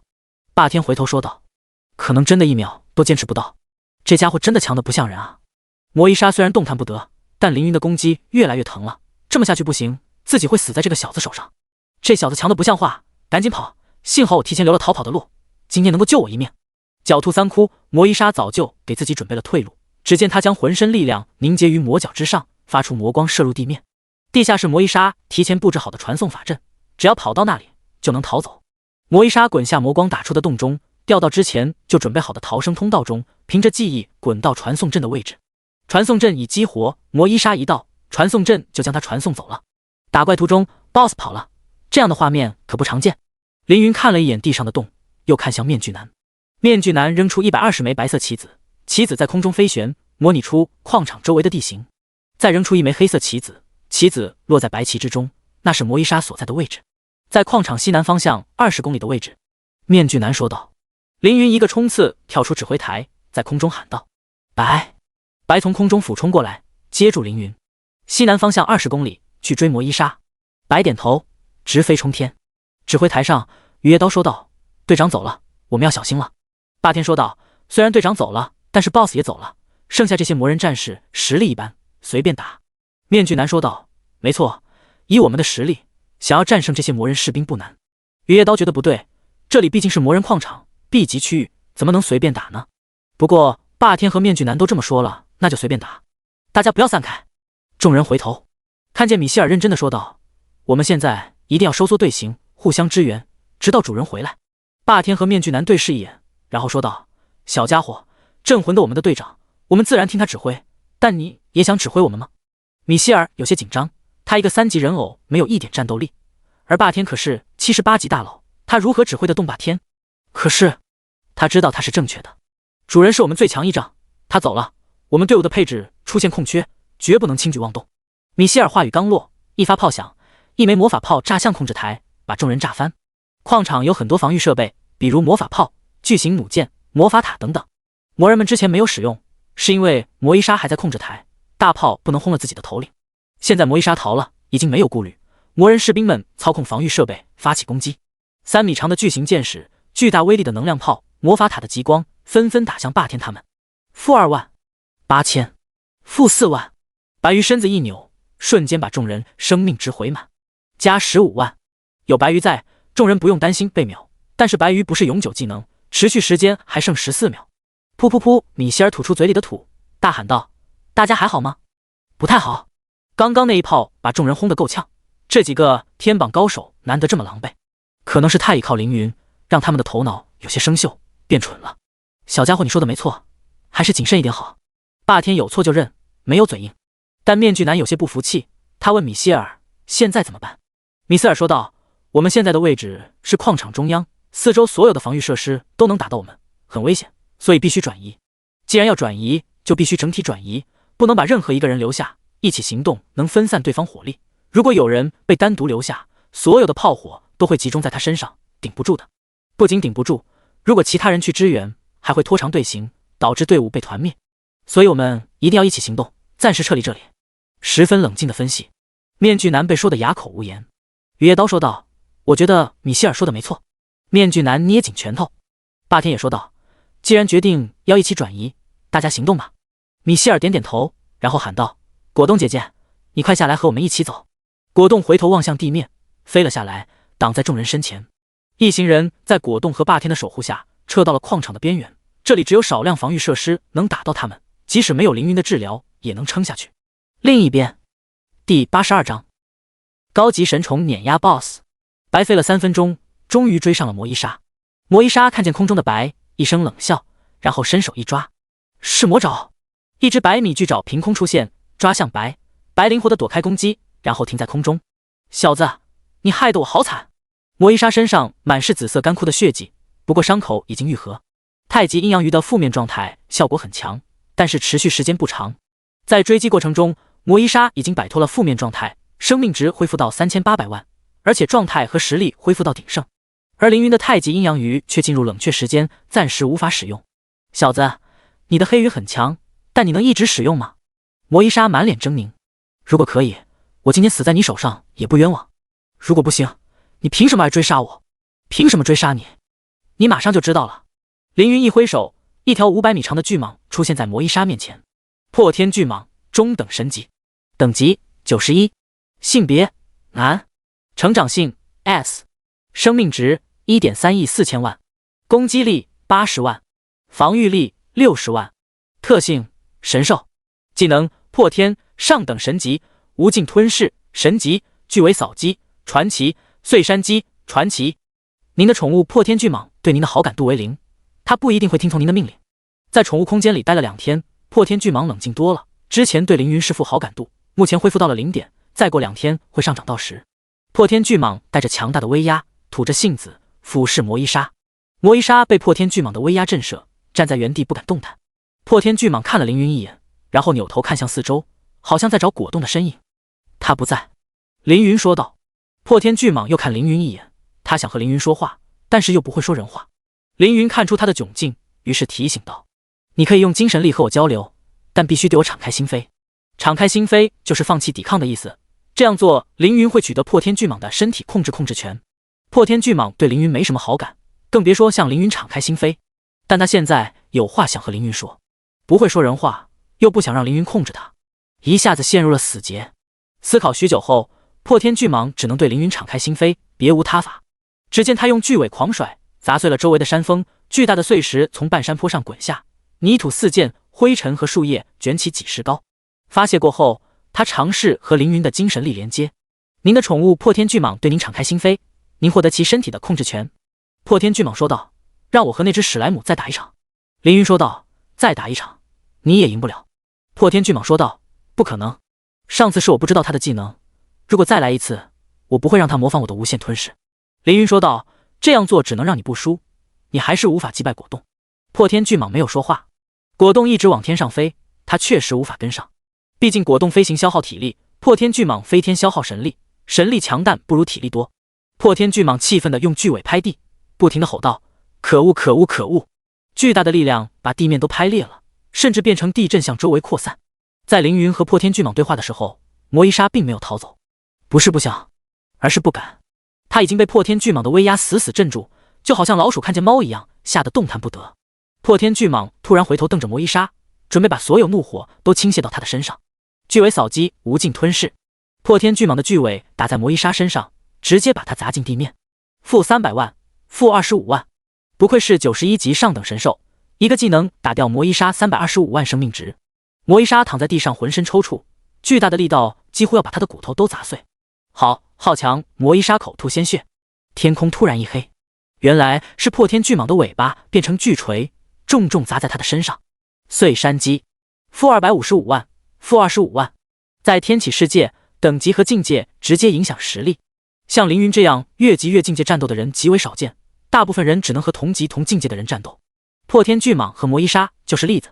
破天巨蟒的巨尾一下下拍打在魔伊莎身上，魔伊莎想反抗，但是力量相差太大，每次被巨尾打中都会浑身僵直。这不是技能效果，单纯是力量相差太大了。负240万，负25万，负300万，负25万，负260万，负25万。堂堂魔人贵族被打得毫无还手之力，直至口吐鲜血，浑身骨折，最后变成一具尸体。以击败魔伊莎获得1275万经验值，额外获得2358.75万经验值，由您和宠物破天巨蟒白分享。越级打怪的海量经验值让凌云直接升了3级。恭喜您连升3级，获得5500乘以2加8500自由属性点，当前等级51级。您已领悟新的技能圣光护盾万古。圣光护盾使一个单位获得圣光护体，获得100万加3倍体质属性护盾值，10秒内处于霸体状态，并且减少受到的50%的伤害，持续时间1分钟，冷却时间10分钟，魔法消耗1万。恭喜您的宠物白莲升2级，当前42级，终于升到了51级。51级是个台阶，跃上台阶后是新的天地。50级前升级相对容易，升级获得的属性点不算多。50级升到51级需要595万经验值，而51级升到52级需要760万经验值，一下子涨了165万。升级难度提升，升级后获得自由属性点自然会变多。45级到50级，每次升级获得5500自由属性点，而51到55级，每次升级获得8500点。56级到60级，每次升级获得 1.3 万点，61级到65级，每次升级获得2万点。等级越到后面越难升，不过升级奖励也越来越多。你已击败魔伊莎，获得物品魔人之心 Lev80 万古材料魔钢铠甲传说100金币魔角 Lev80 万古材料。第83章解救奴隶，收获颇丰。 BOSS 报了2件万古材料，一件80级传送品质的铠甲，以及100万华夏币。凌云把魔人之心和魔角丢给破天巨蟒，破天巨蟒用神力接住，吞进肚里。您的宠物破天巨蟒食用魔角魔人之心，获得3500万经验值，对您好感度加5，当前好感度5。破天巨蟒的经验条涨了1小节。凌云想把破天巨蟒收回宠物空间，他说道：等等。凌云问道：怎么了？破天巨蟒，你有没有好吃的？凌云问道：你饿了吗？我身上没带肉。破天巨蟒沉默了。鲁迪做他主人时，每天都会送上味道鲜美的高阶魔兽肉，破天巨蟒有时候会吃一些，有时候瞧都不瞧一眼，直接丢掉。那段日子相当奢侈。现在跟了凌云，这家伙竟然连一块魔兽肉都没喂过自己。虽然也不想让他喂，毕竟他是那个家伙果冻的主人，但是即使是神兽也会想要品尝美食，这是兽之常情吧。这家伙真是不懂驯兽之道，可恶！要怎么才能让这家伙明白，即使不饿也会想吃东西？可恶！破天巨蟒有些焦急，一焦急就用巨尾拍打地面。本就4分5裂的土地被拍得更加破碎，快放过这片土地吧。凌云能通过精神力感知到破天巨蟒的想法，知道这家伙嘴馋了，不过确实没有为他准备吃的。要不喝点酒垫一垫？凌云掏出一桶至尊葡萄酒，打开酒盖，美酒的香味飘到破天巨蟒的鼻子里。什么味道？凌云把至尊葡萄酒丢给破天巨蟒，破天巨蟒用神力接过，倒进自己的嘴里。这味道不错，好喝。破天巨蟒很喜欢。您的宠物破天巨蟒喜欢至尊葡萄酒，对您的好感度加5。当前时，破天巨蟒喝完了还要，但凌云不会无休止的给他。这是你战胜魔伊莎的奖励，还想喝的话，等下次战斗。凌云说道。下次战斗是什么时候？为了尽快喝到美酒，破天巨蟒竟然等不及了。不知道，等着吧。凌云说完，把它收回宠物空间。从离开魔人矿场到击杀魔伊莎，一共只用了8分钟时间。仅仅离开8分钟，雨夜刀他们应该没事吧？凌云心想。当然没事，那可是3个天榜高手加上2个神宠组成的队伍。在矿场的边缘，霸天等人占据一处有利的地形，和不断涌来的魔人士兵们战斗。霸天和果冻顶住敌人的攻击，面具男控制敌人，雨夜刀收割残血，米歇尔调度指挥，在不受伤的前提下，有限的击杀魔人战士。直到凌云回来，凌云一回来就对着巨弩塔来了3发圣光战矛，负35万 x2x3， 巨弩塔被战矛打爆，碎石炸了一地，里面的魔人士兵也直接被炸死。魔人士兵发现凌云，立即还击。白的飞位依然灵活，躲避了敌人的攻击，一人一龙飞在空中，很快便将地上的防御设施全部摧毁。没了弩炮、激光塔这些玩意儿，剩下的魔人只是待宰的羔羊。战斗又持续了20分钟，整个矿场一共400个魔人全部被歼灭。以击败矿山魔人战士获得4万经验值，额外获得58000经验值，由您的宠物以及队友分享 X400， 又是一大波经验值。面具男升级了，霸天和雨夜刀马上升级。凌云指挥面具男和霸天去收集战利品，自己则和雨夜刀去解救人族奴隶。奴隶营里，凌云远远闻到一股臭味，这臭味很复杂，不仅仅是汗水和排泄物，还有脓疮和霉菌的味道。营地里有很多大帐篷，雨夜刀使用盗窃术打开一个帐篷的铁门，走进去一看，100多个奴隶挤在一起，不仅有人族，还有兽族、精灵、妖族等等。他们穿着简陋的服装，有的身患疾病，有的身体残缺。他们警惕地看着凌云，不知道凌云是敌是友。你们自由了，凌云说道。奴隶们不敢相信凌云的话。雨夜刀走进去，激动地说道：你们自由了，你们不是奴隶了。奴隶们木然地站在原地。走吧，等他们发现守门的魔人死了，自然就相信我们了。凌云说道。雨夜刀点点头，退了出来，然后打开其他帐篷的门。一共7顶帐篷，680个奴隶。这些奴隶原本身份各异，有矿工、是车夫、药剂师、建筑师等等。他们变成奴隶的理由有很多，但现在凌云杀光了魔人，他们自由了，再也不是奴隶了。凌云和雨夜刀解救奴隶的时候，霸天和面具男他们已经把整个矿场所有值钱的东西都收集起来。70到80级装备58件，其中传奇品阶12件，神话品阶3件，高级恢复药剂400瓶，各种材料1500件，各种食物50吨，各种职业的技能书43本，传奇品阶23本，神话品阶8本，完好的防御设施，魔法炮5台，巨弩8架，激光炮4座，3种矿石累计120吨，其中磨铁矿4.5吨，各种装置、零件、载具、工具1200件。收获颇丰，幸好凌云有神级储物戒指，不然还装不下。凌云一挥手，把堆成山的战利品收进储物戒指里，除了50吨食物，这些东西就留给他们吧。凌云说道。食物又不贵，还占地方，对凌云他们来说不值钱，但是对于这些奴隶来说是救命的东西。这些奴隶们怎么处理呢？把他们留在这里吗？雨夜刀看着面黄肌瘦的奴隶们，满脸的担忧。面具男轻轻拍了拍他，说道：我们总不能把他们带回天之城吧？传送阵根本不可能带这么多人。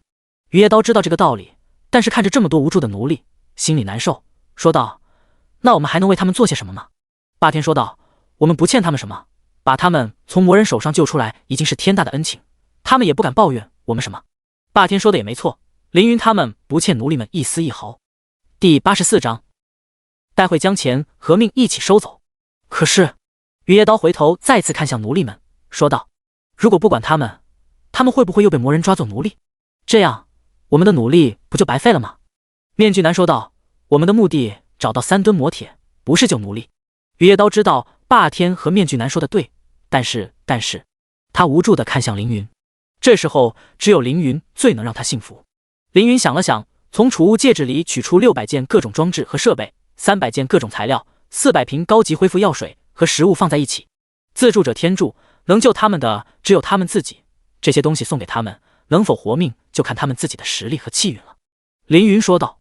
雨夜刀知道凌云已经仁至义尽，自助者天助，没有人可以保护你一辈子。谢谢。雨夜刀感激地看向凌云。凌云说：“没什么。”面具男在一旁心里嘀咕：“这些东西值不少钱，给他们不如自己留着。”霸天什么想法都没有。过了几分钟，终于有奴隶走出奴隶营，接着奴隶们陆陆续续走了出来。他们看见满地的魔人尸体以及堆成山的食物，再结合凌云刚刚说的话，傻子都知道发生了什么。一排奴隶跪在凌云他们面前：“谢谢，谢谢你们！”奴隶们跪成一片，重获自由的感觉比什么都要好。起来吧，你们自由了，不用再跪下。凌云说道。奴隶们站起身，朝凌云深深鞠了一躬。食物都在这里，快吃吧。雨夜刀朝奴隶们挥手，把大肉块递给他们。奴隶们狼吞虎咽起来。解决好奴隶的问题，凌云走到矿场的炼铁炉边上，取出刚刚得到的磨铁矿。阿尔伯特要的是磨铁，而不是磨铁矿，所以需要把磨铁矿炼成磨铁。是否使用高级炼铁炉？是。磨铁矿全部投入炼铁炉中，正在炼铁，炼制完成时间1点2天。炼铁需要时间，于是众人在矿场待了1天，每个人都有自己的事。面具男邀请凌云下围棋，结果被凌云乱杀一通。一开始他还不服气，屡战屡败，屡败屡战。在连输20把之后，道心破碎，一个人看着棋盘发呆。霸天和兽人、精灵们聊得很投机，他们邀请霸天去家乡做客，霸天答应了。雨夜刀一直在安顿奴隶，想方设法给他们谋求出路。凌云一直在和宠物们玩，或者说被自己的宠物缠得不可开交。米歇尔还好，这个家伙虽然话多，但是不缠人，跑到霸天那边聊天去了。主要是白和果冻。白进化后很黏凌云，时时刻刻贴在凌云身边，有时候抱着凌云的腰，有时候搂着凌云的手，好想怕凌云跑了一样。这么亲密的接触，可把果冻极度坏了。果冻具化成小萝莉和凌云贴，可是持续时间太短，目前只有3分钟，贴也贴不了多久。他尝试幻化成人形，但是幻化的样子不好看，他自己也不喜欢，所以果冻很生气。如果不是凌云一直抱着他，只怕他会气哭。魔族矿场里得到了一些装备，品阶都不是很高，也不是很适合凌云，但总比身上过度的装备好，所以凌云换了一身50级的传奇品质的装备。比如高级魔法护手传奇，使用要求50级，精神力大于2000。物品属性魔法物理防御力加2000，增加50秒生命魔法恢复。物品特性额外增加 20% 恢复技能效果。普通优秀装备只有基础属性，比如攻击力和防御力。超凡天宫装备有基础属性和额外属性。传奇神话装备有物品特性。万古装备可能有技能。圣灵神级装备大概率有技能。1天过去，第2天，众人围在炼铁炉边上。炼铁完成，获得磨铁 2.7 吨， 4.5 吨矿石炼制完毕，产量不到3吨，没有达成目标。众人叹了一口气。霸天说道：“我聊天时听兽人说起，这个矿场300公里外有一个魔人城镇，这里的矿石都是卖到那里，说不定可以从那里买一些磨铁。”还说什么呢？走吧，让白回到宠物空间休息。一行人坐着果冻朝着魔人城镇的方向飞去。飞了1个小时，远远看去，一座暗黑色的城市出现在众人眼前。魔人城卡萨城 C 级区域。 C 级区域是55到80级区域，实力不一定强，但毕竟是魔人城市，必须时刻小心。众人降落在城外，为了低调，让果冻变回史莱姆的样子，然后进城。一进城，周围所有魔人的眼睛都往凌云他们身上看。有魔人说道：“是人类，弱小的人类。人类竟然敢来我们城市，真想把他们都吃掉。还有一只弱小的史莱姆，我的魔神！也只有人类会和史莱姆这种弱小生物在一起。可恶，他们走过的路一定要好好擦一擦，闻见人类的气味就难受。”霸天听见魔人们这么羞辱自己，气得把手放在刀柄上。别冲动。面具男按住霸天。凌云说道：“买完磨铁再动手。”霸天沉声道：“好，以任务为重，做完任务，我定要让这些魔族去死。”城镇中央是集市，上面摆了很多精品矿石、武器装备、高阶材料。凌云等人走到集市上，立即有魔人商贩凑上来说道：“人类，给我滚！我们这里不和人类做生意。”霸天听了这话，青筋暴起，还是面具男劝他冷静。雨夜刀这种好脾气都忍不了了，小声说道：“做完任务，让他们好看。”凌云平静地问道：“这里有磨铁卖吗？我出高价买。”魔人商贩冷笑道：“高价？你这穿布衣的家伙能出得起几个钱？”凌云掏出1袋子金币。魔人商贩瞪大了双眼，他实在没想到这个人类这么有钱。可恶，你这种弱者也配拥有这么多钱？给我拿来！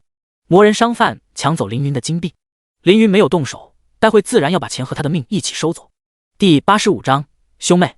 魔人商贩抢走元金后更加嚣张，一只手按在凌云的肩膀上，问道：“还有钱吗？”凌云浅笑道：“有，只要你告诉我哪里可以买魔铁，我就给你。”魔人商贩想了想，问道：“你们要多少？”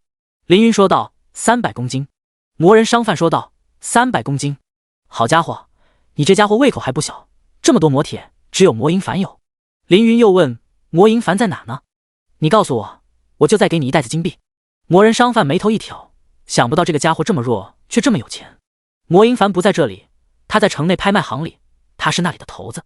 拍卖场就在集市的后面，一座3层楼的房子，里面只会拍卖值钱的东西。原来如此，凌云给霸天和雨夜刀一个眼神，然后和魔人商贩说道：“谢谢你的消息，不过我身上没带这么多钱，你和他们2人去取吧。”魔人商贩以为凌云真的要给自己钱，兴奋地搓着双手，贪婪地说道：“好好好，我和你们走。”霸天和雨夜刀带着魔人商贩离开，走进一条巷子里。魔人商贩问道：“你们带我来这里干嘛？”霸天说道：“取钱啊。”雨夜刀问道：“你睡眠怎么样？”魔人商贩说道：“不太好，老睡不着。”霸天说道：“没事，以后不用担心睡不着觉了。”话分两头，凌云带着面具男进入拍卖行。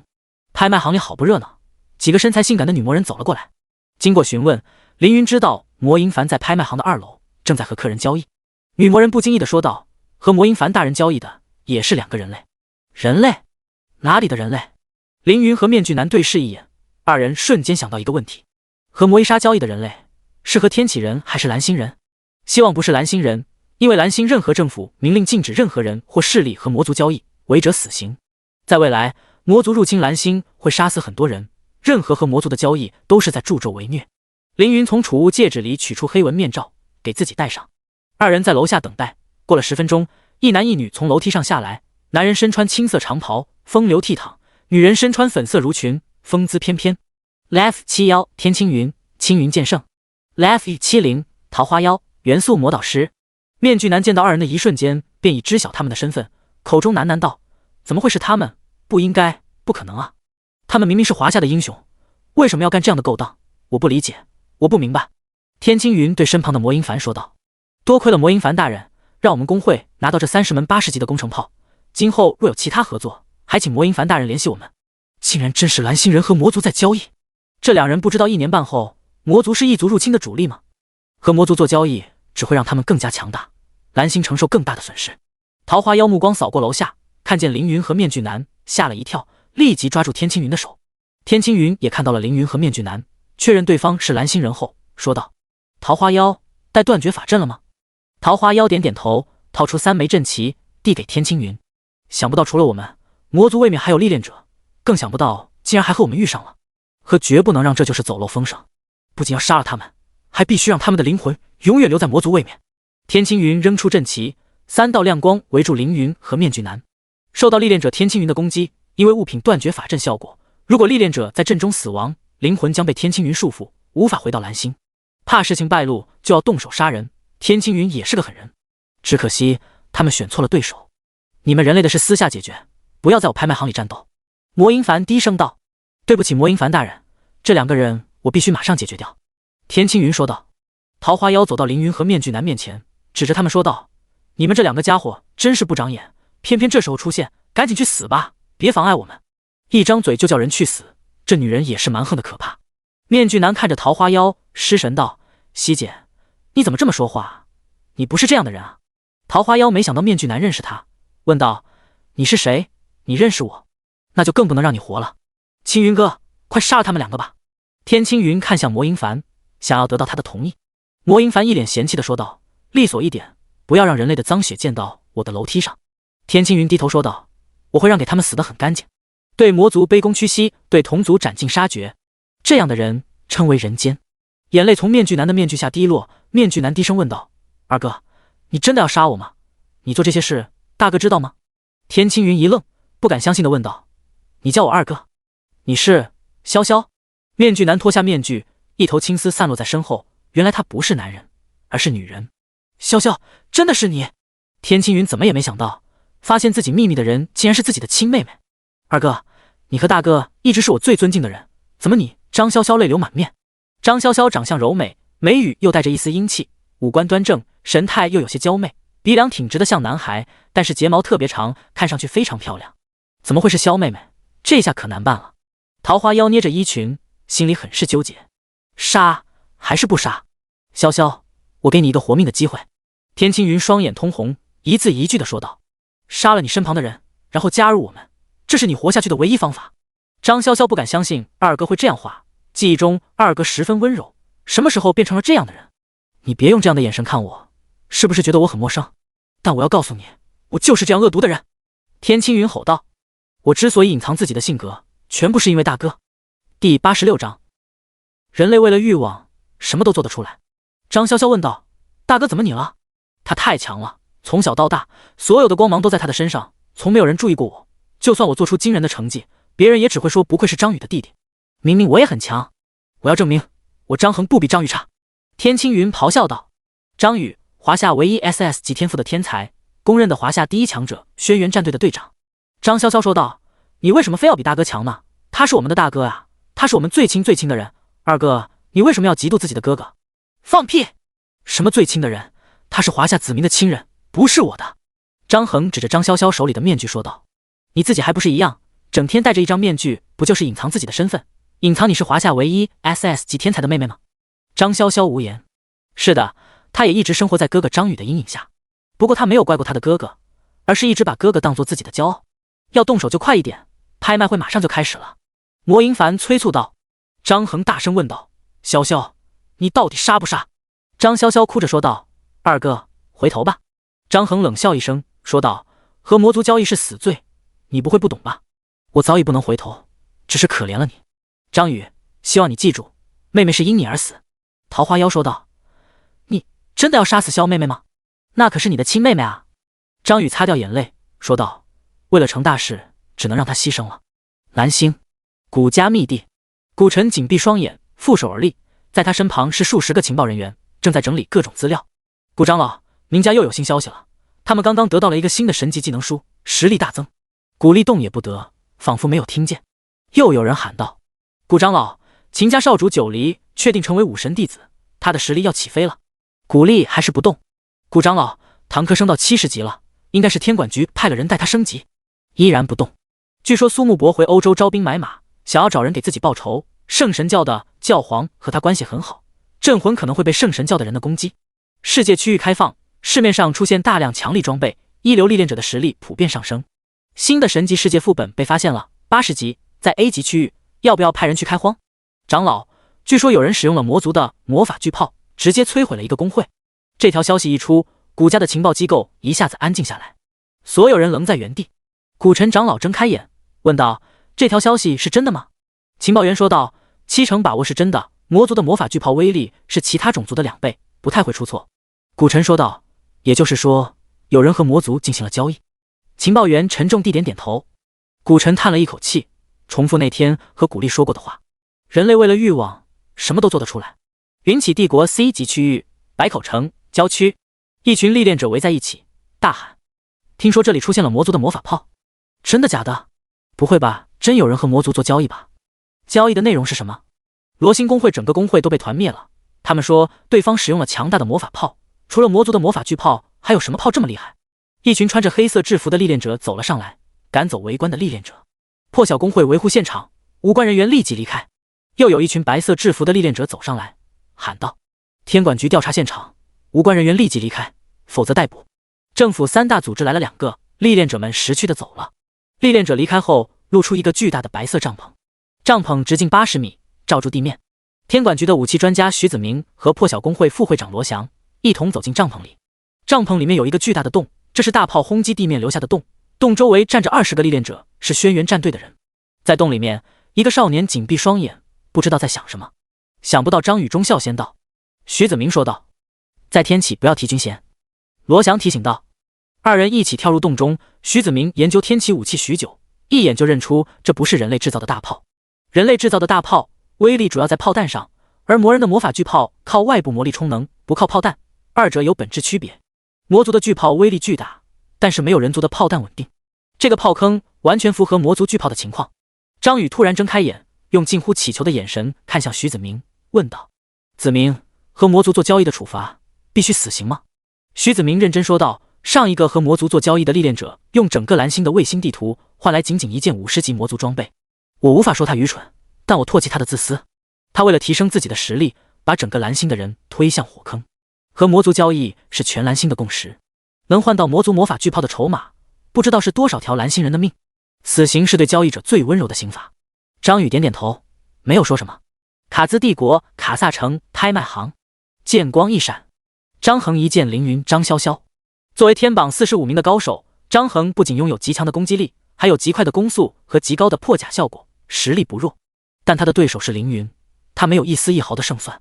如果不是顾忌他是张潇潇的哥哥，凌云已经杀掉他了。凌云背对着张潇潇问道：他犯了不可饶恕的罪，我杀他是合情合理合法。张潇潇瘫坐在地上，无语凝噎。凌云举起生命权杖，射出一枚普普通通的圣光弹，负 6.5 万。张衡看着胸口的洞，不敢相信地说道：这么强大的圣光弹，你是镇魂？现在才知道凌云的身份，已经晚了。第87章破天巨蟒屠城。张衡不是霸天那样的顶级肉盾，只有 3.5 万生命值的他，连凌云的圣光弹都无法抵抗。凌云秒杀他仅用一瞬间。桃花妖失声道：竟然是镇魂，完了，都完了。张衡不敢相信地看着凌云，自己要死了吗？已经结束了吗？等等！张潇潇突然站起身，对着张衡使用技能斗转星移。灭！张衡的空间被凝固，时空倒退，巨大的红色伤害数字飘回他的脑袋里。将死之人硬是被张潇潇的技能救活了。妹妹，你醒悟了！张衡激动地说道：你帮我，我们一起杀掉镇魂，我们一起闯出一个未来，我们要证明我们不比大哥差。凌云看向张潇潇问道：你想要与我为敌吗？张潇潇用力盯着凌云，认真地说道：我二哥从小对我非常好，大哥不在的时候，二哥总是无微不至地关怀我，我很感激他。即使他犯下了无法饶恕的罪行，我也不能看着你杀死他，所以请让我和他一战，谁生谁死就看实力和运气吧。张衡愣住了，桃花妖惊讶地捂住嘴。张潇潇不让凌云杀张衡，是想自己亲自动手。潇潇，我……张衡有些不知所措。一阵温暖的光芒照耀在身上，原来是凌云使用治疗术治好了张衡。既然你这么说，那么无论胜负如何，我都不会插手。如果你被他杀死了，不会怪我吧？凌云说道。不会，无论结局如何，我都非常感谢你。张潇潇说完，解除斗转星移的效果。张衡从鬼门关走了一圈没死，用力摸自己的胸口，凌云打出的洞已经消失。想不到我没死，劫后余生的人会比一般人更加渴望生存。张衡满脸狰狞地看着张潇潇，低声说道：谢谢你潇潇，我不会忘记你救了我一命。张潇潇伸出右手，修长的手指间夹着10余枚棋子，这是他的专属武器星河棋子神器。而张衡也不是无能之辈，掏出70级万古品阶的青云飞剑，剑身寒光惊人。看招，潇潇！张衡身形化作利剑，直插张潇潇的心口。张潇潇连忙丢出3枚黑子，组成屏障挡住张衡。他的职业不属于6大基础职业，技能特点以控制为主，多为空间系技能，虽然也有空气炮、空间碾压这种技能，但是释放太慢，被张衡近身后没有释放的机会。太慢了，太慢了！潇潇，你是敌不过我的。张衡绕开棋子屏障，剑刃刺出如狂风，将张潇潇打得很是狼狈。231 423 232。张潇潇咬牙坚持，眼里满是决绝。凌云在一旁沉默不语。从张潇潇展露的实力来看，他打不过张衡，无论结果如何，这都是他选择的路。凌云举起生命权杖，对准桃花妖。桃花妖直接跪在地上求饶道：大佬饶命，我愿意说出我知道的一切，包括和魔族交易的人、交易内容、幕后主使。凌云说道：这些是天管局关心的事，我不感兴趣。桃花妖一愣，怎么这样？一般人不应该犹豫半天，然后虽然很想动手，但为了国家安全，只能放下私人仇恨，放他一马吗？凌云平静地说道：你们的罪行是资敌，但如果敌人死了，资敌也就没有危害了。生命权杖发出魔弹，直接将桃花妖秒杀，解决了桃花妖。凌云走到魔银凡身旁，问道：你有魔铁卖吗？魔银凡俯视凌云，冷笑一声说道：魔铁这种宝贝，你买得起吗？凌云掏出100枚金币。魔银凡眉头一挑，说道：不错，有点实力。凌云提议用1000枚金币换300千克魔铁，这是原本价格的很多倍。魔银凡听完当即答应，派人把魔铁都准备好，拿给凌云。凌云收下魔铁，握住捏住满满一大袋金币，递给魔银凡。魔银凡伸手去取，可袋子紧紧握在凌云手上，怎么都拿不下来。这家伙好强的力量！魔银凡眉头一皱，他不信一个人类竟然比魔人力量还大，伸出双手用力去拿。凌云一脸平静，他妈的，你在戏弄我！魔银凡大怒，来人，给我把这小子剁成肉泥！10余个魔人战士举着各种武器冲了过来，这些7、80级的魔人实力并不弱，甚至比很多人类帝国的禁军护卫还要厉害。但是有什么意义呢？砰的一声响，巨大的身躯把周围所有的魔人都挤开，整个拍卖行像爆炸的水球一样炸开，各种碎片飞得到处都是。在碎幕和尘埃中，一头庞然大物空旷出现，破天巨蟒高高的昂起头，眼睛俯视地上的魔人们。在他眼中，这些魔人不过是重置一般存在，而魔人们看见破天巨蟒，却吓得不敢动弹。凌云说道：“把这些魔人都干掉，奖励你1桶葡萄酒。”破天巨蟒一听有酒喝，立即就兴奋了，不停吐着信子。一言为定，破天巨蟒先用巨尾甩死几个魔人，然后一口吞下魔银凡，咀嚼、咀嚼、咀嚼，魔银凡就这么死在破天巨蟒的嘴里，化作经验值。凌云是破天巨蟒的主人，即使什么都没干，也能分破天巨蟒10%的经验值。击败魔银凡获得8万经验值，额外获得11万6千经验值。难吃！破天巨蟒嫌弃地吐出尸体，还是用尾巴吧。巨尾扫击，巨大的蛇尾用力一扫，一排街道就被夷为平地。负412万，负123万，负2323万。不是每个魔人都有魔一杀的实力，在巨大的等级和境界差距下，破天巨蟒能够打出10分恐怖的伤害值。之前瞧不起凌云的魔人们，冷嘲热讽的魔人们，想要吃掉凌云的魔人们，此刻全部化成了经验值。整个蓝星应该再也没有凌云这样把一座80级魔人城镇变成自己的刷怪区。第88章，神秘强者出现。我了个去，这是队长的宠物。霸天愣在原地，我以为队长给我带来的惊吓已经够多了，我很难在他那里感到惊讶，现在看来我永远无法猜到他的实力。雨夜刀感叹。一个魔人战士从背后接近他们，举起长矛想要偷袭。霸天举刀一斩，把魔人战士的武器劈飞出去。负3.5万。雨夜刀身形突然消失，下一秒出现在魔人战士的背后，背刺、踢骨、断筋3连斩引爆，魔人士兵头上飘出一排伤害。负4.5万。8.6。负12.5万。负15万。刺客往往使用高攻速叠伤害，雨夜刀正是此中好手，一排技能下去，干净利落带走89万生命值的魔人战士。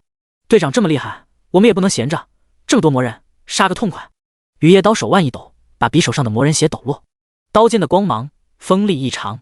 另一边，凌云的经验条坐上了火箭，开启了自动升级。恭喜，您已升级，获得8500自由属性点，当前等级52级。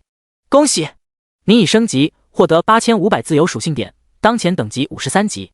恭喜，您已升级，获得8500自由属性点，当前等级54级。城内魔人众多，让凌云连升3级，离60级只差6级。突破霸王境一共有5个条件，凌云已经达到其中4个，目前只差等级没有达到。当凌云达到60级的时候，可以直接突破到霸王境。霸王境的属性上限是40万，同时会获得威力极强的霸王钛，对我的实力提升是质的飞跃。虽然凌云现在也很无敌，但只是神之下无敌。如果到了霸王钛，凌云有自信战胜比自己高很多级的神级强者。清理完整个魔人城镇，霸天和雨夜刀2人也升了1级。2人走向凌云，队长，你周围插的旗帜是啥？咦，面具男呢？雨夜刀问道。他就是。凌云大拇指指了指张潇潇。什么？霸天和雨夜刀同时发出惊讶的声音。面具男是女的，我就说他声音怎么怪怪的，还以为是戴面具的缘故，想不到她是女生。雨夜刀说道。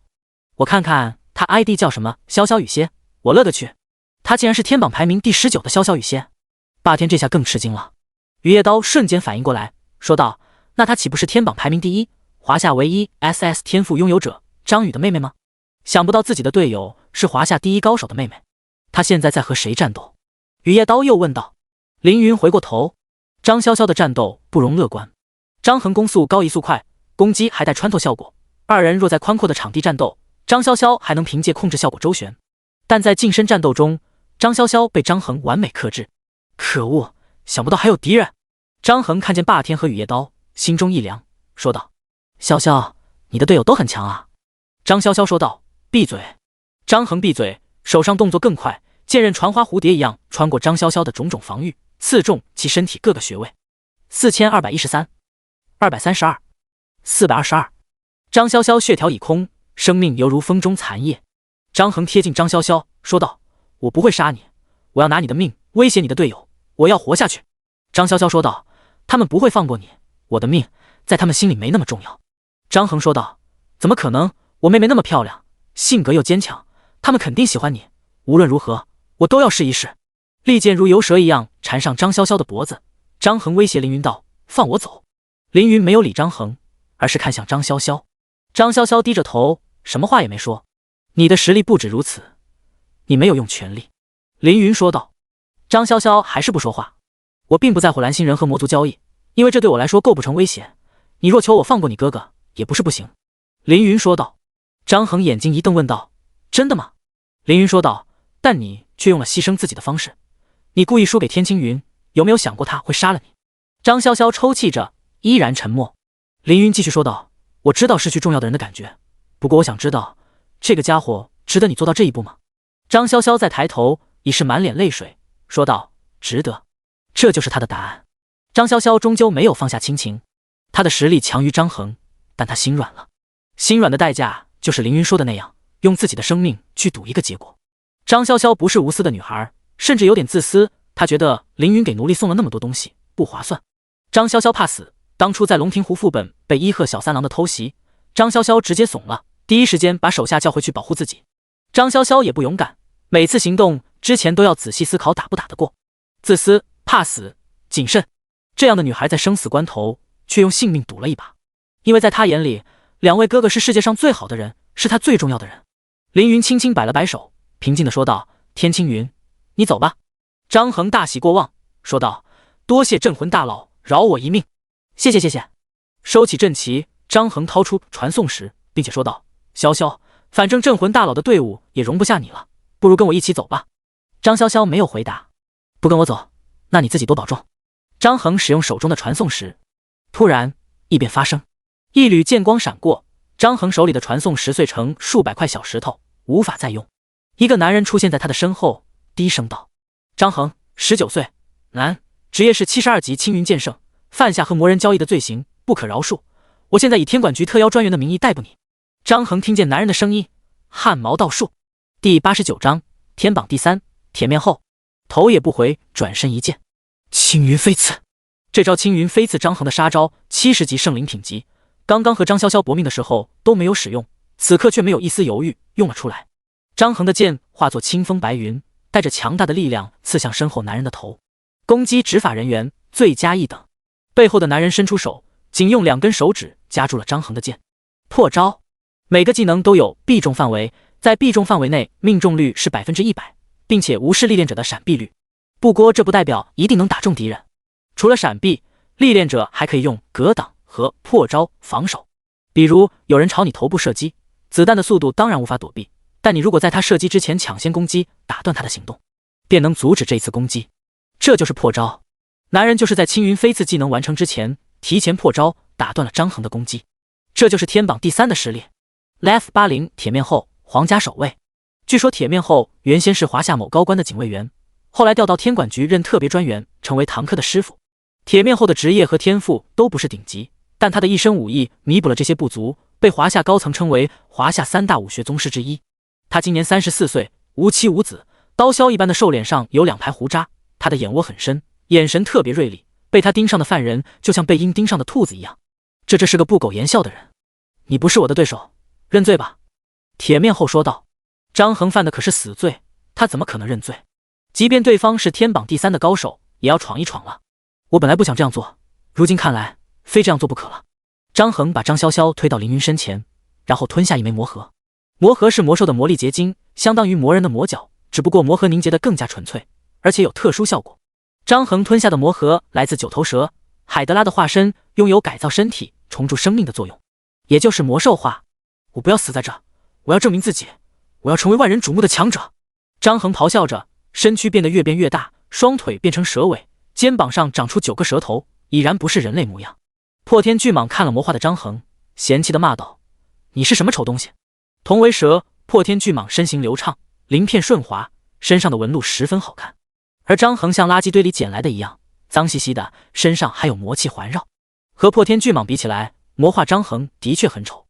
破天巨蟒很想一尾巴扇死张衡，但没有凌云的命令，他当然不在意凌云的想法，但凌云还欠他一桶酒。张衡越变越大，身上长出密密麻麻的白色鳞片，此时的他已经不再是人，而是魔兽。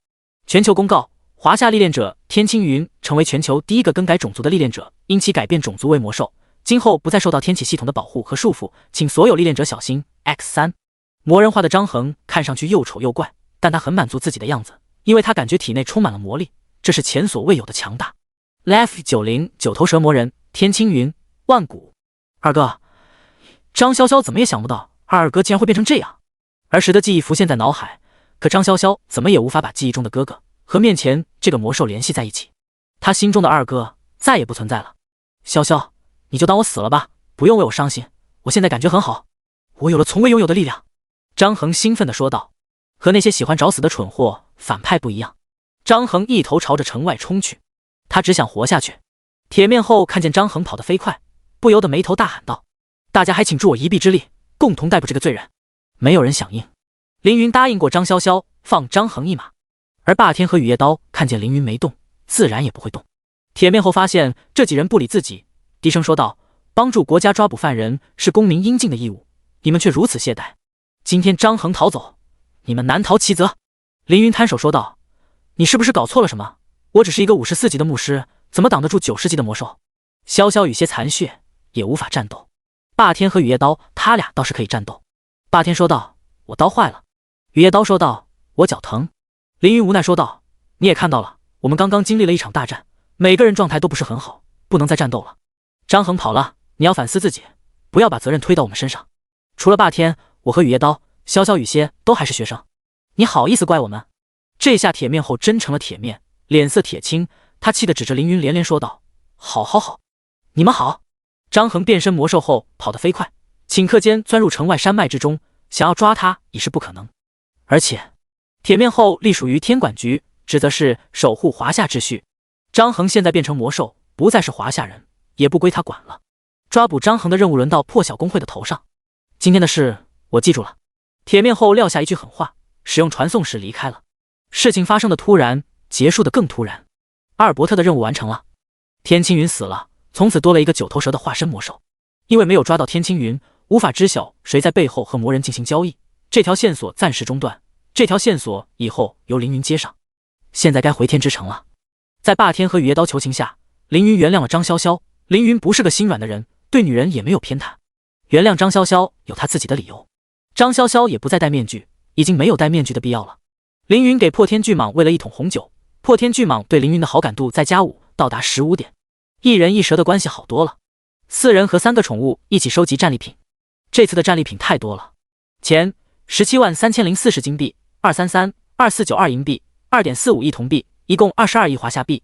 各种药水3000瓶，各种材料1.5万件，各种物品2.5万件，各种装备2300件。凌云再次感叹，幸好自己有一枚神级储物戒指，不然这么多东西根本带不走。第90章，成立工会后是暂时的分别，任务已经完成，该回天之城了。众人坐果冻飞回传送阵，正在传送人族位面天之城。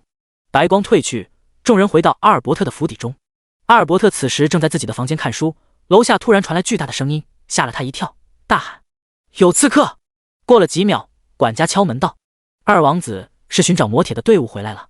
阿尔伯特惊讶道：这就回来了？不是3天时间吗？这才过了1天啊！不愧是王兄看中的少年，办事效率真高。阿尔伯特嫌弃女仆穿衣服慢，自己给自己穿衣服。从卧室下楼来到大厅，此时凌云等人站在大厅上，在他们面前3吨魔铁整齐堆放在一起。二王子是上等的魔铁。管家凑到阿尔伯特耳边说道。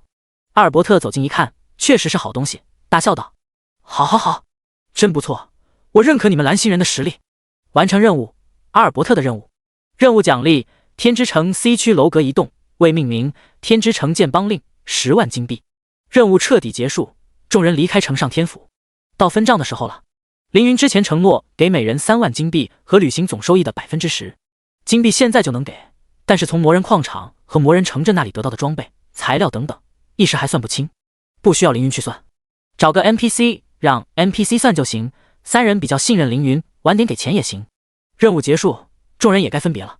雨夜刀走到凌云面前，问道：“镇魂，你有没有考虑成立一个工会？”成立工会？没考虑过。凌云上一世是独狼，前期被工会欺负，中期和工会抢资源，后期追着工会打，还没有想过自己成立工会。雨夜刀说道：“成立工会的好处有很多，首先是工会奖励，比如经验值加成、特殊属性加成。其次，很多大型任务需要人多才能领取，你总不能临时找一堆不认识的人做任务。最后，有什么必须做的事，你可以交给工会里信得过的人去做，不用什么都亲力亲为。”听他一说，好处确实多。凌云问道：“你有工会吗？”雨夜刀回答道：“没有。”凌云问道：“那你想来我的工会当副会长吗？”雨夜刀哈哈笑道：“可以呀。”凌云说道：“那好，既然如此，那10%的分红就不给你了，当做你的入会费。”啊！雨夜刀指着凌云说道：“你也忒黑了吧？”凌云说道：“我不黑，我成立工会干嘛？”好吧。雨夜刀也不在意那些钱，能和凌云这样的强者抱团，比钱有用多了。镇魂小哥要成立工会吗？以你的实力，应该能招到不少强者。霸天说道。雨夜刀用手肘推了推霸天，说道：“别绕弯弯了，就说你来不来吧。”霸天挠挠头，说道：“我已经有工会了。”雨夜刀说道：“哦，那可惜了。以霸天大佬你的实力，现在入会应该可以当个副会长。”霸天问凌云：“副会长？真的吗？”凌云点点头，说道：“目前工会就一个正会长，一个副会长。你要是不嫌弃，可以跳槽过来当副会长。现在加入工会就是元老，论资排辈是最前面的人。”霸天求之不得，说道：“镇魂小哥的工会只怕是高手云集，我还是早点过来当个官吧。”哈哈。雨夜刀阴险地问道：“霸天大佬过来，应该也要交入会费吧？”凌云点点头说道：“是的，这样的话，你的10%分成我也不给你了。”霸天的笑声戛然而止，然后三人都笑了。张潇潇走到凌云身旁，指着自己问道：“我呢？”凌云说道：“你要来也是副会长。”张潇潇可是天榜有名的高手，就算以后有人能力远强于他，他现在也配得上副会长的位置。张潇潇撇嘴说道：“一个工会总共4个人，一个正会长，3个副会长，过家家一样。”雨夜刀调侃道：“哦，看不上，那你不加入算了。”张潇潇说道：“啊，加入。”凌云说道：“加入的话，入会费。”等等，张潇潇说道：“你可不能吞了我的分红，毕竟没有我，魔伊莎可就跑了。”是这个道理。但霸天不乐意了，说道：“照你这么说，我还牺牲了自己的色相，我也要分红。”张潇潇眼珠子一转，决定和霸天统一战线，说道：“对，我和霸天大佬有功劳，都应该有分成，那我们就分雨夜刀的钱。”雨夜刀尖叫道：“不是我提出建立工会，镇魂大佬还没考虑这件事呢，凭什么分我的钱啊？”3个人吵作一团，最后凌云并没有收他们入会费，这只是个玩笑，凌云只会和朋友开的玩笑。就这样，一个由3个副会长加一个正会长组成的工会就建立了。这个工会未来必将名扬天下，大名响彻诸天。虽然他现在只有4个人，在想工会名字的时候，霸天3人又吵了起来。雨夜刀提议叫叶云，张潇潇说：“凭什么你的名字在会长起前面？不行不行。”张潇潇提议叫凌霄，霸天说太文雅了，像小情侣谈恋爱取的名字。然后霸天提议各取一个字，就叫云天夜雨。张潇潇 ID 潇潇雨歇。雨夜刀和张潇潇都惊了，想不到霸天这么会取名字。会长的名字排前面我同意，为啥你的名字排我和雨夜刀前面？张潇潇说道：“不行，我要在前面，就叫云雨夜天吧，难听死了，还是叫云夜天雨吧。”雨夜刀说道：“我觉得就云天夜雨好听。”霸天硬气说道。凌云笑看3人为了工会名字争吵许久，霸天、雨夜刀、张潇潇互相说法不了对方，于是扭头问凌云哪个名字好听。凌云一愣，为难的谁都好听。3人对视一眼，哼了一声，最后谁都不服谁，3人各退一步，3个人都退了一步，就只剩凌云一个人了。你已建立镇魂工会，工会总部设立于天之城 C 区，目前为 C 级工会，按工会现有实力计算，最后还是用凌云的 ID 做了工会名。任务做完了，工会也建立了，4人迎来暂时的分别。第91章，3眼会向你问好。凌云把这次旅行得来的东西全部放进工会，然后找 NPC 负责统计和售卖。经过 NPC 评估，东西的总价值超过了50万金币，等于50亿华夏币。算上金币，这一趟挣了超过70亿华夏币。凌云分得 70%， 也就是49亿。到底是道德的沦丧，还是人性的扭曲？竟然在短短的1天时间里，让一个高中生变成了衣食无忧的土豪。现在有钱了，要去做3件事：一是找安娜兑换属性果，2是问她7号别墅以及西斯特利亚的事，3是换一身新的装备。50级以前升级太快，装备更新频繁，所以没有准备。现在过了50级，升级速度慢了下来，也该考虑换一身好点的装备了。魔族位面打到的装备都不太适合凌云，反正现在有钱，凌云去拍卖行里挑了一整套装备。我现在的饰品装备有时间之神的项链、5阶神器、乃玉魔力项链、1阶神器、灵能戒指、圣灵、闪烁匕首，3阶都是好东西，没必要换。除了饰品装备，历练者还可以穿戴主副武器、头部装备、胸部装备、腰部装备、手部装备、腿部装备以及鞋。我目前穿着爆裂火环、头青之法袍、精致的魔法护手、精致的魔法长裤、聪慧的魔法皮鞋。除了爆裂火环这件40级圣灵阶的装备有用，其他5件装备都可以换了。正好也有钱了，去拍卖行看看吧。历练者可以通过拍卖行线上交易物品，不过有的人急用钱，等不起线上拍卖的时间，就会带着好东西来线下拍卖。也有人急着用装备，不方便在线上拍卖，所以会来拍卖场。天之城是世界公共区域，这里的好东西多如牛毛，凌云只要几件50级的装备，很轻松就能买到。不到10分钟就给自己拍了4件新装备。巨兽符文法袍，神话，使用要求50级，魔力加体质属性大于1万。物品属性：物理防御加4000，魔法防御加4300，每当受到1次伤害，增加 2% 的攻击力和 1% 的防御力，最多可持续。物品描述：通过魔法符文将巨兽之力赋予法袍之上，可获得越战越强的能力。这是一件攻防俱佳的装备，不算极品，用来过渡还不错。青之腰带，神话，使用要求50级。物品效果：增加1万体力值，物理防御加1000，生命值加2000，恢复技能冷却时间减少 10%。整体属性一般，但是减少技能冷却是凌云喜欢的效果。爆弹手套，万古，使用要求50级，魔法系职业。物品效果：增加1000魔力、1000精神力、5% 魔法攻击力。物品技能：魔法爆弹，神话。物品描述：铭刻了魔法爆弹魔法的手套，传说是魔法大师留下的宝贝。魔法爆弹，射出1枚魔法爆弹，对10米范围造成 250% 魔法伤害，并弹开所有被爆弹攻炸中的敌人，造成1秒眩晕。冷却时间1分钟，魔法消耗300。很少有魔法可以造成眩晕效果，魔法爆弹算一个。除了法袍、腰带和手套，凌云还找了一条新的50级的魔法长裤，以及一双狩猎皮靴，增加累计增加5000魔力防御、4000物理防御、10%的魔法抗性、11%速和50点敏捷。现在该去找安娜了。走在天之城的街道上，安静无人的街道此时挤满了人，而且是来自不同国家、不同星球、不同位面的人。走走转转，来到神秘商店，推开门，安娜坐在旋转座椅上。凌云说道：在说正事之前，我要兑换100万枚火云果。安娜正在给手指涂指甲油，听见凌云的声音，放下手里的东西。兑换属性果需要10万金币，你知道的。凌云把金币放在桌子上，堆成了小山。安娜收下金币后，递给凌云一个魔法戒指，里面有9000枚高级属性果、9000枚中级属性果、1万枚初级属性果，加起来正好100万属性点。这玩意儿有耐药性，吃多了不会增加属性。安娜说道：我自有办法。凌云说道：现在说说正事吧，我昨天找过你，当时你不在。现在我想问7号别墅的事，你叫我调查7号别墅的酒窖是什么意思？安娜双手捧着脸趴在桌子上，笑眯眯地问道：漂不漂亮？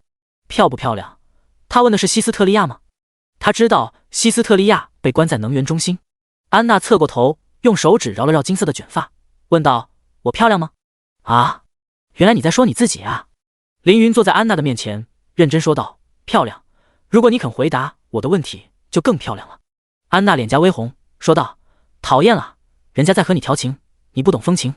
谁要和你调情啊？你能不能认真点？安娜轻叹一口气，收敛了自己的态度，说道：你知道我昨天为什么不在吗？还不是你打烂金属管道，害得我到处去找魔铁，见不到我怪我喽。我让你去调查酒窖，自然是想让你解救西斯特利亚。他果然知道西斯特利亚的事。凌云问道：他为什么会被关在能源中心？安娜脑海里浮现出一张老人的脸，她朝旁边哼了一声，说道：因为天之城缺少神力，需要有神明牺牲自己为城市功能。天之城的能源危机不是1、2天的危机，而是持续数百年的危机。不仅是天之城，诸天有很多世界都面临缺乏资源和能源的问题。神明带领异族入侵蓝星，想要肃清蓝星人，也不过是想要减少资源的消耗而已。凌云又问道：你和希斯特利亚是什么关系？你怎么知道他被关在能源中心？安娜脸色微微暗淡，用惆怅的语气说道：他是我的爱人。啊，这……凌云打量安娜，这个金发小萝莉竟然和希斯特利亚是情侣。道爷，般配吧。安娜双目无神地说道：我和他相恋已有数百年。第92章，前提是你得活着。当初众神离开天之城，希斯特利亚为了我留在了天之城，当时我很感动，但是感动很快变成内疚，因为有一天他消失了，完全消失了。我相信他不可能不辞而别，所以我找遍天之城的每一个角落，最终在能源中心找到了他。我的爱人，美丽女神，她被困在池水中心的模样让我心碎。我想要救她，但我实力不够，无法击败魔神梅菲斯特，所以我只能等一个比我更强的人出现，解救希斯特利亚。那个人就是你。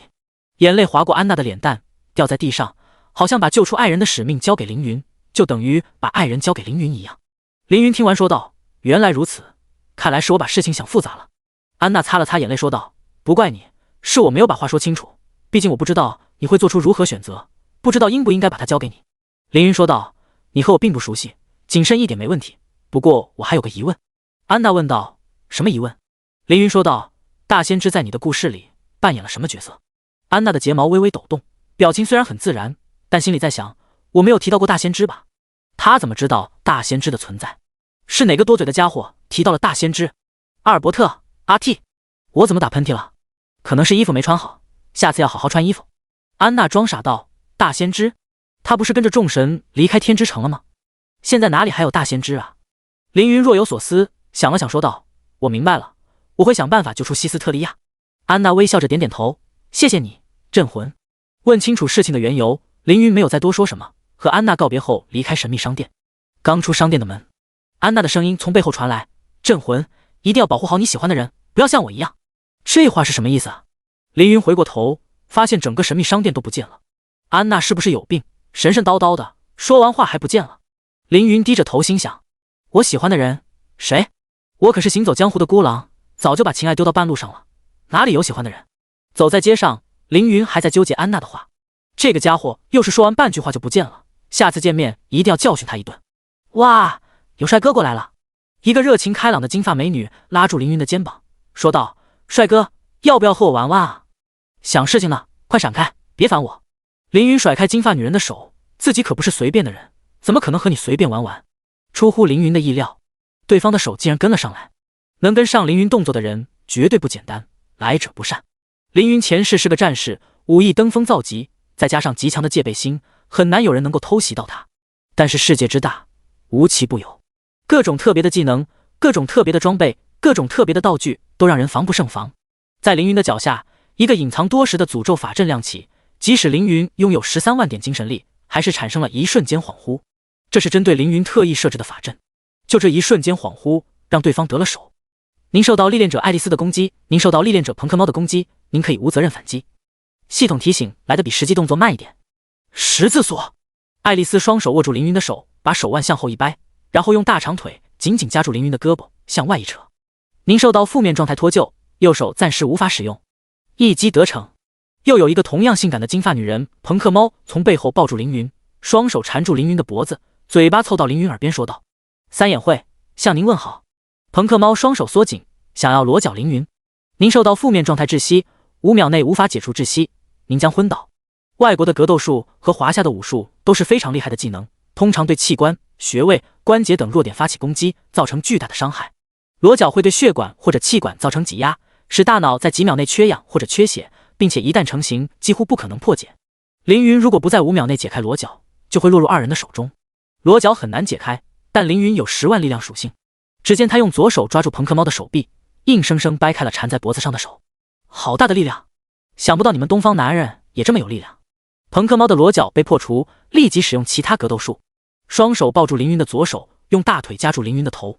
这个姿势对于男女来说过于暧昧。凌云的脸贴着朋克猫光滑的大腿，离隐私部位只有不到2寸距离。不过没人会在这种情况下胡思乱想。凌云双手用力一震，力量暴涨，把爱丽丝和朋克猫一起震飞出去。三眼会是北美乃至蓝星第一公会，怎么就派了你们2个来对付我？凌云揉了揉手腕，扭了扭脖子，平静地说道：刚刚的攻击对一般人绝对致命，但对凌云来说毫无意义。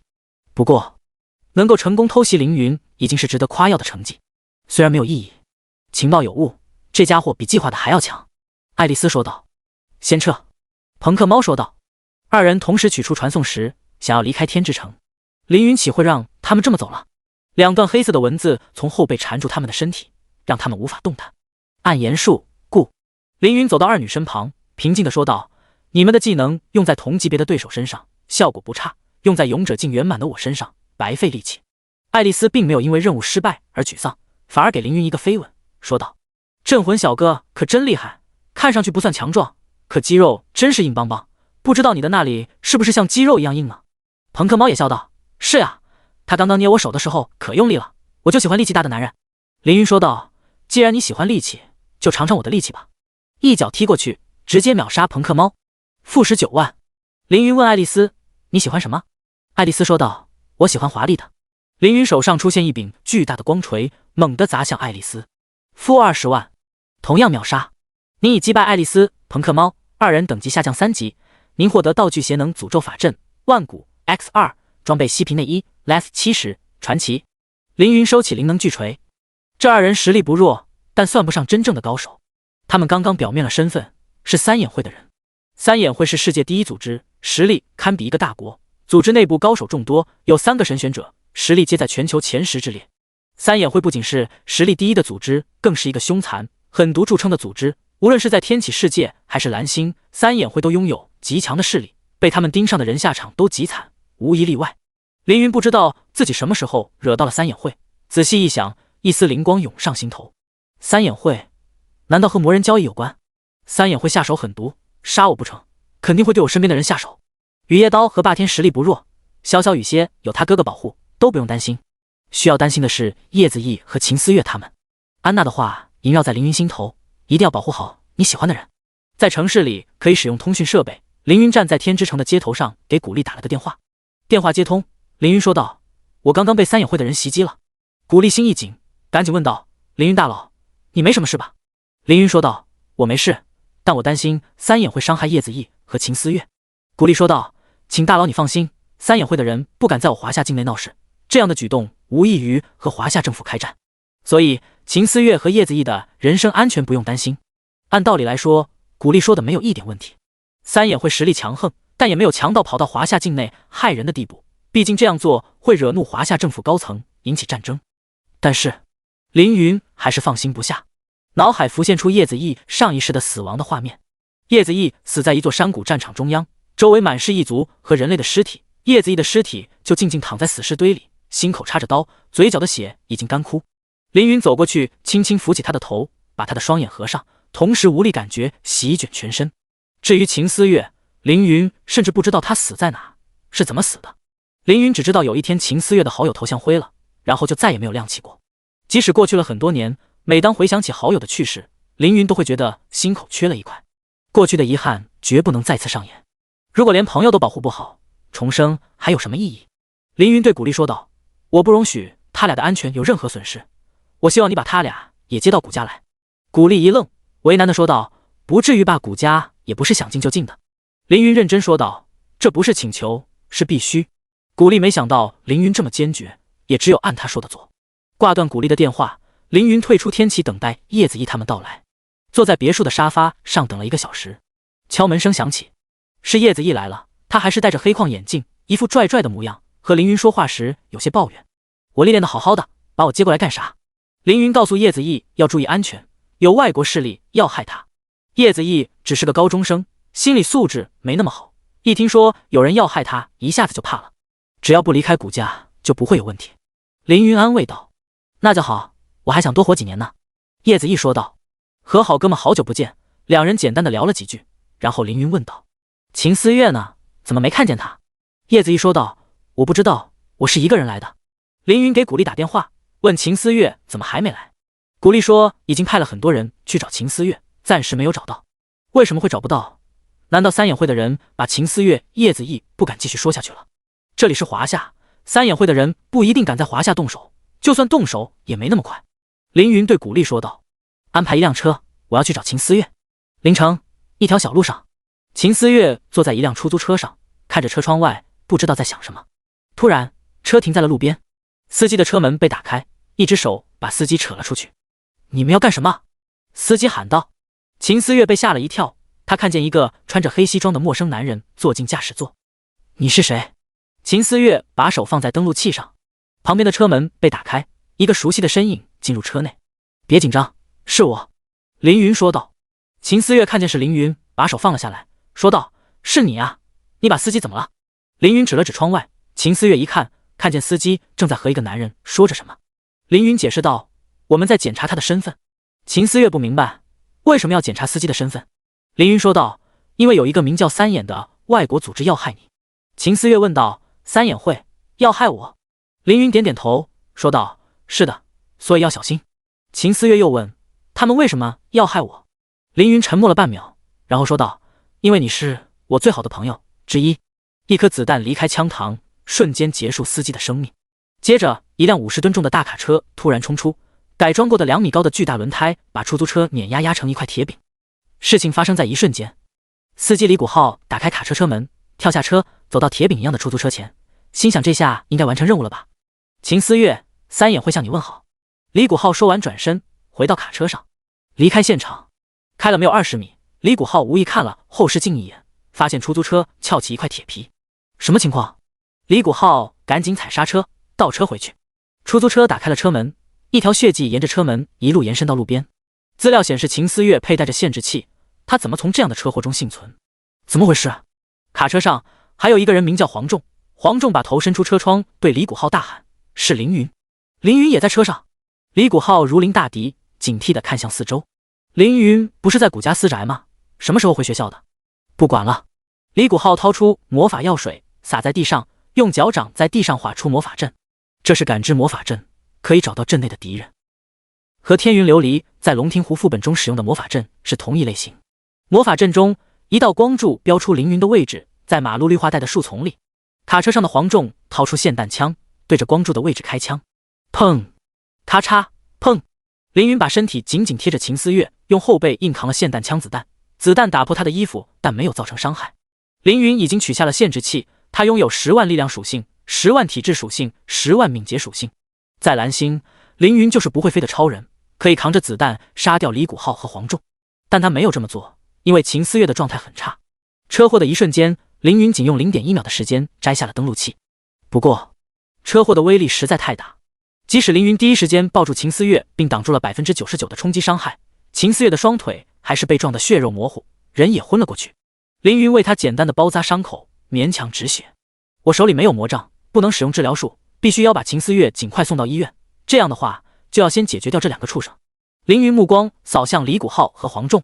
三眼会在华夏培养的叛徒。古力以为三眼会强者无法进入华夏，秦思月等人就能平安无事。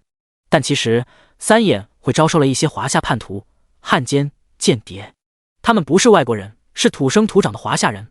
他们背叛了祖国和华夏土地，为外国人的利益而拼命。面对这样的畜生，凌云绝对不会心慈手软。卡车上，黄仲提着2把霰弹枪下车，丢一把给李谷浩，说道：本来是想解决秦思月，想不到凌云也在，这可太好了。他要是在谷家私宅，我们还对付不了他，想不到他蠢到从谷家出来。现在要优先解决凌云，如果这件事情做成了，三眼会一定会重赏我们。天管局被我们内应拖住了，3分钟内不会过来，我们必须在3分钟内干掉凌云。李谷浩说道：有3分钟，不急。2人一左一右靠近凌云。凌云决定抢先出手，丢出石子砸向李谷浩，石子飞一段距离后停在空中。李谷浩的项链飘了起来，上面有一个简单魔法阵，可以抵挡一定伤害值的远程攻击，正好挡下凌云的石头。当然，这个项链也碎掉了。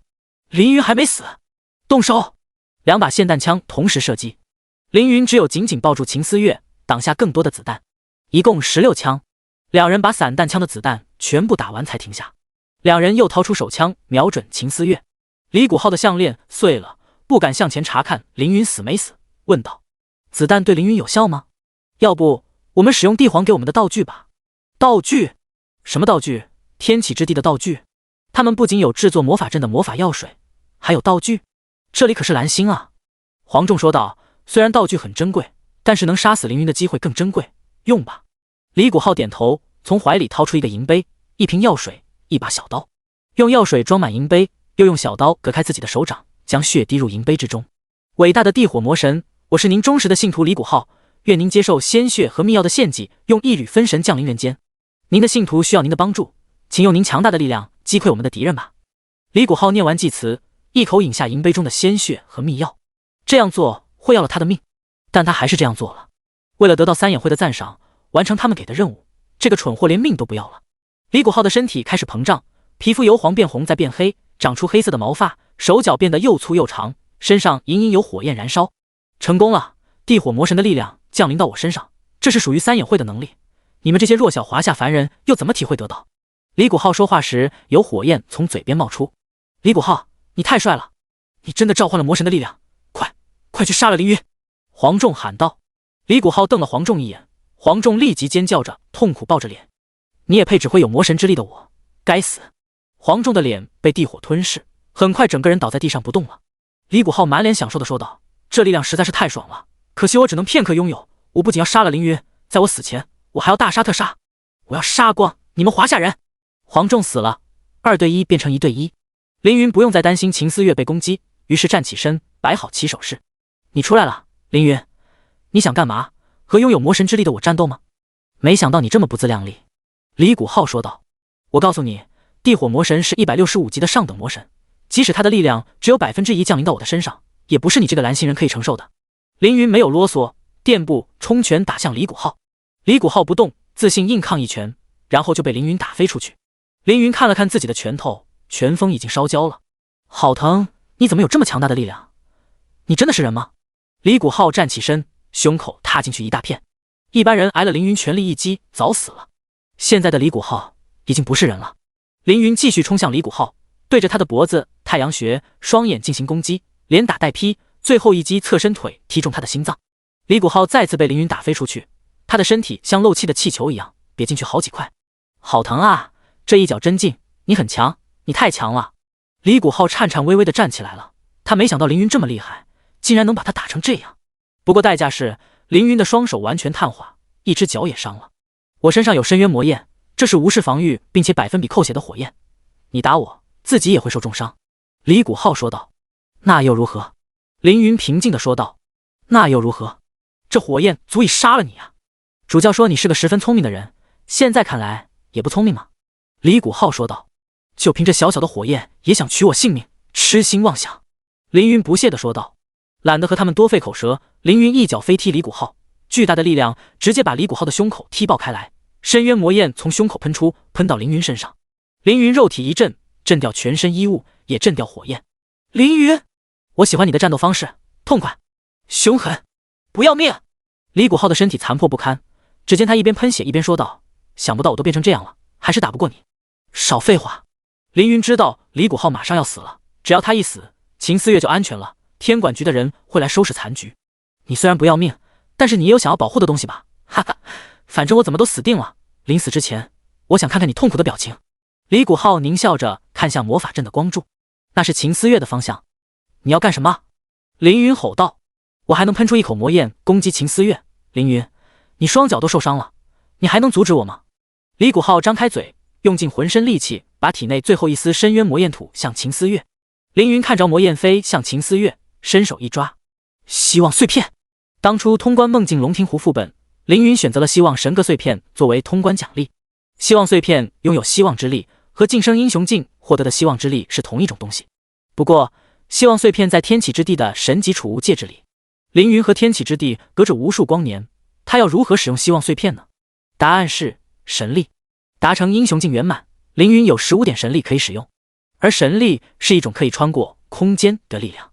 天启之地，凌云的神级储物戒指里，希望碎片消失，一股巨大的能量充满凌云的全身，让他暂时突破到霸王境。霸王态，大自在，开启。在此刻，一切法则、秩序、规则都不能再束缚凌云。凌云心神一动，生命权杖跨越时空出现他的面前。治疗术，圣光护盾。一股浓郁的生命能量治疗凌云的身体，将凌云的伤势完全复原。凌云跃向空中，单手抓起深渊魔焰，丢回到李谷浩的脸上。烫烫烫烫，痛痛痛痛！李谷浩被深渊魔焰呼了一脸，这才知道这魔焰不仅威力惊人，还能使人受到巨大的疼痛。仅仅是落在脸上片刻，李谷浩就已经疼得死去活来了。而凌云双手双脚被魔焰烧伤，他却没喊一声。这人神经怎么长的？他不会感觉痛吗？而且他的身体怎么复原了？他手里拿的又是什么？李谷浩没有得到答案，就被魔焰烧成了木炭，并且他不知道的是，被深渊魔焰烧死的人，灵魂将堕入地狱之中，永世不得超生。凌云赢了。凌云立即对着秦思月使用群体治疗，秦思月的双腿恢复原状，不过鞋不见了，露出洁白的脚掌和圆圆的脚趾。凌云走到秦思月的身旁，轻轻拍了拍她的脸蛋，说道：“秦思月，醒醒，你快醒醒。”秦思月没有动静，用手去试鼻息，还好，还有呼吸，应该是失血过多晕过去了吧，可能休息一下就好了。凌云松了一口气，轻轻搂住秦思月。没这么简单，声音是从天上传来。凌云抬起头，看见秩序之神艾琳娜浮在空中。万物皆有法，你使用霸王太大自在破坏世间法则，将会对世界造成巨大的危害。造成巨大危害？那又如何？进入霸王太后，凌云的气质发生翻天覆地的变化。之前他是平静的湖水，而现在他成了天上天下唯我独尊的神帝。凌云指着艾琳娜怒声说道：“有人在蓝星使用魔法，使用道具召唤魔神，你不去管他们，你来管我。”艾琳娜解释道：“他们是违背秩序，而你是打破秩序。”凌云反驳道：“什么违背秩序？什么打破秩序？不过是你们的借口罢了。你口中的违背秩序，只是没有伤害到你们的利益。如果他们违背秩序，杀了一个秩序神，你们还会分得那么清吗？”艾琳娜一愣，说道：“犯下弑神之罪，当然要降下神罚。”凌云冷笑道：“梦境龙神是命运主神手下12神官之一，杀害梦境龙神的神，是否受到了神罚？”艾琳娜理亏，因为答案是没有。什么违背和打破？什么是神和神罚？无非是拳头打没打到自己身上和打不打得过对方而已。力量，说到底还是力量。力量没有正义和邪恶。你面前有2把一模一样的枪，你能说哪把枪是正义的，哪把枪是邪恶吗？不能。力量没有正义与邪恶，但力量能决定什么是正义，什么是邪恶。拿到枪的人不可能邪恶。凌云警告艾琳娜：“我给你一个建议，你的一生会忘掉很多事，有的很重要，有的不重要，这些都不影响你生活。所以，我希望你把眼前发生的事忘了，就像那些不重要的事一样。”艾琳娜激动地说道：“我可是秩序神，我必须守护秩序。”凌云眼神变得冰冷，前提是你得活着。第93章，上一世的翻身之地，星界。作为尊贵的秩序神，艾丽娜从没有把人类放进眼里，在她眼中，人类不过是个弱小的种族，没有血脉力量，也没有神格，是亿万芸芸众生的普通一族。但是凌云的眼神让她知道，自己之前的想法是错的。人族绝不是可以小瞧的种族。现在要怎么办？像凌云说的那样，灰溜溜的回去吗？还是坚守秩序规则，处罚凌云？身为秩序之神的他竟然动摇了。罚他能战胜凌云吗？不罚，他将因为违背秩序而削弱神力，而且他的不作为可能会影响蓝星的试炼。如果这样下去，蓝星原本的路线就会……艾琳娜急得要哭了。算了，不管了。艾琳娜的实力不够管凌云，干脆直接摆烂，回到天启之中，就当没看见好了。凌云看着艾琳娜离去，又看了看怀里的秦思月，松了一口气。终于，这一世没有让朋友死在眼前。有实力，神都拿你没有办法。天空中传来直升机的声音，2道强光从天上射下，照在凌云的身上。是天管局和谷家的人。北美、美国、芝加哥，一座400米高的摩天大厦里，巨大的落地窗把半个城市的美景都收纳起来，展露给世间最有财富和权势的人。帝皇站在落地窗前，手里的红酒杯发出悠长浓郁的酒香。他的身后，帝后正在床上温存刚刚的激烈。屋中电话响起，帝皇，暗杀凌云和他身边人的行动失败了。帝皇手腕一抖，酒杯中的美酒化作利剑将电话斩断。别发这么大火嘛，不就是个华夏新人吗？之前张宇横空出世的时候也没见你这么生气啊。帝后轻敲桌面，几只机械小虫从柜子上爬出，把电话修复好。他不一样。帝皇的声音十分低沉。他如何不一样？帝后有些好奇。凌云是天神指明要杀之人。帝皇说道。帝后有些吃惊，天神指明要杀凌云，为什么？一个可以毁灭世界的神明，为什么偏偏要杀一个华夏人？这次行动失败了，凌云会不会报复我们？帝后问道。一个弱小的华夏人不足为虑。帝皇望着眼前的城市，不知道在想什么。谷家医院，秦思月静静地躺在病床上，距离袭击已经过去了3个小时，但他还是没有清醒的迹象。医生说他的头部受到了撞击，可能要昏迷一段时间，可能是1-2天，可能是2-3天。古力低着头向凌云解释，之前他信誓旦旦地向凌云保证，说三眼会无法伤害秦思月他们的人身安全。想不到打脸来得如此之快，如果不是凌云去找秦思月，秦思月恐怕已经遇害。凌云大佬，你放心，叶子毅和秦思月在我古家绝对安全。这件事已经惊动了华夏高层，从今天起，三眼会将正式成为我国敌对组织。古力说道。凌云点点头。古力见凌云一脸平静，不知道他是什么想法，咽了口口水说道：凌云大佬，接下来你有什么打算？没什么打算，升到60级吧，然后去北美大区剿灭三眼会。凌云说道。三眼会是一枚石子，投入凌云这潭古井之中，掀起了阵阵波浪，这些波浪必将以三眼会的覆灭而平缓。三眼会，准备好迎接凌云的怒火吧。升级好，升级是提升实力最直接的方法，但是覆灭三眼会，古力怕惹怒凌云，不敢多说什么。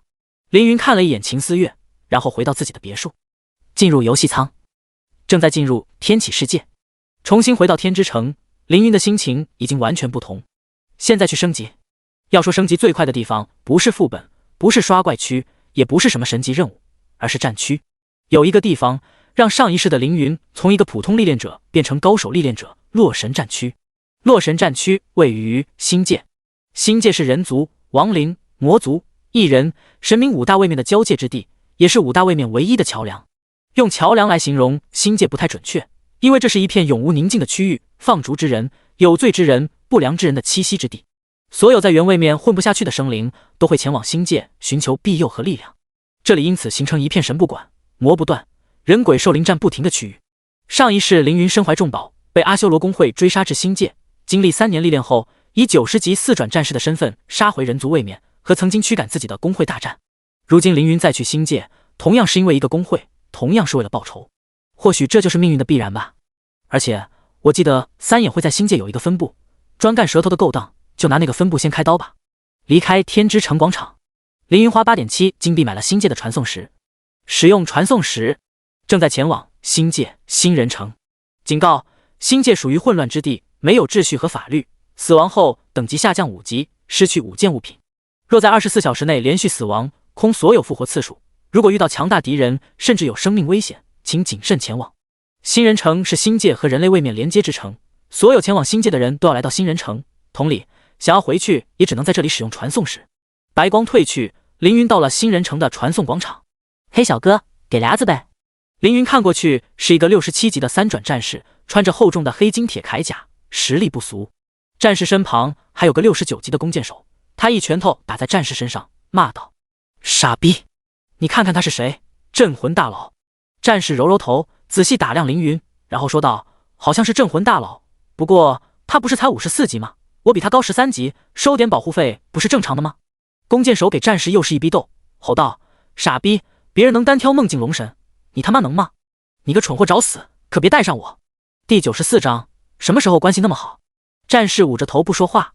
弓箭手满脸献媚地对凌云说道：镇魂大佬不要听他的话，他是个傻子，还请您大人不计小人过，放我们一马。在秩序混乱的城市里，必然有收保护费的人，但他们只会欺负弱小的人，惹不起强大的人。没工夫理他们。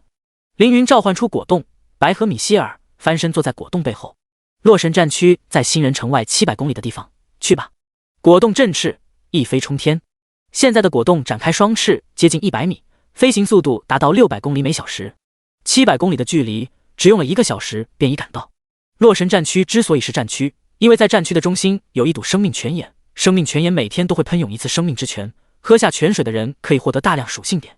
凌云属性点已满，喝下泉水可以获得大量经验值。星界的人为了争夺这堵泉眼，每天都会爆发巨大的战斗。泉眼的周围尸横遍野，不知道是生命泉眼滋养生灵，还是生灵用生命滋养这个泉眼。战区有30多公里长，呈菱形。凌云刚刚飞到战区边缘，一根巨型长矛就从远处射了过来。半兽人部落等级76，向您发动攻击。果冻挥翅弹开长矛，免疫。凌云低头看向半兽人部落，说道：既然他们要找死，就从他们打起。果冻点点头，俯冲向半兽人部落。星界的半兽人不是原始部落那种半兽人，他们都是久经沙场的战士，不仅有强大的铠甲和武器，而且充满战斗经验。半兽人指挥官看见凌云驾驶巨龙冲向自己，指挥道：放网，放箭，放诅咒。兽人工程师拉下操纵杆，一张100米长的龙筋巨网弹射出来。果冻想要避开巨网，双翅却突然无比沉重，这是兽人巫术的作用。3支利剑挂着一张大网网向果冻，果冻因为身体太大，躲闪不及，被巨网网住。果冻想要扯断巨网，但是这巨网由龙筋打造，太过坚韧，竟然扯不断。幸好有白用爪子提起巨网，让果冻不至于从空中掉下去。凌云从果冻身上跳下，手上变出一柄灵能巨锤，用力砸向半兽人部落。一个身高3米的半兽人战士提着巨斧迎接凌云，啪！巨锤和巨斧撞击，巨大的冲击力让周围的半兽人纷纷后退一步。好强的力量，这人类不简单。说话的是半兽人首领古吉尔 Lev80 神话 BOSS。 凌云锤子一压，用反作用力把自己弹起，然后挥舞巨锤打中一大片半兽人一大片。负14万 x14， 爆裂火环从凌云身上飞出，一分为3，炸向周围。负32万 x3 x53， 几个半兽人被凌云瞬秒，凌云经验条明显跳了一格。可恶，这家伙举着这么大的锤子，还能这么灵活吗？古吉尔发现凌云绕开了他，立即追了回去。突然，白从背后猛地抓住他，霸龙爪，负8万。龙爪紧紧按住古吉尔，让他动弹不得。可恶！古吉尔不停地挣扎，可是不知道为什么，一股无形的压力从背后传来，让他无法使出全力。这是血脉压制，远古神族血脉的血脉压制。兽人指挥官喊道：“巨弩，射死这头巨龙！”12台巨大的铁弩炮纷纷调转方向，对准白。机械不受到血脉影响，不会下降属性。砰砰砰！12支弩箭射向白。这些装有破甲箭头的强大弩箭可以打掉白100万生命值，但是一道黑影从天而降，挡住了这些箭头。免疫！果冻咆哮一声，一口龙炎喷向弩炮。砰！巨大的火柱直接炸毁了弩炮。白，你怎么会龙炎？果冻，我升级了，学会了。白，怎么可能？其实是果冻使用了技能模仿。果冻得意地笑道：“我就是会，嘿嘿。”突然，又有一张巨网射向2龙。一口气把2条龙一起网住了。白和果冻在网中挣扎。白，你离我这么近干嘛？都怪你，害得我被网住。果冻，我明明是下来帮你的，你还怪我。白，就怪你。果冻，你怪我，我以后不帮你了。米歇尔飞了下来，说道：“白姐姐别动，你的脚缠住线头了，越动越紧。果冻姐姐，你的头绕过白姐姐的翅膀，就能看见网口，从那里可以钻出去。”果冻和白哪里听得进去？互相嫌弃的他们不断拉扯，越扯越紧，越紧越扯。米歇尔看着果冻和白，无语地扶住自己的脸。凌云这边，一只圣光战矛化作光网包裹住古吉尔。负27万，巨大的伤害疼得古吉尔向后一退。突然又有3枚圣光战矛飞了过来，从他的颈部和2副插进，把古吉尔紧紧钉在地上。接着是各种技能下雨一下落在古吉尔的身上，他就像一片飘落的树叶，被狂风撕成碎片。已击败古吉尔。经验值进入凌云的身体，恭喜你已升级，获得8500自由属性点，当前等级55级，离60级还差5级。古吉尔一死，周围的半兽人们顿时数去主心骨，四散逃去。凌云没有追，站在一处高台上尽情使用技能。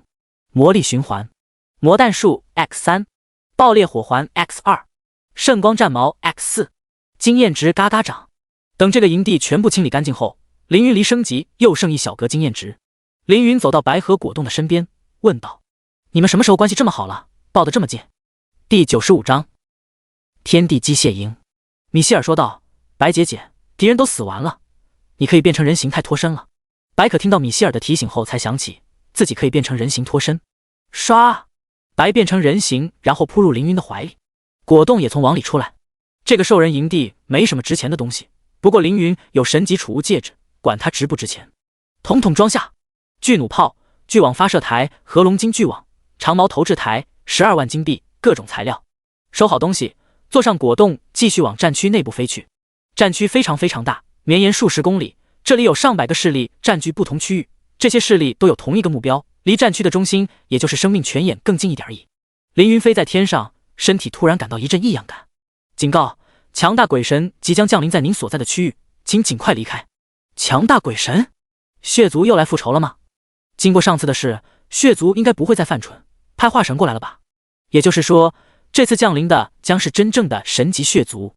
以凌云现在的实力，想要战胜高级神级强者有些勉强，但升到60级突破到霸王境，即使神级强者也有一战之力。而且凌云还有破天巨蟒，一个92级的神宠。凌云心想，要来就来吧，正好我心情不好，把你们血族一块解决了。果冻翱翔在天空，目光扫向巨大且混乱的战区。凌云脑海里不禁回忆起上一世记忆。上一世被阿修罗公会赶到星界，凌云每天都过得很恐慌，在陌生且未知的世界里苟且，随时都有可能死在敌人的刀下。今时不同往日，凌云再来楼神战场，已经成了绝对的强者，心中再无半点不安。凌云盯上一个位于山坡上的阴身人部落。阴身人属于兽人的一种，但是和半兽人不一样，他们属于人、兽、妖混种，而半兽人单独是一个种族。LFD75 阴身人部落传奇，其实没必要分得那么清，都是经验值。只要知道半兽人多是舞刀弄枪的粗人，阴身人多是使用魔法的妖巫罢了。离阴身人部落越来越近，敌人率先发动了攻击，几道粗壮的雷电魔法射向果冻，果冻再次被攻击击中。零不破防，白灰翅猛冲向部落，对着天空中的敌人使用龙息、冰龙焰、龙翔飞闪。负24万，负15万 x2，负30万，3个技能下来打中30多个阴身人，直接把他们打成残血。阴身人发动魔法反击，各种雷电、毒箭、火球射向白。白从血脉传承中获得飞象技巧，在密集的攻击中闪展腾挪，几乎没被攻击到，这一点要强于果冻。不过在躲避攻击的时候，果冻模仿白的技能龙翔飞闪，冲向残血的阴身人们。负15万 x32，直接收掉一大片阴身人，抢占了大部分经验值。恭喜您的宠物果冻已升级，当前等级43级。恭喜您的宠物白已升级，当前等级43级。75级的传奇部落对凌云造不成任何危险，几个技能就把敌人全部扫清。收集完战利品，凌云对果冻和白说道：你们已经拥有独当一面的能力了，独自去战斗吧。果冻和白都不想离开凌云，但是太依赖主人可不好。凌云对他们使用生命赐福，提高最大生命值，然后让他们清理战区外围的部落。白和果冻点点头，向两边飞走。我升级不用经验值，还能提供经验加成，看来还是我对主人用处更大，嘿嘿。米歇尔得意地擦擦鼻子，不分经验是优点，但因此而骄傲还太早了。凌云说道：我还能飞呢，主人你拉着我，我带着你飞。米歇尔牵着凌云的手，带着凌云飞了起来。飞行速度吗？比凌云自己走还慢，不过看米歇尔认真的样子，就让他拖着自己吧。自家宠物惯就惯一点。继续往战区内部前进3公里，又遇到2个65、70级的部落，一个是矮人部落，一个是精灵部落，统统解决。收好战利品，又继续前进2公里。凌云居然看到了熟人，不是一个熟人，而是一群熟人。新界的天地机械营，天地机械营是华夏排名第5的顶尖大公会，主要经营各种材料、装备、道具，以物品齐全、货量充足著称。公会里有3个天榜前20的高手。上一世凌云初入星界，人生地不熟，身无长技，兜里也没几个钱，在弹尽粮绝的情况下，每天拼了命的战斗，只为获得几件装备和几个材料。得到不能用的装备和材料，只能卖给天地机械营，以正常售价的1/10。正常拍卖行卖一个金币的东西，他们天地机械营只给10个银币，而且还是你爱卖不卖的态度。凌云当时没有办法，只能卖给他们。如果三眼会是新仇，那天地机械营和我就是旧恨。上一世因为特殊原因没能解决你们，这一世要优先解决三眼会，暂时没有功夫灭你们。希望你们不要自己不长眼，惹到我的头上。凌云扫了一眼天地机械营的内部 ，B 级营地，天地机械营。全世界10余万个工会中，只有不到10个工会有 B 级营地，而天地机械营是唯一一个拥有2个 B 级营地的工会。B 级营地的实力相当于之前遇到的魔人矿场，不过不同的是，天地机械营的营地拥有各种大型机械作为安保设施。机械营的瞭望台上，历练者天地天眼看见了凌云，念道：镇魂。他怎么会在星界？旁边英国历练者格文问道：你看什么呢？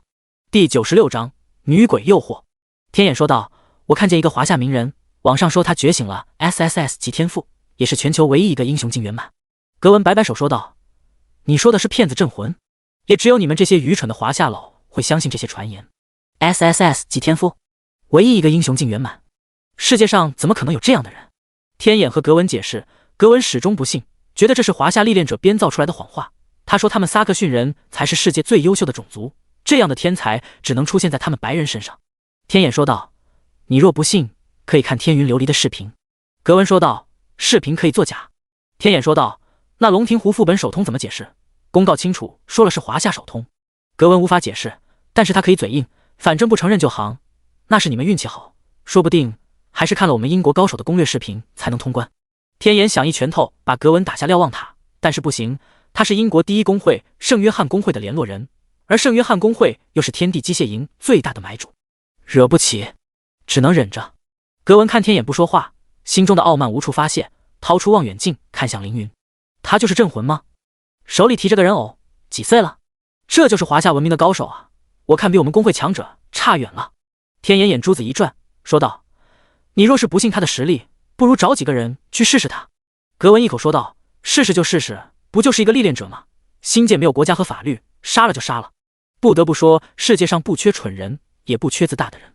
又蠢又自大，很容易变成死人。”此时凌云和米歇尔来到一座城堡之外，等级76女妖城堡。时间已经入夜，昏暗的环境把城堡衬托得阴森恐怖。这是个女妖城堡，女妖精通精神力攻击，有灵魂占据、精神咆哮、精神控制等技能，部分女妖免疫物理攻击，正好被凌云克制。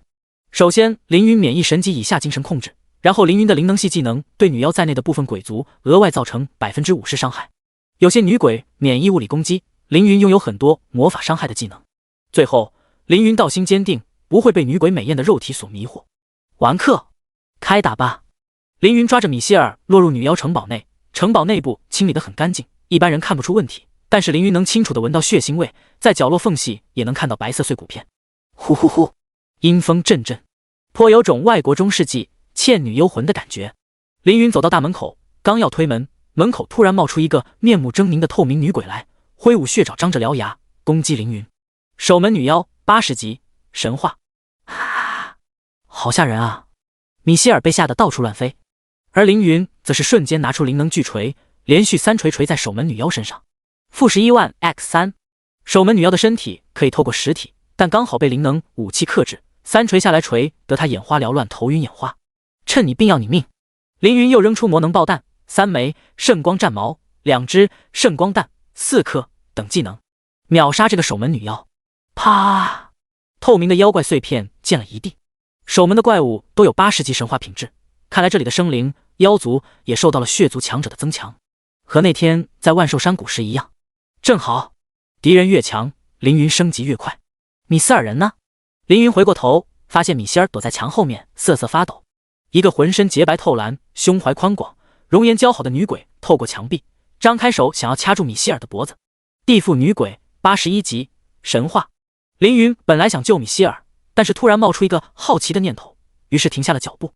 米歇尔感觉脖子清凉凉的，抬头一看，一个漂亮大姐姐正要抱自己。太好了，终于遇到漂亮大姐姐了。米歇尔转害怕为安心，回过头扑进女鬼的怀里，来了个洗面奶。地缚女鬼皱起眉头，手指用力掐住米歇尔的脖子，但米歇尔仿佛没有知觉一样。果然，想要掐住人偶的脖子让他窒息，实在是蠢得离谱了。凌云点点头，人偶又不用呼吸，你掐他脖子有用吗？地缚女鬼听了凌云的话，才反应过来，羞愧难当，改掐位扯响，要把米歇尔扯成2半。凌云后发先至，一颗圣光弹打在女鬼的头上，啪！负8万。女鬼想反击，对着凌云使用精神控制。地缚女鬼想对您使用精神控制，技能无效。凌云反手几个技能把他给超度了，经验条又跳了一格。不要乱跑，凌云说道。我知道了，米斯尔说道。凌云转身推开城堡大门，天色昏暗，无人的城堡里空旷又冷清。突然蜡烛燃起绿火，一个身材诱人的果体女鬼迈着玉白长腿走向凌云。小哥来我们城堡有什么事啊？魅妖85级，神话。一个145的萝莉女鬼从另一个方向走来，牵住凌云的手臂说道：哥哥，我好冷啊，你能抱抱我吗？第3个女鬼从天空中飘下，带着茉莉花香和轻柔轻纱，落入凌云的怀里。这是个容貌不输天云琉璃的绝世美女，因为是女鬼而没有血色的脸更添一种病态美感，冷傲的表情加上细腻的皮肤，让人很想用力拥有她。少年郎，为何不抱紧我？果体鬼贴在凌云的背上说道：小哥，你寂寞吗？萝莉鬼抱着凌云的手喊道：哥哥，我要抱抱。3个魅妖一同发难，要是一般人指定扛不住这样的诱惑。幸好凌云道心坚定，烈焰火环，5道从凌云背出，打在3个魅妖身上。负22万 x5。3个魅妖见凌云没有被他们的美色诱惑，只好动手。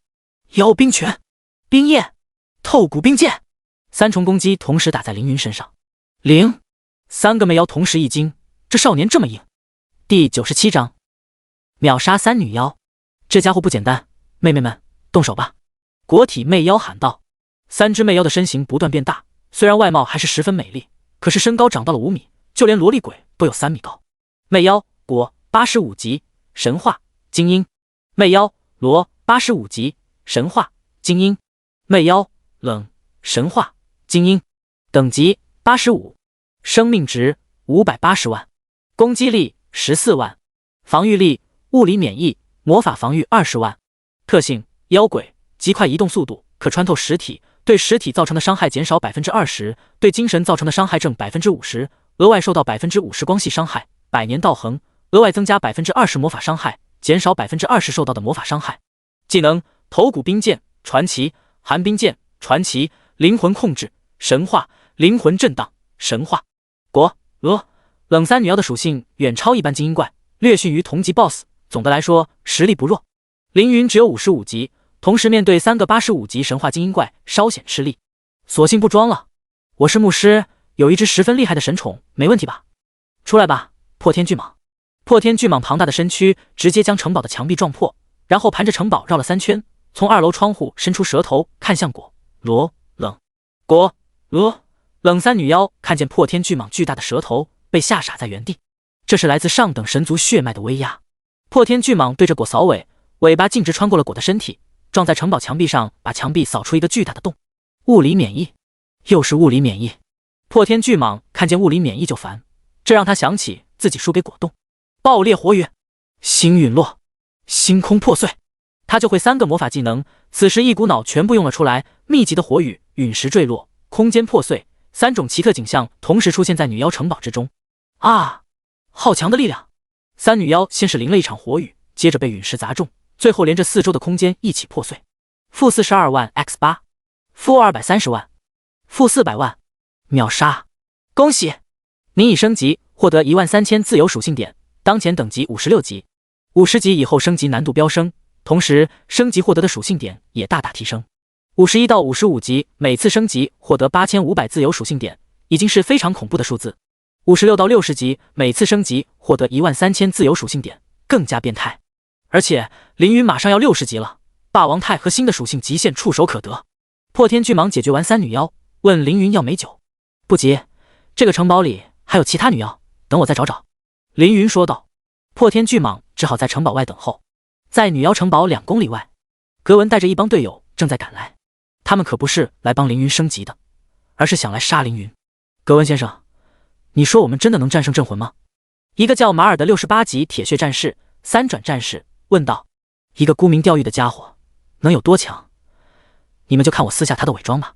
格文十分自信，他为了战胜凌云，精心挑选了一整套装备，一套加 35% 魔法抗性的铁甲和首饰，一面减少 20% 魔法伤害的盾牌，一只提供5000魔法防御的宠物魔力精灵。这些装备一共提供3万点魔法防御和 55% 的魔抗，虽然几乎没有物理防御，但对方是个牧师，也不需要物理防御。在格文的设想中，即使凌云拥有高达5万点攻击力，在等级压制和这身装备的克制下，也难以发挥出应有的实力。更别说自己还带了2个高手，一个68级的铁血战士，以及一个69级的元素魔导师3转魔法师，再加上他这个70级的机械神枪枪炮师3转隐藏职业，干掉一个只有55级的牧师不是轻轻松松。格文先生，你看那座城堡外有一条巨蟒。元素魔导师张伯伦说道。格文掏出望远镜看向破天巨蟒。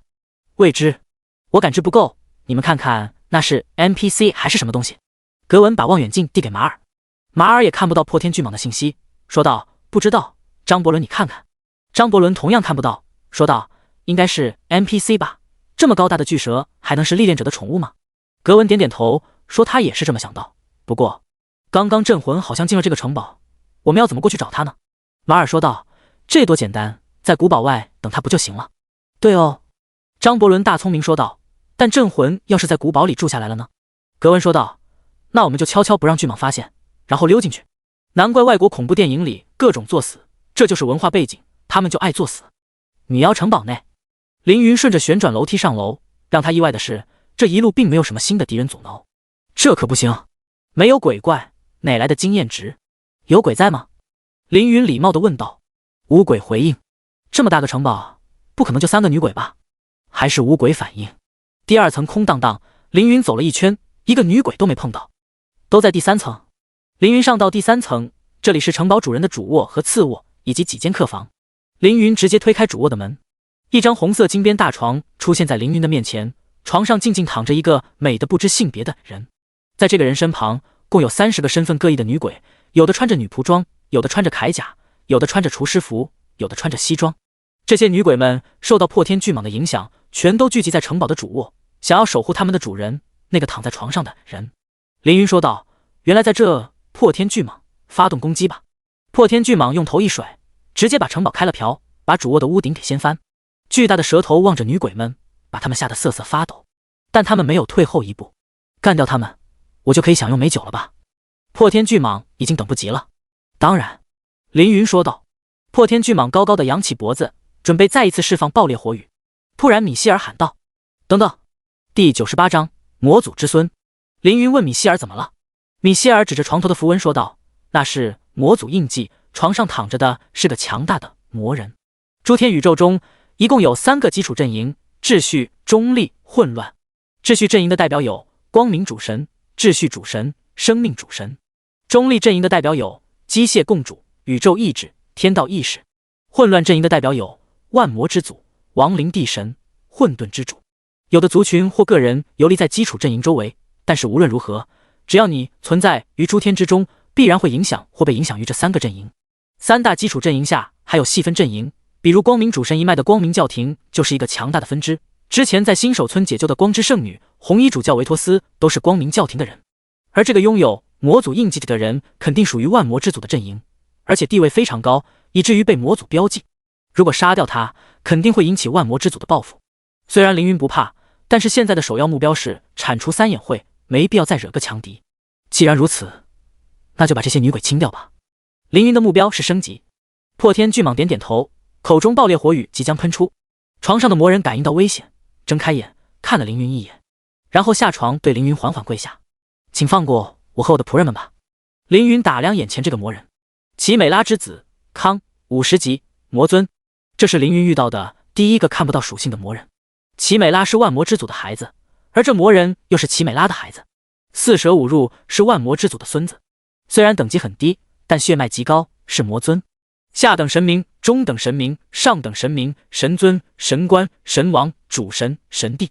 凌云没想到洛神战区有一个魔尊，我有什么理由放过你们？凌云说道。康的气质和凌云就几分相似，明明是生死关头，依然平静如水。只听他缓缓说道：您当然可以决定我的生死，不过我想您一定不会拒绝我提出的条件。凌云问：什么条件？说来听听。我愿意用一个纯粹的魔神精魄换取我和我仆人的性命。魔神精魄类似于修仙体系的魂魄，而且是完美的魂魄，可以直接炼化吸收。拥有2个魂魄等于拥有2个人格。获得第2人格可以拥有全新的职业、技能、天赋。第2人格开始和地人格互相排斥，所以2股力量无法融合。过一段时间2个人格融合之后，2股力量就可以融合了。纯粹的魔神精魄是极其珍贵的宝贝，其价值不亚于10阶神器，就是上等神明都想要。凌云被打动了，同意饶过康和他的仆人。康淡淡微笑说道：感谢您的仁慈，魔神精魄就在生命泉眼里，请您和我一同前往那里。在生命泉眼里？那不是洛神战区的中心区域吗？凌云感觉不对劲，这个战区该不会是你搞的鬼吧？凌云说道。康并没有隐藏，说道：睿智如您，一眼便看穿我的把戏，这个战区确实是我的杰作。想不到战区背后隐藏的 BOSS 就是面前的康，你弄出这么大的阵仗，目的是什么？凌云直白地问道。康如实说道：我在地下养了3头魔兽，他们吸收骨血为营养，等到他们拥有足够的实力后，我再把他们吞噬，提升自己的实力。原来如此。灯笼草吗？女鬼仆人们围到康的周围，说道：主人，您现在还没有完全恢复，去生命泉眼太危险了。康笑了笑说道：有这位尊贵强者保护我，不会有任何危险，而且我不能再在这里躺着了。女鬼仆人问道：为什么？康笑着看向凌云：因为这位尊贵强者还引来了其他强者。其他强者指的是即将到来的血族强者。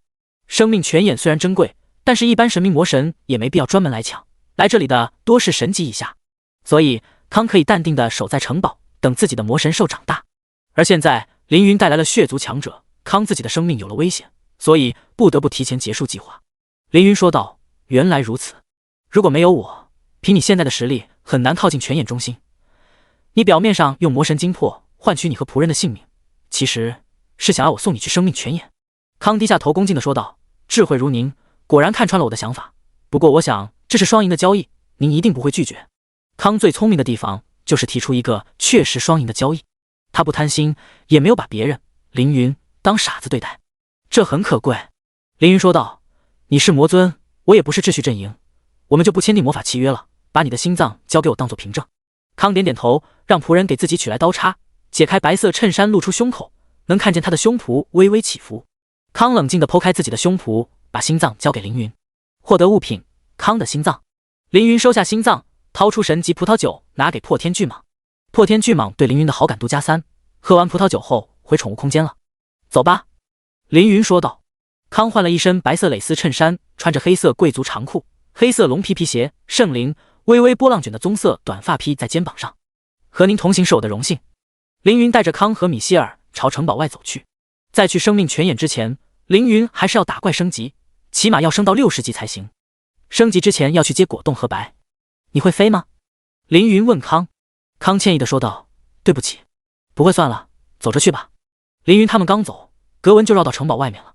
格文说道：“那条巨蟒消失了。”马尔说道：“既然如此，我们进城堡里看看。”格文点点头，猛地冲进城堡里。城堡里啥都没有，除了一堆愤怒的女鬼。格文等人刚刚进入城堡，突然大门关闭，30多个女鬼从四面八方飞来，杀了他们！女鬼的愤怒是可怕的。第99章，蓝岩盟。凌云这边，白和果冻也扫荡了几个部落，分别升到了50级和48级。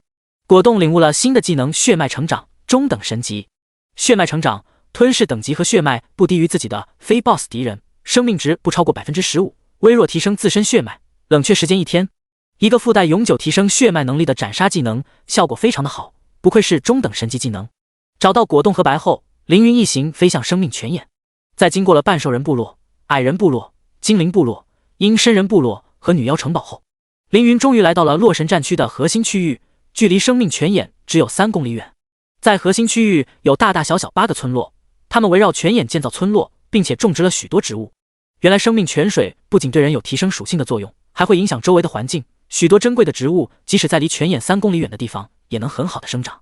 除了这些村落，在泉眼的周围还有一层堡垒——大联盟。大联盟由5个最强组织组成，这5个组织分别位于生命泉眼的5个方位，他们互相制约，共同分享生命泉水。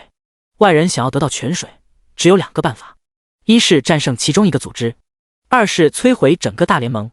这都是极难的。除了这2个办法外，还可以加入其中，成为某个组织中的一员，为组织做出贡献，那么也可以获得一点点泉水。那么一点点泉水喝下去可能就加个300至400属性点，而凌云现在升1级，可以获得 1.3 万属性点。5大组织中有一个组织由蓝星人组成，名叫蓝岩盟，人数在300左右，东南亚人最多，南韩国和罗斯国第2、第3。凌云上一世曾因为好奇靠近过生命泉眼，结果被蓝岩盟的人发现，追杀出洛神战区。现在故地重游，必须要找当年欺负过自己的人报仇，不过要先升到60级。凌云飞到核心区的外围，准备挑选一个村落下手。我现在离60级还差4级，至少需要解决2个村落。前面那个树人和精灵组成的村落应该可以让我升1到2级。为了尽快升60级，凌云让白和果冻回宠物空间休息，就带米歇尔和康去战斗。对了，康的战斗力如何？看不到他的属性信息，还不知道他实力怎样。回过头看见米歇尔在问康：“康，你是男生还是女生啊？我看你像男生，可是你刚刚脱衣服的时候好像有咪咪。”康笑着反问：“你希望我是男生还是女生？”米歇尔想了想说道：“我不知道，我觉得你是男生要好一点，男生可以站着上厕所。”康噗呲一声笑出了声，说道：“那你猜对了，我确实可以站着上厕所。”米歇尔惊讶地说道：“啊，你真的是男生啊？”凌云解释道：“高等魔族雌雄同体，可男可女。”康点点头。米歇尔还是不明白，问道：“什么是可男可女？”康凑到米歇尔耳边说了什么，米歇尔惊讶道：“还能这样？”康笑着说道：“高等魔族都是这样。”米歇尔赶紧问凌云：“那我们之前遇到的梅菲斯特也是这样吗？”梅菲斯特是被困住天之城能源中心的憎恨魔神。凌云说道：“梅菲斯特也是这样。康惊讶地说道：“尊敬的存在，你见过梅菲斯特？他已经失踪了很久了。”凌云眼珠子一转，问道：“见过？怎么？”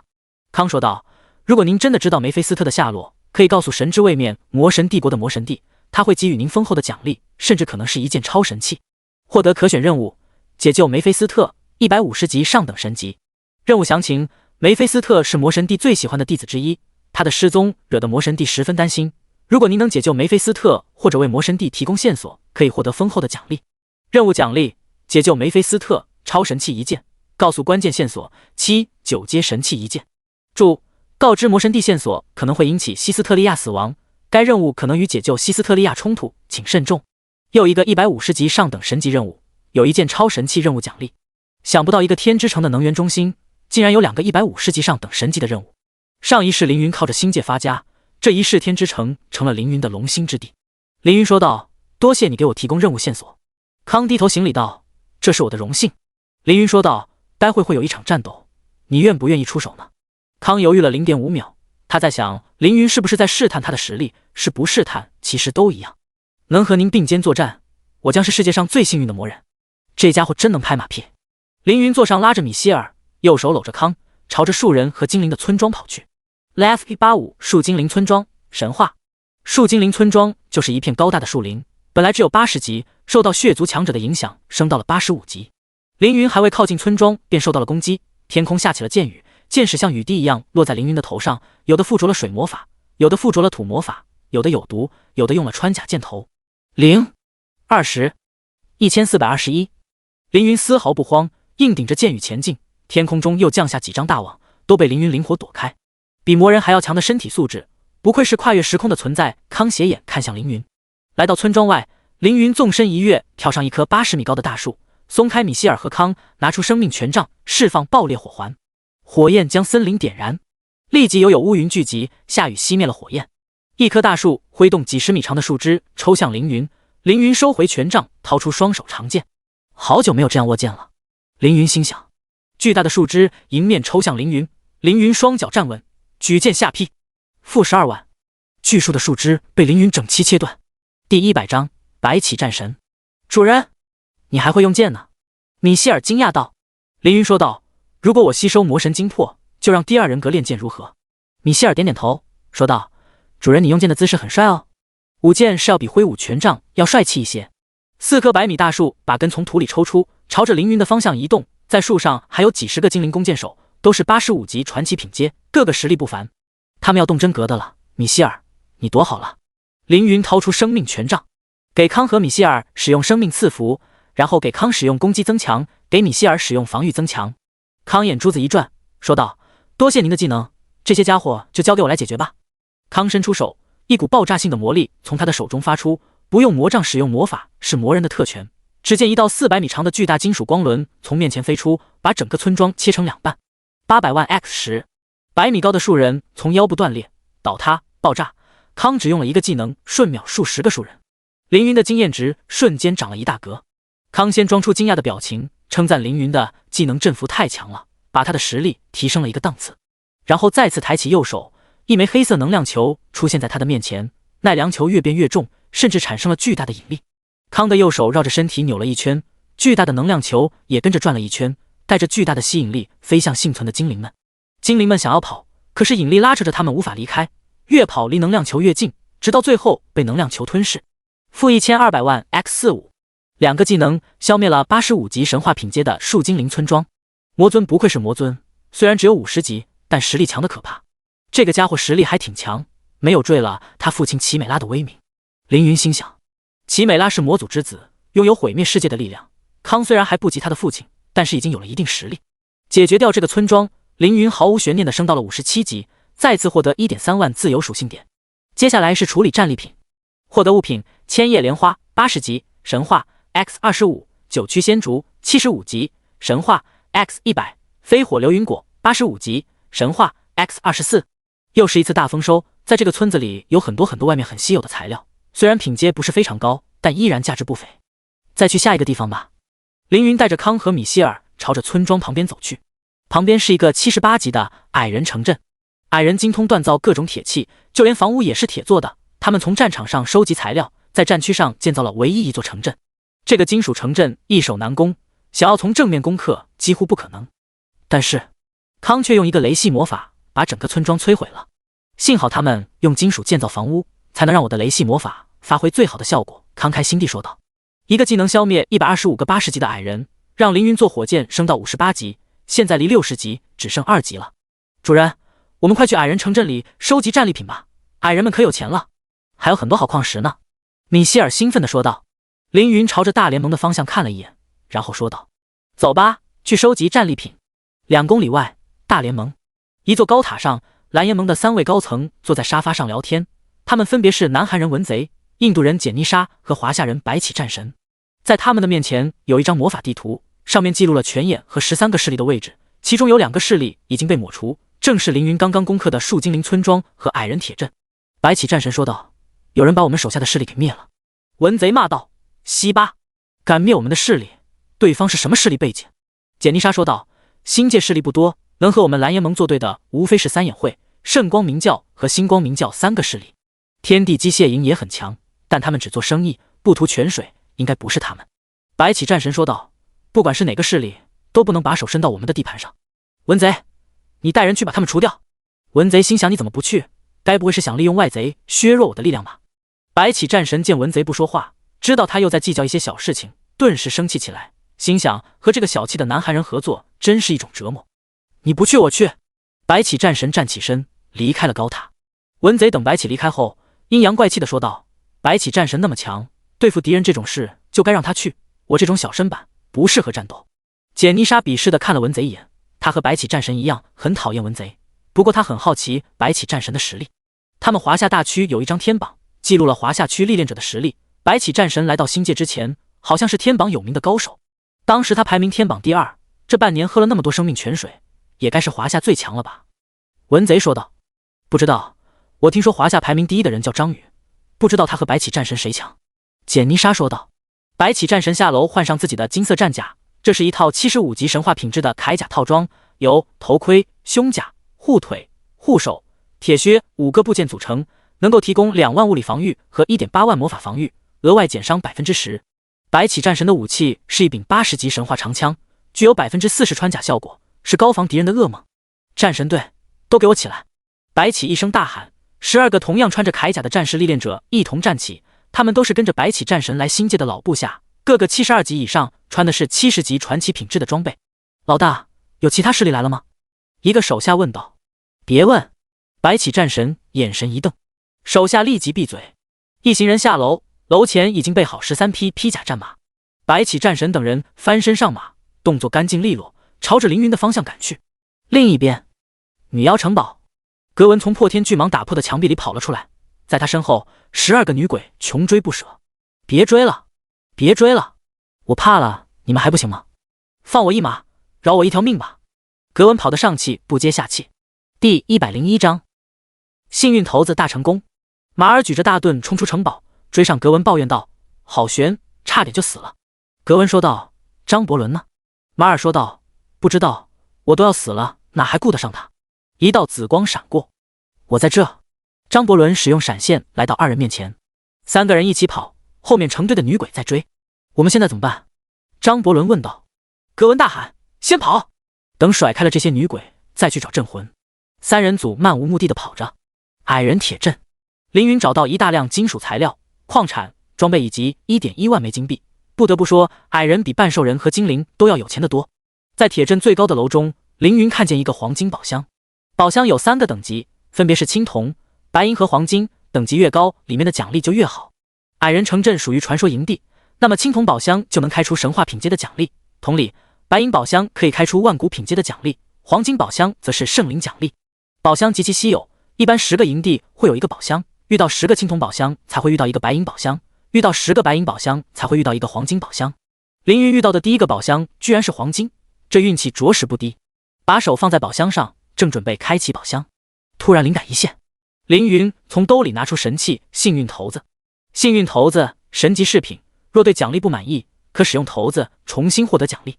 若头子抛出1、2，则奖励归零；若头子抛出3，重新获得奖励；若头子抛出5、6，奖励提升1阶。这件神器拿到手还没用过，此时遇到黄金宝箱，可以一试。已开启黄金宝箱，获得物品：强大的龙摇铁剑、圣灵、龙威剑客、圣灵职业卷轴为1，完全体：强大的矮人修理工具、圣灵 X3 900万经验值。凌云的经验条涨了一大截，马上59级。强大的矮人修理工具、圣灵 80%， 幸运属性可以提高概率，修理一件圣灵品阶的物品，等级不超过80级。不愧是黄金宝箱，开出来的东西就连凌云都觉得不错。这柄80级圣灵品阶的剑应该是当前的神器之下第一件，拍卖行绝对能卖出3、4亿华夏币。这本圣灵职业卷轴也是极品，品阶高不说，还是完全体。职业有阶级，牧师这种0级职业只有0-20级的技能，想要学习更高级的技能，只能买技能书或者转职。而完全体职业则不用那么麻烦，从0-100级，只要升级就能领悟技能。至于这个矮人修炼工具，要是神级就好了，我身上还有一大堆损坏的神器，说不定可以修理好。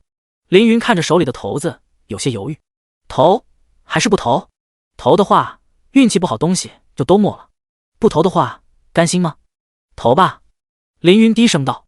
米歇尔把手放在凌云的手掌上，说道：主人，我把我的运气都给你。凌云说道：好啊。投下幸运骰子，骰子悬在空中不停地悬在。你已使用幸运骰子，当前点数为6。米歇尔大喊。骰子渐渐变慢，眼看就要停在1上。6啊！米歇尔大喊。骰子一抖，变成了6。当前点数为6，您的奖励品阶全部提升1阶。强大的龙摇铁剑、圣灵、龙摇神剑，神级；龙威剑客、圣灵职业卷轴、龙威剑神，神级职业卷轴；强大的矮人修理工具、圣灵 X3 锻造之神的工具箱，神级；900万经验值，3亿经验值。恭喜，您已升级，获得13000自由属性点，当前等级59级。锻造之神的工具箱可以充能、修补、填补神级装备和道具，现有修理值100。赚大了！幸运骰子本身只是2阶神器，却凭空创造了3件神级物品，3件圣灵物品变成3件神级物品，价值翻了100倍不止。凌云心想，突破境界，境界圆满，各种装，再加上一定的积累，拥有超高幸运属性的我有这样的结果也算合理。龙窟神剑是80级神级剑，龙威剑神是80级神级职业，都比我等级高，可我若到了60级开启霸王境，这等级限制也无法为难我。只要拿到魔神精魄并炼化，我马上就能使用这把神剑和这个神级职业。凌云把星神收进神级储物戒指里，在数万件物品中倒3个神级魔法匣，使用锻造之神的工具箱为3个魔法匣充能，消耗了25修理值。烈火不死鸟魔法匣，神级，召唤一只烈火不死鸟，100级，神级，持续10分钟，不死鸟在召唤期间不会死亡。物品冷却时间15分钟，物品充能点数2点。地心之力魔法匣，神级，将释放3点地心之力，使被影响的单位行动力下降 99%， 固化，对生命体造成5000万正 500% 魔力，正 25% 最大生命值的伤害。物品冷却时间20分钟，物品充能点数3点。3000流光弹魔法匣，神级，瞬间释放3000枚威力强大的流光弹，每枚流光弹可以造成 100% 攻击力的魔法伤害，并且无视 50% 魔法防御。物品冷却时间1小时，物品充能点数5点。这3个魔法匣都是神级，效果强大自不用说，再加上凌云的救世主天赋，更能发挥出毁天灭地的力量。即使沉稳如凌云，心情都舒畅了不少。待会血族强者来寻仇，就请他尝尝这3个魔法匣吧，味道一定不错。收好东西，凌云越发想要升到60级，拿到魔神精魄。走，去下一个部落。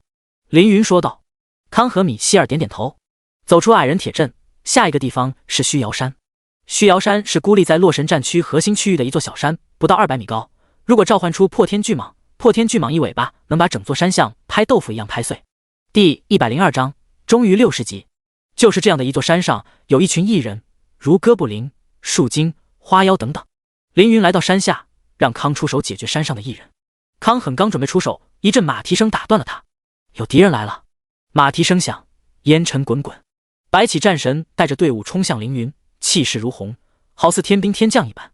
他在看清凌云的脸后，有些惊讶，镇魂。他怎么会在这？不管是谁，只要染指自己的势力，就必须铲除。战神队，准备杀敌！白起战神举起惊天穿甲枪，向下一挥。战神队12个队员呈 V 字形散开，直冲凌云。康说道：“小小蓝星人竟敢对您不敬，我要让他们付出代价。”康说完，准备释放威力巨大的魔法。战神队有一人从马上跳到从空中，对康扔出3枚金镖。康自负自己肉身强横，并不闪躲，继续使用魔法。但是出乎他的意料，这3枚金镖打中康后，竟然封住了康的魔力。你别太小瞧蓝星人，他们能在大联盟中占有一席之地，自然有他们的道理。凌云说道。康拔出身上的金镖，一张大网又向他扔了过来。这次他没有拖大，用魔法震荡震飞了大网。有3个骑士从3个方位同时进攻。烈风斩、冰封剑击、冰轮剑、风刃冰柱和剑身同时打在康的身上，康瞬间被技能效果冰冻在原地。2500，魔法攻击不破防，但因为装备有物理穿甲效果，物理攻击出了伤害。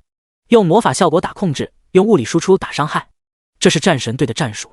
白起战神骑在战马上，俯视凌云，说道：“镇魂，你已经被我们包围了，现在你面前有2条路可以选，一是加入我战神队，2是去死。”凌云没有说话，而是打量白起战神。毕竟对凌云来说，2人有几百年没见了。上一次见面是在上一世，也是在战场上。凌云代表的中立阵营天道意识与白起战神代表的秩序阵营杀戮主神在神陨战场上相见，2人阵营不同，各是其主，占了个昏天黑地。战斗的结果是凌云略胜一筹，以微弱的优势战胜了白起战神。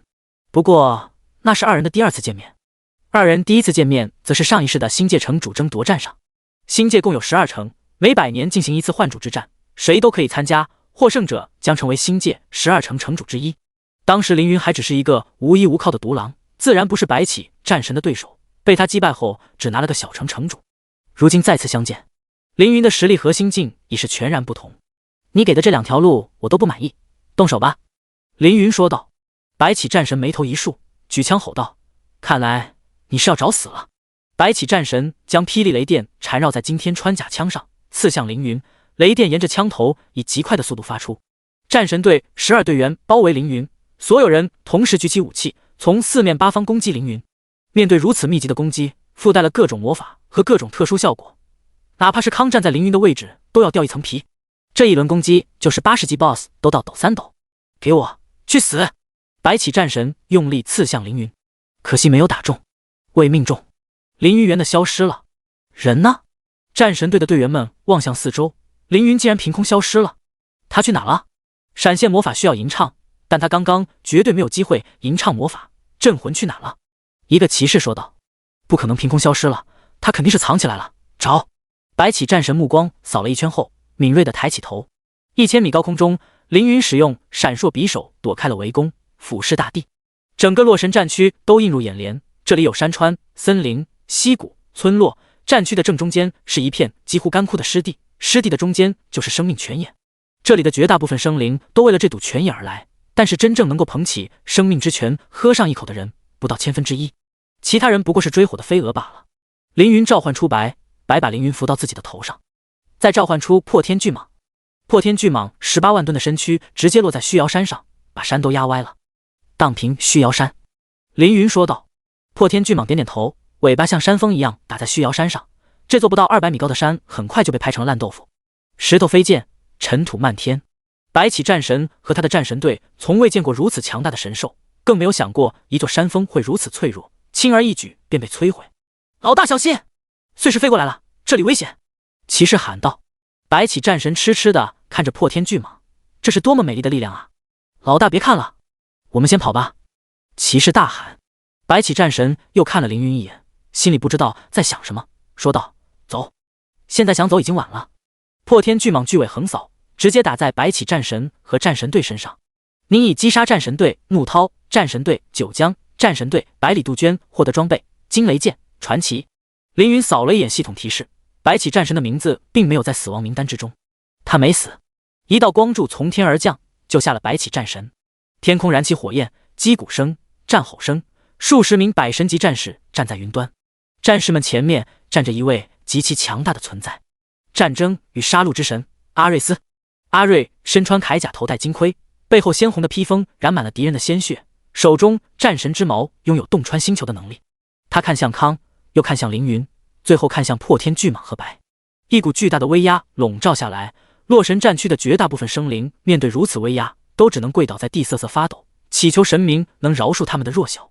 康说道：“不用怕他，尊敬的镇魂，这只是阿瑞斯的一个分神而已。”凌云一点都不怕。虚瑶山上的异人全部被破天巨蟒拍死，凌云也终于升到了60级。恭喜，您已升级，获得13000自由属性点，当前等级60级。第103章，提升属性。60级道，霸王尽开，我心无可挡，纵横天地间，万物皆尘土，逍遥大自在。恭喜您镇魂，您已突破到霸王境，衣主属性极限提升至30万，装备、任务、成就带来的属性无视本条。2. 友好阵营对您好感度加10。3. 全属性加3000，生命、魔法、体力加8000，魅力属性加15，幸运属性加15。4. 获得3000自由属性点。5. 获得霸王态，大自在。凌云现在有20.7万自由属性点，开启大自在后把100万属性果全部吃掉，有120.7万自由属性，足够达成霸王境圆满。不过大自在只持续10分钟，冷却时间要1天，吃属性果要等到炼化魔神精魄以后。先把20万自由属性点加在体质属性上，凌云的生命值变成了152万加76万，一共228万，其中76万是生命权杖附带的。物理防御力从30万变成90万，并且因为境界提升，受到的伤害要减少10%。进入霸王境后，凌云的魔力属性得到解锁，从原先的10万魔力变成30万，攻击力也从20万变成了60万，而且境界提升了1重，又多了10%的伤害。也就是说，凌云的伤害提升了3倍多。凌云对康说道：“实力越强越难穿越位面，阿瑞斯能把白起战神救走，他本尊想过来却不容易。当初血皇子找凌云复仇，磨叽了半天，只送了个化神过来，反而是人马、哥布林、矮人这些小怪仙被扭曲空间卷来。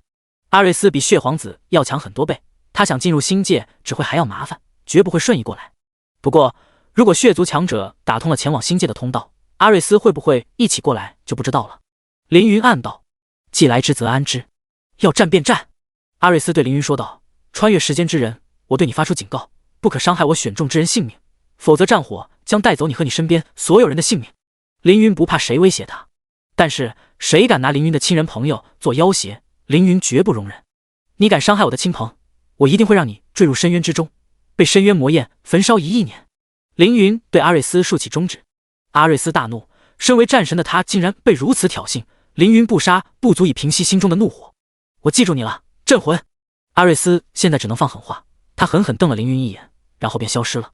神级战士们收起武器和战鼓，天空也恢复原样。战争与杀戮之神走了。凌云对康说道：“走吧，我已经到了60级，现在可以送你去生命泉眼。”康点点头，收起破天巨蟒和米歇尔，白带着凌云和康朝着生命泉水飞去。大联盟一共12个联盟高层坐在会议厅中，商讨如何对付凌云。这个可恶的蓝星人，他到底想干什么？一个88级的3头食人摩拍桌子喊道：“无论他想做什么，必须要阻止他。这口生命之泉是我们的希望，就是死也不能让那家伙抢了。”一个86级的矮人战士说道：“文贼，这件事你必须有个交代。”一个85级的天启人说道。会议厅里，所有高层都看向文贼，他们都知道这个家伙是个阴险小人，有力跑得比谁都快，需要出力的时候又看不见人了。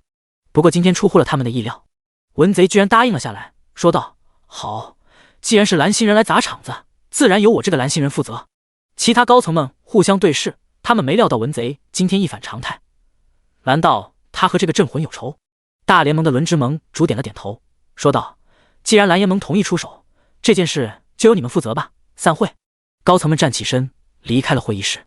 散会后，文贼马不停蹄地跑回蓝炎盟的高塔顶楼，推开顶楼的门，看见主座上坐着一个男人，名叫尼禄，左手怀抱一个美女，名叫卡琳娜。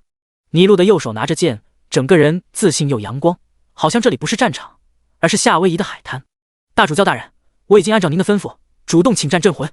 文贼跪下说道。男人点点头，然后不再理会文贼，专心和美女聊天。卡琳娜问道：“蓝炎盟是这家伙的命根子，他怎么突然变得大方，把命根子都交给你了？”尼禄说道：“他接受了圣神的感召，自愿将拥有的一切都奉献给圣神，这是他的荣耀。”卡琳娜说道：“圣神万岁！”文贼低着头不敢说话，温热的鲜血在地面上流淌。文贼顺着血迹微微抬头，看见躺在地上的简妮莎，那已经是一具尸体了。为什么会这样？蓝星人不是可以复活吗？即使死亡5次，也应该是禁止进入天启而已，为什么他能杀了简妮莎？文贼想不通。对于他来说，面前这个自称圣神教大主教的男人，拥有他完全无法理解的力量。文贼是第一批进入天启之地的历练者，和他同期的绝大部分历练者都已经死过5次，永远无法进入天启。文贼的实力很一般，却能留在天启，全靠一个怂子。想不通的事情不要去想，瓦妮莎死了也和他无关，哪怕尼禄抢了他苦心经营的蓝颜盟，他也没有怨言，只要能活下去就行。尼禄问文贼，听说三眼会的人也在星界，他们在哪呢？文贼如实回答，他们不在洛神战场，他们在星界最大的城市星界城。尼禄又问道，他们不想要生命之泉？文贼继续回答，星界是5大位面交接之地，即各大位面之长，物产丰富，地大物博，好东西多着呢。三眼会实力强大，不用像我们一样守着一堵泉眼不放。尼禄笑道，原来如此，是我眼界太窄了。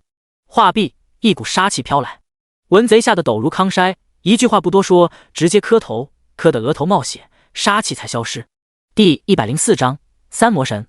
你别吓他了，还是想想怎么对付镇魂吧。卡琳娜说道。镇魂？一个将死之人有什么好惦记的？还是美人你更值得我在意啊。尼禄自信地说道。蓝颜盟外，蓝颜盟400多个历练者分布在营地的各个位置，做好战斗准备，迎接即将到来的凌云。凌云俯视地上的敌人，说道，站这么近干嘛？方便我一口气解决吗？莫兴趣和他们纠结。凌云从空中召唤出破天巨蟒，破天巨蟒庞大的身躯落在蓝颜盟的营地里，砰！18万吨的身躯能把山推倒，就能把蓝颜盟的营地夷平。破天巨蟒随意的挥动巨尾，把楼房像积木一样推倒，蓝颜盟的人瞬间死伤惨重。您已击杀大量蓝颜盟成员，因为对方对您有攻击意图，您无需受到惩罚。击杀历练者获得1件装备，凌云的神级储物戒指里多出几百件装备，整个蓝颜盟瞬间告破。前面就是生命泉眼，凌云和康的合作即将结束。对于这个神秘的魔人，凌云心中一直没有放下防备。凌云的手里有一张绝对保险的底牌，这是他自信的来源。这张底牌就是虚妄神格。到目的地了，凌云和康从空中跳下，落在泉眼上。感谢您把我送到这里。康微笑着将魔力注入生命泉眼之中，说道，我马上就会兑现自己的诺言。轰隆隆，大地开始颤抖。就在此时，大联盟的人朝着这边赶来，他们没想到凌云能瞬间突破蓝颜盟，纷纷不要命的冲了过来。你们要干什么？这是我的生命之泉，滚开！都给我滚开！快来人杀掉这2个家伙！攻击！狙击手快攻击！凌云指挥道，果冻、白、破天巨蟒，你们一起拦住那些家伙。三宠点点头，一起迎战大联盟的人。地面震动越来越激烈，大地裂开数道裂痕，天空万里无云，露出漆黑的星空。康说完，身上迸发出强大的魔力，大地的裂缝中喷出生命泉水，凌云被泉水淋到，不断获得经验值。一颗透明的珠子从生命泉眼中飞出，生命宝珠，圣神器，生命本源的巨象宝珠，拥有无穷的生命之力。竟然是生命宝珠，这可是西斯特利亚的本命圣神器，圣神器比10阶神器更高一阶，和命一样重要的东西怎么会在康的手里？凌云心想，生命女神绝不会把这么重要的东西交给一个魔尊。那么答案只有一个，西斯特利亚被囚禁肯定和康有关。康把生命宝珠吞了下去，然后对凌云说道，我已经拿到了我想要的东西，而您想要的东西其实已经给您了。凌云取出康的心脏，获得物品纯净的魔神精魄。康吞下生命宝珠，浩瀚磅礴的生命之力疯狂地在体内释放。他极尽全力想要保持人形，可是这股力量实在太强大，他还把握不住这样的力量，于是半边身体发生了魔化，成为人头羊身蛇尾的魔兽。凌云收好纯净的魔神精魄，掏出生命权杖，准备战斗。尊敬的存在，你要和我战斗吗？康问道。凌云从未信任过康，之所以带康来泉眼中心，一是顺路，二是想要看看他在玩什么把戏。互相利用的关系到此为止，接下来撕掉虚伪的客气吧。康说道，看来我没能骗到您的信任。是的，我们必有一战，说真心话和您战斗是我的荣幸。康的半边身体突然发生了爆炸，强烈的生命之力和他的魔气相抵触，炼化生命宝珠不是一件容易的事。他的血肉在空中化成蝴蝶和植物，落在地上生根发芽，然后又长出花朵和果实。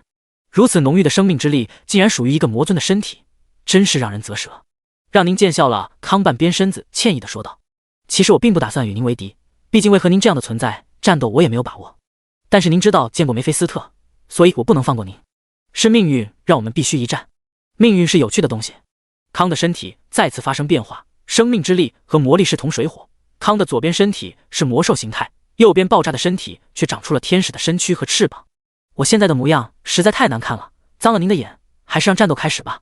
话音刚落，地面像掰断的饼干一样破碎，一张巨口从地面冒出，把凌云所在的地面全部吞下。深海巨鲸利维坦110级下等魔神。利维坦身长2000米，重100万吨。只见他挥动自己的鱼鳍，从地底飞向天空。一个巨鲸藏在地底，飞向天空。怎么想都不对。康跪倒在地上，大口喘着气，说道：“我没有完全骗您，我确实有3个魔神手下。”利维坦的背上站着另一个魔神，比蒙巨兽贝西摩斯120级下等魔神。利维坦之下，一道巨大的龙形身影飞出，堕落龙神邪龙优格115级下等魔神。3个上等魔神带着强大的威压，守护在康的身边。远处，大联盟的人和果冻、白都看呆了。果冻变成巨龙形态飞向利维坦，但是白拦住了他，提醒道：“别冲动。”果冻用翅膀推开白，说道：“我要去救主人。”白说道：“我们敌不过他们。”果冻心一沉，说道：“即使敌不过，我也要去。”白说道：“这样只会拖累主人。”果冻的身体一僵，他知道白说的是对的。第105章，意料之外的情况。既然这样，我就做对主人有用的事。果冻身上冒着杀气，转身飞向大联盟的人，杀掉他们，主人一定可以获得更多经验值。白同样很担心凌云，但现在只能做点微小的贡献帮助凌云，比如和果冻一起杀敌。远处，破天巨蟒看着天空中的利维坦、贝西摩斯和邪龙优格，感受到一股巨大的压力。是他们。利维坦也看到了破天巨蟒，对贝西摩斯说道：“我们离开天之城后，这个小家伙也长大了。”贝西摩斯说道：“成长得挺快。”利维坦说道：“想不到天之城那样的小池水也能养出这样的巨蟒。”贝西摩斯说道：“要不要上去打个招呼，打一架？”邪龙优格插嘴道：“守护主人是第一任务，不要节外生枝。”利维坦说道：“这里哪有危险，都是些弱小的生灵。”邪龙优格说道：“主人智慧惊世无双，叫出我们来必然有他的想法。”这是当然的。康叫出3魔神，不仅为了对付凌云，还为了对付可能出现的血族强者。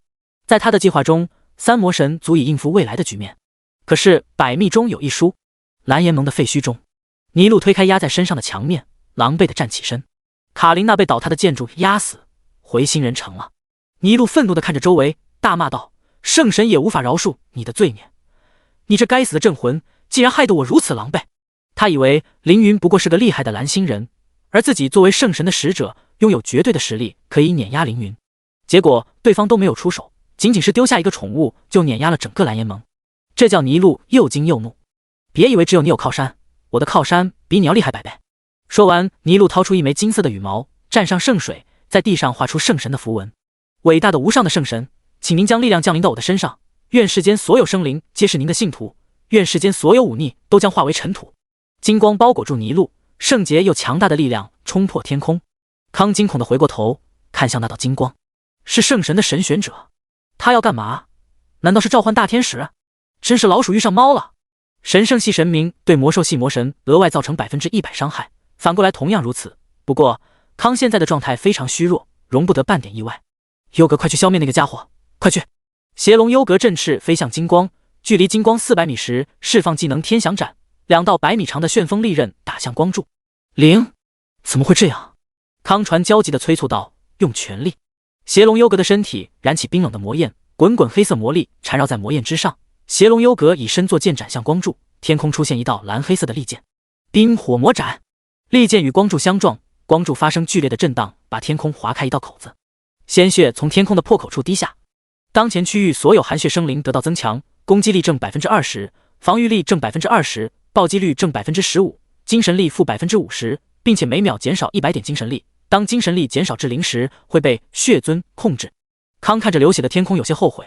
他知道刚刚的战斗破坏了位面的稳定，血族强者可以更快降临到星界，竟然让我遇上意料之外的巧事。万万没想到，神圣的使者也在这。康算计了凌云，算计了血族强者，甚至阿瑞斯突然降临他也不怕。可偏偏来的是他无法抗衡的神圣系神明。利维坦肚子里，碎石和泥土卷着凌云落入利维坦的口腔内部，有4层巨大且密集的肉筛把碎石和食物隔开。凌云硬顶着肉筛进入食道之中，魔力封禁，当前区域无法使用任何魔法技能，每秒减少1000生命值。凌云有30万体力值，每秒恢复3000生命值，所以不用担心会死，可以在利维坦肚子里安心炼化纯洁的魔神精魄。凌云拿出烈火不死鸟魔法匣并使用，触发救世主天赋，召唤烈火不死鸟 X3。烈火不死鸟神级，召唤物，等级100级，持续时间10分钟，生命值，攻击力10万无视防御加100万魔法攻击，防御力0，特性不死鸟不死，状态抗性正 25%， 受伤后立即恢复，受到单次伤害超过100万则会进入休眠状态。技能火神冲击神级，神火精灵万古，天火万古，火焰重生万古。3只烈焰不死鸟从魔法匣中飞出，发出嘹亮的鸣叫，鸟身呈红色的红光一下点亮昏暗的食道。凌云踩着碎石跳到其中一只不死鸟的身上，继续落下去会落进胃袋里吧。就在这里炼化魔神精魄。凌云将魔神精魄取出，突然感受到一股异动，这是……凌云往食道下方定睛一看，原来是5只100级的寄生兽。利维坦身躯庞大，什么都吃，难免有些东西不消化，这些不消化的东西在利维坦的肚子里生活繁衍，变成了所谓的寄生兽。黑魔飞符普通，等级100，生命值500万，攻击力30万，防御力50万，特性魔兽，技能飞符爪。这样的实力只配当作经验宝宝。一只烈焰不死鸟张开双翅，火羽变成一只火焰精灵飞向黑魔飞符。神火精灵，神火精灵，每个精灵拥有10万无视防御魔法攻击力，持续5秒，5秒后爆炸造成200万无视防御伤害。神火精灵形如小鸟，灵动迅捷，用极快的速度飞到黑魔飞符的身边发动攻击。-10万 X2， -10万 X5， -10万 X9。黑魔飞符一辈子生活在利维坦的肚子里，什么时间见过这样的技能？傻乎乎的和神火精灵打了起来，发现神火精灵怎么都打不死，打不死就继续打。他们也不考虑为什么打不死，反正就一直打，直到5秒过后被神火精灵给炸死。这些100级经验宝宝的经验，再加上果冻和白在外面努力打怪，凌云才升到60级没多久，又升级了。第106章特殊的魔力，恭喜你已升级，获得2万自由属性点，当前等级61级。等级越高，升级获得的自由属性点越多。61到65级是2万点，66至70岁3万点，都是普通历练者的100倍。我知道利维坦什么都吃，因此肚子里会生出一些活物，就好像人类的脏器里的寄生虫、肠道里的细菌一样。但这些黑魔飞符也太不寻常了，110级的利维坦肚子里竟然有100级的魔物，这也太夸张了，不符合世界的规则。血脉强大的魔兽可以生出血脉强大的后代，比如奇美就生出了康，一个等级不高的魔尊，这符合世界规则。为什么凌云说黑魔飞符不寻常？因为他和利维坦等级太接近了，血脉再强大也不会生出和自己等级差不多的儿子。若说这几只黑魔飞符是利维坦吞下的魔兽，也不对，因为这几只黑魔飞符的品阶实在是太低了，明明高达100级，却只有普通品阶。如果要形容，就好像一棵青草长到了10米一样，这青草一定受到了什么东西影响。这几只黑魔飞符是在利维坦的肚子里升到了100级。利维坦的肚子里有什么，竟然可以让普通品质的魔兽升到100级？必须下去看一看。凌云有预感，这是一场机遇。米歇尔，出来！凌云说道。米歇尔出现，看向3只烈焰不死鸟，惊讶道：“哇，主人，你又得到新宠物了。”凌云留下3000魔法弹魔法匣，把地心之力魔法匣拿给米歇尔，说道：“这是魔法匣召唤出来的，这个东西你拿着，有什么危险就用。”米歇尔接过魔法匣，拿出一根绳子，把它绑在自己身上。走吧，下去看看。凌云说道。烈火不死鸟朝着食道下面飞去，飞了300余米，来到胃袋。利维坦的胃里没有胃酸，只有翻滚的泥土、厚厚的污泥和各种奇怪的垃圾在尾部翻滚。一种酸性魔力代替了胃酸的作用，用来分解吞下的食物。在翻滚的泥土上，一些食腐魔兽游荡着，它们不受酸性魔力的腐蚀，以吃胃袋中未分解的尸体为生。和黑魔飞符一样，它们品质只有普通和出众，等级却有80级到90级。特殊的东西不在这里，清掉这些魔兽后再找找。2只烈焰不死鸟同时释放技能天火，天空出现2个太阳一样的巨大火球，射向地上的食腐魔兽。获得经验值300万，获得经验值400万，获得经验值500万。星界，利维坦突然打了一个温度很高的嗝。贝西摩斯问道：“怎么了？”利维坦说道：“不知道，可能是消化不太好。利维坦肚子里在迅速解决掉10腐魔兽后，凌云的经验值又快满了。胃袋的上方是食道，下方是肠道，凌云可不会往肠道里钻，绝对有什么东西影响这些魔兽，我隐隐能感受得到，必须要提升感知属性。凌云现在有 2.7 万自由属性点，再吃下1000枚初级属性果，1000枚中级属性果，1000枚高级属性果，一共就有 13.8 点自由属性点，全部加在感知属性上，感知范围顿时提高了1倍多。凌云现在能清晰地感到，胃袋中除了酸性魔力子外，还有一种非常特殊的魔力，这些魔力聚集在胃袋的东北方向。凌云让3只烈焰不死鸟在胃袋上开个洞，飞出胃袋。胃袋外面很空，巨大的肌肉互相碰撞，发出难听的声音。出了胃袋，特殊魔力流动的方向更明显了。凌云顺着方向飞，途中遇到了很多飞行魔兽，全是高级低阶的经验宝宝。恭喜，您已升级，获得2000自由属性点，当前等级62级。恭喜，您的宠物果冻已升级，当前等级52级。恭喜，您的宠物白蚁升级，当前等级50级，领悟技能黄金龙威。特殊魔力越来越浓，遇到的魔兽品阶开始上升。凌云终于遇到一只神话品阶的魔兽——魔岩兽。魔岩兽是100级神话品阶的魔兽，在外面也算是个强大的存在，不过在3只烈焰不死鸟面前，弱小的像个玩具。杀了魔岩兽，报了一本技能书回魔光环传奇被动，这玩意儿拿给米歇尔学。凌云不缺蓝，但是白的技能非常耗蓝，如果米歇尔有一个恢复魔力的光环，可以帮到白，现在就给他学了。又飞了100余米，终于来到了特殊魔力的源头。凌云在这里看见一群100级的神话魔兽。主人，前面好像有一具尸体，他手里拿着什么东西？米歇尔指着前方说道。我看见了，先解决这些魔兽吧，用你的魔法匣。凌云说道。米歇尔点点头，然后打开手中的魔法匣。您的宠物米歇尔发动地心之力魔法匣，魔兽群的周围出现3道引力球，从3个方向拉扯魔兽们的身体。被引力球影响的魔兽们行动力下降 99%， 身体完全固化，并且受到5000万正 500% 魔力正 25% 最大生命值的伤害。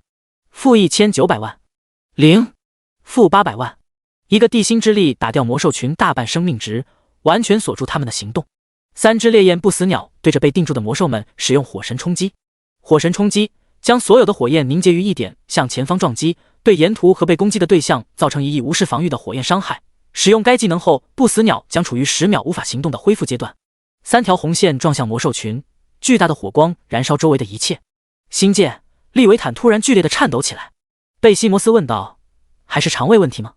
利维坦痛苦的扭动身体，说不出话。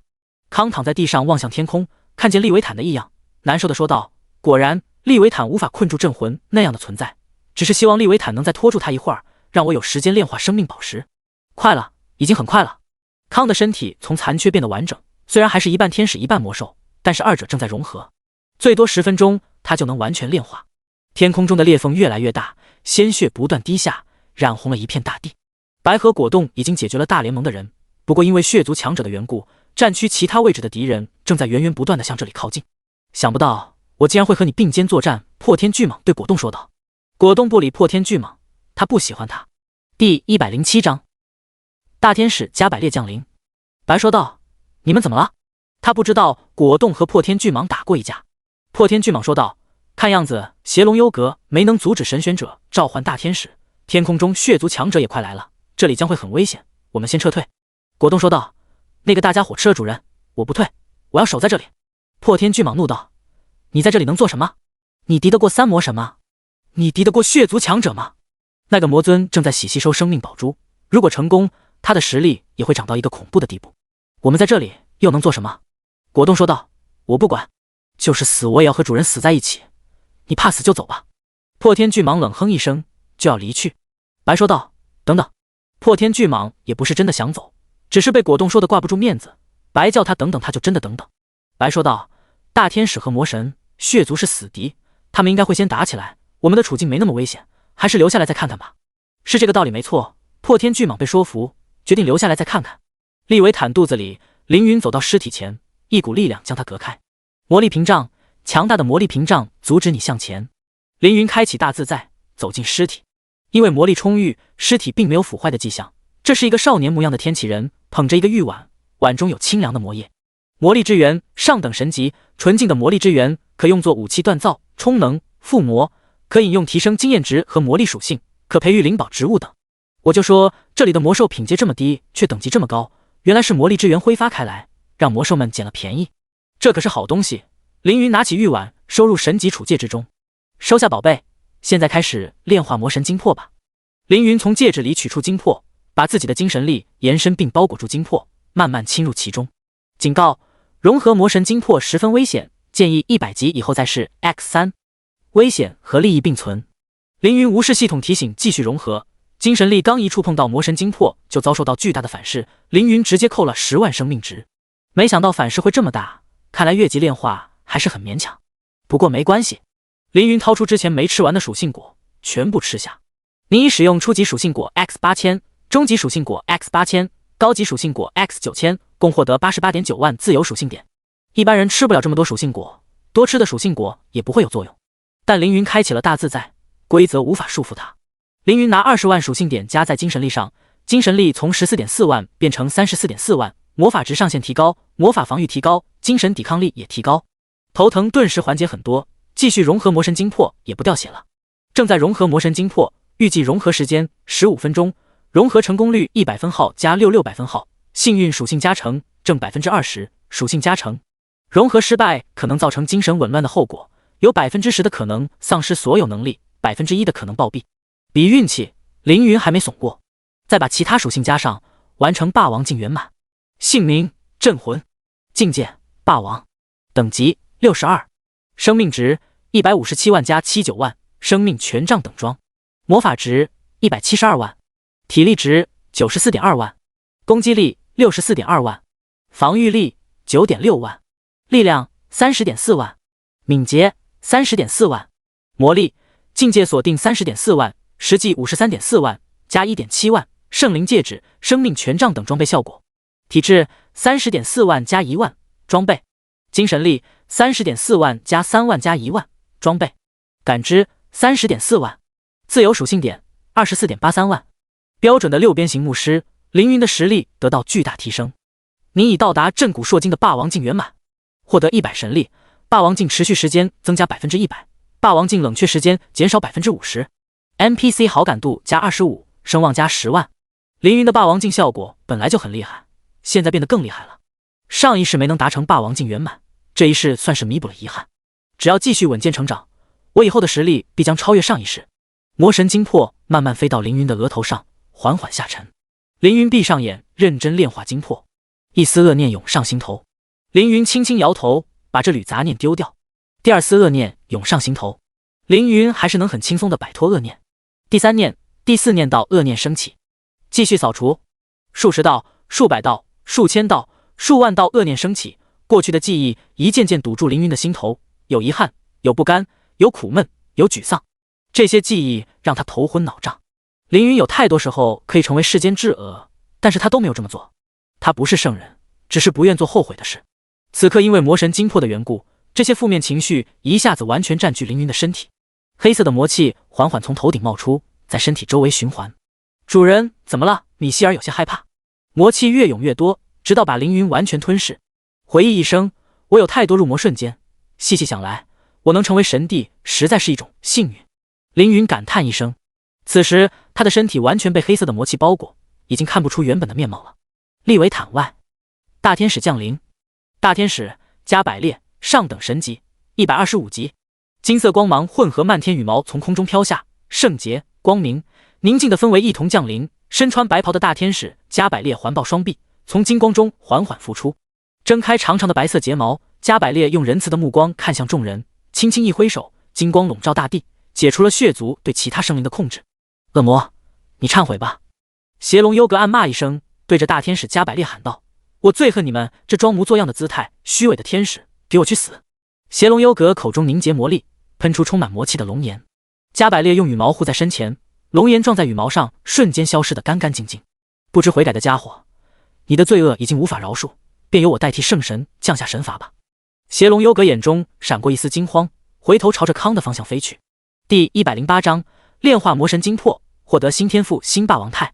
加百列看了逃跑的优格一眼，然后目光扫向果冻、白破天巨蟒、史莱姆、远古龙神、神兽，都不是邪恶的存在，不用在意。敌人是三魔神和魔尊。加百列刚想追击邪龙优格，尼尔大喊道：“尊敬的大天使，请将这几个宠物全都杀死！这些宠物都是谢神者镇魂的宠物。谢神者的宠物，那可不能放过。待我净化对面那些肮脏的魔兽后，再来处理他们。”说完，加百列展开100米长的羽翼，仅仅挥动一下，便来到邪龙优格的面前，口吐真言。真言术，罪罚。邪龙优格的背后出现12架金色的十字架，一同插入他的双翅、双肩、双肋、双骨、双腿、双脚上。邪龙优格被12个十字架从空中插到地面，好强大的力量！邪龙优格挣扎着想要起身，可是身上插满了十字架，如何能起身？快去帮忙！康喊道。比蒙巨兽贝西摩斯从利维坦的身上跳下，数百米长的身躯完全把加百列笼罩。加百列还是用羽毛做防御，贝西摩斯的身体压在羽毛上，竟然被弹开了。砰！贝西摩斯落在地上，摔在邪龙优格的旁边。康看见这一幕，气得要吐血，骂道：“废物！”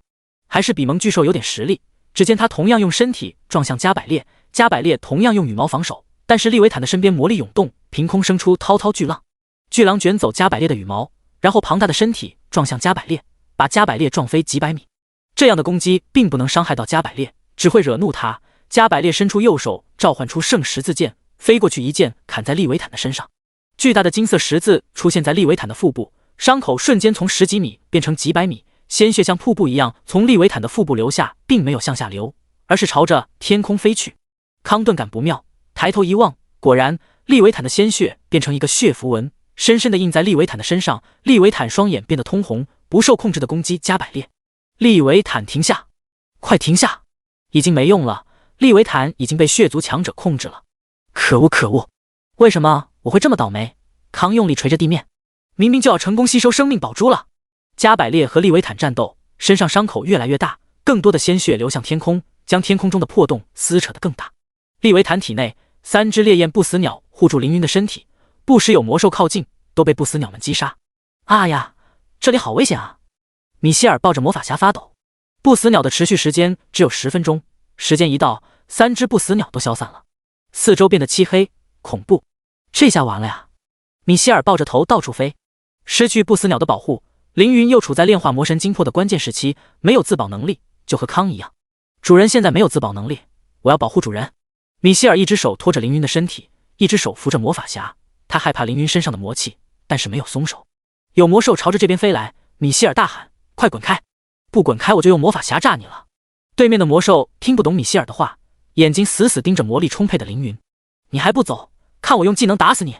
米歇尔刚想使用魔法匣，突然利维坦的身体剧烈的晃动起来，米歇尔拖着凌云的身体十分吃力，被撞到利维坦的血管壁上。对面的魔兽趁机冲了上来，米歇尔慌忙中发动魔法匣，却发现无法使用。地心之力魔法匣冷却中，米歇尔懵了。魔兽已经冲到了面前，米歇尔没有更多的思考时间，只能把凌云丢到一个安全的角落，然后奋不顾身地冲向魔兽。“我和你拼了！啊呀！”米歇尔张牙舞爪的模样有些可爱又有些可怜。他没有看见一道黑色魔气缠上了他的腰间。“米歇尔，你喜欢什么样的漂亮大姐姐？”是凌云的声音。米歇尔回过头，看见浑身魔气缠绕的凌云站了起来。他还没有完全炼化魔神精魄，但是已经成功了大半，可以行动，并且因为魔神精魄的原因，凌云体内的魔气得到了强化，使他暂时换了一种性格。这样的变化过于突然，需要等后面完全炼化第二魂魄，达到2种魂魄互相融合才会消失。我喜欢温柔端庄、温润尔雅的大姐姐，最好有白雪一样的肌肤，天青色的大眼睛，小巧的鼻梁，粉红色的嘴唇，以及一头金色波浪卷发。”米歇尔说道。“云起帝国的公主和你描述的大差不差，等我找3眼汇报完仇，就带你去追求她。”凌云歪嘴笑道。“真的吗？”米歇尔有些不敢相信。“可是我只是个人偶，算了，我只是说说而已。”凌云身后亮起5轮火环，火环直接秒杀飞来的魔兽。-1500万。黑色魔气把米歇尔拉到凌云的身前。凌云说道：“别害羞，你不试试怎么知道不行？”米歇尔还在挣扎。凌云笑道：“有机会不知道把握，只会让失去的时候感到后悔。”米歇尔听了凌云的话，用力地点点头。凌云说道：“这才对嘛，人生得意须尽欢，莫使金樽空对月。”米歇尔说道：“主人，你好像变得不一样了。”凌云哈哈大笑，说道：“是不一样了，不过是暂时的。魔神精魄以我心中的恶作容器，生出一个恶念魂魄，现在的我就是由恶念魂魄主导。不过你放心，我还是我，而且我可以自由切换魂魄。等我将两股力量完全炼化后，便能融为一体了。米歇尔点点头。凌云从储物戒指里拿出龙瑶神剑和龙威剑神职业卷轴。再等等，还有2分钟，我就能完全炼化魔神精魄了。2分钟后，您已完全炼化纯洁的魔神精魄，获得第2魂魄。第2魂魄是做您的第2人格，恭喜您获得新的天赋和职业，2个魂魄可以随时切换，职业和天赋不共用。您已获得新的天赋灭世者。您已获得新的霸王太血鬼太，霸王太大自在，只能在第1人格下使用。第109章 SS 级天赋。在大自在消失的前1秒，凌云装备龙瑶神剑并使用龙威剑神职业卷轴。您的第2人格已转职龙威剑神神级，您可以切换人格来切换职业。行了，凌云的左手上出现一个破碎山河图案，这是新的天赋图案。看了看自己的新天赋，灭世者 SS 级1，灭世一击，下一次攻击造成100倍暴击，该次伤害必定命中，必定暴击，必定造成伤害，且不可被转移，不可被延迟，不可被取消。此伤害的所有效果都是最高优先级，冷却时间12小时。2. 复仇一击，过去5秒内受到的伤害5倍返弹给伤害的施加者，伤害效果同灭世一击，冷却时间12小时。3. 灭世之力，每击败一个生灵获得1点灭世能量，每当对敌人造成任何伤害时，可以消耗所有灭世之力，使该伤害变为无视防御伤害，并且额外增加10000倍能量点数的伤害，伤害效果同灭世一击。相较于上一个天赋天道神选，灭世者的效果更强也更极端，极端的暴力，极端的强大。这3个天赋效果可以分开用，也可以合在一起用，复仇一击、灭世一击、灭世之力。同时使用3个天赋效果，可以反弹500倍无视防御不可抵挡的伤害，或者不用复仇一击，就用自己的最强技能也能打出100倍效果，真是可怕的天赋。再看新的霸王镜，同样可以切换人格来切换霸王镜。霸王镜血鬼态，进入极其癫狂的状态，无视任何减速、控制、移除效果，攻速、移速，施法速度增加100%，增加攻击力50%，防御力50%，精神力50%，生命值不会降到1以下，持续时间3分钟，冷却时间2小时。非常实用的霸王态效果，增加攻击、防御、速度，还能解控和抗拒死亡。持续时间有足3分钟，冷却时间也只有2小时。只要开启血鬼态，凌云将化身死神一样的存在。这个霸王态特别适合越级战斗，就算打不过，无视控制效果和抗拒死亡也能让我轻易逃生。凌云很满意这个新霸王态。再看看神剑，龙瑶神剑一阶神器。物品需求80级，5万力量属性，5万体质属性，攻击力5万。物品特性，剑技伤害增加50%，每次攻击附带范围50万龙魂伤害。东方龙，龙魂存在时间1秒，可叠加时间，不可叠加龙魂，较快攻速。物品技能幻龙魂神级，幻龙魂召唤龙魂附体，东方龙使物理伤害增加50%，获得1000万护盾值，减少80%负面效果，持续时间3分钟。一般80级一阶神器只有3至4万攻击，而这把剑有5万攻击力，是一阶神器中是第1档的存在。特别是增加50%剑技伤害，这可是非常牛逼的效果了。附带的50万范围龙魂伤害也很不错，至少打小怪可以不放技能了。附带神级技能也非常厉害，幻龙魂能提升50%物理伤害。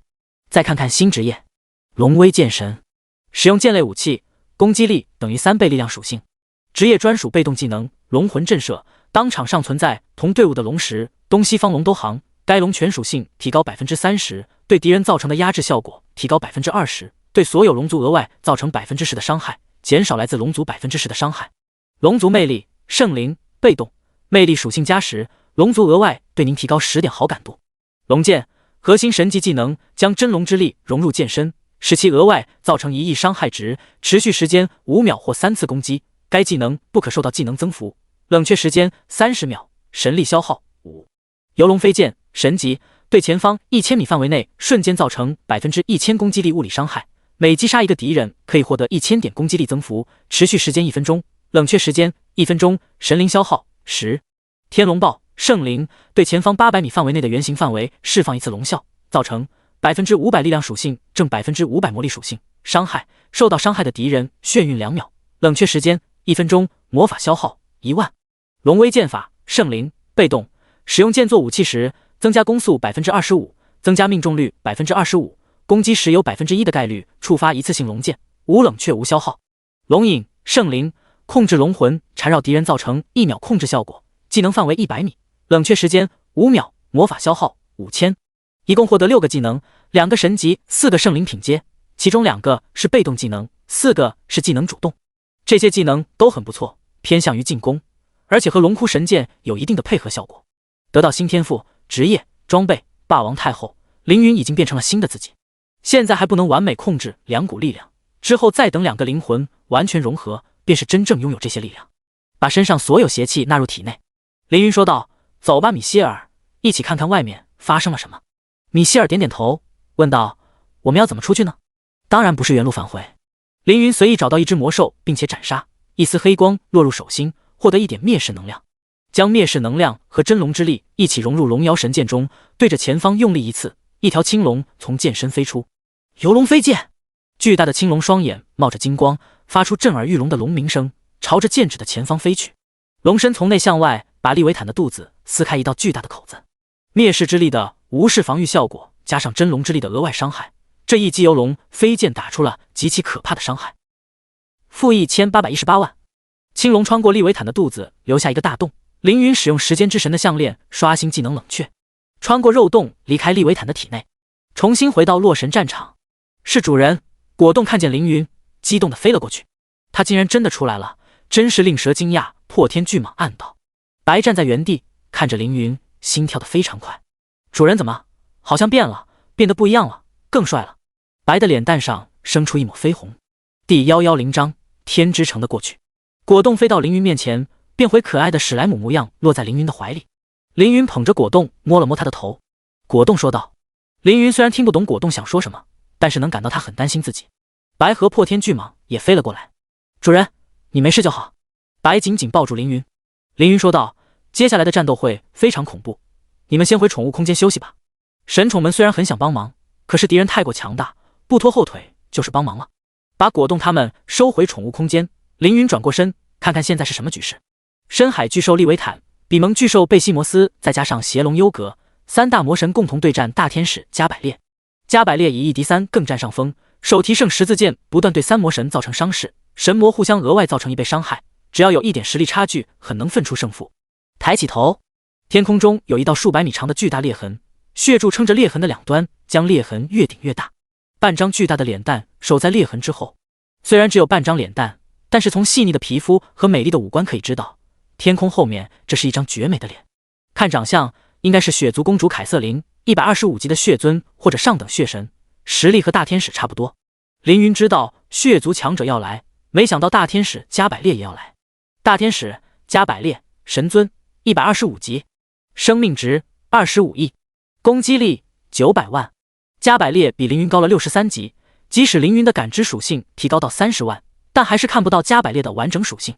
再看向和他战斗的3魔神，强化深海巨兽利维坦，魔神，110级，血族强化，生命值10亿，攻击力500万，防御力600万。特性魔神深海巨兽，比蒙巨兽贝西摩斯，魔神，120级，生命值8亿，攻击力450万，防御力620万。特性魔神万兽合体，邪龙优格，魔神，115级，生命值4亿，攻击力400万，防御力500万。特性魔龙上古神龙。也看不到全部信息，不过很明显加百列的属性比3魔神要高不少。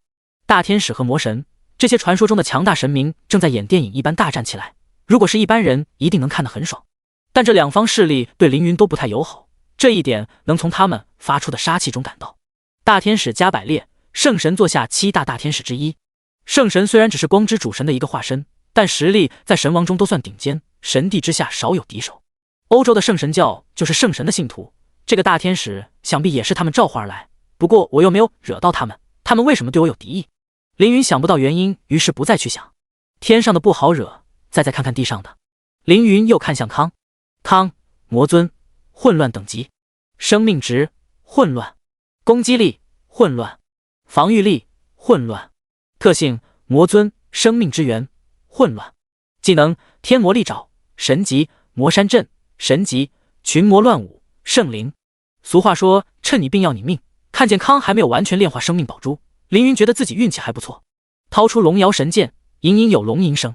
康立即做出防御姿势，和凌云打招呼：“你已经炼化了魔神精魄，变得完全不同了。”凌云说道：“不能说完全不同，因为我的目标没有改变，那就是逼你说出天之城当年发生了什么，然后干掉你。”康很后悔，他如果不和凌云为敌，现在的局面应该是自己联手凌云对付大天使，而不是他一个人面对大天使和凌云。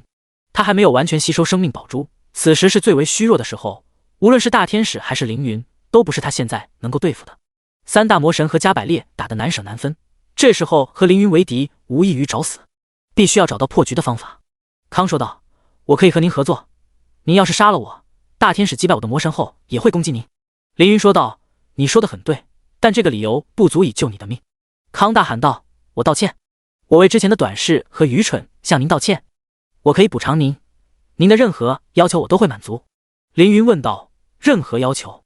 康说道：“是的，任何要求。”凌云想了想，说道：“如果你能完成我的2个条件，我就放你一马。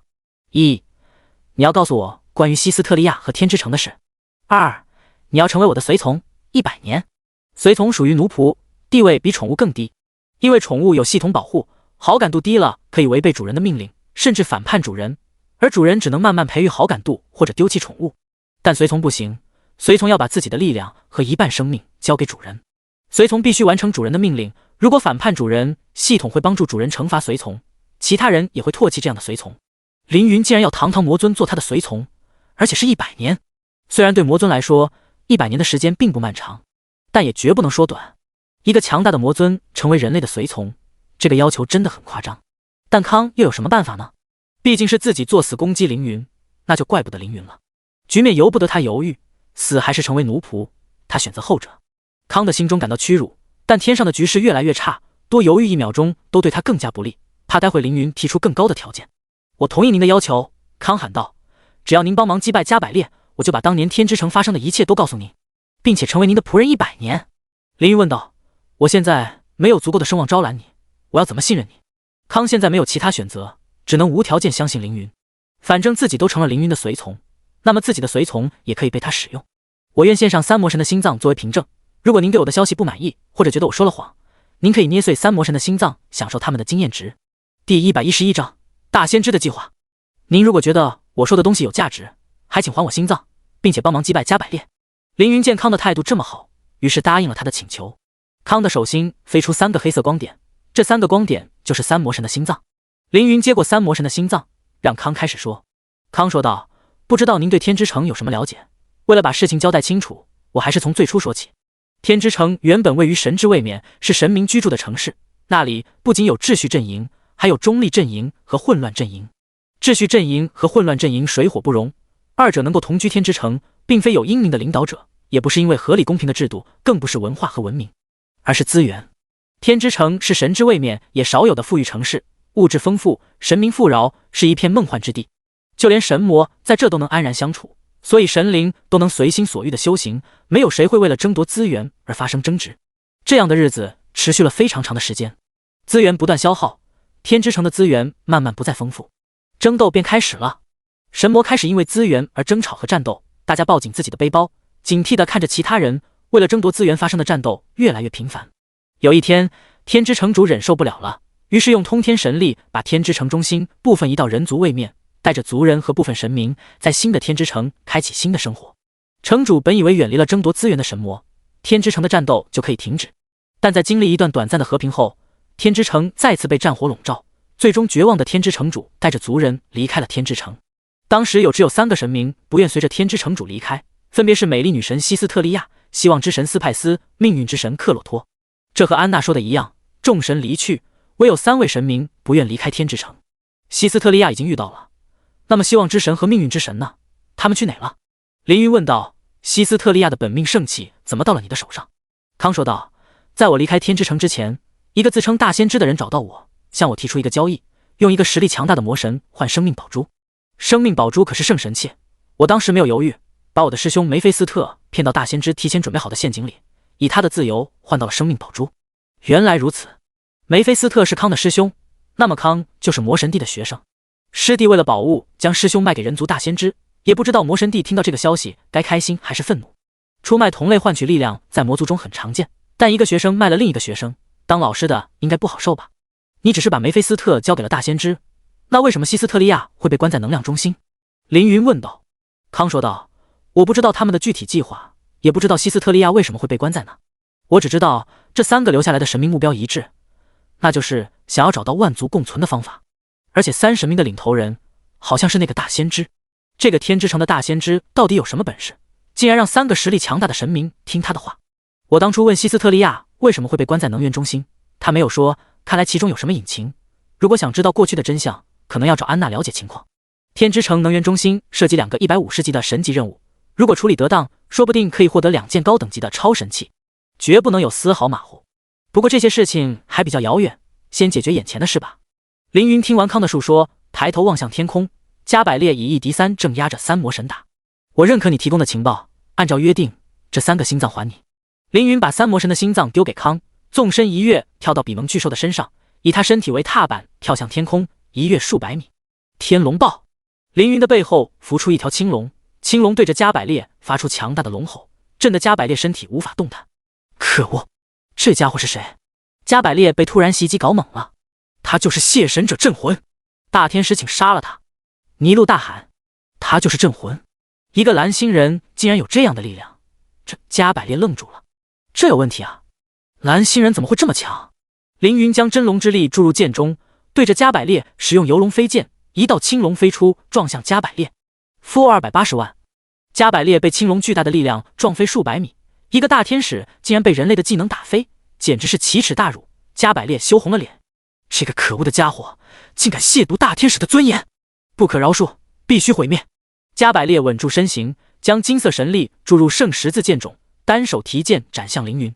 金光划破天空，一道极其耀眼的金色十字带着毁天灭地的威能冲向凌云。加百列动真格了，不愧是镇魂，一下子就逼得加百列动真格了。康有些激动。凌云面对金色十字面不改色，找准时机使用闪烁匕首传送到加百列的身后。加百列没想到凌云还会闪烁，技能直接打空，巨大的金色十字架钉在地面上，把地面打出一道100米裂缝。加百列，好久不见，凌云说道。加百列猛地回头，看见凌云的龙摇神剑刺向自己，这是注入真龙之力额外附加1亿伤害的一剑。在加百列错愕目光中，凌云的龙摇神剑刺穿了加百列的胸膛。负300万！攻击触发龙摇神剑攻击效果，一条透明的蓝绿色龙魂攻击加百列。加百列单手聚集神力打向凌云，凌云以更快的动作躲开加百列的攻击，神力绕过凌云打向天空，把天空打碎一块。凌云绕到加百列的身后，从背后又捅一剑。负290万！加百列控制羽毛攻击凌云，凌云使用技能龙印先一步控制住加百列，龙魂把加百列紧紧缠绕。凌云第3剑从头往下斩击加百列。负600万！暴击了！凌云虽然没有装备和技能加暴击率，但超高的幸运属性提供了额外暴击。第112章大战加百列。加百列被凌云3剑打掉1200万生命值，虽然他现在还有21亿生命值，看上去很多，但生命多只能延缓他的死亡时间，并不能影响结局。你是谁？我不认识你！加百列大喊。没事，当我杀死你。你的记忆回到诸天大位面之后，你便能猜到我是谁了。回去后记得帮我向圣神问好。凌云说道。你这狂妄的谢神者，不配念出圣神的名字，给我去死！加百列用巨大的翅膀包围凌云，然后拿圣十字剑刺向凌云。凌云开启血鬼态，移动速度增加 100%， 通过走位完美避开加百列的所有攻击。Miss Miss Miss！ 加百列的头上飘出一堆 Miss， 怒吼道：你怎么像猴子一样灵活？有本事和我战斗啊！凌云反手3剑砍在加百列的头上，没破防，但是无所谓。凌云不断攻击总会触发龙威剑法的效果，打出附加1亿伤害的龙剑。30万敏捷属性，加上血鬼态 100% 攻速加成，再加上龙威剑法 25% 攻速加成，凌云达到了1秒10剑的速度。用普通人的视角来看，凌云的每一个动作都是幻影，反应慢的人甚至连幻影都看不到，在他们眼中凌云完全消失了。加百列的速度也不慢，可是他的战斗技巧远不如凌云，他的动作很快，但是一举一动都被凌云看在眼里。就好像和高手下象棋一样，明明大家有相同的兵力，加百列走一步，凌云走一步，但凌云每次走棋的效率高于加百列。加百列感觉自己行动处处受限，并且一步一步走入凌云布下的陷阱中，想要反抗却反抗不了。这样下去不行，我的翅膀锁住了他的活动范围，更加锁住了自己的活动范围。加百列暗道。再这么打下去，自己要被凌云一剑剑斩死了。重新张开羽翼，加百列和凌云拉开距离，然后使用远超技能攻击，居然把加百列打退了，好强！康看见凌云打退加百列，十分兴奋。康的力量正在恢复，再有几分钟就能重回巅峰了。而远处的尼禄满脸的惊讶，他以为加百列动真格后马上就能干掉凌云，结果却是凌云把加百列打退了。不可能，这家伙怎么会这么强？凌云明明是蓝星人，怎么可能和大天使有一战之力？这不对啊，怎么可能啊？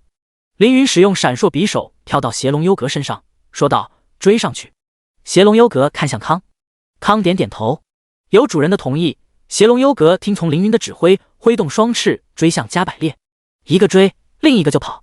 加百列速度比幽阁要快，飞在前面，不停用技能攻击凌云。圣光降临，圣光神剑，除魔飞刃，真言术，天罚，一个个高阶技能打向凌云。凌云用身体硬抗，头上不断飘出-2000万、-5000万、-3400万的字样。这些技能只要有一个打中凌云，就可以秒掉凌云。可惜的是，凌云开启了血鬼态，处于抵抗死亡状态，生命值始终保持在1不变。又因为血鬼态无视任何减速和控制效果，凌云的追击没有受到任何影响，反而是加百列不断使用技能拖慢了自己的速度。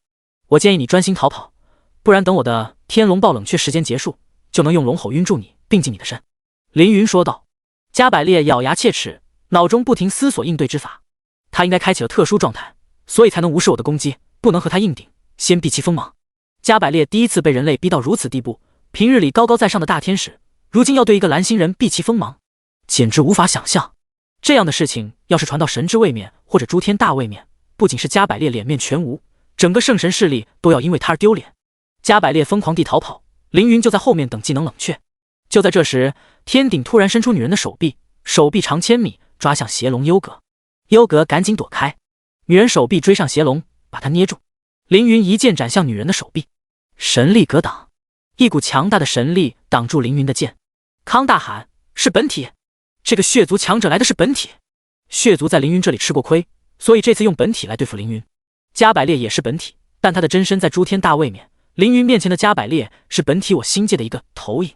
用投影来形容会显得不够有力，但其实凌云在天启世界也是一道投影。凌云的真身在天启系统中，退出天启后真身在蓝星，二者是一个道理。正因如此，加百列才能这么快降临星界，比血族强者快了不知道多少倍。不能同时面对2个神尊级强者，必须赶快解决加百列。凌云等到闪烁匕首冷却时间结束，转换魂魄，收起龙瑶神剑，拿出生命权杖，然后使用闪烁飞到加百列的身边。使用救世主的5个点数，发动阴阳太极鱼，触发救世主2重释放。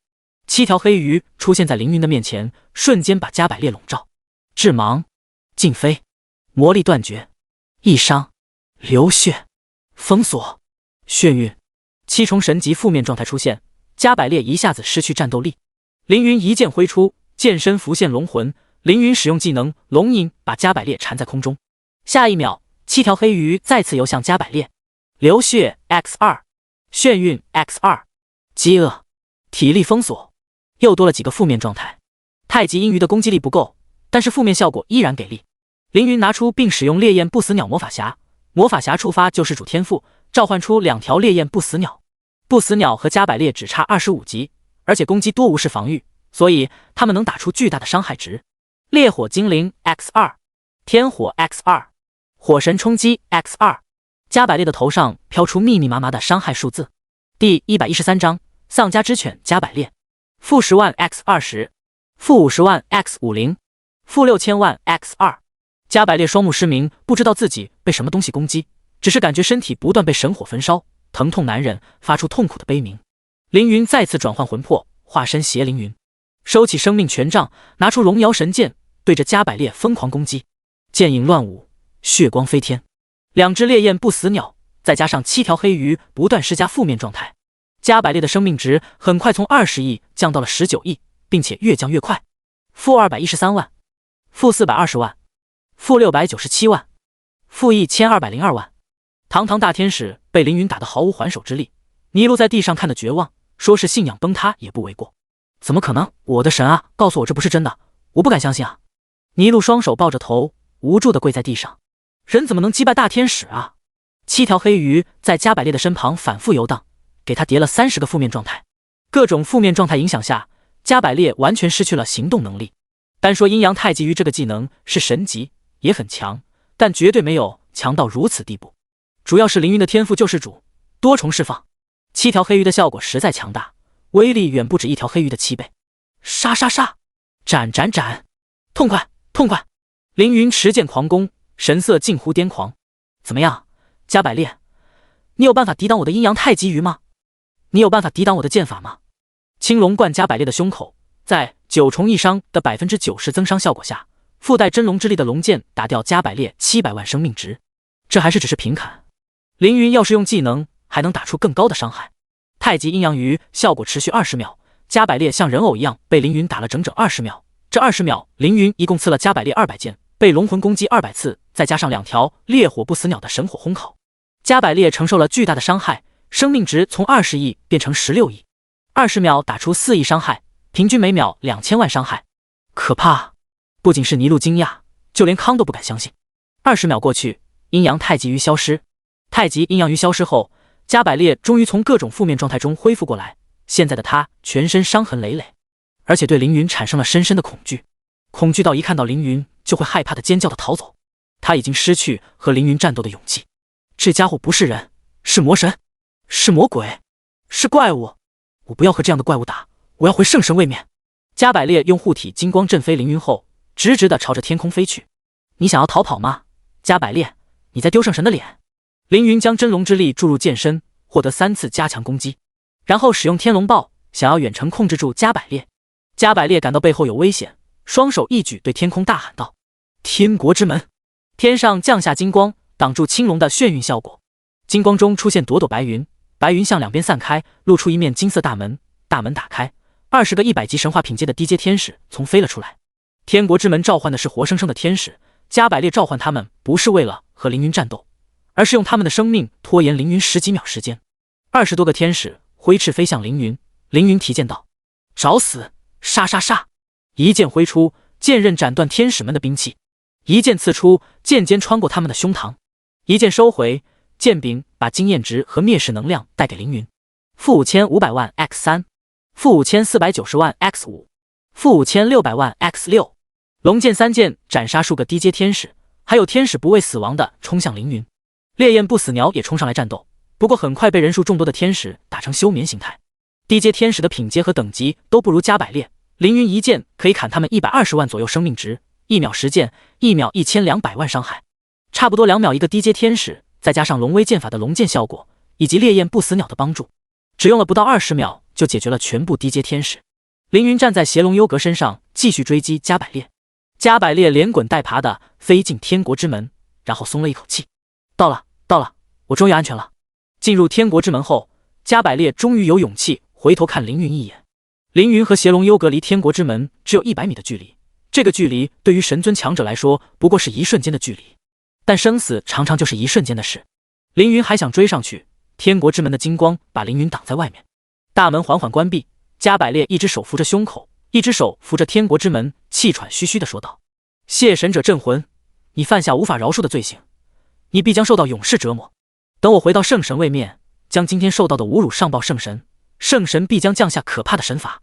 凌云将真龙之力和灭世之力同时注入剑身，得到双重力量加持的游龙飞剑带着恐怖威力斩向天国之门。加百列看见凌云发出如此恐怖一击，赶紧控制双翅关门，青龙打在他的翅膀上，将其斩断。啊！加百列发出一声惨叫。在加百列付出一堆翅膀的代价下，天国之门终于关闭。获得物品：大天使之翼，上等神级材料，可制作飞行装备。大天使之翼是诸天顶级材料之一，用这对羽翼做成的双翅拥有比龙族更快的飞行速度，但有一个缺点，用天使的翅膀做装备，相当于和天使们为敌。可惜我看不到加百列的技能，不知道他有可以逃生的天国之门，不然就叫破天巨蟒使用技能破天，断了他的后路。信息在战斗中起到关键作用，凌云之前能够料敌机先，信息占了很大的优势。虽然未能斩杀加百列，但也得到了他的天使翅膀。大天使之翼是所有天使翅膀中最好的。凌云收下大天使之翼，天空已经破了一大半，露出血族强者的半个身子。来的正是血族公主凯瑟琳，120级上等血神。我的血鬼太还有40多秒时间，应该不能杀死血公主。既然如此，就用它试试灭世一击和复仇一击的威力。第114章，呆萌公主凯瑟琳。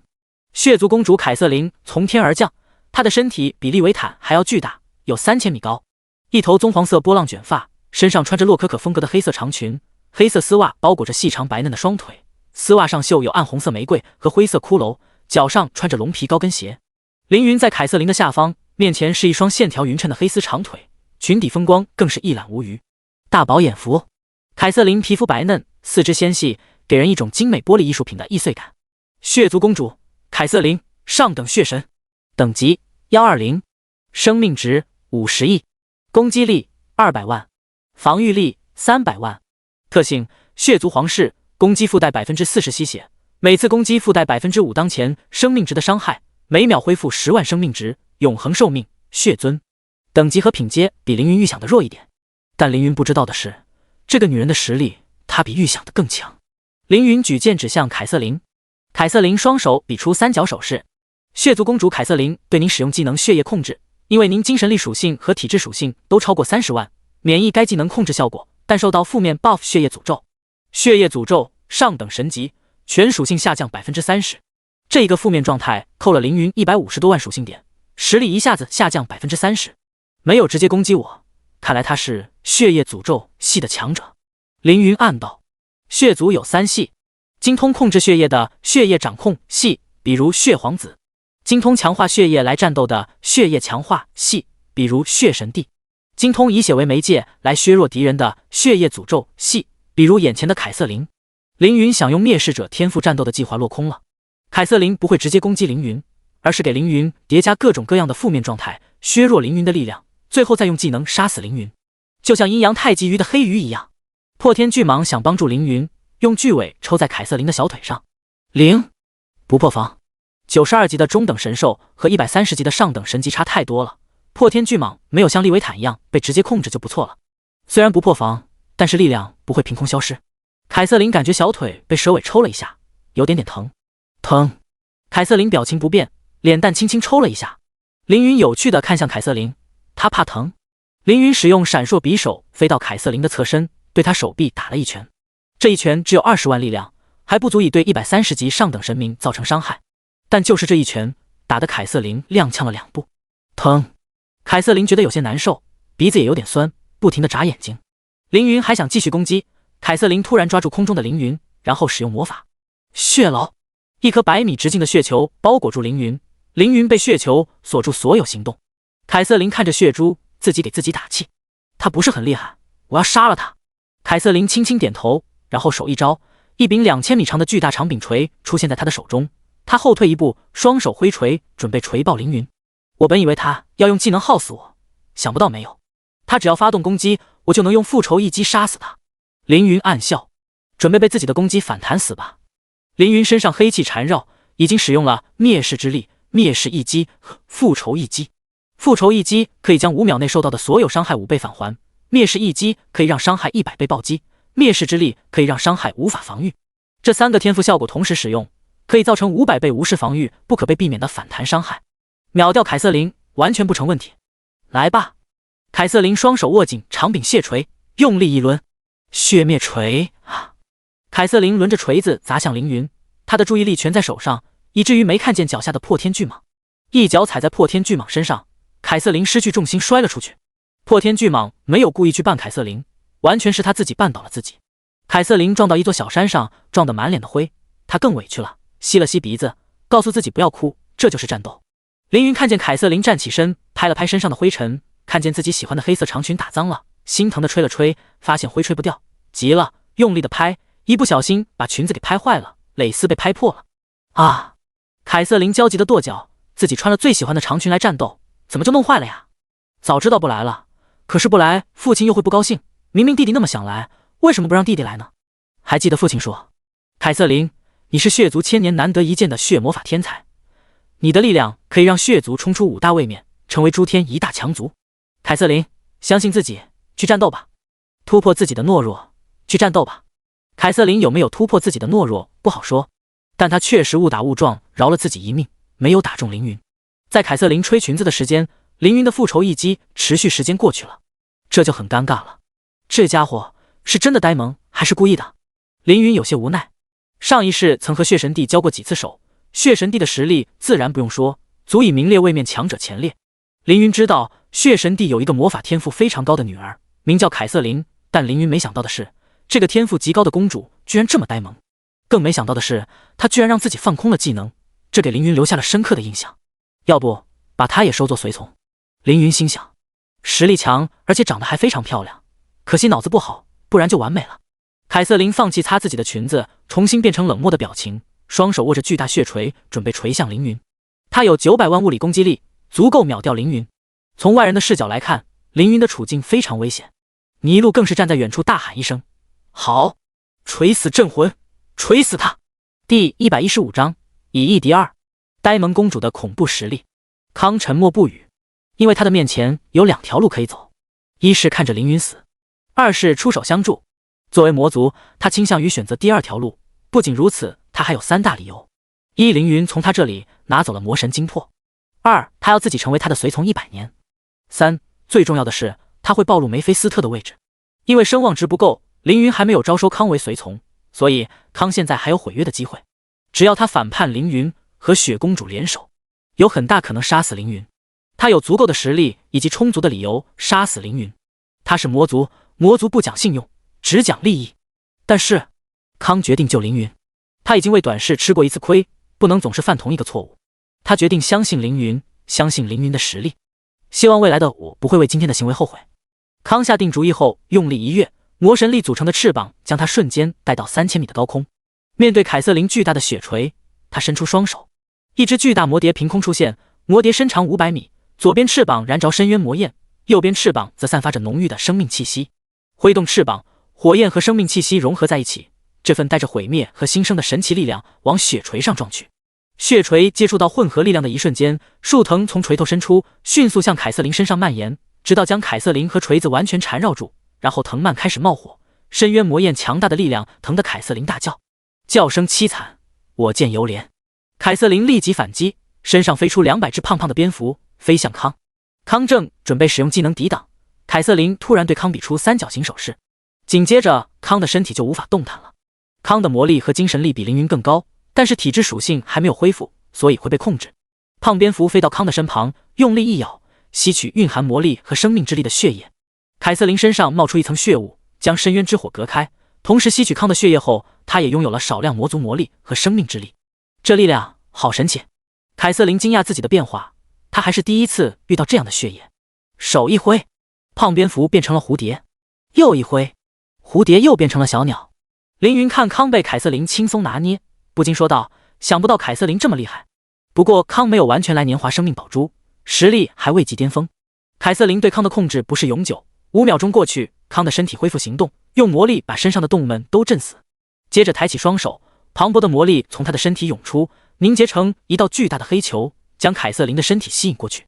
这是之前秒杀树精灵村庄的神级技能引力魔球。凯瑟琳同样使用技能，滔滔血海飞出，把引力魔球给罩住。血罩剧烈抖动，最终被引力魔球打破。凯瑟琳将破碎的血液召化成千百利刃刺向康。康虽然恢复行动能力，但和凌云一样全属性下降，如何能躲开如此铺天盖地的攻击？只能召唤出一面魔法护盾硬抗。噼里啪啦，魔法护盾上立即会出现密密麻麻的裂缝，仅仅坚持了2秒后，护盾被打破，血刃一根根刺穿康的身体。变成魔法对攻了吗？康痛苦地想到。与此同时，凯瑟琳也被吸入引力魔球之中，巨大的力量撕扯着她的身体，非常的疼。2个魔法师的战斗没有任何技巧，就是魔法对轰。最终还是康略逊一筹，被血刃从空中轰到了地面，而凯瑟琳抗住了引力魔球。当然他也很不好受，最喜欢的连衣裙和黑丝都变得破破烂烂，白嫩嫩的后背、腰肢、大腿都露了出来。早知道不穿这衣服来了，凯瑟琳竟然还在想衣服的事。不知道他是实力太强，还是缺心眼。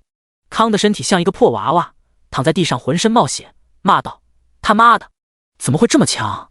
破天巨蟒也心想，这就是血族强者的实力吗？难道他能以一敌二，战胜主人和魔尊？一人未灭，血域。血神帝国皇城，血皇城堡。一个身穿朱红色黄袍、精神奕奕的老人望着眼前的水晶石，激动地说道：好好好，不愧是我的女儿，不愧是我族千年来最有天赋的血魔法师。这招血牢接千仞血剑正是我当年大战魔神帝所用，如今我的女儿用来击败魔神帝的弟子，正是一种轮回。我女儿出息了，我族复兴在望，血族时隔千年又将出现一位女皇了。哈哈哈哈！血神帝情绪激动，下面的血皇子、血族6大公爵、18侯爵、千百贵族们表情很是复杂。血族不像魔族实力为尊，血族非常讲究血脉。凯瑟琳虽然是嫡长女，但是女儿身，而血皇子赛琳是儿子，皇位一般由儿子继承，并且凯瑟琳性格软弱，这是血神帝国人尽皆知的事，所以贵族们多押宝在赛琳身上。可是凯瑟琳今天的表现实在出乎太多血族的意料，不妙啊，赛琳皇子。血族大公伯纳德说道。我知道。赛琳黑着脸，他能怎么办？谁叫他上次轻敌只用化神去战凌云，现在凯瑟琳出尽风头，完全是他自己种下的恶果。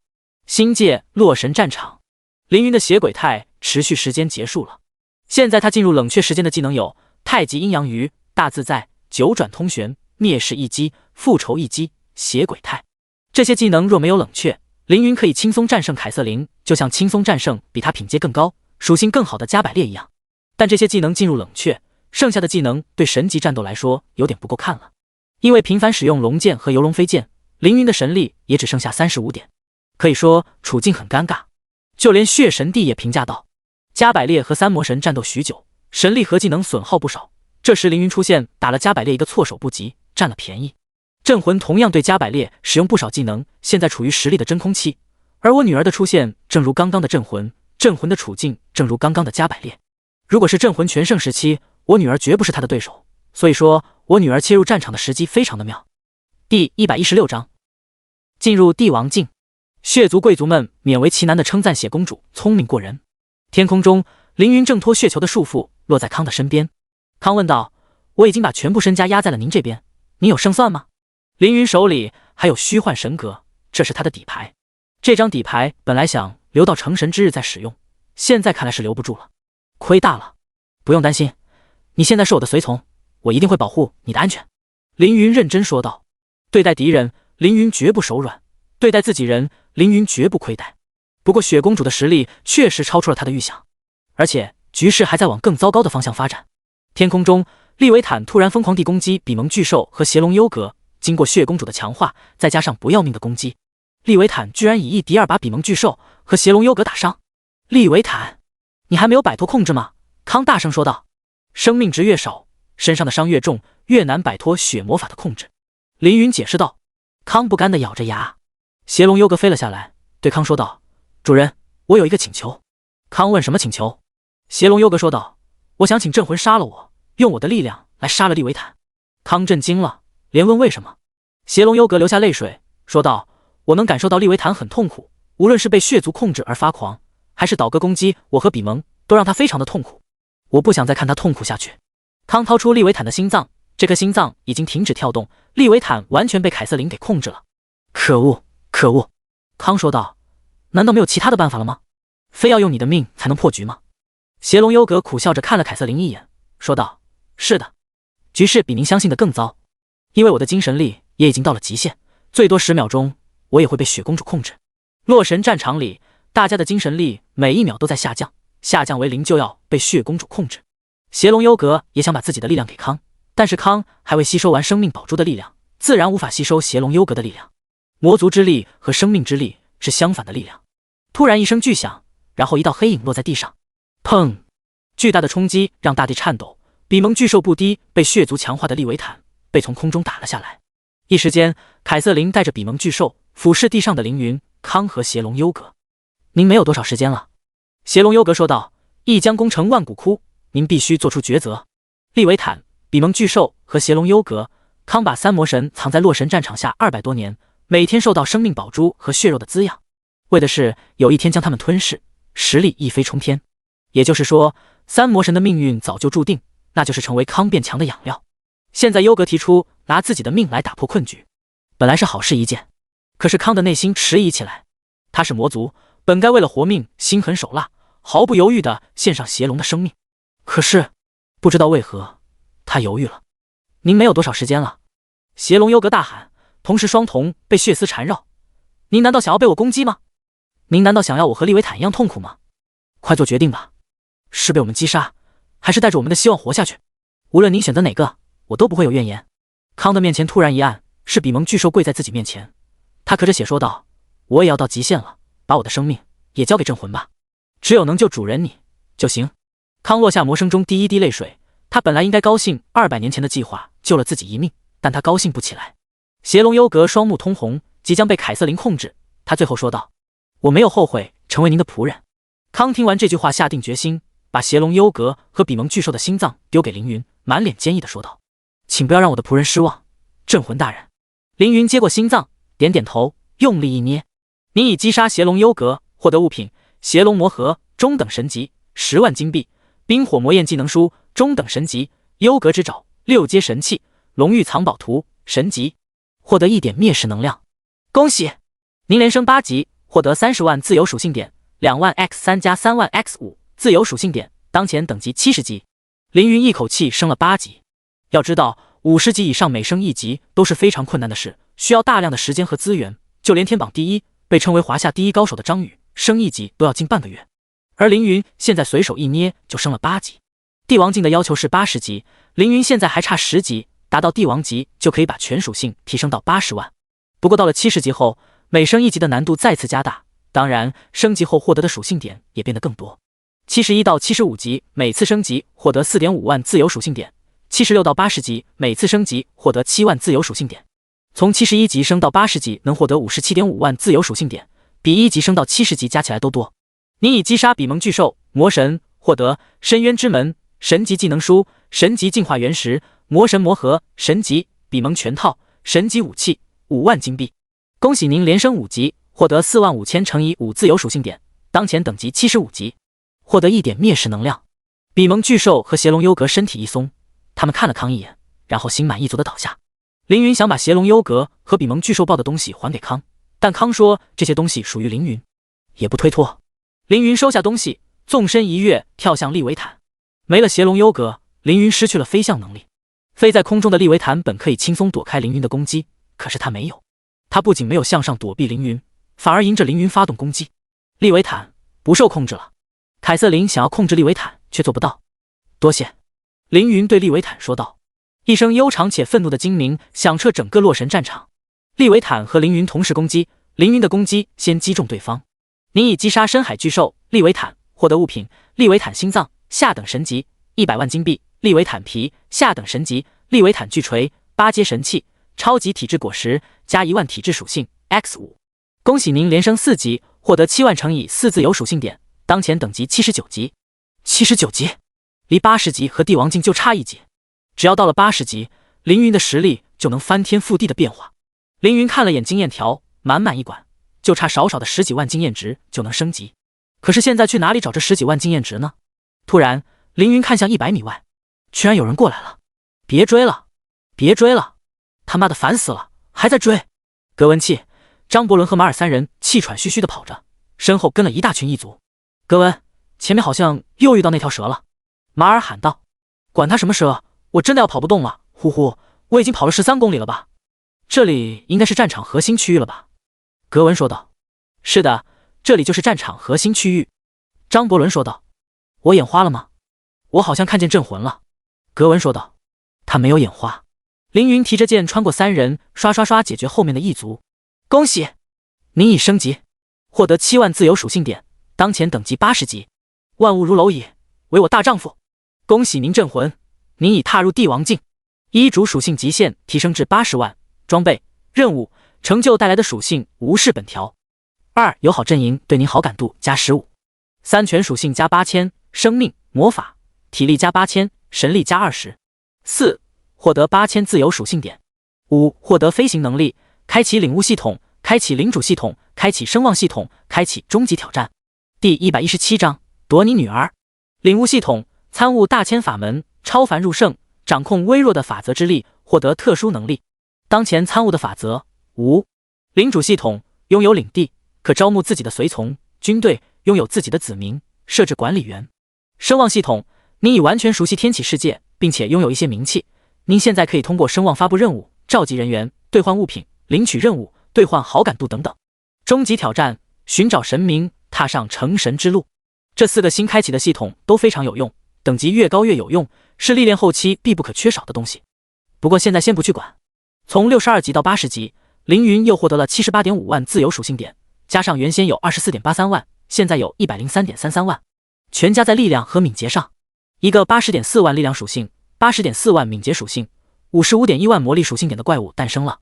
即使被凯瑟琳削弱了 30% 的属性，也还有56万多力量，敏捷是原先的2倍。再吃下5枚超级特质果实，您使用消耗品超级体质果实 X5， 获得体质属性5万。凌云的属性变成非常恐怖的地步，而且有了飞行能力，也不用邪龙优格了。凯瑟琳见凌云逃脱了血球，想要再用技能控制凌云，凌云身形一闪便消失了。人呢？凯瑟琳感知周围，可是凌云好像消失了一样。突然背后传来疼痛的感觉，即使神力抵挡了绝大部分伤害，但是力道穿过神力，还是把他打得一个踉跄。凯瑟琳回过头，背后什么都没有。我要找到他。凯瑟琳双眼变成朱红，四周30公里内所有血液都无法逃过他的眼睛。找到了，在头上。凌云双手握剑，用力劈向凯瑟琳的额头。凯瑟琳速度并不慢，伸手去抓凌云，但是凌云速度还要快，在空中一个旋转，穿过凯瑟琳的指缝，然后一剑劈在他的头上。这是附着了真龙之力的一剑，伤害很高。凯瑟琳的神力挡下了这一击。你动作怎么这么快？凯瑟琳问道。你神力怎么这么多？凌云歪嘴笑道。我天生有很多魔力，然后神力也很多。凯瑟琳居然认真回答。我也是天生的。凌云说道。凯瑟琳点点头，然后召唤出一群蝙蝠攻击凌云。这些蝙蝠没有神力保护，但是数量太多，有几百只，缠住了凌云。凯瑟琳对着凌云使用技能，天空中出现数千根血刃飞向凌云。这个技能很强，直接秒了康。但是凌云身形在血刃中飞来飞去，竟然把所有飞刃全部躲开了。这可惊呆了凯瑟琳。凯瑟琳精神力属性极高，对魔法的控制细致入微，同样使用血刃千剑，一般血魔法师只能控制几十根血刃，此中高手能够控制1到200根。凯瑟琳是血族千年难得一遇的天才，他能同时控制上1000根血刃，正因如此，他才能直接秒掉康。但他的技能还是空了，这也说明他的攻击被凌云躲过上千次。你的攻击没有预判，只会瞄准我的动作，是打不到我的。凌云解释道。那我该怎么办？凯瑟琳问道。自己想。凌云绕过血刃千剑后，冲到凯瑟琳的面前，用力一劈，凯瑟琳依然只能用神力抵挡。他伸手抓向凌云，但是速度不及凌云。凌云绕过凯瑟琳的手，再次对着他猛砍，每次攻击都被神力抵挡，但是每次攻击都能消耗凯瑟琳的防御。神级技能要用神力释放，凌云削弱凯瑟琳的神力，就是在削弱他的技能，神力越来越少，凯瑟琳的身体也变小了。凯瑟琳并没有什么战斗经验，面对凶狠的凌云，感觉十分无力，只能用神力招架，偶尔用技能反击，但又打不中凌云。好强啊！凯瑟琳心中念道。1个小时过去，凯瑟琳的神力被消磨了大半，身体从3000米变成1000米，好难受，我要坚持不住了。凯瑟琳全力防守，但是凌云神出鬼没，打得他毫无还手之力。这就不行了吗？我还有很多体力呢。凌云笑道。我真的好累，我要不行了。凯瑟琳喘气说道。又过了1个小时，凯瑟琳的神力所剩无几，身体从1000米变成了200米。我好累，你不会累吗？凯瑟琳蹲在地上单手撑地，连续2个小时的战斗让他的魔力、神力、体力几乎都要耗尽。已经累趴下了吗？我感觉战斗才刚刚开始啊。凌云大声喊道。你太强了，我不是你的对手。凯瑟琳发出求饶的语气。凌云停在他的面前，这个呆萌公主已经认输了。你愿意做我的随从吗？凌云问道。啊！凯瑟琳懵了。凯瑟琳对您的招募感到迟疑，是否使用15万声望招揽对方？凌云有很多声望，不过开始隐藏了身份没有获得，后来又关闭了聊天栏，所以没有在意。新手村神级副本加200，最快勇者进加1000，英雄境圆满加1000，唯一霸王境加1万，霸王境圆满加10万，唯一帝王级加5万，一共16万22声望值。对光明势力还有2万额外声望，不过这2万对凯瑟琳没用。15万声望换一个强大随从非常划算了。凌云当然要换。凯瑟琳仔细打量着凌云，这个长相帅气、实力强劲的少年竟然要招自己做随从。我可是血族公主啊！但是他好像也很有名。凯瑟琳看着凌云的剑，最终还是点了点头。恭喜您获得随从血族公主凯瑟琳，该随从对您的好感度40，忠心且抱有好感。凌云把剑收进剑鞘，凯瑟琳也变回正常大小，他身高1.6米，身材稍稍有些纤瘦，不过气血很好，皮肤白里透红，看着很舒服。第118章，大天使米迦勒。凯瑟琳无疑是个大美人，就是脑子不太好，呆萌呆萌的。成为随从后也不说话，就默默站在凌云身后。康走了过来，看见敌人变成了队友。因为凯瑟琳自己的3魔神没了，但康没有怪凌云，也没有怪凯瑟琳。在魔族的心中，一切问题都可以归咎于自己实力不够，所以他只怪自己。如果一开始不攻击凌云，之后发生的一切都不一样。如果自己拥有足够强的实力，也不会是现在这样子。另一边，一人未灭，血域，血神帝国，皇城，血皇城堡。大殿里一片死寂，变化来得太突然，没有人反应过来。血皇公主好像投降了。伯纳德大公问道。血神帝死死盯着水晶球，看见自己心爱的女儿默默站在凌云的身旁，乖乖的也不说话，微微低着头，一副不好意思的表情。我的女儿啊，我的女儿啊，镇魂！我要杀了你，你还我女儿！血神帝痛苦的喊声震动整个血皇城堡。可爱又呆萌的凯瑟琳，血族千年难得一遇的魔法天才，就这么跟凌云跑了。不要啊！血神帝浑身神力激荡，大喊道：我现在就去星界，我要杀了镇魂！血皇子和6大公爵立即拦住血神帝，他们巴不得凯瑟琳跟凌云走，自然不肯让血神帝去找回凯瑟琳。不行啊，父皇，您的实力太过强大，星界会承受不了你的力量而毁灭的。是啊，血皇，星界太小，无法承受您的神力，如果弄成位面破碎，反而害了公主殿下。血皇女大不中留，看着自己的女儿和野男人跑了事，每个父亲都会经历的痛。血神帝手一挥，雄浑的神力直接掀翻众人。你们都别拦着我，我是不可能看着我的女儿被人拐跑的。血神帝伸出双手，血域巨大的天空生出滔滔血海，血海中倒映出星界的地形。就在此时，一道声音突然传入血神帝的耳中，说了什么？血神帝一愣，接着捏紧拳头。是。血神帝咬牙答应，接着撤销了漫天血海。殿下臣面面相觑，血神帝怎么突然冷静下来了？发生了什么？血神帝看着水晶球里的凌云，低沉地说道：我把女儿交给你了，你如果敢辜负她，即使你有那位存在当靠山，我也要舍命杀你。星界洛神战场狼藉一片，破天巨蟒、利维坦、凯瑟琳这3个家伙简直是拆迁队专家，地面上满是裂痕，破天巨蟒更是把天都劈开了。不过结果是好的，凌云超额完成了自己的目标，升到了80级，并且也给自己前世报了仇，把大联盟的人全干掉了，还拿到了第2魂魄，获得新天赋、新职业、新霸王态，以及3个魔神豹的装备材料，还收到一个厉害的血公主随从。此行不虚，大赚特赚。回过头，女妖们看见康没事，都松了一口气。而格文、张伯伦、马尔3人被康给捉住，此时跪在地上，身上绑着绳子，颤颤巍巍地看着凌云。凌云不认识这3人，问道：你们3个是来干什么的？马尔说道：格文说你是个沽名钓誉的人，所以叫我们来对付你。格文听见马尔把实话说了出去，吓了一跳，狠狠地撞了马尔一下，大喊道：他放屁！我没有，我怎么会这么说呢？我是迷路到这里来的。这明显是在说谎。凌云蹲下身，拿出一把匕首，在格文的脸上比划，格文吓得魂都丢了。你们有星界城的通行证吗？凌云问道。星界城是星界最大的城市，三眼会的分部就在那。提升等级是凌云的一个目标，另一个目标就是给铲灭三眼会。格文点头说道：有3张。凌云隔开3人身上的绳子，伸出手，3人立即把星界城通行证交给凌云。凌云结果通行证后看了康一眼，康一个魔法剑把这3个蠢货给秒了。凌云拿出1张通行证给凯瑟琳，另一个通行证给康，康收下。凌云问道：你怕不怕我把梅菲斯特的位置告诉魔神帝？康咽了口水说道：怕。凌云又问道：你怕不怕我就出梅菲斯特？康点点头说道：怕。凌云说道：梅菲斯特是150级的上等魔神，还是憎恨魔神，他一旦重获自由，肯定会来找你麻烦。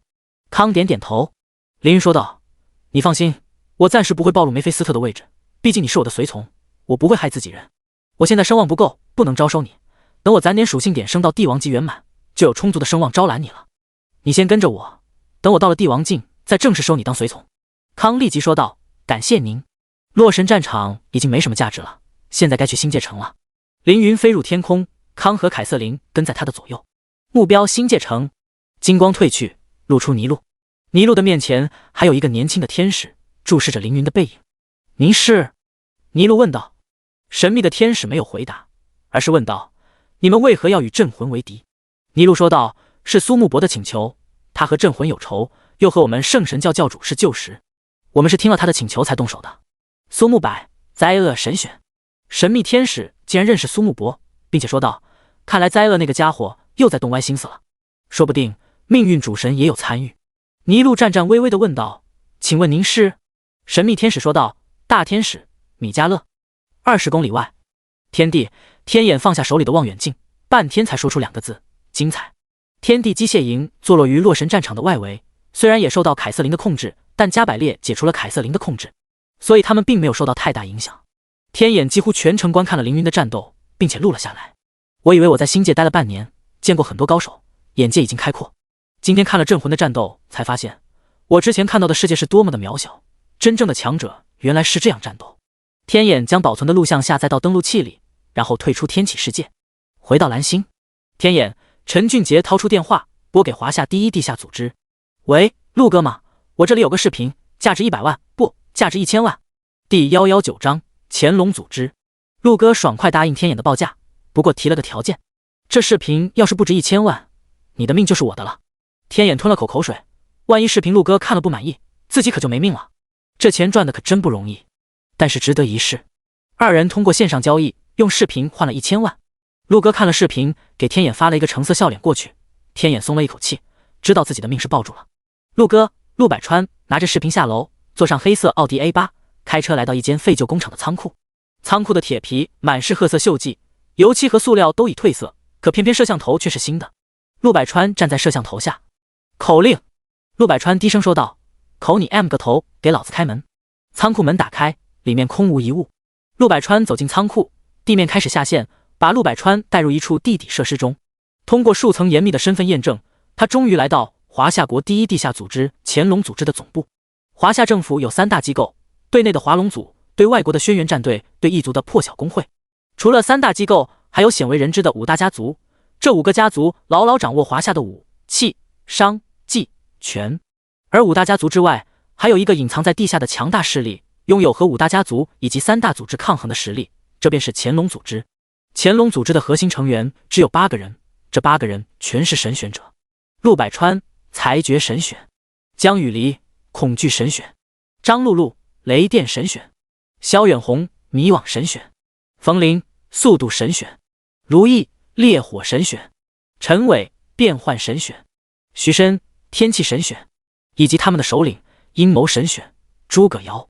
陆百川穿过走廊来到实验室，实验室中央有一个巨大的玻璃缸，长宽10米，高3米，里面装满了泥土，还有岩石、腐败的植物、小动物尸体以及蚂蚁。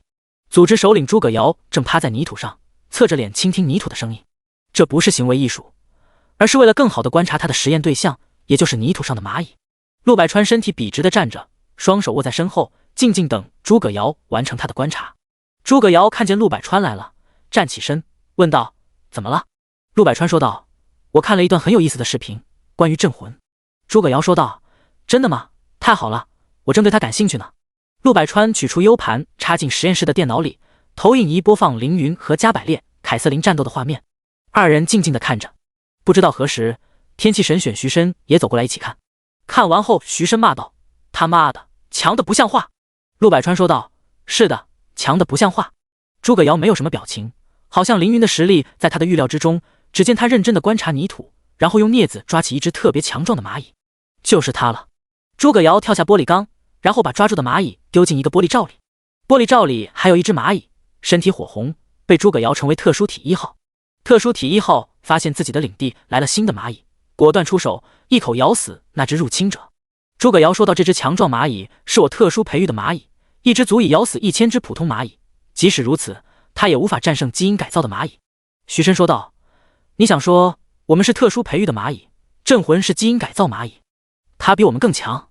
诸葛瑶摇摇头，拿出一块铁板，打开玻璃罩，用铁板轻松拍死了火红蚂蚁。蓝星人是特殊培育的蚂蚁，我们这些神选者是被神选中、基因改造的蚂蚁，我们都是神的玩具，神可以轻松拍死我们。但镇魂，它不是蚂蚁，它拥有抗衡神甚至战胜神的力量。徐申和陆百川都沉默了，他们作为神选者，自然知道神明的强大。陆百川偶尔会在夜晚惊醒，因为梦到第一次见秩序主神手下12神反官之一的裁决之神时，那深深的恐惧和无力感，那是来自灵魂核基因深处的恐惧，让他生不出一丝一毫的抗制心。其他神选者也有差不多的际遇。啪啪啪！诸葛瑶鼓掌道：“这个录像很有意思，给我提供了新的思路。我们组织又多了一个任务。”徐深问：“什么任务？”诸葛瑶说道：“观察镇魂。首先要弄清楚他到底是什么，然后想办法成为他。”星界城不禁飞，天空中飞着不少帝王境甚至正道境的强者。凌云他们飞在天上并不孤单。星界城有地面和天空2层，凌云的目标是地面的三眼会分会。主人，我的衣服坏了。凯瑟琳牵住凌云的胳膊。凌云回头一看，凯瑟琳的衣服破烂不堪，大片嫩白的肌肤从破洞中露出，色气十足。让一个公主这么不得体的进城，实在是太羞耻了。凌云从储物戒指里取出几件女士装备，有皮甲、布甲和长袍，非常宽松，凯瑟琳都能穿得下。凯瑟琳不喜欢这些衣服，但还是穿了一套魔法师长袍。她这么喜欢裙子，一件漂亮的裙子应该能加不少好感度。凌云暗道。为了不打草惊蛇，凌云戴上了黑色面纱，三人飞进星界城内。星界城是星界第一大城，为数不多有卫兵控制治安的城市。不过实力为尊是整个星界的规矩，只要你足够强，什么规矩都可以被你打破。城里人很多，各个位面各个种族都有，想要在这里找到三眼会的人，无异于大海捞针。凌云他们刚一进城，就引起了城里人的注意。凯瑟琳和康都很漂亮，凯瑟琳是小家碧玉的美女，康是漂亮的看不出男女，这样一对璧人出现在街头，自然能吸引众多目光。凌云看着周围不怀好意的人，眼珠子一转，说道：“康，把衣领拉下来一点。凯瑟琳，把衣服扣紧一点。”康和凯瑟琳问为什么，凌云让他们照做。康拉低领口，周围立即响起一片口哨声。凯瑟琳把长袍卷好，变成旗袍，勾勒出自己凹凸有致的身体曲线，惹得周围看得人口干舌燥。第120章引蛇出洞。凌云感知周围的环境，带着康和凯瑟琳到处走，跟在身后的人越来越多，大家色眯眯地盯着凌云等人。凌云要的就是这个效果。康和凯瑟琳都是高等级高境界的强者，玩家肯定看不到他们的信息，无知无畏，他们只看见康和凯瑟琳的美貌，看不见他们的实力。而三眼会又是干蛇头、偷渡和买卖奴隶勾当的，凯瑟琳和康这样的人，一人在他们眼里就是行走的金币。接下来只要惹人注目，然后故意卖个破绽就行，等着鱼儿愿者上钩。这个计划完美无缺，接下来就等三眼会的人上钩就行。凌云故意带着康和凯瑟琳绕着城市走了一大圈，尽可能的吸引别人的目光，然后再去小巷子里给三眼会下手的机会。穿越时间的存在，你是想拿我们当诱饵吗？是个好计划。康被当成诱饵了，还在夸凌云忠犬啊！你们再坚持一下，我感知到有人来了。凌云嘴角上扬，兴奋地说道。自己这招引蛇出洞的计谋不可谓不高深，进城没多久就把三眼会的人引出来了。凌云感知到巷子两边已经埋伏好了人，随时都准备偷袭。来了来了！天空中抛出一张大网，网向凌云。玩家三眼会、理查德三眼会、利拉德三眼会、阿德等6人向您发动袭击。凌云轻声喊道：“先别动手，我们假装被他们抓住，然后进入他们的老巢，把他们一网打尽。”康和凯瑟琳点点头。大网落下，把凌云严严实实的包裹住。墙上翻出6个三眼会的玩家，用力一拉，凌云被大网包在空中。受到禁魔网的作用，您现在无法使用魔法，无法行动。三眼会的人提着大网在墙上行走，3、4个纵跃便消失在巷子里。和凌云的计划有些出入，他们的目标不是康和凯瑟琳，而且凌云。康和凯瑟琳对视一眼，凯瑟琳问道：“我们是诱饵吧？”康回答道：“是的。”凯瑟琳又问道：“为什么主人被抓走了？”康回答道：“我不知道啊。”凯瑟琳继续问道：“那我们现在该怎么办？要追回主人吗？”康想了想，耸耸肩说道：“那位存在不是想引蛇出洞吗？现在他达到了目的，所以让他继续按计划行动吧。”凯瑟琳点点头。网中，凌云一脸黑线：“你们怎么知道我是镇魂？”凌云在来星界城的路上换了一身80级的装备，手里还拿着龙摇神剑，和原来相比完全变了个样。而且凌云还戴了可以隐藏身份的黑纱面罩，三眼会的人应该无法看到自己的信息。那他们是如何发现自己的？什么？你是什么？三眼会的人问道。我说，你们怎么知道我是镇魂？凌云复述了一遍。你是镇魂？开什么玩笑，镇魂怎么会在星界？你不要装模作样，我们抓你是有人看上你，出钱买你的身子。提网的人说道。凌云听了这话，脸更黑了。搞半天是有人图自己长得帅啊。想不到引蛇出洞的饵原来是自己。凌云人由三眼会的人提着，穿过街道和巷子后，来到一间别墅。三眼会的人敲了敲别墅的门，说道：“女士，您要的人带来了。”门打开，一个外国中年妇女走了出来，看见凌云后惊喜地说道：“帅气的东方少年，我最喜欢的类型，快把他带进我屋里。”三眼会的人把凌云提进屋，隔着网给凌云铐上阻碍魔法的手铐，然后退出别墅。三眼会朱丽叶走到凌云的面前，看着凌云说道：“哦，我的上帝，你可真帅啊！虽然黑色面罩虽然遮住了你的脸，但是遮不住你冷峻的气质。”凌云问道：“你在三眼会是什么级别？”朱丽叶眯着眼睛说道：“哦，你很关心这个吗？”凌云本以为自己会被带到三眼会的分部，没想到来的是一个中年妇女的别墅。砰！凌云手一用力，手铐立即被震成了碎片。凌云一只手掐住朱丽叶的脖子说道：“回答我。”朱丽叶从没想过有玩家能够震断60级封魔手铐，吓得浑身颤抖。“快说！”凌云凶狠地看着朱丽叶。“我说，我是三眼会的分会执事。”朱丽叶说道。三眼会内部分为帝皇、帝后、教主、执事、神父、修士和信徒，再往下就是李谷浩和黄忠那些小喽啰。朱丽叶属于金字塔的第3级别，权力不少，地位不低，不然也不敢在新界城做买卖奴隶的勾当，也算是钓到大鱼了。凌云说道：“你们的分会在哪？带我去。”朱丽叶一听凌云要去分会，心里松了一口气。这小子不知道发什么疯，竟然要去分会，这下我有救了。分会在西城区的教堂里，我带你去。凌云随着朱丽叶来到西城区的三眼教堂，还未走进教堂，性感的修女和长相帅气的神父先迎了上来，不停地讨好朱丽叶。朱丽叶频频点头，带着凌云进入教堂之中，一排排教徒跪倒在教堂中央，膜拜一个三角眼石像。“到分会了，你想干什么？”朱丽叶问道。“你们的分会教主呢？”凌云说道。“他在下面。”朱丽叶回答。“带我下去。”凌云说道。朱丽叶不肯，但是背后锋利的剑刃抵着他的后心，他只能带着凌云穿过教堂大厅，来到后屋，掀开地板，露出一条隧道，从隧道下去别有洞天。凌云闻到一股臭味，这个臭味和之前在魔人矿场闻到的一模一样。往下走，凌云看见一间间牢房，里面关着许多种族的人，他们有的被锁链绑在墙上，有的蜷缩在草席上，有的身上有伤，有的眼神迷茫，其景象甚至比魔人矿场的奴隶营更加绝望。他们都是次等货。”朱丽叶说道。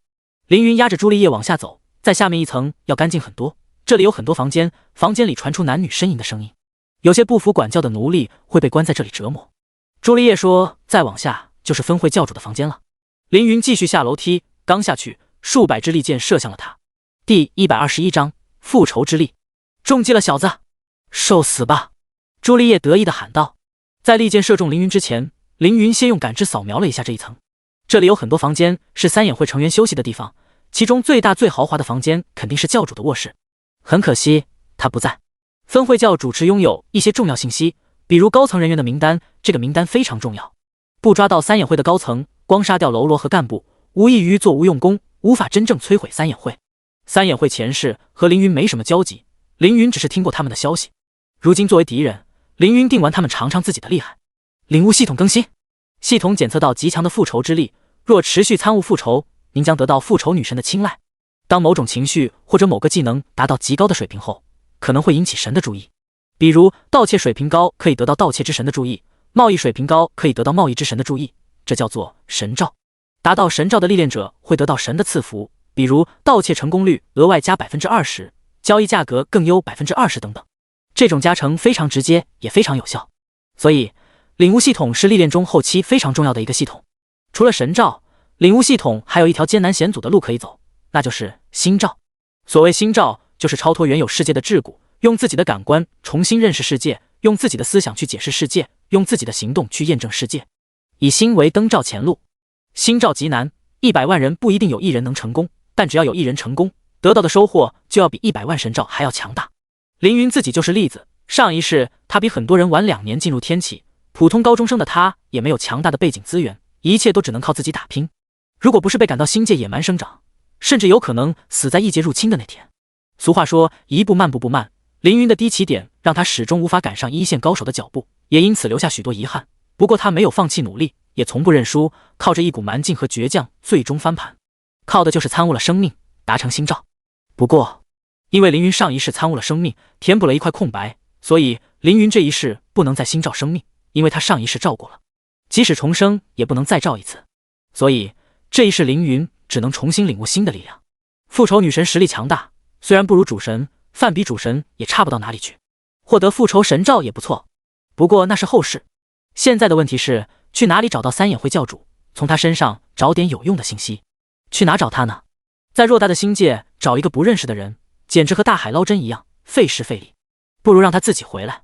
凌云想到一个计谋，看着飞来的利剑，凌云调整角度，让利剑从下往上打中自己，然后顺势从地下3层飞上2层。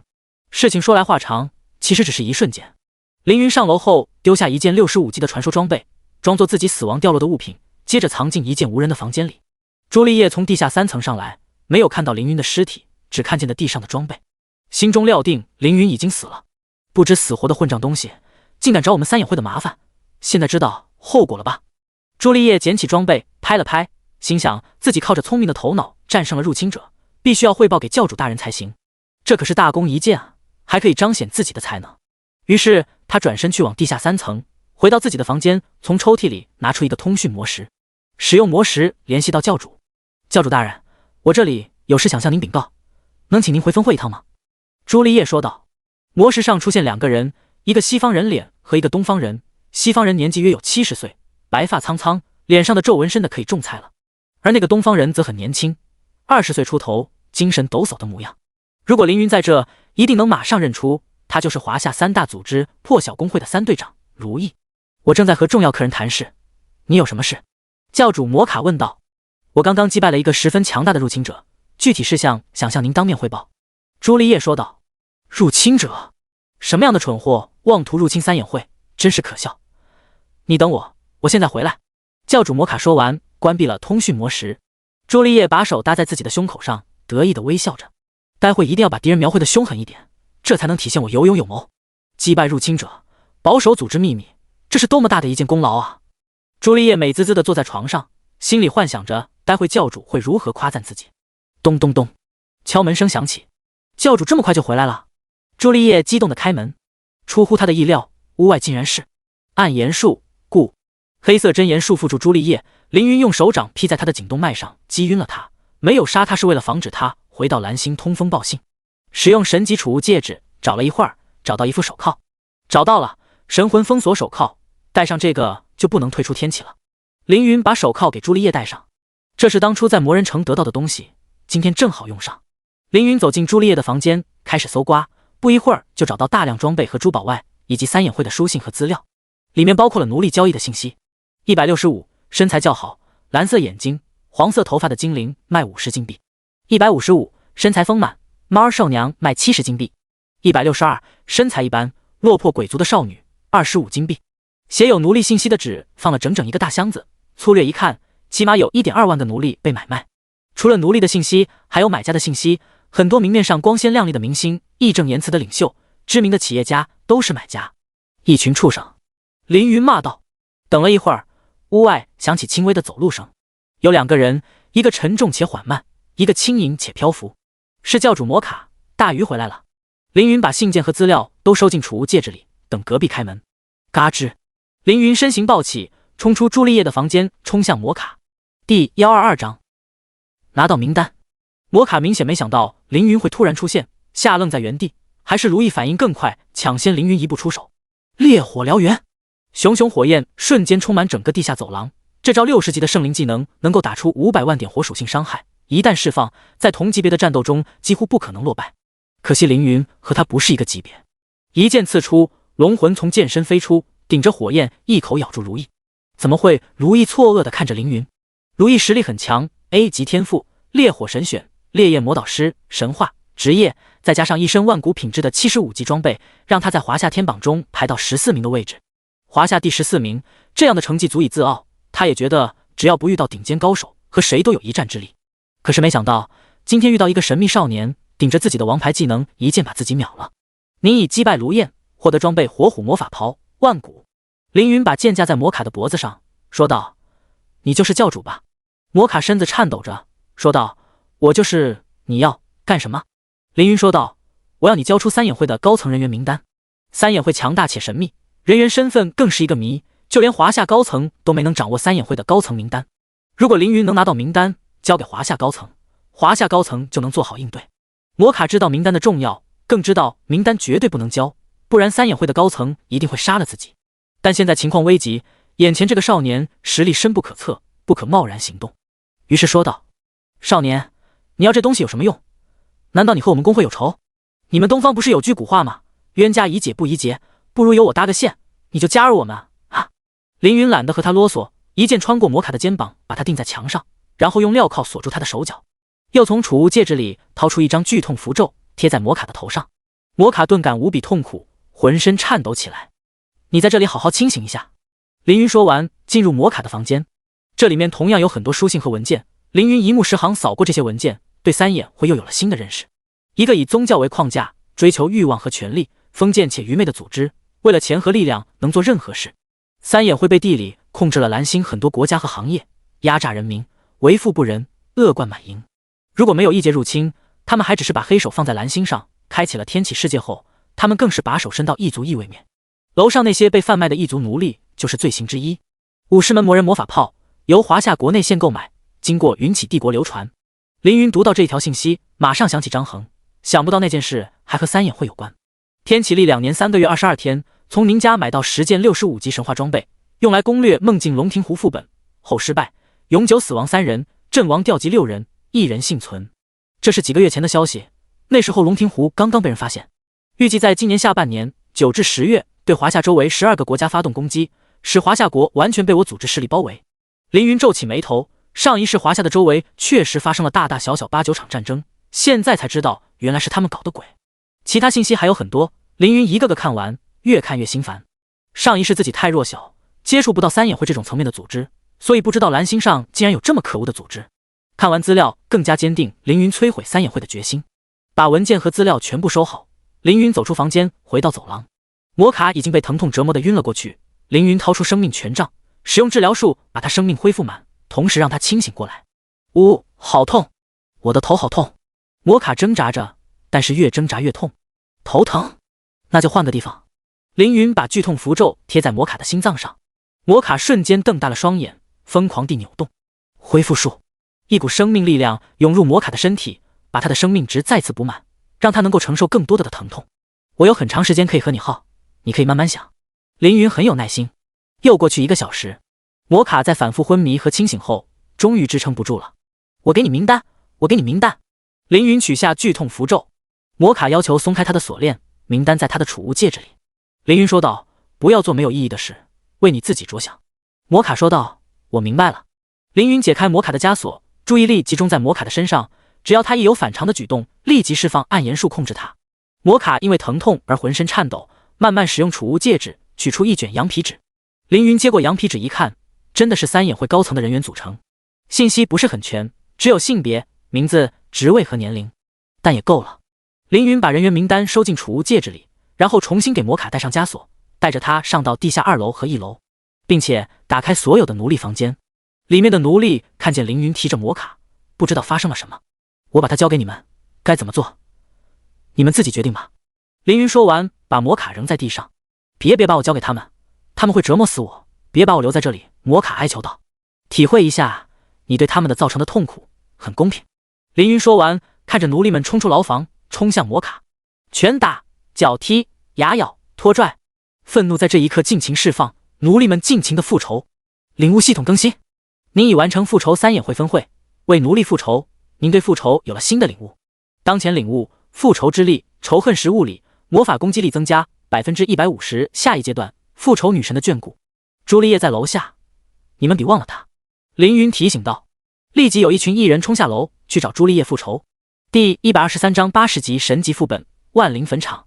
拿到想要的东西，上楼回到教堂。教徒们还在跪拜三眼雕像，而神父和修女们站在讲台上装模作样的宣传三眼神的伟大。不可未知的世界里，我们都是迷途的羔羊，唯有三眼能够看清真相，唯有帝皇能把我们拯救。凌云直接掏剑刺死神父。您已击杀三眼会休斯神父，获得装备7彩宝石。其他神父和修女们发出尖叫，但是下一秒便安静了，因为凌云拔剑了。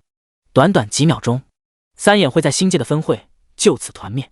出了教堂，凌云扩大感知，寻找凯瑟琳和康，最后在一间女装店找到他们。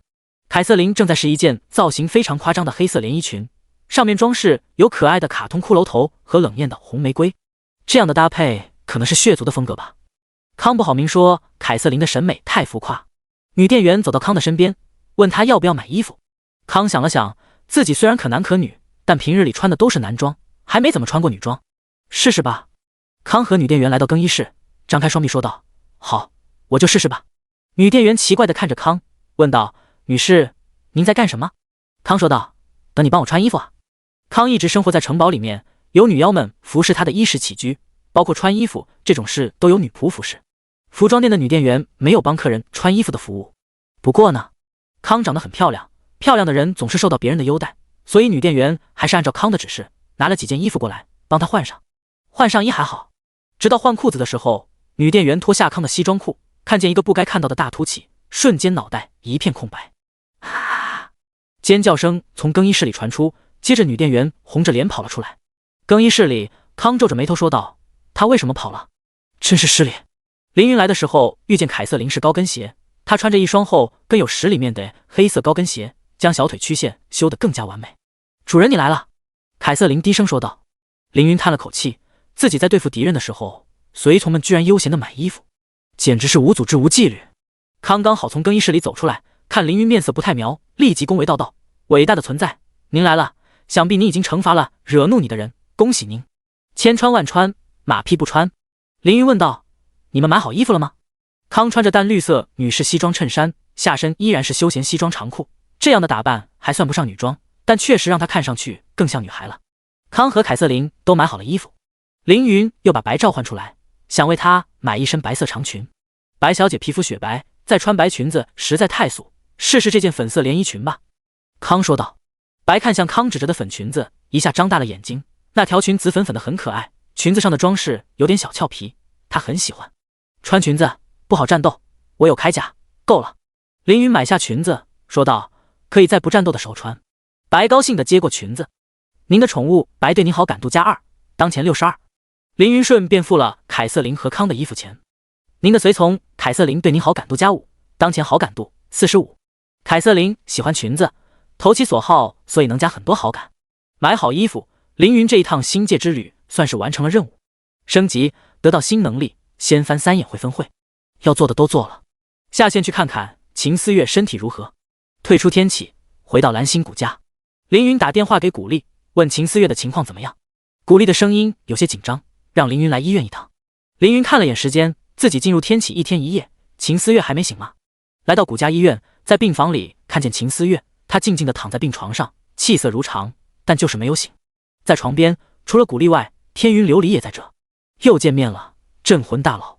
天云琉璃和凌云打招呼。天启之地可以微调长相，天云琉璃就调了，不过不是往好看了调，而是往难看调。蓝星上的她更加美丽，双眸更加动人，姣好的面容和神情中若有若无的魅意，简直要把人的魂魄都勾走。你怎么在这？凌云问道。是我请他来的，想要借助琉璃小姐的天赋，找到秦思月还未清醒的原因。古丽说道。天云琉璃的身旁还有一个人，天管局专员张海。张海手里拿着天云琉璃的登录器。我和镇魂大佬你说过，我能看到任务的通关奖励，其实我的天赋效果不止于此，我还能看到人心中想要的东西，并且知道如何得到想要的东西。天云琉璃解释道。有趣的天赋。凌云说道。这个天赋对别人很好，但是对我不好，因为我无法对自己使用天赋。天云琉璃苦笑道。真是一个损己利人的天赋。天云琉璃牵住凌云的手，然后又牵住凌云的手，发动了自己的天赋能力。只见他双目变得空白，然后说道：80级神级世界副本，万灵坟场，隐藏区域，永生之花。古丽、张海和凌云都大吃一惊。万灵坟场。古丽惊呼：怎么会是那里？张海也喊道。天云琉璃双眼恢复正常，问道：那是什么特殊的地方吗？古丽和张海对视一眼，没有开口。告诉他副本信息。凌云说道。既然凌云这么说，古丽也没有再藏着，说道：万灵坟场是前几天突然发现的最新的神级世界副本，根据破晓公会的情报，那里有数以万计的神级装备以及各种各样的高级道具，是一座神级宝藏。张海接着说道：但是那个副本非常特殊，只要不通关，里面的东西一件也带不出来。一旦死在里面，历练者将会永久被困。当初开荒梦境龙庭湖副本时也有伤亡，但只要不沉迷于梦境之中，杀掉的人还是能够退出副本。而万灵坟场这个副本，只要死亡就会永远困在里面。第124章，一起前行。古力看了凌云一眼，继续说道：据说张宇为了立功救他弟弟，主动请缨开荒副本，进入副本已经5天了，现在还没从副本里出来。张宇是华夏唯一一个 SS 级天赋拥有者，凌云出现前公认的华夏第一人。天管局华龙组管理华夏内部安全，有成员铁面后、唐柯、徐子明。轩辕战队对抗外国势力，成员有张宇。破晓公会对抗异族，成员有罗翔。他所属的轩辕战队职责是对抗外国玩家，而不是开荒副本。他们组织的优势是情报，而不是装备和等级。所以张宇一直没有得到国家的大力支持，没有穿上最好的装备，没有拿到最好的技能，但他依然很强，而且毫无怨言。如果不是为了救弟弟，他也不会去开荒新副本。凌云心想，无论上一世还是这一世，张宇都是蓝星排名前5的顶尖强者，也只有万灵坟场这个副本能困住他。万灵坟场是个极其特殊的副本，它不像其他副本那样是死的，这个副本是活的。一个坟场副本居然是活的，这是多么的讽刺！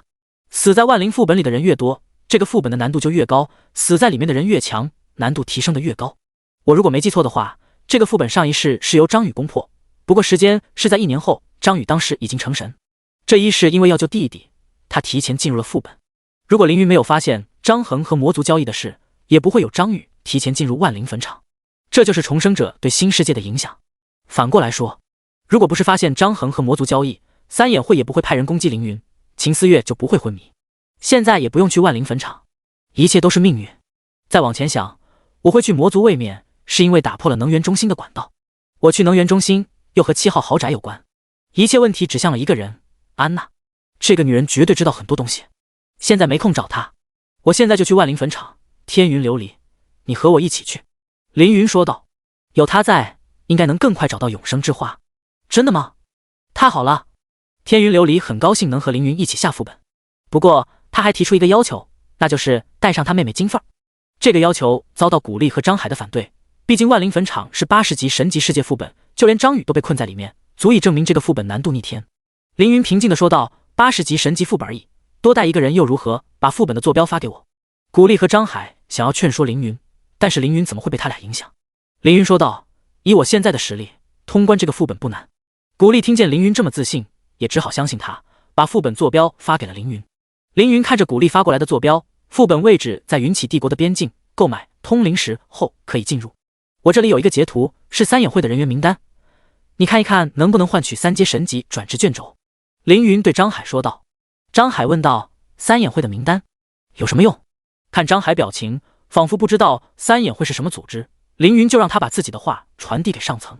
过了1个小时，张海满脸震惊地说道，上层同意了，凌云，你得到了3阶神级转职卷轴，国家已经把转职卷轴邮递给了凌云，上线就能获得。走吧。凌云叫天云琉璃，拿到副本信息和转职卷轴，二人一起回到别墅，躺进黑色游戏舱，进入天启。正在进入天启世界，重新在星界新人城上线。天云琉璃发来信息，镇魂大佬，你现在在星界，刚好我妹妹也在星界，你和她一起过来吧，我去准备副本需要的道具。金凤儿在星界。凌云问金凤儿的坐标，星界东风城。东风城？那里那么乱，去那里干什么？凌云不解。东风城离星界城只有400公里的距离。凌云召唤出果冻，骑着果冻带着康和凯瑟琳前往东风城。东风城处于星界3大战场的交界之地，战火不断洗刷这座苦命的城市，使安宁变成城中最值钱的宝贝。凌云他们还没入城便被贼人盯上，不过贼人发现康和凯瑟琳实力不俗后，全都怂了。来到坐标地点，那里是一间酒馆。凌云推开酒馆的门，带着康和凯瑟琳进去。先生等等，你好像没有我们酒馆的邀请。一个酒保走上前拦住凌云。凯瑟琳抬手一柄血刃勾住酒保的脖子，酒保立即举起双手，老实站在原地。酒馆有一间包房，金凤儿就在包房里。凌云推开包房，看见里面有4个人，除了金凤儿，还有一个女生以及2个黑袍人。我说了，我不会加入你们组织，神神秘秘的，我不喜欢。金凤儿简单明了的说道。金凤儿，你不要敬酒不吃吃罚酒，我们组织看上你是你的荣幸，不要不识抬举。女人咆哮道。另外2个黑袍人看见凌云进来，露出惊讶的表情，不过被黑袍挡住了。金凤儿，走吧。凌云说道。金凤儿立即站起身，走到凌云身边。嘿，你这妮子还想走，真没把我们放在眼里啊！女人也站起身，冲过来想要动手。康一抬手，一股强大的魔力冲向女人，把她死死按在墙上，连一根毛都动不了。怎么可能？我竟然动不了了！女人想要挣扎，可是完全无法动弹。2个黑袍人什么都没说，默默看着凌云带走金凤儿。直到金凤儿走远，其中一个人才取下兜帽，居然是乾隆组织的萧远红，迷惘之神选中之人。萧远红说道：“竟然是凌云，可惜了，没有把金凤儿拉进组织。”另一人脱掉兜帽，居然也是个神选者，裁决之神选中之人陆百川。陆百川说道：“这也是没办法的事，毕竟遇上了镇魂。你应该听说了，如意刚刚被镇魂一剑秒了。”萧远红说道：“我知道这事，我也看了镇魂丹挑家百炼凯瑟琳的视频。”第125章，凌云用同样的时间把等级翻了1倍。凌云现在是乾隆组织的重点观测对象，或者说是诸葛瑶的重点观测对象。对了，首领呢？萧远红问陆百川。他去万灵坟场了。陆百川说道：“有传闻说张宇惹上了大麻烦，他想要去看看。”万灵坟场那么危险的副本，说去就去，也不知道首领是鲁莽还是胸有成竹。萧远红叹了口气，他是智慧与诡计之神选中的人，不会做傻事。陆百川说道。酒馆外，果冻朝着新人城的方向飞去。金凤儿看向康和凯瑟琳，问凌云：“这2位是你的朋友？”凌云说道：“他们都是我的随从。”金凤儿问道：“随从吗？多少级啊？我怎么看不到他们的信息？”凌云说道：“康100级，凯瑟琳120级。”金凤儿听后差点从果冻杯上摔下来，怀疑是天上风大没有听清，又问道：“多少级？100级和120级。”凌云点点头。康微笑着对金凤儿招招手，凯瑟琳则是不说话。金凤儿仔细打量康和凯瑟琳，确实能从他们身上感受到强者的压迫感，但是那可是100级和120级啊！金凤儿感觉自己和凌云不是一个世界的人。你有这么强的随从，升级一定很快吧？离开梦境龙神副本的时候，你已经45级了，现在呢？有60级了吗？金凤儿没有凌云的好友，看不到他多少级，现在正好加个好友。金凤儿看着好友栏镇魂、圣光守护者、神灵80级的时候，感觉世界都崩塌了。80级，这怎么可能？到底是怎样的机遇，可以升级如此的快？金凤儿现在44级，这已经是非常快的升级速度了。当初他和凌云去梦境龙庭湖副本的时候是40级，如今才过了几天而已。几天升4级，绝对算快。如果不和凌云比的话，凌云用同样的时间把等级翻了一番，从40级升到了80级，全世界再没有第2人能够做到。金凤儿绞尽脑汁也想象不出凌云是怎么升级的。幸运的是，他马上就可以亲眼看见了。赶路的时间有点无聊，2人聊起了天，话题关于高中校园生活。不是凌云想聊这个，而是实在没有其他共同话题。金凤儿今年刚进入高中，因为长得漂亮，又是大主播的妹妹，而且还是天才少女，所以在学校里人气非常高。每天都有男生在班级门口探头，趁金凤儿不在的时候把情书扔她课桌里。金凤儿中午吃个饭的功夫，回来的时候课桌塞满了情书，不仅是男生的情书，我还收到很多女生的情书，不知道他们是怎么想的，我明明喜欢男生啊。金凤儿吐槽道。可能是你拒绝了男生的告白，让一些女生以为你喜欢女生。凌云说道。是这样吗？原来如此。金凤儿恍然大悟。不过知道原理也不能解决问题，触发金凤儿找到男朋友，否则她还是会被海量情书轰炸。从东风城飞到新人城，又使用传送石回到云起帝国，接着在传送广场见到了天云琉璃。天云琉璃看到康和凯瑟琳也很惊讶，不过当姐姐的她要比金凤儿沉稳得多。3个人使用传送阵来到帝国边境，凌云再次召唤果冻，带着他们前去往副本坐标位置。飞了半个小时后，众人来到一处荒凉的平原。平原非常普通，但是驻扎了很多势力，大家都是为了通关这个新的神级副本。一群坐着翼龙的历练者飞了过来，领头的人喊道：“站住！这是我们宁家的地盘。”天云琉璃前说道：“这里是世界公共副本，什么时候成了宁家的地盘？”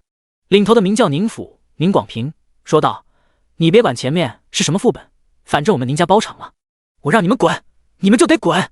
天云琉璃怒道：“你们好霸道！”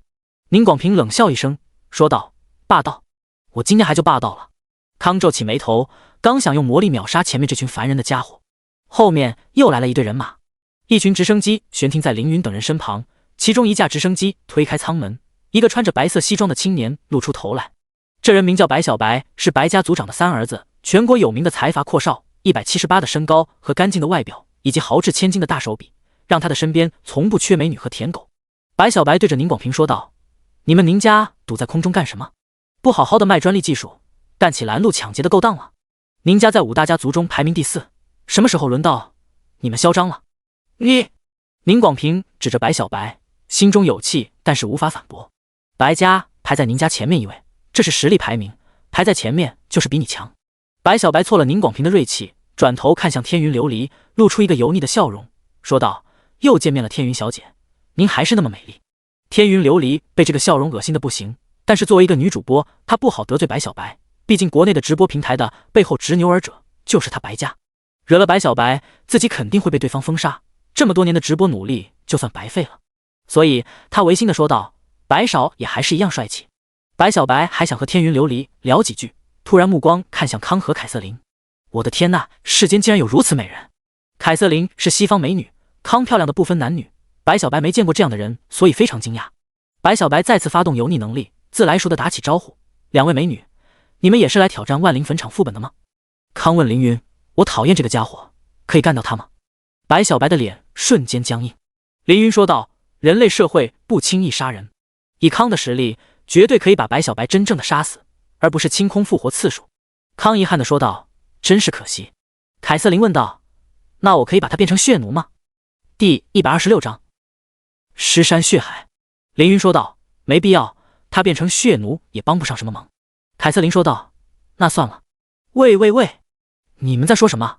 白小白喊道：“你们该不会是想动手吧？”话音刚落，周围的直升机把果冻围了起来，舱门打开，10几个白衣人站在舱门口。这些人是白小白的护卫，个个75级，实力不弱。当然，那是对于普通人来说，对于凌云来说根本不够看。凌云问白小白：“如果我要动手，又如何？”“谁要动手？”白小白的目光一直锁在天云琉璃、凯瑟琳和康身上，听到凌云说话，才看向凌云。不看不知道，一看吓一跳。“是你，镇魂！”白小白看清凌云 ID， 后退一步，说道：“想不到你也来万灵坟场副本了。”凌云说道：“不要转移话题，我问你，如果我要动手，又如何？”白小白又后退一步，汗水从脸颊上划过，目光扫了扫自己的护卫们，心想这些人够不够镇魂打？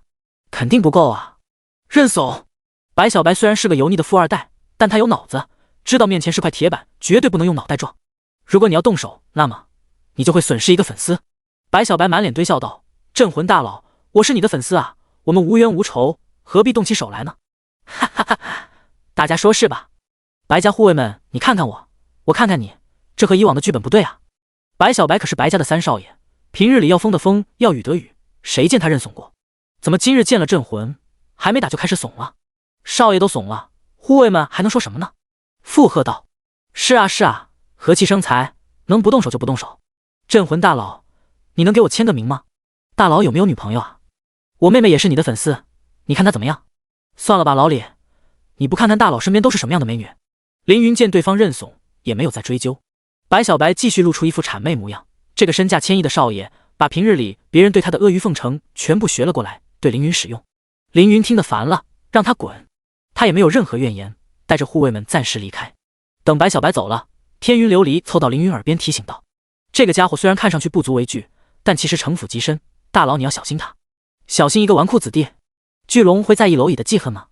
凌云说道：“走，进副本吧。”天云琉璃点点头，果冻朝着坐标飞去，双翼震出的风把宁家的翼龙推开几10米。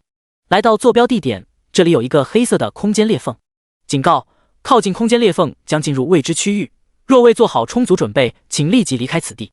就是这里了，一行人进入空间裂缝，正在进入副本。副本名称：万灵战场。副本等级品阶80级，神级。副本难度特高，死亡将永久困于副本内。副本性质：全球公共副本。副本奖励：根据结局情况及评分获得奖励。通关保底奖励有80级神器 X1， 因为天云琉璃天赋，可知道此神器是武器类别，亡灵之力、大块死亡神各碎片，海量经验值10万自由属性点。注：该副本极其重要，请认准对待。凌云已经80级了，手里拿的还是45级的神器权杖，生命权杖虽然非常适合凌云，但已经落后。正好这个副本的通关奖励是80级神级武器，如果开启大自在，我能为自己选一件合适的武器。凌云心想，10万自由属性点虽然不算多，但也很不错，特别是凌云现在离帝王级圆满还有些距离。通关80级神级副本的经验应该能让等级直升2级左右。至于亡灵之力，这是一种被抽离的神力，最好的使用方法是用来领悟，其次用来附魔和打造装备。神格就不用多说，多多益善。进副本吧。众人被时空裂缝卷入位面间隙之中，一股特殊的力量牵引着他们，让他们去往固定的位置。前方白光亮起，众人出现在副本之中，已到达万灵坟场。灰绿色的天，灰褐色的树，灰蓝色的地面。灰色是副本的颜色，因为天空没有太阳，只有一个灰色的月亮。凌云等人落在一片小山坡上，从山坡上往下望，是一片巨大的无边无际的尸骸。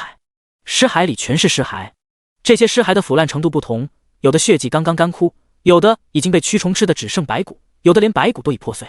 往上望去，天空中时不时出现时空裂缝，尸体像水流一样潺潺下落。如此场景比地狱也不差。天云琉璃和金凤儿直接看吐了，天云琉璃心理素质好一点，吐了几分钟就恢复了。金凤儿吐着吐着就晕了过去。我本来想让凤儿一起抱大腿，现在看好心办了坏事。这样的地方来过一趟，这辈子都会做噩梦。天云琉璃苦着脸说道，姐姐想让妹妹变强，这很正常，你没有做错。让她看看这样恶心的场景也好，毕竟异界入侵后的蓝星可能就是这个样子。凌云说道，上一世凌云在蓝星看到过这样的场景，尸山血海，这一世重生肯定不会让悲剧再次发生。喂金凤儿喝了点水，过了10几分钟，她终于醒来，又吐了一会儿才好了。这里简直是地狱。金凤儿说道，准确的说，地狱的景象更加恐怖，毕竟那里还有恶魔。康绅士的纠正道。凯瑟琳没有说话，她不理解天云琉璃和金凤儿的反应为什么会这么激烈。不过是个坟场吗？和自家血池比较起来还算干净了。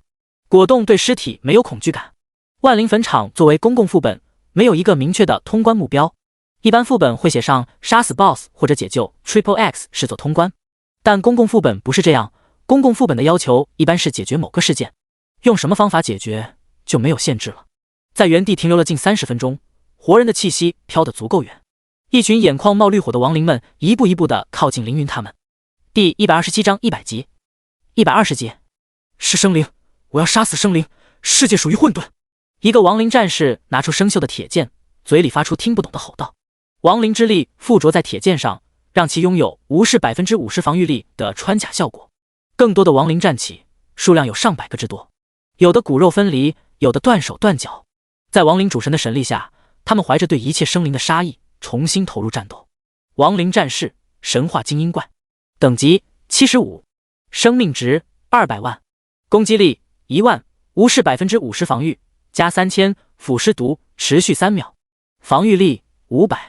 特性：亡灵，不需要呼吸、睡觉、进食，不会疼痛、疲惫及被魅惑，免疫部分技能，受到光明系技能2倍伤害，可以吞噬尸体，恢复生命值。亡灵之力，被亡灵之力召唤的亡灵，攻击力、防御力正25%，额外对生灵造成1000伤害。技能3连击，出重，吞噬尸体，神话，亡命一击，传奇。亡灵战士实力不俗，比一般的75级精英怪要强很多，而且数量极多。130具亡灵战士朝着凌云他们跑去。我来解决这些敌人吧。康抬起手。等等，凌云说道。刷怪可不能忘记米歇尔，他的经验光环和幸运光环都是极好的光环。凌云把米歇尔和白都召唤出来，然后才让康动手。康点点头，召唤出一道巨大的金属光环，直接把亡灵战士们全部秒杀。负3000万 X130， 恭喜！您的宠物果冻已升级，当前等级53级。恭喜！您的宠物白已升级，当前等级51级。白和果冻早已习惯秒怪的场景，但天云琉璃和金凤儿还是第一次见到这种画面，不由得惊讶起来。这么多怪，直接把他们秒了。金凤儿略带恐惧的看向康，这就是100级的实力吗？我的经验条直接涨了1半，太爽了！天云琉璃兴奋地说道。升级的事以后再说，现在最主要的是找到永生之花。凌云说道。就秦思月才是凌云来这里的目的。不过光有永生之花可不行，不通关副本的话，这里的一切都带不走。所以既要拿永生之花，又要通关副本。万灵坟场共有4个区域，分别是地上区域地下1区、万灵坟场地下2区、神墓地下3区、天之尽头。想要通关副本，至少要到达神墓，甚至可能要去天之尽头。地上区域都是些小怪，实力不强，还算安全。但万灵坟场的难度飙升，那里埋葬了数以千万计的尸体，其中不乏强大的亡灵。再往下去是神墓，如同字面意思，那里是埋葬神明的地方，像梦境龙神那样的强者就可能出现在神墓之中，作为一个小 boss。凌云说到此处，没有继续说。金凤儿问：天之尽头呢？凌云沉默数秒，低声道：如果可以，大家不要去那里。众人点点头，大家都非常信任凌云，所以没有问原因。现在的首要目的是找到进入万灵坟场地下区域的入口。凌云说道：进入地下区域的入口有2种，一种是魔法阵，一种是望不见底的大坑，麻烦你找一找。天云琉璃点点头，双手比出鸟翅膀的模样，接着魔法化形，10几只魔法小鸟从天云琉璃的手中飞出，从空中鸟瞰大地。鸟看到的景象会直接传入天云琉璃的脑海中，这个技能非常便利，但同时对精神力要求很高。天云琉璃本来适应了这里的环境，一用技能又不行了，特别是从天空俯瞰大地上的尸体，一股绝望和难受的情绪填满心中。他又吐了。凌云轻轻扶住他的肩膀，天云琉璃歉意地看向凌云，说道：我没事，我可以的。凌云从背包里拿出一些草药，这些草药是在洛神战场得到的。凌云现场做了2瓶65级传奇品阶的凝神药水，递给天云琉璃和金凤儿。2人喝下药水后，精神好多了。继续使用鸟寻找入口。天云琉璃说道：周围20公里范围内没有找到入口，有可能是被尸体给遮挡了。我看到了很多亡灵，大约有10万个这么多，还有很多历练者在战斗，各个国家的人都有，应该都是慕名而来的强者。20公里内没有入口，那就再找找。凌云看了康和凯瑟琳一眼，2人也开始寻找。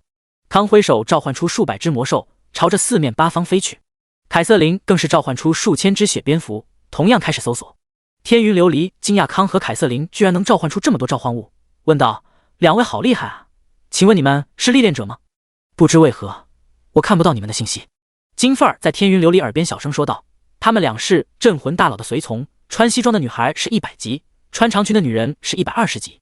啊！天云琉璃喊道：100级，120级。蓝星历练者最高才83级，凌云也才80级，他是如何招到100级和130级的随从？看不懂，无法理解。这就是大佬的世界吧？怪不得能秒杀这些亡灵，这样升级的多快啊！天云琉璃一开始缠凌云的果冻，现在又缠康和凯瑟琳。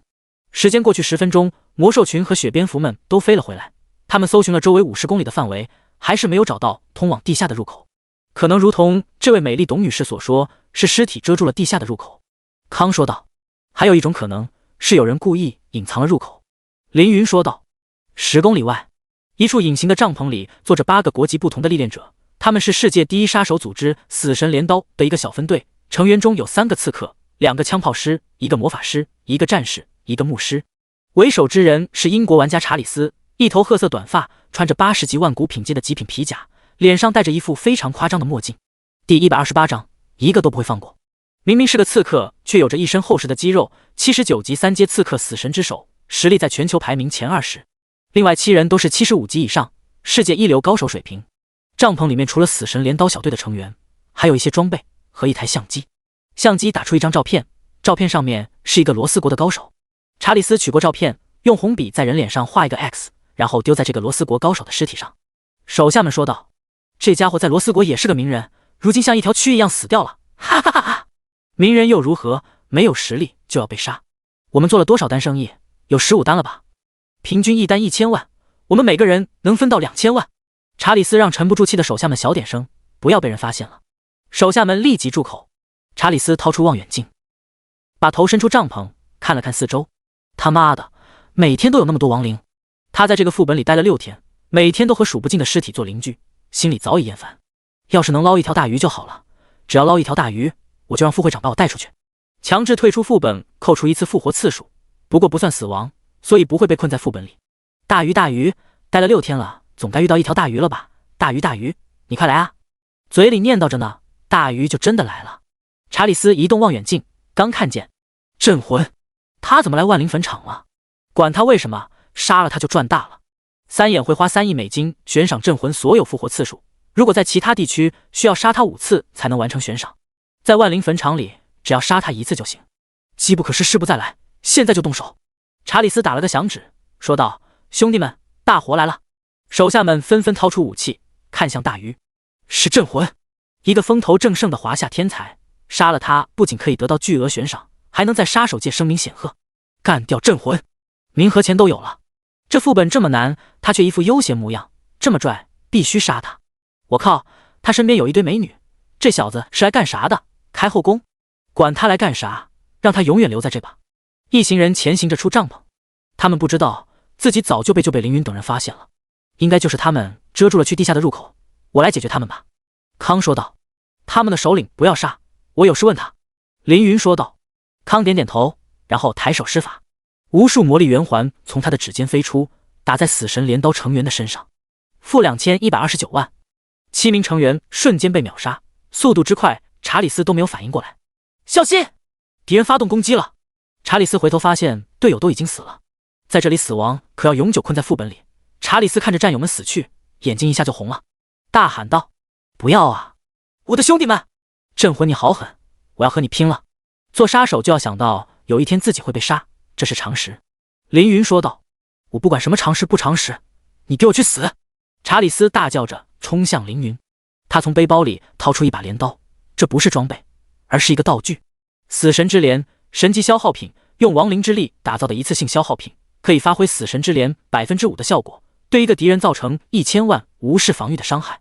查理斯对着凌云挥出镰刀，接着他的背后出现一个巨大的死神，死神双手斜举巨大的镰刀，飞向凌云用力一挥。负900万。查理斯是霸王境，凌云是帝王境，因为境界比凌云低一阶，所以造成的伤害减少 10%。不过伤害值还是能够秒杀凌云，凌云的血条瞬间空了。这就是杀我兄弟的下场，兄弟们，我为你们报仇了！查理斯仰天流泪。不过系统却没有提示他已经击杀凌云，可能是副本里网不好吧，再等等。查理斯望着天，心想世界真是残酷，不是你杀我就是我杀你。哎，镇魂啊镇魂，你下辈子还是投胎去个安宁的世界吧，如果你还能投胎的话。怎么系统提示还没来，副本网这么卡？查理斯一脸狐疑的低下头，看见凌云一脸邪笑的站在他面前，手里拿着剑，血量少的看不见了，但还有一滴血，所以没死，是免死效果。查理斯立即反应过来，接着提着匕首刺向凌云的头。凌云侧过头躲过匕首，然后抬脚轻轻踢中查理斯的肚子。负3万，这是凌云控制力道的结果，不然一脚可以踢死查理斯10几条命。查理斯痛苦地抱着肚子，死亡的恐惧席卷全身，他颤抖着求饶道：“我错了，别杀我。”凌云用脚踩在理查德的肩膀上，看着他的眼睛问道：“1天前，你们是不是和三眼会有笔交易？”查理斯说道：“我这几天都在副本里，不知道。”凌云又问：“理查德是不是你们组织的人？”查理斯想了想说道：“是的，他是我们组织内排名前3的高手。”凌云捏紧拳头说道：“他昨天策划了一场意外谋杀，对象是我最好的朋友。”查理斯瞳孔猛缩，瞬间明白凌云为什么没有杀他。你想通过我找到理查德？是的，我们组织的成员遍布全球，没有组织的力量很难找到成员的位置。你有这种想法也正常，这是最好的办法了。查理斯知道凌云需要他的帮忙，瞬间得意起来。他不能杀我，他杀我还怎么报仇？蓝星这么大，他去哪找理查德？还不是得靠我。查理斯站起身，打量着凌云，冷声说道：“你这个年轻人前途一片大好，怎么就惹上三眼会了呢？真是找死不挑死法。我直接告诉你吧，凡是被我们组织盯上的人，一定会死，你做好准备吧。”凌云知道查理斯误会了什么，认为自己不敢杀他，懒得解释，直接从储物戒指里掏出2张苦痛符咒，贴在理查德的额头上。理查德瞬间疼得像条蛆一样扭动。你是不是以为我要靠你找到理查德，所以不敢杀你？你误会了，我留你一命，主要是不想你简单的死去。无论是三眼会还是死神镰刀，只要敢对我朋友下手，我都会让你们带着痛苦死去，一个都不会少。第129章天榜第2，秦九离。杀手有专门的痛感训练，一般疼痛无法刺激他们，所以凌云用2张剧痛符咒对付查理斯，2张的效果非常好。查理斯痛苦地扭动着，他内心十分后悔自己刚刚那么嚣张，如果时间可以倒流，他一定不会再惹怒凌云。镇魂，我求求你放了我，我可以帮你找到理查德。查理斯血管暴起，满脸涨红地说道：“我自己能找到理查德，这不用你操心，你就待在这里，好好享受剧痛符咒吧。”凌云邪笑着拍了拍理查德的脸，被攻击的时候不能强制下线，他算是栽在凌云手上了。拿出手铐给查理斯铐上，让他无法撕下符咒，接下来就不用管了，慢慢享受剧痛符咒的威力吧。主人，这里有一顶隐形的帐篷。米歇尔指着帐篷说道。凌云切换回正常魂魄，收起龙摇神剑，拿出生命权杖，把帐篷和里面的东西全部收进储物戒指里。您夺走了历练者理查德的物品。帐篷下面就是传送到地下的魔法阵，果然被查理斯他们藏起来了。召唤出破天巨蟒。凌云说道。凯瑟琳，你带着果冻、白、米歇尔、破天巨蟒他们在这里刷怪升级，这里有不下10万亡灵，很适合升级。亡灵可是有名天下闻名的经验宝宝，数量多，单体实力不强，智商不高，这都是亡灵的优点。不过缺点是不会爆多少金币和装备。凯瑟琳点点头。果冻和白舍不得凌云，但是等级提高才能帮到主人。凌云都80级了，他们才50多级。一想到这，二宠都鼓起了斗志。凌云带着天云琉璃、金凤儿和康氏用传送阵魔法阵来到地下一区，真正的万灵坟场。正在进入地下一区万灵坟场，这一下才是真正进入副本。周围的气氛一下变得冷峻起来，这个冷不是气温的冷，实力到了凌云这种程度，就是零下4、50度都不会感到冷。这里的冷是极其浓烈的亡灵之力。进入王者的世界，生者每秒受到1000点无视防御伤害。凌云出现在一片巨大的空地上，周围是数以万计的墓碑将他们包围。这些墓碑的主人生前都是赫赫有名之辈，有权倾朝野的王侯将相，也有驰骋沙场的将军王侯，既有名垂青史的风流浪子，也有倾国倾城的绝世美人。他们曾经风光无限，万人敬仰，如今都只是一个小墓碑下的一具枯骨罢了。天云琉璃和金凤儿被寒气吹得很难受，生命值也在不断下降。凌云使用生命权杖的装备技能，提升他们最大生命值90万。二女投来感激的目光。这个副本实在是太可怕了，仅仅是站在这里都能要了我和我妹妹的命。天云琉璃说道。天云琉璃和金凤儿必须紧跟凌云，不然技能时间结束，二女可就要死了。谢谢你和我一起寻找永恒之花，你放心，我一定会保护你们的安全。凌云说道。危险和机遇并存，我也是为了变强才来的。天云琉璃说道。这时系统音响起，王者的世界排斥生者，您的处境变得岌岌可危，请击退接下来的3波亡灵进攻，战斗要开始了。坟场最外围坟墓开始颤抖，一只手臂推开棺材板，从土里爬了出来。特级亡灵战士，万古精英，等级80，生命值400万，攻击力 1.5 万，无视 50% 防御，加5000，腐蚀毒，持续3秒，防御力200。特性亡灵，不需要呼吸、睡觉、进食，不会疼痛、疲惫及被魅惑，免疫部分技能，受到光明系技能2倍伤害，可以吞噬尸体，恢复生命值。亡灵之力，被亡灵之力召唤的亡灵，攻击力、防御力正 25%， 额外对生灵造成1000伤害。技能5段击，出重，吞噬尸体，神话，死亡一击，神话，死亡寒气，万古。200个80级的特级亡灵战士围成一圈，朝凌云等人走来。康伸出手，背后出现一道黑色的传送门，从传送门里跑出500只100级的神话魔兽。这是康生到100级后新学会的技能深渊之门，这个技能有3个版本，康目前只掌握最简单的下等神级版本。从深渊之门里走出的魔兽们冲向特级亡灵战士，双方迅速打成一团，难解难分。魔兽们毕竟等级高了20级，经过一番激烈的战斗后还是占了上风。3分钟过去，100只特级亡灵战士全部被消灭。接着是第2轮进攻。坟场倒数第2圈坟墓中，一个个身穿铠甲的丧尸爬了起来。英雄级亡灵，万古精英 X200。这些亡灵生前都是名震一方的强者，变成亡灵后还保留了生前的记忆，拥有极强的战斗经验。虽然只有80级，但是这些亡灵通过互相配合和战术，竟然把100级的魔兽们打得节节后退。康的面子有些挂不住，于是开始火力支援。只见他抬起手，一个巨大的火球从天而降，砸在地上冒起一个巨大的蘑菇云，直接秒杀了100多个英雄级亡灵。剩下的英雄级亡灵们也很快被魔兽们消灭。云起帝国边境万灵坟场副本外，白小白坐在直升机上，翘着2郎腿等人。怎么还不来？护卫说道。少爷，您请谁来找场子呀？白小白说道。我铁哥们啊。护卫问道。秦少。白小白说道。没错，就是华夏天榜排名第2的九黎，秦九黎。护卫咂舌道。竟然真的是秦少，这下可太有趣了。万灵坟场竟然集齐了华夏天榜的前3名，张宇、九黎以及铁面后。白小白说道。张宇下副本是为了立功救他弟弟，九黎是我叫来的，不知道他铁面后为什么不去抓人，来万灵副本干什么？直升机的螺旋桨发出难听的噪音，即使坐在直升机内说话都得很大声才能听清。第130章，默默贴紧凌云。此时却有一人隔着数百米将声音传入白小白的耳中。小白，我来了。白小白听见秦九黎的声音，立即打开直升机的门。天边有一个英俊男人御空而行。哎，我去！帝王镜！白小白是识货的。秦九黎的飞行速度极快，转眼间飞到白小白的直升机旁。秦少可以啊，前些日子刚拜入武神门下，现在又突破到帝王境了，可喜可贺，可喜可贺呀！白小白拱手祝贺道。说起帝王境，秦九黎的脸直接黑了，因为他不是全球第一个帝王境，全球第一个突破帝王境的人是凌云。秦九黎82级，比张宇等级都高，他以为张宇因为弟弟出事，没有时间突破到帝王境，那么全球第一个帝王境的荣耀会落在他的头上，为此他很激动，毕竟谁不喜欢当全球第一的强者呢？可是当他怀着兴奋突破到帝王境的时候，却没有听到系统公告说他是全球第一个帝王境。怎么回事？难道我突破失败了？秦九黎连忙打开人物面板，发现上面确实写着帝王境，那为什么系统没有公告？难道张宇先我一步进入帝王境了？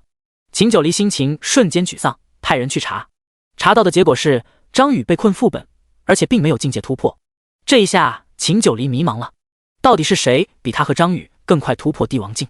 突破的时候他关闭了全球公告，现在突破完打开公告并且往上翻，发现一个让他愤怒的消息。世界公告，神秘的华夏玩家成功突破到帝王境，成为全球第一个帝王境历练者，普天同庆，为帝王的诞生献上欢呼吧。秦九黎看见这条消息如雷轰顶，到底是谁提前了几个小时突破到帝王境，抢走了他的全球第一帝王境？在郁闷了3个小时后，白小白刚好打电话给他。九黎，哥们被人欺负了，你敢不敢来帮我找场子？秦九黎和白小白从小一起长大，虽然不是兄弟，但是情谊不输骨肉兄弟。听说白小白被人欺负，秦九黎立即问道：能欺负你的人不多，需要打电话叫我帮忙的人更少，是谁？白小白便说明刚刚发生的事。秦九黎知道白小白虽然是个纨绔子弟，但不是蠢人，只有真正厉害的人才能让他回避。于是秦九黎眯起眼睛问道：你口中的镇魂很强吗？白小白说道：很强啊，他有2个随从看不见等级，而且他本人已经80级了，也不知道这小子怎么升的级，开挂一样。80级？秦九黎瞬间站起身，该不会是镇魂抢了自己全球最快帝王境吧？必须去确认一下，如果真的是镇魂，那么便向他发起挑战，看看2人谁更强。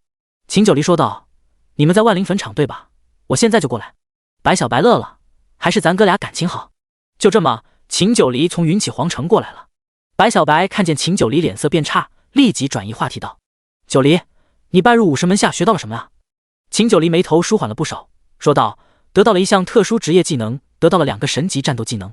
白小白鼓掌道：好，九黎你本来就强，现在就更强了。走吧，我们进副本吧。秦九黎点点头，和白小白一起进入到副本之中。正在进入副本，来到灰色天地，秦九黎和白小白都被眼前的景象震惊了。秦九黎还能忍住，白小白和金凤儿一样吐了出来，吐得满直升机都是。白家的护卫也感觉很难受，这里简直是地狱。白小白说道：我受不了了，我想回去了。秦九黎按住白小白的肩膀说道：不行，你叫我来怎么能自己先走？白小白后悔的说道：我早知道这个副本是这个场景，我来个屁，谁爱来谁来，我才不来。秦九黎说道：现在说这些已经晚了，走，和我去搜集副本信息。白小白无奈点头，10几架直升机 V 字形飞过。地面上，果冻望着天空的直升机说道：是刚刚那群家伙。白说道：他们进来了。米歇尔问道：他们会不会去找主人麻烦？破天巨蟒说道：他们根本不是主人的对手，由他们去吧。四宠点点头，继续打怪。凯瑟琳在一旁发呆，这是个神宠个顶个的强，他根本帮不上什么忙。果冻化身破天巨蟒的样子，一口吞下一个亡灵战士，使用技能吞噬获得1点体质属性。这里有数量极多的亡灵战士，正好成为果冻刷属性的地方。地下一区，第3波亡灵冲击是一群英雄级亡灵法师、帝王级亡灵战士、帝王级亡灵弓箭手、帝王级亡灵剑客组成的队伍，数量还是200个。不过品阶从万古变成了圣灵，实力也翻了1倍不止。康还是能够应付，只不过天云琉璃和金凤儿要小心了，面对敌人成群的远超攻击，他们随时有可能死于不明攻击下。我可以，天云琉璃扭捏地问道。怎么了？凌云问道。天云琉璃默默牵住凌云的手。凌云想起梦境龙庭湖的时候，天云琉璃只要一紧张害怕就会牵自己的手，当时他牵得很果断，怎么现在反而扭扭捏捏了？而且他在流汗。你生病了吗？凌云问天云琉璃。我没有呀。天云琉璃回答。你的手心有很多汗。凌云说道。天云琉璃脸瞬间通红，脑子转得飞快，编了个理由，刚刚吐多了，身体有点虚。凌云当真了，认真的说道，那你贴紧我一点，小心不要摔倒，这里很危险。天云琉璃觉得凌云非常温柔，心里暖洋洋的，默默贴紧凌云。凌云没有注意到天云琉璃的心理变化，只当他是身体不舒服。康是100级的魔尊，实力极强，再加上吸收了生命宝珠的生命之力，让他几乎拥有无尽的魔力生命力，魔法像洪水一样倾泻而出，根本用不完。第131章一触即发。康击退第3波亡灵部队后 ，BOSS 就来了。地面发生震动，绿色的亡灵之力从坟墓里飘出，在天空中汇聚成型。一个拿着巨大战锤的兽人亡灵出现在众人眼前，康想动手，被凌云拦住了。王兽德鲁万古 BOSS， 等级80，生命值12000万，攻击力10万，防御力21万，特性亡灵兽人，技能飞轮锤击、传奇、破山锤、神话、天陨星锤、万古。以凌云现在的实力，这种级别的 BOSS 可以随意揉捏。王兽德鲁朝凌云发出巨大的咆哮，然后高举大锤砸向凌云。小心！金凤儿喊道。天云琉璃轻轻拉住金凤儿说道：“凤儿，我教你个办法，你看镇魂大佬的表情，如果没有表情，那就不用担心。”还有这种说法？金凤儿半信半疑，侧过头看向凌云。凌云嘴中轻念暗自真言，3排黑色字链缠绕王兽德鲁的身体，将他的行动牢牢束缚。接着又是5枚魔法飞弹飞出，魔弹术 X5，80×5。凌云现在有110万攻击力，哪怕是最简单的魔弹术都能打掉 BOSS 400万生命值。王兽德鲁的身上被魔弹炸出一个个巨大肉坑，本就残缺的身体更加丑陋了。我的天，这也叫魔弹术吗？我竟然看到80万伤害一发的魔法弹！天云琉璃扶着胸口说道。他惊讶的太早了，因为下一秒3枚130万伤害的圣光弹又飞了出去，直接炸飞 BOSS 的2只手和1条腿。2个初级技能几乎要把80级万古 BOSS 给秒了。康暗自汗颜，心想不愧是超脱时间的存在，能把最初级的魔法发挥巨大的威力，实力深不可测。王兽德鲁才刚刚出现2秒就被打成了半血，接着又吃下3枚圣光战矛，直接被秒。这个80级万古 BOSS 在凌云面前站不住3秒钟就被凌云给干掉了。以击杀王兽德鲁获得120000000经验值，额外获得2400000经验值。获得物品：亡灵的兽神战锤万古80级，天陨星锤技能书万古100金币，一缕亡灵之力。这件80级万古品阶的武器应该是现阶段最强武器之一，完全可以当做一件神器卖给其他人，因为市面上几乎不可能有比这柄锤子更好的武器。天陨星锤技能书也是价值连城的宝贝。至于亡灵之力，凌云可以自己用来领悟亡灵，不过为了方便，还是多收集比较好。您已击败坟场守护者，可以前往万灵广场了。一柄金色的钥匙从天而降，同时一扇大门打开了。凌云接过钥匙，获得物品：神木之钥，可以使用该钥匙进到地下2区神木。带过牧场的大门，来到万灵广场。这里很热闹，在一个长100米、宽100米的巨大广场上，站着不下100个蓝星历练者，而在广场的后面还有一个巨大的王座，上面坐着神木守护者亡灵战神85级万古 BOSS。 亡灵战神身高100米，浑身墨绿色铠甲，看上去阴森恐怖。他的身体有一半是血肉，另一半是骷髅，在他的身旁竖立着一柄100米长、数万吨重的墨绿色巨剑。哇，好帅的 BOSS！ 金凤儿眼睛要冒小星星了。亡灵战神确实很帅。天云琉璃朝广场上望去，说道：“这里居然有这么多人，看来大家都被困在这里了。”粗略一看，这100多个历练者大致分为4波势力：以宁家2小姐宁雪冰为首的千机营，以副会长龙父为首的破晓公会，以世界第1杀手艾伦为首的死神之联，以及欧区第1高手教皇皮克为首的圣神教，还有几个散人玩家。不成气候，张宇不在这里，他是下到第2层了吗？凌云说道：“应该是。华夏第1高手，总不能在没人的地方悄悄死掉了吧？如果他在第2层，他又是用什么方法下去的呢？”凌云问道。天云琉璃，你能感应永恒之花的位置吗？天云琉璃点点头说道：“离得近就可以。”凌云又问道：“如果花被历练者拿到，你也能感觉到吗？”天云琉璃继续点头：“那就好办了。凌云带着天云琉璃走向广场，必须先确保永恒之花没有被人拿走，然后再去神木。广场上，宁雪冰和龙父紧盯凌云的一举一动，特别是宁雪冰，他和凌云有仇。这个仇不是凌云对他做了什么，而是当初在万寿山谷，凌云把他表哥宁长生给秒了。宁长生虽然是宁家旁系，但和嫡系的宁雪冰一起长大，二人感情深厚，平日里都是宁雪冰罩着宁长生。凌云清空了宁长生的复活次数，宁雪冰自然记恨上了凌云。即使是宁长生先动的手，是宁长生想要杀凌云夺宝，宁雪冰不管。现在这个宁家二小姐在想如何杀掉凌云，想不到在这里碰见镇魂，正好我带了那么多手下，干脆就在这把他干掉。宁雪冰掏出对讲机喊道：“千机营听令，武器上膛。”是。千机营的枪炮师们齐声喊道。40个枪炮师整齐地取下武器的保险栓，他们的武器种类很多，有人拿着狙击枪和冲锋枪，有人拿着榴弹发射器和激光发射器，还有人拿着巨大的电磁脉冲炮和魔能炮。这些枪械都是75级神话品阶，特点各异，有高穿甲、高攻速、范围攻击、高暴击、高伤害等等。被这么多强大的枪械攻击，就是有100万生命值也不够。目标镇魂，欲瞄准。宁雪冰喊道。是。千机营的枪炮师们侧身面对凌云，随时准备射击。远处，康感受到了千机营的敌意，他瞟了凌云一眼，发现凌云神色如常，也就没有说什么。这些站在广场外围的散人玩家身上有没有永恒之花？凌云问道。天云琉璃摇摇头，继续往里走。破晓公会的历练者们身上有没有永恒之花？凌云继续问。还是没有。天云琉璃回答。再往里走。广场很大，凌云等人一步步靠近宁雪冰的千机营。第132章选择。还敢过来，镇魂，你真是找死！宁雪冰抬起右手，千机营的人全部绷紧神经。只要宁雪冰把手放下，千机营的人就会一瞬间发动攻击。5步、4步、3步、2步。另一边，圣神教的神父问教皇：“教皇，击败苏木伯的镇魂来了，我们答应苏木伯要杀镇魂，要不要现在动手？”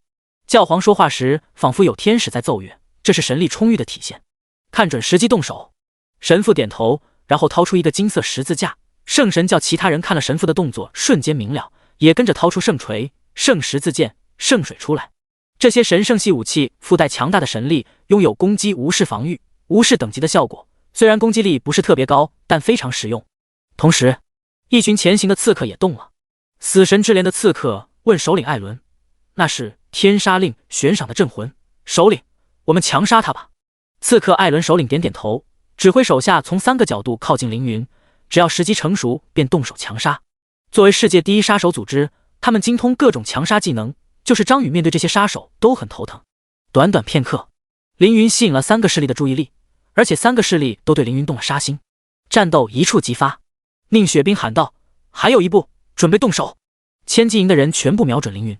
圣神教这边金光亮起，一个6翼大天使凭空出现。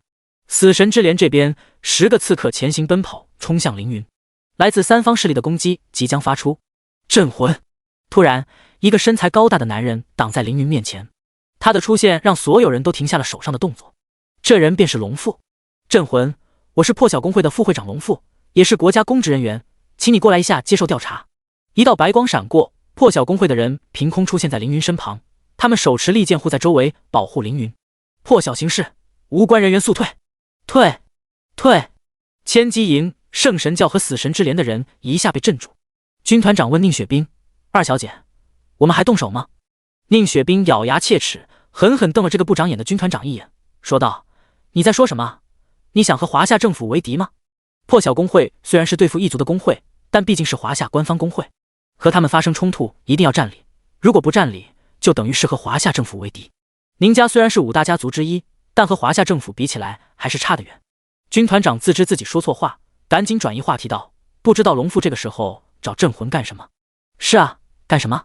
另一边，神父骂道：“可恶！龙父偏偏这个时候出来，我们大天使都召唤了。教皇，要不我们出手吧？”教皇比神父冷静很多，说道：“三眼会最近在和华夏战斗，双方打得很激烈，这样的局势对我们有利，让他们2家打，我们现在不能和任何一边为敌。”神父叹了一口气说道：“可惜我们的大天使了。”前行的刺客们，一个鲁莽的刺客正准备攻击凌云，艾伦瞬间将他撂倒。“住手！”艾伦看向龙父，低声说道：“不能和华夏政府为敌。被擒住的刺客点点头。凌云看了看四周，龙父突然出现，把其他人的动作都打断了，也不知道是无意还是有意。你找我调查什么事？龙父让凌云和自己单独聊。凌云耸耸肩，和龙父去到一个空的坟场。进到坟场里，龙父直接问道：镇魂，你是不是 SSS 级天赋？是不是神选者？凌云说道：这和你无关吧？天赋信息是非常重要的隐私，再强的高手也架不住别人研究你的弱点。龙父和蔼地说道：我想邀请你加入破晓公会，如果你不愿意说就算了，无妨。凌云摇摇头说道：谢谢你的邀请，我有公会了，我还是会长。没想到凌云这么快拒绝自己。龙父抱着双手说道：你可要想清楚，加入我们不仅是加入一个公会这么简单，我们象征了华夏国对抗异族的力量，加入我们更是获得一种身份象征。龙父伸出手指了指外面，继续说道：刚刚有3个势力想要你的命，因为我的出现，所以他们才没动手。我龙父自认为没这么大的面子，让3家势力为我停手，他们怕的不是我龙父，而是破晓公会，而是华夏政府。现在你明白了邀请你加入破晓公会的意义了吗？你这种天才，有华夏政府做靠山，能够走得更远。凌云平静地说道：再次感谢你的好意，你说的我都知道，但是我拒绝。如果是上一世，凌云肯定会答应，那时的凌云多么希望有个靠山，有靠山就不会被人赶到新界，一个人孤苦伶仃的生存了。现在的凌云不再需要什么靠山，自己的实力就是最强的靠山。龙父眼角抽搐，甩甩手说道：行，人各有志，不能强求，祝你前程似锦，一帆风顺。凌云点点头。二人走出坟场，还要继续寻找永生之花。凌云带着天云、琉璃他们走向千机营。千机营的手下问宁雪冰：二小姐，镇魂过来了，我们……宁雪冰不知道凌云和龙父说了什么，也不知道凌云现在身份是怎样的，只能说道：不动，在确认凌云身份之前都不能动他。就这样，凌云带着天云、琉璃穿过整个千机营，千机营的人都捏着武器看着凌云，却没有一个人动手。这种想动手又不能动手的感觉非常不爽。很快，圣神教的人也体会到了相同的感觉，因为凌云和天云琉璃同样在他们阵地里转了一圈。教皇气得捏紧了拳头，但是又不能做什么，只能看凌云悠哉悠哉地走来走去。凌云每走几步还要停下来问天云琉璃一下有没有永生之花，这样的举动完全是在挑衅教皇。我看在华夏政府的面子上饶你一命，想不到你如此嚣张招摇。教皇头上青筋暴起。第133章驱虎吞狼。教皇越是生气，凌云越要耍他一耍，故意走到他的面前问道：你们这个大天使挺好看，多少钱一个？神父们怒喝：这可是6翼天使，什么多少钱一个？你这无礼的家伙，赶紧向6翼天使道歉。教皇，我忍不了了，恳请您允许我诛杀这亵神者。凌云无视周围的神父，走到教皇面前问道：怎么只带一个6翼天使下副本？你的加百列呢？加百列被凌云打回圣神位面，短时间不敢再来了。教皇强压怒火，一字一句地说道：不劳烦你关心。凌云说道：怎么能不关心呢？他的翅膀望在我这，不还给他怎么能行？被如此当面羞辱，教皇就是有天大胸怀也忍不了了。亵神者镇魂，你给我去死！教皇怒吼。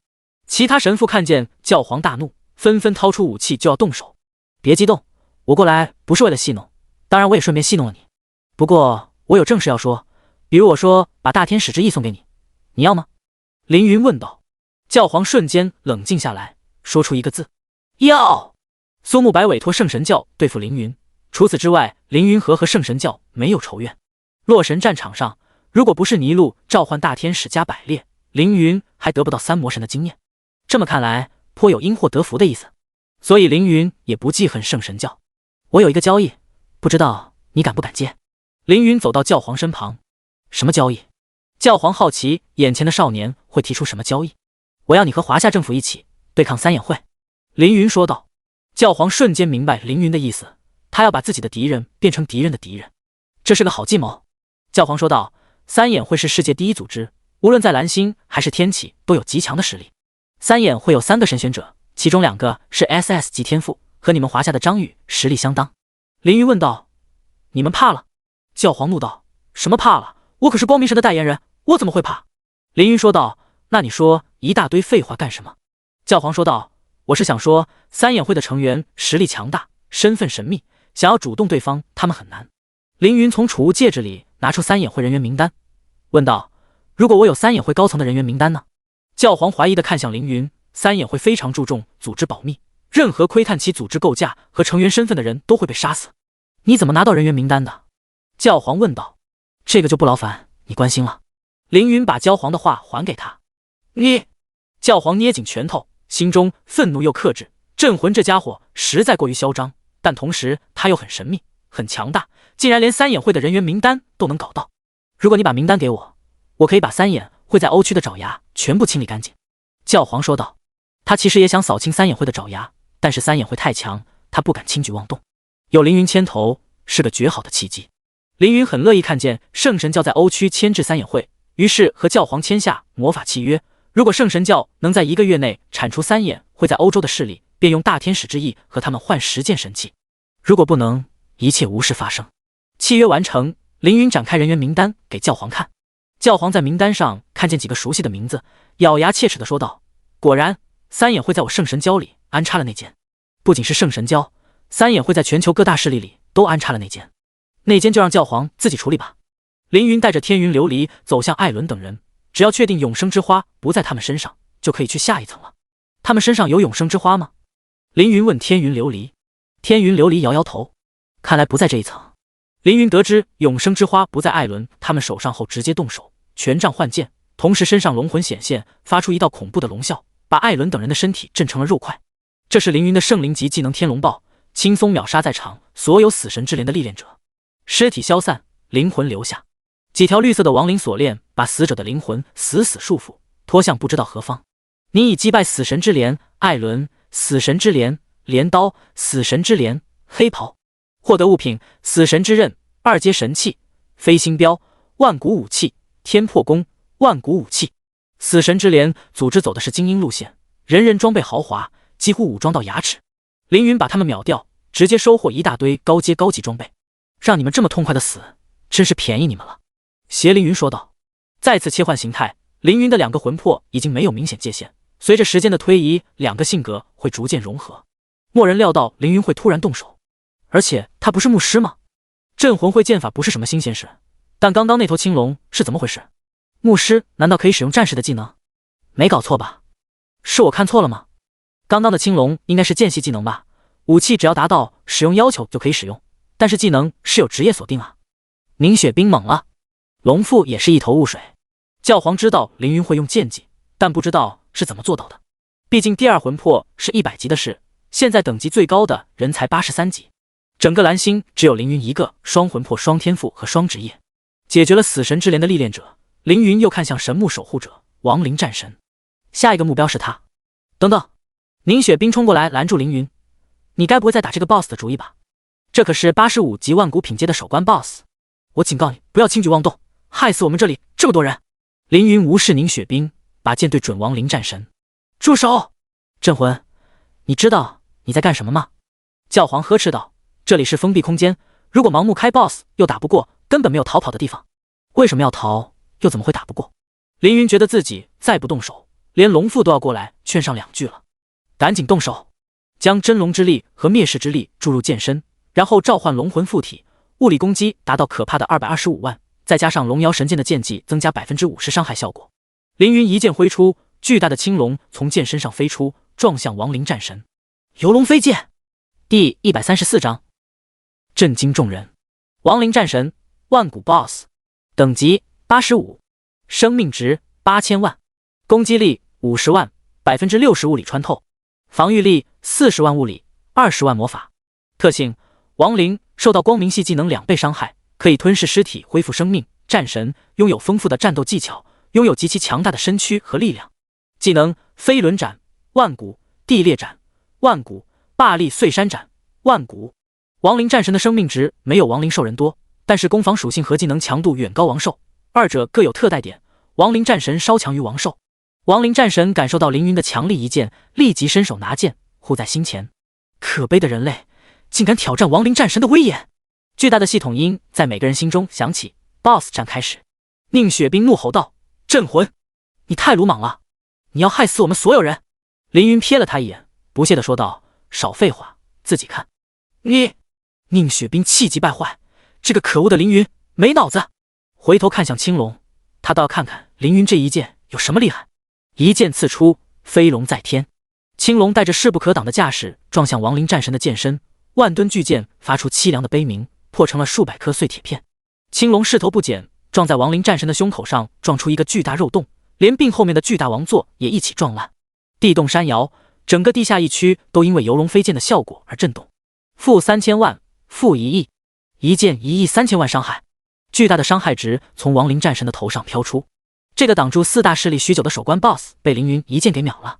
在场之人无不震惊，特别是想与凌云为敌的宁雪冰和教皇，他们之前在心里咒骂龙父，骂他突然出现坏了自己的好事，现在却无比感谢龙父，如果不是他突然出现，凌云这一剑怕是要捅在自己身上。千机营和圣神教所有人神情呆滞地看着凌云，都咽了口水。捡条命回来，现在还有什么说的吗？凌云问宁雪冰。宁雪冰的脸红的像猴子屁股一样红，只见他抿着嘴，一句话不敢说。以击败亡灵战神获得1487500经验值，额外获得148750经验值。以击败亡灵战神 BOSS 获得物品：亡神剑碎片、神级材料、5000金币、大量亡灵之力、霸力碎山斩技能书、万古。一个 BOSS 竟然爆了神级材料，这种事也只会发生在亡灵身上。亡灵重精神轻肉体，这个亡灵战士生前一定是神级强者，死后变成亡灵，品阶掉到了万古。不过他掌握的技能依然是神级。凌云打量着手里的亡神剑碎片，亡神剑是亡灵地神的本命武器，超神级，据说是在2000年前和光明主神战斗的时候损坏，剑身碎成12块，亡灵地神花费了1000年时光也只找到3块。这柄超神级武器是世间少有的强大武器，据说有抵御轮回、逆转生死、斩灭万物3大顶级效果，主神以下无人能敌。想不到在这里拿到一块碎片，真是幸运。亡神剑可是我上一世的梦中情剑，即使为高神帝，我也没能拥有亡神剑这种绝世超神器。这一世强运加深，说不定有机会。这一世意在弥补过去的遗憾。这亡神剑碎片若是有缘集齐，却是幸事；若是无缘，也不可挂念，否则徒增遗憾。再看霸力碎山斩技能书，这本书现在就可以学。霸力碎山斩将雄浑力道凝聚于刀身之上，瞬间爆发，对前方100米范围造成 500% 力量属性伤害。如果攻击对象是巨大型敌人，额外造成 50% 伤害。冷却时间1分钟，体力消耗10万。这个技能有一个特殊的地方，就是对巨大型敌人额外造成 50% 伤害。这个伤害不是基础伤害，而是最终伤害。巨大型敌人指的是体型庞大的敌人，比如深海巨兽、比蒙巨兽和亡灵战神这种。解决了首关 BOSS， 该去下一层了。凌云收起剑，重新拿出生命权杖，问天云琉璃和金凤：生命赐福持续时间还有多久？副本每秒对历练者造成1000点无视防御的伤害，这个伤害无视防御，但不无视境界。在场的历练者最少是英雄境，自带 20% 减伤。教皇、龙父、宁雪冰这种高手更是霸王境，减伤 30%， 也就是每秒受到700伤害。如果再有一些减伤的装备，可以降到更低，大约600、500，每秒受到600左右的伤害。咬咬牙，多喝几瓶药水，动作快一点，也能抗住。圣神教的人可以互相加血，所以最自在。凌云是帝王境，自带 40% 减伤，并且有几百万生命值，根本不在意这点伤害。但天云琉璃和金凤儿不行，虽然被凌云分享了生命，最大生命值增加了上百万，但生命赐福的持续时间只有10分钟。天云琉璃和金凤儿立即看向状态栏，技能效果还有1分钟。天云琉璃说道。凌云点点头，说在这里等等。等生命赐福的冷却时间结束，凌云给二女重新上 buff 后，再去下一层。在凌云等技能冷却的时候，圣神教、千机营和破晓公会的人都没有下到第2层去。他们本来该下去的。情报说万灵坟场下面有很多神器，神器才是大家来这个副本的目的。但是所有人互相对视着，心里想着同一个问题：镇魂为什么没有下去？难道下面有什么恐怖的东西，连镇魂都不敢下去？他们都希望凌云先下去探路，镇魂不下去，其他人都不敢下去。于是就出现这么一种情况：凌云在等技能冷却，其他人在等凌云等技能冷却，直到生命赐福技能冷却结束，凌云重新给天云琉璃和金凤加上 buff， 一群人才在凌云的领头下前往第2层。第135章挑战神明。王座后面有一扇门，用钥匙打开后露出一条漆黑的走廊，这是通往下一层的路。走廊里面充满强烈的亡灵之力。警告！前方副本极其恐怖，请谨慎前往。浓郁的亡灵之力抗拒您的生命，每秒对您造成3000点无视防御的伤害。龙父眉头紧锁，低声道：每秒要掉那么多血，张宇和铁面后进去好几天，他怎么样了？问题的答案只能进去才知道。凌云一马当先，带着天云琉璃进到走廊之中，另外3个势力加起来有18人跟上。走廊昏暗，时不时有绿色萤火飘出，依稀能看见墙上有很多图案和文字。大夏王城第3任皇帝夏天帝，下等神级，葬于此。兽神国第1将军兽将安禄，下等神级，葬于此。血神帝国第2皇帝康斯特，上等神级，葬于此。云起帝国始皇帝云飞，下等神级，葬于此。一行人走了很久，走廊长的看不到尽头。这里葬了这么多神明，真是难以想象。天云琉璃内心感慨，这些强大的神明生前多么风光，挥挥手就能决定千万人的生死和命运，高高在上，但是死后只剩下一行记载神父和姓名的文字。神明死了还有名字，万灵坟场里的尸体连名字都没有，地上的尸山甚至连坟墓都没有。金范儿说道：是啊，所以人这一生到底为什么而活？生前追求功名利禄，死后也都不去啊。天云琉璃感叹：过好当下吧。凌云说道。顺着走廊走了很久，面前出现一个1米高的骷髅亡灵。亡灵法神，神级80级。亡灵弱肉体，强精神，所以亡灵战神只是万古品阶，亡灵法神是神级。亡灵法神看见有人走来，嘿嘿一笑说道：想不到神墓还有如此热闹的一天，大家快过来吧。他挥动手里的权杖，整条走廊亮起荧光。神墓已满，你们若想进入墓之中，必须先要把一位神明赶出来，然后才能进去。战胜一个神明可以换一个进入神墓的资格，你们可以一起上，也可以单挑，战胜的奖励不同。把手放在神的名字上，去挑战他们吧。必须要战胜神明才能进入神墓，这个难度也太高了吧。宁雪冰说道：墙上都是神明，我们知识凡人能敌得过神明吗？教皇说道：少数强者可以，部分神选者也可以。龙父说道：轩辕战队的张宇和华龙组的铁面后都进入了神墓，我们破晓公会更不能拖后腿，我们上。破晓战队的其他人立即响应，喊道：我也来。来之前我已抱了必死的决心，大不了一死，不就是神明吗？我今天便和你们战了。破晓公会的人纷纷寻找合适的对手。宁雪冰在一旁冷笑道：破晓公会都是一群疯子，竟然敢挑战神明。你们去吧，我可不想死在这个地方，我宁愿掉几级丢一件装备，我要退出副本。他刚说完，亡灵法神也笑了，声音好像破烂的鼓风机，呼沙呼沙的。都到了这里，你还能走吗？宁雪冰瞪大了眼睛问道：你什么意思？亡灵法神说道：现在想走已经晚了，你们脚下就是神墓，神墓的法则不会放过任何生灵和亡者，你们现在只有2条路可以走，要么击败神墓中的亡神，代替他们进入神墓，要么灵魂被神墓抓住，当作养料滋养神墓。宁雪冰脸吓得煞白，千机营的人浑身颤抖，一想到自己要永远被困在这种地方，有2人当场就吓尿了。神墓而已，又不是深渊禁地。教皇说道：我是圣神神使，我们圣神教是圣神的信徒，圣神不会看我们堕入神墓不管，他会来救我们。圣神是神王级强者，拥有破开神墓的实力。亡灵法神说道：你们是圣神的信徒，那确实可以离开这里，不过我要提醒你，神墓里没有时间的概念，希望你们的神智能保持到圣神把你们救出。999吧，只要有希望就行。教皇得意的大笑起来，说道：信仰圣神果然没错，圣神会保佑我们。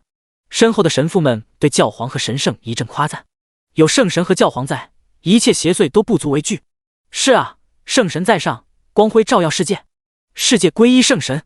天云琉璃有些迷茫，问凌云：镇魂大佬，我们要怎么办？凌云问亡灵法神：战胜神明的奖励是什么？亡灵法神嘿嘿一笑，说道：如果是单挑，可以获得经验值和1件神器，如果是多对1，就只有经验值。原来如此，那么来吧。凌云把手放在精灵帝国圣精灵女神米莉上等神明上。竟然选择上等神明吗？龙父提醒道：这里明明有下等神明，你为何要选择上等神明呢？镇魂，你再考虑考虑吧。多谢关心。凌云平静地说道：是否选择圣精灵女神米莉作为您的对手？凌云轻答：是。圣精灵女神的名字微微暗淡，即将前往神墓战场。凌云又把手放在旁边的兽人帝国第3任兽人皇帝萨利下等神级上。众人都不懂凌云在干什么，他不是选择了战斗对象了吗？难道是想要更改对手？可以吗？选择了还可以更改吗？刚刚选的时候不认真考虑，现在又反悔想要换对手，真是鲁莽啊。教皇眉头皱起，问道：你难道想战胜圣精灵女神之后再和兽人皇帝作战。你想获得更多神器？这个想法大胆又很诱人。击败一个神明就能获得一件神器，风险越大，收益越大。其他人都开始佩服凌云，怪不得他厉害，因为他胆子大。亡灵法提醒道：神明可不会排队和你战斗，你如果选择了多位神明，他们会一起出现打你一个。凌云说道：我便是要这样，一个个打，不知道打到什么时候。别人是群殴神明，凌云要殴群神明。是否选择第三人兽人皇帝萨利作为您的对手？凌云说道：是。兽人皇帝的名字也变得暗淡，正在增加对手。凌云的手继续滑向下一个名字：机械至尊、蜂巢谢姆，中等神级。是否选择机械至尊、蜂巢谢姆作为您的对手？是。继续滑。是否选择元素精华、火元素神作为您的对手？是。是否选择北海战神、奥托昆作为您的对手？是。凌云一连划了15个名字，他要一人独占15个神明。其他人都觉得他疯了，或者是在找死。就连天云琉璃和金凤儿都觉得凌云必死无疑。只有康知道凌云又要升级了。祝您获到您想要的神器，康说道。第136章3阶神级职业救赎圣徒。凌云点点头，还想划第16个神明的名字，但是没时间了。进入神木战场。神木战场非常空旷，空旷的大地上满是骷髅和破碎的装备。扫了一眼，以意为继。天空依然是灰蒙蒙的，阴天，空气也有些潮湿。一道白光照在凌云的身上，白光来自圣精灵女神的神力。人类，为何饶我安宁？凌云说道。你死了这么久了，该重归混沌了。圣精灵女神圣洁的脸庞立即充满了戾气。永生已经离我而去，永眠也要夺走吗？一道猩红的光芒照在凌云身上，是兽人皇帝萨利。萨利看着凌云放声大笑。我已经好久没有战斗了，勇敢的少年，希望你能让我重温战斗的热血。空中响起机械转动的声音，接着有很多飞行机器人出现，出现后又隐形。这些机器人组成一张巨大的人脸，人脸模仿人的模样，说道：系统启动失败，启动毁灭模式。熊熊火光照亮天空，地面上升起一道1000米长的巨大火焰，火元素神站在火焰之中，漠视周围。焚烧事件。更多神明围绕凌云一一出现，有的神明身材高大，几百米高，有的神明看上去普普通通，和凌云模样差不多，也有的不是人形。他们活着的时候身份想法都不一样，现在死了被凌云吵醒，就只有一个目标：杀死凌云。蜂巢谢姆和兽人皇帝最先出手，密集的弹雨和激光射向凌云，同时兽人皇帝拿出一柄巨大的战锤冲向凌云。兽人皇帝萨利，神级，等级80，生命值9500万，攻击力60万，防御力75万，特性兽人神，技能横扫千军，传奇，野蛮冲撞，超凡，血流如注，神话。凌云像淋雨一样任凭子弹打在自己身上。0x1万，激光有穿甲效果，能够造成10万点伤害，不过凌云现在有数百万生命值，倒也不用在意。这里有15个神明，以一敌多，用近战职业难免捉襟见肘，还是牧师形态更加方便。凌云转职圣光守护者后，从40级到60级，一共获得5个技能，分别是圣光护体、神级被动、灵能巨锤、圣灵、神光战矛、圣灵、光月斩、神级、圣光洗礼、神级。其中光月斩是55级技能，圣光洗礼是60级技能。因为50级到80级升级太快，这2个技能还未使用过一次。光月斩凝聚纯洁的月光之力，将其化为刀刃进行斩击，此技能必须在月下使用，攻击距离无限，攻击力100万加5倍攻击力，神力消耗5，冷却时间20秒。圣光洗礼召唤一道耀眼圣光，减少敌人 15% 全属性和 30% 移速，对友方单位持续恢复5000加100分耗最大生命值恢复，并且提高 25% 闪避率，持续1分钟，神力消耗5，冷却时间3分钟。月光斩伤害高，冷却时间短，而且拥有恐怖的无限攻击距离，唯一弱点是必须要在月光下使用。圣光洗礼作用范围广，持续时间长，冷却时间短，是一个非常实用的增益技能。凌云在原地使用神级技能时间收缩，接着使用圣光洗礼，一道耀眼的彩色光球飞入空中，治疗凌云的身体，同时减少所有敌方神明的属性和移速。从储物戒指里拿出2个魔法匣，分别是烈火不死鸟魔法匣和地心之力魔法匣。先使用地心之力魔法匣，魔法匣触发天赋救世主的多重释放效果，一共有9枚引力球飞了出去。引力球带着巨大的吸力，把神明们吸在一起，又因为圣光洗礼的减速，使得挣脱引力球的难度倍增。没有其他办法，神明们只能消耗大量神力，一口气冲出引力球的范围。这是极其明智的选择，不然等9颗引力球爆炸，就不只是消耗神力这么简单了。他们虽然离开了圣光洗礼和地心之力的范围，但是消耗了大量的神力，总的来说还是不错。趁此时机，凌云掏出从华夏政府那里换来的3阶神级职业卷轴。是否使用救赎圣徒神级职业卷轴？是。您已转职救赎圣徒，因为您的3阶职业和2阶职业同属光明系，故保留所有2阶职业技能。获得技能：特殊职业被动技能救赎之光神级，每次释放治疗型技能时发出1次救赎之光，被光照耀的敌人受到 200% 治疗量的伤害。天光照耀神级，对最多5个单位使用，被天光照耀的友军获得免伤伤害5秒，并且在5秒内每秒恢复 20% 最大生命值，冷却时间6小时，技能消耗50神力。敌罪之焰神级，对10米范围内制造一片敌罪之焰，敌人受到 500% 精神力伤害，持续2秒，并且火焰可以在敌人之间传播，对友军恢复50万正 50% 最大生命值，伤害和治疗持续2秒。技能持续6秒，冷却时间1分钟，技能消耗5神力。苦海神级，仅1次使用，释放心中苦海，对敌人造成100倍精神力属性 X 苦海增幅的伤害，冷却时间仅能使用1次，技能消耗全部神力。救赎圣徒是一个有趣的职业，治疗自己的同时范围杀伤敌人，治疗量越高，杀伤力越大。虽然这个职业只有4个技能，但4个技能都是神级。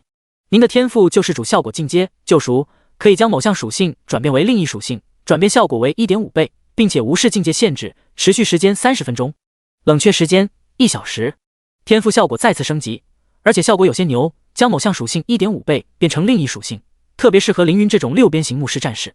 使用完卷轴，凌云再使用烈火不死鸟魔法匣，这次使用3个天赋点数，再加上天赋效果，一共召唤出5只烈火不死鸟来。5鸟齐飞，绕在凌云的身边。这5只不死鸟的攻击可不是盖的，就连我也受不了5只不死鸟的攻击。不过它们也有缺点，就是受到超过100万的伤害时会休眠一段时间。天空中突然飞来一只绿色的利箭，射穿了一只不死鸟。负550万。被箭矢射中的不死鸟化作一个火焰弹落在地上，需要20秒才能重新飞起来。而射箭的敌人就是圣精灵女神。第137章大战群神。圣精灵女神，上等神明，等级80，生命值1亿，攻击力120万，防御力30万，特性精灵神神圣，技能穿心剑传奇天地合上等神级，星莲神级，落日火雨神级。圣精灵女神的实力很强，特别是120万攻击力加上各种神级攻击技能，就是凌云都有被秒杀的风险。而她使用的武器又是弓箭，攻击范围极远，刚刚那一箭是从5公里外射来。凌云的牧师技能都只有100多米的范围，和圣精灵女神差了10倍不止，根本打不到她。有意思。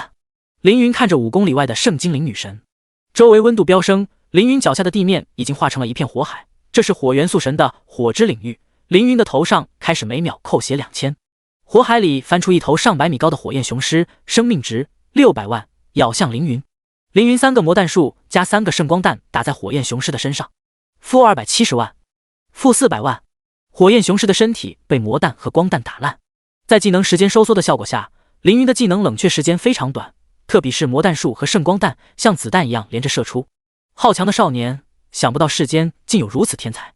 一个白袍道士感叹道：我若在世，定要和这少年把酒言欢，可惜我现在只剩一缕残魂。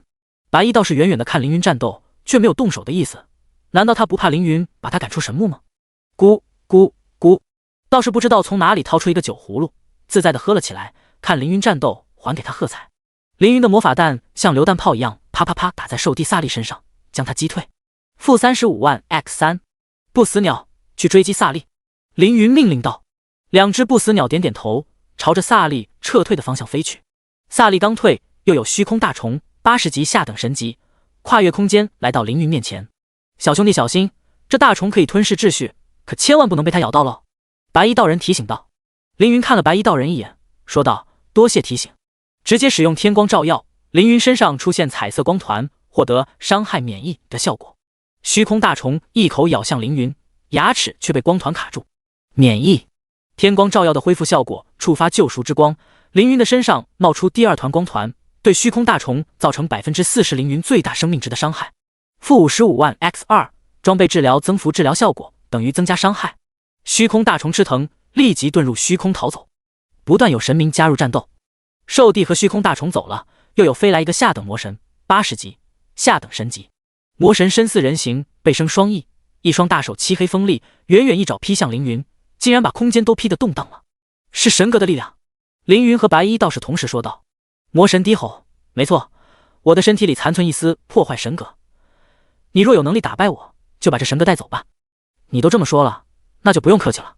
凌云身上有免疫伤害的状态，根本不躲，迎着魔神的利爪飞过去。魔神一爪打在凌云的身上，却同样被光团挡住。免疫。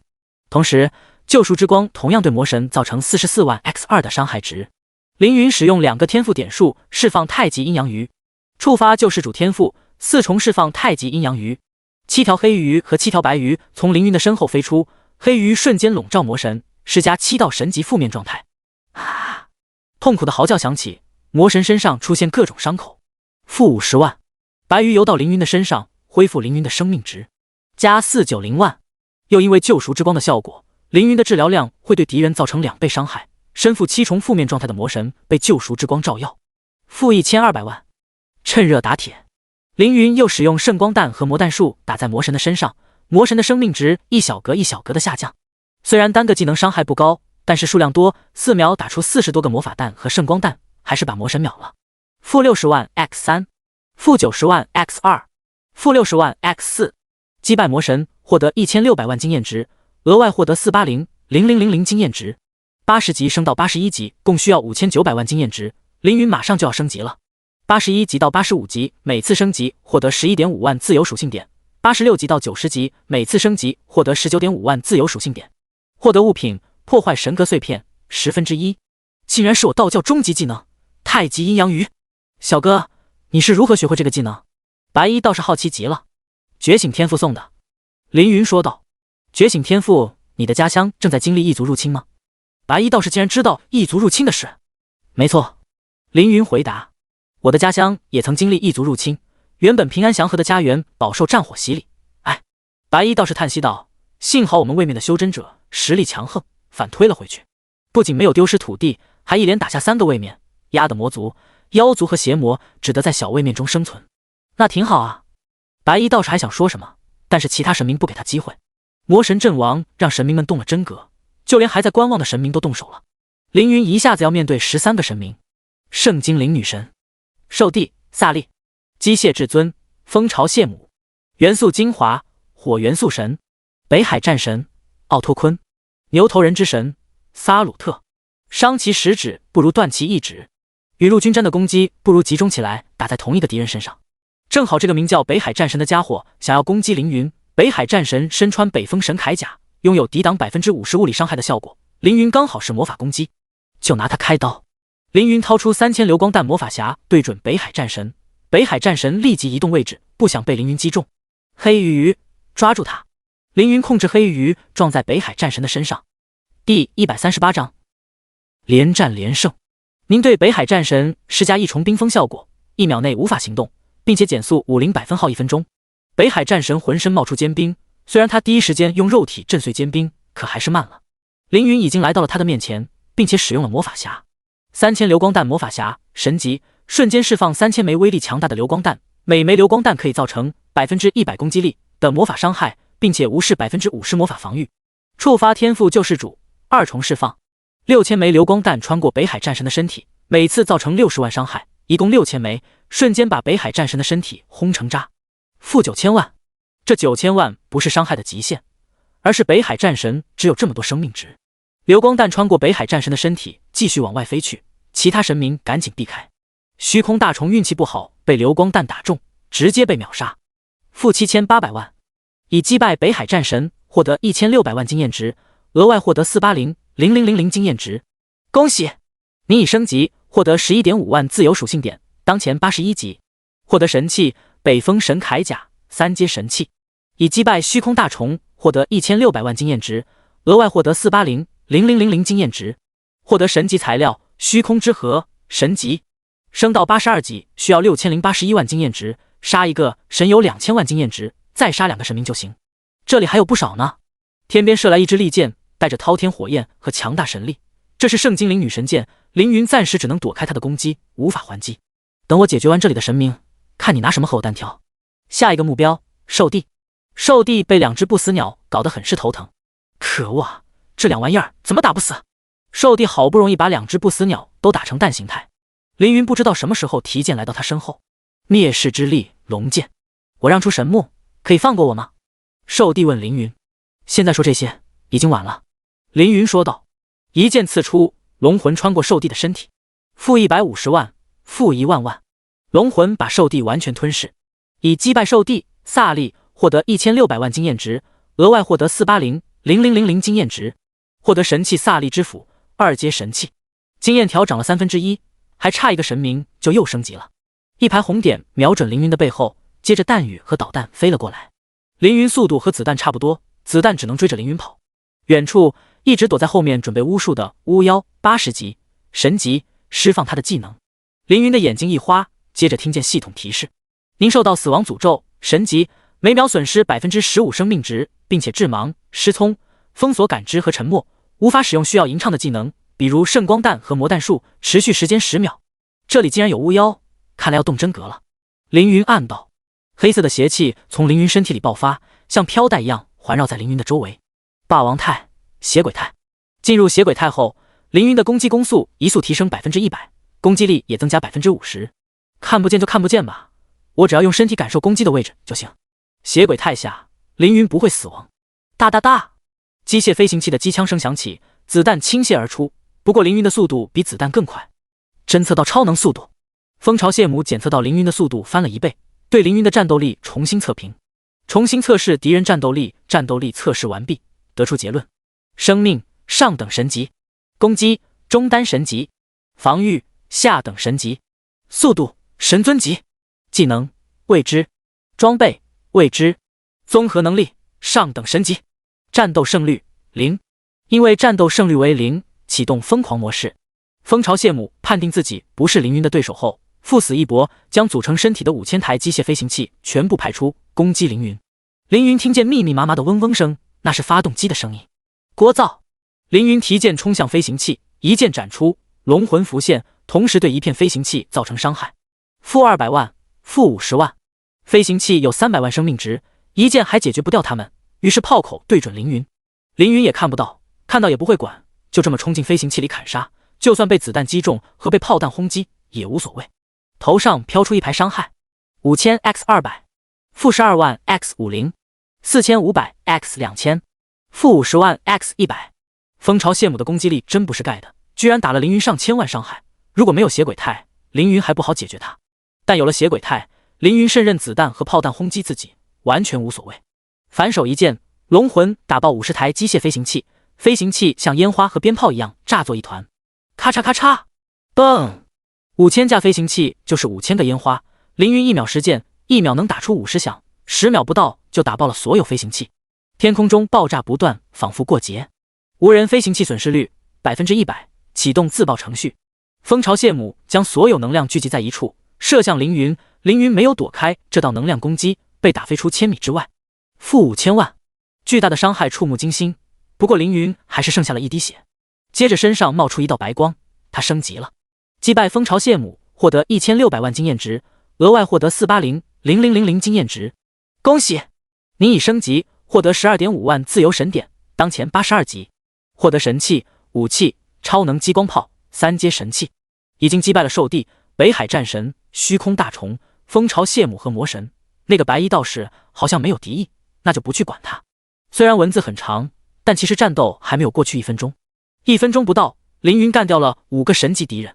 第139章和白衣一战。神明们惊讶凌云的战斗力，纷纷用起自己的底牌绝招。先祖兽神巨斧，牛头人之神高举大斧，背后出现一道1000米高的兽神神魂，神魂举着更加大的战斧劈向凌云。如此毁天灭地的攻击，足以把山河劈碎。另一边，火元素神对着天空发射火团，火团有400多米宽，上千颗，如同陨石降落，砸向凌云。发动攻击的还有圣精灵女神、海妖女神、鬼神莫宁、大妖车迟，一时间流光的剑矢、100米巨浪、巨大鬼爪、妖力剑气纷纷打向凌云。凌云虽然看不见也听不到，但直觉告诉他危险来临。纵使有血鬼太抵抗死亡，也不能傻傻挨打。凭着内心的直觉，朝一个方向猛飞，居然躲开了牛头人之神的先祖兽神巨斧和圣精灵女神的剑矢。不过被一团陨石火球打中，然后又被100米巨浪卷中。巨大的鬼手抓住凌云，用力一捏，然后扔向大妖车池的妖力剑气。死亡诅咒持续时间结束。凌云睁开眼，看见大妖车就在眼前，于是举剑连刺。倒霉蛋大妖车池被凌云连捅10剑，身上立即多出10个窟窿。负145万 x10。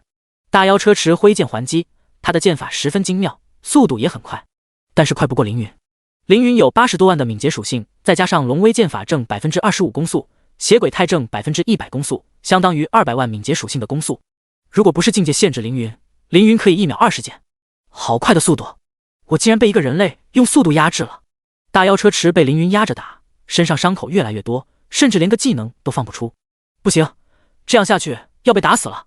大妖车池用神力震开凌云，转身逃跑。不知道从哪里突然飞来一只烈焰不死鸟，狠狠撞在他的身上，直接把他撞死了。火神冲击，负 1.2 亿。千万不要小瞧烈焰不死鸟，这可是100级神级召唤物，实力相当于 1.5 倍80级神明。以击败大妖车池获得1600万经验值，额外获得465000经验值。获得物品妖刀车池3阶神器。击败大妖车池，凌云寻找下一个敌人，但是目光一扫，发现周围没有一个敌人。他们怕了。圣精灵女神拿着鎏金弓箭，不敢攻击。巫妖也躲得很远，不敢靠近。牛头人之神更是朝着远离凌云的方向不停地跑，仿佛可以跑出没有边境的神木战场。还有火元素之神，他用完灭世火球弹之后，身上颜色都暗淡不少。一时间没有神明敢靠近凌云。怎么了？为什么不发动攻击？凌云喊道。白衣道士喝下一大口酒，说道：小哥，他们都怕了你啊！他们都是高高在上的神明，为什么要怕我一个帝王境的凡人？凌云挑衅道：因为你实力很强，可以斩神。白衣道士说道。那么你呢？你怕我吗？凌云问道。哈哈哈哈，我不怕。白衣道士豪爽大笑。那你为何还不向我发起进攻？凌云再问。白衣道士一口饮尽壶中酒，大笑3声冲向凌云。小哥，我来也，看招！一条黑鱼和一条白鱼从白衣道士的身后飞出，这是原版太极阴阳鱼。我的阴阳鱼虽然不如小哥的多，但是内含天道之力，小哥可要小心了。来吧，让我看看你的实力。凌云也喊道。白衣道士单手捏诀，天空出现一片乌云，乌云中降下5道法雷劈向凌云，造成1000万伤害的同时，让凌云身体一阵酥麻。因为霸王镜、血鬼太免疫9天神雷的控制效果，凌云迎面飞向白衣道士，一剑劈出，龙魂显。白衣道士掐指指向凌云，一道神雷从道士指尖射出，撞向凌云的青龙。您的龙妖神剑被技能破魔真雷封锁，攻击附带的龙魂效果消失。虽然没了龙魂，但不影响凌云的剑。凌云一剑刺向白衣道士的眉心，却看见黑鱼和白鱼同时出现，二者互相交融混在一起，变成一副太极图模样。攻击造成230万物理伤害，0点魔法伤害。0阴阳太极图，将太极阴阳鱼合二为一，化作太极阴阳图。若敌人的攻击无法造成 50% 魔法和 50% 物理伤害，将无法对本人造成伤害。小哥可要当心了。白衣道士从衣袖里掏出一张符咒，扔向凌云。符咒1分为2， 2分为3， 3分为1000。1000道奔雷符环绕凌云身旁，发出1000道雷电。0x1000，雷电在符咒间不断积累，越变越大，威力还在增强。0x1000，小哥，你这特殊状态还能持续多久？白衣道士问道。还有4分30秒。凌云说道。这么久，看来我还要坚持啊。白衣道士说道。不必了。凌云说道。把剑收起，换成生命权杖。凌云对自己使用敌罪之焰，每秒恢复 50% 生命值，持续2秒。白衣道士知道凌云治疗自己的时候会发光攻击敌人，而且伤害极高，于是用太极图护在身前。加487.5万。凌云生命值有390万，生命权杖加130万，敌罪之焰1秒恢复 50%， 最大生命值就是 197.5万。又因为身上有2件加治疗效果的装备，所以最终恢复 487.5万。不过真实治疗量只有390万。因为救世主共济的效果，让凌云的最大生命值又增加 19.5万。救人的技能也能攻击敌人，这少年岂不是可以一边给自己加血，一边冲向敌人？白衣道士心想，幸好我有太极图保护，不然危矣。太极图上泛起白光，白衣道士不解地看向白光，直到白光完全突破太极图，照在他的身上。负442万。白衣道士被白光攻击，内心升起一阵罪恶感，这个罪恶感来自凌云的技能赎罪之光。第140章神灵派的阴谋。为什么这个技能可以透过我的太极图？白衣道士不敢相信自己的眼睛，用了一辈子的太极图，竟然被人给破解了。你的太极图已经无效了。凌云使用了闪烁匕首，突然出现在白衣道士的身后。你是怎么做到的？依仗的技能被破，白衣道士很不甘心。我有2种特殊状态，第一种是增强自身力量和速度，抵抗控制和死亡的邪鬼态，第二种名为大自在，可以使敌人的法则对我无效。凌云解释道。你是说你破解了我的道？好，厉害！白衣道士给凌云竖起大拇指。凌云身上还带着敌罪之焰的效果，随着第2次恢复生命值，白衣道士又次被救赎之光打中，再掉442万生命值。无名道人，中等神级，等级80，生命值5400万，攻击力55万，防御力45万。特性：道人，寿命加1000，异常状态效果负30%，受到的伤害减少10%，对邪魔外道额外造成50%伤害，元素系技能增加20%伤害。技能：太极阴阳鱼，神级；九天神雷，神级；破魔真雷，神级；太极阴阳图，神级。人族没有兽神魔神的强健体魄，生命值比一般偏低。不过人族强者往往拥有很强的技能，比如无名道人，他有足足9个神级技能。不过因为神力不足，无法全部使用。无名道人掏出一柄木剑，刺穿一张符咒，斩向凌云。一道雷火跟着劈了过来，凌云肉身硬抗，没有破防。3枚魔弹，4枚圣光弹，2个爆裂火环一起飞向无名道人。负55万 x3， 负107万 x4， 负265万 x2。3轮技能又打掉无名道人1000多万生命值，把他打飞出上百米。嗨嗨！无名道人咳出一滩血，大笑道：“厉害，佩服。”凌云飞到无名道人的面前，无名道人坦然说道：“你很强，我打不过你，动手吧，小哥。”凌云觉得无名道人是个洒脱之人，逍遥乐观，于是伸出手将他扶起。无名道人问凌云：“为何不杀我？”凌云说道：“不想。”无名道人又发出3声笑声，说道：“好，好，好，我的命在你手上，不想杀我就不杀吧。你我也算是不打不相识，既然如此，我便告诉你一个秘密吧。”凌云问道：“什么秘密？”无名道人说道：“等你杀光这里的神明，我再告诉你。”获得任务：无名道人的任务，100级，中单神级。任务详情：无名道人想要告诉你一个秘密，不过需要你解决神木战场周围的敌人。任务奖励：秘密，杀光这里的神，是凌云本来就要做的事。把目光投向牛头人之神，下一个就是他吧。地下2区，神墓。在一块无边无际的石砖平地上，立有大大小小数万座墓碑，每座墓碑上都有一条短短的文字记录墓主人漫长的一生，如人族大帝洛清雅，灭诸天10族，统3界，死于神王宙斯。张宇一脸冷漠地站在一块墓碑前，上面写道：蓝星第一强者，雾张宇，保卫蓝星界不被摧毁，死于神王拉。诸葛瑶走到张宇的身旁，说道：不要这么悲伤嘛，就算你未来真的会死，也要过好当下。张宇说道：谢谢你的安慰，你找到自己的墓碑了吗？诸葛瑶笑道：没有，可能我没成神就死了，或者浑浑噩噩过了一生，没有什么功绩，不配被葬在神墓中。张宇没有说什么，而是提起尸体继续向前。他背上的尸体是铁面后，这个华夏天榜排名第3的历练者死在了副本里。铁面后肯定领取了监视你的任务，现在他死了，你的嫌疑最大，即使回到华夏也很难洗脱嫌疑。既然如此，不如加入我们乾隆组织吧。诸葛瑶说道。怀疑我或信任我，那是国家的事，我的任务是破解万灵坟场副本。张宇说道。国家又是国家，国家是阶级矛盾无法协调时，统治阶级进行统治的工具，他们代表的是某一阶级的利益。诸葛瑶说道。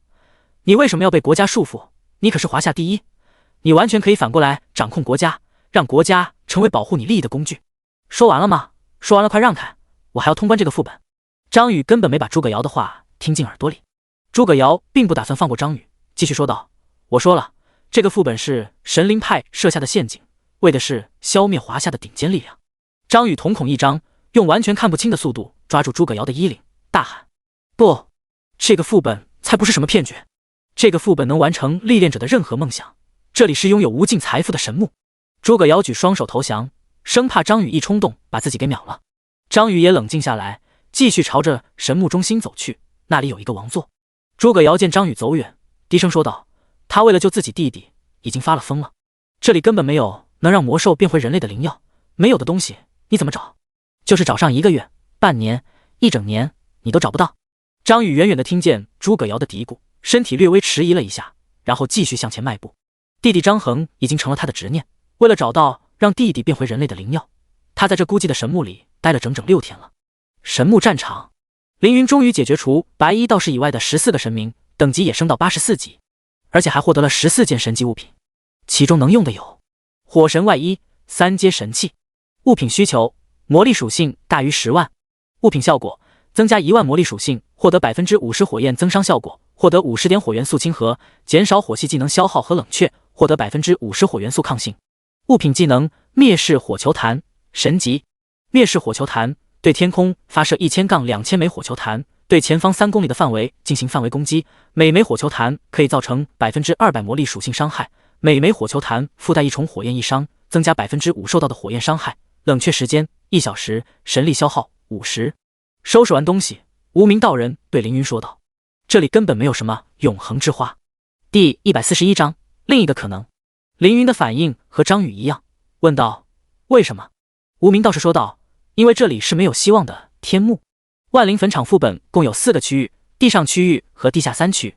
地下3区又有万灵坟场、神墓和天之尽头，天之尽头便是无名道士说的天幕。”无名道士问凌云：“你知道诸天3大阵营以及如何区分他们吗？”凌云当然知道，说：“3大阵营是秩序、中立、混乱。秩序阵营信奉万物皆有法，天有天法，地有地法，人有人法，天地人皆要守法。中立阵营信奉人各有命，顺其自然，不可逆天改命。混乱阵营相信万物从混沌中来，必将回归于混沌。”无名道士说道：“没错，各安天命，顺其自然，这边是我修的道，哈哈哈哈！可惜傻到我本领低微，修着修着就修进了墓里。小哥，你可知道这天墓属于哪个阵营？”凌云说道：“这里有这么多亡灵，想必和亡灵一样，同属混乱阵营。”无名道士点头鼓掌，说道：“小哥懂得不少。那么小哥，你再想想你要的东西会在亡灵手里吗？”凌云捏紧拳头，说道：“我不知道。”无名道士斩钉截铁地说道：“你真的不知道吗？还是知道也不想承认？亡灵信奉世界必将归于混沌，一切法则不过是偶然，无论任何东西，只要被他们抓住，下场只有一个，将其分解，使其重归混沌。人类靠吃东西增强自己的力量，吃得多吃得好，人就有力量；而亡灵靠分解东西增强自己的力量，分得多分得好，亡灵就有力量，被称为亡灵之力。”凌云说道：“我朋友说这个副本能够找到永生之花，会不会这花就存在于副本的某个角落，天幕没来得及分解？”天云琉璃肯定不会骗凌云，他和凌云无冤无仇，而且就算要骗凌云，也不用把自己也骗进来。无名道士说道：“不会。”地下3区天之尽头，一个无色的巨大漩涡之上，亡灵帝君正在吸收磅礴的亡灵之力，在他面前有一个蓝星的历练者，他就是降临派的成员之一，焚天，83级，蓝星隐藏的 SS 级天赋拥有者，神级职业天灾领主，亡灵帝君选中之人。铁面后的力量终于到手了，黑光闪现，焚天升到了84级，成为全世界等级最高的历练者。因为职业天赋的效果，他不需要也不能获得声望，也不会触发公告，这帮助他隐藏身份。帝君，这个张宇在神墓里待了很久，要不我们把他杀掉吧？亡灵帝君说道：“他的命格已经写入神碑之中，你我皆无法改变。”焚天又说道：“那诸葛瑶呢？他的命格没有写入碑中吧？”亡灵帝君说道：“他是智慧之神的使者。”焚天骂道：“他妈的神选者，背景还挺硬。这么说来，九黎和教皇也不能杀。虽然不能杀，但是可以把他们困在副本里困很久，一样能拖累蓝星的进度，降低蓝星高手的升级速度。我看他墓中还剩下哪个强者？镇魂怎么样？”亡灵帝君听见焚天要杀凌云，捧腹大笑起来。焚天有些尴尬，不知道亡灵帝君为什么笑。亡灵帝君说道：“他若是死在这里，倒也是好事，你去试试吧，反正你死了会在这里复活。”焚天点点头，然后身形消失在天之尽头。地下2区神墓通道，凌云从神墓战场中回来，脸色不是很好。此时通道里只剩下亡灵法神康、天云琉璃和金凤，其他人都去挑战神明了。天云琉璃，你确定永恒之花能救秦思月吗？凌云问道。我的天赋是这么说的。天云琉璃说道。那么你确定永恒之花在这个副本里吗？凌云又问。天云琉璃一愣，不知道为什么要这么问，点了点头。凌云选择相信天云琉璃，不过无名道士的话也不是假话，一定是什么地方出了问题。你的天赋效果具体是什么？凌云问天云琉璃。每个人的天赋都只有自己知道，对于高手来说，天赋效果是非常重要的秘密，因为装备宠物可以换，天赋不能换，敌人很可能根据天赋效果来针对自己。也有很多天赋只在别人不知道的时候才厉害，并且只要不说实话，任何人都无法验证你的天赋效果，因此大家都不问别人的天赋。凌云和天云琉璃关系并不特殊，二人是单纯的合作关系。天云琉璃提供信息，凌云带他通关副本，互相不亏欠对方。镇魂大佬，我很尊敬你，但你的要求有些过分了。金凤儿最爱自己的姐姐，不允许任何人欺负天云琉璃。天赋效果是我姐姐最重要的秘密，说她不能告诉你。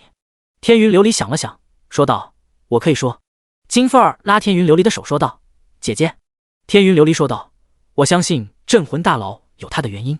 我的天赋名叫命运之沙 A 级，效果有2个，一是看到一个副本的所有奖励，包括通关奖励、不同评分的奖励、隐藏任务的奖励等等；二是进行一次占卜，可以知晓一个能改变某人命运的东西。我对秦思月进行了占卜，看见他需要永生之花，同时又知道这个副本里有这朵花。天云琉璃的天赋看上去不强，但其实很有用。如果让恶人知道世间还有占卜命运物品的天赋，天云琉璃的安全会受到巨大的挑战。凌云问道：是在副本通关奖励里吗？还是隐藏奖励？还是在哪个神明的墓穴里？天云琉璃说道：对不起，我不知道这些细节，我只是知道这朵花在这个副本里，具体在哪不知道。天云琉璃说副本里有，无名道士说副本里没有，到底该信谁的？凌云很聪明，很快就想到另一个可能。第142章，领悟亡灵之力。会不会2个人说的都是对的呢？永恒之花确实在这个副本里，但又不在副本里。凌云终于想明白了，副本里肯定没有永生之花，因为亡灵一定会把花分解掉。但是这个副本最近来了那么多历练者，说不定有人身上有花带进了副本，所以我不该去副本里找花，应该找人。凌云原本想要多杀一些神明赚取神器，但是想到持有永恒之花的人可能会死，还是不要耽误时间了。亡灵法神给带路，一行人通过神木通道，用魔法打开一道巨大的石门。轰轰轰！石门之后便是神木，一眼望去全是墓碑，在墓碑环绕的中间有一个巨大的座椅。凌云感知属性很高，第一时间感知到张宇和一个不认识的人，那人是诸葛瑶。诸葛瑶第二时间感知到了凌云，他回过头看了凌云一眼，满是惊讶，接着露出期待的表情。是镇魂啊，哈哈，太好了，居然在这里遇见他，我早就好奇他和张宇谁比较强，现在有机会验证一下。诸葛瑶假装没有看到凌云，问张宇道：你说你是不是和那个镇魂有仇啊？因为我听说铁面后前去抓捕张衡的时候，张衡正在和镇魂战斗，其实是张潇潇。这么看的话，如果镇魂没有找你弟的茬，你弟是不是就和铁面后错过了？那他就不用变身魔兽了啊。这么明显的挑拨离间，张宇怎么会听不出来？他不但听出来了，还猜到诸葛瑶为什么要在这个时候挑拨离间。镇魂也来这个副本了吗？诸葛瑶嘿嘿笑道：是的，就在我们后面。张宇说道：你想让我和他打一场？诸葛瑶大声说道：是啊是啊，我很想知道你们俩谁是华夏第一。张宇说道：可能是他吧。诸葛瑶说道：他才历练不到2个月，你历练了2年半，你不如他。张宇没有诸葛瑶的话激将，这个冷静的家伙只要不涉及到自己的弟弟妹妹，绝不会钻入任何人的语言陷阱。见张宇不肯打，诸葛瑶又动了凌云的心思，转身向凌云走去。这时天空突然出现一道巨大漩涡，漩涡中伸出一只巨大的骷髅大手，亡灵帝君之手。大手抓向凌云他们，这是亡灵帝君的投影，他的手会直接抓取灵魂，千万不能击中。康提醒道。凌云使用群体恢复补满天云琉璃和金凤儿的生命值，然后让康保护好他们，自己独自面对敌人。凌云一共有135神力，经过几场战斗已经用完，现在想要补充只能使用领悟系统。掏出之前得到的一缕亡灵之力，凌云闭眼炼化，正在感悟亡灵之力。漩涡之中，焚天一脸疑惑，这家伙什么情况？怎么不动了？凌云是蓝星第一个帝王境，第二个是秦九离，其他人不知道，领悟系统也正常。管他发呆干什么，杀了他就行。骷髅大手牢牢抓住凌云，用力一扯，想要扯出凌云的灵魂。亡灵帝君之手未能扯出镇魂的灵魂，为什么？这可是中等神级技能，为啥扯不出他的灵魂？焚天还是第一次遇到这种情况。难道是捏得不够用力？用力捏！骷髅大手死死捏住凌云，但是没用，甚至没破防。这家伙一定是使用了霸王镜。可恶，镇魂的霸王镜是什么效果？焚天心想，一个牧师的霸王镜会是什么呢？加血更多，增益技能持续时间变长，增加更多属性。猜不到啊！不管了，接着打吧。漆黑的漩涡中又伸出一个巨大的骷髅头，骷髅头空荡荡的双眼直视凌云。任何被亡灵帝君看到的生灵都会神魂俱灭。亡灵帝君之手未能消灭镇魂的灵魂，还不行，这也是中等神级的技能啊！焚天眉头深皱，幸好这里是神墓，在这里几乎有无尽的亡灵之力，随时可以补充神力。天空中又多出一道漩涡，一柄1000米长的镰刀伸出漩涡，亡灵帝君之手拿起镰刀，用力地劈向凌云。领悟完成亡灵之气完成，获得感悟复仇。若继续领悟复仇之力，可以获得亡灵帝神的青睐。亡灵帝君是亡灵帝的一缕分神，虽然只是一缕分神，但实力依然强大。而亡灵帝神是神帝级强者，混乱阵营的扛把子之一。凌云若能心照亡灵，说不定能像上一世继承天道本源一样，继承亡灵本源，成为新的神帝。不想太多，先领悟点亡灵之力，补充神力。凌云又取出一道亡灵之力，开始炼化。正在感悟亡灵之力，巨大的镰刀劈在凌云的头上，又打出一个数字0。焚天眉头紧锁，暗道：免疫伤害类的霸王态吧，那没办法了，只能持续攻击，看他持续时间什么时候结束。骷髅大手不断劈砍凌云。远处，诸葛瑶说道：镇魂真豪横啊，飞在空中让对方打，对方还无法破防。他的主属性好消息非常强，估计是霸王境圆满。张宇说道：他飞行没有靠任何装备和技能，他已经帝王境了。帝王境？诸葛瑶说道：这么快？他才历练不到2个月啊。我记得帝王境的要求是：1. 等级到达80级；2. 拥有至少2个神级技能，至少2件神级装备；3. 通关至少1个神级副本；4. 单杀至少1个神级 BOSS； 5. 拥有自己的势力且评分不低于地级；6. 主属性之和超过30万。他都达到了吗？张宇看向凌云，第一次对凌云产生了好奇，和这样的高手战斗好像也不错。这个念头出现的瞬间便被张宇否决掉。他是轩辕战队的队长，华夏第一人，华夏唯一一个 SS 级强者。张宇的任务是保护华夏不被外国势力攻击，而不是和其他人争强斗胜。第143章，张宇 SS 级天赋斩神正道。诸葛瑶看出张宇眼中的克制和隐忍，不由得叹了口气，说道：想战又不敢战，明明是绝世天才，活得那么累干嘛？经过数天的探索，整个神墓都被张宇找过一遍，并没有想要的灵药。二人继续朝着神墓中心走去。中心有一个巨大的王椅，形状古朴，好似由青铜打造。这里没有守关 BOSS 吗？那么通往下一层的方法应该和这座椅有关。诸葛瑶说道。张宇掏出自己的无锋剑，75级3阶神器，对准青铜王座。喂，我知道你现在手很痒，但是不要冲动啊，万一这是通关副本的关键道具，被你弄坏就完了。诸葛瑶提醒道。直觉告诉我，不是。张宇说道。说完，无锋剑重重地劈在青铜王座上。负200万！青铜王座裂开一道巨大的口中，从口子里飞出10道绿光，随即飞到10座坟墓的上方，化作墓主人生前的模样。击败一个神明可以进入神墓，击败10个神明才能去下一层。这个副本的难度真高啊！击败10个神明不算什么，诸葛瑶不知道凌云能一人独占14个神明。不过这里很适合你，我没搞错的话，你的 SS 级天赋斩神正道有击杀成长，每击杀一个神明可以增长属性来着。诸葛瑶试探性的说道。没错，击杀的神明越多，我就越强。张宇说道。斩神正道，这么帅气的 SS 级天赋，你咋就不激动呢？我要是你，根本不会进入政府组织，早满世界去斩神了。诸葛瑶说道。力量如果不用在正确的地方，就没有意义。张宇说道。什么是正确的地方呢？你肯定又要说为国效力了，我不反对你的想法，不过我要提醒你，人生的路不止一条。诸葛瑶说道。张宇提剑冲向一个兽人王神，一剑劈掉兽人王神40万生命值，同时将其震开，然后攻击其他神明。一个人类王神使用战锤攻击张宇，被张宇用无锋剑格挡，完美格挡敌人攻击，触发技能格挡反击。格挡反击触发职业强化，进化为魂之格挡反击。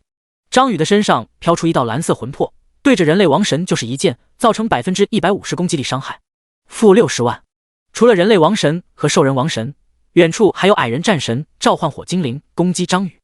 张宇侧步躲过火精灵的攻击，完美闪避敌人攻击，触发技能闪避斩，闪避斩触发职业强化，进化为魂之闪避斩。张宇身上又飘出一道蓝色魂魄，对火精灵就是一剑。负120万。魂之闪避斩暴击，触发技能暴击连击，暴击连击触发职业强化，进化为暴击2连击。第二道蓝色魂魄对着火精灵发出一次2连击，把火精灵秒了。负120万。说来话长，实则一瞬，张宇一刀一挡一闪，分别对3个敌人造成40万、60万、240万伤害，用时不过2秒，平均1秒输出170万。虽然不如凌云，但也是世间少有的强大了。而且张宇同时面对一堆王神的攻击，依然游刃有余，这个实力绝对能在蓝星排进前5，真厉害啊！不愧是华夏第一。诸葛瑶在一旁看戏，一发突然袭击的子弹破坏了他的好心情。负10万。诸葛瑶的身上多出一个弹孔，他抬头一看，一个矮人狙击之神瞄准了他。可恶，和我比远程攻击是吧？看招！诸葛瑶使用的奥数魔法不需要法杖施法，简单的做了一个手势后，一个10米高的奥数巨炮射向矮人狙击之神。负200万。矮人狙击之神被诸葛瑶轰飞，不过他在空中调整重心后，使用空狙再次攻击诸葛瑶。同时，更多的王神也对诸葛瑶发动攻击。看来我也不能站着看戏了。诸葛瑶认真起来。另一边，天云琉璃隐约感到天父的提醒，于是对康说道：“你能让我靠近那个骷髅吗？”康说道：“当然可以，美丽的女士。不过我要提醒你，这样做很危险。”天云琉璃知道这很危险，但永恒之花对凌云很重要。康点点头，先对金凤儿使用城堡术保护好她，然后用神力拖着天云琉璃飞向亡灵帝君的投影。焚天就藏在漩涡之中，天云琉璃离漩涡越近，感应就越强。漩涡里有一个历练者，我确定了，永恒之花就在他的身上。天云琉璃说道。领悟系统更新，您已成功炼化大量亡灵之气，并且对亡灵本源有自己的领悟。当前领悟亡灵之力 2%， 下一阶段亡灵之力 5%， 获得50神力，最大神力值加15。凌云还可以继续炼化亡灵之气，获得更多神力，但是先把眼前的苍蝇解决掉。永恒之花在他的身上吗？那可太好了。凌云将灭世之力和真龙之力注入龙瑶神剑中，震开亡灵帝君之手，然后挥剑一斩，真龙飞出，将亡灵帝君的手臂和头颅一起斩断。负240万。负1万万。亡灵帝君的头影消失，露出漩涡之中的焚天。不可能，这可是亡灵帝君的化身，怎么可能被一个历练者一剑斩杀？焚天大吼道：“我不相信，我不相信！管你相不相信！”凌云冲进漩涡之中，把焚天也一剑斩杀。以击败焚天，获得物品亡灵帝君手镯2阶神器。亡灵帝君手镯2阶神器，使用需求75级，拥有亡灵之力，且阵营不为秩序。物品属性增加5000魔力属性，所有攻击对生灵额外造成 15% 伤害。物品技能召唤亡灵帝君之手。亡灵帝君之手中单神级，消耗亡灵之力召唤亡灵帝君之手，每次攻击对敌人造成1000万伤害，并且对生灵有抽离灵魂效果，对灵魂状态的敌人额外造成 50% 伤害，持续时间1分钟，冷却时间6小时，神力消耗15。第144章亡灵帝君的手镯毁灭灵球。这件装备的强大不用多说，本身的属性就很强，还有强大的中等神级的技能。亡灵帝君之手不仅有不错的攻击力，其特殊效果更是可以达到意想不到的效果。不错的持续时间和极低的神力消耗让它的非常实用。这破装备有什么用？我要的是永恒之花。凌云获得神器，但并不开心。幸运属性太高，几乎一定会爆出敌人身上最值钱的东西。这件装备的价值比永恒之花高，所以优先爆出。焚天的身体变成2半，但他没有死，毕竟这里是他的主场，周围无尽的亡灵之气可以让他永生不死。镇魂，你的实力超乎我的想象，想不到蓝星竟然会出现你这样的强者。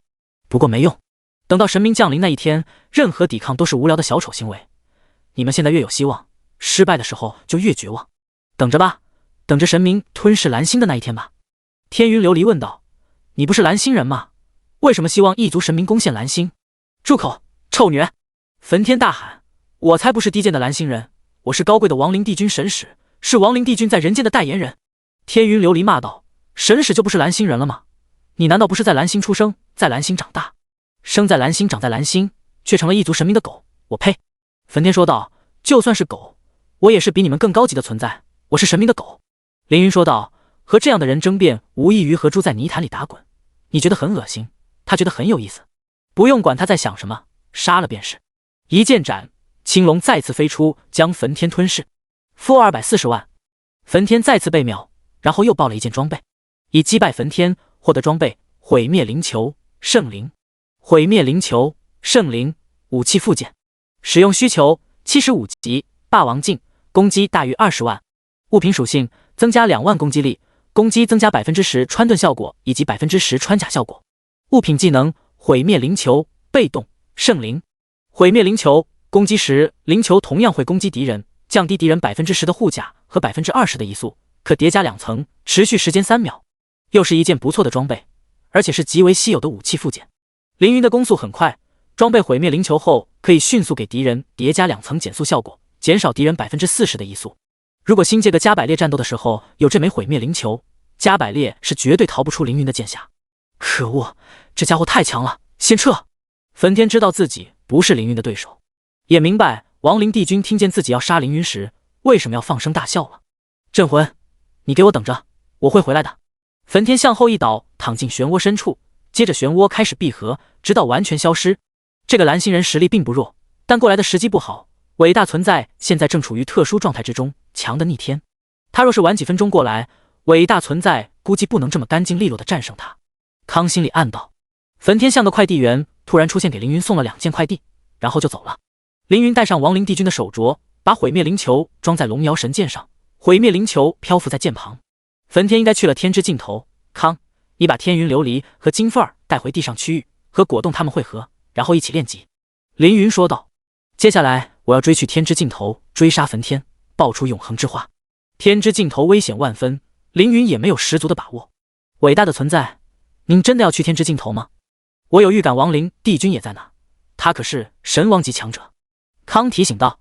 神的实力划分为下等神明、中等神明、上等神明、神尊、神王、主神、神帝，每个境界的实力天差地别，除了凌云这样的特殊存在外，几乎不存在越级战斗。有一点需要说明的是，主神和神帝是同一境界，主神和神帝之间没有明确的实力境界划分，有主神神格的称作主神，有神国的称为神帝，又有主神神格，又有神国的，既可以叫其主神，又可以叫其神帝。比如光明主神又称为光明神帝。当实力达到主神和神帝之后，境界便达到了极限，此上再无更高阶的存在。虽然境界相同，但是实力却不一样。举个例子，拥有血神帝国的血神帝，其实力在众多神帝之中只能算中等位置，而拥有主神神格的司法与正义主神特弥斯，战斗力甚至和神王差不多，排在众主神的末尾。所以不是所有主神和神帝都一般强。我会在这里等到2个霸王太冷却时间结束，至于生与死便看实力了。凌云说道。康惊讶地看着凌云，在他眼里，凌云是神秘且强大的存在，想不到这样的存在也会为了追求某样东西连命都不要了。您的信念十分坚定，或许这就是您变强的秘密吧。康最后吹捧凌云一句，然后凌云给天云琉璃和金凤补满血，他们便离开了神木。在离开之前，天云琉璃双手握住凌云的手，抬起头一脸不舍地说道：镇魂，注意安全，你一定要回来。凌云说道：我会的。金凤儿在后面一脸吃瓜的表情，姐姐该不会真的喜欢上镇魂大佬了吧？姐弟恋？不对不对，镇魂大佬不一定喜欢姐姐。天云琉璃点点头，和金凤儿跟着康回到神木走廊，回到万灵坟场，又从万灵坟场的传送阵回到地面区域。现在等霸王太冷却时间吧。大自在原本的冷却时间是6个小时，霸王境圆满的特殊加成可以让霸王太冷却时间减少1半，所以凌云还需要等待3个小时。在这里坐着每秒受到3000点伤害，因为每提高1重境界可以减少 10% 受到的伤害。凌云现在是帝王境，所以减少 40% 伤害，也就是每秒受到1200点伤害。凌云有50多万体质属性，每100体质属性提供每秒1点生命值回血，也就是每秒恢复500点，所以凌云现在1秒受到700点伤害。第145章，白给一个大公会，3小时就是324万伤害。凌云一边等技能冷却，一边给自己恢复生命值，因为天赋效果，最大生命值不断增长，3个小时下来可以增长 16.4 万。凌云坐在墓碑上看张宇的战斗，看了心中只有一个评价：扎实。扎实的基本功，扎实的技能构建，扎实的成长。华夏第一的宝座就是他这么扎实的走上去。张瑶和诸葛瑶2个人对战10个王神不落下风，虽然王神实力不如生前，但这样的实力也足以证明其实力不一般。不过和凌云比起来还是差远了。张宇，镇魂那边已经完事了。诸葛瑶说道。张宇看了凌云一眼，然后继续专心战斗。他的无锋剑长2米，宽量2尺，重1吨，既可以当作盾器挥舞，又可以当盾牌格挡，攻防一体。这边战斗在继续，而后方龙父、宁雪冰和教皇又赶到，三人战胜神明后进入神墓之中，走到凌云的身边。你一个人对战15个神明，竟然还比我们还先出来，你的实力让我难以想象。教皇感叹，怪不得他能战胜苏木柏那个贱人，这样的人才要是来我圣神教就好了。或者，教皇走到凌云身旁，套近乎道：镇魂，你看你职业是圣光守护者，而我是教皇，我们都是光明系的人，既然如此，两家不说一家话，你来我圣神教吧，我让你当教皇。听见这话，龙父和宁雪冰都震惊了。教皇皮克要把自己的位置让给凌云，这他脑子秀逗了吗？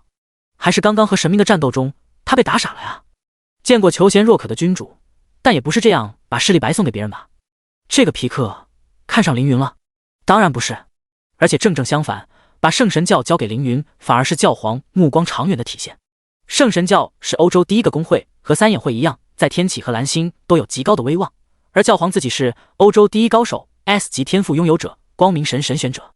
虽然龙父和宁雪冰也算有头有脸的人物，一个是破晓公会的副会长，一个是5大家族的宁家2小姐，但和教皇比起来，无论是身份还是实力都差得远了，眼界更是云泥之别。今日一见，教皇认定凌云就是未来的最强者，按照他心里的理论，未来世界一定是一个强者为尊的世界，旧世界的繁文缛节肯定会被打破，原有的利益关系消失，在旧秩序上，一个以实力为尊的新秩序必将建立。镇魂拥有远超蓝星人的实力，未来他就是无上的皇帝，世间最强者。如果能和凌云攀上关系，等到旧秩序被打破的那一天，圣神教将会获得莫大的机缘。凌云稍作思考，便明白教皇在想什么。这家伙倒也聪明，也有魄力。欧洲第一公会说送就送，比那些只会喊大佬、求抱大腿的人强多了。不过凌云对圣神教不感兴趣，我对圣神教不感兴趣，教皇的位置对我更没意义。凌云说道。龙父和宁雪冰又是一惊，凌云居然拒绝了，那可是欧洲第一公会啊，世界有名的强大组织，为什么要拒绝啊？不理解，绝对不理解。龙父拉住凌云说道，为什么不答应呢？圣神教是欧洲第一公会，成为圣神教教皇等于掌控了半个欧洲。凌云说道，我对掌控欧洲不感兴趣。龙父急了，说道，你怎么会不感兴趣呢？欧洲富饶，并且在世界上占有重要的地位，你若成为掌控圣神教教皇，就能借此拿下欧洲。凌云说道，我再说一次，我对掌控欧洲不感兴趣。宁雪冰很早之前就想和圣神教合作，通过圣神教把生意做到欧洲区。刚刚在万灵坟场的时候，宁雪冰就尝试去找教皇，但是吃了闭门羹。现在和教皇离得很近，再加上看见教皇倒贴凌云，还以为他很好说话，于是走到教皇面前说道，尊敬的教皇，圣神教遇到了什么困难吗？如果是这样，宁家说不定可以替您解忧，我们宁家主营贸易，有钱有货，是个不错的合作伙伴。教皇打断宁雪冰，你宁家不过是华夏5大家族中排名第4的家族，有何资格与我圣神交谈合作？宁雪冰见教皇对自己的态度和凌云的态度截然不同，不由得尴尬地愣在原地。宁家确实和圣神较差得远，你皮克教皇看不清宁家就算了，凭什么又看得起镇魂？他不就是个独狼历练者吗？无权无势，值得你如此对待？宁雪冰很不服气，觉得是教皇没有看到宁家的实力，有机会一定要在教皇面前露一手，最好促成双方合作。场面变得十分奇特。这边龙父劝说凌云接管圣神教，凌云却不干。宁雪冰想要讨好圣神教，却被对方看不起。最终凌云和教皇立下约定，若圣神教能干掉3眼一个神选者，凌云就考虑做他们的首领。另一边，在诸葛瑶强大的活力支撑下，10个神明一一倒下，而且诸葛瑶每次都让张宇补下最后一剑，因为张宇的提阿奴发斩神正道需要杀神提升属性。终于消停了，我们可以去地下第3区了。诸葛瑶说道。张宇回头望向凌云，发现龙父等人也来了。可惜不能和凌云打一场了。抱起铁面后的尸体走向龙父，张宇满怀歉意地说道，龙父会长，我没能力保护铁族长。龙父看见多年好友的尸体冷冰冰地出现在自己面前，一时间情绪难以控制，抱过铁面后的尸体大喊，罗后。凌云看着龙父，不禁又想起自己上一世抱着叶子衣的场景，幸好这一世重生有力量保护好友。如诸葛瑶预料的一样，龙父质问铁面后为何会死，张宇解释遇到了神灵派设下的陷阱，自己差点也死了。龙父不听张宇解释，说道：“铁面后的任务是监视你，现在他死了，你难逃其责，速速和我退出副本，回国汇报情况。”第146章，化身亡灵神官。张宇低头不语，他还要找能救弟弟的灵药，怎么能现在回去？你没听见吗？我要你现在退出副本！龙父伸手去推张宇，但被凌云抓住手腕。龙父大吼：“放手！你在干什么？你想攻击国家执法人员吗？”凌云说道：“你冷静一点。”龙父心想：你什么身份，敢叫我冷静一点？我龙父可是破晓公会的副会长，统领上万人，你有什么资格让我冷静？我的好兄弟死了，就死在这个张宇身边，他绝对有问题，我一定要带他回去。给我放手！龙父想要甩开凌云的手，可是凌云的手像钳子一样牢牢抓住他的手腕，让他动弹不得。他大喊：“看来你真的要妨碍执法了！镇魂，我要连你一起逮捕！”凌云眼神冰冷地看着龙父，说道：“你最好冷静一点。”看着凌云冰冷的眼神，龙父一瞬间冷静不少。地下3区天之尽头，焚天向亡灵帝君抱怨：“您不是说镇魂不是神选者吗？为什么他那么厉害，甚至一剑斩断了您的头影？”亡灵帝君说道：“他身上有天道之力，还有命运之神和时间之神的气息，就连我也看不透他。”焚天没想到凌云背景这么神秘，他还以为凌云是这些人当中最好欺负的呢。这镇魂这么厉害，那他现在实力如何？亡灵帝君说道：“他的肉身极为强大，若是不开启特殊状态，实力在上等神级靠后的位置；若是开启特殊状态，就是神尊也有一战之力。”焚天一脸错愕，问道：“啥？不开启霸王太是上等神级实力，开启霸王太后可以和神尊一战？”亡灵帝君点点头。焚天说道：“可恶，他怎么会那么强？他要是这么强，未来异族入侵能击败蓝星吗？”亡灵帝君说道：“以他的潜力，估计很快就能拥有上等神级顶峰实力，一般神尊都难以和他抗衡。等到我被入侵蓝星时，若无神王级强者出手，恐怕对付不了他。异族入侵最多会派出上等神级神明，神尊都不会出现，更别说神王了。”焚天听到凌云居然能凭一己之力抵抗异族入侵，心中百感交集。对于人间来说，这是最坏的消息了。不行，必须要让他死在万灵坟场里，不能再让他成长下去了。焚天跪在亡灵帝君面前，大喊道：“帝君，我恳请您出手诛灭镇魂！”亡灵帝君伏在巨大黑色漩涡之上，万灵坟场和神墓里将一具具尸体分解成亡灵之力，流入亡灵帝君的身体里。只要不停吸收亡灵之力，就可以增强自身。他为什么要去惹凌云？是吃饱了没事做吗？我可以赐你力量去战斗，毕竟你是我的神选者，你的使命就是让更多生灵死亡。”亡灵帝君说道。焚天捏紧拳头，说道：“多谢帝君。”亡灵帝君动了动手指，亡灵之力像溪流一样涌入焚天的身体里。焚天的身体无法承受如此强大的力量，血肉消散，脏器腐化，最后变成一具骷髅。神焚天95级，亡灵神官，你已经彻底成为了亡灵，不再是蓝星人。”亡灵帝君说道。焚天看着自己的骷髅双手，看着天启登陆器从手腕滑落，突然后悔了。拥有的时候往往会忽视，失去了才会珍惜。焚天是个孤儿，从小无依无靠，乞讨为生，30年岁月饱受冷眼和极寒，命运不曾给他一丝温暖，甚至在31岁的时候让他染上重病，命垂一线。后来虽然挺过重病，但留下了终身残疾。因此焚天极其厌恶自己蓝星人的身份，不惜投身亡灵阵营，想要帮助强者大能毁灭蓝星。可是当现在失去血肉，真正成为亡灵的时候，他又觉得不舍，因为他失去的不是血肉，而是自己的根。焚天想哭，但他再也不能流泪了。从今往后，他对蓝星再无情感，摧毁蓝星从复仇变成了本职。帝君，我现在能打败凌云了吗？焚天问道。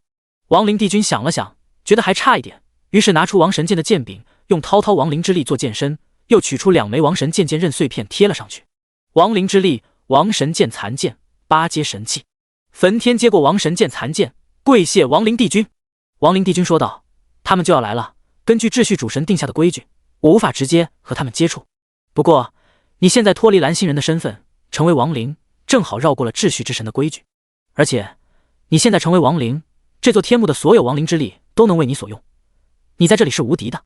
现在你就等他们过来，然后把所有人都杀了吧。”焚天的漆黑的眼眶中燃起2团绿色火焰，大声说道：“是。”地下2区神墓，龙父需要时间平复心情，张宇和诸葛瑶就在一旁等龙父。凌云需要等技能冷却，教皇为了讨好凌云也在一旁等候。宁雪冰为了讨好教皇同样在等。时间1分1秒的过去，每个人都在扣血。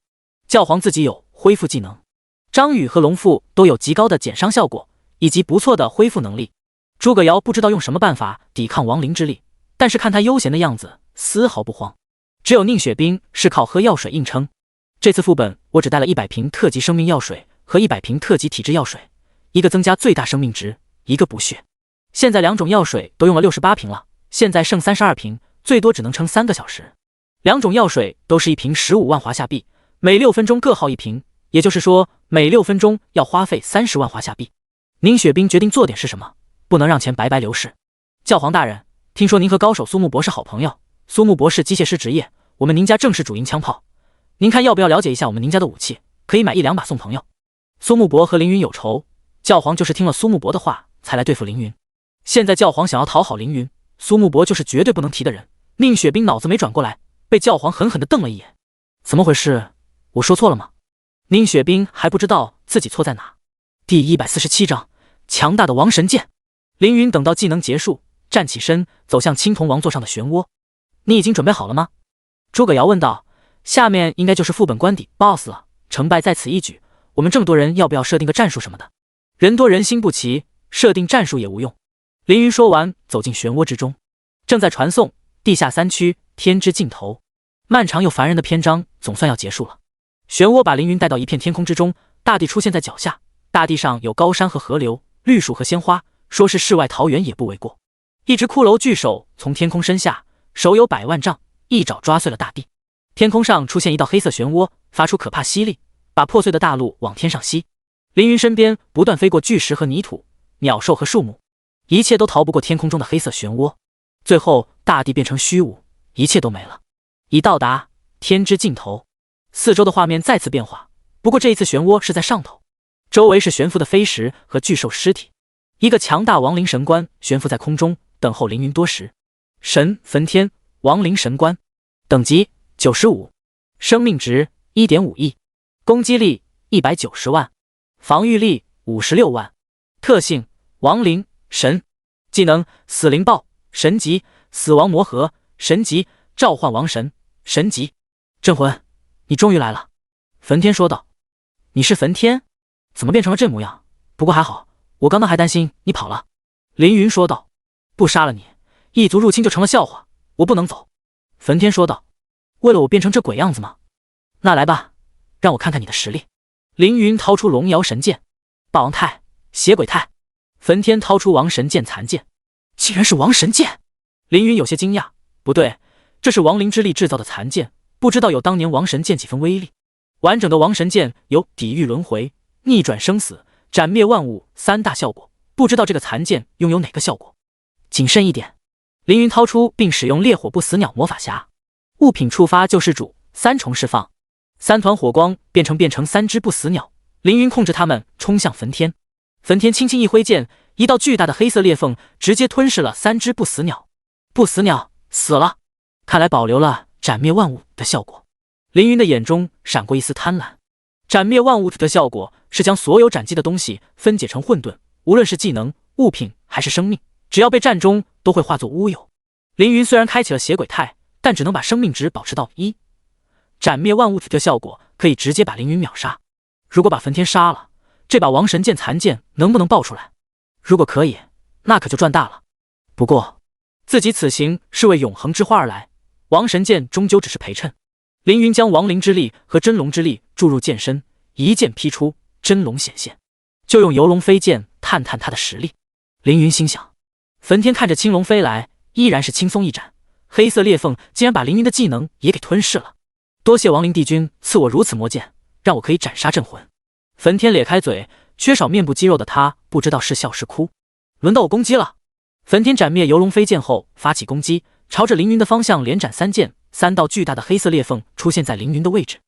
但是凌云并没有在那里。人呢？焚天一愣，杀气从背后传来。原来游龙飞剑只是试探，凌云一剑刺出，立即使用闪烁匕首闪烁到焚天的背后。焚天立即反身一剑，但是速度实在太慢，被凌云一剑劈飞数百米。咔嚓！焚天的肋骨上出现一道裂缝，同时头上飘出一个红色数字：-220万。好强的力量！焚天想要稳住身形，可是一道身影出现在面前，是凌云。开启邪鬼态的凌云速度快得不讲道理，竟然追上来倒飞的焚天。又是一剑，凌云站在同一位置，把焚天的骨片都砍出来了。负220万，负1亿，而且这一剑还触发了龙剑，额外造成1亿伤害。焚天的生命值瞬间下降2/3，吓得他使用技能死气爆发，神级。死气爆发，释放一片死亡之气，任何生者沾染死气，立即受到1000万无视防御的伤害，持续时间1秒，冷却时间6小时。死气爆发是个很强的技能，1000万无视防御的范围伤害简直无敌。但这个技能有个缺点，那就是释放速度太慢。凌云看见死气从焚天的身上飘出，立即后退，轻易躲开这个强大的技能。可恶，你速度也太快了！焚天技能放空，不由得捏紧拳头。这慢悠悠的气体也想打中人？可笑！凌云说道。傻子都知道，要先用控制技能把人控住，然后再放大招。焚天不是傻子，他实在没有技能控住凌云。死气只出现了1秒就飘散开来，凌云立即跟进，对着焚天挥出一剑。焚天掏出一个魔盒举到面前，用来抵挡凌云的剑刃。死亡魔盒，魔盒开启后随即秒杀一个生灵，技能使用者不可打开魔盒。凌云知道死亡魔盒的效果，也知道劈开魔盒也会触发技能效果，自己会被秒杀，立即改变攻击路线，斩向一旁。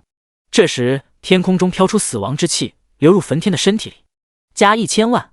凌云绕到焚天的背后，对着他的背心一刺，龙摇神剑穿过他的身体。负220万。焚天拿着死亡魔盒往龙摇神剑上撞，凌云抽剑劈向焚天的后背。负220万。焚天很强，但是凌云速度和经验碾压了他。可恶，想不到这么快就逼我用了绝招。焚天从兜里拿出一个绿色的光团，用力一捏，光团向上飞出，形成一个个通道。这个光团就是青铜王座的光团，作用是复活王神。天空中一个个王神从绿色通道中飞出，有20个。第148章最终的大战。你速度很快，但是同时面对20个亡灵加上我，还能发挥出优势吗？焚天叫嚣。这时又有一道亡灵之气流入他的身体，再次给他补充了1000万生命值。这里是焚天的主场，对他的实力提升巨大。凌云暗道，血族的主场是血域，天使的主城是光明神国，魔神的主城是深渊。在主场作战可以获得各种加成，血域可以无限回血，光明神国可以增加天使属性，深渊可降低敌人属性。而现在焚天所在的坟场就是亡灵的主场，在这里既可以迅速恢复生命值，又可以召唤强大的神级王神。更别说焚天现在还拿着强大的王神剑残剑。凌云的局势急转直下，心里思索，现在有2条路可以选，一是拼命抢杀焚天，杀了他副本就结束了；二是杀了王神再杀焚天。2个选择都是有优有劣。顶着20个王神击杀焚天太危险，只要一个不小心被王神剑击中，自己这一世就交代在这了。但如果先击杀王神，不知道焚天能不能召唤新的王神，头上可是神木，有数万座神明坟墓。就在凌云思考的时候，亡灵神率先发动攻击，一个亡灵兽神摆出奇怪的手势，同时嘴里发出吟唱，召唤出一只古龙。古龙100级圣灵。古龙嘴里冒着冰霜龙息，喷向凌云。同时另一边，一个亡灵兽神将手里的双斧扔向凌云。龙息和飞斧合二为一，凌云避开飞斧，斧头绕了一小圈后继续追击凌云。看来不打中我，这个技能是不会停下了。凌云故意被飞斧击中，上面的冰霜龙息直接把凌云冻住。负500万。打中了。镇魂，去死吧！焚天兴奋地飞了过来，一剑斩向凌云。巨大的黑色裂缝出现在凌云的面前，但是并没有击中凌云，而是被他躲开了。邪鬼态下，凌云不会被技能控制。我故意骗你攻击，就是为了这一击。凌云将真龙之力注入剑身中，重新焚天就是一剑。焚天看着龙摇神剑离自己的额头越来越近，想避却无法避开。凌云有80万敏捷属性，再加上邪鬼态100%增幅，160万敏捷属性带来的攻速，一速加成让凌云在速度方面完爆焚天。我败了吗？焚天绝望了。凌云一剑刺出，龙魂显现，青色巨龙咬向焚天，但是一道传送门把龙魂传送走了。好险好险！亡灵法神说道，差点让你把神官给秒了。不仅是20王神，连神木通道里的亡灵法神都来了。凌云的局势再次变差。哈哈哈！焚天大笑着退出凌云的攻击范围，说道：好险好险，我都以为我要死了。镇魂啊镇魂，看来还是我技高一筹啊。凌云不语，追击焚天，连续2箭打掉他440万生命值。但是，一发榴弹从侧面射中凌云的身体，把凌云击飞100余米。负1000万，巨大的伤害值无法伤害凌云，但是却让焚天又喘了一口气。天空飘下第3道亡灵之气，继续给焚天补血。怎么样，镇魂，是不是感觉到无力了？你很强，但是同时面对22个神级强者，你也不够力啊！焚天大笑，声音难听至极。凌云看向面前的22个神级强者，脸上找不出一丝慌张，依然平静如水。焚天见了不禁想问，凌云为什么一点都不着急？难道他还有后招？什么样的后招能够面对22个神级强者？焚天不信凌云能够扭转这样的局面，但是小心起见，自己先不要动手，还是让其他王神把他的霸王太昊完再说吧。你们给我上！一声令下，20个王神和1个亡灵法神一同对凌云发起攻击，箭矢、飞弹、飞斧、陨石、激光，各种攻击一同袭来。凌云不退反进，任由攻击打在自己身上，飞到一个精灵王神的面前。1秒10箭，其中一箭运气好触发龙剑，直接把精灵王神秒掉。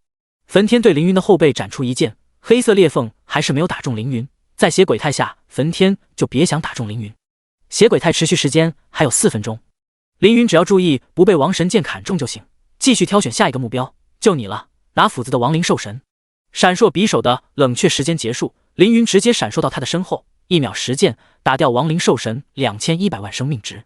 不能久战，打完10箭换地方，凌云朝着其他王神飞去。糟糕！焚天没想到凌云打完就跑，他的攻击已经发出，一条黑色裂缝直接把亡灵兽神给杀了。这亡灵法神无语了，嗨嗨，你们继续攻击！焚天继续指挥，即使是神级强者，普攻也无法破凌云的防，所以大家都在搓大招。亡灵法神拿着骨头法杖召唤亡灵大军，机械亡灵正在蓄力充能，古龙都在积攒魔力。战斗进行中，一道漩涡将其他人带了过来。张宇、诸葛瑶、龙父、宁雪冰和教皇5人被传送了下来，他们每个人身上都有教皇施加的增益技能，每个人都佩戴了枪械，而且5人出场的顺序也有讲究。张宇3转战士和宁雪冰3转机械师先来探路，然后是龙父3转格斗家和教皇4转牧师，最后是诸葛瑶3转魔法师。这都是诸葛瑶的功劳。5人都不会飞，来到天之尽头后，直直的落向巨大漩涡。不过不用怕，宁雪冰给每人都装备了一个飞行器，所以不会被地形杀，这也是诸葛瑶提前考虑到的情况。哇，镇魂竟然没死！诸葛瑶崇拜地看着凌云，他虽然不知道下一层是什么情况，但是他猜凌云肯定会第一时间打 BOSS， 所以他故意拖时间，想看看凌云会不会被 BOSS 杀掉。现在看来，凌云活得好好的，看来他比我想象的更强。他要是肯来乾隆组织就好了。哎，张宇看见凌云一人之力独战众王神，立即前来帮忙。第149章，斩杀亡灵神官。你来帮我，其他人能和亡灵神对抗吗？凌云问道。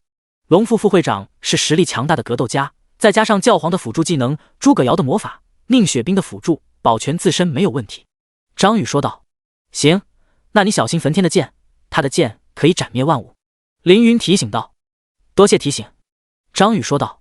焚天看见张宇加入战斗，立即控制10个王神过来支援，不过并不能解决问题，因为堂堂华夏第一的张宇竟然愿意给凌云打辅助。100米火球飞向凌云，张宇主动迎接，提着无锋剑格挡，格挡的世界恰到好处，所以触发了格挡反击，身上飘出一道魂魄，将火球一剑斩断。另一边亡灵法神射出死雷，一个可以造成1000万伤害且速度极快的技能，但也被张宇防下。包括其他王神的攻击都没有穿过张宇这道密不透风的墙。本来就棘手，现在更麻烦了，镇魂不好杀，看我杀你这个华夏第一高手。焚天突然转向攻击张宇，王神剑一剑斩出，黑色裂缝出现在张宇面前。小心！凌云提醒。张宇不理黑色裂缝，转身格挡其他王神的攻击，完美格挡敌人的攻击后，出现一道魂魄，正好堵住王神剑的黑色裂缝。张宇自己没有受到伤害，这也行？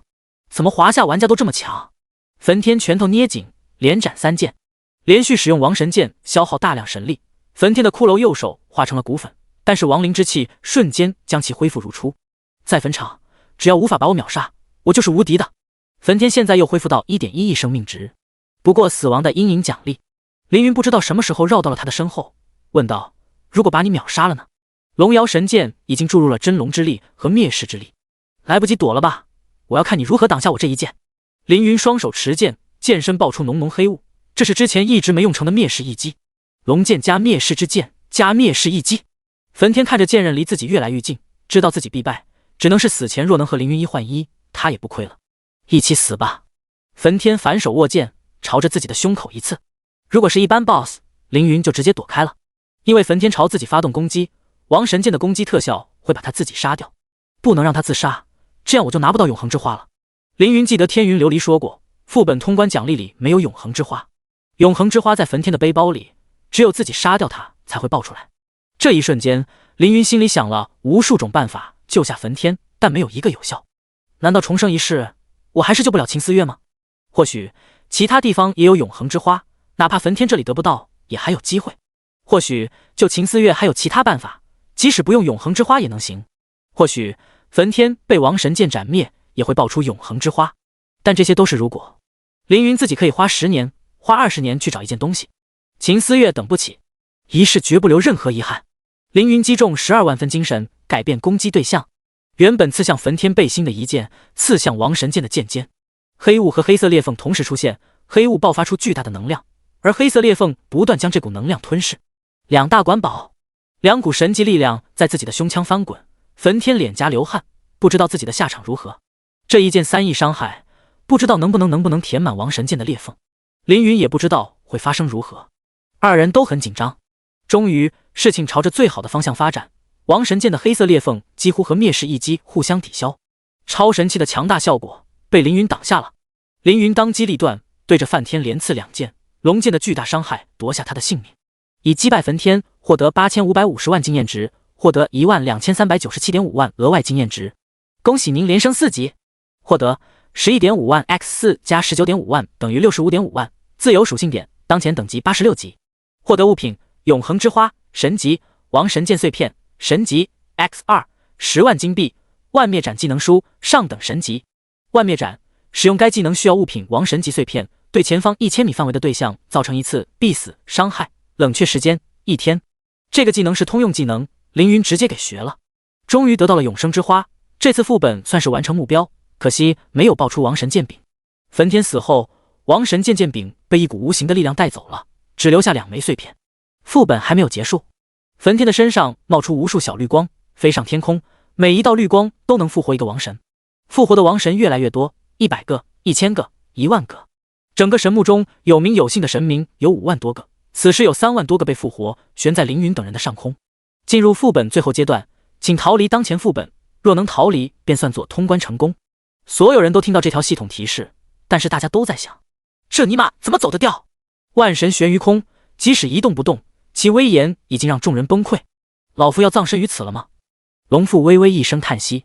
诸葛瑶东张西望，再找出去的办法，肯定不能用传送卷轴，2秒钟的传送时间完全就是活靶子，够神明出手1万次了。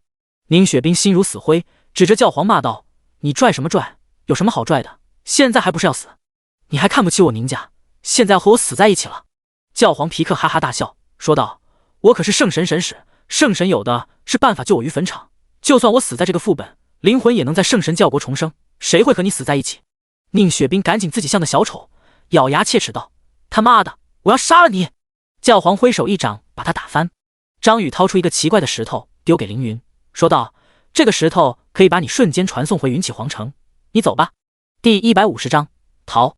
获得物品神级传送时，可以将一名玩家迅速传送至主城。凌云不明白张宇为什么要把逃生的机会让给自己。张宇说道：“你比我更适合活下去，有你在，华夏甚至蓝星都应该安然无恙了吧？”张宇好像放下了一切，那张绷紧的脸终于放松了，甚至还笑了笑，接着是止不住的笑，狂笑。他放下了轩辕战队，放下了国家，放下了星球，虽然还是放不下弟弟和妹妹，但是已经不重要了，因为他马上就要死了。凌云仅仅背上秦思月一个人的命运就已经很累了，张宇却背上了那么多的负担，什么都不管的感觉真好。张宇说道：“你不能什么都不管，你是华夏的天榜第一。”凌云说道：“不，现在是你了。”张宇说道。凌云把神级传送石还给张宇，说道：“我有这个展示物品生命粉莲的莲瓣，这东西可以瞬间把凌云传送回天之城的能源中心。”张宇一下子愣住了，我没看错的话，你的墓碑上写着蓝星第一强者张宇，保卫蓝星界不被摧毁，死于神王啦，你不会死在这里。”凌云说道。张宇的表情变得很难看，他本以为可以把责任推给凌云，自己可以解脱，但事实却和他想的不一样。哎，张宇握紧传送石。等等，别走！诸葛瑶大喊：“我有传送阵，你把传送石给我当做坐标，我可以把所有人都传送走。”那你们快过来！张宇喊道。龙父、教皇、宁雪冰等人听说有了出路，赶紧使用飞行器向张宇那里靠拢。这时，天空中的王神开始攻击，数万道颜色各异、种类各异的攻击降下。张宇感觉要来不及了，也向诸葛瑶他们靠拢。来不及了，攻击要来了！诸葛瑶大喊。这时，凌云逆流而上，飞在众人上空，以一己之力抵挡万神的攻击。我若使用龙威剑神职业，虽然开启血鬼态不会死亡，但是攻击的冲击力会把我击倒。我虽不死，诸葛瑶他们也会死。如果想要挡下这些攻击，就必须使用圣光守护者技能，因为圣光守护者的被动效果圣光守护可以在使用技能的时候获得强霸体状态，并且获得 50% 减伤。只有强霸体效果可以抵挡这些攻击。血鬼态有死亡免疫，但是大自在没有。能不能抵挡万神的攻击，就看自己的实力了。底下，诸葛瑶一行人终于聚在一起。张宇把传送石丢给诸葛瑶，问道：“传送阵传送需要多久？”诸葛瑶直接使用魔法阵，用魔法阵接住传送石，传送阵已经开启。诸葛瑶回答道：“1秒，1秒。”张宇抬头看，正好看见凌云抵挡万神攻击。历练者镇魂对您释放技能治疗锁链 X5。张宇等人听到提示，治疗锁链可以让群体恢复技能获得更大的恢复效果。凌云现在有 2.5 倍治疗增幅，现在又用治疗锁链锁住5个人，等于一个范围治疗的技能效果是原先的 4.75 倍。生命赐福，敌罪之焰，一团黄红色火焰在张宇和凌云之间燃起，给每个人都恢复最大生命值。天光之药，天光之药可以获得5秒伤害免疫，这能抵挡万神绝大部分伤害，但不是万能。很多技能效果可以避开伤害免疫的效果，比如减少100%生命值没有受到伤害，而是通过减少生命值达到扣血的效果。比如减少体质属性，减少体质属性也会减少最大生命值。比如延迟伤害，像张潇潇的斗转星移那种技能可以让伤害延缓作用，等凌云技能效果没了再生效。必须要全力以赴。霸王态，大自在。凌云第3次转职后获得一个新的效果，救世主救赎，可以将某些属性转变为另一属性，转变效果为 1.5 倍，并且无视境界限制。凌云现在最高有 80.4 万力量属性，全部转换成体质，体质属性从53万变成173万，生命值从301万变成901万，防御从170万变成416万。来吧！凌云看着头顶五光十色的攻击，一发核弹打在凌云身上，巨大的热量和核辐射侵扰着凌云的身体，热量伤害被天光之药抵挡，辐射被大自在抵挡。一枚巨大的钢针刺向凌云的额头，钢针没有对凌云造成伤害，但钢针上的毒可以削弱凌云的体质，受到死毒效果影响，减少 10% 最大生命值。这个奇怪的死毒竟然绕过了天光照耀和大自在2重效果，够厉害！极光打在凌云的胸口，不痛不痒。刀光剑气也飞过来，附带了属性神力效果，凌云的身上一片寒冰一片烈焰，寒冰和烈焰的特殊效果都被大自在抵挡。张宇和诸葛瑶等人都仰着头看凌云，虽然下一秒他们都要被传送阵传送走，但是他们也很关心凌云会不会死。突然一股危机感涌上心头，张宇低下头，看见死了很久的铁面后动了，不仅动了，而且用金钟罩震开了众人。什么？张宇大惊。龙父、宁雪冰、教皇同样一惊。罗后，你没死，你这是干什么？龙父惊呼。因为传送阵绑定诸葛瑶，铁面后一震，传送阵只把诸葛瑶传送走了。张宇等人愣在原地。老龙，你不觉得这个世界很不公平吗？铁面后冷冷地说道。我不明白你在说什么。龙父大脑一片空白，他从未想过这个曾经的战友会装死欺骗他，更在生死危机时刻把他推出传送阵。大家都活不了多久了，我就明说吧。铁面后说道。我讨厌蓝星。铁面后也是神灵派。为什么？龙父紧紧按住铁面后的肩膀，说道：你为什么要这样做？华夏何曾亏待过你？你为什么要背叛国家？宁雪冰泪流满面，对着铁面后的后背开了一枪，子弹穿过他的胸膛。我本来不用死，你这个畜生！铁面后头上飘出-3万，轻轻摸了摸胸口的血，无所谓的说道：正因为有你这种纨绔，我才会讨厌这个世界。第151章一击灭万神。凌云还在抵御神明的攻击，敌人的攻击有先有后，速度快的先，慢的自然后。有一道奇特的魔法攻击混在众多攻击中打中凌云。王神，时之关对您使用时间流逝，您的行动速度提升300%。这个技能是个增益技能，但凌云没有领悟时间之力，所以会有负面效果。在速度得到提升的同时，时间也会加速流逝。天光照耀本来还有3秒持续时间，1秒过去，持续时间直接结束。然后凌云的生命值坐上了过山车，一升百降，上一秒还是满血，下一秒又残血，再过1秒又满血，这大大增加了他的压力。不过还好，还是能控制住。现在攻击我的生命，待会都要死。凌云目光向下一看，张宇他们竟然没有穿送走，原来是铁面后。三眼会的记录里有和魔人交易的部分，而我刚从魔族位面回来，就被三眼会的人攻击。起初我想这是和张衡有关，现在看来是不是铁面后给三眼会通风报信？华夏排名第3的高手可能是三眼会的奸细做，这样的结果难以让人接受。待会解决了天空中的王神，好好问问。天空中的攻击渐渐少了，凌云的最终还是顶住了万神的攻击。然后复仇吧！凌云的身上冒起强烈的黑光，黑光像化作数万道黑线飞向天空中的王神。复仇一击！复仇一击！过去5秒内受到的伤害5倍返弹给伤害的施加者，伤害效果同灭世一击。之前对凯瑟琳使用过复仇一击，当时被凯瑟琳阴差阳错躲了过去，这些王神就没这好运气了。不过他们已经死过一次，再死一次也无妨。黑色丝线延伸了上千米，刺中一个王神，1.2亿。巨大的伤害值从王神的头上飘出，5倍无视防御反伤，直接将其秒杀。以击败王神凯撒获得1800万经验值，额外获得720万经验值。黑色丝线刺穿第2个王神，以击败王神洛奇获得1800万经验值，额外获得720万经验值。第3个，以击败王神佩奇获得1800万经验值，额外获得720万经验值。第4个、第5个、第6个、第10个、第1000个、第1万个。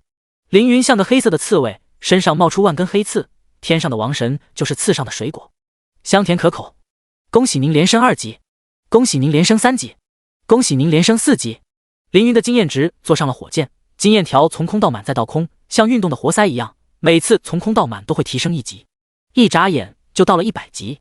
您已达到100级，并且未完成终极挑战，无法升级，多出的经验值可选择：1. 变作经验原石，只有原本50%的数；2. 兑换1000万属性点；3. 兑换1万神力。神帝转世效果让凌云不缺属性点，有实力也不缺经验值，那么兑换成神力吧，获得1万神力。王神的尸体像雨滴一样落下，掉入下面的漩涡之中，化解为最初的混沌。也有大约2000多个王神没有死，但生命值只剩下1/4或1/5。他们看着凌云，仿佛看一个无法理解的怪物。从80级到100级，一共获得615万属性点，完全够把所有属性提升至帝王境圆满。那就加满。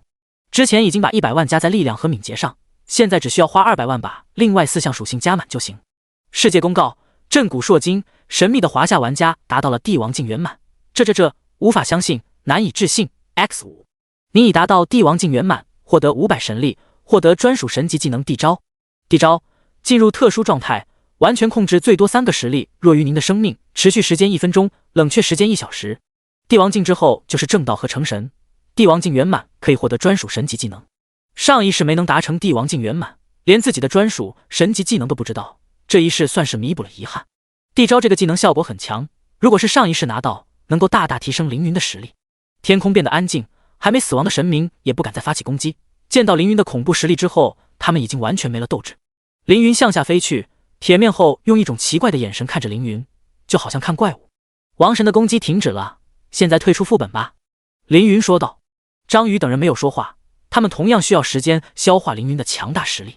还是教皇最先冷静下来，说道：一击灭万神，怪不得镇魂你升级这么快。之前有很多人猜测你有增加升级速度的天赋，也有人说你的背后有大势力支撑，很多人帮你拉怪让你杀，现在看来都是可笑的谣言，就好像农民猜测皇帝有钱会用金锄头挖地一样搞笑。有这样的实力，升级不过是水到渠成罢了。宁雪冰看向凌云，心中不停思索自己有没有惹到凌云。幸好之前没动手，他应该不知道我想对付他吧。还有机会，一定要好好讨好镇魂，只要他肯当我的靠山，我就是把自己绑上他的床也可以。明明之前还在瞧不起教皇奉承凌云，现在宁雪冰也开始白给。龙父和张宇看向铁面后，龙父说道：罗后自首吧。铁面后从怀里掏出一根白色的细剑，剑身呈圆形，好像西洋剑，但是比西洋剑更粗。我犯下的罪没有自首的机会，我也知道今日我再无逃脱的可能。现在我只有一个想法，那就是和张队打上一场。张宇说道：“若论武术，我不如罗老师你。”铁面后严肃的脸突然放松，他想笑，但是久久绷紧的肌肉早就忘记了如何欢笑。你说武术不如我，也就是说加上武术以外的东西，你的实力比我强。是了，在这里武术不一定有等级、境界、装备、技能重要，这里是天启世界，一个繁杂的世界。第152章，张宇 vs 铁面后。在这里每个人都有实力蜕变的机会，获得实力就能获得相应的地位，提高自己的待遇，这就比蓝星好得多。在蓝星，你努力一辈子又怎样？到头来活得百不如一个废物。当铁面后说废物二字时，直指向宁雪冰。宁雪冰骂道：“你说谁废物呢？”铁面后不理宁雪冰，说道：“就用我们两个举例子。张宇，你是华夏第一，我铁面后华夏第三。我们本该在天启世界大有所为，但事实上，你的绝大部分精力都用来处理国防安全，我的大部分精力都在教导学生和维稳。这之中的原因是上层怕我俩的实力提升太快，因而势力和资源向我们靠拢，变得他们无法掌控。”张宇微微颤抖，内心迟疑了1秒，不过正义很快赶走了迟疑。他说道：“我能有今日的实力，少不了上层的支撑。他们有顾虑也很合理，因为人是会变的，或许这一刻遵纪守法，但下一秒很可能为了自己的欲望做出伤害人民利益的事。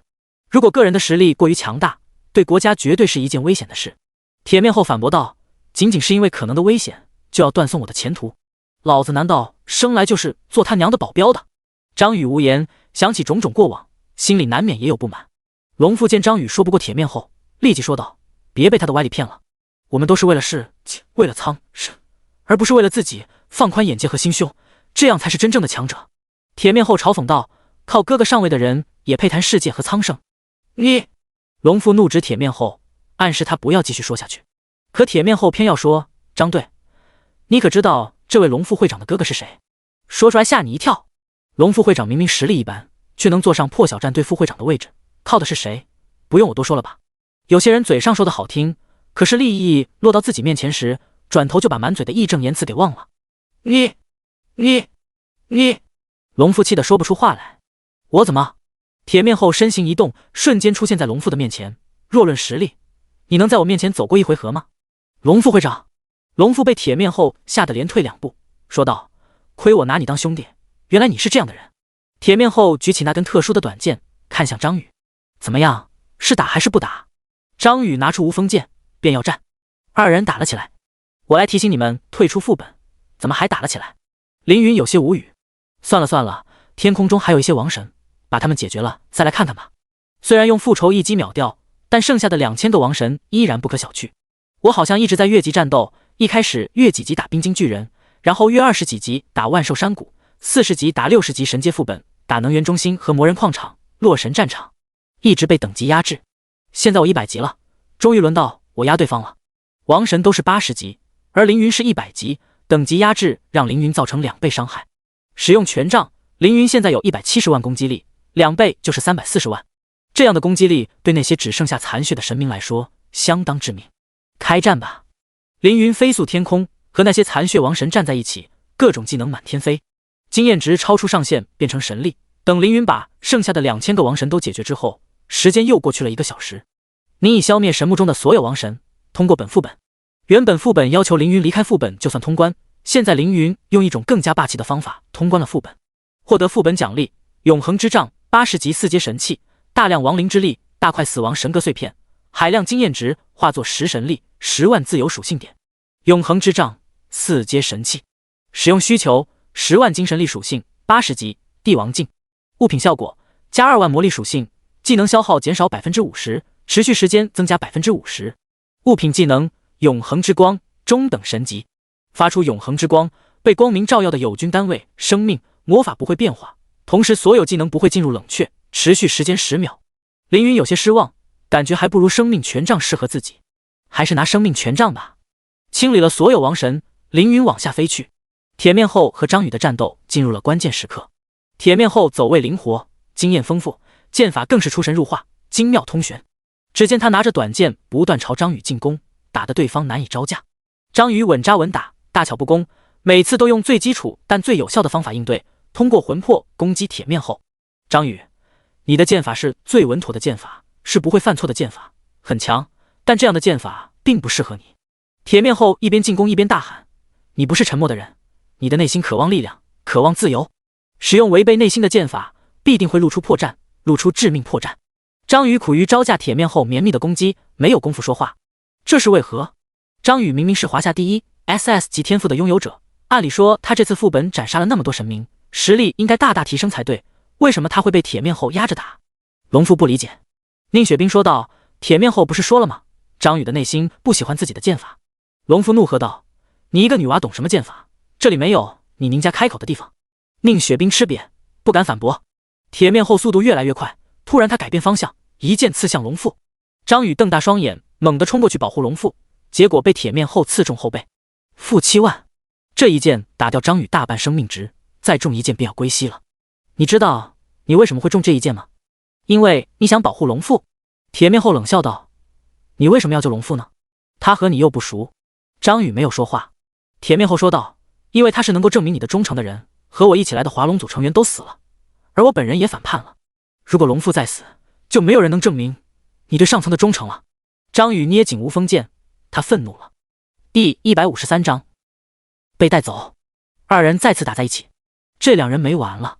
凌云没兴趣再管这几个人，反正副本已经通过，该做其他事了。天云琉璃发来好友信息：镇魂大佬，你还在副本里吗？我现在和你的宠物们在一起。副本结束后，杀怪也没有经验值，看看果冻他们多少级了。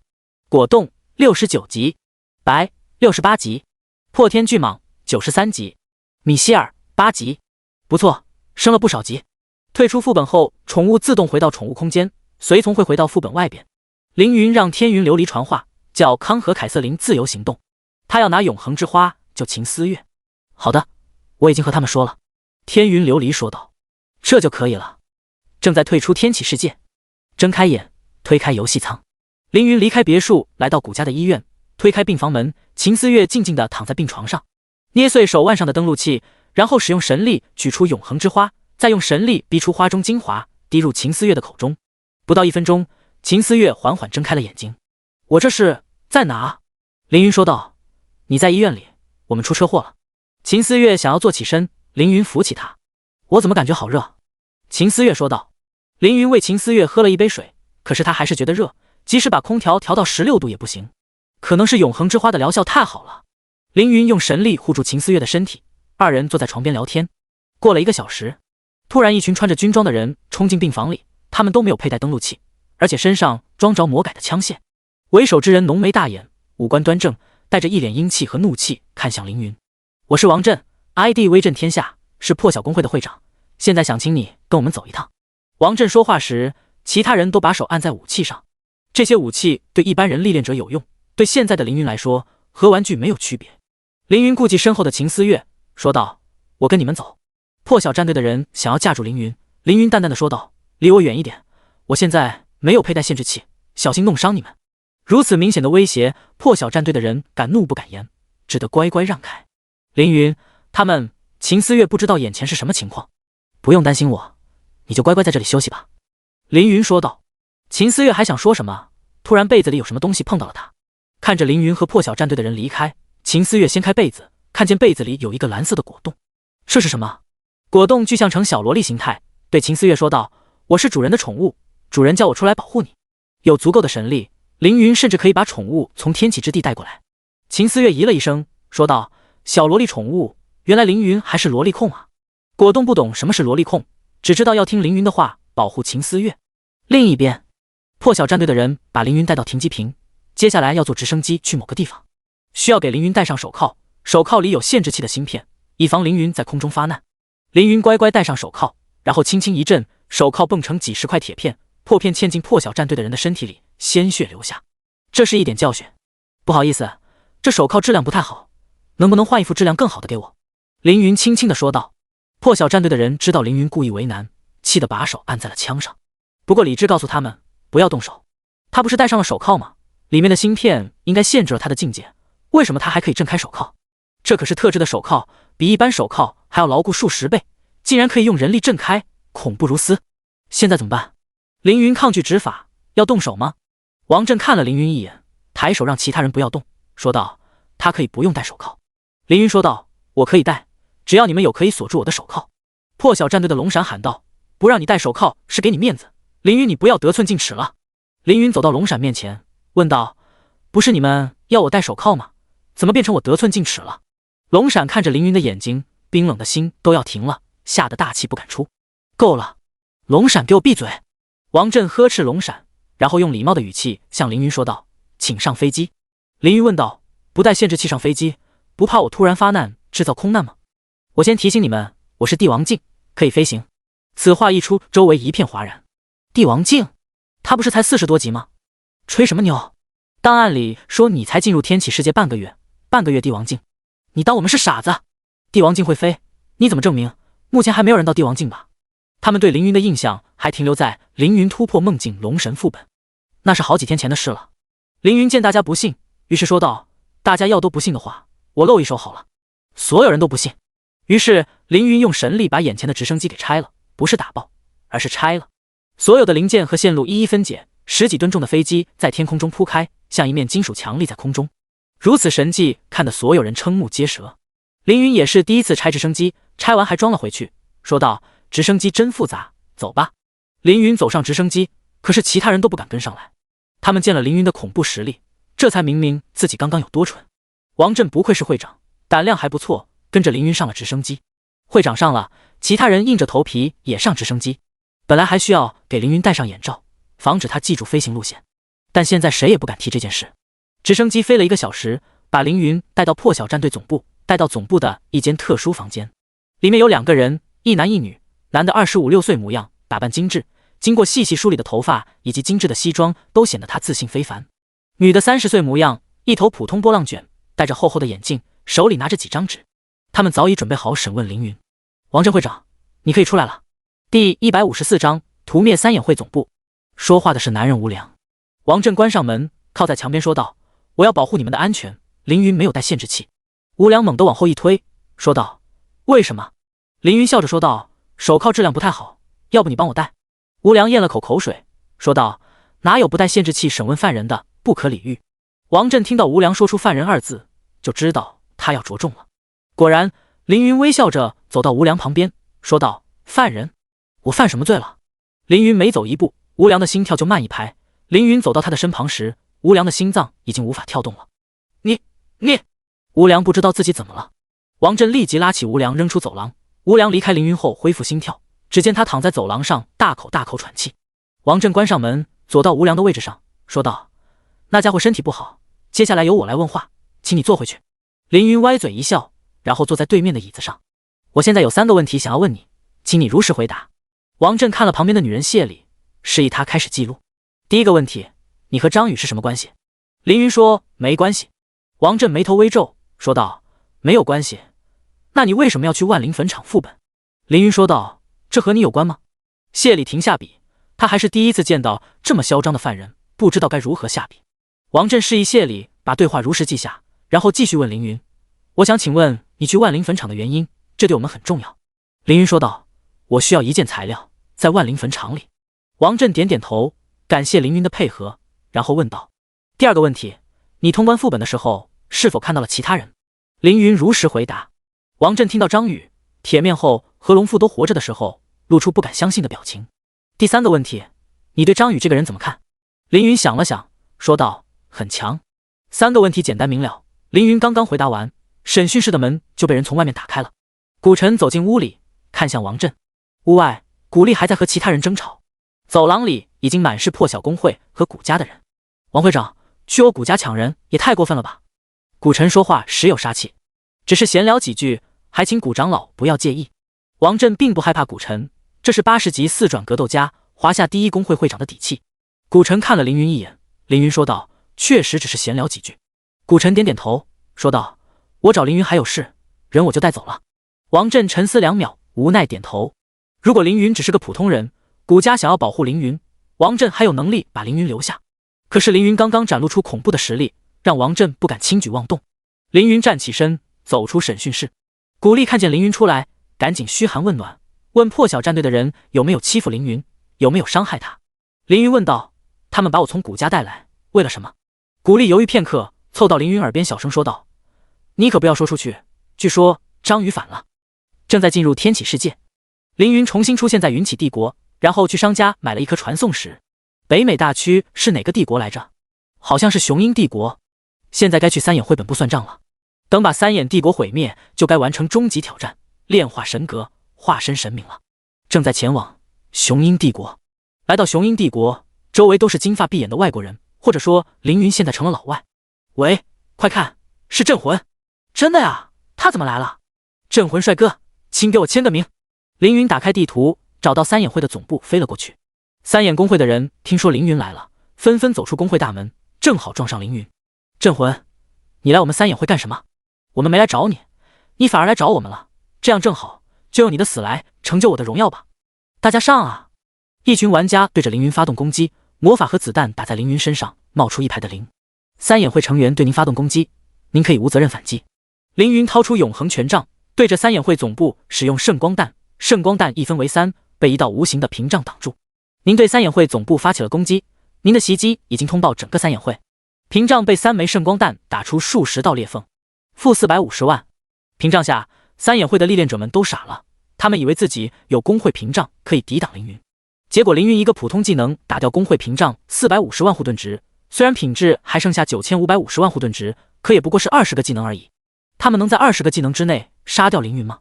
一个穿着75级万古套装的玩家从总部里走出，这人是三眼会的副会长之一尼古拉斯。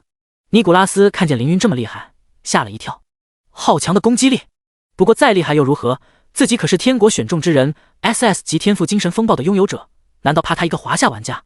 尼古拉斯张开双手，对着凌云使用自己的天赋技能。您受到历练者的天赋攻击，精神减为0，并且受到任何精神力攻击造成10倍伤害，持续时间1天。失去精神力，凌云的魔法值一下子就空了。有意思的天赋，简直魔法系职业的天敌。凌云说道。如果使用地招，可以让尼古拉斯把他的天赋解除，但凌云刚刚用在破晓公会的人身上了。幸好我有第二天赋，可以用剑。尼古拉斯看见凌云没有继续攻击，兴奋的大喊：怎么样？我的天赋怎么样啊？镇魂，失去所有精神力，没有办法了吧？凌云掏出龙摇神剑，幻龙魂，真龙之力注入剑身，一剑劈出，真龙带着龙鸣撞在公会屏障上，瞬间打破屏障，负10000万。屏障的碎片像雪花一样飘落，同时破碎的还有三眼会成员们的信心。一剑1亿。第155章，领悟灭亡之力。这样的攻击力闻所未闻，看傻了三眼会的历练者。他不是牧师吗？怎么有见解？尼古拉斯心中有骇浪，但现在没有时间细想。管他牧师还是战士，在我邪神魔神面前，都不过是一介凡人。三眼会的成员们附和道：没错，只要召唤出邪神，镇魂必死。召唤邪神的代价是献上灵魂。尼古拉斯目光一扫，指了一个10几岁的少年说道：你快点举行召唤仪式。少年点头，掏出匕首献祭自己的灵魂。全区通告，三眼会在雄鹰帝国皇城召唤邪神拉希克，请城内所有历练者下线。邪神是神之位面的强者，神族之一，比血族和亡灵强上10倍，就是高级魔族也比他们弱上几分。其中缘由是修炼的方向不同，以及产下子嗣的方法不同。血族、魔族修炼肉体，实力来自于力量、敏捷、魔法等等，通过血脉传承给子女。除非父母双方皆是顶级强者，否则后代血脉不可避免的弱于父母辈。魔祖是神帝级强者，其子奇美拉是神王级，而康就只是神尊级。邪神一族不一样，他们修炼精神，产下子嗣的方式是精神分裂。当他们的精神力达到盈满的时候，会分裂出一个同样强的新个体。所以神王的子嗣还是神王，神尊的子嗣还是神尊。不过这样的方式也不完美，精神分裂的方式产下子嗣极其困难，只有让精神力成长为完全强大的2个个体时才能达到要求。三眼会信仰邪神，使用的是同一的修炼方式，只不过修炼时间不够长，没有达到双魂的境界，不然他们也不会被凌云的双魂破双职业所震撼。在上一世，三眼会的高层人均双魂破双职业，甚至其会长帝皇还是世间唯一3魂破。全区公告，目前检测到大量历练者并未下线，再次提醒，为了自身安全，请皇城所有历练者全部下线。X3 系统的警告不仅没有提醒没区历练者，反而让他们好奇所谓的邪神是什么样子的。好奇害死猫，也能害死人。大批历练者朝着三眼会的方向走去，他们之中很多人对镇魂好奇，也有很多人对三眼会好奇。两大热点碰撞在一起，他们是宁死也要凑这个热闹啊！我早就说三眼会和邪神有关，你们还不信？哈哈哈哈！待会我要亲自截图取证。镇魂大佬好帅，好想做他的奴隶。三眼会这个组织居然能召唤邪神，我不信，肯定是有人在装神弄鬼。我要去证明他们都是骗子。有乐子了，哦耶！围观人群走到三眼会外，发现凌空的凌云以及一个巨大的蓝色透明的半人半鹿的邪神。拉希克5等级5品阶，生命值5，攻击力1亿，防御力5，特性邪神，无法被物理消灭的存在。技能精神雷霆、精神震爆、魂魄吞噬、魂灭。拉希克一挥手，一阵精神震荡飘散开来。凌云凭借高移速轻松躲过攻击，但是精神攻击不断扩散。三眼会的历练者们早有准备，闭上眼默念经文，不受影响。围观的10余万历练者的精神力全部被剥离，进入到拉希克的身体里。凌云被尼古拉斯的 SS 级天赋精神风暴暂时夺去精神力，被攻击打中会被秒杀。幸好拉希克的动作并不算快，躲开并不难。小小的邪神拉希克，中等邪神，不过如此。凌云并没有把拉希克当一回事。如果是上一世，掌握天道之力可以轻松将其秒杀，这一世没有天道之力，也只是稍稍麻烦一点。邪神不能用常规力量打败，只能用神级规则的力量。凌云身上有时间神格碎片、时间之神的项链、生命粉莲连瓣、破坏神格碎片以及大块死亡神格碎片。就用死亡神格碎片吧。死亡神格是4大至尊神格之一，和生命神格齐名。凌云上一世新召了生命神格，成为顶尖强者。这一世若是能新召死亡神格，倒也是一种缘分。拿出大块死亡神格，凌云当着拉希克的面炼化起来。感知属性的作用很广泛，在领悟神级力量时更是至关重要的属性，相当于修仙者的修炼速度。感悟属性越高，够炼化特殊力量的速度就越快。凌云当初在焚天面前炼化亡灵之气的时候，只有30点感知属性，而现在有80万。再使用救世主，救赎将力量属性转换过来，使自己拥有足足176万感知属性。手里的大块死亡神格迅速变小。拉希克看见凌云在炼化神格，立即发动攻击。天空中出现无数虚像，像鸟像人，像猪像狗，3头6臂6眼3嘴。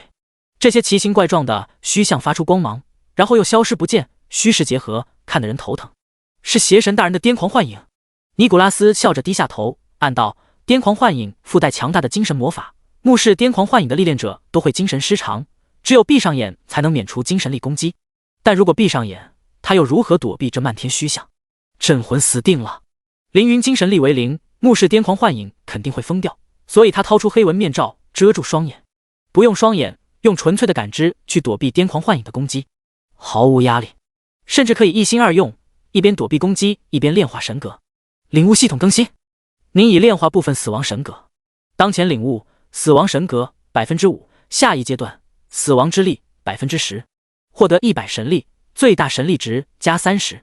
当前领悟复仇之力，仇恨时物理魔法攻击力增加150百分号，已生效。亡灵之力，对生者额外造成 50% 伤害，无视防御，已生效。死亡之力，攻击有 5% 的概率造成即死，已生效。5%的领悟还不够，继续领悟。如此过去2分钟，久久没有传来镇魂死亡的提升。尼古拉斯心想，凌云不会没有死吧？第156章斩杀邪神。微微抬起头，发现凌云居然没有死。拉希克使用神级技能魂魄吞噬，空中出现一张张大嘴，咬中凌云。被邪神的技能打中，按理说凌云应该死了，但凌云的身上突然发出耀眼光芒，是可以免疫伤害的天光照耀。天光照耀消耗50神力，不消耗魔法值，正好没魔法值也可以使用。天光照耀保护凌云不受魂魄吞噬的伤害。尼古拉斯看见拉希克杀不掉凌云，心想不能这样下去，于是对身边人大喊：你再召唤一个邪神。另一个三眼会的小伙点点头，一脸虔诚地取出匕首，召唤出第2个邪神。世界通告：三眼会在雄鹰帝国皇城召唤邪神奈文魔，请所有历练者下线。第2个邪神现世，系统要求天启世界所有历练者都下线。天空出现一道黑色漩涡，漩涡中伸出100条绿色的触手，触手的中央是一只巨大的眼睛，眼睛发出白光，想要石化凌云，被凌云躲过。触手想要缠绕凌云，也被躲过。2个邪神的精神力很强，但是速度实在太慢，打不中凌云。尼古拉斯看凌云在空中飞来飞去，只恨自己没有翅膀不会飞。教主，我们要不要叫帝皇来和帝后来？三眼会的人问道。原以为两大邪神足以战胜凌云，可现在看来不太行。凌云不可能杀了邪神，但这么僵持下去也不对。去请帝皇和帝后。尼古拉斯说道。是。三眼会的人应允。在原地看着太过焦急，尼古拉斯想找办法帮一帮邪神。于是他走进本部楼，找到一把狙击枪，尝试瞄准凌云。速度太快，瞄准镜根本瞄准不了。你的魔法范围是多少？尼古拉斯问身旁的魔法师。三眼会的魔法师说道：500米，但镇魂飞在1000米的空中，而且速度极快。尼古拉斯叹了口气，枪械和魔法都打不到凌云。帝王镜获得飞翔能力，这个优势太大了。天空中，凌云终于炼化完大块死亡神格，死亡之力 45%， 攻击有 15% 的概率造成灭亡，已生效。有这个灭亡效果就足够了。凌云拿出龙瑶神剑，对着奈文魔的触手连砍10剑，触发灭亡效果。一道黑色裂缝出现，把整条触手全部吸走。这个力量和王神剑同宗同源，只不过程度不如王神剑那样强大，但斩杀2只邪神完全够用。2个邪神看见凌云使出死亡之力，都有些害怕，这是少有能够伤到他们的力量。现在才觉得害怕，已经晚了。凌云说道。凌云转手为攻，朝着奈文魔和拉希克飞去。在空中躲避重重攻击后，凌云成功来到拉希克面前，连刺10剑，触发2次死亡之击。2道黑色裂缝形成10字，把拉希克的鹿头吸走，留下一副无头身躯。邪神全身由精神力组成，没头也不会死。不过凌云掌握了死亡之力，杀死他们只是时间问题。帝皇和帝后还没来吗？尼古拉斯看见战局情况急转直下，大声问道。还没。三眼会的成员说道。尼古拉斯说道。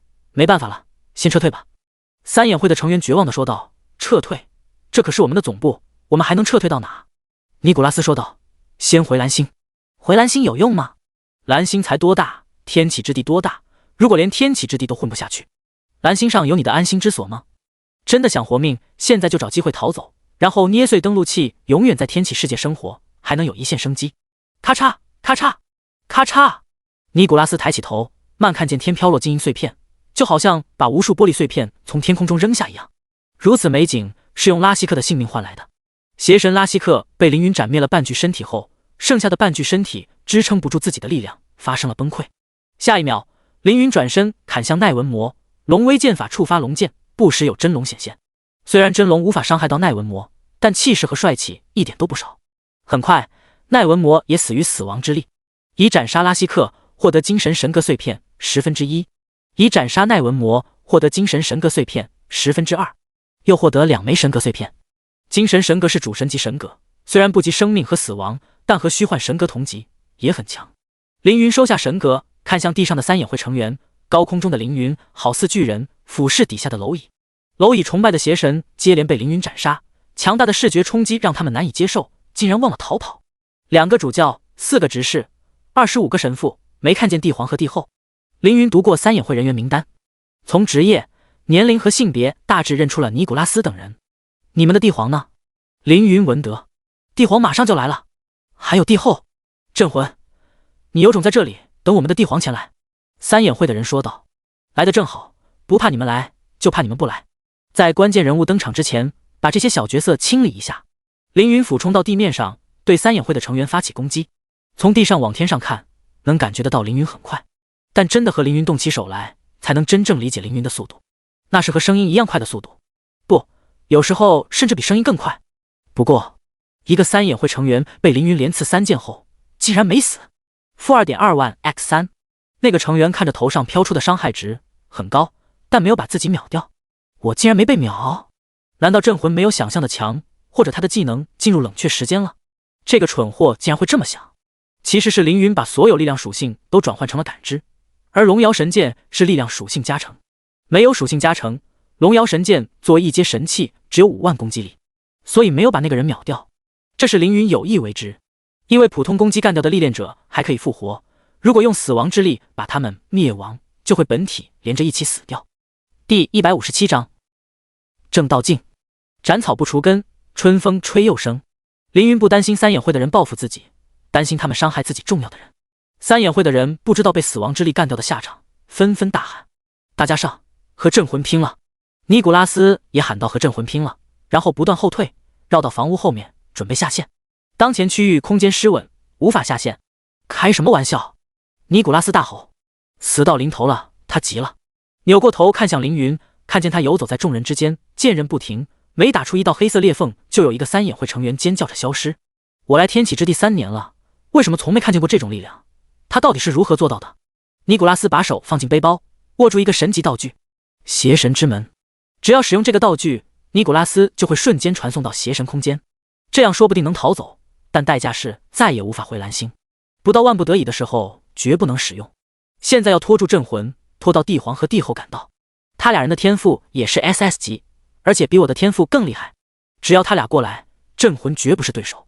为了拖住凌云，尼古拉斯在公会频道里大喊：三眼会的所有信徒们，马上到总部会合，快！因为邪神的缘故，雄鹰帝国原住民和修炼者死伤惨重，城外人不知道这里发生了什么，也不知道战况如何。怎么了，尼古拉斯大主教？有任务发布吗？尊敬的尼古拉斯大主教，我马上到。为什么突然召集大家？大主教请给出解释。听说镇魂来总部挑事，干掉他了吗？尼古拉斯说凌云火力很猛，需要支援。公会频道里立即有上百人响应，登陆天启，不到半分钟就多了几十人送死。这样应该能多坚持一会儿。尼古拉斯把头缩回来，警告：您的公会正在被镇魂攻击，请立即回首 X3。您的公会损失惨重，请立即回首 X3。公会死亡人数超过 50%， 请立即回首 X3。公会频道刷屏。尼古拉斯只当没听见。镇魂难道真的要一个人把我们三眼会屠了？足足死了210人，三眼会2/3的高手都死于凌云的剑下。帝皇和帝后终于来了。帝皇欧力士和帝后斯嘉丽上线，赶到三眼会。镇魂！欧力士看见凌云在屠灭三眼会的成员，怒极大吼：你好大的胆子！斯嘉丽捂嘴说道：是死亡之力，镇魂也开启了领悟系统，他到帝王境了。帝皇欧力士听见斯嘉丽的话，立即冷静下来，打量凌云一番。这个家伙才进入天启之地多少时间，竟然100级了！怪不得我突破帝王境的时候没有响起公告，原来是你在我前面。镇魂，之前拿下最快英雄境的也是你吧？这么看来，霸王境和帝王境圆满也都是你了。凌云说道：不然还能是你这个阴险小人吗？欧力士说道：之前邪神萨克说要杀你，我不理解，现在看来确实有杀的必要。凌云说道：你现在有实力杀我也不迟，你有吗？欧力士心想，凌云这么嚣张，倒要看看他有什么本事，尝尝我的 SS 级天赋吧。灭世召唤！欧力士刚张开手，凌云已经冲到他的面前，十剑斩出，一道黑色的裂缝将他吸走。帝皇被秒了！帝后大喊：好快！下一秒，凌云转头十剑把他也给秒了。三眼会的最高首领帝皇和帝皇 SS 级天赋拥有者，在凌云面前连天赋都没来得及用就没了。什么鬼？尼古拉斯刚想出去装逼，还没现身，就看见帝皇和帝后被秒杀了。邪神呢？他们怎么不出手救帝皇和帝后？神选者的福利呢？还能叫来更多人吗？尼古拉斯，凌云问道。尼古拉斯躲在楼后面，还以为凌云没有看见他，殊不知拥有176万感知属性，打凌云能够精确感知周围100里范围。现在该怎么回答？尼古拉斯举双手走出来，说道：应该不会有人赶来了。那就行了。斩杀尼古拉斯，然后一剑斩断三眼会的大楼，把里面的文件全部收好，发给古力。领悟系统更新，您已复仇三眼会，您对复仇有了新的领悟。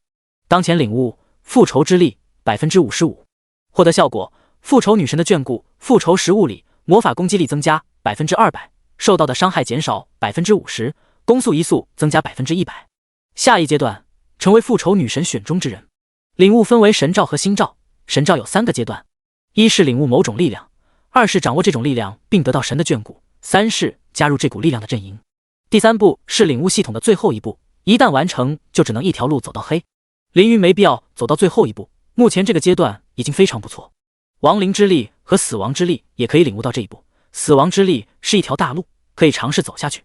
明明第一职业是牧师系，天赋还叫救世主，我却往亡灵和死亡的路上越走越远，真是造化弄人。顺其自然。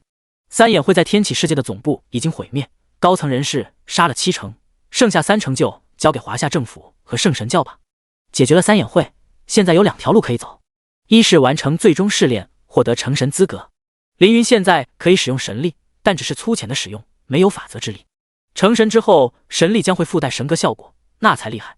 第二是达到正道境条件，突破正道境。还是先进入正道境吧。凌云现在有426万自由属性点没有加，进入正道境后最大属性提升至150万，剩下的属性点刚好可以达成正道境圆满。达成正道境的条件有10余条，我还剩一项没有完成，那就是领悟某一力量超过 60%。目前复仇之力已经领悟到 55%， 死亡之力领悟到 45%， 离 60% 都不远。如果2选1领悟，可能是死亡之力更快更强。仅仅领悟 45% 死亡之力就获得了超强的效果。第158章亡灵位面。如果能死亡主神的眷顾，那可不得了。死亡主神是神帝级别的强者，继续领悟死亡吧。领悟力量有多种方法，比如坐禅，比如复仇，比如炼化纯粹的力量。坐禅最慢，吸收纯粹力量最快。凌云决定去一趟亡灵位面，寻找纯粹的死亡神格炼化。去亡灵位面的路要复杂一点，最快的方法是从星界渡冥河过去。凌云从雄鹰帝国回到云起帝国，找到康和凯瑟琳，然后一起去星界，再来到星界的星王城。星人城离人族位面很近，星王城和亡灵位面很近。不过从这里去亡灵位面不能用传送石，还得坐明舟渡冥河。冥河悠悠，泛着蓝紫色的光，河上时而飘出枯骨，时而飘出枯叶，时而飘出生锈的金属，时而有白色的幽魂。冥河的天没有日月星辰，只有一片漆黑。一叶小舟上飘在河边，一个骷髅架子拿着船桨，静候顾客。去亡灵位面需要多少神石？凌云问骷髅船夫。神石是大位面使用的货币，相当于人族使用的金币。骷髅船夫打量凌云，又看了看康和凯瑟琳，然后说道：3块。凌云没有神石，但是从万灵坟场那里得到几百件神器，取出一个40级一阶项链递给骷髅船夫。你用这玩意儿付船费，你可不能反悔了。骷髅船夫拿过项链，在冥河幽光下载打量，然后一口吞下，肚子里一阵绿光，将神器项链分解，世间少了一件神器。走吧，上船吧。骷髅船夫招呼凌云几人坐上船，船轻飘飘，在冥河上荡悠悠。凯瑟琳从背后抱住凌云，说道：父皇说冥河很危险，生者落入河中便会失去所有力气，沉入河底而亡。康捧着肚子笑了，说道：这是吓小孩的故事，冥河要是这么厉害，亡灵打仗就多备几缸冥河水吧。吓小孩的故事吗？凯瑟琳半信半疑说道：可是父皇和我说的时候，我已经有400岁了。400岁又如何？你这呆萌公主不是深信不疑的信到现在吗？康为了验证自己的说法，把手伸进冥河里晃，但是拿出来的时候只有枯骨了。这……康有些尴尬。强大的生命之力将他的手治好，他解释道：我炼化了生命宝珠，体内生命之力充裕，和冥河水火不容，一般人不会这样。凯瑟琳想要试试，但是不敢，不知道作死能不能领悟死亡之力。凌云抱着好奇心，把手伸进冥河里。您对死亡有了更深的领悟，还真行。凌云的状态栏里多出一行。冥河洗礼，被冥河之气侵蚀，减少 35% 主属性，每秒受到1000无视防御的伤害。把手伸出来，这条负面效果就没了。小舟一路驶向亡灵位面，来到一片灰蒙蒙的世界。您已到达亡灵位面。亡灵位面看不到土地，地面由枯骨铺成，没有阳光，没有植物，没有生灵。这里是亡者的世界，绿油油的亡魂在空中飞来飞去。亡灵位面有很多其他位面没有的东西，不过凌云不是来购物的。踏上枯骨大地的一瞬间，凌云对死亡就有了新的领悟。您对死亡有了更深的领悟。死亡之力到了 48%， 还差 13% 到达要求。我们现在要去哪呢？康问道。去大坟场。凌云说道。大坟场虽然叫坟场，但那里是亡灵神居住的地方。进入帝王境后，不用再乘坐果冻，直接飞了过去。大坟场浓郁的亡灵之气，隔着千里都能感到，根本不用找路。一路上有不少亡灵看见凌云他们，也只敢远远的看，不敢动手。在大坟场的一座城堡里，一个女性骷髅架子正在试穿一套新裙子，铜镜中美丽的长裙和苍白的骨头形成强烈反差。屋外响起敲门声。女皇，有生者正在靠近城堡。女骷髅说道：别烦我。门外的亡灵说道。其中一个血族少女穿了一件很漂亮的裙子。女骷髅瞬间来了精神，自己从阳台飞了出去。远远地，凌云感到自己的第一个对手来了。裙子，好看的裙子。女骷髅兴奋地说道。古之女皇，中等神级，等级100级，生命值5000万，攻击力200万，对生灵额外造成 50% 伤害，防御力120万。特性：亡灵神，对生灵额外造成 50% 伤害，对光明系势力额外造成 100% 伤害，免疫部分技能。技能：召唤骷髅骑士，神级；召唤骷髅战团，神级；召唤苦霜古龙，神级。是召唤系的亡灵。古之女皇大喊道：“把裙子交出来，我就让你们成为亡灵帝国的一员，不然把你们扔进混沌池里。”凯瑟琳说道：“你的裙子也不错，不如给我吧。”古之女皇说道：“好，那就看谁的实力更强吧。”古之女皇张开双手，绿色的亡灵之力从她的身体飘出，落入地上的白骨中。骷髅像拼积木一样不断祝贺，变成一匹白马和一个骷髅骑士，骑士上马，绿光又组成铠甲和长矛。召唤亡灵骑士 X5， 绿光扩散，覆盖骷髅大地，数千块骨头各种拼接，形成亡灵军团。召唤骷髅战团，一道蓝黑色的覆盖大片白骨，组合很一条300米长的巨大古龙。召唤苦霜古龙，古之女皇身躯一震，更多亡灵之力飞出，把召唤的所有亡灵全部复制一遍。10个亡灵骑士，2条苦霜古龙，2个骷髅战团。一时间地面挤满了亡灵，天空中的古龙也很霸气。杀了这3个生者，但是一定要保住那条裙子。古之女皇说完后退。作为召唤系亡灵法师，她不需要自己动手，只要召唤强大的亡灵撕碎敌人就行。这样的战术很简单，很实用。想要击败他，就必须击败他召唤的亡灵。凌云除外。凌云直接开启血鬼态，一往无前地冲向古之女皇。2条古龙挡住凌云的路线，凌云突然消失，然后出现在古龙的背后，闪烁匕首。第159章亡灵地神和6大神王。擒贼先擒王。游龙飞剑秒掉古之女皇，再用时间之神的项链刷新冷却。击败古之女皇，获得6750万经验值，额外获得5400万经验值，1亿多经验值变成了10点神力。获得物品：神骨、神级材料 X2、小片死亡神格、小片亡灵神格。召唤古龙技能书：圣灵。古之女皇一死，召唤物失去魔力供应后消失，重新变成白骨。万灵坟场1亿，主人的实力又提升了不少。康说道：“如果是我，不能这么干净利落的击败古之女皇。”凯瑟琳也说道：“亡灵可是血族克星，亡灵没有血。”哈哈哈。康说的是实话。一行人继续前往大坟场。大坟场不是一座座坟墓，而是一片亡灵神聚居的区域。3人飞到一座巨大城堡，里面有100万骷髅，这就是古之女皇的古国。古之女皇死了，古国也没有去的必要，继续寻找下一个神级对手。古国内，城堡最高层，走廊，窗口。一个穿着华贵西装的骷髅男看见凌云离开，松了一口气，匆匆忙忙地下楼进入地道。这里有一个古之女皇都不知道的密室，密室上了锁。他把手指捅进锁眼里，一扭，锁开了。推开门，一团绿蓝色的魂之火在巨大的白瓷碗中燃烧。骷髅男走进屋中，关上门，跪在魂之火前说道：“伟大的绿火神王，我之前和您提到的镇魂来亡灵卫冕了，如果我没猜错，他已经杀掉了古之女皇。”灵魂之火扑闪2下，绿火神王的声音传入骷髅男的脑中：“拜伦，这镇魂真有你说的那么厉害吗？”被称作拜伦的骷髅说道：“是的，他太厉害了，他根本就不是人，大人必须要干掉这个家伙，不然他将阻止您入侵蓝星。”这个拜伦也是神灵派的成员。灵魂之火说道：“他有多强，待会便知。你先将我的灵魂之火取出。”拜伦捧着白瓷碗走出密室。灵魂之火引起其他骷髅的注意，他们纷纷跑来大喊：“是灵魂之火！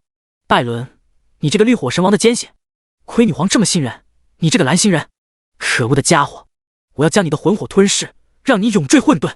拜伦发出难听的笑声，说道：“一个亡灵竟然永坠混沌来威胁人，永坠混沌不是亡灵的最终归属吗？你活着的时候会用送你回家威胁人吗？”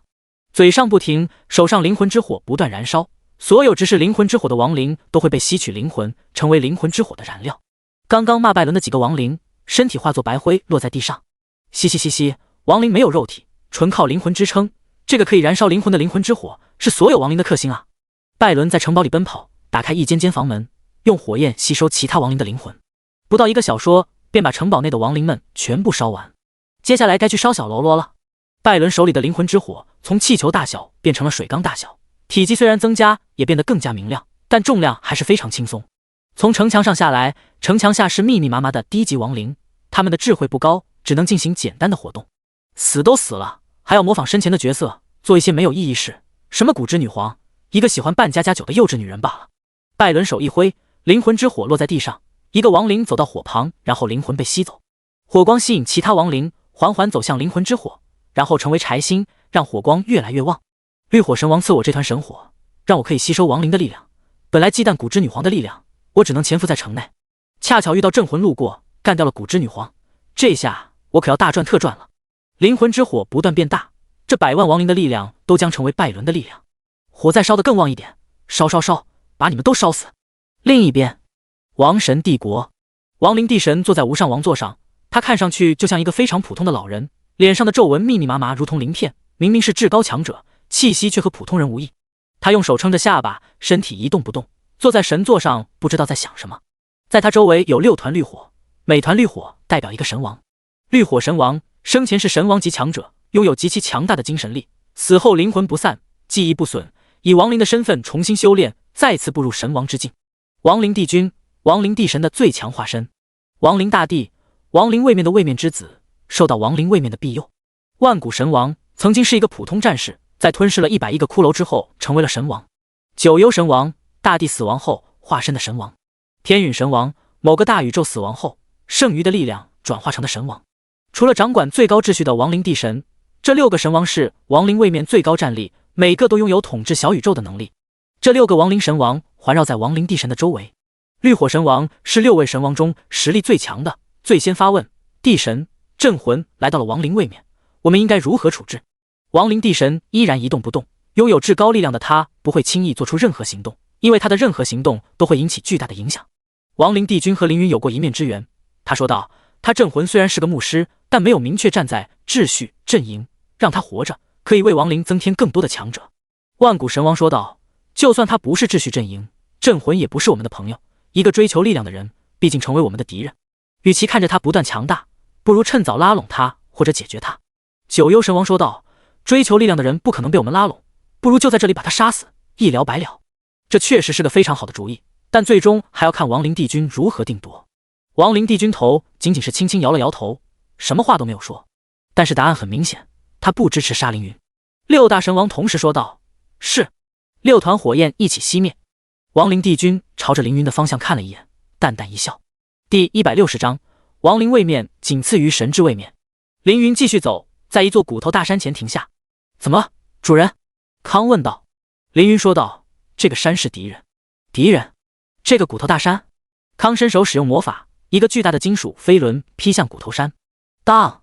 巨大的金属碰撞声响起，接着天空一黑，一个恐怖的身影站起。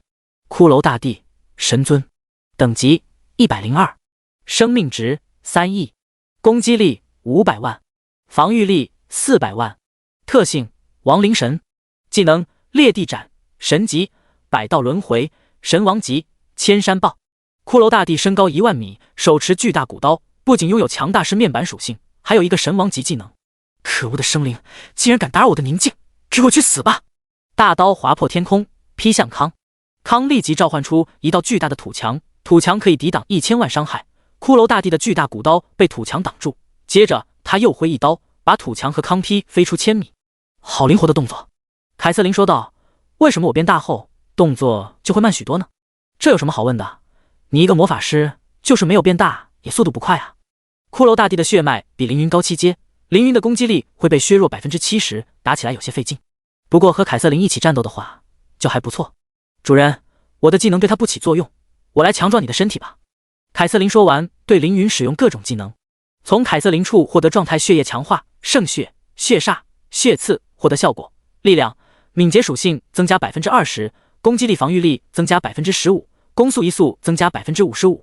凌云拿出永恒之杖，对自己使用永恒之光，10秒内技能不会进入冷却，然后再使用攻击增强和防御增强，然后使用天光照耀，5秒内不受到伤害和圣光战矛。再用救世主，救赎把80万感知属性变成96万力量属性，使力量属性变成176万，攻击力达到533万。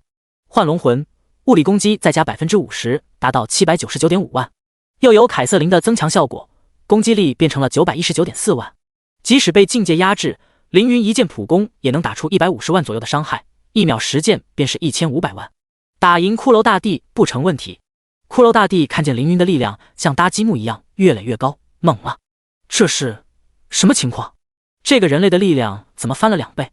而且气势也不一样了。凌云已经将2个魂魄完全融合，不会像之前那样巅峰，但也有细微的差别。如果开启血鬼态，还能增加 50% 攻击力，不过没必要了。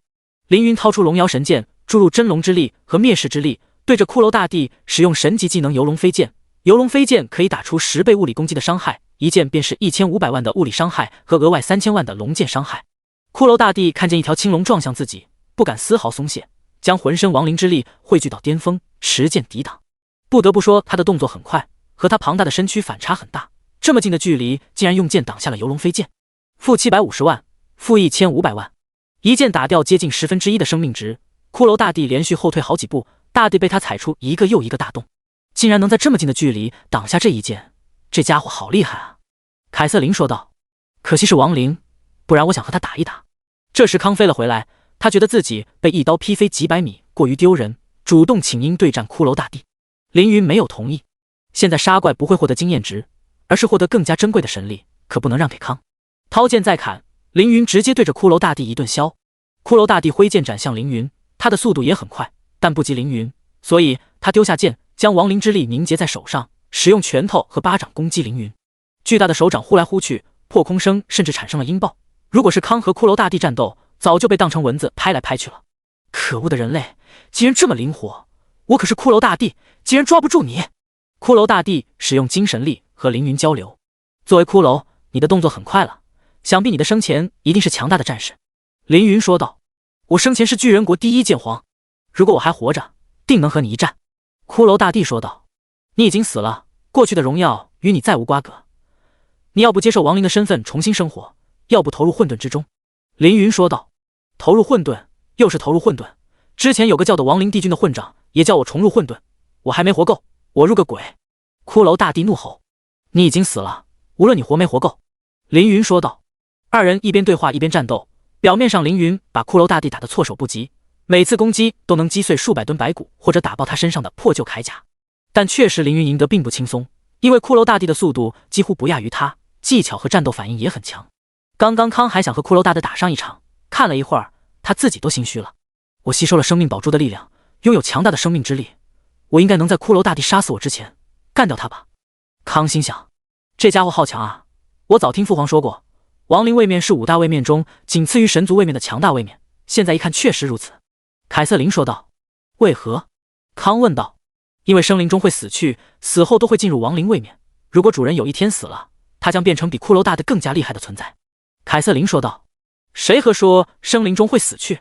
那些神王神帝强者就不会死。康说道。会死，我太爷爷就是神王级强者，他就死了。我父亲实力接近神帝，他常常和我说，玲玲，你要快快长大，不断变强，等我死了，血神帝国就交给你了。凯瑟琳模仿血神帝的语气。康听见凯瑟琳搬出自己的父亲，于是也拿自己的父亲举例，说道，顶级强者没那么容易死，我父亲奇美拉死过几次，都复活了。第161章火之神王。骷髅大帝是少数能够跟上凌云动作的对手，还是亡灵形态，不由得让人期待他曾经巅峰的模样。从80级到100级，龙威剑神又领悟了2个技能，分别是登云剑神级和天下霸剑神级。登云剑蓄力 0.5 秒，化身神龙冲天而起，对沿途敌人造成10倍攻击力伤害，并且使被攻击的人失去所有防御力，持续时间10秒，眩晕1秒，冷却时间1分钟，技能消耗50神力。天下霸剑召唤真龙以为剑，对1000米范围进行扫击，被击中的敌人受到5000万加10倍攻击力的伤害，受到伤害的敌人失去所有攻击力10秒，沉默5秒，技能冷却1分钟，技能消耗50神力。龙威剑神的技能威力强大，唯一缺点是极其消耗神力。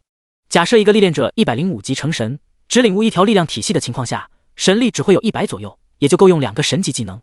如果能霸王境圆满、帝王境圆满，能够多上600神力，可以在一场战斗中放心大胆地使用技能。但是想要恢复神力，就需要很多时间。而凌云现在有10多万神力，已经可以把神级技能当普通技能释放。凌云先用天龙爆镇住骷髅大帝，然后把剑横放腰间，向上一挑，整个人化身青龙飞入天空，对骷髅大帝造成1500万伤害，并且打掉他所以防御力。解除青龙模样，再把剑扔向天空，龙摇神剑身上冒出璀璨青光，变成青龙。青龙以身作剑向前一扫，把骷髅大帝的2条大腿打断。负2700万。破防加眩晕加沉默，一套丝滑小连招打得骷髅大帝无法还手。继续攻击，不时有金光发出，每次发出金光都是龙剑的效果，可以额外造成3000万伤害。不到半分钟，3亿生命值便被凌云清空。击败骷髅大帝，获获得8415万经验值，额外获得6732万经验值，由您和凯瑟琳分享。境界被压制时，攻击力大打折扣，可是一旦击败高阶对手，额外经验值绝不会让人失望。1.5亿经验值变成12神力。获得物品：永夜巨大剑9阶神器，破碎的天舞铠甲神器10万金币。亡灵很穷，骷髅大帝能爆2件装备已经是超常发挥，不过没爆神格有些可惜。走吧，继续往前走。越过茫茫多的骷髅地，一间不起眼的小屋子引起凌云的注意。我们下去。凌云说道。康有些好奇，这个小屋子看上去平平无奇，为什么要专门下去一趟？来到小木屋外，凌云伸手去推门，猛烈的神力直接攻击凌云的面门。凯瑟琳使用魔力对抗，和对面的攻击抵消。凌云推开门，门内有一个老人躺在床上摇扇子，屋子里黑漆漆的。谁啊？都到了亡灵位面，怎么还不让我安宁？锻造之神赫菲斯托斯，神王，居然是火神赫菲斯托斯，他可是锻造与艺术之神、爱与欲望之神维纳斯的丈夫，奥林匹克12神王之一。他怎么会在这里？应该是来找神火的。你来亡灵位面是为了找到不灭绿火吗？凌云问道。哎，你小子是谁？怎么会知道不灭绿火？不错，我正是为了这火焰而来。奥林匹克的神山休眠，没有神火的，我只能来这里找神火。赫菲斯托斯扣着鼻子说道。不灭绿火是绿火神王的神火，你为什么不去找绿火神王，还在这屋里待着？凌云问道。你这小子竟然还知道绿火神王，不错，我是要找他，但他出门了。赫菲斯托斯一边会说话，一边打量凌云。凌云的气息无疑是个人类，虽然身上神力充裕，但没有炼化神格，也没有神级血脉，只能是人类。听说你能把一件神器拆成材料，用来强化另一件神器，是吗？凌云问道。是的，我可是锻造之神，这是我的能力和爱好。很多人把神器交给我拆成材料，用来打造成更厉害的神器。我制作的宙斯之盾曾是诸天第一盾牌，圣神器品阶，后来又将美杜莎之手融合进盾里，使其拥有石化敌人的能力，制作出世间唯一一面超神器盾牌胜利之盾。这面盾牌现在在雅典娜那里。赫菲斯托斯说道。顺带一提，雅典娜就是智慧与阴谋之神，也就是选择诸葛瑶做神使的神明。我这里有不少神器，但是不适合我，你能不能帮我拆解一下，然后强化到我常用的武器上？凌云随手拿出几件神器。赫菲斯托斯把头凑过来看了看，惊讶凌云一个凡人小子竟然有这么多神器。不简单，不简单归不简单，答应锻造又是另一回事。赫菲斯托斯没有待在奥林匹斯山，同时放着诸天那么多神火不要，偏偏来找不灭绿火。一是因为不灭绿火特殊，二是亡灵位面求他锻造的人少，安静清闲。凌云和他素不相识，想要请他锻造神器当然不行。你也不是我的信徒，也不是我的神选者，非亲非故，我为何要帮你锻造？我可以付你报酬，神器和神级材料都行。凌云说道。这个条件很诱人，但是赫菲斯托斯却打量起康和凯瑟琳来。你这两个随从不错，一个有魔祖和生命之神的气息，一个有血神帝的神印，想必你也不简单。我交给你一个任务，如果你能完成，我就帮你锻造。凌云猜到赫菲斯托斯的任务，把不灭绿火交给你。赫菲斯托斯点点头，问道：你接还是不接？获得110级中等神级任务不灭绿火。任务详情：找到并获得不灭绿火，交给赫菲斯托斯，他会帮你锻造你的装备。任务奖励：可以要求赫菲斯托斯锻造装备。凌云一直没遇上合适的装备，手里的生命权杖还不错，但是只有40级，实在有些过时。第162章新的王神剑碎片。永恒权杖非常不错，无论物品属性还是技能都很优秀，但凌云是个牧师，不需要频繁的用技能，不太能发挥这件神器的作用。不知道100级后完全觉醒天赋会不会得到提升。我有那么多件神器，如果能取长补短，这2件神器都能有很大的发挥。死亡之力目前领悟了 48%， 还差 13%， 小片死亡神格可以提升 5%， 还差 8%。 去寻找不灭绿火的路上应该可以收集齐 8% 的神格碎片。领取任务，然后离开小屋，继续往深处飞。不灭绿火是绿火神王的神火，而绿火神王是亡灵位面第一神王，我们要去找他吗？康问道。找也可以，不找也可以。这家伙喜欢把神火分给其他亡灵，让他们去吸收亡灵的力量，以亡灵养火。凌云说道。掠夺其他人的生命来增强自己，这样的行为在人族世界无疑是最邪恶的行为，但是在亡灵位面反而是正常行为。什么是亡灵？死了又没完全死，就是亡灵。让亡灵彻底死亡是顺应天理，就好像把半死不活的人救活一样，是做好事。绿火神王派手下烧死亡灵，就和皇帝派医生把人救活一样。绝大部分亡灵都不会抗拒死亡，但也有例外。活着的人可能会寻死，也有一些亡灵想要继续活。为了防止这些特殊的亡灵反抗，绿火神王只会把神火交给聪明和强大的亡灵，只要找到他们一样可以获得神火。我们只要找到有神火的亡灵，把神火抢过来就行。绿火神王一般会将最初的原始绿火交给手下，原始绿火在吸收了亡灵的灵魂后进化，变成灵魂之火，再进化成初始不灭绿火，也就是赫菲斯托斯要的东西。凌云说道。在凌云等人搜寻不灭绿火的时候，天之城神秘商店，一个穿着黑色斗篷的家伙突然进门。是谁呀？安娜打了个哈欠，扭过头，一把漆黑的巨剑夹在他的脖子上。安娜饶有兴趣地看着巨剑，说道：“这件不错哦，你要卖给我吗？”黑袍人说道：“告诉我希望之神在哪？”安娜说道：“神明会选择想见之人，如果有缘，你自然会见到他。”黑袍人说道：“我现在就要见他。”神力在黑袍人手上聚集，安娜看见对方有神力，不由得认真起来。能告诉我为什么吗？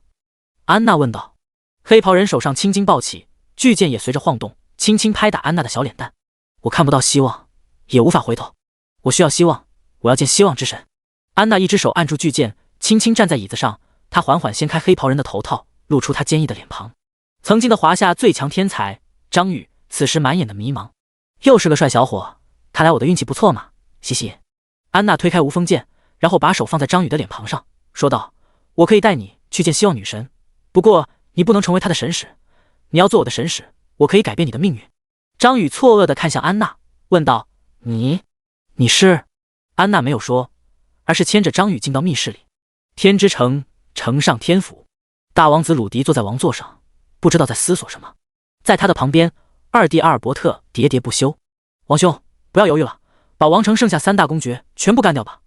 我们已经吞灭了一个公爵家族，和其他3个公爵离心离德，与其等他们3个联合起来反抗我们，不如趁热打铁，把他们一网打尽。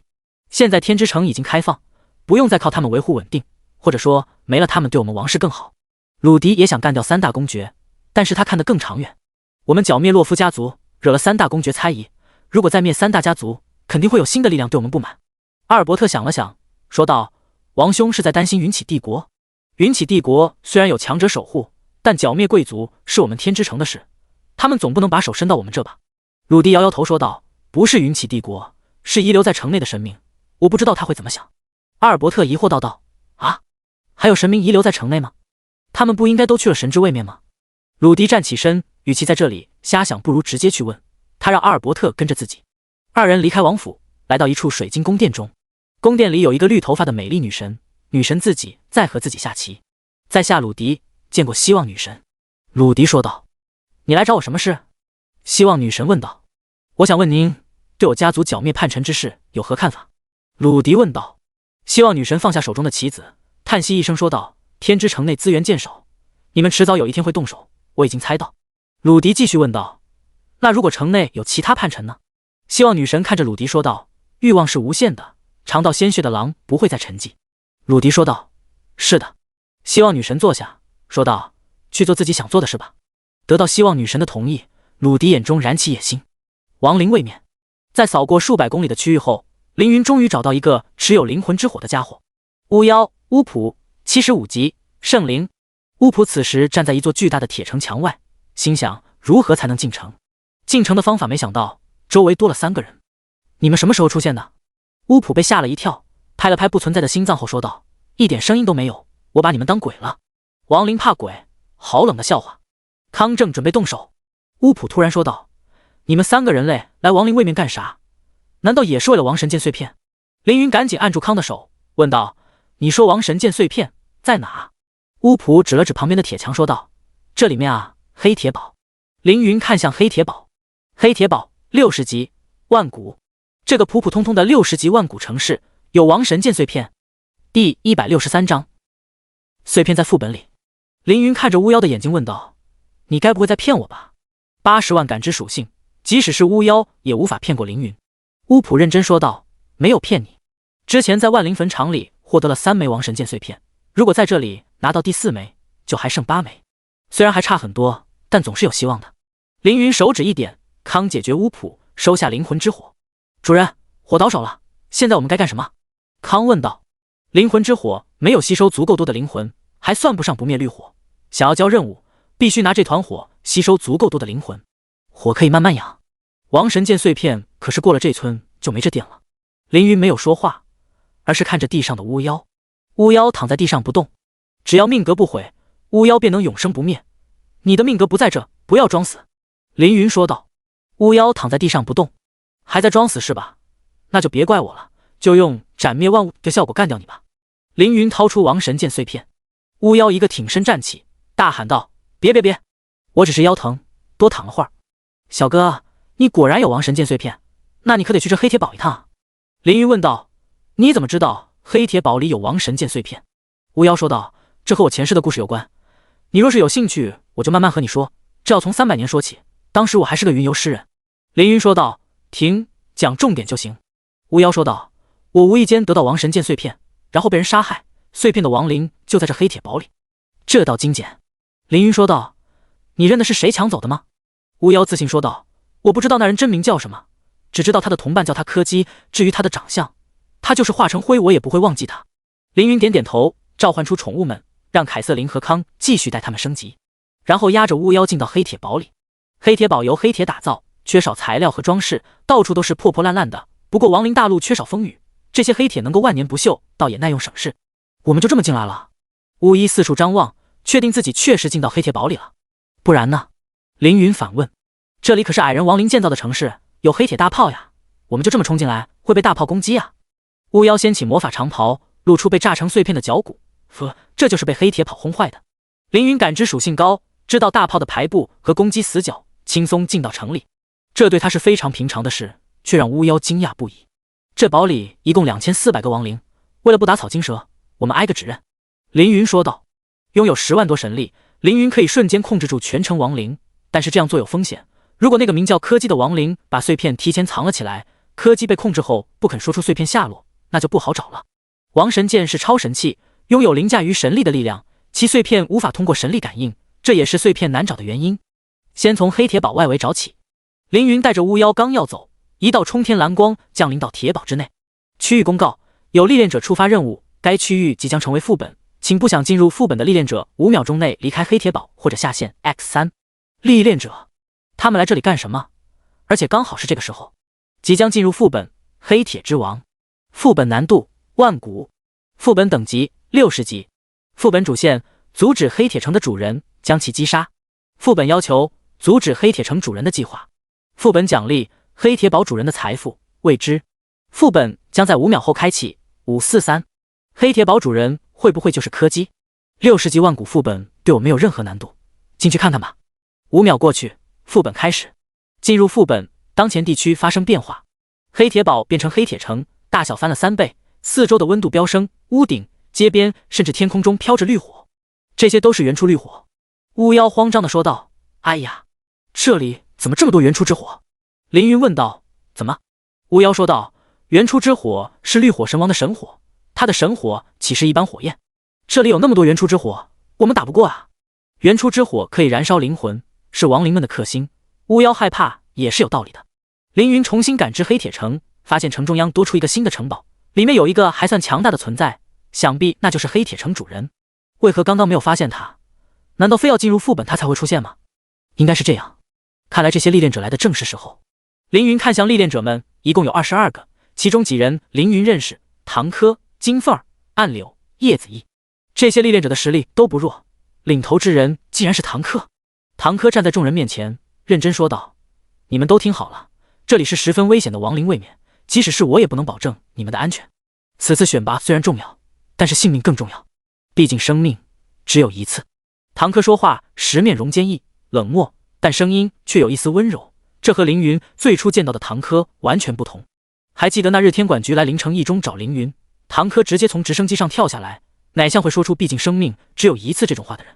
这样的转变是因为他最崇拜的师傅铁面后死了，死于张宇之手。还记得1年半前，是师傅带我进入60级万古副本百鬼森林进行考核，我以第1名的成绩通过副本，正式成为华龙组的一员。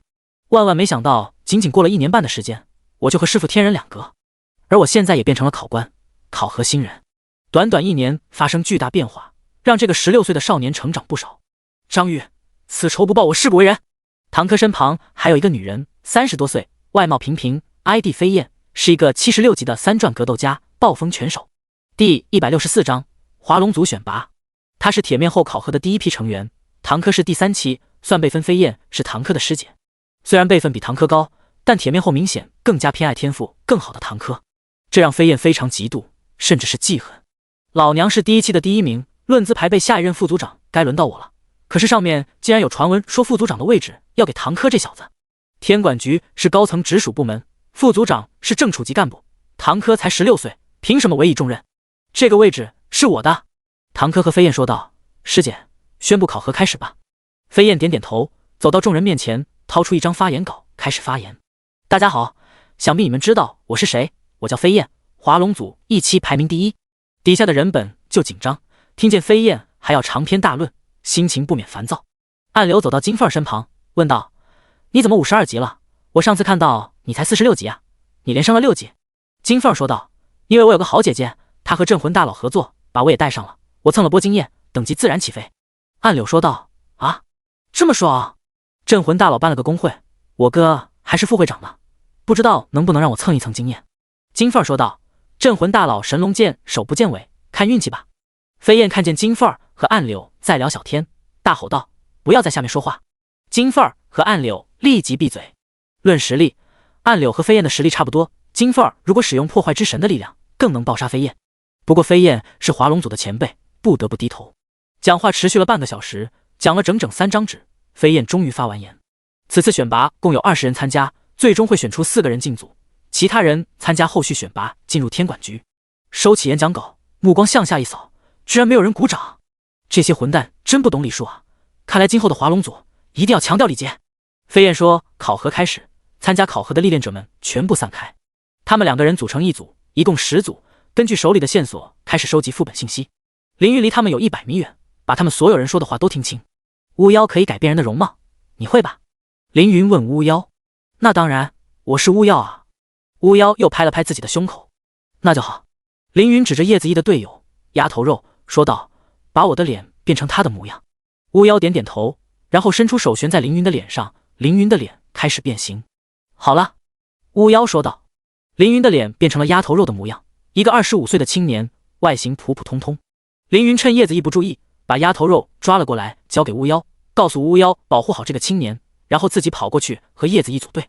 看着凌云的背影，巫妖感叹道：“这么厉害的家伙，竟然也会做这种事。”鸭头肉错愕地看着眼前的巫妖，正准备大喊：“有巫妖！”巫妖眼中冒起蓝火，鸭头肉光张嘴却出不了声，他被沉默了。叶子毅打量着四周，说道：“根据我收集的情报，这里个副本的 BOSS 曾经是矮人部落的酋长，大约70级，万古品阶，现在成了亡灵，实力下降，从70级变成了60级。不过他现在是城主，从酋长变成城主也是变相增强。”叶子毅说完回头看向凌云，愣了一下：“怎么了？”凌云刚刚听了牙头肉的说话，现在模仿他的声音说话。没什么。叶子毅回过头，突然他说道：“秦思月还好吗？”凌云问道：“秦思月？他是谁？”叶子毅扶了扶眼镜，说道：“没什么，我自言自语。”凌云心想，这家伙不会就发现自己了吧？应该只是试探而已。现在该干什么？凌云问道。以我们的实力，想要击杀黑铁城城主很困难，所以我们要借势。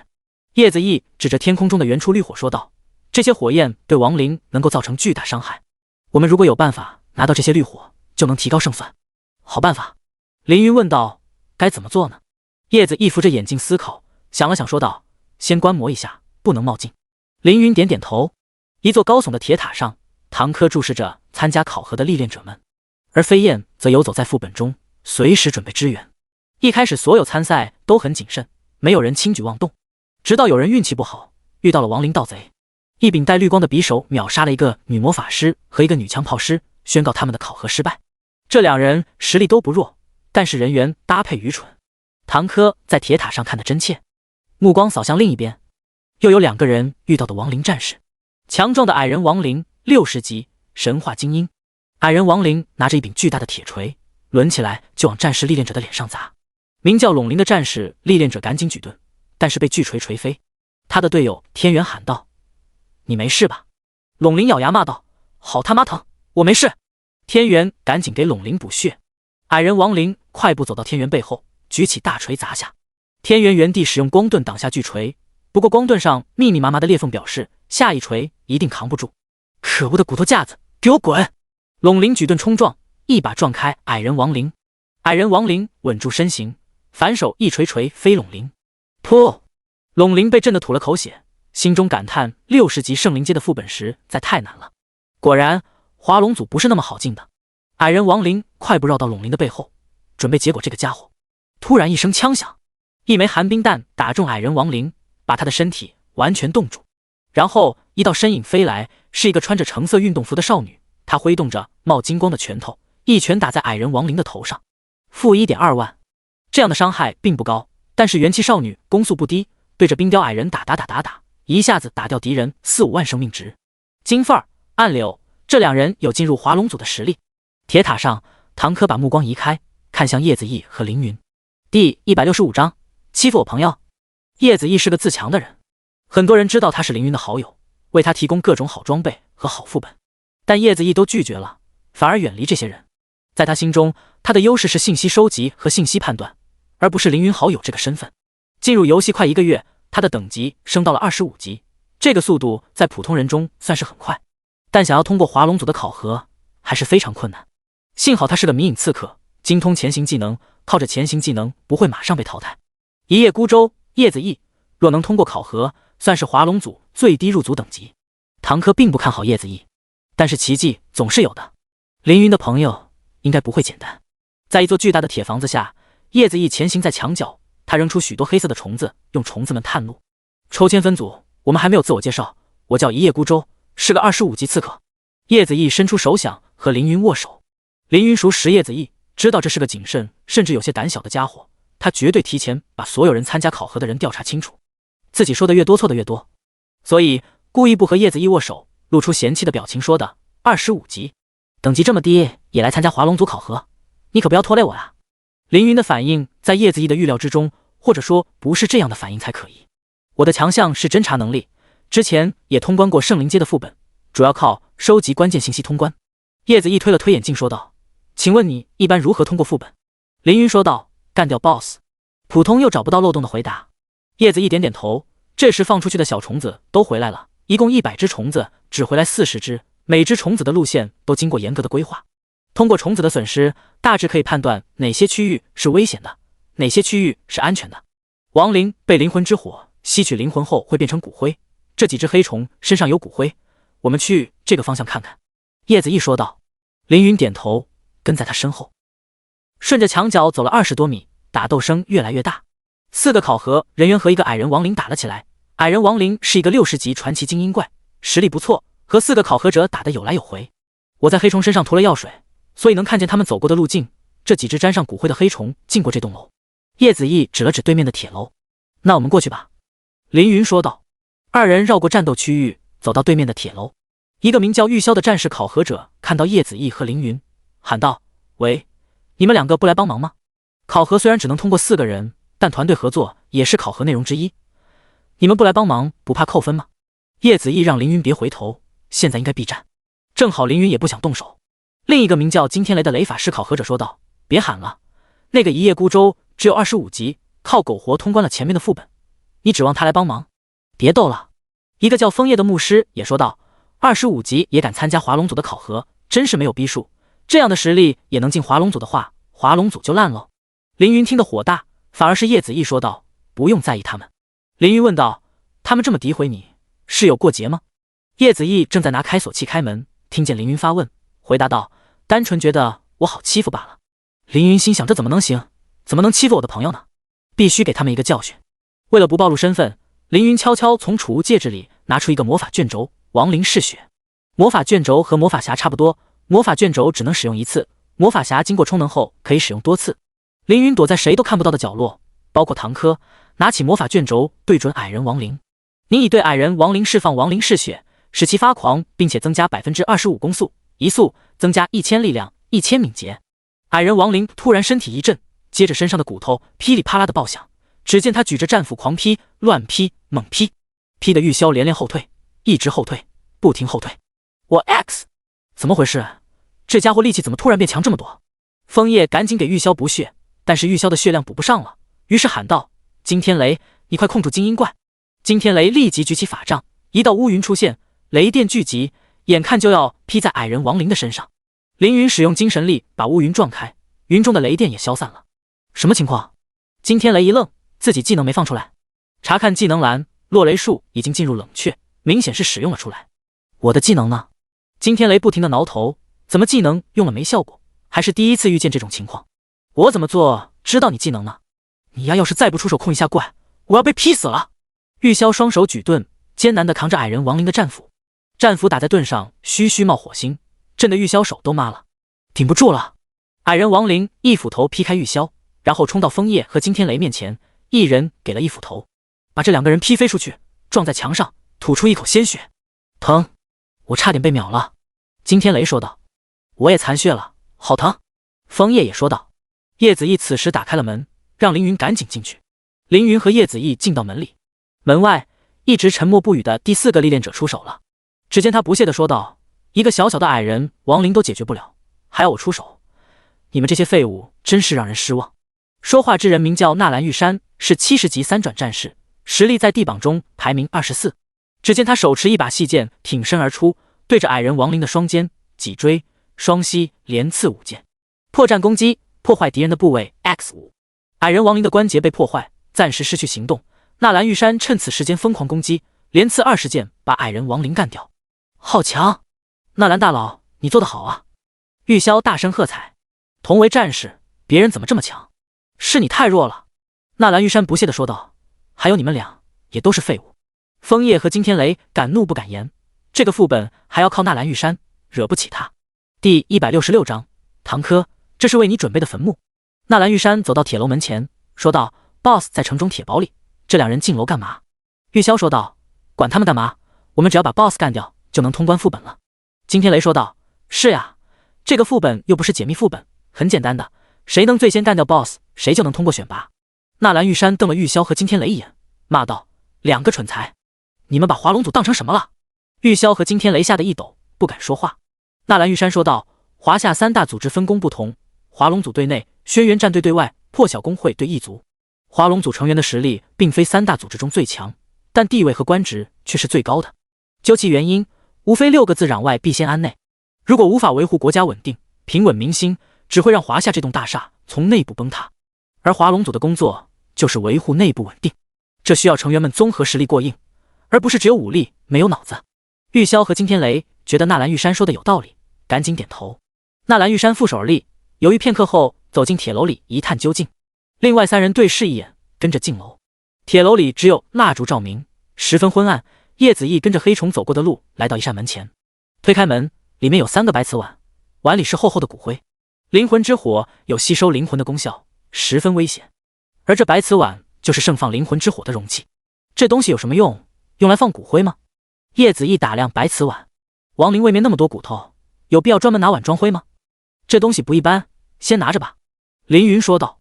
叶子义想要把白瓷碗收进背包，却发现做不到，只能拿到手上。简单搜索楼里其他东西，再无特别之处。2人往楼下走，正好遇上纳兰玉山。纳兰玉山一眼看见白瓷碗，伸出手指勾了勾，说道：“把这东西给我。”叶子义说道：“几个破碗你也要？做什么？”纳兰玉山说道：“少废话，把碗拿来。”枫叶3人跟了上来，他们虽然不知道纳兰玉山为什么要抢几个碗，但是帮亲不帮理，跟着说道：“就是，哪来那么多废话？快把碗交出来！”一叶孤舟，你可不要看不清局势，我们人多势众，实力几倍强于你们，你赶快投降吧。这铁楼连扇窗户都没有，外面的人绝对不知道楼里发生了什么。你要再执迷不悟，待会我们动起手来，你可不要后悔。亡灵不需要通风透气，铁楼开窗也怪麻烦的。哼，你们几个蠢货，就是得到白瓷碗，肯定也找不到用法。叶子义骂了一句，把白瓷碗交给纳兰玉山。纳兰玉山冷冷地看着叶子义，一巴掌扇向他的脸，说道：“还敢聒噪，这巴掌赏你了。”叶子义捂住头，啪！叶子义听见面前一声响，放下手，纳兰玉山不见了。而枫叶、金天雷和玉箫3人则是满脸震惊。你什么时候出手的？纳兰玉山从地上站起，指着凌云。凌云说道：“没看见我怎么出手吗？一叶孤舟，拿蜡烛过来。”叶子义也不知道发生了什么，只是听凌云的话，拿过蜡烛来。在烛光下，凌云一步一步走向纳兰玉山，一巴掌扇过去。这一掌速度并不快，纳兰玉山心想，刚刚应该是没有注意到凌云，所以才被他偷袭。鸭脖子，你一个60级的战士也敢和70级的我斗，找死！不是好友，看不到对方的等级，除非感知属性非常高。纳兰玉山侧身躲过凌云的巴掌，掏剑要砍凌云。啪！出乎他的意料，凌云的手好像磁铁一样吸在了纳兰玉山的脸上，狠狠给了他一巴掌，把他再次扇倒在地。地上的纳兰玉山脸上左右各一个巴掌印，想不通凌云是怎么做到的。你！他指着凌云，半天说不出话来，扭过头看向枫叶三人，说道：“你们都看着干嘛？动手啊！”枫叶三人对视一眼，不知道现在该怎么办。能够单杀60级传奇精英怪的纳兰玉山，被眼前这个青年2次扇倒在地，而且看他的模样，明显没有使出全力。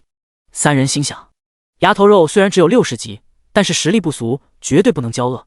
他要是比纳兰玉山更强，我就去抱他的大腿。抱谁不是抱？纳兰玉山，我早就看你不顺眼了，你真是活该。于是他们默不作声，既没有离开，也没有动手。凌云和纳兰玉山谁赢，他们就帮谁。好，看着是吧？好。纳兰玉山拿出细剑说道：“我要把你们都杀了，一个不留都杀了。”铁楼外，唐柯注视着考核者们，为他们的行为打分。不过负责考核者安全的飞燕却不见了，师姐不知道去哪了。在另一座铁楼中，飞燕身旁有2个18岁的年轻人，一男一女。少年名叫飞龙，是飞燕的秘密男友；少女名叫明月，是飞龙的追求对象，还是飞燕父亲的朋友的女儿。飞燕走到2人面前，拿出一个1米长的白瓷碗，说道：“这是可以装下原初绿火的容器，你们就拿这个碗到处收集原初绿火，将其合成灵魂之火，甚至合成不灭绿火。这次考核主要考核3个方面：实力、观察力和行动力。你们只要收集足够多的神火，我会把你们的评分打得很高，让你们通过考核。”飞龙和明月连连感谢飞燕。明月，你看看这白瓷碗怎么用，我送飞燕前辈下去。飞龙说道。明月点点头。2人下楼，飞龙的手不老实地缠上飞燕的腰肢，开始揉搓。飞燕比他还猛，直接把他推在墙上开始砍。2人砍了2分钟，手不带停。飞燕突然松开飞龙说道：“我要你把远处绿火聚集成不灭绿火，然后找机会扔到唐柯 ID 的身上。”飞龙一惊，说道：“扔到唐皇的身上？为什么？”飞燕掐住飞龙的脖子，狠狠地看着他，说道：“不要问为什么，我说你做。”飞龙点点头。飞燕松开手，走出铁塔。唐柯并没有看见他。唐柯，这个副本是我为你准备的目的，希望你会喜欢。第167章，斩杀3人。唐柯是飞燕成为副组长的唯一障碍。铁面后死了，组长的职位空出来，谁能拿到副组长的位置，谁就可能成为华龙组的组长。一飞冲天的机会就在眼前，飞燕暗道自己一定要把握住机会，哪怕杀掉唐柯也在所不辞。不只是唐柯，任何阻止我的人都要死。华龙组组长之位我拿定了。凌云这边，为了不暴露实力，他拿出一柄60级传奇品阶的长剑和纳兰玉山打了起来。纳兰玉山的实力绝对不弱，地榜排名比暗柳都高2位，如果进入华龙组得到国家栽培，进入天榜也不是难事。他的武器是一把轻盈的细剑，战斗风格灵巧，走位严谨，很难想象这个粗暴的人竟然有非常细腻的技术。可惜他遇到了凌云，凌云故意和他拖时间，一番交手下来，纳兰玉山暗道不对，这家伙师承何门，怎么剑法这么好？凌云的防守密不透风，让他的攻击全部不起效。盾牌一格挡，空手一闪避，单手一拆招。单手指的是单手武器，比如细剑、短剑、匕首等等。在凌云眼里，纳兰玉山的一招一式都像小孩过家家，没有丝毫威胁。秒杀他们肯定会引起叶子怡的怀疑，再拖一会儿吧。凌云心想，一边招架纳兰玉山的攻击，一边在储物戒指里翻找技能，很快找到一个不受任何属性和装备效果加成的技能。借力反击，25级，优秀，格挡敌人的攻击，并且发动1次反击，最多造成2万伤害。这种技能发动的时机很苛刻，伤害也不高，而且距离近的离谱。凌云本来不想学，但现在这个场合正需要这种技能，已学会借力反击技能。纳兰玉山和凌云打了几个回合，觉得自己又行了，心中暗道：这个鸭脖子来来回回就只有2招，不过如此，是时候分出胜负了。你的招式我已经全部摸透，你的实力也就是二流水平，去死吧，牙头肉！纳兰玉山使用技能流星刺攻击凌云，这招是虚招。凌云以进为退，以攻为守，想要逼迫纳兰玉山收招。你果然中计了，这是2连技能，一技能结束，可以马上接下一个技能。纳兰玉山狂喜，细剑上白光一闪，空中出现3道凌厉剑气。枫叶喊道：“是70级神话技能千山破。”纳兰玉山赢定了。玉箫也说道：“没错，千山破拥有100%破甲效果和5万伤害，是战士玩家的神技。”金天雷说道：“看来还是纳兰玉山技高一筹，幸好之前没有说什么过分的话。对于普通历练者，5万点无视防御的伤害已经足够决定战斗的胜负。但对凌云来说，这样的技能不过是小孩子过家家，既不疼又不快。”凌云在剑气成型的一瞬间就有所防范，接下来只要侧身躲过就行。3道凌厉剑气攻击凌云，凌云正要躲开，叶子毅突然扑了过来，想要用身体挡住剑气。他以为凌云躲不开这一击，所以出此下策。这家伙最讨厌欠陌生人人情，一点没变，还是老样子。凌云看着奋不顾身的叶子毅，脑中浮现2人一起长大的记忆，都是几百年前的记忆。如果不是重生见到叶子毅，凌云可能再也不会回想这些记忆。凌厉的剑气没有打在叶子毅的身上，而是被凌云用神力挡下。说来话长，实则一瞬，剑气突然消失。叶子毅以为自己已经中招，但是一砍，自己的生命值并没有下降。纳兰玉山同样疑惑，叶子毅明明被剑气击中，为什么没有掉血？我的技能没有生效。金天雷立即说道：“是的，之前我的技能也莫名其妙消失了，可能和这个副本有关。副本里有东西会让历练者的技能消失，和副本无关，是凌云捣的鬼。”纳兰玉山骂道：“什么鬼副本？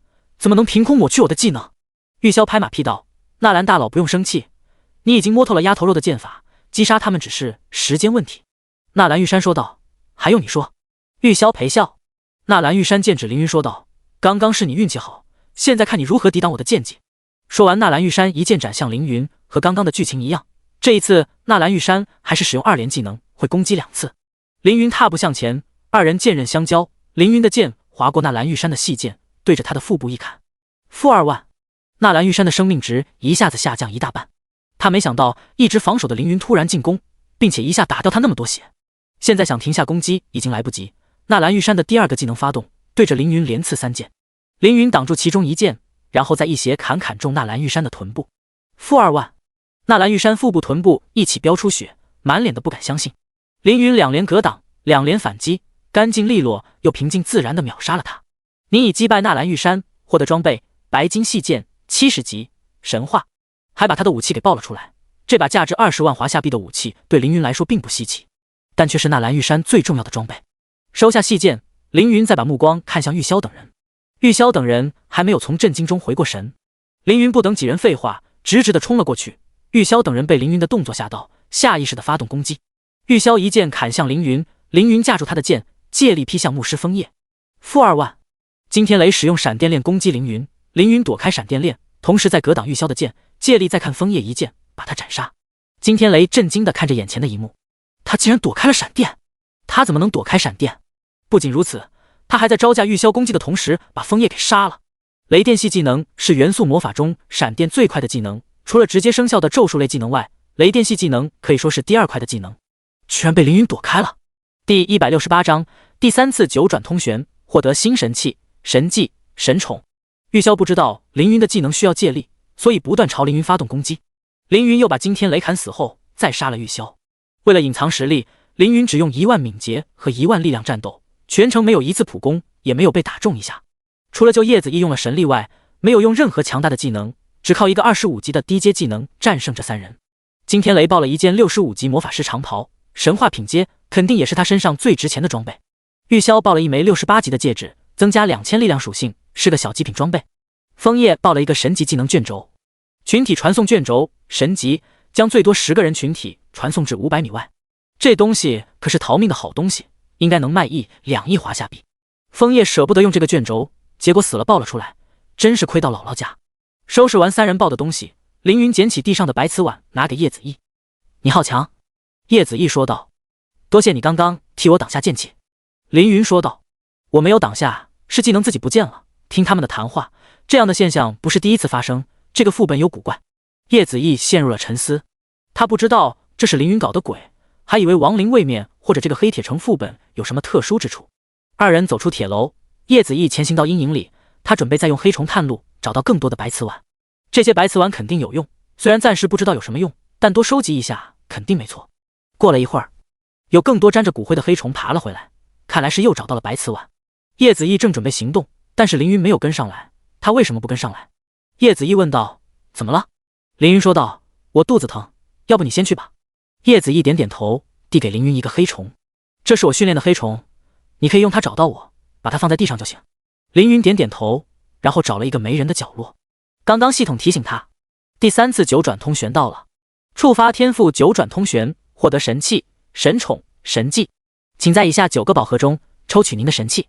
面前浮起9个技能书，凌云开启大自在状态，9本技能书立即显露真名：惊鸿之剑、落日星陨剑、灭日冰剑、灭世巨浪、召唤、炎魔之王、惩戒之光、奥数神炮，竟然都是攻击型技能。凌云挨个翻看技能介绍，发现这些技能都是中等神级品阶，效果非常强大。至于选哪个，就看凌云的抉择了。我现在缺少攻击距离特别远的技能，龙威剑神的技能有1000米，但是不够。之前遇到的圣精灵女神就是在5000米外对我发起攻击，取长补短，我就拿一个技能弥补我攻击范围的不足吧。凌云把手放在蓝色花纹的技能书上，获得物品：奥数神炮中单神级技能书。奥数神炮将璀璨的奥数精华以能量炮的形式射出，对最远20公里的敌人造成2E加10倍魔力伤害，伤害范围200米，被攻击的敌人1分钟内减少50%魔法抗性，神力消耗100，冷却时间5分钟。20公里的射程，简直就是导弹。请在以下9个宝盒中挑选一个。9个宝盒飞起：万智头环4阶神器，无尽苍穹弓3阶神器，蓝火雷神炮2阶神器，爱神的项链3阶神器。凌云身上的装备好久没换了，一是升级太快，二是没有时间刷装备，所以装备一直是凌云的不足。如果能完成天之城能源中心的2个150级任务，说不定能获得2件超神器。如果能收集齐王神剑碎片，还能获得1把超神级利剑。这些顶级装备还有些遥远，凌云现在要选择一件最适合自己的装备。思索再三，决定选择万智头环。万智头环4阶神器，物品要求120级，帝王镜，天赋原因无要求可佩戴。物品属性：魔力、精神力加10万。物品技能：魔法解析，神级，被动。魔法解析，有人当面使用魔法时，可以领悟学习该魔法。历练者感知，精神力、魔力属性越高，可学习的魔法越高。当前最高可领悟下等神级魔法，一件提供神级被动技能的头部装备，而且还增加10万魔力，精神力属性真的很不错。最后是新宠物，请在以下9个宠物蛋中挑选一个新宠物：虚空异兽中等神级，千手泰坦上等神级，精灵龙下等神级，圣精灵公主中等神级，地级矮人下等神级，变异哥布林下等神级。9个宠物，1个上等神级，4个中的神级，4个下等神级宠物，选哪个呢？我有史莱姆、龙、人偶、巨蟒宠物，有魔尊和血神2个随从。从种族的角度来说非常多样，从实力结构来说，果冻属于全能型，好像队伍的粘合剂什么都可以交给他做，他也都能做好。白的攻防属性优秀，而且有强大的属性压制效果，是队伍的压舱石。米歇尔属于提供光环的辅助，有幸运光环和回魔光环，还有一个聪明的头脑，可以临时代替我指挥队伍。破天巨蟒和白粉象攻防俱佳，而且有一个极其强大的种族技能破天，对空中的敌人影响巨大，属于特工选手。康和凯瑟琳是随从，不做考虑。4个宠物都有优点，但是缺点和凌云本人一样，4个宠物加起来没有一个远距离攻击技能，在今后的战斗中，攻击距离会非常重要。既然如此，就选择圣精灵公主吧。凌云把手放在乳白色的光滑宠物蛋上，获得神级宠物圣精灵公主。圣精灵公主中等神级，等级0，性别女，性格外向开朗，好感度100满，绝对忠诚至死不渝，成长性 S， 生命值10万，攻击力1万，防御力1万。特性圣精灵神神级，所有攻击为神圣属性，附带净化效果，拥有极强的身体、生命、魔法、体力恢复速度增加300%，恢复效果提升300%，天生精通自然系魔法和弓箭。技能百万森林中等神级，流星剑神话。3次九转通玄效果结束。第169章，2箭射死60级神话 BOSS。百万森林使周围数百10公里的土地里长出森林，完全控制森林的一切。这不是一个战斗技能，所以显得平平无奇。流星剑朝天空射出魔法剑，对最远5公里外的敌人造成2倍攻击力加10倍攻击距离伤害，冷却时间1秒，技能消耗1000。这个技能就很厉害了，5公里的攻击距离特别出色，伤害也不低，前期可以说是神级技能，不过后期就显得普通。厉不厉害？召唤出来看看就知道。使用宠物蛋召唤圣精灵公主。凌云先闻到一阵沁人心田的花香，接着白光变成一道曼妙的身影。圣精灵公主带着香气和鲜花出现在凌云的面前。凌云看得一愣，只觉得她比美丽女神西斯特利亚更加动人。圣精灵一脉不愧是精灵中的神族。您的宠物圣精灵公主对您的好感度超过30，实际100，请给她取名。这种人形宠物不应该有自己的名字吗？米歇尔是个人偶，都有自己的名字。主人，请赐予我姓名。圣精灵公主浅笑着看向凌云，不得不说她非常好看，并且是凌云喜欢的类型，但她热情的眼神让凌云有些不自在。你就叫伊丽莎白吧。凌云说道。伊丽莎白点点头，捧起凌云的手，深情款款地说道：好的主人。怎么了？第一天见面这么深情干嘛？果冻和米歇尔也是出示100%好感度，他们不这样啊。凌云看着眼前的圣精灵公主，有股莫名的熟悉感。难道我在上一世见过她？凌云想了片刻，也没想到伊丽莎白是谁，干脆不再去想。这里是60级副本，你现在才0级，所以先回宠物空间里休息吧，等出了副本，我让随从带你升级。凌云说完，伊丽莎白轻轻摇了摇头，说道：主人你放心，我在这里很安全，就凭这些骷髅架子还伤不了我，相反，我是他们的克星。掌握神圣力量的圣精灵一族确实是亡灵的绝对克星，但是伊丽莎白现在0级，而这里是60级的副本，种族克制能抵御60级的差距吗？别的不说，光等级压制就很恐怖。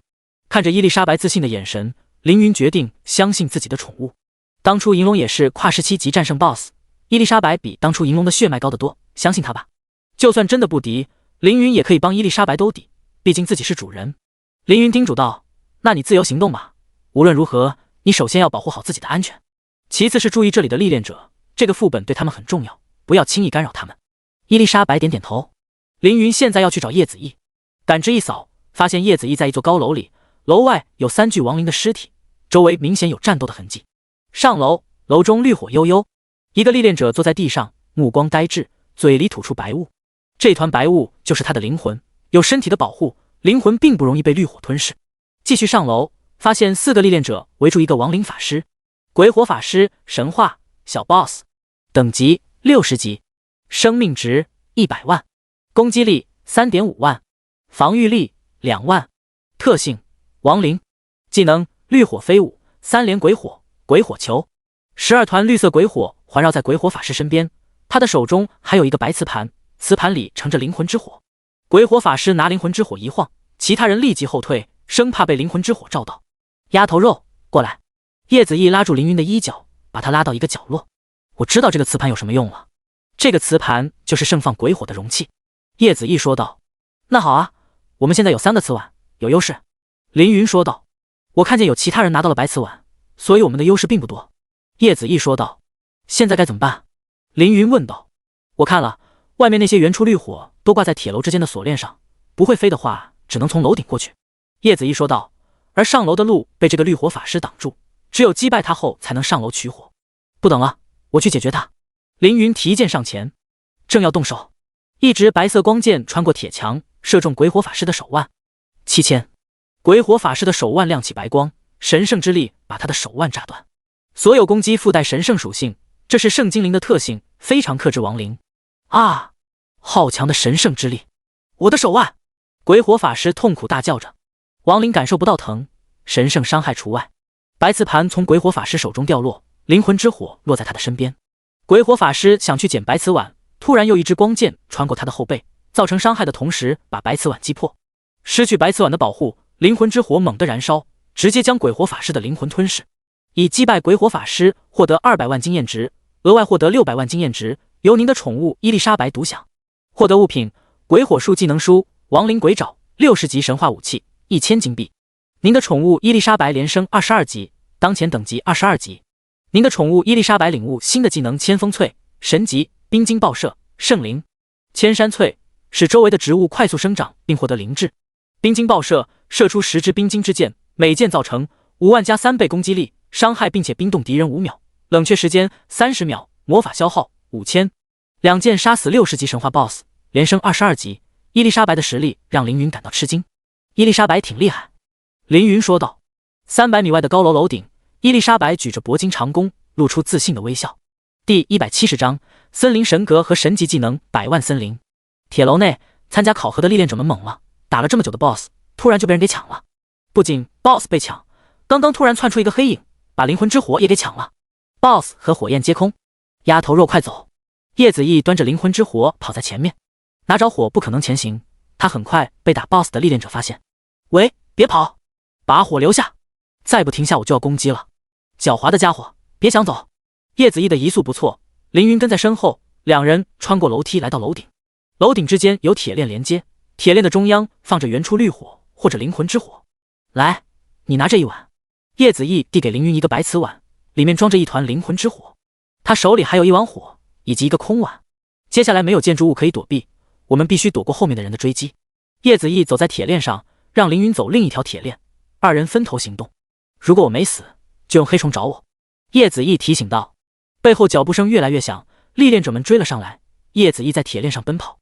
好久没和叶子毅下副本了，记得上一次和他攻略同一个副本是一个40级的传奇副本，当时我们被 BOSS 撵得到处跑，今天又被历练者撵着跑。凌云忍俊不禁，目光投向远处的伊丽莎白。伊丽莎白举着弓瞄准着，4支冰箭射出，飞向凌云。那两个家伙上楼了，快追，千万不能让他们跑了。4个打 BOSS 的历练者来到楼顶，迎面撞上冰箭。-30000x4。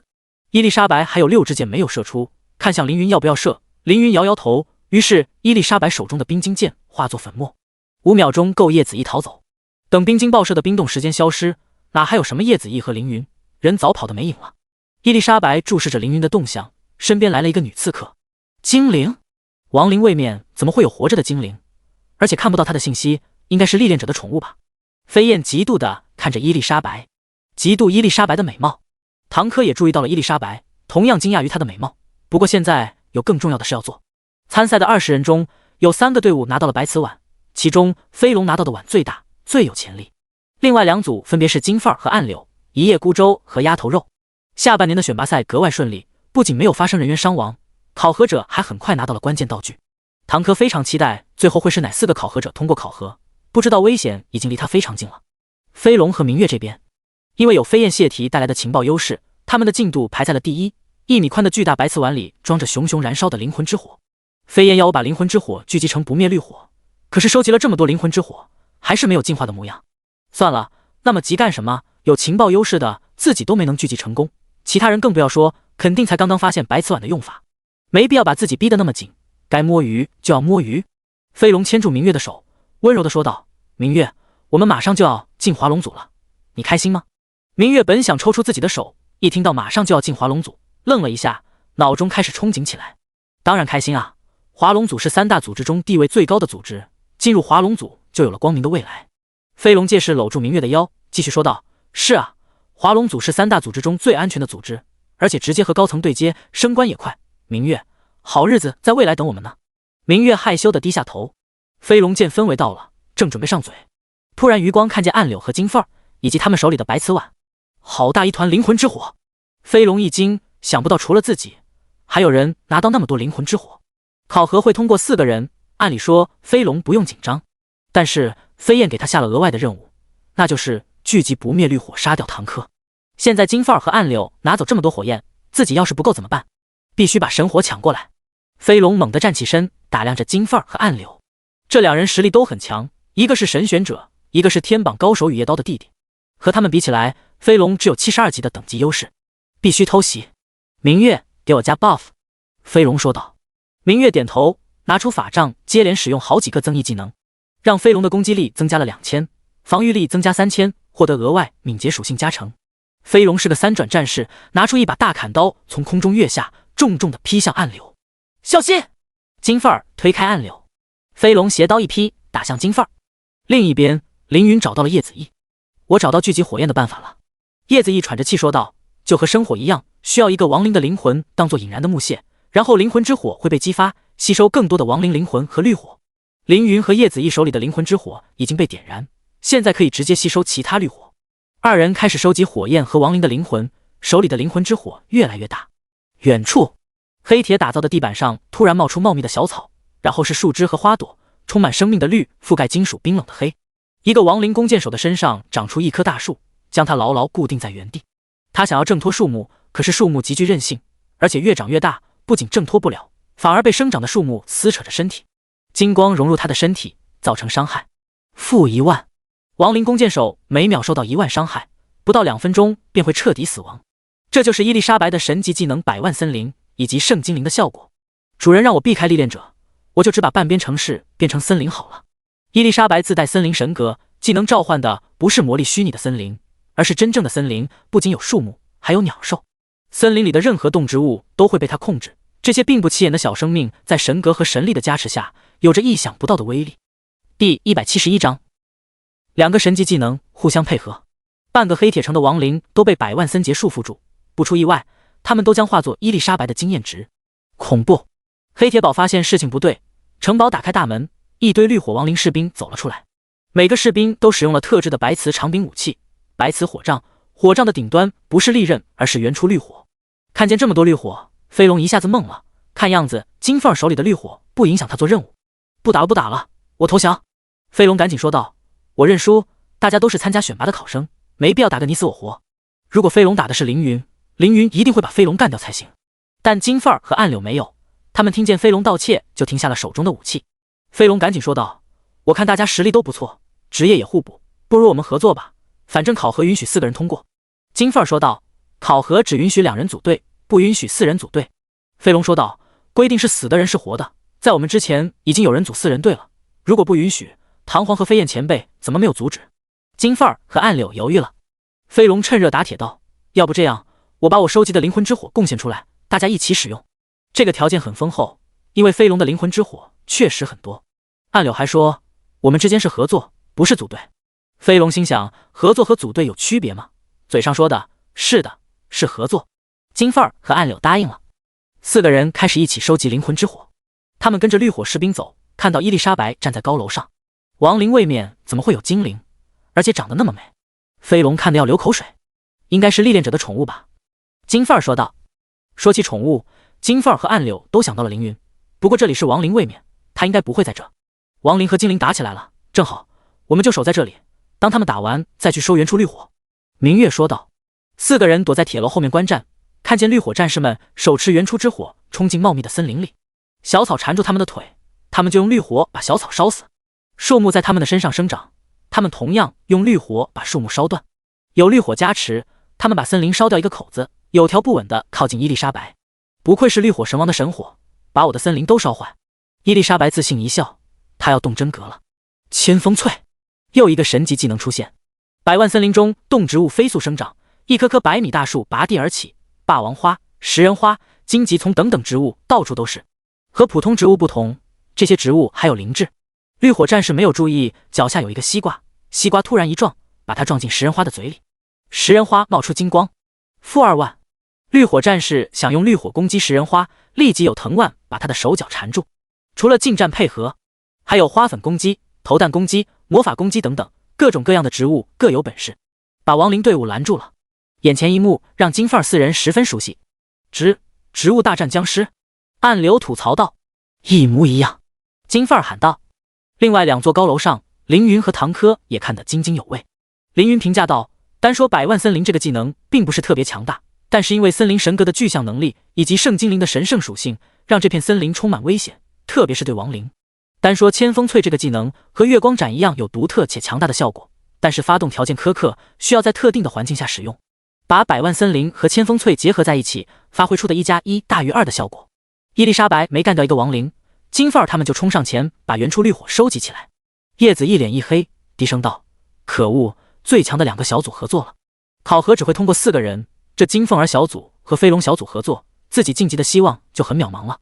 凌云安慰道，没事，只要我们干掉 BOSS 也能通过考核。叶子一说道，我的思路是收集足够多的灵魂之火用来干掉 BOSS， 现在多了4个人抢火，我的计划也就落空了。那边实力厉害，叶子毅和凌云肯定打不赢对方，也抢不赢对方，所以叶子毅很沮丧。凌云说道，狡兔3窟，你应该不只有一个计划吧？叶子毅有些惊讶，丫头肉怎么知道自己还有计划？我确实还有计划，但要在迫不得已的时候才能使用，名叫天地同寿。你也知道，考核规矩里有一条，如果发生超出考核者能力范围的突发情况，本次考核作废。我有一件道具可以制造突发情况，如果情况不对，我就使用这件道具。叶子毅也不是个省油的灯。另一边，黑铁堡发现绿火战士对付不了伊丽莎白，派出更强大的队伍。绿火禁军65级，神话精英 X10。绿火禁军的面板属性比绿火战士好 20%， 而且拿的不是原初之火，而是高一阶的灵魂之火。60级的副本居然出现了65级的精英怪，唐科觉得事情不简单。这些精英怪超出考核范围了，我去解决掉他们。唐科伸出手准备使用魔法，但是飞燕大喊：“住手！”唐科问道：“怎么了，师姐？”飞燕说道：“我认为考核者们能解决这些家伙。”唐科说道：“金凤儿他们4个可以，但是其他人不行，放任超纲的精英怪不管，对其他人不公平。”飞燕说道：“这个世界本来就不公平，难道敌人会和我们讲公平吗？我们华龙组要的是强者，能够从不公平中活下来的强者。如果是铁面后说这句话，那一定是真情实感，毕竟他痛恨无能者尸位素餐。但飞燕说这句话是为了灵魂之火，他希望飞龙收集更多灵魂之火，好杀掉唐科，所以不希望唐科把这些亡灵解决。”唐科不知道其中区别，惭愧地说道：“是了，如果师傅在的话，也会这么说。师姐，你说的没错。”第172章烧死唐科。飞燕说道：“我比较和师傅待得更久，师傅的话我始终记在心头。你要学习的东西有很多。”唐科居然点了点头。绿火禁军靠近森林，灵魂之火明显比原初绿火更加强大，拿着火杖一挥，各种有灵智的植物瞬间枯萎，其灵智全都被灵魂之火吸收。圣精灵的神圣力量是亡灵的克星，同样的，亡灵吸取灵魂的力量也非常克制精灵。伊丽莎白眉头轻蹙，拉开铂金长弓，一箭射断绿火禁军手里的火杖。绿火禁军拿着半截火杖，火杖变成了火炬，继续收取植物的灵芝。您的宠物伊丽莎白升到30级，领悟新的技能巨灵剑圣灵。巨灵剑汇聚灵气融入剑身，射出100%穿透力的一剑，造成10倍攻击力的伤害，攻击范围7公里，冷却时间1分钟，技能消耗10000体力值。伊丽莎白领悟了新的技能，自信一笑，几个纵跃换了一栋铁楼，拉弓瞄准，一箭射出，带着雄浑神圣之力和强大灵力的箭矢飞向绿火禁军。飞行途中，沿路的灵智植物们纷纷现出自己的灵智，增加箭矢的威力。巨大的灵力甚至形成一道漩涡，在空中留下彗星尾巴一样的痕迹。唰！一剑洞穿5具绿火禁军，巨大的神圣之力和灵力一瞬间爆开，把他们炸成骨头碎片。负80万 X5， 直接秒杀。以击败绿火禁军获得406250经验值，额外获得710937经验值，由伊丽莎白独享 X5。550万经验值让伊丽莎白再升2级，来到了32级。一天升到32级，颇有凌云的风范。不过升级的势头也要到头了，伊丽莎白总不能连 BOSS 也给干掉。还有5个绿火禁军拿着灵魂之火不断吸收森林的灵气，伊丽莎白只能暂时用冰晶爆射箭拖延他们。灵魂之火吸收了大量灵气，越来越大，看上去局势不妙。主人让我避开历练者，不然将整个黑铁城覆盖，我能获得大量的力量吗？圣精灵在森林里获得各种属性加成，比如生命恢复、攻击力、魔法阵和神力恢复等等。森林越大越有灵气，场地提供的加成就越高。主人的命令排在首位，伊丽莎白没有怨言。不过那些小家伙们一直聚集灵魂之火，说不定会合成不灭绿火，这东西极其危险，说不定会对主人安全造成威胁。说起凌云，伊丽莎白看向凌云，凌云陪在叶子一身旁寻找新的通关犯法，这让伊丽莎白心生醋意。明明我才是主人的宠物，主人却和其他人在一起。凌云看向金凤儿他们，说道：“他们的容器比我们的大，聚集神火的速度也更快，我感觉他们就要聚集出不灭绿火了。”叶子一说道：“随他们吧，我已经想到了第2种通关方法。”凌云问道：“什么方法？”叶子一说道：“化敌为友。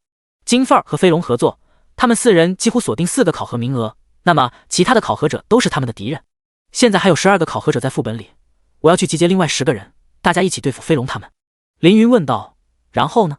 叶子一说道：“然后布下陷阱，等待时机，突然发难，要么抢走他们聚集的神火，要么抢掉 BOSS 的人头。”凌云说道：“你进华龙组真是屈才了，你该去破晓工会策划打一族。”叶子一说道：“破晓工会？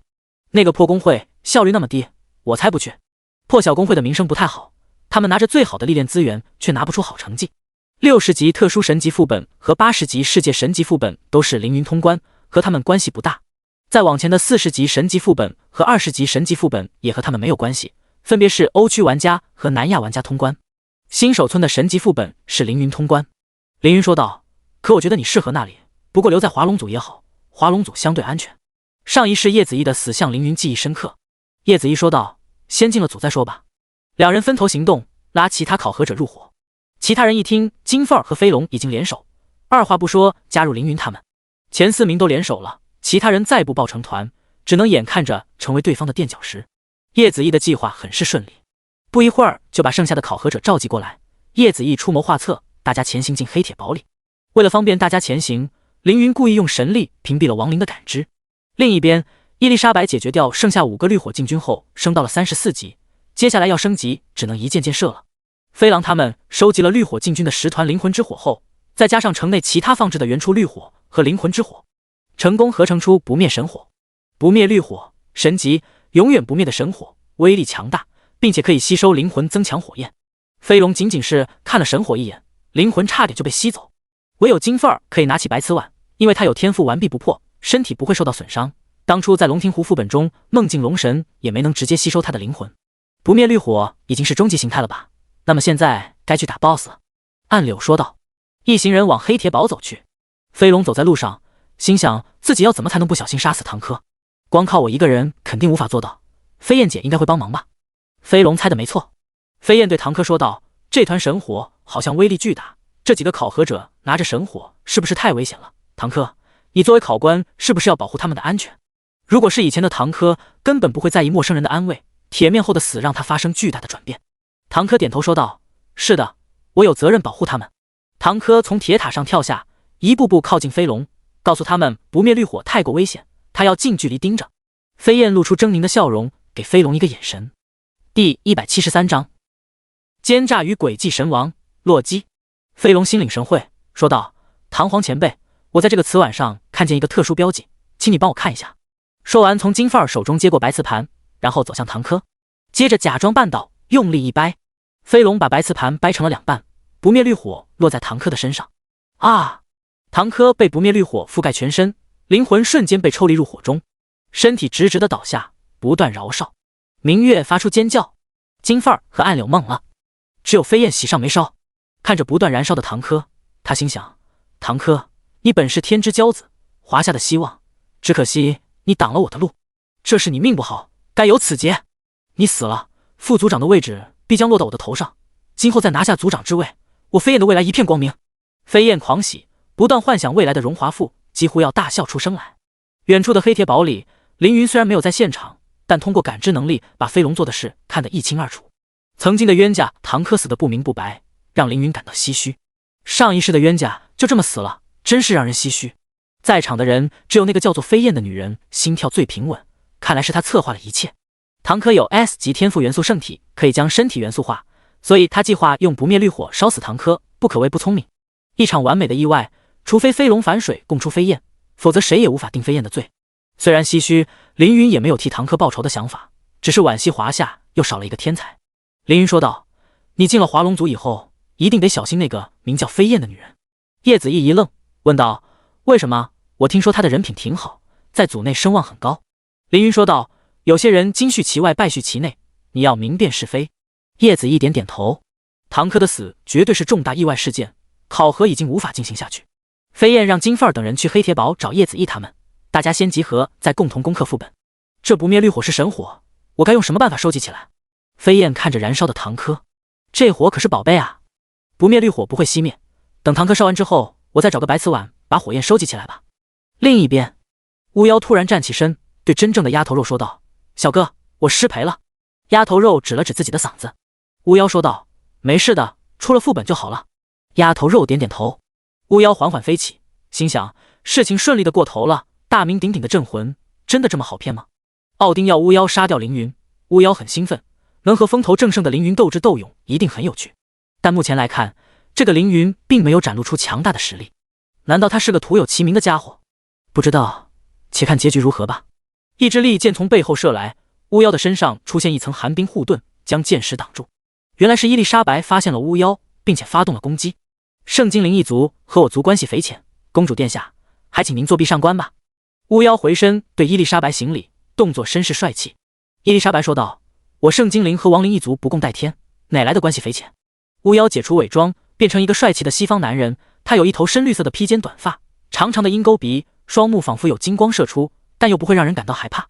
伊丽莎白惊讶道：“洛基，奥丁的兄弟，诡计之神，洛基。”“是的，公主殿下，是我。”洛基再次行礼，然后一个响指，森林里突然飞出4条绿色的毒蛇，把伊丽莎白给束缚住。“接下来是我和镇魂的好戏，无论结果如何，还请您不要太激动。”洛基说道。“你要对我的主人做什么？”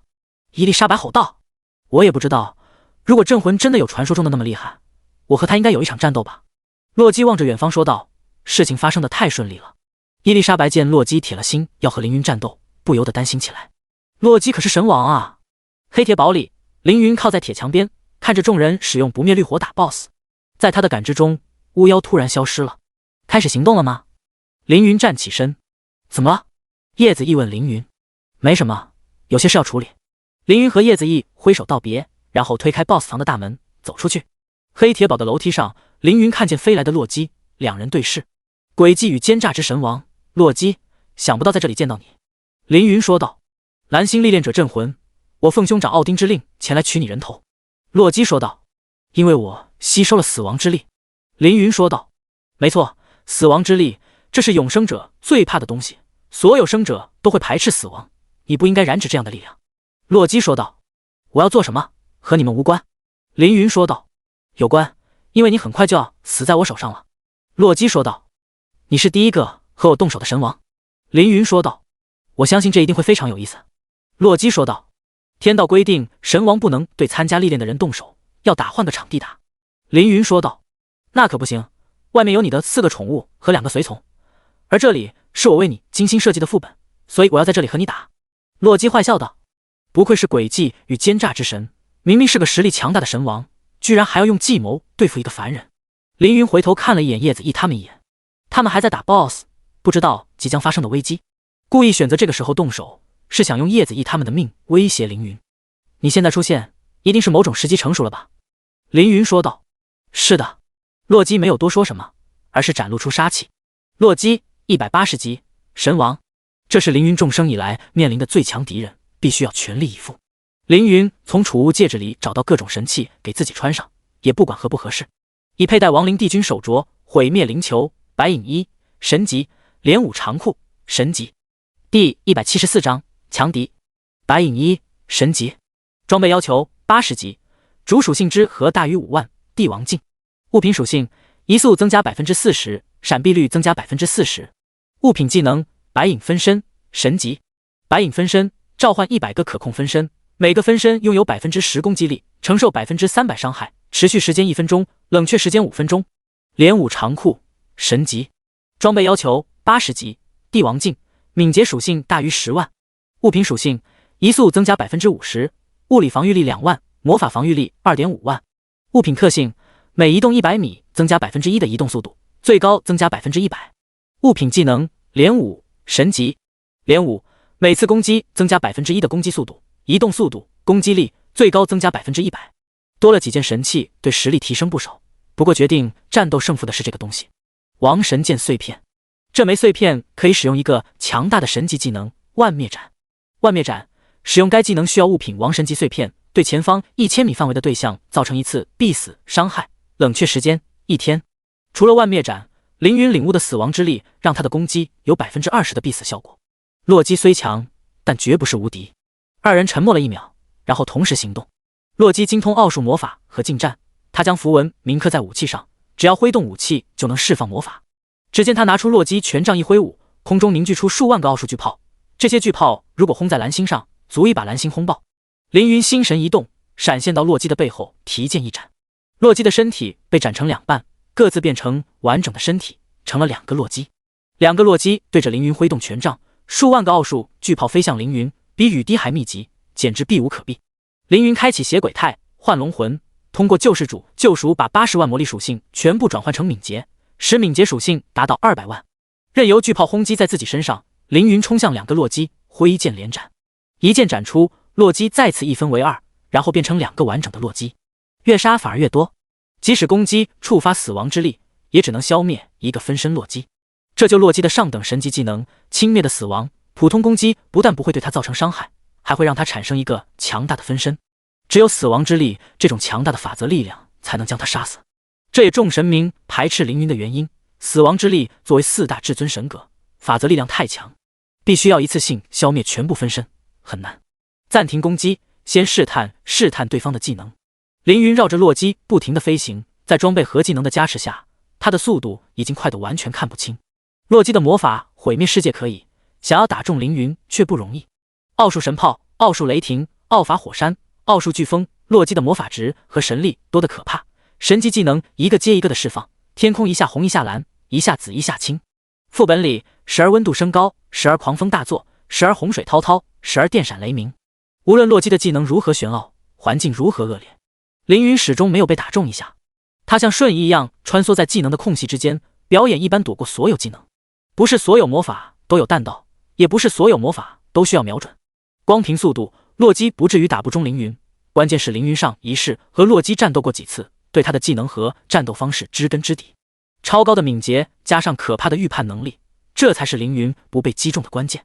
因为您的装备万智头环，您获得技能天穹毁灭下等神级，奥数巨网下等神级，奥数雷霆下等神级。技能栏里的技能不停地涨，凌云一个牧师一下子学习了很多奥数魔法，这就很特别了。没人会猜到一个神圣系的牧师会突然掏出一大堆奥数魔法的。在接连放空10几个技能后，洛基开始郁闷了。这家伙好像知道我在想什么，每次都能提前躲开，他是怎么做到的？难道情报有误？镇魂会读心术？不可能，我可是诡计之神，世间怎么会有人能够读取我的内心？镇魂要是有这个能力，也不至于看不破我化妆的巫妖了。二人在空中战斗，地上的黑铁城发生了巨大的变化，现实一阵剧烈的震动，接着黑铁城变成看一个1000米高的巨大黑铁机械巨人。黑铁机械巨人下等神级，等级60级，生命值900万，攻击力100万，防御力100万。特性：智慧金属，拥有智慧的生命金属，减少80%受到的物理伤害，减少雷系意外20%魔法伤害，受到2倍雷系伤害。技能：黑火药炮，炉火喷射，100万吨重拳。黑铁机械居然抓住被束缚的伊丽莎白，同时黑铁堡变成动力炉，困住了叶子一他们。我的杰作即将完成，洛基说道。等黑铁机械巨人吸收掉不灭绿火，将会变成神尊级强者，到时候你将同时面对我和黑铁机械巨人。凌云不担心多一个对手，但是担心叶子一他们怎么办？黑铁机械巨人只有900万生命值，先解决他吧。凌云转身飞向黑铁机械巨人，洛基朝着凌云的后背狂扔技能，凌云仿佛背后长眼，背对着技能依然能全部躲开。这家伙把我的技能全部看透了，而且他的速度实在是太快了，有赫尔墨德的1/3快，早知道我就把那侄叫来了。洛基感叹。不过洛基不单纯是魔法师，他凌云一样是双职业，他也是个战士，而且是使用双匕首的战士。只见他收起权杖，掏出2把匕首冲向凌云。凌云猛地回头，持剑挡在胸口。洛基双刀连斩，剑气打在龙摇神剑上，即使用龙摇神剑格挡，巨大的力量还是把凌云打飞出几百米。负1亿，如果不是提前用神力保护龙摇神剑，只怕洛基这一机会将剑身斩出裂纹。第175章神王领域，欺诈领域。洛基看见凌云承受巨大的伤害又没有死，立即反应过来。抵抗死亡这个技能非常实用，不过并非无敌，世间有不少破解的方法。凌云说道，神王拥有不死不灭的能力，相比之下抵抗死亡并不稀奇。洛基说道，所以你不该打破神王间的默契，去碰大家最忌讳的东西。凌云说道，我最后说一次，我要做什么与你们无关。借洛基的力量飞到黑铁机械巨人身旁，凌云一剑斩断束缚伊丽莎白的绿蛇，对他说道，金凤儿他们的安危就交给你了，尽快把他们救出来，如果可以把绿火拿到。伊丽莎白点点头说道，主人，打完这一仗就和我结婚吧。凌云吐槽道，战前发布结婚宣言简直是把死字写脸上。伊丽莎白对付黑铁机械巨人，凌云冲向洛基，双方的对手都不简单。伊丽莎白释放森之神力，黑铁机械巨人身上的100万森林继续蔓延，将机械巨人的左半边肩膀全部罩住。机械巨人用力拍打肩膀，有灵智的树木互相缠绕在一起，组成一张树网，降低机械巨人拍打的力量。机械巨人又用手指去扣树网，结果树木在指尖生根发芽，把他的手粘在了肩膀上。森林在神力催动下越长越大，直到把机械巨人的双手完全束缚。这就是神格的力量，即使是普通的森之神格也能拥有强大的力量。伊丽莎白脚踩飞鸟飞向机械巨人的核心区域，位于胸口的动力炉也是巨人变身之前的黑铁堡。10支冰晶箭射出，穿透厚厚的金属板，然后一记飞踢将金属板踢断。伊丽莎白优雅地进入动力炉中，在里面，金凤儿等人已经干掉了原先的副本 BOSS， 他们不知道为何副本没有结束。看着伊丽莎白顺利进入动力炉，交给他应该没问题。凌云不再分心，转身和洛基打在一起。洛基的幻想有很多，不过实力一般，本体的力量和速度1000倍强于幻想，这很正常。如果说受到一次攻击就分裂出一个和本体一样强的幻想，即使是神王也做不到。凌云可以无视幻象的攻击，不过对于本体要十分小心。破除抵抗死亡的办法有很多，比如生命移除、生命放逐、空间放逐等等。之前在神墓遇到王神10之关，他的技能时间流逝可以减少我的状态持续时间，这是对付状态类技能绝佳的办法。不过这些技能洛基都不会。洛基的神力是欺骗，从欺骗中获得力量，用力量欺骗别人，和梦境龙神的梦境有点像，不过洛基不会让你做梦，而会骗你。洛基一刀斩出，有巨龙和巨兽飞出，这些都是幻象。凌云摇头，甩掉幻象的迷惑，然后看见一道猩红的刀光飞向自己，躲开刀光。刀光转弯飞向凌云的后心，这次凌云不躲，任由刀光穿过身体。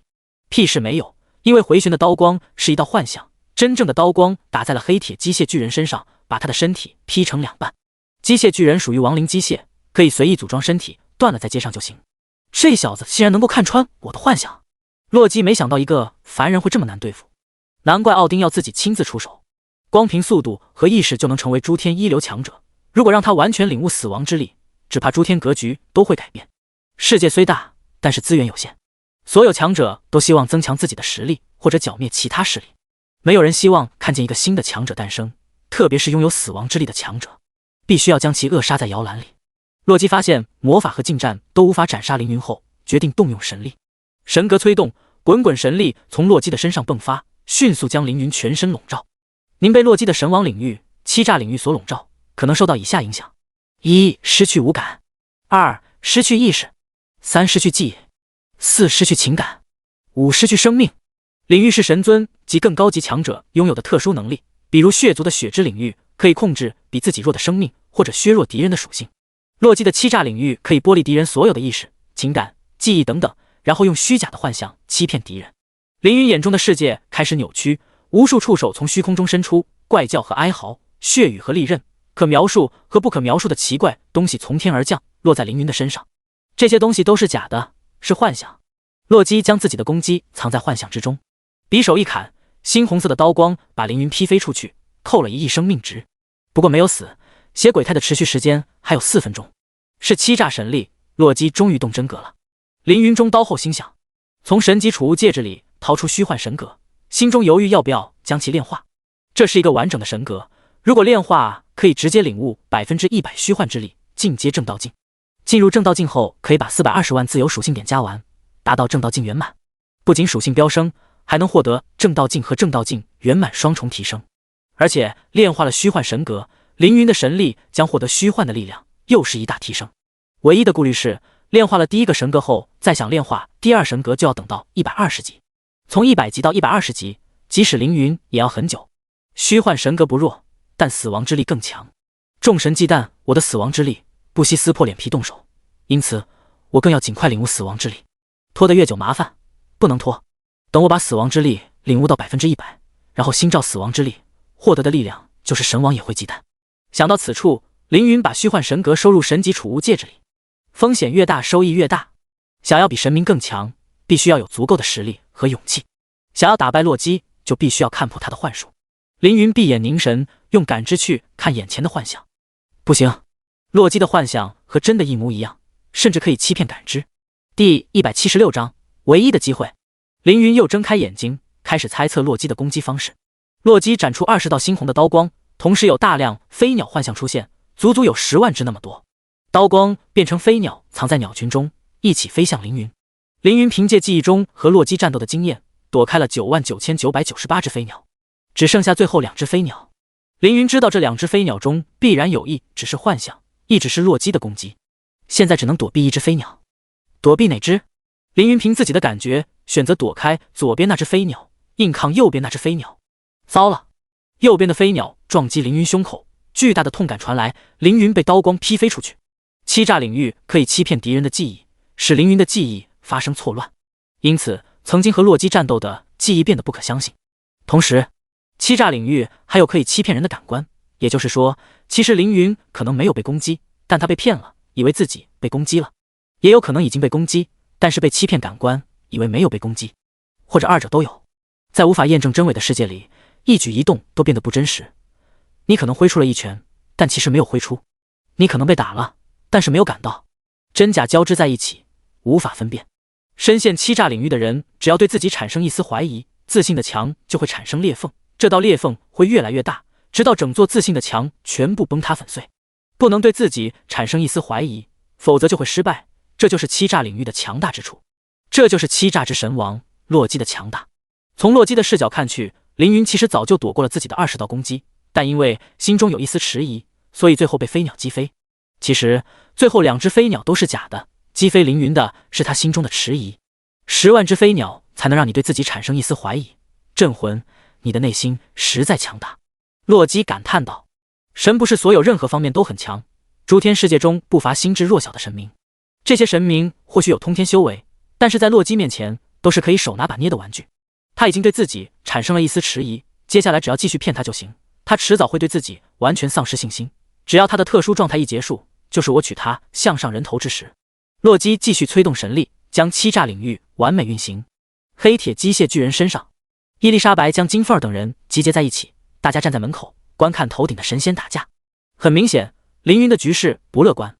那个少年居然是镇魂大佬，看上去和视频里一样帅。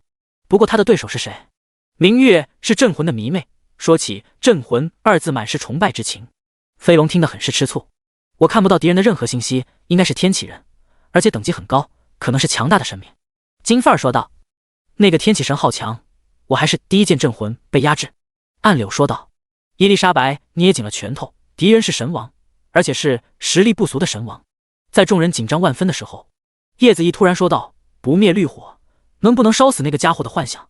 一语惊醒梦中人，所有人突然想起自己还有不灭绿火，目光纷纷投向白瓷碗，里面绿油油的火焰静静的燃烧。如果把这团火焰交给凌云，会不会帮到他？应该可以，肯定可以。伊丽莎白端起白瓷碗说道：我去拿给主人。叶子一突然喊道：等等！伊丽莎白看向叶子一，叶子一说道：把碗给我，我交给镇魂。伊丽莎白打量叶子一，没把他当回事，但是叶子一挡在伊丽莎白的身躯，拿出一个披风罩住自己。在众人眼里，叶子一完全消失了。脱下披风，叶子一又出现，原来这是一件能够隐身的披风。叶子一说道：你端着神火靠近镇魂，肯定会被洛基攻击，让我披着披风。你带着我靠近镇魂，我把神火交给镇魂。伊丽莎白看披风只能装下一个人，问道：为什么不是我穿着披风上去？叶子一说道：因为你要成为诱饵，吸引洛基的攻击。为了帮助凌云，伊丽莎白并不反对成为诱饵，但她不是莽撞的人，不灭绿火现在是击败洛基的关键道具，必须谨慎。伊丽莎白又问道：你确定你的披风能骗过洛基？叶子一说道：我不确定，但这是我想到的最好办法。伊丽莎白觉得确实如此。等等，既然要送神火，把火交给我吧，我的等级和属性比一叶孤舟更高，成功率当然也更高。金凤儿自告奋勇道：凤儿妹妹，送神火的事非常危险，可能会死。明月提醒道：镇魂大佬死了，我们全都活不了。金凤儿说道。众人一想，确实很有可能。还是我去，我有一个3段位移的技能，而且可以在空中释放，最大位移范围是200米。叶子一突然说道：位移200米的位移技能，这可是很牛的技能。此话一出，再无非议。最终决定，伊丽莎白用神力拖住叶子一，叶子一穿着隐身斗篷靠近凌云。如果洛基发动攻击，伊丽莎白就要用自己当作诱饵，保证叶子一靠近到凌云200米的位置。我们现在上去吧。伊丽莎白说道。不行，不是现在。叶子一冷静地说道。镇魂明显陷入了某种幻觉之中，敌我不分，现在去送火就是去自杀，必须等到他清醒了再去。幸好有叶子一在这，不然众人很可能浪费了唯一的机会。空中，凌云对自己产生怀疑后，被攻击到的次数越来越多。或许是欺诈领域对凌云效果太好，又或者是战斗风格，洛基并没有使用自己的杀招杀死凌云。他想等凌云的血鬼态结束，用普通攻击杀死凌云。幸好我出手及时，在镇魂领悟亡灵之力之前找到他。如果他领悟了亡灵之力，只怕我也难以对付他。现在战斗已经结束了。第177章，破解神王领域。从未有人或神明在自我怀疑下战胜洛基。时间一分一秒过去，凌云心中的迟疑越来越强，记忆变得模糊，过去的战斗经验不再可靠，就连时间都充满了不确定。凌云不知道血鬼态还能持续多久，或者已经过了持续时间。漫天的攻击从四面八方飞来，但凌云不知道该如何躲避。虽然尽可能躲避更多的攻击，但还是被剩下的攻击击中。凌云知道自己入了洛基的陷阱，必须要解开陷阱。记忆是战胜洛基的关键因素，凌云首先要修正记忆。想要修正记忆，就需要一个绝对正确的记忆坐标，以记忆坐标为基准，逐步修复记忆，好像一根坚固的旗帜一样，矗立在记忆之海，为凌云提供方向。这个记忆坐标必须是最难忘的记忆。凌云开始寻找自己难忘的记忆。我最兴奋的记忆应该是完全领悟生命之力的时候，那是我成神的契机，为我后来被天道意识选中埋下伏笔。这段兴奋的记忆可以当作坐标吗？不能，因为凌云回忆的过程中，发现这段记忆已经被篡改了。领悟生命之力会得到生命之神的青睐。按理说，凌云当时处于危机之中，实力微弱，等级和实力落后于一流历练者。上一世的凌云没有现在的实力，更没有现在的从容，任何可以抓住的力量都必须利用。再加上异界入侵的危险，凌云肯定会选择成为生命之神的神识，哪会像现在这样可以在多个神格之间挑选。记忆出现矛盾，一定是洛基干的好事，只能换一段记忆当坐标。我最绝望的记忆应该是被阿修罗公会赶到星界，每天过着刀尖舔血的日子。那时候获得一件装备很不容易，往往要拼了命才能弄到一件装备。这段记忆也有问题。凌云记得一些惨痛的回忆，但是后来变厉害了，回到人族位面和蓝星的记忆却没有。肯定是洛基删除了后面的记忆，只能再换一段记忆做坐标。凌云回忆自己上一世获得的第一件神器，第一个神级技能，做完的第一个神级任务，这些记忆统统被修改，都不能当作坐标。离血鬼态结束的时间越来越近，凌云的生命进入了倒计时。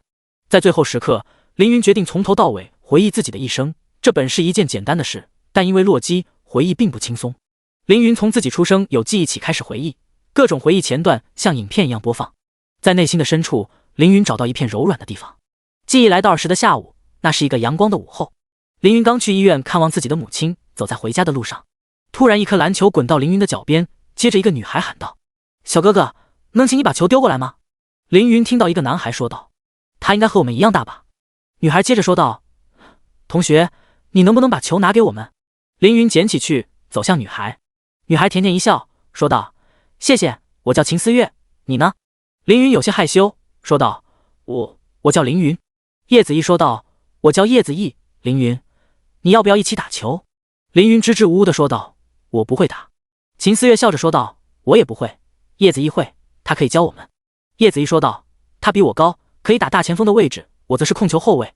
控球后卫和大前锋在队伍里的分工不同，技术路线也不同。”秦思月看着凌云说道：“叶子毅懂得很多，快认真听。”凌云点点头，认真听起来。叶子毅一口气说了一大堆，秦思月听得云里雾里，凌云听了个似懂非懂。叶子毅叹了口气说道：“我说，你们做就好。”三个人站在3个方向，秦思月投球，凌云抢篮板传给叶子毅，叶子毅再传给秦思月投球。三人在温暖的阳光下就这么玩了一下午。结束的时候，大家依依惜别，约定以后有时间还来这个篮球场打球。后来三人都失约了，因为第2天小学开学，大家在同一个小学，同一个班，凌云甚至是秦思月的同桌，一切都是那么的巧合。凌云回忆到这一段过往时，发出真心的笑容。往后的记忆由3人的共同时光组成。凌云发现自己变强的目标、苦闷时的希望以及真正的愿望，都和3人有关。以3人的记忆为坐标，凌云把一段段记忆修正，最终成功把洛基弄乱弄错的记忆全部修复。您的霸王态、血鬼态已经结束。这个系统提示音已经听了3次，但凌云知道这一次是真的。空中又有数万道飞刀飞来，凌云屏气凝神，一条躲避路线出现在他的心中。按照心中的路线，凌云把飞刀的所有攻击全部躲避。如此精彩的走位，引得动力炉里一众围观群众的喝彩。好走位，镇魂大佬太强了！暗柳佩服地说道。那还用说，他可是华夏的希望啊！我要是有这样的男朋友就好了，我一定没头给他端茶倒水，捏肩捶背。明月双手抱在胸口，满脸的憧憬。伊丽莎白斜了明月一眼，心想主人会娶的人是自己。镇魂大佬身上发生了什么？为什么我感觉他的气质不一样了？刚刚的他还是一副面无表情的模样，现在看上去多了一丝狂气和邪气。金凤儿说道。众人一齐看向凌云的脸，发现金凤儿说的没错。凌云的表情变了，不再是石头一样的表情。经过欺诈领域后，凌云修正了记忆，并且还了鉴定了内心。现在的他不再需要切换魂魄来使用2种职业和2种天赋，可以直接使用双职业、双天赋。洛基的攻击全部落空，不祥的预感涌上心头。怎么回事？他怎么又躲开了我的攻击？过往的战斗中，也有强大的神明摆脱洛基的欺诈领域，或者用某种办法与之抗衡，但没有一个神明做到凌云这般迅速和轻松。3分钟，一天有很多个3分钟，凌云将其中一个3分钟用来破解洛基的最强领域。他成功了。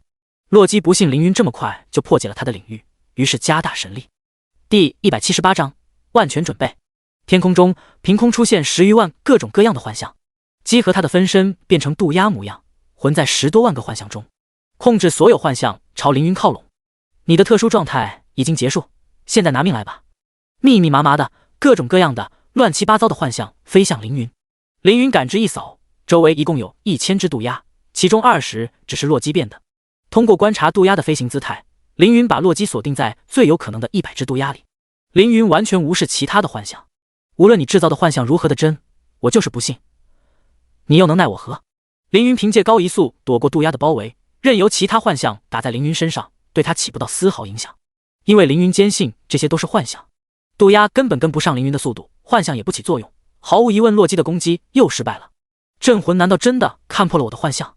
洛基一时间难以接受现实，内心非常难受。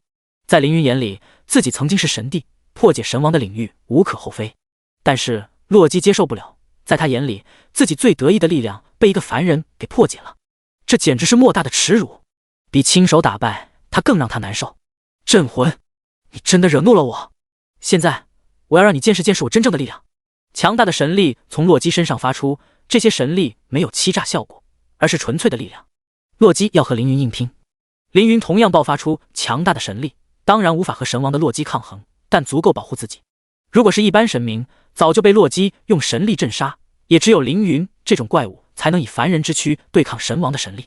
洛基本体带着分身一起发动攻击，近战的洛基速度很快，从6个方向飞到凌云的面前，挥舞双匕首。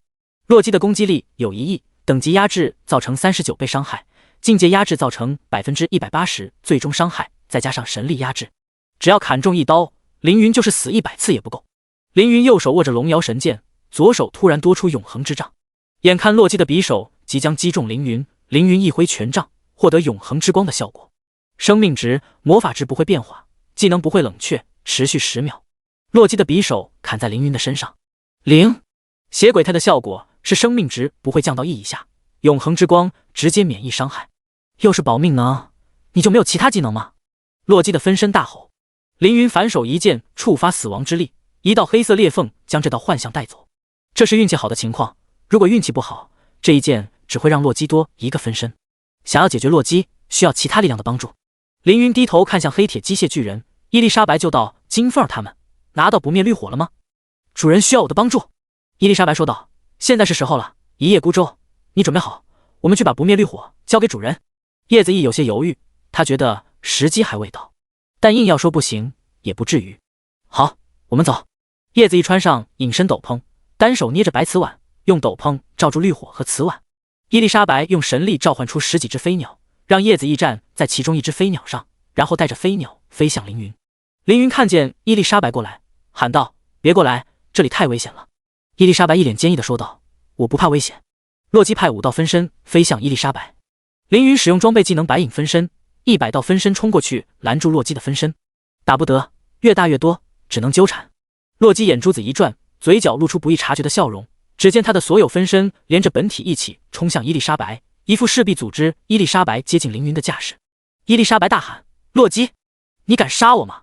你杀了我，圣精灵族将与阿斯神族陷入无尽的战火之中。洛基没有说话，而是发动攻击。伊丽莎白面对神王的攻击，默默将拖着叶子翼的飞鸟送到凌云的面前，自己则是闭上了眼睛。他已有牺牲的觉悟，但凌云不会让他牺牲。凌云用神力催动亡灵帝君手镯，使用装备技能亡灵帝君之手中等神级，消耗亡灵之力召唤亡灵帝君之手，每次攻击对敌人造成1000万伤害，并且对生灵有抽离灵魂效果，对灵魂状态的敌人额外造成50%伤害，持续时间1分钟。一只骷髅大手出现在伊丽莎白的背后，猛地一掌扇过，将洛基的本体和分身全部打中。骷髅大手并没能消灭洛基，并且让洛基的分身变得更多，但是技能效果抽离灵魂发挥作用，洛基和他的分身纷纷从口中吐出自己的灵魂，肉身傻傻地浮在空中。这个技能持续1分钟，这1分钟洛基和他们分身无法行动。等凌云拿到专门吸收灵魂的不灭绿火，洛基的死期就到了。机械巨人身上，众人狂喜，镇魂大佬翻盘了。暗柳激动大喊，局势瞬息万变，这就神级强者的战斗吗？金凤儿也发出感叹，镇魂你太帅了，镇魂大佬我爱你。明月间叫着，其他考核者也很兴奋，凌云的胜利和劫后余生的喜悦充斥大脑。众人中唯有飞鸟和飞龙脸色很差，特别是飞鸟，在看了凌云的战斗后，突然觉得自己的阴谋算计没有任何意义，就连诡计之神都败在了凌云的手上，自己的那些诡计又有什么用呢？在真正的力量面前，阴谋诡计都是小丑的把戏罢了。叶子毅干脆脱下隐身衣，大喊：镇魂不灭绿火在我这！凌云飞到叶子毅身旁，伸手取火。就在这时，异变发生，就好像飞龙不小心把火泼在唐柯身上，叶子毅仿佛没有站稳，突然把火扣在了凌云的头上。不灭绿火强大的灵魂吸收能力瞬间烧灭凌云的灵魂，凌云只剩下一具没有灵魂的尸体。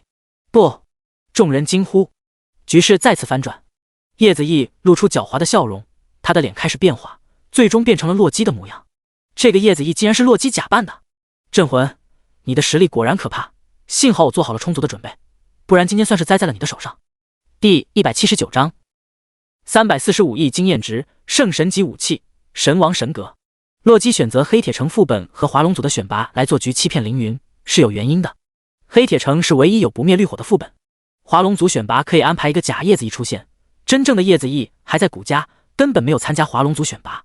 洛基把副本和华龙组考核两件事结合在一起，再改变众人记忆，制造一个叶子翼的幻象，真的骗过了所有人。洛基看着凌云的尸体放声大笑，镇魂，我的智谋远超于你，你输在我的手上不冤。凌云死亡，伊丽莎白瞬间泪如雨下，金凤儿和暗柳满脸的不敢相信，不敢相信那个无敌的凌云竟然死了。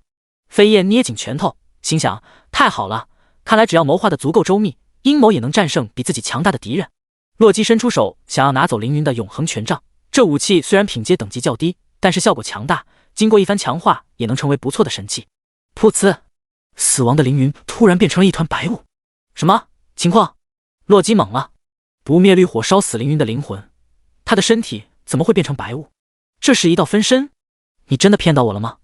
凌云的声音从背后响起，带着无尽的杀意。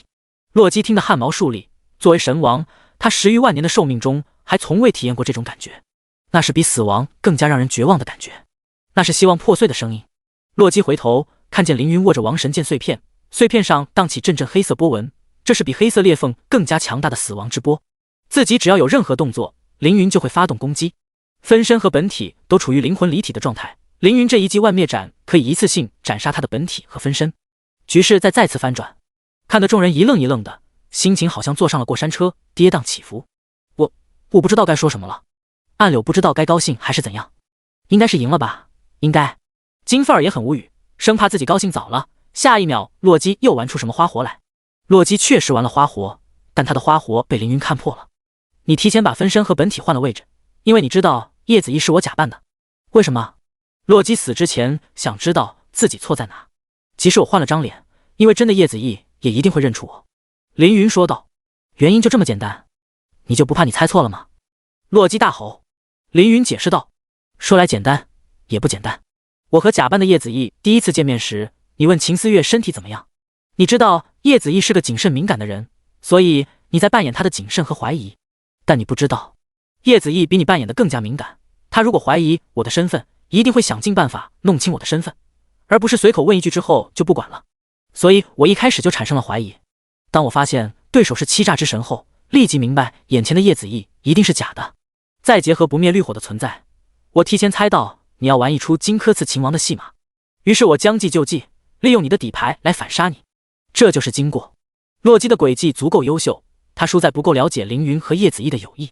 动手吧，或许你比我更适合欺诈神格。洛基长叹一口气，脑中满是悔恨。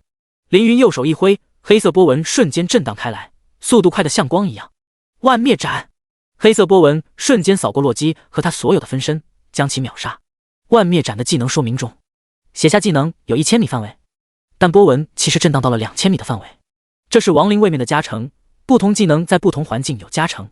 冰晶巨人可以在冰雪世界冻住凌云10分钟，但是在烈火世界技能效果要大打折扣。焚天通过神木不断回血，也是占了场地优势。同理，在亡灵位面，亡灵系和死亡系的技能会被加强。洛基的身体被黑色波纹扫过，分裂成一缕一缕的丝状，想要分身也不成。临死前他说道，真是有趣的敌人，真是有趣的战斗，你要变得更强啊，镇魂。洛基说完，在无风的亡灵位面飘散成看不见的细线。神王本是不死不灭的存在，但凌云用的是神王也会惧怕的死亡之力。杀死了神王，斩杀洛基不是终点，而是起点。从今天开始，镇魂这个名字将响彻诸天，大家再也不会说蓝星有个特别的历练者竟然敢参悟死亡之力，而是说诸天多了一个参悟死亡之力的强者。从今天起，不会再有人轻视凌云，像之前血族派分身对付凌云，大天使加百列使用投影战斗，这样的事绝不会再发生。从今天起，凌云将面临诸天真正的强者。以击败洛基获得 58.5 亿经验值，额外获得 286.65 亿经验值。因为洛基的力量，经验值变成洛基经验球，神王使用后获得 345.15 亿经验值。凌云看着手里晶莹透亮的经验球，知道这是洛基的好意。他知道凌云还没有成神，凡人之躯无法吸收大量的经验值，所以故意把自己的力量固化成经验球交给凌云。不然的话，这些经验值会变成828点神力。绝不是说神力不如经验值，获得神力的方式很少，获得的量也不多，用完也难以补充。洛基给凌云选择的权利，让他决定现在使用还是以后使用。凌云决定以后再用。获得物品：欺诈神王神格，100神晶，诸天位面的货币，使用后可以直接获得100神力，价值约等于100件100级一阶神器。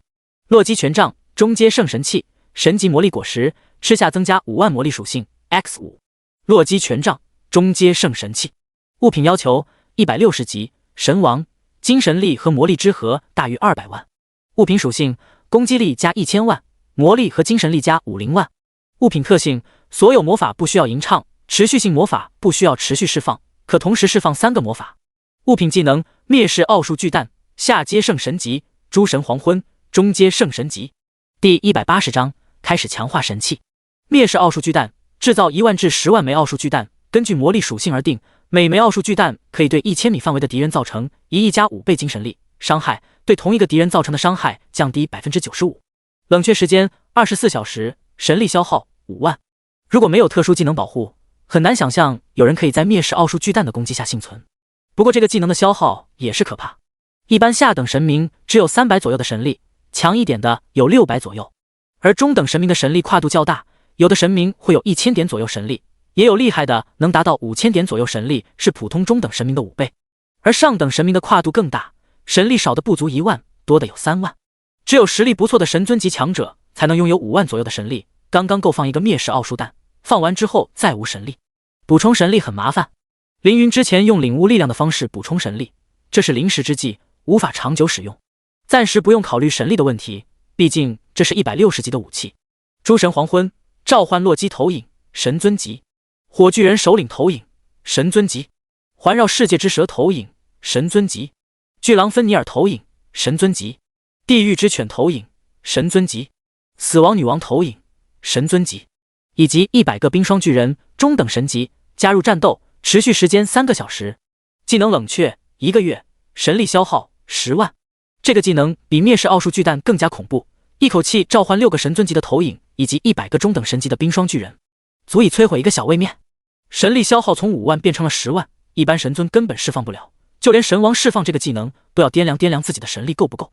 当然，一旦用出，效果绝不会让人失望。副本发生异常将在5秒钟后结束，5秒后所有人员将回到原地。凌云开启大自在状态，用神力控制白瓷碗装下不灭绿火。这东西不在副本奖励里，不开启大自在是拿不到的。吃下5个神级魔力果实，魔力属性增加25万。伊丽莎白从远处飞来，抱住凌云，泪珠染湿了凌云的肩膀。我以为再也看不到你了，伊丽莎白说道。副本已结束，获得物品不灭绿火圣神级，完成任务不灭绿火。任务奖励，现在可以要求赫菲斯托斯帮您锻造装备。金凤儿他们回到云起帝国，凌云和伊丽莎白出现在黑铁堡外，黑铁堡变成一具黑铁机械巨人躺在地上，而果冻、白、米歇尔、破天巨蟒他们就在凌云的面前。康和凯瑟琳简直是金牌保姆，果冻他们又升级了，果冻73级，白72级，破天巨蟒94级，米歇尔9级。白看见凌云怀里有一个陌生的女人，小脸通红，飞到凌云身旁问道：她是谁？我的新宠物。凌云说道。白对伊丽莎白说道：对主人要尊敬，不准抱抱。果冻心想：你不是最爱抱主人吗？伊丽莎白擦干眼泪，看着白说道：好漂亮的妹妹，主人真是福气，有这样的妹妹陪伴。被伊丽莎白这么漂亮的圣精灵夸奖，白有些害羞，对她的印象也改善了不少。伊丽莎白又看向果冻，惊讶道：好可爱的小妹妹，圆圆的小脸蛋，我看了都想亲上一口。果冻脸蛋微微，不知道要不要给伊丽莎白亲一口。伊丽莎白对米歇尔说道：这位绅士小哥好像在发光，是代表幸运的光芒吗？米歇尔大喜，说道：你竟然知道我的技能，没错，我有幸运光环。除此之外，我还有魔法恢复光环，而且我已经9级了，到了明天还能领悟一个光环。伊丽莎白看向远处的破天巨蟒，破天巨蟒高傲不说话，伊丽莎白也只是报以友好的笑容。至于康和凯瑟琳，伊丽莎白只是和他们打了个招呼。和4个宠物比起来，他们和凌云的关系明显疏远得多。伊丽莎白是所有宠物中最成熟的，而且有一种自信的美丽，很快就和大家打好了关系。康问道：首领，随从以后改口叫首领，您得到您想要的东西了吗？凌云说道：没有拿到死亡神格，但收获了不灭绿火，也算不错。洛基的事情太复杂，就让伊丽莎白和他们解释吧。凌云现在去找火之神王赫菲斯托斯吧，让康和凯瑟琳继续带宠物升级。凌云一个人飞向赫菲斯托斯的小屋，推开屋门，赫菲斯托斯问道：你又回来干什么？没有不灭绿火，我是不会帮你打造装备的。凌云拿出白瓷碗，不灭绿火的火光立即充满整个房间。赫菲斯托斯惊讶道：不灭绿火，你这么快就拿到了不灭绿火？凌云说道：请帮我升级这4件装备。说完把生命权杖、2阶神器、永恒权杖、4阶神器、灵能戒指、圣灵和乃玉魔力项链2阶神级放在桌上。凌云打算以后走2个流派，以生命权杖为主的超强恢复流，以永恒权杖为主的无限技能流。灵能戒指的减技能冷却和增加魔力，可以搭配无限技能流。乃玉魔力戒指的增加恢复效果，可以搭配超强恢复流。赫菲斯托斯说道：强化可以，材料得你自己出，看在不灭绿火的份上，我这个锻造之神的手工费就免了。凌云一点也不缺材料，让赫菲斯托斯跟着自己走出小木屋，然后开始不停往外掏材料。先掏圣灵级的材料，凌云在万灵坟场副本和三眼会总部拿到17件圣灵级材料，在魔族位面和洛神战场拿到3件，一共20件。有魔人之心、超能齿轮、强力魔法巨炮等等，全部拿出来垒在一起，垒了一堆，然后再掏神级材料。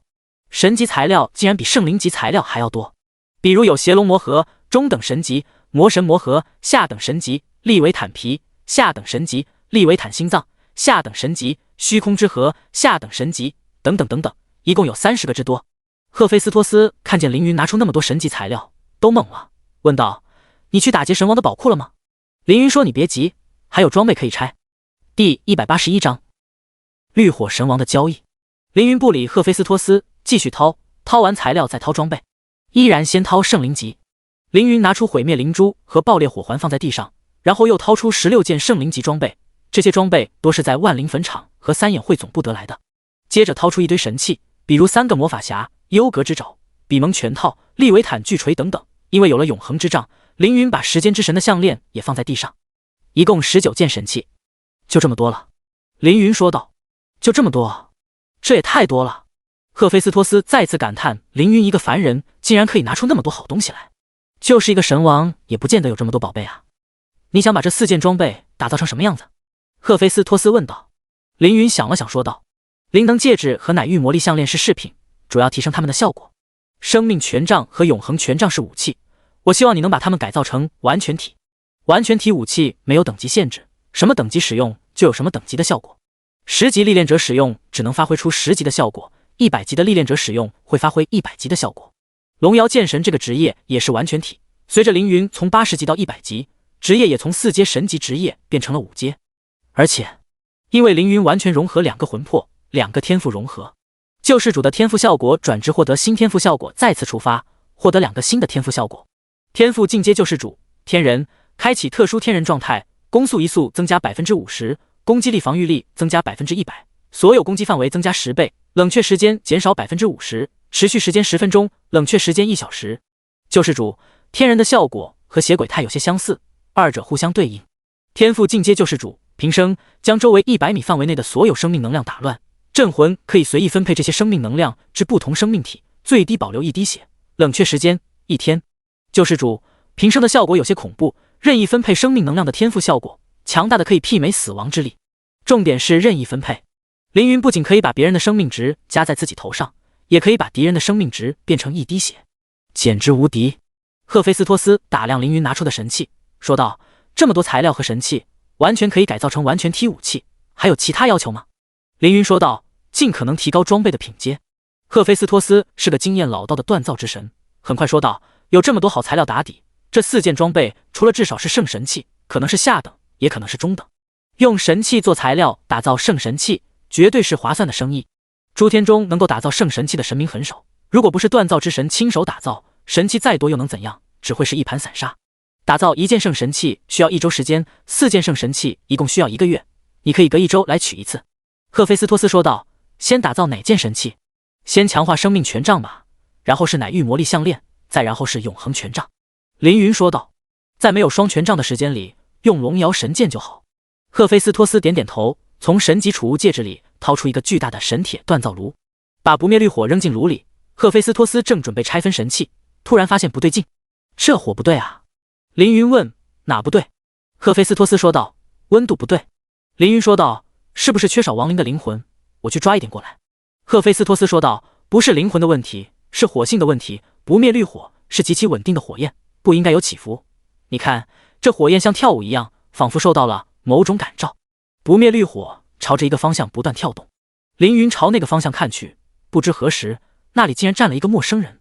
此人一头白发，面容枯槁，一双眼睛冒着幽幽绿火。他就是绿火神王。哦哟，是绿火神王啊，好久不见。赫菲斯托斯热情地说道：我说不灭绿火怎么改了性质，原来是你来了。绿火神王歉意地笑道：好久不见，我的老朋友，扰了你的锻造，不好意思，我有话要和这个少年说。凌云问他要说什么。绿火神王说道：你用死亡之力杀了洛基。凌云说道：没错。绿火神王说道：洛基是神王还是奥丁的兄弟？凌云说道：我知道。绿火神王说道：你不怕奥丁？凌云说道：不怕。绿火神王打量凌云，想不通为什么有人不怕奥丁，那可是统治一个宇宙的神帝啊。不过无论凌云怕不怕奥丁，为了亡灵位面的安宁，必须把请出凌云亡灵位面，不然奥丁带着怒火降临，将会是一场大战。你在收集死亡神格，而我这里有半枚死亡神格，只要你离开亡灵位面，我就将半枚死亡神格赠予你。炼化一个完整神格，可以完全领悟神格的力量，领悟半枚神格可以领悟 50% 的力量。凌云现在领悟死亡之力 48%， 还有一小片死亡神格碎片。如果收下绿火神王的半枚死亡神格，便可以把死亡之力领悟到 100%， 开启新召。这是一个绝佳的交易。凌云来亡灵位面的目的是领悟亡灵之力，得到神格便是目的达成，根本没有待在亡灵位面的必要，没有理由拒绝绿火神王。多谢你的半枚神格，我收下了。你让我走，是不是担心奥丁来亡灵位面闹事？凌云问道。这是一半原因，绿火神王说道。另一半原因是想拉拢我。凌云说道。是的。绿火神王直言快语。我不会加入亡灵阵营。凌云说道。我们不需要强者加入，死亡是永恒存在的法则，只要有死亡，亡灵位面就不缺强者。绿火神王说道。那你还说要拉拢我？凌云问道。你只要不断变强，击杀更多的强者，就等于和我们站在同一阵营里，这就是我说的拉拢。绿火神王说话简单易懂。亡灵受限于身份和力量，不方便前往其他位面。第182章，你也会被死亡之力杀死哟。让凌云变强，同样能达到自己的目的。凌云问赫菲斯托斯方不方便换个地方强化神器。赫菲斯托斯表示自己来这里是为了不灭绿火，现在绿火到手，他巴不得换个舒服的地方工作。那你去天之城的镇魂公会吧，我会让人好好招待你，直到你练成神器。凌云说道。绿火神王递来半枚死亡神格，凌云接过，获得物品半块死亡神格。神格已经给你，现在是道别的时候了。绿火神王说完一挥手，头顶出现一道绿火之门，把伊丽莎白他们送了过来。凌云简单解释发生了什么。康听完说道：您要领悟死亡之力了吗？恭喜您。凯瑟琳说道：死亡很可怕。果冻和白不知道什么是死亡之力，米歇尔斯和破天巨蟒似懂非懂。伊丽莎白脸色有些难看，毕竟她是圣精灵的公主，妥妥的秩序阵营。但她没有说什么，而是默默站在凌云身边，把5个宠物收回宠物空间。绿火神王手一挥，绿火之门变得更大，并且直接通往人族位面。凌云带着随从和赫菲斯托斯准备穿过绿火之门。镇魂，等等！绿火神王突然叫住凌云，他犹豫片刻，然后问道：等你完全领悟死亡之力，是选择成为死亡主神的神选者，还是开辟一条新的道路？死亡主神是4大至尊主神之一，比亡灵帝君更加强大。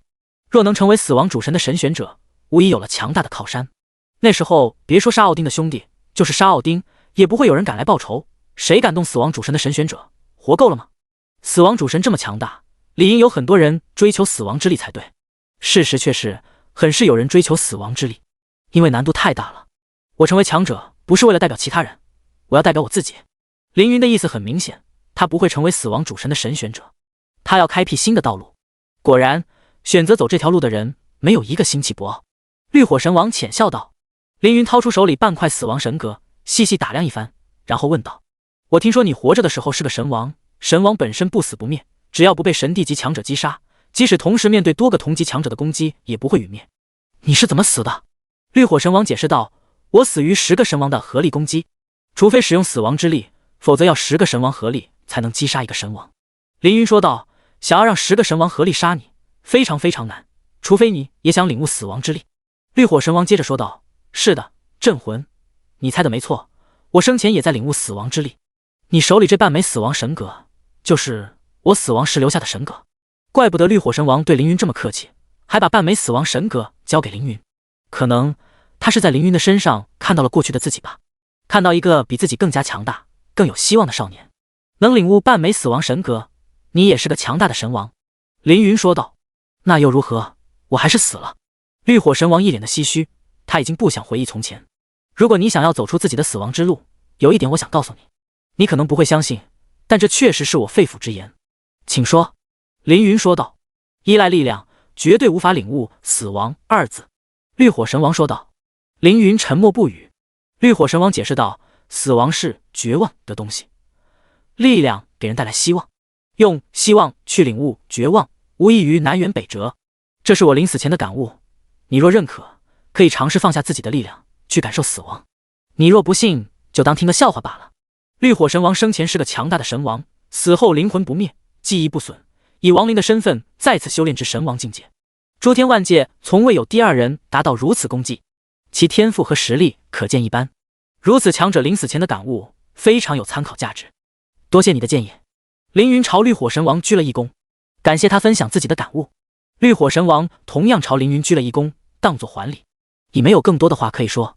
赫菲斯托斯和绿火神王简单聊了几句后，跟着凌云穿过绿火之门，进入5大位面的人族位面。凌云和赫菲斯托斯刚走，一个老人出现在绿火神王的面前，正是亡灵帝神。帝神，我已按您的吩咐劝走镇魂。绿火神王半跪行礼。好。亡灵帝神说道。帝神，您说镇魂真的能领悟死亡之力吗？绿火神王问道。他曾经尝试过领悟亡灵之力，知道其中的困难。难。亡灵帝君缓缓吐出一个字，接着说道：还有，你错了。绿火神王不解，问道：我错了？还请帝君明说。亡灵帝君呵呵了一下，轻轻说道：用力量寻找死亡并无不可，因为希望的尽头是绝望。天空突然电闪雷鸣，一道巨大的蓝色雷电劈开整个亡灵位面的天空，把黑色的世界染成了蓝色。一匹肌肉虬结的8足黑马从裂缝中飞出，雷霆万钧，神帝奥丁以睥睨天下的气势出现在亡灵帝君的面前。镇魂何在？奥丁身躯100万米，从地面望向天空，只能看见他壮硕的胸膛和愤怒的脸。无数低级亡灵因为奥丁的威严和漫天雷电，吓得灵魂破碎，摔在地上变成一滩滩破碎的白骨。只有神级强者才能再勉强幸存，但是失去战斗能力，躲在角落瑟瑟发抖。实力到达神尊的级别，终于可以护住星神，为自己保留一丝面子。仅仅亮相就有如此威能，当真神帝本色。亡灵帝君目视奥丁，面不改色，缓缓说道：“镇魂并非亡灵，为何来我亡灵位面找他？”奥丁说话时有奔雷炸开，雷音滚滚，气势无穷。他说道：“亡灵帝君不要装傻，小贼杀无兄弟洛基，而岂不知如此血海深仇，定要其血债血偿。吾要轰杀镇魂宠物随从，吾要镇魂勇士不得超生。”亡灵帝君笑了，接着整个亡灵位面的骷髅都笑了，地面上密密麻麻的骷髅头发出恐怖的笑声。和奥丁的霸气形象对比，亡灵帝君的气质格外诡异。亡灵帝君说道：“那你快去寻他吧，如果晚了，你也会被死亡之力杀掉哟。”第183章进入正道境。奥丁怒极，高举右手，所有的风暴和雷霆在他手中集结，其威力足够把位面破坏。亡灵帝君一声哭啸，百亿骷髅朝天空飞去，组成一柄巨大的镰刀。奥丁将雷霆风暴扔出，亡灵帝君挥动镰刀，两股神帝级力量撞在一起，整个数个位面发出哀嚎。正在传送，已到达第二大陆真我大陆，正在调整系统参数，系统自动翻译双方语言，调整双方力量体系。第二大陆介绍：真我大陆属于3000大世界之一，大陆面积是蓝星的1万倍，其中强者有3帝9王、50神官、180神尊，顶级势力有1尊、2圣、3殿、4塔、5会、6大国。地图更换，您现在位于大陆西南方向，龙起王朝境内。龙起王朝拥有神王1人、神官6人、神尊10人，是一个强大的王朝。当前位于龙峰山，龙峰山好似一条卧龙躺在平原之上，凌云站着山顶眺目远望，几十公里的风景一览无余，竟然把我送到了第二大陆。第二大陆是白衣道士的故乡，本来是历练者达到100级后进行成神试炼的大陆之一。因为凌云通关80级神级副本，所以第二大陆提前开放。正好凌云达到正道境后，可以在真我大陆完成终极试炼，然后再完成成神试炼，飞升成神。都是在这里的空气真不错，虽然不如奥林匹斯神山，但也是一处好地方了。赫菲斯托斯称赞道。康和凯瑟琳用好奇的目光看着周围。首领，那里有几栋建筑，我感知到里面有人类活动。康指着半山腰，半山腰上有几座古朴的阁楼以及一座大殿。凌云的感知能力比康更强，不仅发现半山腰有建筑，还发现里面有蓝星历练者。怎么到处都有蓝星的历练者？凌云不禁吐槽。第一大陆和第二大陆隔着10万条银河，成神之前不可能随意来往。如果在这里发现蓝星历练者，那么只有一个可能，他在进行终极试炼。龙起教大殿，秦九离摆起架势，对周围众人说道：“武神弟子九离，请赐教。”大殿中有龙起教修士30人，其中20人是60级左右的体修弟子，有8人是65级的长老和执事，有1人是70级的副教主，有1人身份未知。长老们被突然闯入的秦九离搞懵了。你看看我，我看看你，不知道这个家伙犯了什么神经。这小子在说什么东西？武神？武神是什么神？那里来的异乡人，敢来我龙起教捣乱！来人，把他轰出山门！几个60级的弟子拿着各种武器冲到秦九离的面前，秦九离嘴角微微上扬，手掌一推，一股强大的力量便将修士们推翻在地。长老们一惊，想不到这个少年年纪轻轻便有如此劲道的真气，不由得对他和他口中的武神高看了几分。好小子，有几分实力，我来试试你的身手。一个长老从座位上抱起，一个闪身来到秦九离的面前，连挥3掌，掌掌凶狠凌厉。如果是普通70级历练者，大抵是对付不了这3掌。可秦九离是81级的4阶神级格斗家，天武全尊，完全踢，实力相当于龙威剑神。在他面前，这3掌实在软弱，甚至没有躲避的必要。秦九离心中暗道：我听系统如此夸赞真我大陆，还以为这里遍地高手，现在看来不是如此。龙起教长老见秦九离没有反应，冷笑道：没想到是根木头，看来这家伙只是真气雄厚罢了。一个小子竟敢闯我山门，可笑的异乡人！3掌落在秦九离的身上，发出3声巨响，大殿里仿佛打雷了。3掌击出，长老满怀信心的脸瞬间凝固，因为秦九离没有倒飞出去，而是不动如山的站在他面前，甚至露出轻松的微笑。这就是你们的实力吗？呵呵。秦九离的嘲笑好像一个巴掌打在龙起教所有人的脸上，火辣辣的疼。短暂的沉默过后，龙起教的人疯狂喊道：小子，你敢辱我龙起教，我今天就是拼了性命也要将你击杀！呀！小子的命来！大殿里所有修炼者全部向秦九离发起攻击，秦九离嘴角再次上扬，身躯一震，天武霸拳。秦九离的拳影舞动，一瞬间打出100道拳击，把周围所有的修炼者全部打成一滴血。全部打成一滴血比直接秒杀所有人更难，这需要对力量的绝对控制，多一分伤了性命，少一分显得火候不够，不多不少只流一滴血，证明秦九离的实力远超这些修炼者。修炼者们扑向秦九离，又被他打飞出去，落在地上，十分狼狈。秦九离拱手抱拳，轻蔑地说道：“承让。终极试炼进度更新，以武正道进度1%。”秦九离听见系统音响起，满意地点点头，然后无视周围愤怒的目光，自顾自地走出大殿。大殿外站着12个黑袍人，看见秦九离出来，一齐下跪行礼：“恭喜少主成神在即。”秦九离说道：“才1%的进度，有什么好恭喜的？不要硬捧。”虽然嘴上谦虚，可秦九离不是谦虚的人，他已经在畅想自己美好的未来了。收回目光，凌云问赫菲斯托斯：“你可以在这里强化神器吗？”赫菲斯托斯点头说道：“好啊，我挺喜欢这里，就在这里干活吧。”说罢，他又掏出自己的炉子架在山顶，然后开始整理手里的材料。与此同时，凌云坐在一棵树下炼化死亡神格，康和凯瑟琳在一旁守护。先炼化碎片，领悟系统更新，死亡之力53%，在炼化率火神王给的半枚神格，领悟程度不断上升。领悟系统更新，死亡之力53%至60%。人生苦短，道法长存，你已进入正道境，成神在即。第184章1秒15件。一主属性极限提升至150万，装备、任务、成就带来的属性无视本条。2友好阵营对您好感度加15。3全属性加15000，生命、魔法、体力加15000，神力加50。4获得15000自由属性点。5所有低于神话品阶的技能提升至神话品阶。6获得更强的身体素质，提升寿命至3000岁，更快攻速、移速、释放速度、攻击频率极限1秒15件。全球公共，神秘的华夏玩家踏入正道之境，蓝星出此天才，真是万民之幸。X3 1个月前，蓝星最高等级是78级，大家都很好奇谁是第一个达成帝王境三眼会的帝皇，圣神教的教皇，华夏第一的张宇，还是死神之镰的第一杀手。出乎所有人的意料，凌云的横空出世，直接拿下第一个帝王境。而现在，即使凌云隐藏了姓名，全蓝星也都知道是凌云进入了正道境。一个进入天启世界刚刚1个月就已经100级的绝世天才，一个神龙见首不见尾的华夏少年。凌云把属性提升至正道境圆满，系统音提示：您的属性达到正道境极限，但未能领悟一条道路，故未能达到正道境圆满。正道境圆满的要求更高，不仅有属性要求，还要对领悟力量有要求。正道境后面是半神境和神境，没有等级限制，也不再有属性限制。完成最终试炼并且等级超过100级，成为半神。完成成神试炼，彻底成神，都不是麻烦事。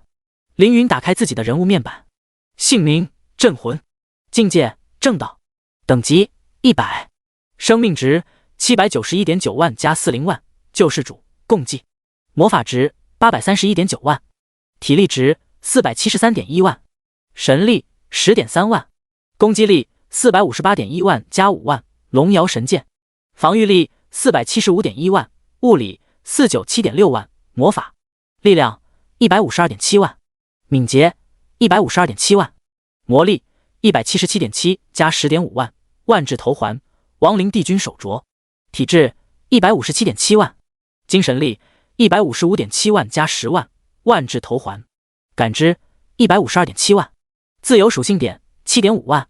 这样的属性，就是神尊看了也得吓一跳。比凌云快的没凌云力量强，比凌云力量强的没有凌云魔法多，比凌云魔法多的又没他快。某一项属性超过凌云不难，每一项属性都超过凌云，整个3000大位面只有屈指可数的几个神王可以做到。而凌云现在还没成神呢。生效的装备效果：所有攻击对生灵额外造成15%伤害，移速增加110%，闪避率增加40%，剑技伤害增加50%，每次攻击附带范围50万龙魂伤害。双权杖、灵能戒指和乃玉魔力项链都拿去强化了，剩下的装备全是散装，不成气候。等这4件神器强化完，再请锻造之神为自己量身打造一些好装备。打开技能栏看看，当前技能：天赋神帝转世、九转通玄、救世主、多重释放、共济、守护、救赎、天人、平生、复仇一击、灭世一击、灭世之力。天赋获得太极阴阳鱼、神级、时间收缩，神级；奥数神炮，神级；境界获得，大自在，邪鬼泰，地招。牧师系圣光连弹，神话；攻击强化，神话；防御强化，神话；治疗之网，神话；强化群体恢复，神话；强化治疗术，神话；躯体再生，神话；暗炎术，神话。通用魔爆弹，神话；魔力再生，神话；万灭斩，上等神级；借力反击，神话。牧师系技能鲜血治疗，神级被动；气血充盈，神级；圣光护体，神级被动；灵能巨锤，圣灵；圣光战矛，圣灵；救赎之光，神级；天光照耀，神级；敌罪之焰，神级；苦海，神级；龙威剑神，龙族魅力，圣灵；被动，龙剑，神级；游龙飞剑，神级；天龙豹，圣灵；龙威剑法，圣灵；被动，龙影，圣灵；登云剑，神级；天下霸剑，神级。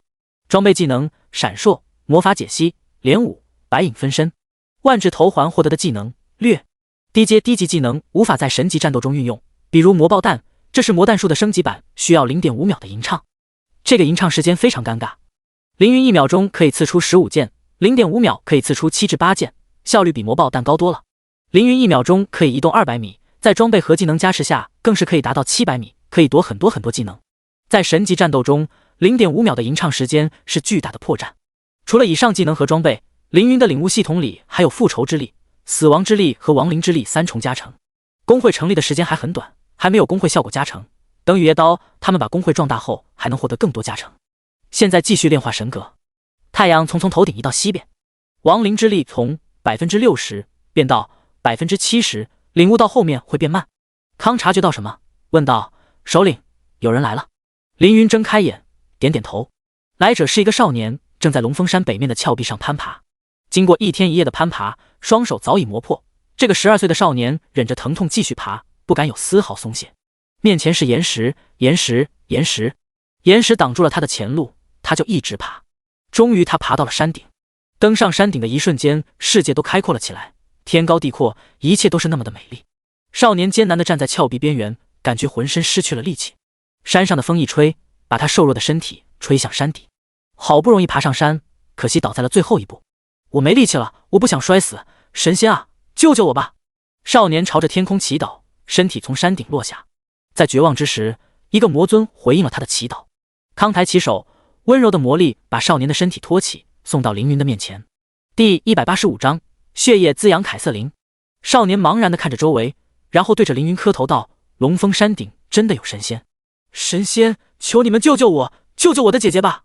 康不想少年打扰凌云炼化神格，使用技能闪烁，两人一起瞬移到山下。康问道：什么是神仙？算了，这不重要，你找我们有什么事？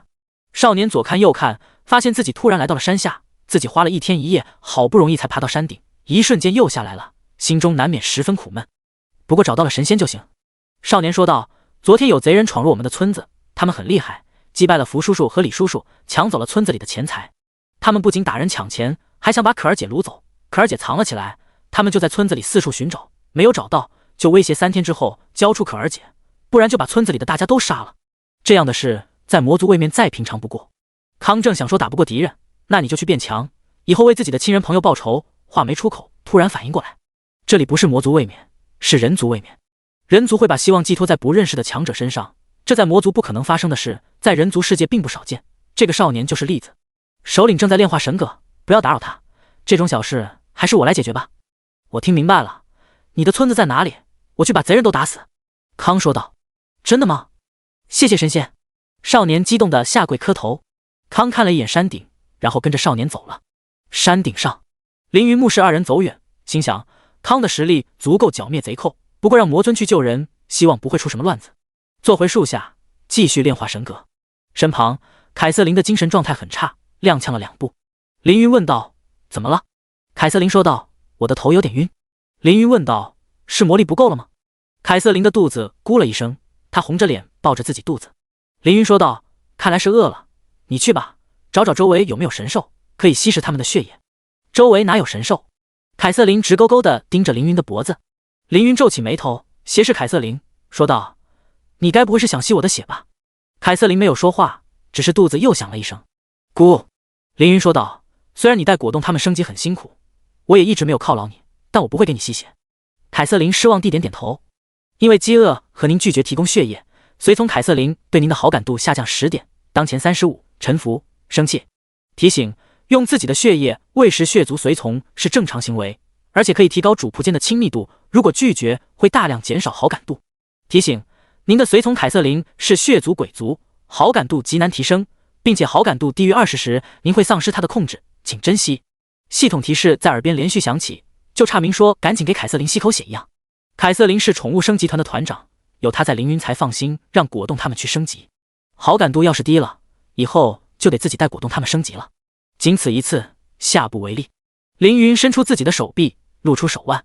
凯瑟琳的表情一下子从失望变成开心。随从凯瑟琳对您的好感度提高10点，当前45。凯瑟琳跪在地上，向前一倾，趴在了凌云的身上，轻轻扯开凌云的衣领，含住凌云的脖子。我可没允许你这样吸。凌云温怒。凯瑟琳眨巴眨巴眼睛，獠牙刺入凌云的血管里。好美味的鲜血。凯瑟琳的腹中流入一股暖流，美味、热烈、强大，这是世界上最好喝的血。凯瑟琳感觉浑身舒畅，饥饿的肚子得到满足。凌云的血液好像暖阳夹杂清风拂过她的身体，赶走疲惫，留下温暖和温柔。凌云正要推开凯瑟琳，突然听到系统提示：随从凯瑟琳对您的好感度提高20点，当前65，忠心，着迷。凯瑟琳是120级的上等神级随从，想要增加好感度非常难。如果献上一点鲜血就能提高20点好感度，这样的交易也太划算了。现在推开他，提高的好感度肯定又会下降，得不偿失，等他喝完再批评他吧。凌云心想，同时头上不停飘出-1万、-1万、-1万，1秒扣1万生命值，比万灵坟场的亡灵之气还狠。这随从一般人谁养得起？恐怕哪天饿了，直接把主人吸成人干啊！凯瑟琳饿了很久，吸了凌云足足5分钟，吸掉凌云300万生命值。凌云现在有157.7万体质属性，每秒恢复1.577万生命值，一增一减还是满血。凯瑟琳吸饱之后，舔舐凌云脖子上的伤口，然后抱着凌云睡着了。zzz， 凌云发现自己拿这个呆萌公主有些没办法。吃饱了就睡，你是血族不是血猪。吐槽归吐槽，凌云只能把她好好放在地上，条件简陋，也没有什么枕头和被子，凯瑟琳也不需要。刚想起身，凯瑟琳突然牵住凌云的手，凌云想要掰开凯瑟琳的手飞，发现她握得非常用力。这家伙怎么力气这么大？该不会是在装睡吧？凌云正准备抽出自己的手，系统提示又来了：您的鲜血拥有特殊滋养的能力，随从凯瑟琳吸食了您的血液，全属性加1000。凌云是一个人类，血液怎么还有滋养的能力？难道是血之大祭司的职业效果？那也不对啊，血之大祭司是一阶职业，凌云职业已经进阶好几次了。鲜血有滋养能力，那我岂不成唐僧了吗？凌云可比唐僧幸福多了。唐僧的徒弟是猴子、猪、沙僧、马，凌云有果冻、白、伊丽莎白、凯瑟琳4个大美女陪伴。同样是取经，唐僧看到的美景在远方，凌云看到的美景在身边。时间过去3个小时，天已经黑了。第186章，做蓝星第一个半神镜。入夜的时候，凯瑟琳醒了。凌云批评凯瑟琳，让她注意吃相。难道你在家吃饭也趴在别人脖子上吸血吗？凌云说道。不啊，我用蝙蝠吸血。凯瑟琳手指上变出一个胖蝙蝠。那你刚刚为什么不用蝙蝠吸血？凌云问道。因为用蝙蝠吸血尝不到味道。凯瑟琳想起凌云血液的味道，不自觉地贴近凌云，还舔了舔嘴唇。以后我会帮你保存美味的血液，不准再吸我的血。凌云说道。凯瑟琳的脸变得很沮丧。凌云预感到凯瑟琳的好感度又要下降，知道软硬兼施才是御下之道。除非你能出色地完成我的任务，那么我可以考虑给你吸血。当老板就得画大饼。凯瑟琳得到凌云的大饼，瞬间口齿生津，用力点头。喂饱凯瑟琳，继续炼化神格。又过去2个小时，死亡神格变得只有指甲盖的大小，死亡之力60%也变成了90%。领悟死亡之力后，又是2条路可以选择：一是立即星照死亡，参悟新的道路；二是进行终极试炼，达到半神境界，并且将等级提升到100以后，获得超神级职业救世主。2条路都可以大大提升凌云的实力，就看如何选择。星照死亡难度极高，当然一旦成功，神帝之下我将再无敌手。进行终极试炼要简单得多，提升虽不如星照，倒也很高。走一步看一步吧。死亡之力领悟到90%后，增长变得极其缓慢。即使强如凌云，想要一口气领悟太多死亡也做不到。记得我上一世领悟生命之力花了1个月时间，心照生命又花了1年，这一世已经快了不少。时间过去几个小时，康怎么还不回来？将感知散发出去，发现康在10公里外，正在飞来。几分钟过去，康回来了。首领，事情已经解决了。康说道。没出什么差错吧？凌云问道。没有，不过他们给了我这玩意儿。康拿给凌云一枚丹药，粗制的灵气丹，使用后获得1000经验值。这是提炼灵气制作的丹药，和经验果实类似。凌云解释道。真我大陆的丹药不仅有提高经验值的作用，还能提升属性、生命值，甚至是神力。这枚灵气丹让凌云想起一个人，上一世在真我大陆遇到的恩人，8阶的炼丹宗师赵恩。赵恩的丹药为凌云提供了极大的便利，间接帮助凌云领悟了生命之力。上一世没能报答他的恩情，这一世实力大涨，还未成神便有了击杀神王的战绩，是时候做些什么了。去见见他。凌云站起身，叮嘱赫菲斯托斯好好强化神器。赫菲斯托斯充耳不闻，他已经进入了忘我的境界，眼里只有锻造，其余的什么都不知道。凌云让康留下来照顾赫菲斯托斯，然后带着凯瑟琳朝着大陆的南方飞去。进入正道境后，凌云的敏捷属性翻了一番，飞行速度再次暴涨。凯瑟琳跟在凌云的后面很吃力，无法把凯瑟琳收进宠物空间，也没有可以增加她移速的办法。凌云只好背起她一起飞。我警告你，注意自己的身份，克制自己，不要做僭越之事。凌云提醒道。凯瑟琳看着凌云的脖子咽口水，为防止自己忍不住，用双手蒙住眼睛。2000公里外，南国城外，大军把皇城围得水泄不通。南国将军赵佩站在城墙之上，忧心忡忡地看着城外的敌军营地，这可如何是好？赵佩踏空而行，飞入宫中，将敌情禀报给赵王。赵王怒目而立，望向宫外。身旁的太监问道：大王，怎么了？赵王说道：轮回，都是轮回。太监不解。赵王说道：曾经我大陆的强者为了突破成神，前往其他大陆正道，而现在其他大陆的强者又来我大陆完成试炼，这就是轮回啊。太监问道：大王，你是说城外贼军和异大陆强者有关？赵王点点头。太监不解，继续问道：可是我南国明明有一个上等神级强者，而敌军将军不过有几个下等神级强者，上等对下等，为何不敌？赵佩解释道：那可不是普通的下等神级。南国城外，白起战神正在巡视部队。就在几天前，他还是一个统领10几人队伍的队长，几天过去，竟然成为统领10万大军的将军。事情要从凌云前往洛神战场中心说起。当时凌云闯入大联盟的领地，白起战神率领战神队迎战凌云，双方实力悬殊。凌云甚至没出手，白起战神便被破天巨蟒无情秒杀。幸好有战争之主神阿瑞斯救了白起战神。被阿瑞斯救起后，白起战神流离在各个大陆的战场之上，每次都从一个小兵做起，屡立战功，升官加爵，从士兵到队长，再到将领、统帅，甚至将军，不为别的，就为了打仗。每当战争结束，白起战神就会被传送到下一个大陆继续战斗，如此循环往复。作为战争神王的神选者，这就是他的使命。经过战场的积累，白起战神的实力越来越强，装备越来越好，等级飙升，达到了87级。如果无视凌云，他已经是蓝星最高等级的历练者。巡视完部队，白起战神走进一个特殊的帐篷里，里面有20个黑铁笼子，里面装着浑身赤裸的肌肉男。放我出去！有种和我决斗！可恶的异乡人，你们大陆迟早也会有这一天。白起战神沉默不语，露出手背上的神纹，神纹发出狂热的光芒，照在囚笼中的裸男身上。这是吞噬性命的光。20个80级英雄境强者被光芒吞噬。献祭召唤狂战士兵，神级100级 X5。帐篷的中央出现5个狂战士兵，他们左手持盾，右手持矛，身披铠甲，双目炯炯有神。以我现在的实力，召唤一个100个狂战士兵已经是极限。这些神兵加上10万大军，攻破南国不难。这样，我的终极试炼以战正道就能到达 50%。继续升级下去，我要做蓝星第一个半神。第187章，阿瑞斯的力量。就算白起战神成功完成终极试炼，他离100级也还有一段距离，不可能比凌云先成为半神。其他人同样如此。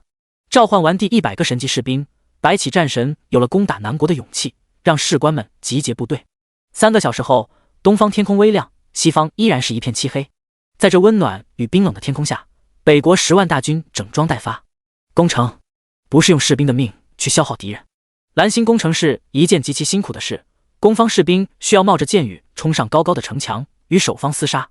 攻方的人数一般要有守方的10倍才能攻城。在真我大陆不同，虽然真我大陆同样有高高的城墙以及各种城防设施，但这里攻城反而不需要人命去拼，只要我方的顶尖力量强于对方，便是胜利。白起战神依然是一身白色铠甲，手持2米长矛，气质威武霸气。他走出军营，飞上天空，背后跟着100个狂战士兵。南国的城墙上，一枚炮弹射出，飞向白起战神。身后的狂战士兵立即迟钝，挡在白起战神的面前，炮弹只能击中他们的盾牌。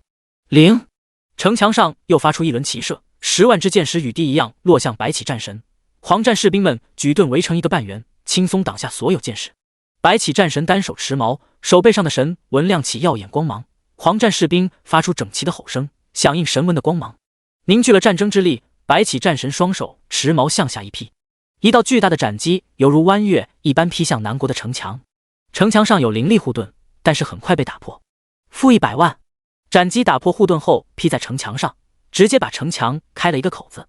北国的士兵们看着城墙上的缺口，看见城内的楼阁和南国人民，眼中满是贪欲。白起将军威武无双，灵石、丹药、女人，老子来了！又是一场杀戮，我已经热血沸腾了！杀杀杀，把南国这些土鸡瓦狗都杀了！白起战神再次集结战争之力，使出技能胜利之矛，一道红色巨矛从天而降，把城墙又砸出一片缺口。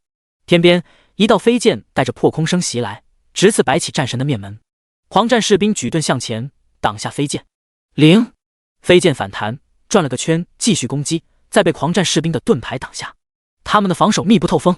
白起战神意气风发，沉声说道：神文赐予我强大的力量，战场为我提供源源不断的神力，这些神兵可以抵挡上等神明的攻击，这些力量组合在一起，成就我战无不胜的美名。凝聚神力劈出第3下，城门也被砍缺一块。是时候进攻了。白起战神无声一指，仿佛催命的死神。北国10万大军一声齐吼，开始攻城。城内，赵王还在惊讶白起战神的破城速度，赵佩冲出大殿，飞到南国的正上方护国法师的身旁。法师，敌人破城了！南国护国法师骄阳真人，105级，上等神级。骄阳真人就是赵王口中1000年前去往其他大陆正道成神的强者。1000年过去，他的境界越来越高，但是等级却停滞不前。骄阳真人看着大放异彩的白起战神，想起当年往事，曾经的他一样意气风发，一样在别的大陆横行霸道。如今身份对调，他才感觉到天道的无情。有老朽在，他们是进不来。骄阳真人背后亮起一轮红日，带着灼热天光砸向白起战神。白起战神面露难色，召集所有狂战士兵挡在身前。红日融化了狂战士兵的盾牌，狂战士兵便用肉身抵挡。负2000万 X4、X10、X24、X30，在击杀了68个神级狂战士兵后，红日终于熄灭。这样的威力已经不错，但是不够。白起战神还有32个神级士兵，而且战斗打响，他还可以从战争中获得源源不断的神力。对白起战神来说，形势一片大好。城内，南国百姓们乱成了一团。一个穿着淡蓝色长袍、戴着黑色头冠的青年彷徨地喊道：大家别慌，不要乱。他就是赵恩，一个受人尊敬的8阶炼丹宗师。平日里他的话被人奉为圭臬，但现在丹药阻止不了外面的士兵。一个小孩抱走他的药箱，他也来不及管；一个女人抽走他的玉佩，他也不在乎。眼前的混乱和无序让他深感无力。赵恩叹了口气，坐在地上，脑子里一片混乱。战争，为什么要有战争？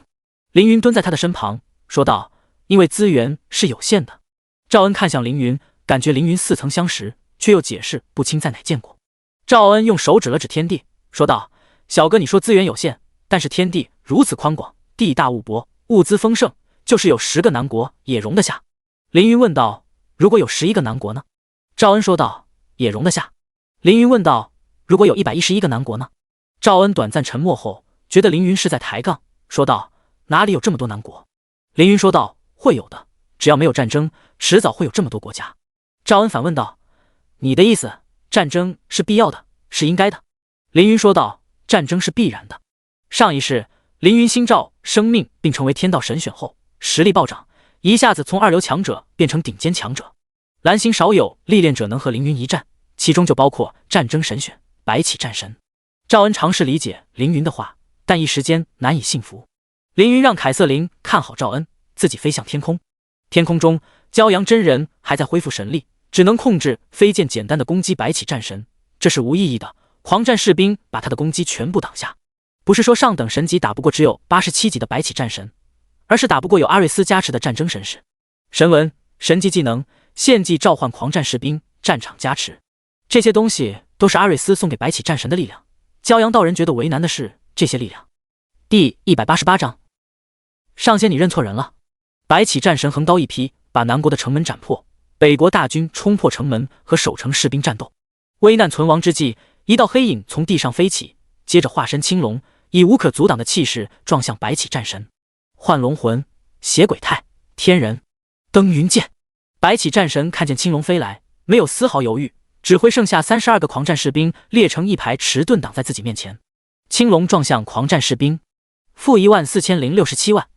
凌云有463.1万攻击力，幻龙魂增加 50% 攻击力，邪鬼态增加 50% 攻击力，天人增加 100% 攻击力，因此变成2084万。登云剑造成10倍攻击力伤害，就是20840万伤害，再加上龙摇神剑额外增加剑系技能 50% 的伤害，一共就是31260万，并且无视防御。狂战士兵的境界比凌云高一阶，境界减伤 10%， 盾牌可以抵挡 50% 伤害，一共减少10941万伤害，最终受到负14067万伤害。狂战士兵有 1.2亿生命值，头2个狂战士兵瞬间死去。不过狂战士兵有一个特性，那就是列阵后面的士兵受到伤害减少 10%， 也就是说越到后面的士兵受到的伤害越少，威力穿到白起战神的身上时已经几乎没有。不得不说，这些100级的神级士兵确实很强。凌云化身青龙，以身作剑，扫尾一劈，锋利的青光斩在狂战士兵身上。天下霸剑，负14067万。第二剑把残血和半血的狂战士兵斩杀，剩下的也都是残血。凌云退出龙形，向前一刺，游龙飞剑，负14067万。3剑秒杀所有狂战士兵。凌云收起龙摇神剑，看着白起战神，辛苦召唤的神级士兵被秒杀，白起战神怒了，但是看清眼前的敌人是凌云，又觉得无可奈何。阿瑞斯曾提醒他，拥有神尊实力之前不要惹凌云，但是人在挨打之前是不知道痛的。他和我都是蓝星人，我还有神王相助，凭什么敌不过他？白起战神很久没有回蓝星了，自然不知道凌云在万神坟场和三眼会的表现。他捏紧手中的长矛，决定一试，凝结战争之力。白起战神跨步向前，挥舞长矛，使出技能大破千军。长矛快速挥动，发出数十道无形波纹，每道波纹都能打出50万伤害。这样的攻击足以秒杀蓝星一众高手，就是张宇、帝皇、教皇这些顶级高手也难以抵挡。镇魂，让我看看你的实力是不是像阿瑞斯说的那样强大。白起战神满眼兴奋，看着波纹打中凌云。0x40，白起战神愣在原地，他没想到会是这样的结果，竟然不破防。不可能，我的武器附带 50% 穿甲，可以无视敌人 50% 的防御，怎么会不破防？白起战神身体一轻，就想再次发动攻击，但突然他的脑子清醒了过来，打不过我，打不过他，还跑吧。冲动可能是一瞬间，清醒也可能是一瞬间。白起战神立即使用阿瑞斯的力量，将自己转移到另一个战场上，如同曾经的苏木百。凌云可以拦下白起战神，比如用神力封锁这一片位面，或者随便用个强大的技能把这片空间搅乱，但他没有这么做，因为今天不是来打架的，杀不杀白起战神也不重要。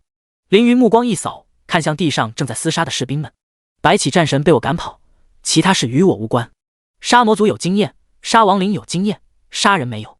真我大陆之所以被称为第二大陆，是因为这里同样被人族统治。对于凌云来说，这些是士兵，等于是 NPC。NPC 之间的战斗，没有任务的情况下不要插手。不过失去白起战神和阿瑞斯的神力之后，北国大军的败局已定，只等护国法师恢复好神力，击败他们是时间问题。凌云又回到赵恩身边，赵恩刚要下跪感谢，凌云用神力托起他，不让他跪。赵恩发现跪不下去，站着说道：“多谢上仙助我南国脱险。”凌云说道：“什么上仙？我只是个凡人，举手之劳罢了，倒是我应该感谢你。”赵恩不解，这么强大的仙人为何要谢我？难道他认错人了？赵恩问道：“谢我什么？”凌云说道：“谢你上一世与我有恩。”赵恩不信，只当凌云在拿他开玩笑。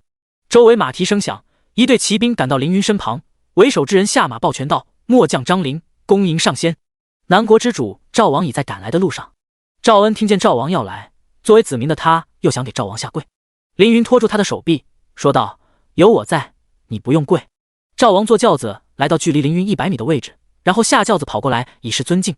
赵王看见凌云这么年轻，不停地夸赞凌云：“上仙年纪轻轻，实力非凡，寡人佩服。今日若能击退北国失败，上仙当即首功。来人，献礼。”一个太监捧起一个金线编织的礼盒，赵王接过礼盒，恭恭敬敬地送到凌云面前。赵恩看见礼盒，露出震惊的神色，看来盒子里装的东西不简单。获得物品：特级清心丹，神级，服用后增加5000敏捷属性，3000精神力，增加5%移动速度。果然不简单，这丹药不仅能增加8000点属性，还能永久增加移动速度，简直是把一件圣灵品阶的装备吃进了肚子里，永久获得其效果。丹药是真我大陆的特殊物品，每个活着通过终极试炼的蓝星人肚子里都装了很多丹药，属性提升不少。凌云收下丹药，赵王开始嘘寒问暖，试探凌云和蓝星的情况。凌云随口说了几句，赵王没有多问，也不敢多问，又拍了几句马屁，然后邀请凌云去王宫小住几天。凌云拒绝道：“不必了，我来见恩人赵恩先生一面，待不了多久。”周围所有人的目光看向赵恩，赵恩受宠若惊，他实在是想不起自己哪里帮过凌云，竟然还成了上仙的恩人。第189章附带死亡之力的神力。就是有100张嘴也说不清啊。赵王说道：“这位原来是上仙的恩人，果然气度不凡。上仙的恩人就是我的恩人，还请一同前往宫中休憩。我已派人备好酒宴，只待击退北国大军，便可庆祝今日大胜。”凌云看向赵恩，赵恩心想：你看我干嘛？上仙小哥，我是真的不认识你啊，你认错人了。这要怎么才解释得清啊？被一个上仙错认，竟然这么痛苦，王命不可违。赵恩心里有100个不情愿，也不能拒绝赵王，只好点头。赵王大喜，哈哈哈哈，好，恩人同意了就好。将军牵战马给凌云、赵恩和凯瑟琳3人上马，驶向王宫。城外是交战的士兵，周围是慌乱的百姓，我们现在却要去宫殿吃席，赵恩叹了口气，战争并非因你而起，不用自责。凌云安慰道。赵恩神情复杂地看着凌云，说道：“上仙，你真的弄错了，我不是你的恩人。”凌云说道：“你就是我的恩人，当初没有你的半枚造化丹替我改命，我早就死了。”赵恩大惊，更加确定凌云认错了人，造化丹可是顶级神丹，我一个8阶炼丹宗师如何炼制得了？凌云说道：“你上一世能炼出来，这一世肯定也能炼出来。”赵恩不信，说道：“我要是能炼出如此宝丹，便送给你。”这可是不随口一说。凌云眉头一挑，说道：“既然如此，那就必须让你练出来了。很多事情讲究个天赋，没有天赋，就是有绝顶资源也难成为高手。有天赋，只要一个机遇就能起飞。”赵恩在炼丹一事上极有天赋，家境贫寒的他能够成为8阶炼丹宗师，靠的就天赋。和别人用同样的材料，赵恩的丹药品质最好，用比别人差的材料，药效也不一定比别人差。8阶炼丹宗师不是他的极限，而是南国没有让他发挥天赋的土壤。凌云决定把赵恩带到中州，带到真我大陆最大的帝国真我帝国，让他成为丹神，也算报上一世救命之恩。上一世只吃到半枚造化丹，这一世可以吃1整枚了。凌云心想，造化丹的效果并不固定，凌云上一世吃了半枚造化丹，生命值翻了1倍。这一世吃1颗完整的造化丹，看看到有什么效果。马车驶入王宫，赵王先去大殿指挥战局，凌云、凯瑟琳和赵恩则去侧殿休息。大约2个小时后，太监把凌云、凯瑟琳和赵恩请入大殿。南国打赢了吗？赵恩自言自语：“打赢了，伤亡失败18000人，击杀敌军32000人，北国士兵已经撤军了。”凌云说道。虽然他在侧殿待着，但是150多万感知属性丸全覆盖战场，发生什么都尽收眼底。那太好了，南国又可以安宁了。赵恩说道。未必，凌云说道。赵恩不明白凌云的意思。2人一同进入大殿，殿中坐满文武大臣，每人面前放一张小方桌，上面有美食佳肴和水果，殿中一副热闹喜庆的气氛。赵王看见凌云进来，连忙起身迎接：“上仙来了，快请坐，请坐寡人右侧。”凌云和赵恩被安排在赵王的右侧坐好。凌云一副波澜不惊的表情，赵恩很紧张。他虽然是声望极高的炼丹宗师，但面前这些人可是南国最有权力的人。不用紧张，想干啥干啥，有我在这，就是把大殿掀了也没事。凌云的声音并不低，这话被周围不少人听到。论境界，凌云的境界只是正道境，而大殿里有4个神级强者，2个下等神级，1个中等神级，1个上等神级，都比凌云高。他们都看向赵王，赵王神色如常，坐得最近的赵王仿佛没有听见凌云的话。于是4个神级强者也没有说话。除了4个神级强者外，其他文臣武将只有60至70级，赵王85级，护卫90级，赵沛95级。宴会开始，大家有吃有喝，乐师弹奏优美的乐曲，舞女们翩翩起舞，热闹欢快的气氛丝毫看不出这个国家刚刚经历了一场战争。赵恩感觉浑身不自在，自己就不该出现在这，有这时间不如回去炼2锅丹药，免费发放给穷苦百姓。这饭越吃越无味。大臣们夸赞赵王统帅有方，恭贺南国迎来一场大胜。赵沛提议道：大王，我有一个提议。赵王说道：将军请说。赵沛说道：北国士兵南下，路途遥远，车马疲惫，粮草补给也消耗殆尽，此时正是他们最虚弱的时候，而我南国将士以逸待劳，如今尚有余力，我提议北上攻打北国。这个提议一出，文武大臣喝彩。赵王早有此意，扭头问凌云：上仙有何看法？凌云知道赵王的意思，他想拉自己入伙。南国是个小国，北国也差不多，双方都没有足够的利益驱动凌云，所以凌云看向赵恩，看看恩人怎么说。赵恩立即说道：大王，我们刚刚经历了一场战争，士兵百姓还没来得及休养生息，为何又要发动一场战争？此话一出，赵王的脸瞬间变得严肃，他就是再看好凌云，也不准一个平民当着满殿大臣的面质疑自己。砰！赵王把碗拍在桌子上，怒声道：你一个庶民懂什么？北国资源丰富，兵强马壮，实力一直强于我国，如果不趁此机会发动反攻，一鼓作气将其歼灭，最后毁灭的只会是我南国。赵恩无法接受这个理由，但也无法反驳。不过他不用反驳，只要表态就行。有凌云给他撑腰，他怕什么呢？凌云说道：既然恩人不同意，还请赵王三思。此话一出，乐师停手，舞女停脚，臣子武将们不敢说话。一个将军起身喊道：放肆！他算什么东西？这里轮得到他说话吗？赵恩被这个将军吓了一跳。赵王没有说话，在场的4个神级强者都没有说话。很明显，他们想看看凌云的态度。凌云的态度很简单，附带死亡之力的神力瞬间笼罩整个大殿，殿中寒冷如坠冰窖，满是肃杀之气。第190章碾压南国4神。凌云起身，一步一步走向说话的南国将军，身上气势如同大山，压得对方向后一倒，躺在地上。凌云问道：我恩人说话有什么问题？这个南国将军是个身经百战的铁血硬汉，即使被敌人抓住也不会服软，但是在凌云的死亡之力面前抖如康筛。他也不知道为什么会这样，喉头抖动，说不出话来。大殿的4角同时升起4股神力，反抗凌云。上仙实力不俗，但也不要太过无礼了。下等神级，徐阳子说道：这是大殿，请上仙注意场合。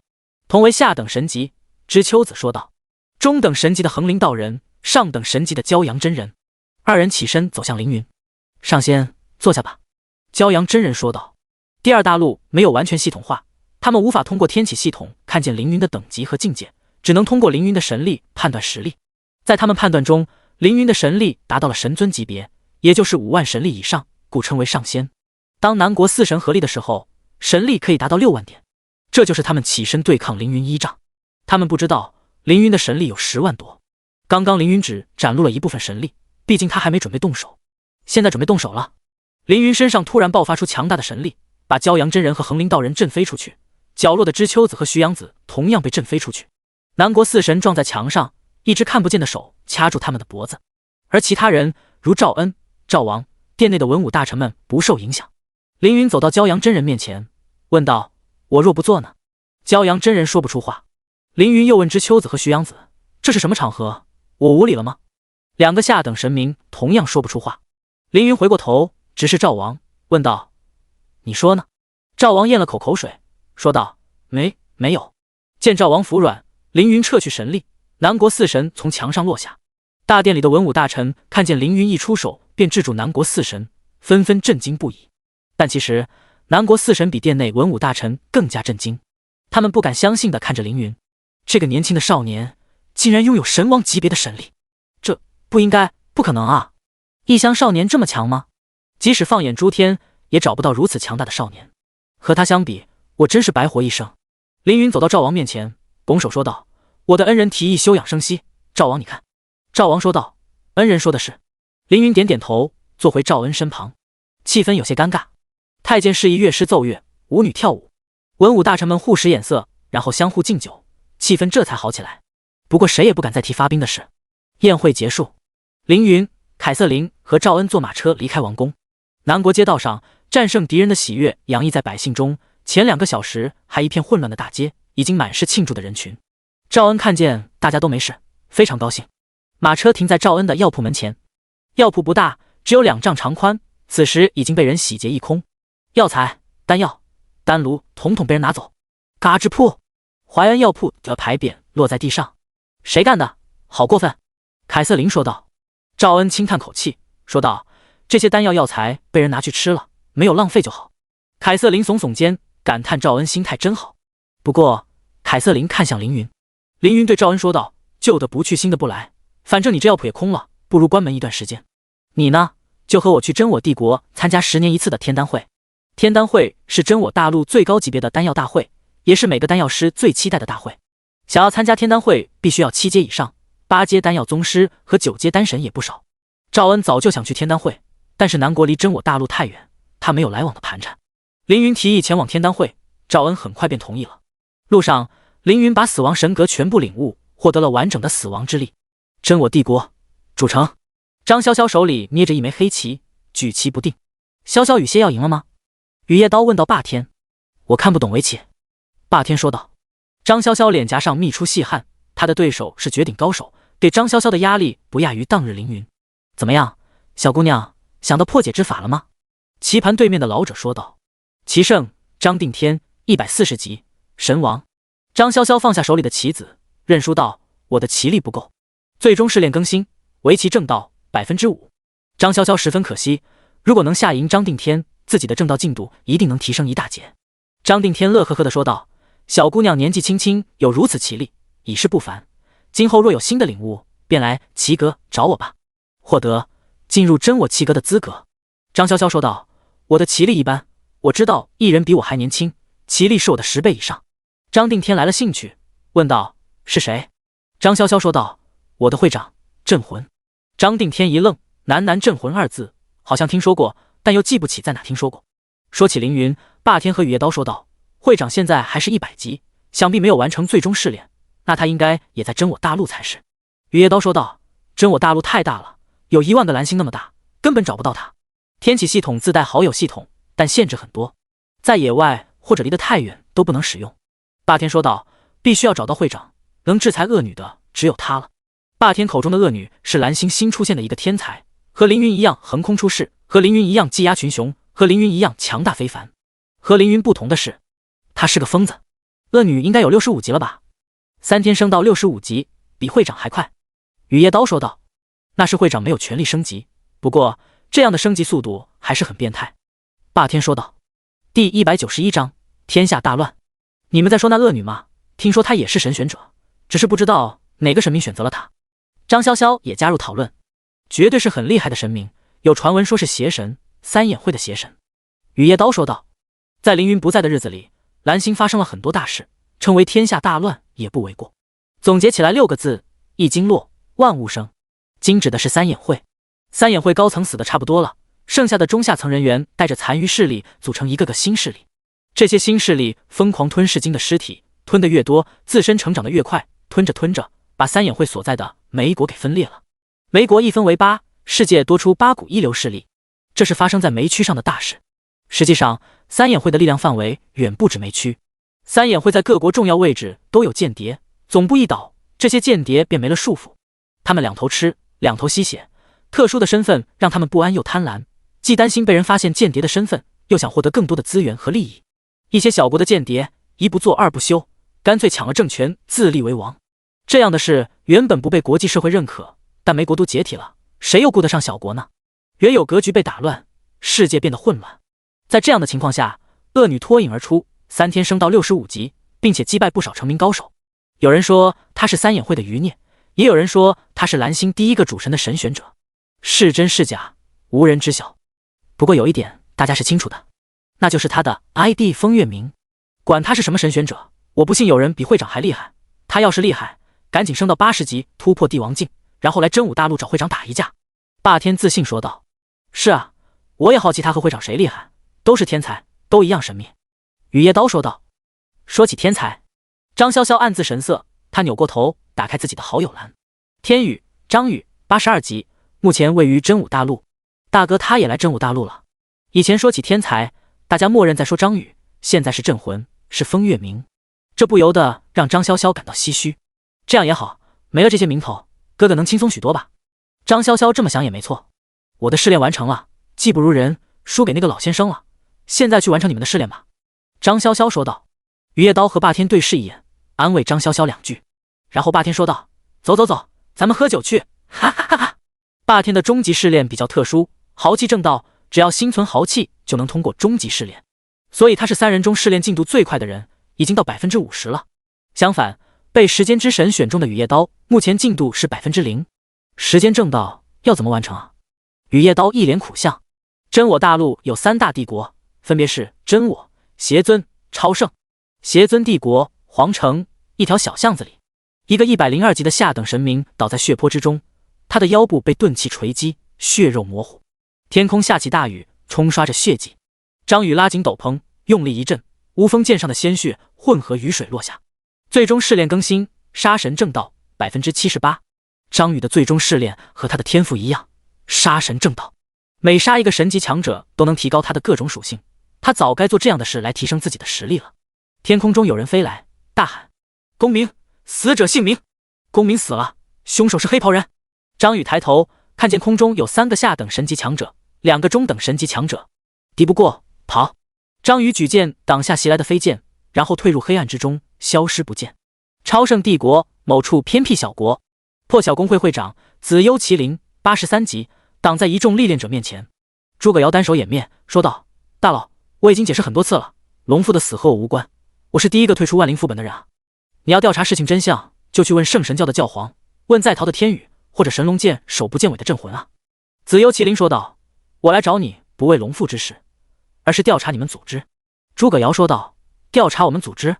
你又不是华龙组的人，为什么要调查我们？铁面后死，唐皇失踪，华龙组自顾不暇，乱成了一团，哪里有功夫和实力去管其他事？紫幽麒麟说道：保护国家安全，人人有责。诸葛瑶说道：那是异界入侵之前，现在世道变了。紫幽麒麟说道：怎么变了？诸葛瑶说道：国家存在的意义是拥有不同资源的群体存在利益冲突时，有一股绝对力量来调和冲突，分配利益。当这个被称为国家的绝对力量无法分配资源时，它将失去存在的意义。刚刚分裂的美国就是例子。过去资源是能源、食物、人口、土地等等，而现在这个世道，资源是力量，有力量就能获得一切资源。国家能分配力量吗？不能。不能分配资源的国家已经失去存在的必要了。紫幽麒麟捏紧拳头，怒声说道：你刚刚说的话我已经录音了，现在我以反社会罪逮捕你。诸葛瑶见紫幽麒麟执迷不悟，顿时没了兴趣，说道：那你过来吧。乾隆组织的人左右散开，像一张大网，等待紫幽麒麟进入。紫幽麒麟眉头一皱，吼道：诸葛逍遥，诸葛瑶 ID， 你要拒捕吗？诸葛瑶说道：是的，我拒捕，你来抓我吧。紫幽麒麟掏出武器，冲向乾隆组织。战斗仅仅持续了5分钟，紫幽麒麟就被乾隆组织的人杀了。前往真我帝国的路上，凌云用神力扶着赵恩，带着凯瑟琳飞在空中。死亡神格已经炼化完毕，领悟系统更新。您已完全领悟死亡之力，获得死亡主神的召唤。您可以成为其神选者，或者永远拒绝他，请慎重选择。您现在可以将神力转化为纯粹的死亡神力，转化后不可逆转。死亡神力使用该神力释放的技能，对生灵额外造成10倍伤害。第192章，梦中情人李思思。死亡之力 100%， 攻击时有 50% 的概率灭亡敌人。上一世职业战士却领悟了生命之力，这一世成为牧师又领悟了死亡之力。凌云感叹世事无常，掌握死亡之力后实力大大增强，像免疫伤害、死亡抵抗、生命值不变这类特殊效果都不能抵抗灭亡的力量。能与死亡之力抗衡的只有4大至尊神格的另外3个：生命、时空、天道。除此之外，即使强如主神神格、欺诈神格，也不能幸免。你已完全领悟死亡，是否以死亡开启终极试炼？是。开启终极试炼，死亡正道，请用您的理解证明您有成神资格。这个试炼很简单，击杀有威望的强者即可。实力越强，对世界的影响越大。只要将有威望的强者击杀，就能极大影响世界的发展，从而正道。继续赶路。南国离真我帝国有30万公里，要飞1天1夜05个小时，而且需要穿过邪尊帝国的领地，这可不是容易的事情。邪尊帝国和魔族位面有几分相似，讲究实力为尊，国内有一帝三王、神官神尊40，实力强大，而且非常尚武。在飞了1天1夜后，凌云、凯瑟琳和赵恩三人来到邪尊大陆的边境城市邪京城。城里有传送阵，可以不用一直在天上飞了。凌云说道。赵恩点点头。三人来到正门口，进城要收500灵石。凌云看向赵恩，赵恩尴尬地说道：“我没带那么多钱。”凌云耸耸肩，拿出一枚神晶。神晶是诸天通用货币，一枚相当于一件100级一阶神器，在蓝星相当于500亿华夏币，在真武大陆相当于50万灵石。凌云说道：“找钱吧。”邪京城的门卫们对视一眼，打量凌云，一个正道境的异乡人；打量凯瑟琳，一个看不到境界的女人；打量赵恩，一个英雄境的炼丹师。3个弱鸡竟然持有神晶，不配！守城卫兵们80级挺起长矛，对准凌云喊道：“小子，交出神晶，放你们进去！如若不然，就让你们成为城外的孤坟。”邪尊帝国的卫兵向您发动攻击，您可以无责任反击，但该帝国依然可能降低您的好感度。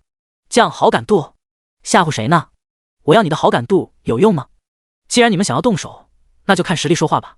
凌云将无属性神力转换成死亡神力，然后随手一斩，龙摇神剑上飞出一道龙魂，把所有拿武器的守村卫兵全部干掉。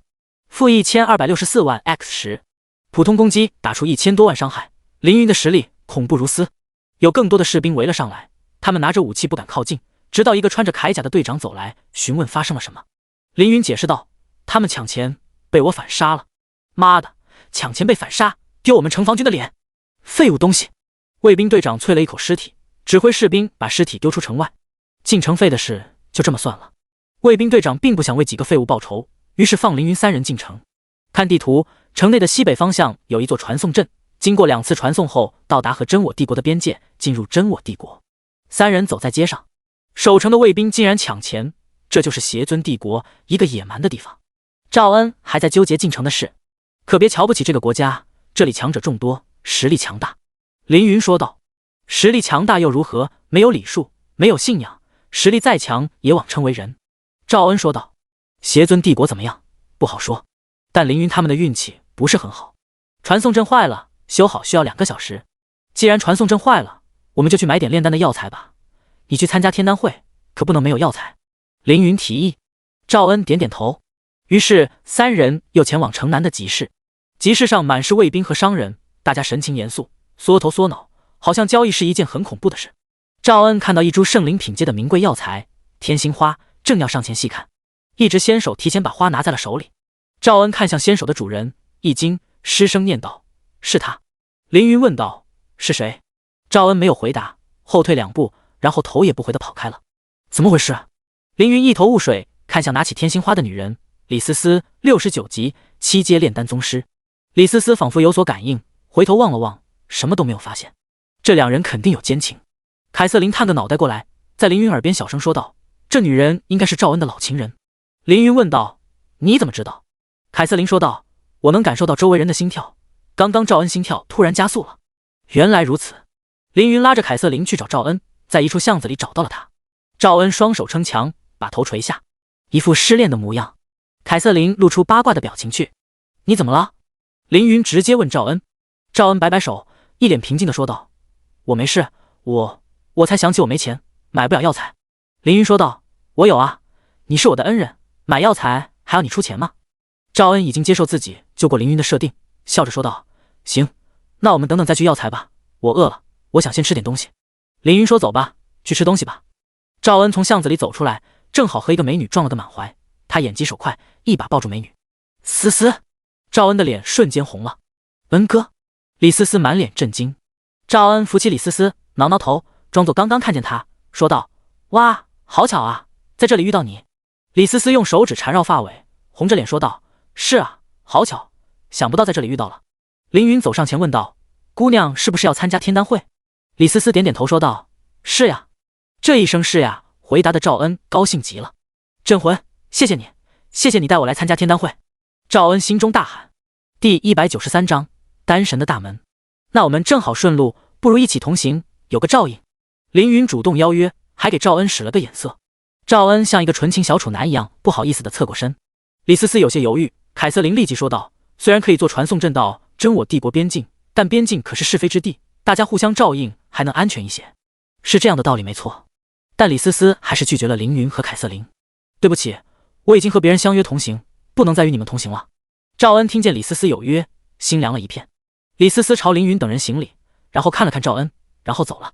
凯瑟琳凑到凌云的身旁，低声说道：“首领，剧情不对啊，我还以为他俩要成呢。”凌云说道：“我也没想到是这样，我先稳住赵恩，你去跟踪李思思，看看是什么个情况。说来好玩。”凌云，一个拥有神王实力的重生者，凯瑟琳，一个上等神级实力的血族公主，二人居然会八卦一对凡人的私事。凯瑟琳点点头，然后变成一只可怕的胖蝙蝠，跟在李思思的后面。李思思顺着街道一直走，走到一家客栈之中，一个身穿白色华服的男人走上前来，说道：“思思，你买好草药了？”这个男人名叫黄银，是李思思的未婚夫，也是真我大陆10大家族的少爷，家财万贯，万人敬仰，无论品行还是天赋都是极佳的。他的这声思思叫得亲密，但李思思明显对他不感兴趣，礼貌地点点头，便找了个凳子坐下。李思思的母亲李一水，一个风韵犹存的年轻妇人说道：“思思，这次天丹会你有把握突破到8阶丹宗吗？”李思思想到药囊里的天心花，说道：“娘亲，我有。”太好了，黄衣男人说道：“思思真厉害，芳龄24便能突破到8阶丹宗，这份天赋就是丹阁的内门弟子也不及。思思，你应该是大陆上最有炼丹天赋的人。”大陆上最有炼丹天赋的人。李思思脑海里浮现出赵恩的脸。赵恩在南国比赛中炼出8阶丹药赤心丹的时候，应该不足24吧？最有天赋的人不敢当，大陆卧虎藏龙，我这点实力不算什么。李思思说道。哎，怎么能这么说？思思，你的天赋可是得到了丹阁的认可，只要这次天丹会中能够炼出8阶丹药，你就能直接晋升内门弟子。黄银神情激动起来。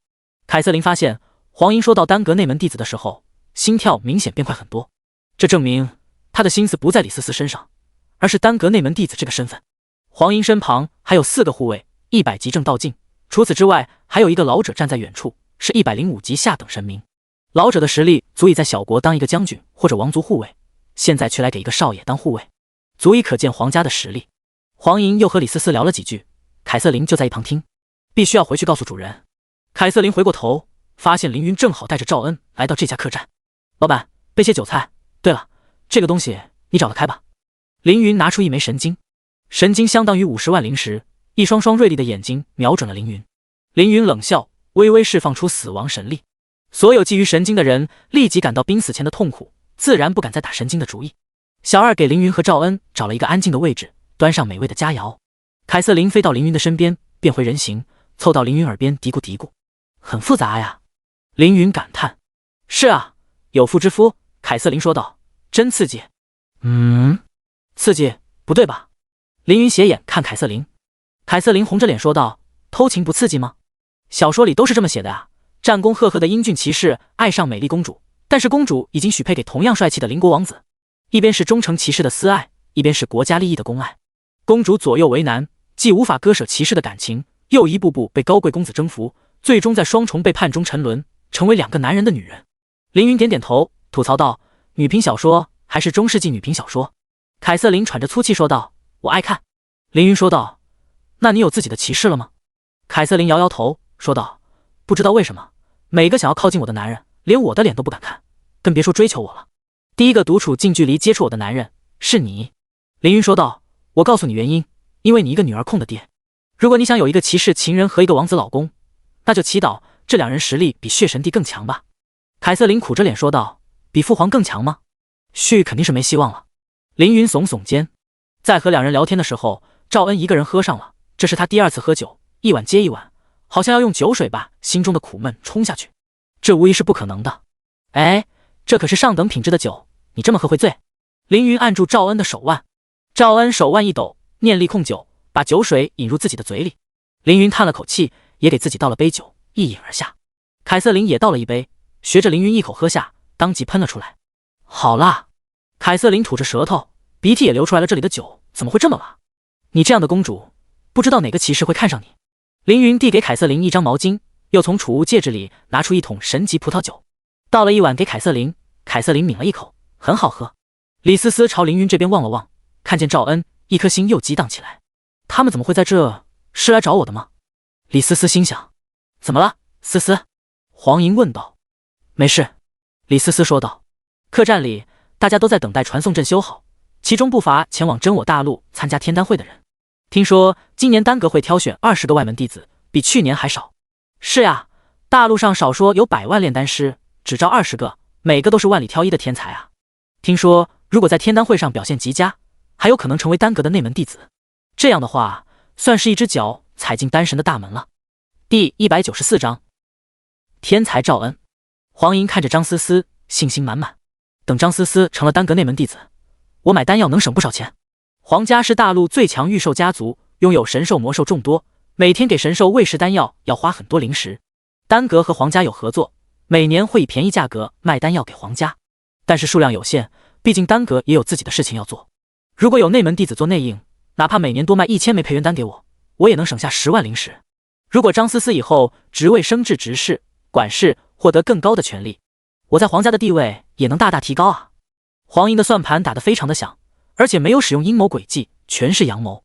他很聪明，很早就布局寻找炼丹天才，花了2年时间，在大陆边缘地区找到张思思这个人才。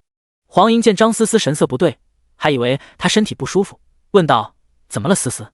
张思思轻轻摇头，余光看向赵恩。赵恩已经完全喝醉，趴在桌子上支支吾吾，不知道在说什么。他喝醉了，待会怎么进传送阵？凯瑟琳问凌云。我用神力护住他就行。凌云说道。周围讨论丹药的声音越来越多，有人说道：“听说今年战事不断，疗伤秘药深谷续命丹6阶的材料天山雪莲6阶的价格一升再升，涨到1万零食一朵了。”嘿嘿，知道为什么吗？因为那些异乡人，有他们搞事情，真我大陆要热闹了。异乡人？哦，原来是他们弄的。他们弄得好啊，药材价格涨了，老子可就发达了。听说大陆南边有个南国，那里流传了一种丹药，叫什么生骨再造丹4阶，不用天山雪莲做材料，用什么百命花4阶做材料，做出来的丹药效果和生骨续命丹差不多。放屁！百命花不过是4阶药材，药效凭什么和6阶丹药同效？假的吧？这要是真的，我囤的100朵天山雪莲不就砸到手里了吗？不像是假的。听说发明这丹药的人把丹方都告诉别人了。此话一出，客栈内一片哗然。丹方，这可是丹师的心血，一张独家丹方可以让一个丹师一辈子不愁钱。真的会有人把丹方无偿告诉其他人？不可能，我也不信。凌云说道，但他就是这么一个人。凌云知道很多丹药、药剂的制作方法，比如龙血药剂、龙血黑药，这些知识来就自于赵恩。一个南边来的炼丹师说道，我知道生骨再造丹的丹方是百命花1朵，黑木蚂蚁腿10只，槐树皮3寸，10斤1勺。众人听完骂道：“放屁！这些廉价的东西做出来的丹药能够和生骨续命丹效果一样？假的！这些传言肯定是假的。”赵恩迷迷糊糊听见有人说他的丹方是假的，猛地起身喊道：“什么假的？是这个小子记错了。黑木蚂蚁是大陆北方的蚂蚁，南国怎么会有？我用的是黑木鹅的双翅，不是什么蚂蚁腿。黑木蚂蚁是传奇品阶的昆虫，而黑木鹅是优秀品阶的昆虫。”赵恩纠正后，丹药的成本更低了。赵恩的话又引来一片骂声，这些下等药材加一起不如天山雪莲贵，做出的丹药凭什么和生骨续命丹相提并论？娃子，你莫要装神弄鬼，什么黑木蚂蚁黑木鹅分得这么细，假的也被你说成真的了。就是看你年纪轻轻，懂什么炼丹，喝醉了就快快躺下吧。如果是平时，赵恩不惜得和这些人争辩，他只要能做出好的丹药就满足。但今天心中苦闷，又喝了酒，年轻人的性子被激发出来。只见他从药囊里掏出一枚生骨再造丹，举起来给众人看。这是他最得意的丹药，所以他满脸的骄傲。这是我做的生骨再造丹，你们谁有生骨续命丹？拿出来对比一番吧。炼丹师们见赵恩拿出了真货，一个个好奇心起，想要对比2个丹药的优劣。有一个名叫张亮的6阶炼丹师走过来，拿出自己炼制的生骨续命丹，正要比对一番。突然他闻到一股丹香。丹香？一个4阶丹药怎么会有6阶丹药才有的丹香？张亮的脚悬在空中，再也不敢向前，因为他炼制的生骨续命丹并没有丹香。6阶丹药不如4阶丹药，传出去砸了招牌，以后他还怎么混？不能比，不能砸自己的招牌。张亮把丹药收进药囊里，朝赵恩行了个礼，然后逃似的走出客栈。哎，他怎么走了呀？咋回事啊？谁还有生骨续命丹？拿去教训那个醉小子啊！丹香从赵恩手里飘出，众人闻后满脸震惊。大家都是炼丹师，知道丹香的意义。只有丹药使用的药材相性完美，比例完美，炼制完美时才会出现这样的香味。丹香是品质的保证，一般出外6阶以上的丹药中，赵恩手里的丹药有丹香，意味什么不言而喻。炼丹师们纷纷放下手里的丹药，装作没有丹药。黄银拿出一枚品相极佳的生骨再造丹，说道：“我有丹药，我来比比。”生骨续命丹是治疗受宠的常用丹药，一枚价值10万灵石，相当于50枚培元丹。如果有4阶丹药可以替换，节省的开支是一笔不小的数字。黄银走到赵恩面前，拿出丹药比对。先比对丹药外形，2枚丹药的形状、色泽、香味、颜色都是极品。再比较药效，黄银挥挥手，下人拿出2只是药白鼠，分别将白鼠的手掰伤。公子如若不嫌，我出1万灵石买下公子的生骨再造丹，用来试药。黄银说道：“不用1万灵石，这枚丹药成本不过5000灵石，你就给我5000就好了。”赵恩非常耿直，听见只要5000灵石，黄银一颗心都提到嗓子眼了。这一刻，他比赵恩更加希望丹药有效，分别为2只小鼠服下丹药。片刻间，2枚小鼠的手恢复如初，果然药效相当。黄银大喜。第195章后悔。出于炼丹师的责任感，赵恩谦虚且耐心的解释，药效并不完全一样。对于一般伤势，我的丹药和生骨续命丹药效相同，但如果是复杂伤势和严重伤势，6阶丹药始终比4阶丹药要强。黄银贪婪的说道：“那也很不错了，你还知道什么好的丹方？都告诉我吧。”赵恩没有防备，或者说他无私到希望所有人都能得到物美价廉的丹药，并不介意更多人知道自己的丹方。有啊，我还有几款改良的4阶丹药，效果都能起到6阶丹药的作用。比如，黄银伸长了耳朵听，其他人炼丹师也都把头伸到赵恩嘴边。赵恩张嘴说了半天，没有出声，什么都听不到。炼丹师们急问道：“他怎么光张嘴不出声啊？喝醉了？该不会在耍我们吧？”凌云说道：“是我封住了声音，你们也是有身份的人，趁人喝醉套取丹方，不觉得丢人吗？”原来如此。黄银等人瞪了凌云一眼，觉得他多管闲事。凌云目光一扫，一股寒意卷过众人身体，黄银等人赶紧把头缩回去。虽然没有听到更多的丹方，但大家都对赵恩这个年轻炼丹师有了深刻的印象。黄银吩咐家丁去搜索赵恩的身份，家丁点点头，离开客栈。坐在椅子上，黄银的脑子里想的都是赵恩。这个家伙不简单，如果不能收入麾下，就必把他干掉，不能让他挡了李思思的路。天丹会10年一次，错过就功亏一篑，我的计划就都完了。我绝不允许半路突然杀出搅局者。赵恩说完自己的丹方，再也支撑不住，睡了过去。凌云单手撑起赵恩，对小二说道：“开一间房。”小二说道：“好嘞，您跟我来。”凌云扶着赵恩上楼，凯瑟琳跟在后面。2楼的一间普通客房，小二推开房门说道：“您请。”很普通的客房，凌云把赵恩放在床上，接过小二的钥匙。传送法阵不知道什么时候修好，我们就先在客栈里等一会儿吧。凌云说道。凯瑟琳没有回答。凌云回过头，看见凯瑟琳扑向自己，她的皮肤苍白又透着粉红，双目迷离，嘴唇红艳，吻了过来。这个傲娇公主酒后完全变了一个人。凌云用食指抵住凯瑟琳的额头，让她吻不过来。凯瑟琳打了个酒嗝。凯瑟琳喝醉了，她把整桶神级葡萄酒都喝完了。当初果冻和米歇尔只喝了一口就醉了，而凯瑟琳喝完一整桶。主人，我好热。凯瑟琳把手伸到背后，拉下拉链，连衣裙唰的一下落下。凯瑟琳的身体展露在凌云面前，不过她穿了白色内衣。不得不说，这个雪族公主的身材非常火辣，比秦思月、西斯特利亚、伊丽莎白都要火辣，和天云琉璃旗鼓相当。耍什么酒疯？快把衣服穿上！凌云用神力把凯瑟琳的衣服穿好。凯瑟琳躺在凌云的身上，脸颊红红的像苹果，她的睫毛很长，微微抖动，像蝴蝶的翅膀。你这家伙！凌云无奈，让小二又开了一间房，把凯瑟琳扶上床。凯瑟琳拉住凌云的手，不让他离开，反正也要等传送阵修好，就在床边等吧。凌云正这么想，凯瑟琳口中念道：“好热。”然后把自己的衣服都脱了。凯瑟琳的皮肤很白，而且是不健康的冷白，说的不好听一点，像死人。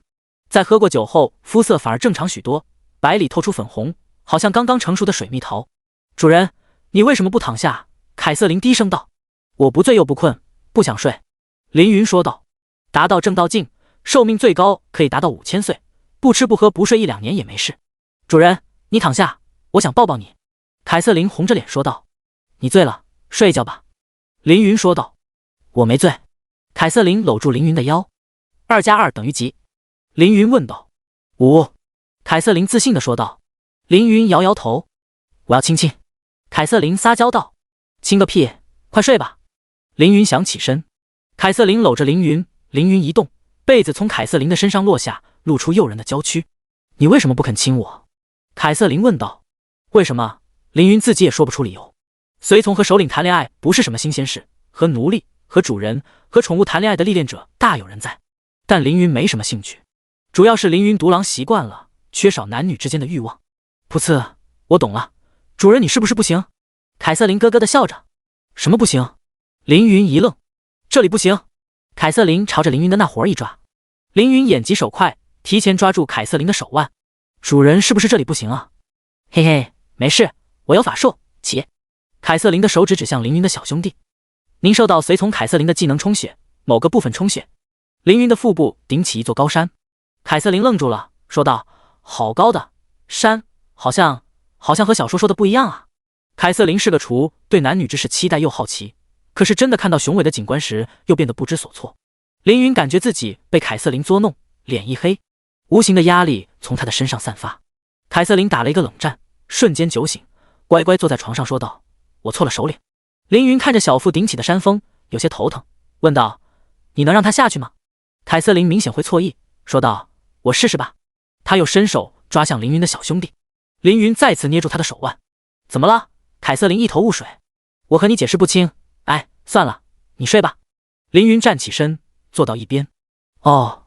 凯瑟琳乖乖地躺在床上，被凌云一下，她又睡不着了。过了会儿问道：首领，你谈过恋爱吗？凌云没有回答。你有没有和女孩做过羞羞的事啊？凌云装作没有听见。主人有果冻和白，肯定已经做过了。凌云噗的一声喷了出来，喊道：你在说什么？这是第一次，凌云后悔招凯瑟琳做自己的随从。第196章出发。实在受不了这个醉酒的家伙了。凌云召唤出伊丽莎白，让她照顾凯瑟琳，自己跑到赵恩的房间去。结果赵恩也不是个安宁的主。睡梦中，赵恩唧唧歪歪地说梦话：思思，你变得更漂亮了。炼丹会一别，我好想你，但是你真的有了喜欢的人吗？算了算了，我没钱没靠山，你跟着我也不会幸福。凌云反驳道：什么叫没钱没靠山？我不就是你的靠山吗？有我在，除了真我大陆的3个神帝，谁能动你？除了真我大陆的3个神帝，另外9个神王，凌云都有一战之力。赵恩继续说梦话：我好累啊，我好想什么都不管去，痛痛快快的活着。凌云说道：好人就是活得累，更何况你是各见不得穷苦人受苦的大好人，自然是活得天下第一等的累。在另一间客房里，黄莹焦急地等待着消息，她迫切想要知道赵恩的身份。2个小时后，手下走到黄莹面前，递过来一封书信。少爷，天书阁传来的信。天书阁是大陆最强情报组织，拥有眼线100万，能够快速掌握整个大陆的动向。他们的情报是最贵的，但也是最好的。黄莹拆开信封，跟读道：赵恩，24岁，出生于南国，家族5代行医，有淮安医馆一间，家族传承到他父辈的时候中落。赵恩从小吃大锅饭长大，因此对周围邻居交情极深。现在是8阶炼丹宗师。赵恩成为8阶炼丹宗师时只有22岁，这可是丹阁亲传弟子才有的实力啊。22岁时，赵恩在南国举办的南州炼丹大会上，以1枚8阶丹药赤心丹夺冠，并且正式成为8阶炼丹师。大陆3大丹药组织邪尊熔炉、真我丹阁、超圣圣方都曾邀他为弟子，但都被他拒绝了。他只想在南国做一个炼丹师，回报养育自己的街坊邻居。好家伙，拒绝3大丹药组织的炼丹师，古往今来怕是没有几人。黄莹越看越觉得赵恩是个奇男子，淡泊名利，无私奉献，这样的家伙简直就是圣人。珠玉在前，有赵恩在，其他炼丹师都成了陪衬，包括李思思。如果赵恩在天丹会上大放异彩，丹阁肯定会选他作为内门弟子，甚至亲传弟子，哪还看得上其他人？自己的计划就会落空。3大丹药组织都不能拉拢赵恩，黄莹也断了拉拢的心。木秀于林，风必摧之。赵恩，你不该来天丹会。黄莹看向地图，自己现在在邪尊帝国的南边，要做2次传送阵到达邪尊帝国和真我帝国的边境。边境可是个危险的地方，每年死个几万人，尸骨都分不清谁是谁的。如果在这里埋伏一手，便能神不知鬼不觉地杀掉赵恩。就这么决定了。黄莹耐心读完天书阁的信，发现信的最后提到了凌云。于昨日，南国突来一异乡少年，初步断定有神尊实力，不仅帮助南国抵抗北国进攻，还在庆功宴上力压南国4神，后将赵恩带走，下落不明。黄莹盯着信中异乡少年4个字，脑中浮现凌云的模样，这家伙竟然有神尊实力，乖乖，不简单。幸好当时没有和他动手，捡回一条命来。黄莹后怕，既然知道凌云的实力，那就赶紧安排埋伏吧。拿出纸笔，刷刷刷写下一大段话，最后刻上黄家的玉印，把它交给百害神官，异乡神尊是吧？让你尝尝争我大陆神官的厉害。神官比神尊高一阶，而且有厉害的神格，梦境龙神就是神官之一。不过凌云现在的实力和神王同级，神官又算得了什么？黄莹自以为做了万全准备，其实无异于以卵击石。屋外，几根光柱冲天而起，这是传送阵的信标，代表传送阵修复成功。凌云看到信标，摇醒赵恩，说道：“传送阵好了，前往天丹会吧。”赵恩立马从床上坐起，虽然还没有睡清醒，但是天丹会3个字已经唤醒了他。凌云又去隔壁找凯瑟琳，怎么说也是上等神级的高手，应该醒酒了吧？凌云推开门，看见凯瑟琳把头枕在伊丽莎白细腻的大长腿，乖乖睡着，安静的像个孩子。那么闹腾的家伙，怎么居然真的睡着了？伊丽莎白是怎么做到的？凌云问伊丽莎白能不能叫醒凯瑟琳。伊丽莎白拿过一个瓷碗，手里变出一朵黄花，将黄花碾碎倒入水，为凯瑟琳喝下。这花有解酒的作用。伊丽莎白解释道。凯瑟琳喝完，果真醒了过来。刚刚发生了什么？我怎么在这里？凯瑟琳一脸奇怪地看着周围，醉酒的事情已经全部忘记。凌云简单解释了事情的经过，不过隐去了凯瑟琳耍酒疯的事，并且提醒她今后不要再喝酒。传送阵修好了，该出发了。凌云说道，正要把伊丽莎白收回宠物空间。主人，我想和你一同前行。伊丽莎白说道。凌云想了想，伊丽莎白怎么看都比凯瑟琳更加靠谱，于是同意了。客栈里都是等传送阵的人，传送阵修好，大家纷纷走出客房门。凌云带着2女走出房门，立即吸引了一众人的目光。大家投来猥琐的目光。好小子，一龙二凤，小子好福分啊！这2妞美若天仙，滋滋，还都是异乡妞。穿裙子的女娃肤白如奶，双瞳赤红，应当是血族；另一女娃耳朵尖尖，身材修长，应该是精灵。这少年竟然能征服血族和精灵，看来是有过人的长处。别说了，我要羡慕的流眼泪了。可恶，我要是有一个这么漂亮的道侣就好了，凭什么他有2个？凌云听见众人误会，有些尴尬。伊丽莎白大方搂住凌云的手臂，圆润的软弱压在凌云的手肘上，看得其他人眼睛都直了。你这……凌云不知道伊丽莎白用意，我想让其他人羡慕主人。伊丽莎白说道。赵恩走出房门，这是他第一次见伊丽莎白。不过在来的路上，凌云和赵恩简单的介绍了自己，也说了自己可以召唤宠物，所以赵恩并没有太惊讶。人齐了，该走了。第197章3不管地带。去往城北的传送阵，坐传送阵前往邪尊帝国主城，又从主城坐传送阵来到边境交界处。通过2个传送阵，凌云等人穿越了整个邪尊帝国。在路上，凌云服下赵王给的丹药，增加5000敏捷属性，3000精神力，增加5%移动速度。离开邪尊帝国之前，城门口几十个人把城门口堵得严严，他们分属于10几个镖局，大声吆喝着。前面就是邪尊帝国的边境，距离真我帝国有300公里，这300公里是一片3不管地带，路十分凶险。你们要是不怕死，尽管出城；要是怕死，就找我们洛西镖局为你们保驾护航。我们镖局有10几个大城强者，90级，保你们一帆风顺。其他人喊道。大城强者又如何？我们组织有仙级强者守护，约等于神级。哼，一群邪仙，3不管地区最危险的就是你们邪仙。你说什么？邪仙怎么了？邪仙只要财色不要命，让你活着穿过边境有什么问题？把命交给那些弱者才是蠢货。这10几帮人吵成了一团。凌云无视，他们走出城门。镖局的人看了凌云一眼，其中2个面相猥琐的镖师说道：这小子带2个美妞和一个瘦猴子出城，岂不是白白便宜城外的恶贼？与其便宜恶贼，不如我们去把他抢了。男的杀了，女的吗？嘿嘿。笑声未完，一股强大的死亡神力缠上这2个镖师，镖师眼前一黑便死了，无声无息，平静无奇。其他人看见这2个猥琐镖师倒下，还不知道发生了什么。喂，张老狗，你怎么了？躺地上干嘛？昨晚玩得太猛，今天腿软了。他们好像没了鼻息。不会吧？没看见谁动手啊？他们死了。张老狗和王老狗死了。谁杀了他们？没看见谁出手啊？怎么回事？该不会是他们坏事做多遭报应了吧？城门口乱成一团。黄莹看向身后的老者，特级护卫王守，104级下等神级。王守说道：“是神力，而且是极其可怕的神力，来自那个异乡少年。”黄莹点点头，他猜到了，这个异乡少年神识很强，隔那么远也能听到这两人说话。幸好自己在客房里布下隔绝神识的法阵，不然自己算计凌云的事肯定暴露了。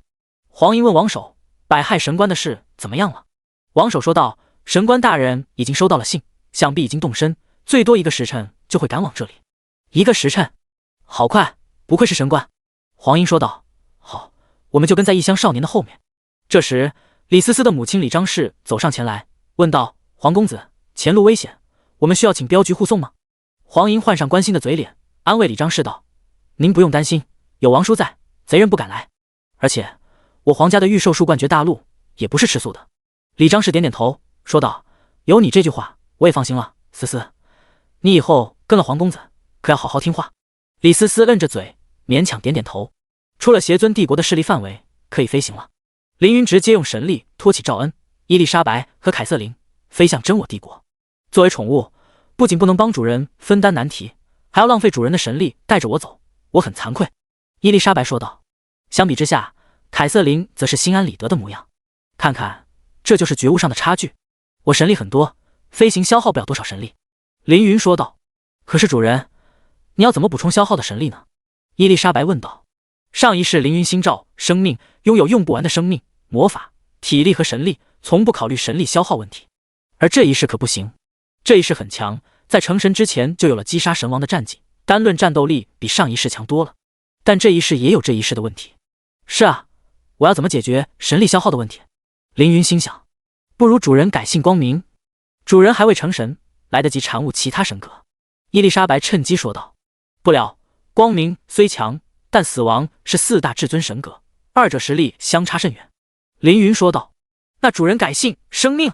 伊丽莎白说道。凌云上一世领悟了生命大道，这一世不能领悟同一条路。曾经沧海难为水，也不可能去做生命主神的神选者。我不是有个工会吗？如果发展成3眼会那样的大工会，可以从会员身上补充神力。凌云心想，信徒产生的信仰之力可以变成神力，这是绝大多数神明补充神力的方式。不仅是工会，建立国家也能获得信仰之力，比如真我大帝、邪尊大帝、超圣大帝，他们3个神帝守在真我大陆，就是靠帝国子民为他们补充神力。主人，之前那帮人一直跟在我们后面。凯瑟琳说道。就让他们跟吧。凌云说道。之前那帮人？谁？赵恩问道。客栈里遇到的人。凌云说道。在凌云后方2公里，黄莹等人坐在一只白羽大雕上，这是皇家最快的飞行坐骑，可还是追不上凌云。思思，给我1粒血怒丹，我要让白玉雕速度再快点。黄莹说道。我们为什么要追赵恩？李思思不解。没什么，就是想结识他。黄莹撒谎道。事情的真相是，他要拖住凌云，别让他逃到真我帝国。想不到这小子速度这么快，我见他没有坐骑，还以为他赶路很久。这是黄莹的失策，百害神官要1个时辰才能赶到，必须要拖住凌云。李思思递给黄莹血怒丹，白玉雕服下，双目通红，速度随之暴涨。距离一近，就连赵恩都注意到后面的人。起初他还很开心，因为看见了李思思，可是随之而来的是失望。李思思，他身旁坐的公子是谁？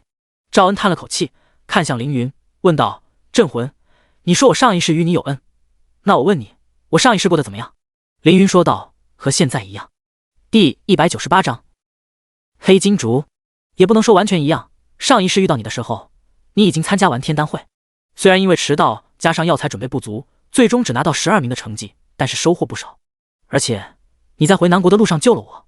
赵恩张嘴想问什么，但还是放弃了。凌云猜到他想问什么，他想问李思思当时在不在他身边。答案很简单，如果在的话，凌云在集市的时候就能认出李思思了。赵恩没有纠结太久，好像放下了什么，和凌云聊起天来。对话中，赵恩发现凌云也会炼丹制药，而且和自己的风格极其相似。怎么我会的，你都会？是上一世我教给你的？赵恩好奇地问道。是的。凌云没有反驳。这样说，你是我的徒弟喽？赵恩说道。算半个徒弟吧，更多时候只是打打下手。凌云说道。二人聊着，突然闻到一股异香，瞬间引起两人的注意。难道是黑金竹？黑金竹9阶神级，是制作造化丹的主要材料，极其稀少，每一根黑金竹都价值连城。凌云反应极快，瞬间明白遇到黑金竹不是偶然。上一世赵恩参加天丹会迟到，又因为材料准备不足，只做出半枚造化丹。我原以为是他钱财不够，盘缠不够，赶上天丹会没钱买材料。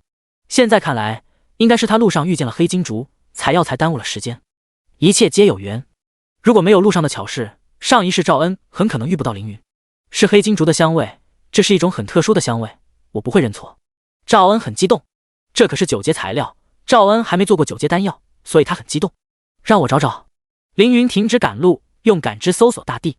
152.7万感知属性，把周围100公里的范围全部笼罩，所有生灵一举一动都无法逃脱凌云的感知。找到了，黑金竹在一处森林里，周围不仅有强大的黑金蚁110级神级，还有一群为了抢夺黑金竹打起来的人。凌云想让伊丽莎白照顾赵恩，自己去取。带我去，采集药材可不是简单的事。赵恩说道。那就一起去吧。凌云说道。拖着众人来到森林的上空，伊丽莎白一挥手，树木仿佛活了过来，纷纷让开一条路，露出一片竹林，黑银竹林。黑银竹林只有几百米大小，竹林中 99.99% 的竹子都是黑银竹，4阶材料，只有极小的概率会出一根特殊竹子，便是黑金竹。黑金竹一诞生便会吸引黑金蚁，这种神级昆虫实力非常强大，它们会用自己的蚁酸浇盖黑金竹，使其外表不断损伤、修复，促进其生长。只有通过黑金蚁的蚁酸而不死，这样的黑金竹才能成长为神级药材。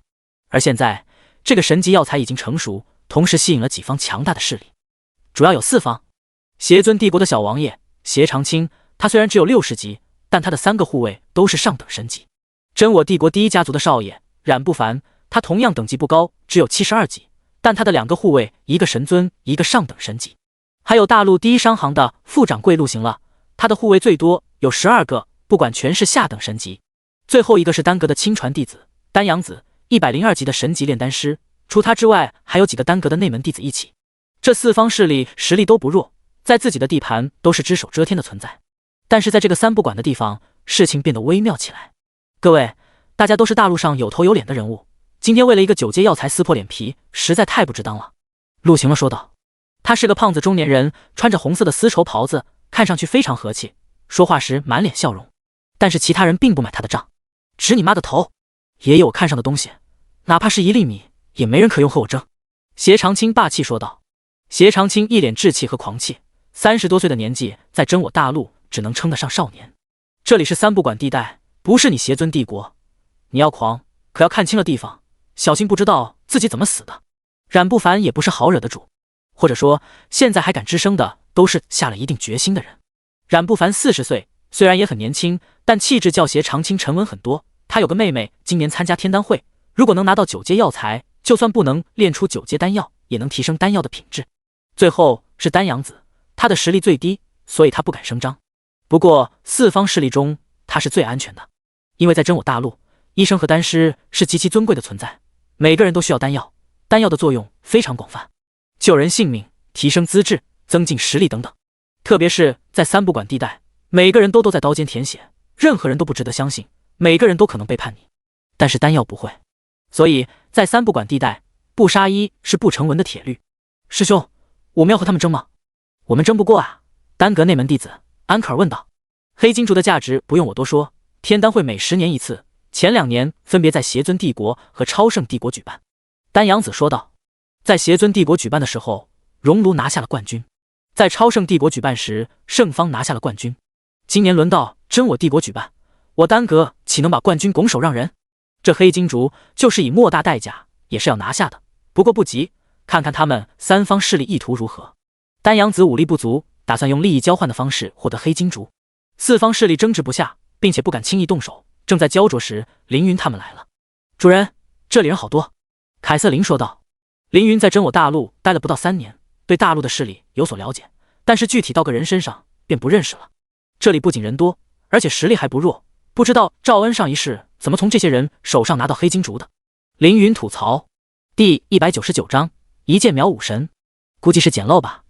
凌云目光扫过在场的几个强者，这些人当中，无疑是冉不凡的2个手下最强，一个神尊110级，一个上等神级。斜长青的3个上等神级108级，护卫也不弱。陆行乐的护卫队人多，但是实力最弱。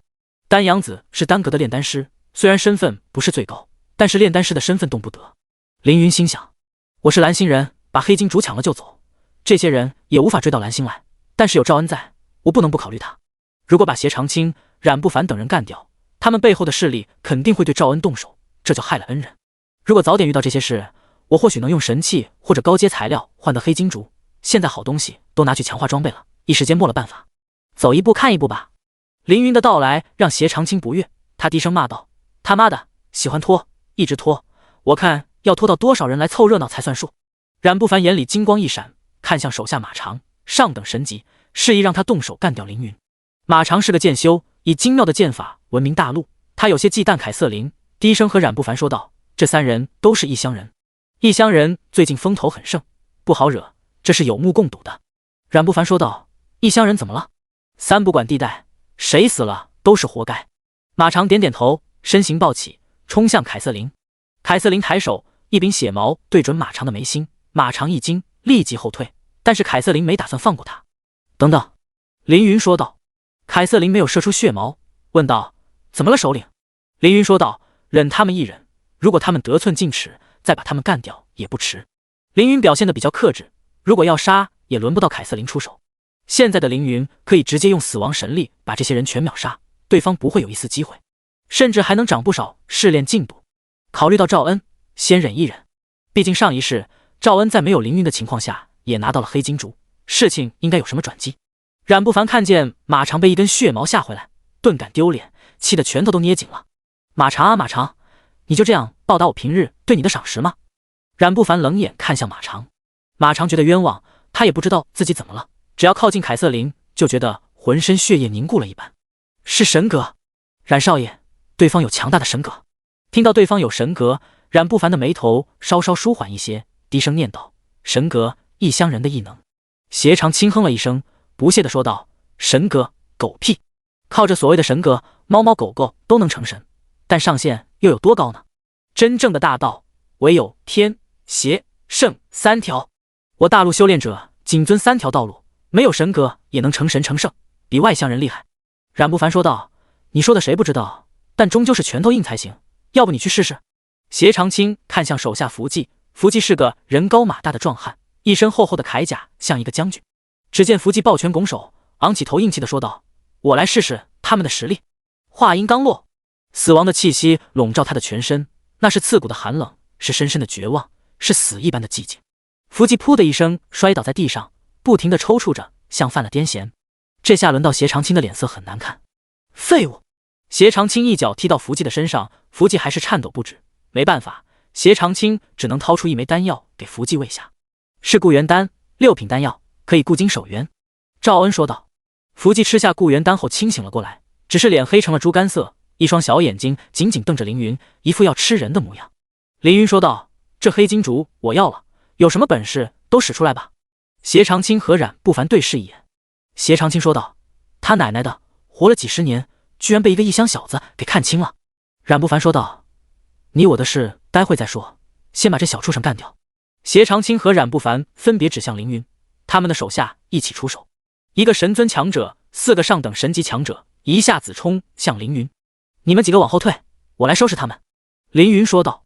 伊丽莎白和凯瑟琳带着赵恩往后退出去几百米。凯瑟琳给凌云加了3个增益技能，增加10万生命值、3万攻击力和5万防御力，然后带着赵恩后退。凌云开启血鬼态，同时身上浮现龙魂，发出吼声：天龙爆！5个神级强者全部中招，被龙吼镇住，眩晕1秒。凌云化身一条巨大的青龙，甩尾一扫，击中5个神级强者。天下霸剑！这一击用了死亡之力，所以伤害值非常非常恐怖。负84501万 x5， 一剑8亿伤害。真我大陆的修炼者服用丹药，再加上炼体，体质比一般人族强很多。上等神级强者大约有10亿生命值，神尊级大约有14亿生命值，一般的人族神级强者生命值要打对折。凌云斩出一剑后没有继续攻击，一剑已经将他们斩成重伤。马长、伏击几人从龙吼中清醒过来，胸口传来剧痛，同时天空中飘散着他们的血花。好强！五神同时冲出，又同时后退，吃了凌云一个技能，立即失去战斗力。神尊周寿单手捏诀，手中升起一朵青莲，青莲流出清水，洗涤他的伤口。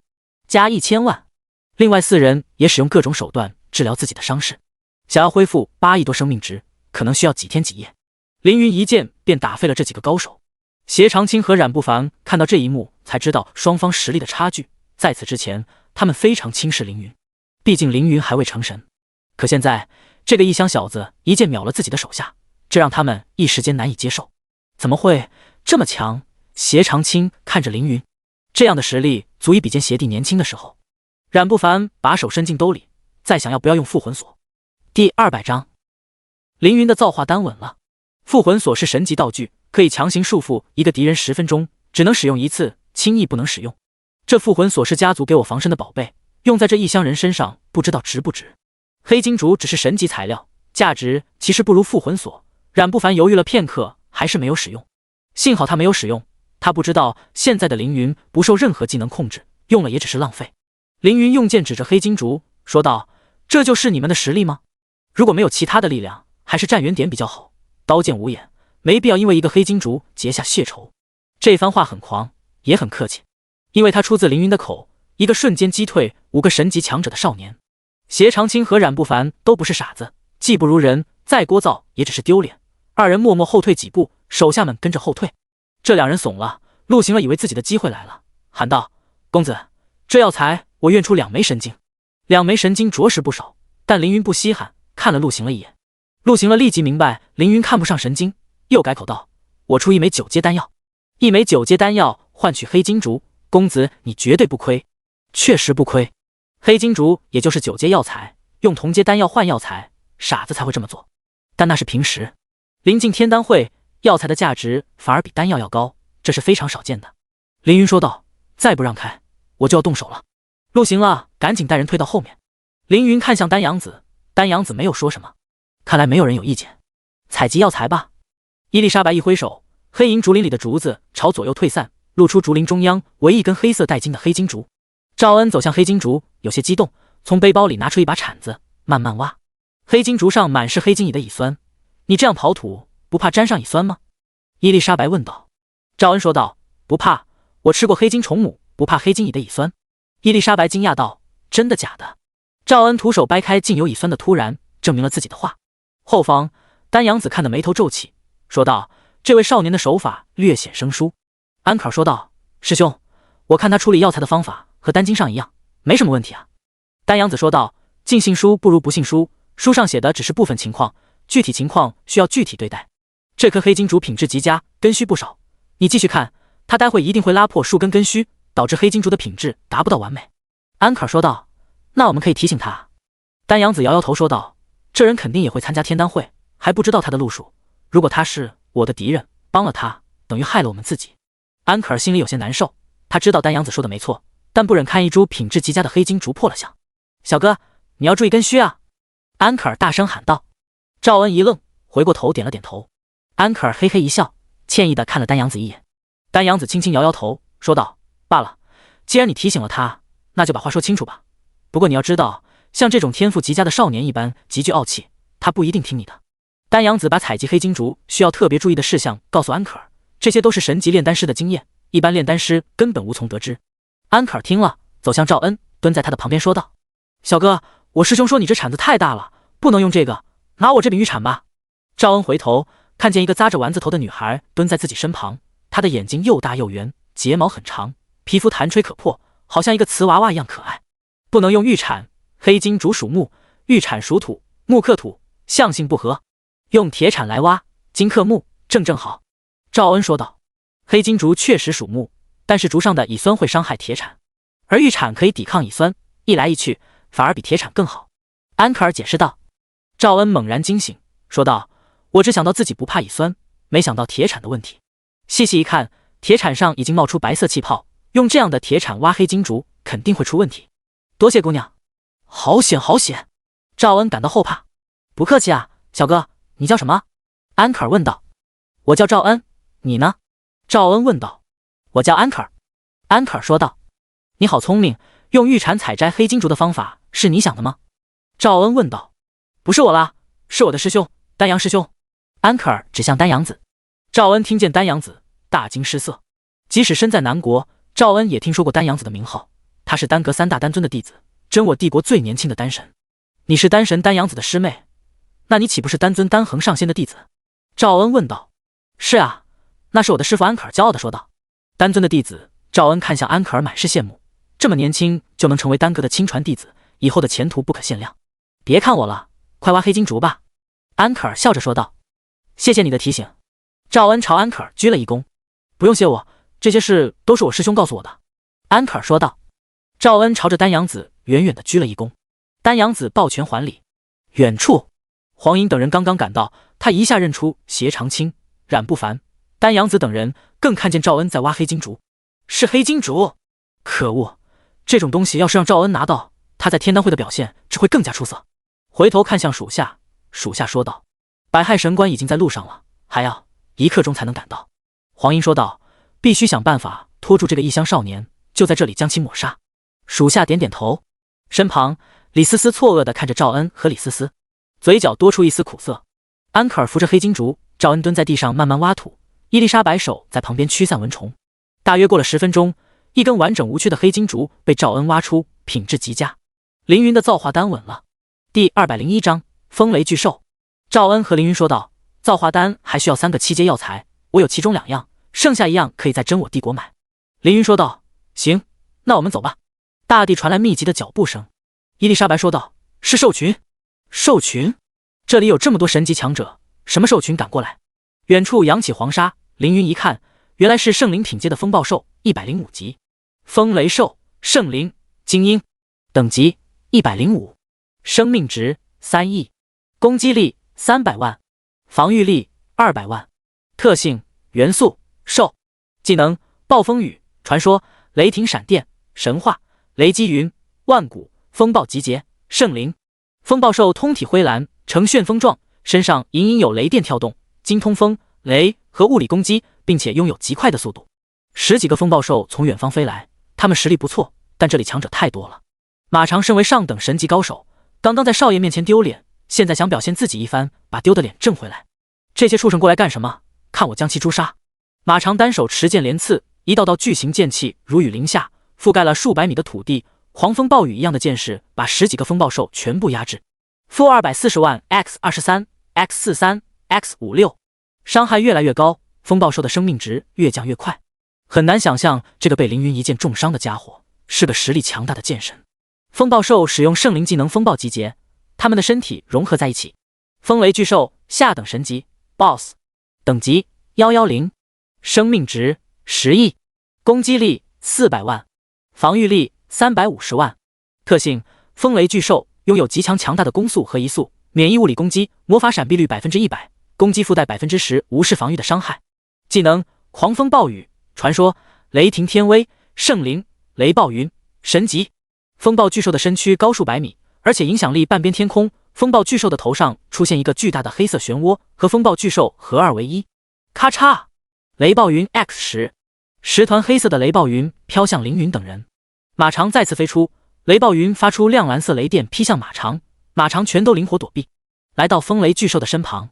傲视剑术，剑影在雷电的照耀下十分美丽，好像暴风雨下的灯光，但却没有什么作用。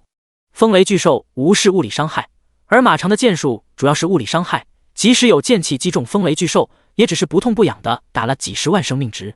冉不凡看了黄莹一眼，黄莹轻轻点点头。冉不凡瞬间会意，于是说道：马长，你回来休息，你的伤还没好。马长以为冉不凡看不起他，连忙说道：没事的少爷，这等妖兽不是我的对手。周寿说道：马长，回来。马长不明白周寿叫自己干什么，但还是退了回来。福哥，你怎么也叫我回来？马长问道。周寿挤了挤眉头，示意马长看向黄莹。马长不认识黄莹，但是认识他衣服上的家徽，大陆第一御兽家族黄家。周寿点点头。马长明白了，这个风暴巨兽是黄莹弄来的呀。他的目标是谁？马长看着风雷巨兽奔向凌云，瞬间明了。哦，原来如此，看来黄家的小子和那异乡少年不对付。不过就凭这风雷巨兽，能和异乡少年抗衡吗？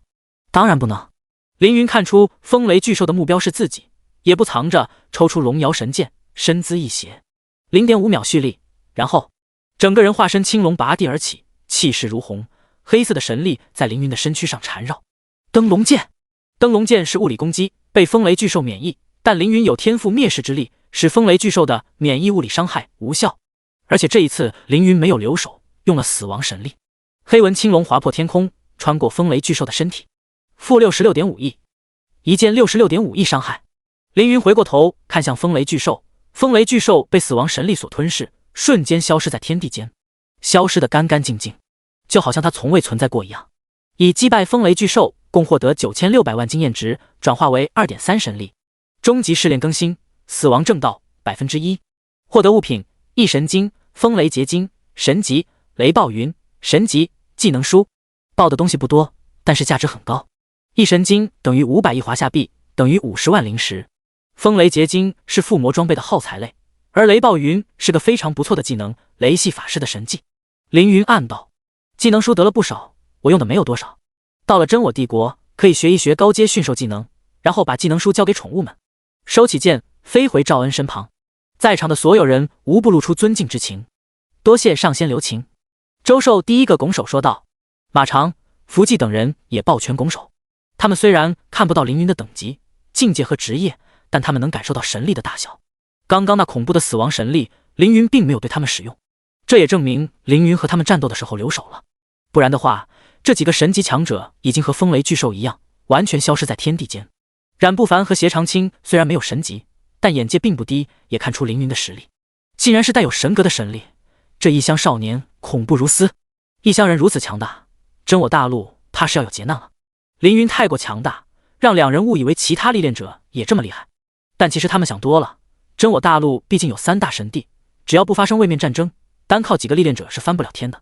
怎么会这么强？黄银双拳捏紧，强忍怒火。王守拉住黄银的手臂，传声术传声道：黄少爷，放弃吧，就连风雷巨兽都败了，我们阻止不了这个异乡少年了。黄银反驳道：我们不需要和他战斗，只要拖住他，拖到百害神官到来便可。百害神官来了，这异乡少年必死。第202章到达真我帝国。王守摇摇头，不再说话。黄银正在琢磨怎么留下凌云，突然看到李思思在看赵恩，他瞬间明白一个道理：对啊，我错了，我错了，这样才对。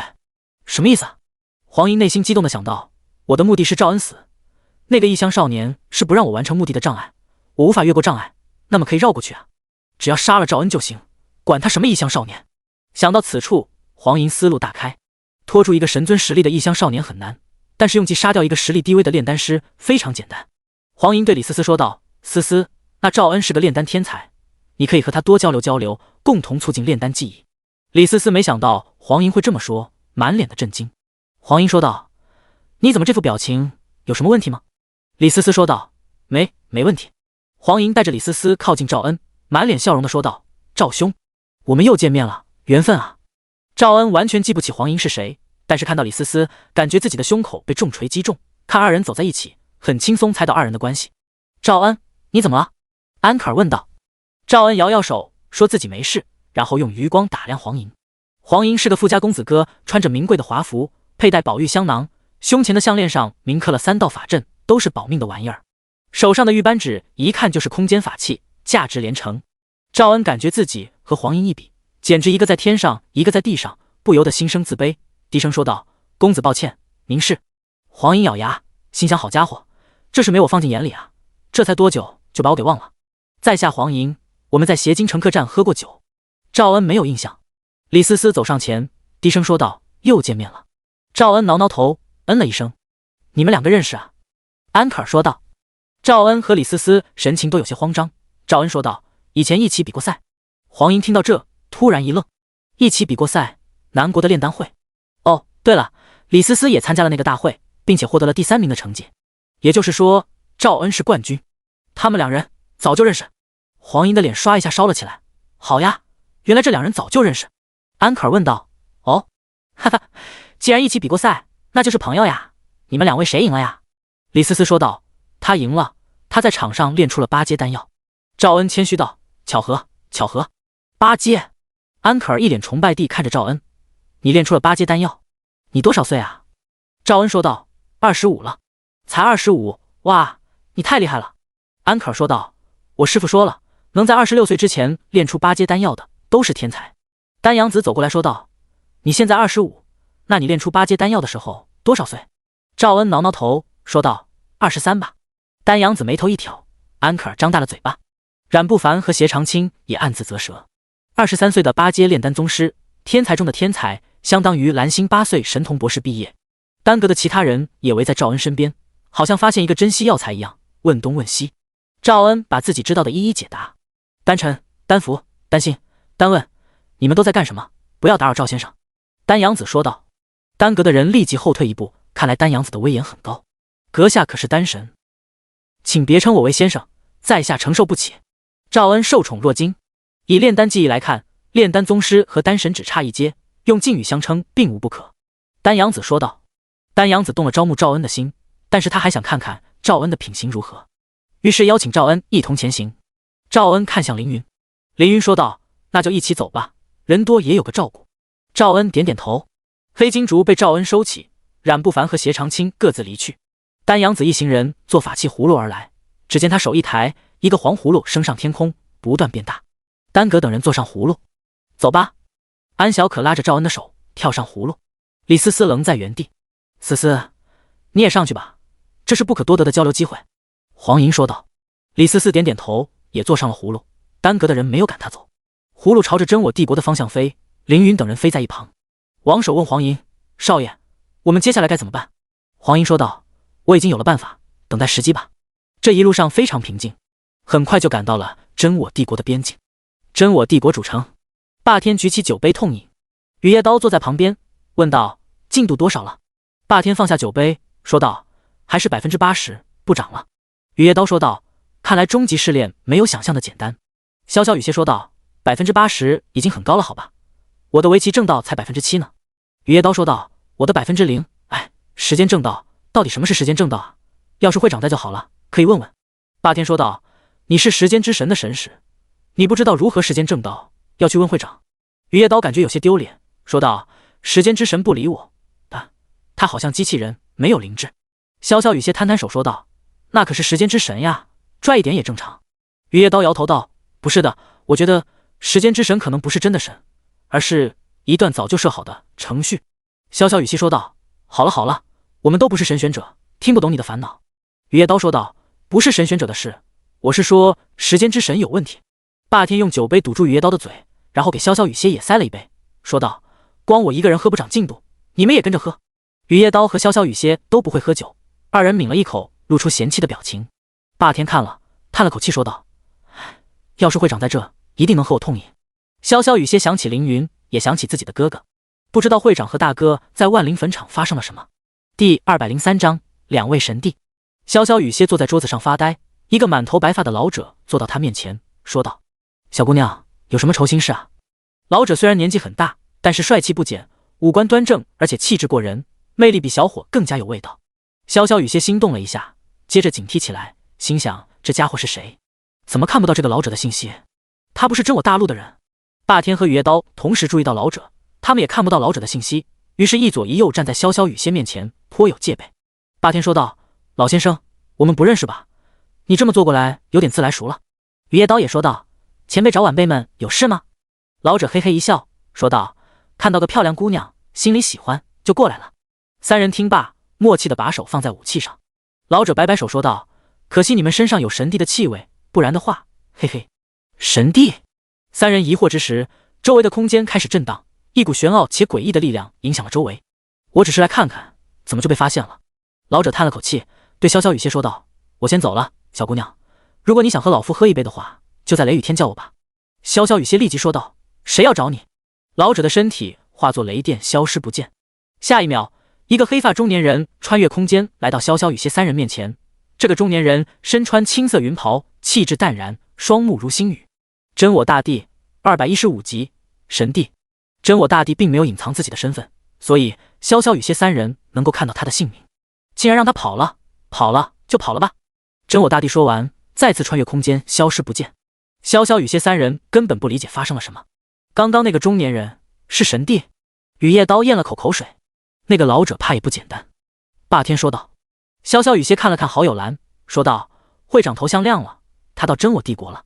雨夜刀和霸天一喜。真我帝国边境城市真玉城。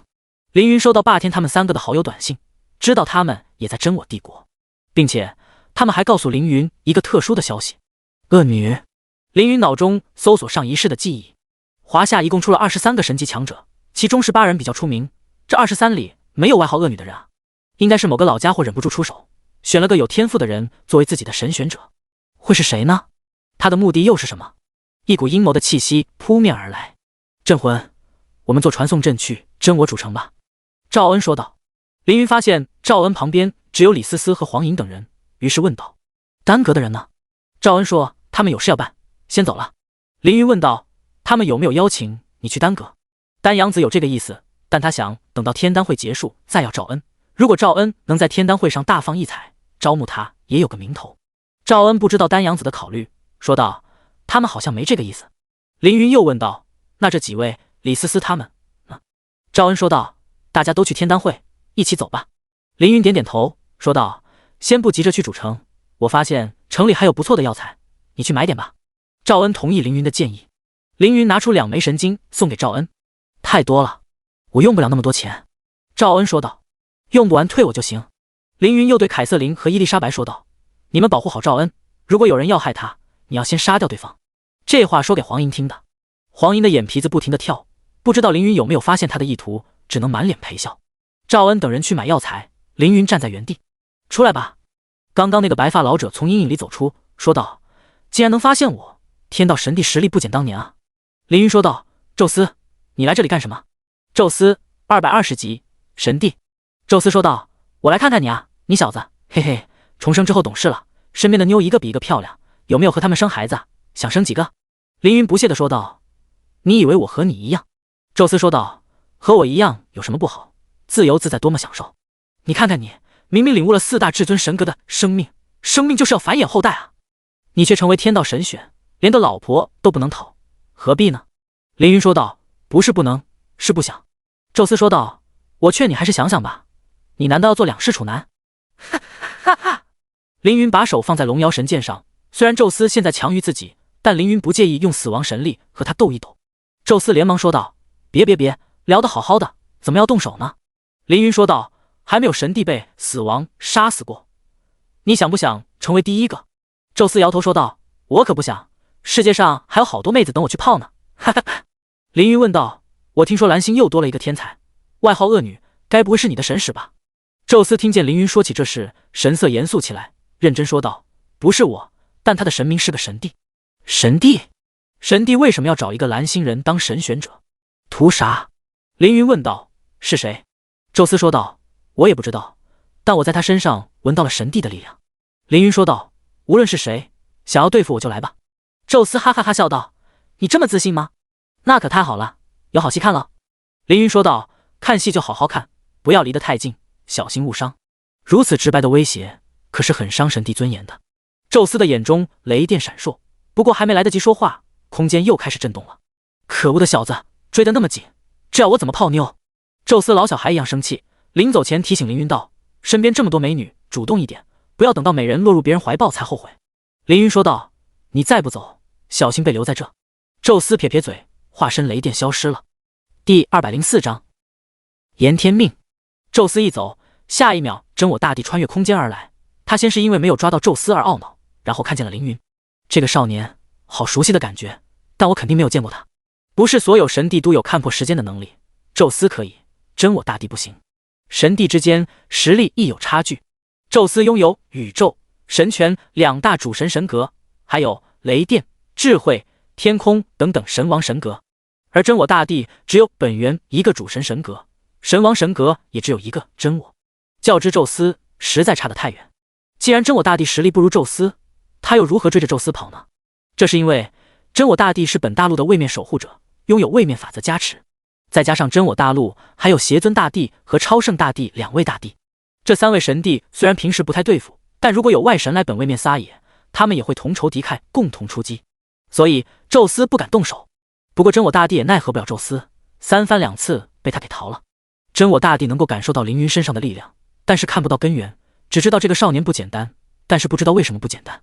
镇魂，死亡神格的拥有者，我在你身上看见了死亡神力，想必你已经完全炼化神格。但是，为什么我在你身上还看到了本源大道的力量？你不该是个凡人吗？不对，不对。凌云没有隐瞒，只说道：因为我曾掌握天道本源之力。真我大帝双目一闪，真我神格可以辨别所有谎言，他明白凌云没有说谎。那你曾经是天道神帝？凌云轻点头。真我大帝震撼至极，颤抖着单膝跪地，失神道：晚辈真阳见过天道神帝。真阳是真我大帝的本名，自真我大帝晋升神帝后，再无人敢称其本名，这个名字已经很多年不曾被人提起。真我大帝如此谦卑，因为他是天道的信徒，其关系就好像绿火神王和亡灵帝一样。凌云说道：真我神帝不必行此大礼，我已不是神帝。真我大帝恭敬说道：您曾拥有天道本源，晚辈敬佩。现在的局面就好像上帝转世到了教廷里，即使没有神力，也是教徒心中的神。两人随便聊了几句，真我大帝不断向凌云请教天道之事，凌云都一一解答。真我大帝听后受益匪浅，对凌云敬佩之情更深。因为身份以及回答了对方的问题，真我大帝对您好感度加60，当前60，敬重。真我大帝化身一个平平无奇的小道童，站在凌云的身边，说道：与您交谈解了我心中多年的疑惑，请允许真阳称您为先生。凌云说随便。真我大帝说道：真阳作为位面守护者，真我帝国的帝王，想要陪在先生身边，一尽地主之谊。说的好听是尽地主之谊，其实是不放心凌云。凌云明白其中道理，也没有拒绝，有神帝陪在身边也不错。两人聊了一会儿，赵恩等人回来了。这里果然有好药材，我买了3个3阶药材，用了12万灵石，这些是剩余的灵石，给你。赵恩说道。伊丽莎白看着真阳，问凌云：这孩子是？称一个神帝为孩子。真阳笑眯眯地说道：我叫真阳，是镇魂先生的徒弟，嘻嘻。啊！凌云心想自己什么时候有神帝徒弟了？真我神帝，你可是神帝啊，竟然装起孩童来了。伊丽莎白和凯瑟琳看向凌云，凌云只能说道：是的，他是我的徒弟。真阳问道：凯瑟琳和伊丽莎白，两位姐姐，你们谁是我的师娘呀？凯瑟琳和伊丽莎白同时脸红。凯瑟琳怯生生地说道：我是。伊丽莎白大方说道：我是。凯瑟琳满脸惊讶。凌云说道：什么跟什么啊？伊丽莎白，不要胡闹。小闹剧结束，一行人坐传送阵来到真我主城。主城很热闹，因为天丹会的缘故，街上满是大陆各地赶来的炼丹师。天丹会在5天后举办，很多人提前赶到。潇潇雨歇等人在传送阵等候凌云，他们以为凌云是一个人来，结果凌云带了一大帮人。他们是？雨夜刀问道。凌云好好介绍了一番新宠物、随从、恩人、徒弟以及几个同行的路人。会长还有徒弟了，哈哈哈！雨夜刀轻拍真阳的肩膀。凌云看到这一幕，眼睛都看呆了。这可是神帝啊，竟然被一个凡人当小孩子一样对待。真阳竟然没在意，笑着说道：我从镇魂师傅身上学到了很多。霸天递给凌云一碗酒，豪气地说道：会长，我的终极试炼卡住了，你来和我喝几口，看看能不能长进度。雨夜刀立即说道：会长先别管他，帮帮我，我的进度一直是0%，愁得我头发都要白了。潇潇雨歇说道：会长快和我去一趟齐阁，那里有个老前辈实力极强，必须要你去对付。凌云眉头皱起，说道：你们的终极试炼为什么都要问我？我自己的试炼都还没进展。潇潇雨歇3人没想到凌云的进度和他们一样，在他们心中，凌云总是比他们领先1步甚至几步。雨夜刀说道：既然会长试炼还没进展，那我也不用担心了。霸天和潇潇雨歇也是同样的心情，连凌云都没有进展，他们又急什么呢？众人聊天之时，身后的传送阵亮起巨大的光柱，接着周围温度骤然提高，是3大丹药组织熔炉的人来了。熔炉的人穿着白衣红绸，一个个皮肤通红，双目瞪得像铜铃。为首的是熔炉3大执事之一严天命，精通火焰的丹尊，本身实力也有上等神级。在他身后还有12个弟子，都是7、8阶炼丹宗师，年纪大的白发苍苍，年纪小的一脸青涩。今年是天命一脉参加天丹会吗？有意思。真阳说道。第205章，真阳出手。严天命一登场，周围的炼丹师纷纷让出一条路来，上等神级实力加上丹尊身份，根本不是凡人惹得起的存在。天命兄，好久不见。天边传来中年男人雄浑的声音。接着真我主城的上空打开一道位面之门，一个绿衣老者缓缓走出。天灵者， 170集，神王。天灵者神情平和，气质儒雅，是个魅力十足的中年男人。神王出现，真我主城的居民们半跪行礼，天灵者抬手让他们起身。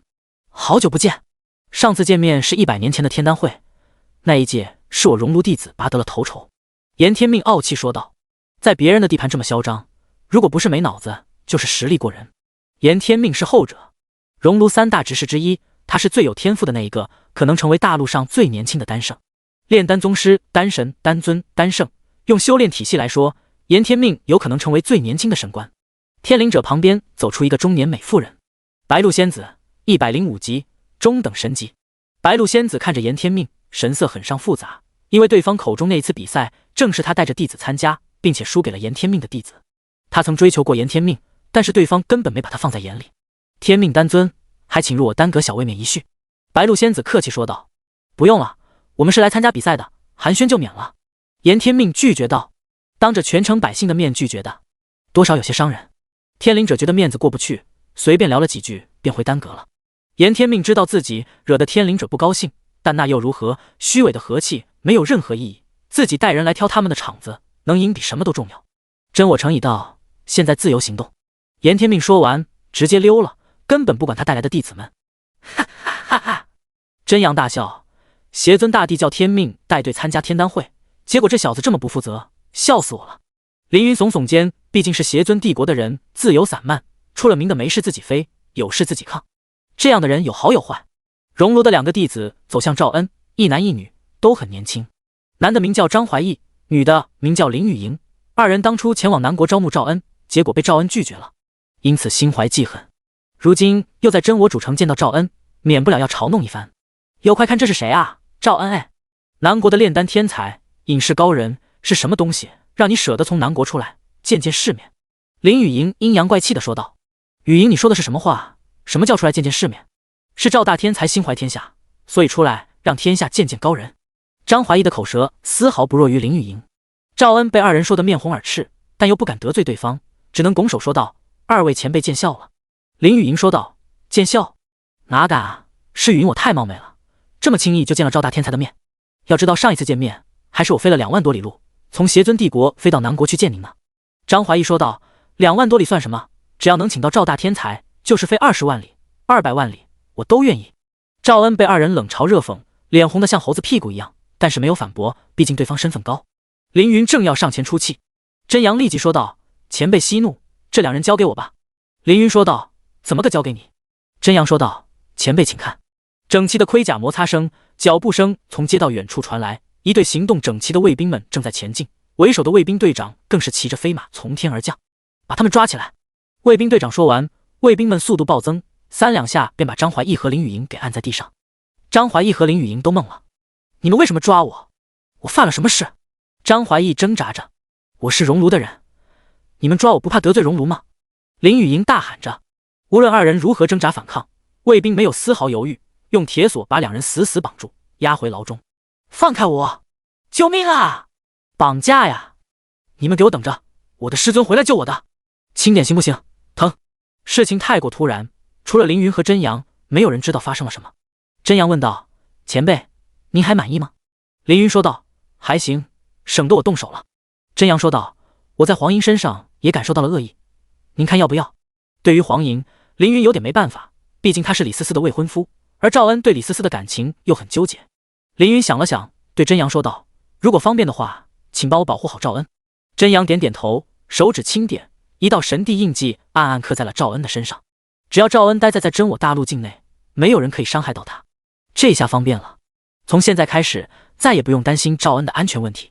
王守在黄莹耳边说了什么，黄莹眼睛一亮，对赵恩和李思思说道：“我听说城南有一场小型炼丹会，供炼丹师们交流经验。思思、赵恩，我们去看看吧。”赵恩和李思思点点头。凌云等人就不去了。天丹会在5天后举行，有真阳在，不会有任何危险。凌云把果冻、白、米歇尔召唤出来，再加上伊丽莎白和凯瑟琳，让他们在城内自己游玩，自己则是陪霸天好好喝了一顿。霸天的试炼进度因此涨了 5%， 不过也只是 5%， 之后再也涨不了了。随后凌云又和潇潇雨歇去了趟丹阁，和齐胜张定天下了盘棋，2人齐力势均力敌。不过下到50手的时候，张定天卡住，不知道怎么下了。“你先想，我去其他地方逛逛。凌云留下这么一句话，便离开了丹阁。路上，潇潇雨歇和真阳对着凌云一顿夸。潇潇雨歇夸凌云棋路丰富，布局深奥，简直是神仙下法。真阳虽然不懂棋，但知道凌云运用了天道的力量，每一步都蕴含天理。张定天对于天道的理解弱于凌云，所以他卡住了。第206章时空乱流。最后，凌云找到雨夜刀，问他的试炼发生了什么问题。雨夜刀叹了口气：“我不知道出了什么问题，我的试炼进度始终是0%。”凌云问道：“时间之神没有告诉你完成试炼的方法吗？”雨夜刀说道：“说起这事我就头疼，时间之神像个机器人一样，只会回答一些简单的问题。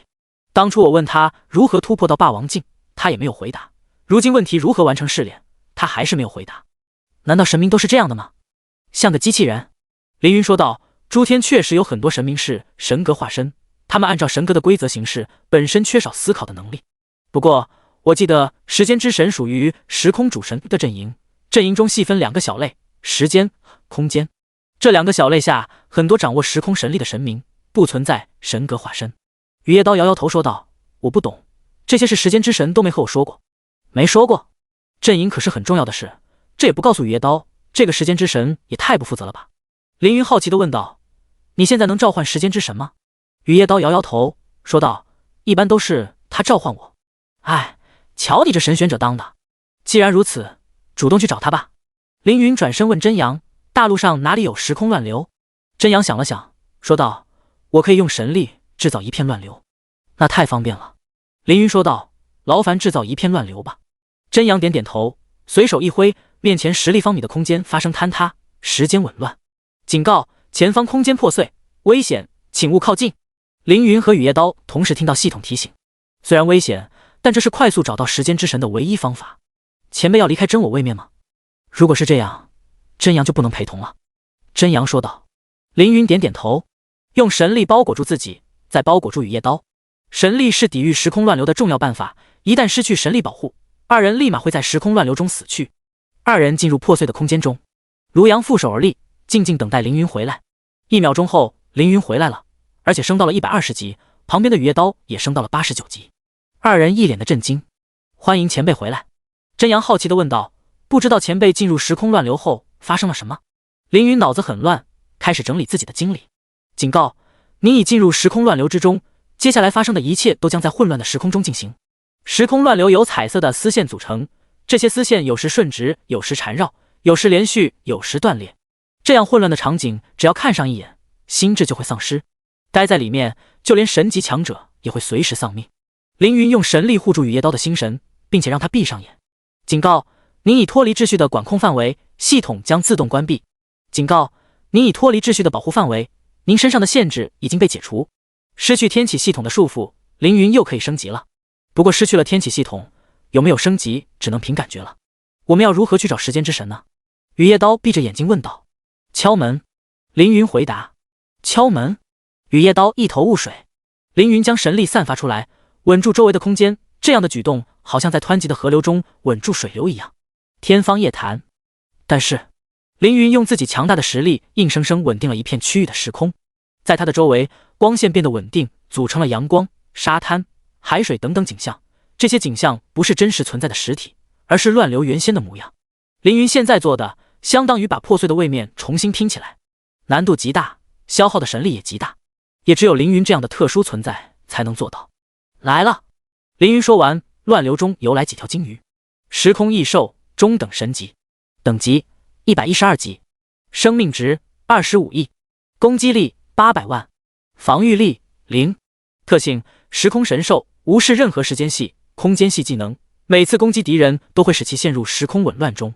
技能冲撞、吞噬、时空风暴、实质碎片。时空异兽实力强大，而且这里是他的主场，有主场优势。一只时空异兽张开大口，周围的光线纷纷集结在他的口中，形成一道巨大的风暴。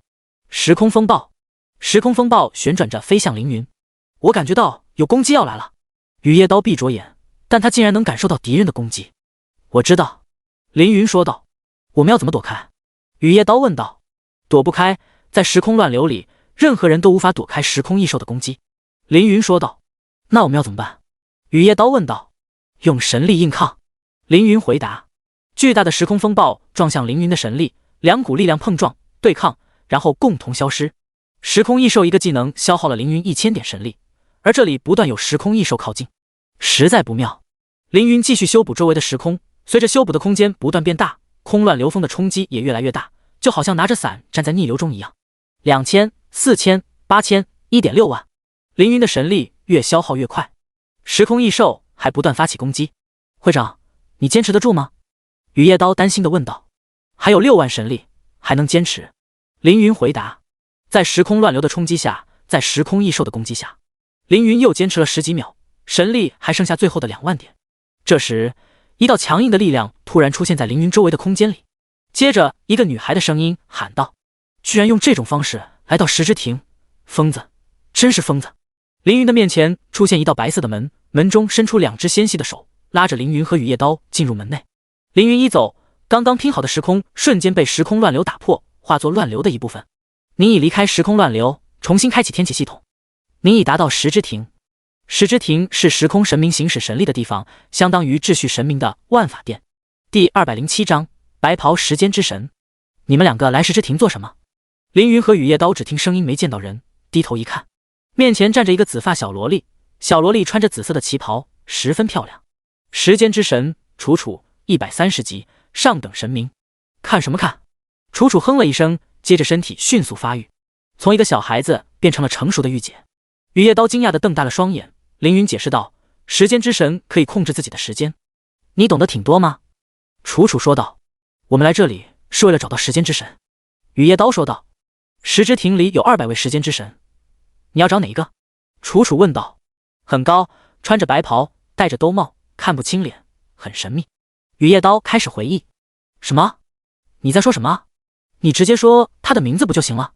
楚楚有些不耐烦。“我不知道他叫什么名字。”雨夜刀不好意思地说道。“不知道，那怎么办？一个个找。”楚楚不满地瘪瘪嘴。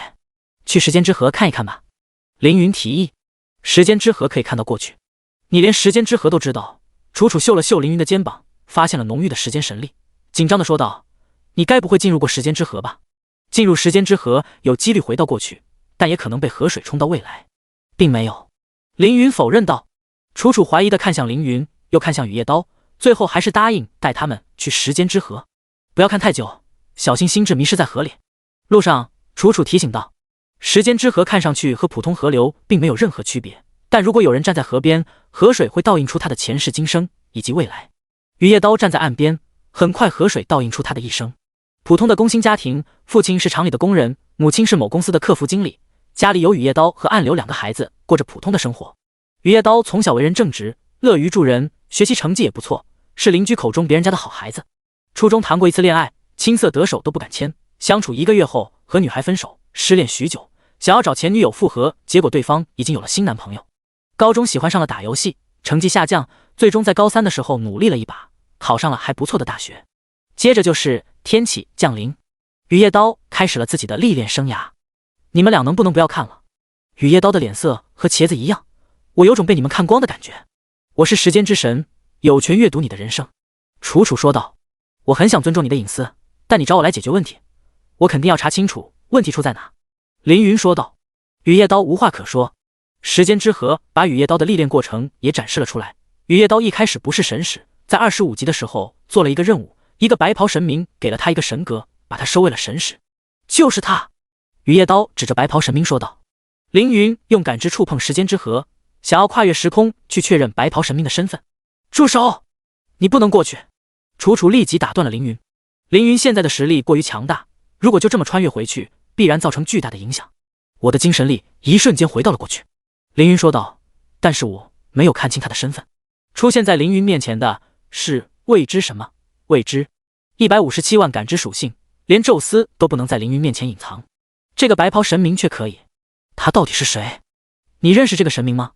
凌云问楚楚。不认识，从没见过。楚楚摇摇头。居然不认识，想不到看了时间之河，还是没有找到雨夜刀的神，而且事情好像变得更加复杂了。时间之河的画面继续播放，雨夜刀成为神使后，实力突飞猛进，接着是一段打怪升级的经历，再然后遇到凌云，去魔族位面，回来后又做了几个职业任务，升到了80级，因为终极试炼来到真我大陆。接着在真我大陆遇到凌云，和凌云一起前往石之庭。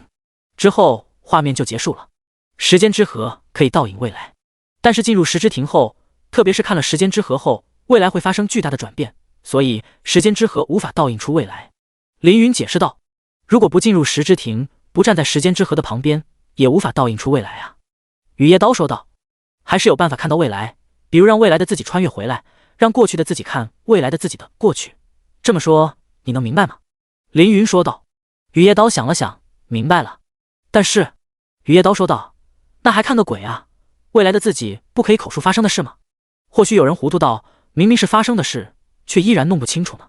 凌云盯着雨夜刀，好像在说，你就是这样的人，明明是自己的神明，却不知道对方的名字。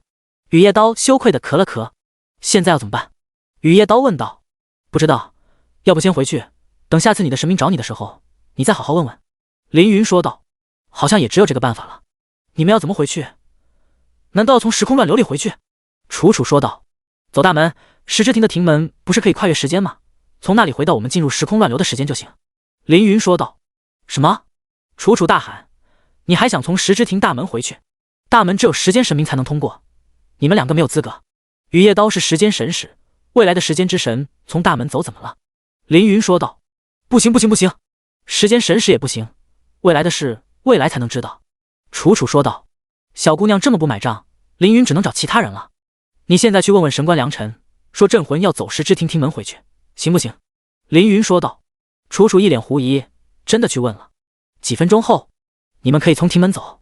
楚楚的声音变得温柔起来，看向凌云的眼神带有敬畏，和刚刚的态度完全不同。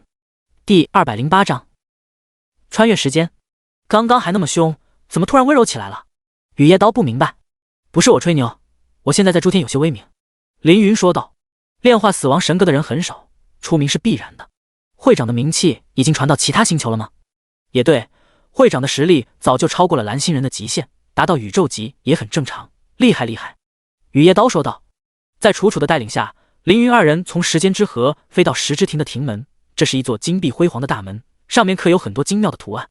凌云知道每个图案都代表了一次轮回，从这里出去，心中默念想去的时间节点就行了。楚楚提醒道，不要瞎想一些奇怪的东西，小心传送到未知的地区。这样的提醒相当于不要把车开到马路牙子上，只要不叛逆过头，没有人会拿自己的命开玩笑。二人穿过石之庭，一阵波纹穿过二人身体，把二人记忆中的画面取出，放在天空中。雨夜刀的画面中，白袍时间之神又出现了。奇怪的是，这次他开口说话了。你们若想知道我的姓名，那就过来吧。凌云立即警惕起来，问道，你是谁？要我们去哪里？白袍时间之神说道，你们过来就会知道，怎么样，敢吗？激将法对凌云没用。凌云问道，你是谁对我很重要吗？白袍时间之神说道，很重要。凌云不信。白袍时间之神抛出一枚硬币，说道，等你想好了，就用这枚硬币找到我。获得物品，神秘硬币，内含时间神力，捏碎过后不知道会被传送到哪里。庭门的画面不断转变，因为白袍时间之神的出现，凌云和雨夜刀的心思都有些分心，这是很危险的。但是机会难得，雨夜刀还是问道，神明，我该如何完成我的终极试炼？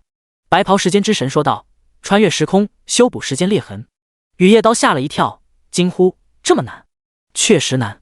谁叫时间神格属于4大神格之一的时空神格的下位神格呢？神格强，终极试炼自然难，成神挑战还会更难。像潇潇雨歇和霸天，一个下棋就能完成试炼，一个喝酒就能完成试炼，比雨夜刀轻松多了。但是难也有难的好处，一旦完成试炼，对实力提升巨大。比如穿梭在各个战场的白起战神，他已经88级了，如果没有凌云，他的等级甩开了蓝星的所有历练者。雨夜刀问道，我要怎么穿越时空，又要怎么修补时间裂痕？白袍时间之神还没有说话，石之庭的庭门已经启动。穿越时间，修补时间裂痕，雨夜刀还在念叨白袍时间之神的话。别想了，凌云提醒雨夜刀。雨夜刀赶紧收回思绪，心中默念，终极试炼的事以后再说，先回去升级吧，异界入侵可是快到了。白光笼罩凌云和雨夜刀，您已到达真我大陆。凌云和雨夜刀回到真我大陆，但是周围的一切是那么的陌生。这里是哪啊？雨夜刀看向周围，这里是一座城市，但绝不是真我主城。这里的建筑风格虽然和真我主城一样，但繁华程度完全不及。凌云很快发现，这里是真我大陆的过去。看来我们穿越到真我大陆1000年之前了。凌云说道。啊！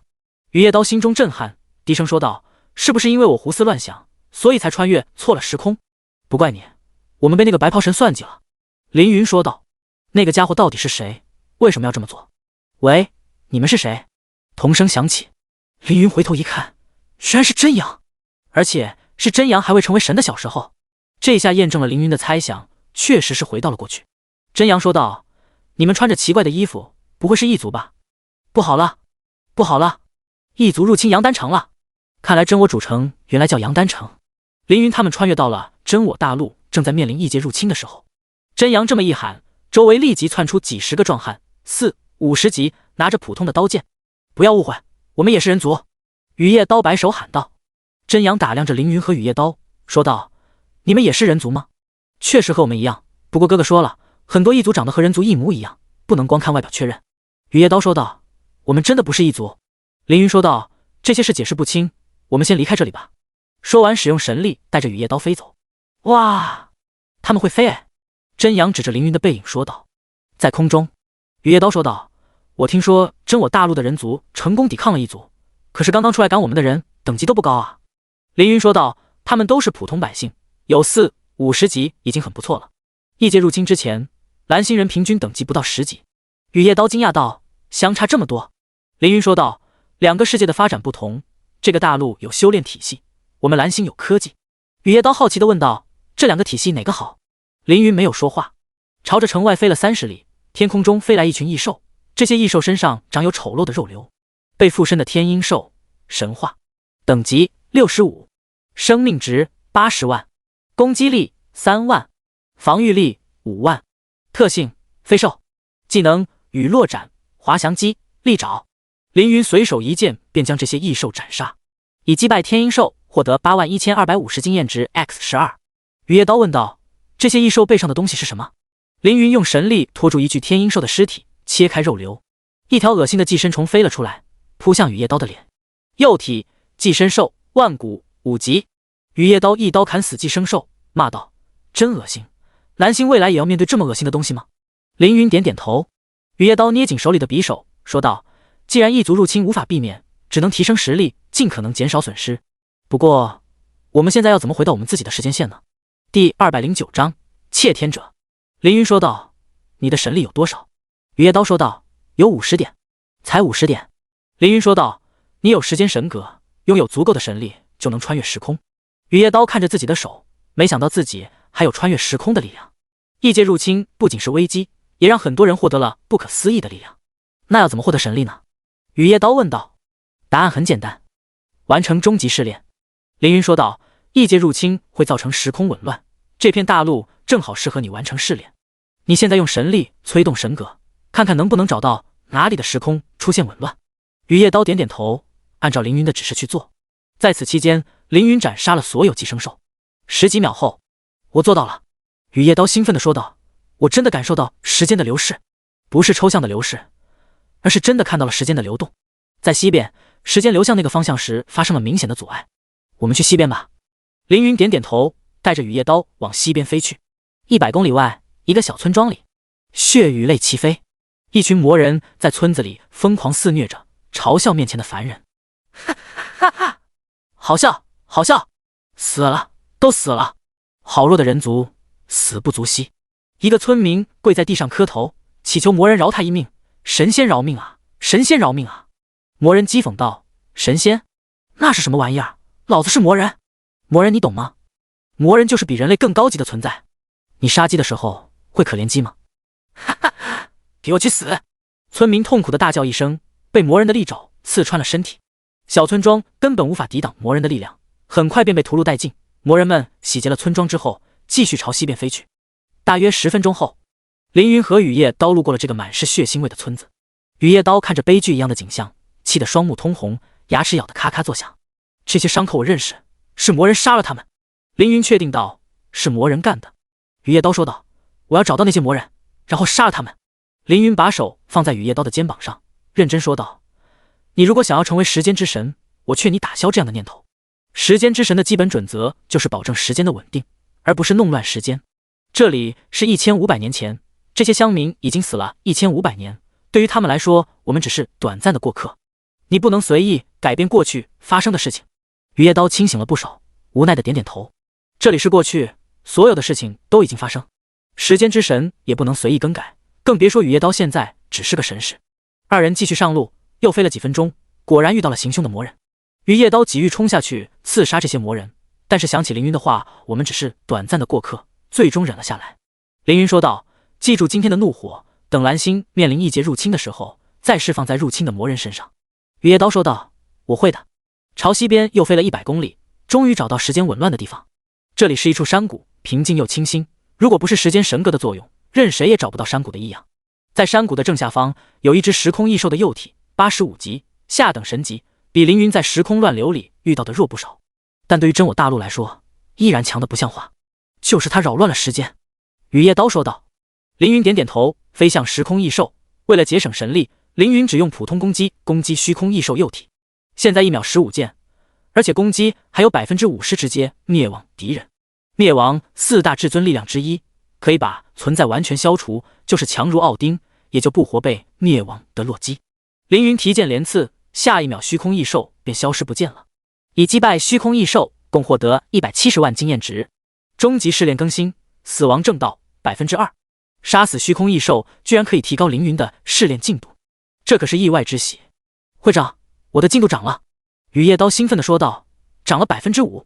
凌云只涨了 1%， 雨夜刀却涨了 5%， 再次证明死亡神格比时间神格更强。你再感受感受，那里有时间紊乱吧？凌云说道。雨夜刀点头，然后闭上眼催动时间神格。这次耗费的时间比较久，过了2分钟他才说道：时间流向南边的时候停滞了，那里有问题。南边，去看看。凌云带着雨夜刀又飞向南边，来到一个城镇上空。就是这里，有什么东西挡住了时间流逝？雨夜刀说道。凌云用感知一扫，发现城内有2个特殊的存在。是窃天者。凌云说道。窃天者？那是什么？雨夜刀问道。窃天者是诸天的一个组织，实力强大，能人众多，他们以完成赏金为生，只要赏金足够，任何任务都会接受。凌云说道。窃天者的人也发现了凌云，他们从城镇里飞出，一男一女。男的身穿黑红色大衣，头发厚束，长得还算英俊，就是有些邪气。窃天者吕维110级神级。女的身穿黑紫色包臂裙，黑色丝袜和高跟鞋，身材修长，脸上带着鬼魅的笑容。窃天者龙子105级神级。2人都从其他时空而来，不认识凌云，不然也不会主动过来。好帅气的小哥哥，来找我的吗？龙子对凌云抛了个媚眼，一脸色气的说道。可以哦，不过要等姐姐完成任务才行。吕卫先是打量凌云，然后又看向雨夜刀，低声骂道：妈的，一个死亡神格，一个时间神格，都不是善茬。龙子吓了一跳，说道：什么？死亡神格？吕卫揉了揉肩膀，说道：我还没和死亡神格动过手，今天有机会试试了。可以试，但机会只有一次。凌云二话不说，提剑冲到吕维的面前。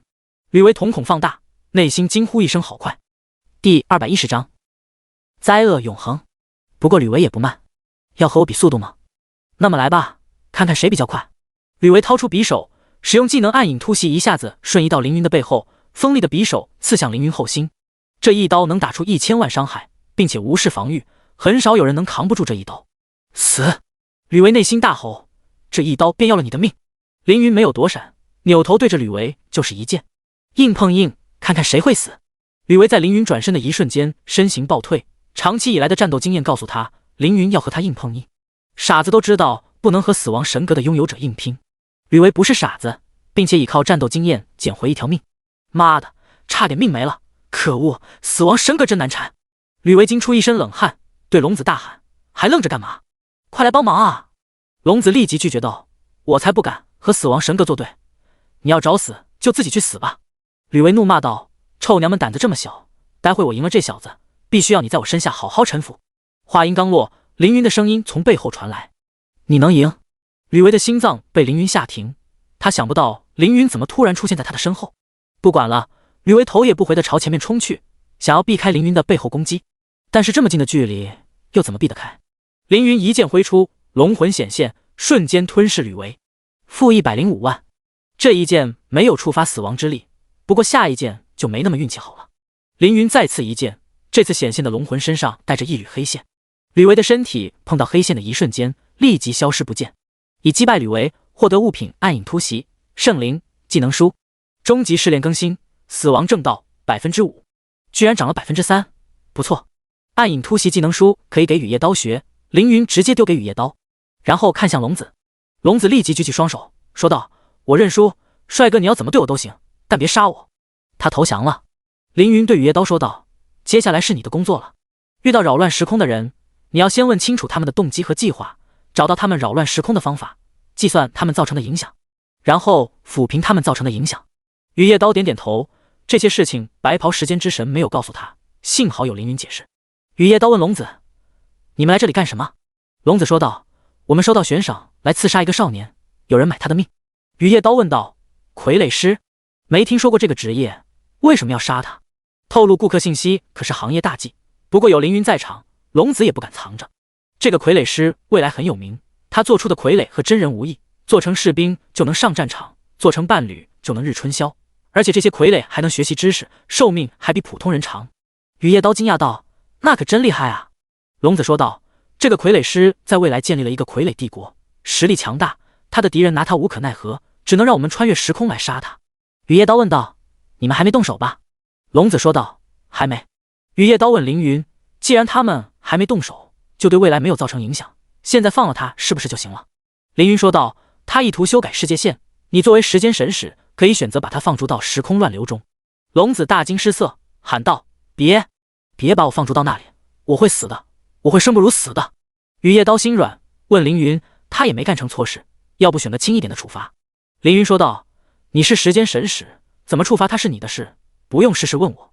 雨夜刀看着龙子满脸哀求的表情，说道：这样吧，你从哪里来的就回哪里去，以后绝不可再做扰乱时空的事。龙子大喜，在空中磕头道谢：谢谢您，谢谢您。说完便逃回了自己的时空。终极试炼更新，时间正道 12%， 阻止吕维和龙子，让正道进度增加了 7%， 照这个速度下去，用不了多久就能回去了。继续寻找下一个时空紊乱。雨夜刀闭上双眼，沉默了半个小时后，雨夜刀说道：这次是在西北边，有一团巨大的时间漩涡，很大很大。凌云说道：很大很大。雨夜刀说道：是的，真的很大，直径应该有10公里。凌云说道：这么大的时空紊乱，应该有时间之神来修正才对，可是我没有感到其他时间之神的气息，这是为何？去看看就知道了。二人飞向西北方向，没飞多久，雨夜刀喊道：近了，前方时间的时间已经开始混乱了。在凌云眼里，周围的一切平静如常，可是在雨夜刀眼里，时间像波浪线一样弯曲，又像蚊香一盘旋，最后还像毛线团一样缠绕，错综复杂。随着逐渐深入，凌云看到了异象，前方一边在下雪，一边又是大太阳，雪还没落在地上就已经干了，所以地面干枯开裂，就好像4个不同的空间被强行连接在了一起。这样的画面非常罕见，这片空间乱成这副模样，都没有空间之神出来管，到底发生了什么？凌云把感知伸进紊乱的时空里，不断探索，居然见到了一个熟人——苏木柏。紊乱时空的正中心，苏木柏站在一个女神身旁，说道：灾厄女神，我已经按照您的旨意，把灾厄撒向了这片大陆。灾厄女神身穿深褐色长袍，露出白嫩的脚掌和双臂，她的手上、脚上戴着镣铐，限制了她的行动。灾厄女神的五官极美，但是她的双眼被一条白色丝巾蒙住，鼻子被一根红色钉子封住，嘴唇被黑色细线缝住，耳朵上的棺材耳坠不知道是装饰还是惩罚，浑身上下只有她的白发是自由的。哀嚎声还不够，让更多灾厄降临，痛苦永恒。苏木伯说道：是，我的女神。第211章灾厄神官苏木伯。苏木百代使神格，让灾厄降临真我大陆。他先是制造出一片时空乱流，再用神力指引时空异兽进入真我大陆，每只时空异兽都会加剧时空的混乱，削弱这片大陆的位面之力。位面之力是位面保护自己、抵御外敌的力量，在本位面十分强大，在其他位面没有丝毫作用。通过虚空异兽削弱位面之力，苏木百可以将更多的灾厄引入大陆。瘟疫降临，强大的灾厄神力通过时空乱流，迅速散播在大陆的其他地方。某个巨大的城镇中，一只病恹恹的燕子从空中跌落，一个小男孩无意间捡起了燕子。他不知道燕子身上带有可怕的疾病，他这么一捡，让疾病在他和他家人身上传播，最终导致整个城市的人病死。变了，世界线变了，原本不会病死的城市被灾厄侵袭，全部病死，我的进度增长了。苏木伯兴奋地胡乱挥拳，再来！诅咒降临！利用时空乱流，苏木伯把灾厄神力释放到大陆的任意地方。一个平静祥和的小村庄里，突然流传一种传言，说是村子里的年轻人不守传统，不敬先祖，失去了先祖的保护，因此引得异族入侵。起初大家都不相信传言，可是随着大陆上的异族越来越多，悲剧不断传播，这个小村庄的居民们渐渐相信了传闻。他们为了阻止异界入侵，决定惩罚村长里的年轻人，把他们绑起来用火烧死。年轻人当然不愿意被烧死，于是他们组织起来反抗中老年人。最终这个村子死于村民的内斗。涨了，我的试炼进度又涨了，这样下去马上就能到 50% 了。苏木伯满脸期待地说道，等我升到100级，成为灾厄之神，就能随意玩弄任何生命了。哈哈哈哈！灾厄女神感受到凌云的神力，知道凌云来了，强者来袭。苏木伯此时极为膨胀，心想什么样的强者能抵御灾厄的力量？问道：谁来了？有我们厉害吗？镇魂，镇魂！苏木伯感觉后背一凉，当日在天之城门口把他吊着打的记忆犹在眼前。但是今时不同往日，当时的苏木柏还不到80级，没有帝王镜，也没有灾厄神格，更没有灾厄女神护在身边。如今这些全都有，还怕他镇魂不成？我们现在要怎么办呢？苏木伯试探地问道，是离开这里，还是干掉镇魂？灾厄女神知道苏木伯和凌云有仇，作为邪神，她可不会说你敌不过镇魂，还是算了吧。既然苏木伯有意要战，就让他去呗，我将所有神力赐予你，由你来击杀镇魂。苏木伯听说灾厄女神要把神力赐给他，还以为自己散播灾厄得到了灾厄女神的认可，所以灾厄女神赐予他复仇的奖励，十分高兴。殊不知这是把他往火坑里推。灾厄女神身上冒出浓浓黑色神力，引得空间更加扭曲，这股力量正源源不断地进入苏木伯的身体里。虽然是让苏木伯送死，但也不是毫无意义的送死。借此机会了解了谢镇魂的实力，也是非常有意思的。所以灾厄女神将自己8层力量都送给了苏木伯，他是神官级强者，8层力量也有上等神明级别。好强的神力，5000点、1万点、2万点、3万点、5万点，好强的神力啊！苏木柏沉浸在力量之中，殊不知死之将至。灾厄神官苏木伯80级，上等神级。苏木伯随手一挥，灾厄神力流入一只时空异兽的身体里。时空异兽幸运属性减少100%，命中率减少 80%， 主属性减少 30%， 受到攻击更容易暴击，受到的伤害增加 1000%。 苏木伯拿起手枪对自己开了一枪，因为 S 级天赋不幸之人，这一枪的伤害转移到虚空异兽身上，同时虚空异兽的头上出现一个弹孔。负4000万，1倍暴击伤害加上10倍一伤，让原本200万伤害变成了4000万伤害，提高了20倍。当然这要借助灾厄女神力量才能做到。苏木伯兴奋地大喊，强，太强了！哈哈！只见他拿出霰弹枪，对着自己的胸口开了一枪。砰！子弹巨大的冲击力同时把苏木伯和虚空异兽冲飞。苏木伯忍痛看向时空异兽，负 2.5 亿。看着这么高的伤害值，苏木伯兴奋的要发疯了。什么镇魂，什么张宇，什么教皇，什么帝皇，都是垃圾，都是废物。你们能打出上亿伤害吗？你们有这么无敌的天赋吗？你们有神明的疼爱吗？我苏木伯是最强的。在苏木伯自行到达顶峰的时候，凌云刚好带着雨夜刀赶到。居然是苏木柏，这里怎么会有其他历练者？雨夜刀很震惊。你有时间神格，别人也有其他神格，时间穿梭，改变命运，创造生命，改变秩序等等情况都有可能发生。凌云说道。世道变了。雨夜刀说道。不是世道变了，而是你的眼界更加开阔了。凌云说道。喂，你们两个在聊什么呢？加我一个好不好？苏木伯露出标志性的耍贱表情，让人看了想朝他脸上打一拳，我很感兴趣呢。雨夜刀说道。苏木伯，赶紧停止扰乱时空的行为，否则的话，我将以时间神使的名义将你放逐至时空乱流。苏木伯装作害怕的说道。时空乱流？竟然要把我放逐到那么危险的地方吗？好害怕啊！雨夜刀受不了他阴阳怪气的语气，愤怒的说道。既然害怕，就赶紧收手。苏木伯继续刷宝，说道。收手？你在说什么啊？我明明什么都没做。你说扰乱时空，明明是这些时空异兽112级中等神级干的，我也是受害者啊！时空异兽在苏木伯身上感受到恶心的力量，不敢攻击苏木伯。但是第212章击杀苏木伯。雨夜刀身上散发的力量正好相反，时间神力，这是时空异兽们最痛恨的力量。雨夜刀一出现，时空异兽们立即暴走，纷纷朝着雨夜刀发动攻击。时空风暴、时之碎片、乱流冲击，各种时空攻击迎面来，让本就不稳定的空间更加混乱。时空异兽的攻击不仅威力巨大，而且还会造成大量时空乱流。凌云看着漫天攻击，思考对敌的方法。这里有12只时空异兽，每只都是112级中等神级，加起来实力不弱，再加上苏木伯和灾厄女神，不能掉以轻心。我现在只剩下2万神力，并且一时间没用恢复神力的办法，所以不能再随意使用技能，必须要找准时机，尽可能快速解决敌人。苏木伯的天赋效果非常恶心，灾厄女神也不是省油的灯，这2人在一旁伺机而动，让本来可以轻松秒杀的时空异兽变得难处理起来。这里时空紊乱，闪烁匕首肯定是用不了了。使用白影一的技能白影分身，100个分身从凌云身上飞出，撞向漫天技能。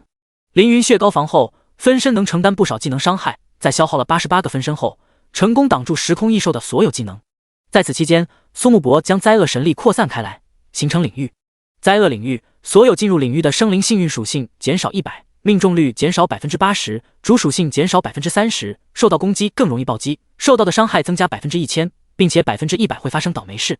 倒霉事有很多种，让人防不胜防。凌云剩下的分身被灾厄领域笼罩，立马就失去了控制，不是凌云无法控制他们，而是凌云无法有效的控制他们。其中一个分身准备对虚空异兽发起攻击，不知道怎么的，剑却突然断掉了。另一个分身成功击中时空异兽，但是没有击中，而是打出一个 miss。 时空异兽发出一道攻击，这道攻击明明离分身很远，突然一道诡异的时空乱流飘了过来，让打偏的攻击正好击中分身。不到1分钟，凌云剩下的12个分身全部被灭。时空乱流加上灾厄领域，怎么样镇魂？你还有任何办法吗？苏木伯疯狂叫嚣，可惜这里不能直播，不然我一定要让整个蓝星的人都欣赏你现在的窘境啊！确实很厉害。之前苏木伯使用扭曲立场加不幸之人的组合技击败众多强者，如今变成时空乱流加虚空异兽加灾厄领域的超级升级版，威力强了100倍不止。这也是他狂妄耍剑的资本。苏木伯确实很厉害。如果让雨夜刀一个人面对苏木伯，几乎没有任何胜算。让霸天、潇潇与蝎来同样如此。如果做好充足的准备，诸葛瑶、张宇、秦九离、白起战神等人还能和苏木伯一战。但如果是突然遭遇，以上强者也不是苏木伯的对手。灾厄的力量确实很强，不过再强也强不过凌云。凌云看着退到很远的灾厄女神，知道他已经把苏木伯当作了弃子，只为见证死亡神格的力量。哪怕成为神使，这些神明依然不爱惜蓝星人的性命。既然你要见证死亡神格的力量，那就让你好好看看吧。凌云开启邪鬼态，增加 100% 攻速移速，再使用天赋救世主天人，增加 50% 攻速移速，白影一增加 40% 移速，连舞长裤增加 50% 移动速度。凌云有 152.7万点敏捷属性，1秒可以移动200米，在技能和装备的4重加持下，最终变成1秒移动1260米，是音速的 3.7 倍。凌云以肉眼无法分辨的速度冲进灾厄领域中，因为邪鬼态无视控制效果，所以可以放心大胆的冲破时空乱流，又因为速度太快，厄运来不及生效。凌云几乎是瞬移到苏木伯的身后，用时还不到1秒。苏木伯预感凌云来到了他的身后，但是身体来不及做出反应。这家伙冲到我身后了，他过来干什么？不知道我有天赋不幸之人吗？任何近距离攻击都会被我的天赋双倍反弹伤害，镇魂是想自杀吗？凌云说道，你的不幸之人可以转移伤害，但是能转移神格的效果吗？就算可以转移一般神格的效果，但它能转移4大至尊神格、死亡神格的效果吗？灾厄能不能转移死亡？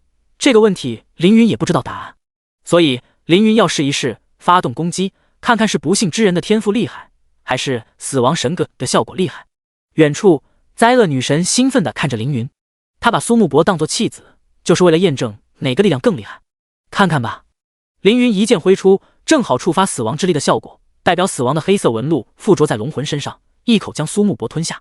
因为苏木柏的天赋效果，您受到2倍反弹伤害。凌云的头上飘出一个负450万，而苏木柏则是直接消失了。以击败苏木伯获得物品破碎的灾厄神格小块，最终试炼更新死亡正道 20%， 杀死苏木伯竟然增加了 15% 的正道进度，看来这个家伙着实不一般，还是一个神使便有如此实力，他要是成神，世间怕是少有他的对手。唉，死亡果然强大。远处灾厄女神深深叹了一口气，然后便消失不见了。她早就做好了逃跑的准备，即使处于时空紊乱的空间，也能第一时间逃跑。所以凌云也没有强行留下他。接下来只要解决掉所有时空异兽就行。没有灾厄领域，时空异兽不过是待宰羔羊。凌云使用死亡之力，轻松干掉20多亿生命值的时空异兽，只用不到1分钟便将其全部击杀，为自己出了口气。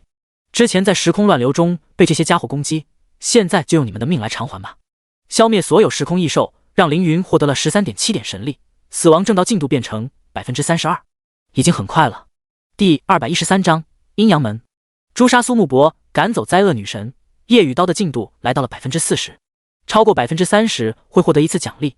夜雨刀的身上涌出时间神力，他用神力催动神格，修补周围的时空乱流，进度再一次提升，同时时空变得稳定。我还是不敢相信，我竟然拥有这样的力量，就好像夜雨刀一顿，就好像神一样。凌云补充。夜雨刀点点头，说道：但是我知道，拥有这样的能力并不容易，因为会长你实力太强，我才能拥有这样的力量。凌云说道：你也别太谦虚，能有现在的实力，你自己的努力也不可忽视。又强大又谦虚，夜雨刀十分钦佩凌云。如果好友之间有好感度，大概到了60以上。这里的时间乱流结束，其他地方的乱流自然存在。拥有更多神力后，夜雨刀的雷达终于灵敏起来。只用了5分钟，就发现20公里外有一处时间断崖。夜雨刀现在道行很浅，还不能通过时间流动的方式判断出了什么问题。二人赶到出问题的地方，您已来到三叉山。三叉山由3个山头并排挤着，山上有一个小门派。阴阳门。阴阳门信仰阴阳调和之道，讲究天人合一，偏向秩序阵营，也偏向中立阵营。这个小门派与世无争，实力不强也不弱，在真我大陆一点也不起眼。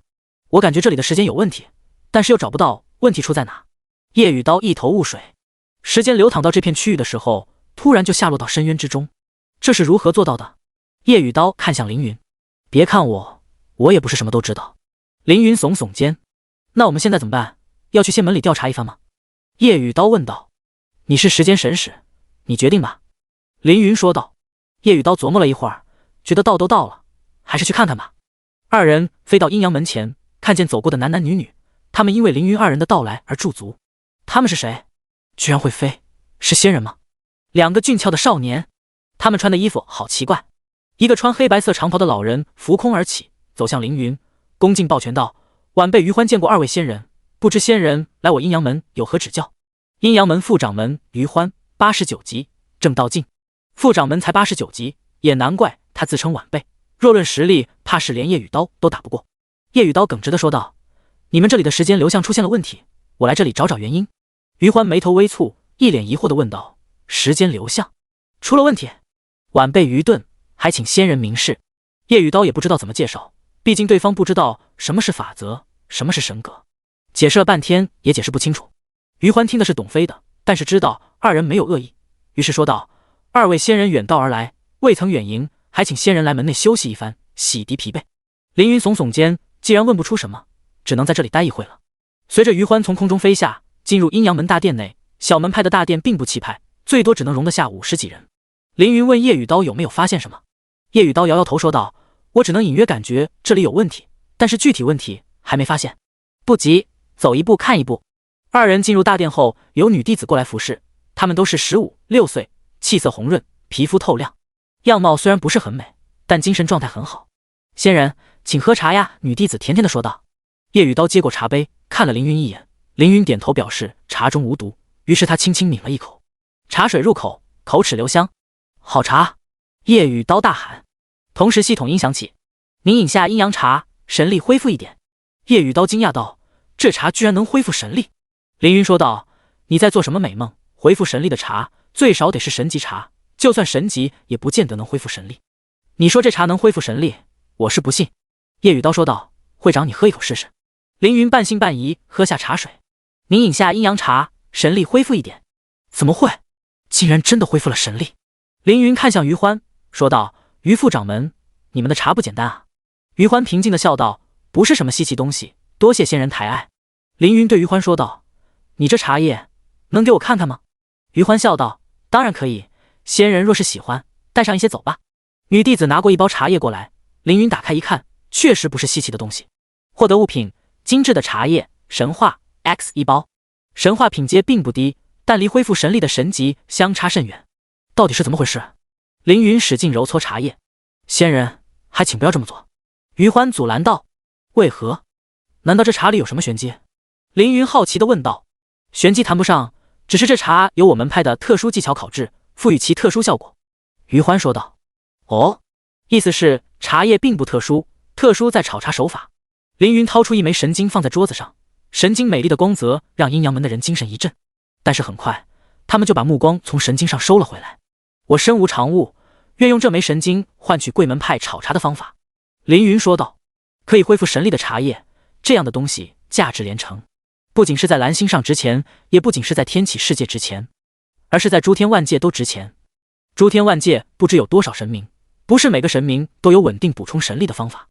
如果能通过饮茶补充神力，对凌云身边的人都是大大有益。余欢双手捧起神经递给凌云。凌云见余欢拒绝自己，眉头一皱，但是转念便理解了对方，这样的独门绝技谁都不会轻易迈出。于是他又拿出5枚神经递给余欢，一共6枚神经，相当于6件神级法器，足以将你们门派提升至大仙门实力，怎么样？第214章轮回神帝。余欢还是摇头。凌云说道，你开个价，只要不太过分，我都会满足你。余欢说道，仙人，你误会了，烤制方法不要钱。不要钱？凌云可以感知对方有没有说谎，除非神王神帝级强者，或者拥有欺诈神格一类的神格，一般人绝对无法骗过凌云。余欢并没有骗凌云，他是真的不要钱。凌云问道，你说不要钱，这是为何？一个女弟子忍不住笑道，因为我们拿钱没用呀，我们吃的喝的用的都是自己做的，钱对于我们来说就是身外之物，可有可无。余欢对女弟子说道，下下不可对仙人无礼。然后和凌云说道，弟子志气未脱，让仙人见笑。凌云对这个门派越发好奇。余欢大约告诉凌云烤制茶叶的方法，并且邀请凌云亲自去看。于是3人一起来到半山腰，这里有一处小院，院中有18口小锅，每个小锅旁边有一个童男或者童女，他们一只手扶着土灶台，一只手按着茶叶在上有余温的锅中摩擦，看上去和普通的炒茶无异。一般人看着看不出门道，但凌云瞬间看懂，用孩童炒茶还是9男9女，取的是一个调和之道，用孩童的生气中和茶叶的死气，用男孩的阳气调和女孩的阴气。凌云看向周围，低声念道，住宅靠山，宅前有溪，铁锅炭火，慢烤茶叶，五行齐全，生死齐全，阴阳齐全。难道这就是特殊炒茶之法？余欢说道，除了您眼前所见，想要炒出特殊之茶，还有一个关键。凌云问道，什么关键？余欢说道，炒茶之锅取自三峰山，炒茶之柴取自山峰山，茶叶来自山峰山，就连这些孩童都是山下居民，全部来自三峰山。这又是什么道理？我接触过天道本源之力，知晓世间万物运作机理，但没有听过还有这样的讲究。凌云思索着，神力不可无缘无故诞生，茶叶通过炒制获得了特殊的力量，这个力量来自于什么呢？百思不得其解。余欢说道，其中的关键是轮回2字。轮回？凌云还想继续发问，突然感到一整头痛，居然昏了过去。会长！叶雨刀一惊，立即冲过去扶起凌云，掏出匕首，警惕地望着周围，喊道，你在茶里下了毒。余欢连忙摆手道，冤枉，仙人冤枉啊！周围的孩童被叶雨刀的匕首吓到，纷纷大哭起来。叶雨刀心软，看见孩童啼哭于心不忍，但是凌云对他有大恩，这些人如果真敢毒害凌云，他绝对要让他们付出代价。余欢很是焦急，他不明白凌云怎么就突然昏倒了，一时间局面僵住。余欢提议扶凌云回房间休息，叶雨刀不相信余欢，扶着凌云站在原地不走，这一扶就是1个月。凌云一直昏迷了1个月，叶雨刀就扶了凌云1个月。虽然余欢派人给叶雨刀送食物和水，但叶雨刀并没有接受。等到凌云清醒的时候，他已经双目通红，精疲力竭了。在凌云昏迷的1个月里，凌云来到一处莫名其妙的空间，里面有一个不认识的家伙。我，凌云问道，你是谁？对面那个家伙说道，我是你。凌云尝试使用死亡神力，一缕黑色细纹飞出。你最好不要卖关子，因为我的耐心不是很好。凌云说道。对面的家伙给了自己一拳，于是凌云的脸上感到了疼痛。明白了吗？我就是你。对面的家伙说道。得了吧，你要是再说这些莫名其妙的话，我真的要动手了。凌云说道。那你动手吧。对面的家伙说道。凌云也不含糊，直接使用死亡神力攻击对方。对方露出错愕的眼神，险之又险地躲过凌云的攻击，惊魂未定地说道，你还真动手啊。凌云并不说话，而是继续攻击。不过出乎凌云的意料，因为对方一拳一脚把凌云打翻在地，实力还不错，想不你才用了2式就获得如此力量，可喜可贺。对方说道。凌云翻身跳起，浑身附着死亡神力，再次发动攻击。对方一推掌，一股无形的力量打中凌云。凌云的脑海里浮现出很多记忆，这些记忆不属于现在的凌云，但是看了这些记忆，凌云终于明白对方是谁了。对方是我，现在明白了吧？我就是你，或者说是另一个时空的你。对方说道。凌云盯着眼前的家伙，说道：我获得过天道本源之力，知晓世间一切法则，其中并没有另一个时空的规则。对方说道：那是因为你得到的天道本源之力不完整。凌云不信，问道：你怎么知道？对方没有直接回答，而是问道：你所在的世界共有极大至尊神格。凌云说道：生命、死亡、天道、时空。对方说道：在我的世界还有一个至尊神格，名为轮回。凌云猛地想起余欢提起这2个字后，自己就进入了这个奇怪的世界。对方说道：而我就是前世的你，轮回神帝。凌云皱起眉头，越看越觉得面前的人像个骗子。轮回神帝也没想说服凌云，而是说道：我叫你来只有一件事，就是提醒你拿到阴阳门的核心功法，这是重铸轮回神格的必须力量。凌云问道：轮回神格没了？轮回神帝说道：是的。凌云说道：所以作为你的下一世，我就要重铸轮回神格。轮回神帝点点头：是呀，是呀。凌云身上冒起熊熊死亡神力，冲向轮回神帝。既然是神帝，应该可以击败现在的我吧？既然我无法判断你的话是真是假，就用实力说话。击败我，再来听你的鬼话。轮回神帝叹了口气，说道：想不到我下一世和我一副德行。叹完气，轮回神帝的眼睛里冒起金光，他的嘴角上扬，低声喊道：来吧，打吧。第215章时间河水。大战持续了1个月，最终凌云惜败。论战斗技巧是凌云更强，但轮回神帝用神力碾压凌云，最终获胜。这样的情况其实并不会持续很久，凌云获得神力的办法有很多，等到2人神力相当的时候，死亡神格将碾压轮回神格。这下你应该能好好听我说话了吧？轮回神帝说道：你还真强啊，看来这个任务你会完成得很轻松。凌云问道：什么任务？轮回神帝说道：去找阴阳门拿到轮回经，这本奇书是阴阳门的不传绝学，学会之后可以获得源源不断的神力。凌云问道：源源不断的神力？开什么玩笑，神力又不会凭空出现，源源不断的神力是从哪里来的？轮回神帝笑着说道：从我身上，只要你能拿到轮回经，我就能把神力传输给你，用天启系统量化，大约有100万点。100万神力，这和无限神力有什么区别？这样雄厚的神力，就是血神帝、魔神帝这样的强者都不一定拥有。这个轮回神帝有这么强？凌云半信半疑之时，轮回神帝继续说道：不仅是神力，如果你能学会轮回经，我还能把力量传承给你。神帝的传承值得凌云一试。轮回神帝说：你终于同意了，现在可以把你送回去了。一挥手，4周亮起点点星辰，星辰形成一道漩涡，把凌云吞噬。凌云睁开眼，发现自己还站在炒茶小院门口，只不过炒茶的孩童们都不见了，身旁是憔悴的夜雨刀。凌云从储物戒指里拿出几瓶恢复体力的药水。多谢。夜雨刀喝下药水，问道：你怎么突然昏过去了？是茶水有问题吗？凌云摇摇头，事情有些复杂，简单解释几句，然后带着夜雨刀去找余欢。余欢看见凌云，十分激动：仙人您终于醒了，真是吓死晚辈了。凌云说道：你没做亏心事，不用担心。我听说你们门派有个轮回经，能给我一份吗？你随意出价，任何东西我都可以给你。余欢摆摆手说道：这东西送给仙人也行，但是……凌云问：但是什么？余欢面露难受，叹了口气说道：但是这玩意儿不在我身上，我这么和您说吧，这东西丢了。这本功法是我们的不传之秘，拥有逆天改命的能力，唯有门主可以修炼。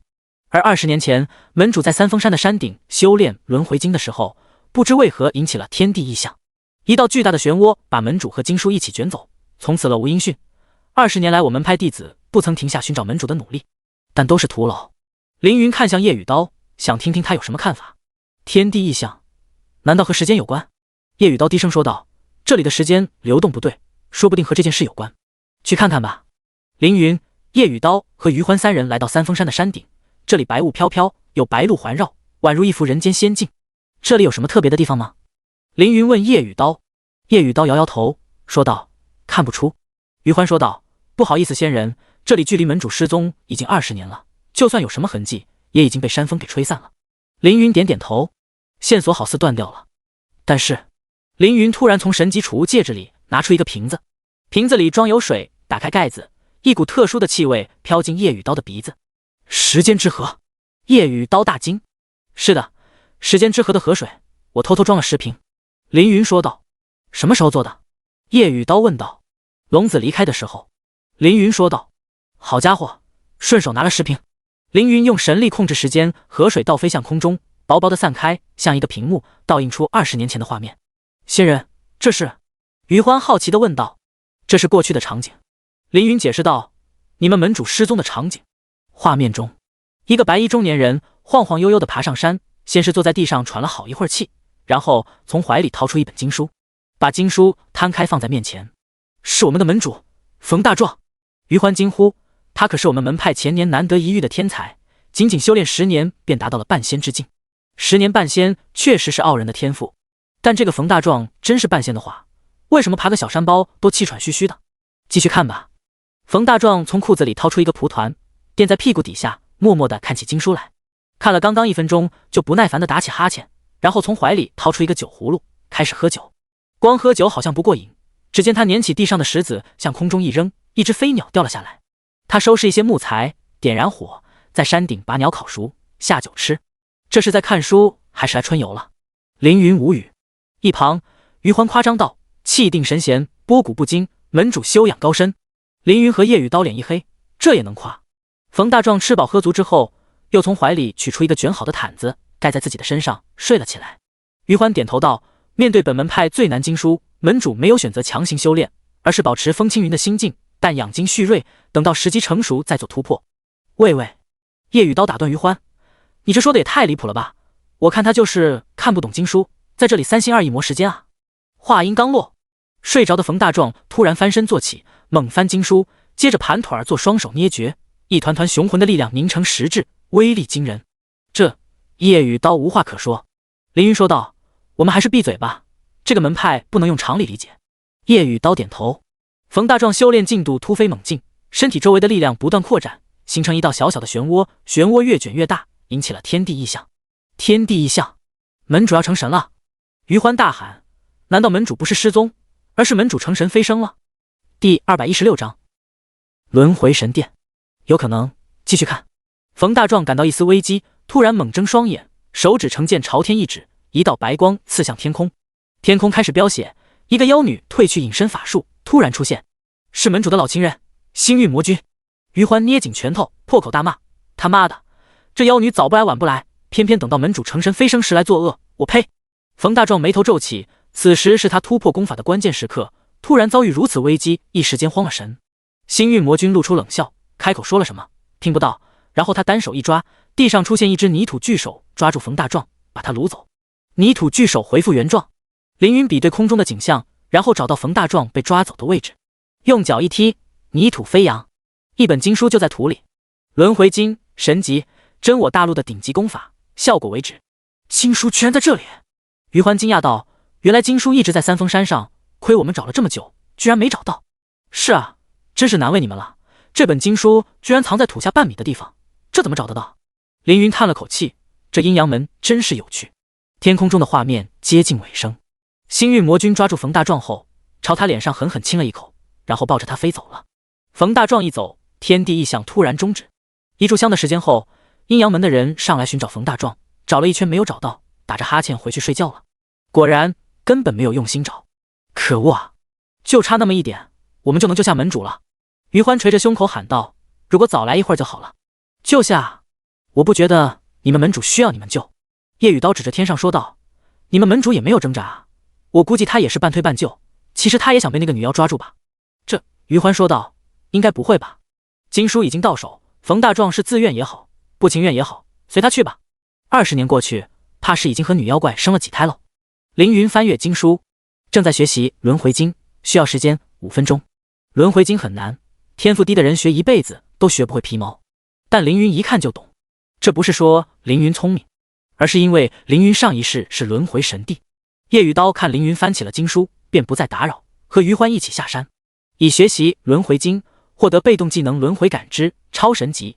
轮回感知能够感知世间一切轮回，并做出相应。这个技能描述很简单，简单到完全看不懂。凌云对自己使用这个技能，叮，耳鸣，接着是一片漆黑，双眼什么也看不见了，嘴里传来一阵苦涩，浑身更是一阵酸痛。我怎么了？凌云心想，自己该不会被那个轮回神帝骗了吧？抱着怀疑的态度，凌云的面前突然一亮，接着看见一座豪华的巨大宫殿。宫殿有几千丈高，有几百层楼，每层楼里外都有奢华的装饰和烛火。轮回神殿。凌云正想用感知探索这个神殿，一股更加强大的神力挡住了凌云的感知。这股神力很熟悉，因为刚刚才见过，是轮回神帝的神力。进来吧。声音直接传入凌云的耳朵里，接着面前出现一道方方正正的悬空门，门自动打开，通往神殿的大厅。凌云穿过门，来到神帝的大厅，厅内布局好似皇宫，但是用料和器具比皇宫奢华1亿倍，所见之物皆是神级。神级灯具、神级香炉、神级毛毯，各种神级材料。如此辉煌壮丽的大殿，只有一个孤独的存在坐在龙椅之上。轮回神帝220级神帝。和之前不同，再次见到轮回神帝，凌云能清楚地感受到对方身上的力量，神帝级别的力量，比之奥丁、亡灵地神更强。轮回神帝起身走向凌云，他刚刚有走的动作，下一瞬间便来到了凌云的面前。你来了。凌云说道，看来你真是神帝，那么你说的第5至尊神格轮回也是真的喽？轮回神帝点点头，说道，是真的。凌云，我想请你去寻找破损的轮回神格，凑齐他们，然后交给我。作为交换，在找到完整的轮回神格前，我将给予你几乎无穷的神力。凌云说道，这样的买卖好像很划算，我应该没有拒绝的理由。轮回神帝点点头。凌云问道，那我应该去哪找神格碎片？该不会要到诸天万界里碰运气吧？轮回神帝摇摇头，说道，你是我的转世，你也是轮回碎片的拥有者，你不用去找他们，他们自会来找你。这是什么意思？凌云说道，轮回碎片回来找我。轮回神帝继续点头，说道，在漫长的时间中，这些碎片可能变化成各种样子，有的是人形，有的是动物，有的是物品，都有可能。无论它们变成什么样子，它们都会向你靠近。你要做的是找到并且收集它们。凌云问道，既然它们变成了各种样子，我要怎么分辨？轮回神帝说道，这就要靠你自己了，不可能坐在地上等着轮回神格碎片自己跑过来。凌云需要自己辨别什么是轮回神格碎片，并且把它们收集起来。轮回神帝伸出手，滚滚神力涌入凌云的身体。技能轮回感知生效，您的身体发生巨大的变化，获得神力100万。凌云的身体几乎要被神力撑爆，明明是一具凡人的躯体，却塞下足以媲美神帝的神力。凌云现在有112万神力，这些神力哪怕只有10%转换成死亡神力，都足以毁灭一个位面。如果把这些神力全部转换成死亡神力，整个宇宙都会被这股神力吞噬。去吧，去完成我们的使命吧。轮回神帝轻轻挥手，凌云的身体猛地后退，飞出大殿，飞出轮回神帝，飞出这个特殊的位面。眼前一片漆黑，再次痛苦的感觉，不过这次因为神力充足，并没有感受到太多不适。凌云睁开眼，自己又回到了三峰山山顶。不过第217章石之魔。随着神力增强，感知能力也获得了增强，不仅是整座三峰山，就是周围数百公里都在凌云的感知之下。任何风吹草动，鸟兽虫鸣都无法逃过凌云的感知。来到阴阳门的大殿，叶雨刀正在和余欢商讨事情，看见凌云过来，叶雨刀说道，会长，我找到这里时空紊乱的原因了。凌云点点头。叶雨刀打量着凌云，问道，会长，我怎么觉得你好像不一样了？凌云说道，修炼了轮回经的缘故吧。余欢惊讶道，仙人，你已经练成了轮回经？这不太可能吧，这经书极其难懂，就是门内历代天才也少有在5年内学会，大多数门主需要10年甚至更加才能学会，您才看了不到1个时辰。凌云没有解释，而是问叶雨刀关于时空紊乱的事。叶雨刀解释道，这里发生时空紊乱的原因，其实就是我们看到的冯大强成神在即被女妖打断，天地异象陡然中断，结果变成了现在的模样。凌云问道，要如何化解呢？叶雨刀说道，很简单，只要我用时间神力修补时间之线就好，不过这样做有些危险，可能会引来一些强大的敌人。凌云问有多强？叶雨刀说，能穿越时空的至少也是神级吧，如果只是神级不难对付。凌云说道，你来修补时间之线，其他的交给我了。叶雨刀点点头，二人再次飞上三峰山的山顶，副掌门余欢也跟在后面。叶雨刀用时间神力将断掉的时间之线一根根连接在一起，每连上一根线，天空都会出现一道裂缝，连上的线越多，裂缝就越大。一双恐怖的眼睛透过裂缝看向叶雨刀，敌人要来了！叶雨刀大喊。凌云已经认出了敌人，石之魔。石之魔中等神级，等级120级，生命值30亿，攻击力1000万，防御力12000万，特性时空，无视任何时间系、空间系技能，每次攻击敌人都会使其陷入时空紊乱中。魔神受到的 50% 物理伤害减少受到的 80% 魔法伤害，对神级以下生灵额外造成 500% 伤害，对神尊级以下额外造成 100% 伤害。技能天地吞噬中等神级，时空狂暴中等神级，天魔风暴中等神级，时间流逝下等神级，时间锁下等神级。石之魔是时空异兽的成长体，他们比时空异兽更强、更聪明、更难对付。时空异兽通过吸收时空乱流中偶然出现的正常时空来增强实力，而石之魔则会主动侵入正常的时空，扰乱时空，以此获得力量。这对于他们来说是生存本能，但对于原本生活在这个空间的人来说是灭顶之灾。弱小的时间之神妄图修理时间，嘻嘻嘻嘻。石之魔发出恶心的笑声，继续说道：你越修，缝隙就越大，你知道为什么吗？因为世界属于混沌。余欢被石之魔的恐怖模样吓到，瘫坐在地上。阴阳门全体弟子瑟瑟发抖，仿佛面临世界末日。会长，我们现在要怎么办？叶雨刀问道。别紧张，他们现在还在另一个位面，过不来，当他们过来之时，就是他们的死期。凌云说道。虽然还没有过来，但已经影响了三峰山的稳定，周围的空间变得动荡起来。这里的空间特别紊乱，很危险。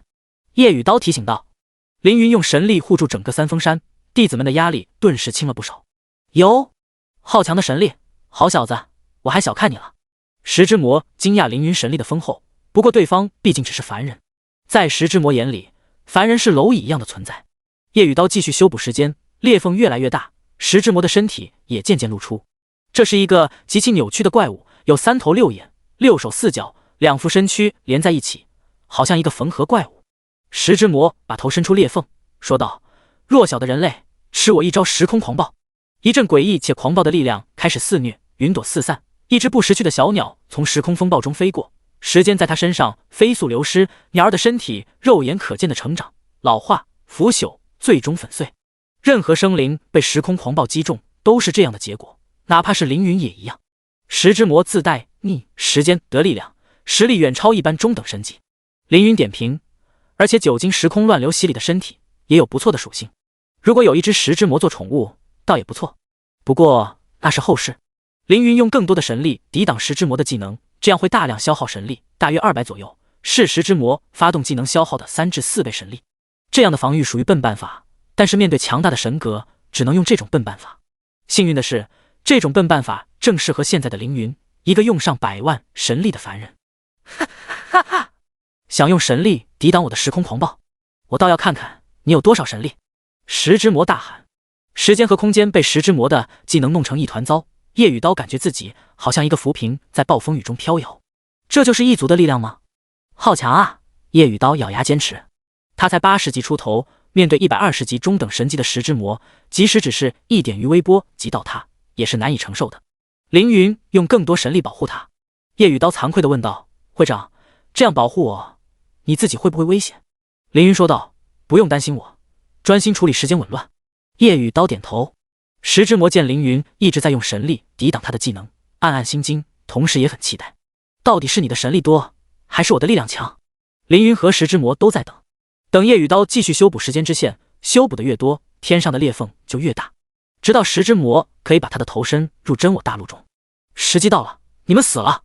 石之魔把自己几百米的巨头撞入真我大陆，然后使用神级技能天地吞噬。第218章拼命的叶雨刀。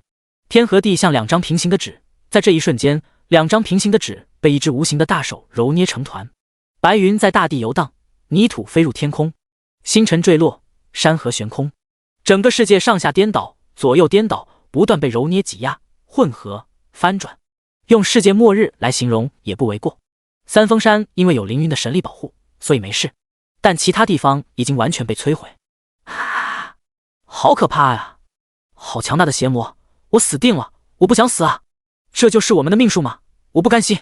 我们为什么会遇到这样的怪物啊？阴阳门乱作了一团，虽然他们并没有受到伤害，但是末日一样的可怕景象依然摧毁了他们的精神。弟子们到处乱跑，没有目的的乱跑。冷静，冷静！余欢扶住一个乱跑的弟子。这个弟子喊道：“副门主，我们要死了，我们要死了！”余欢说道：“别慌，想象2位仙人，他们会保护我们的。”弟子喊道：“相信他们？世界都颠倒了，还怎么相信他们？他们要是不来，世界也不会变成这个样子。”余欢说道：“哎，你怎么能这么说仙人？仙人也是为了帮助我们阴阳门才修补世间紊乱。”弟子喊道：“修补？我看是摧毁吧。他们绝对是魔人，他们和天上的邪魔是一伙的。”余欢说道：“他们要是一伙的，我们早就死了。仙人想杀我们，何必费这些功夫？”弟子推开余欢，失心疯的跑了。凌云看见石之魔把头伸进大陆的位面里，使用目前10倍量的神力护住自己，然后飞向石之魔，距离50公里，再开了邪鬼态、天人2个增益技能后，需要50秒才能飞过去。石之魔瞧不起弱小的凌云，但是处于谨慎，他并没有放任凌云过来。时间消逝，一道透明的波纹穿过凌云的身体。您受到技能时间消逝的影响，您周围的时间流速增加100倍，时间增速100倍，外界过去1秒，凌云就过去了100秒。邪鬼态只能持续360秒，天人只能持续600秒。在时间消逝技能影响下，很快变过了持续时间。凌云的速度一下子降了下来。不错嘛，你还是第一个活过我2个状态的敌人。凌云说道。呀哈哈哈哈，是吗？我好荣幸啊。石之魔讽刺道。凌云继续冲向石之魔，石之魔皱起眉头，心想这个家伙没了特殊状态，还要冲过来吗？他到底有什么底气，非要接近我？既然敌人要冲过来，那么就不能让他冲过来。石之魔又释放一个技能时间锁，凌云的身上出现一把大锁。您受到时间锁的技能影响，时间几乎停滞。凌云的速度骤降，几乎停滞。石之魔控制技能吞噬天地，让大山撞向凌云，把他包裹禁锢。0x20，凌云受到持续伤害，不过没有破防。虽然没有破防，当局势并不乐观。虽然凌云的速度很快，但敌人精通时间系技能，而且十分谨慎，不让凌云近身。如果有永恒法杖，我就可以利用无冷却的闪现技能靠近石之魔。凌云心想，龙威剑神这个职业很强，死亡神格也很强，但不是无敌。诸天万界的力量种类很多，想要无敌，还需要继续成长。如果凌云拿到升级后的永恒之杖，可以轻松斩杀石之魔，但现在需要费一番功夫。登云剑，凌云的身体化身青龙，从禁锢的泥土里冲出。石之魔看见凌云还没死，骂道：“怎么还没死？你的神力还没用完吗？”凌云说道：“就凭你，是耗不完我的神力。”石之魔骂道：“耗不完你的神力？狂妄的人类，我倒要看看你的神力有多少。”敌人如果谨慎，那么会十分难缠。可真正的战斗中，很少有人能够一直保持冷静。石之魔被凌云激怒，于是转而用技能疯狂攻击凌云。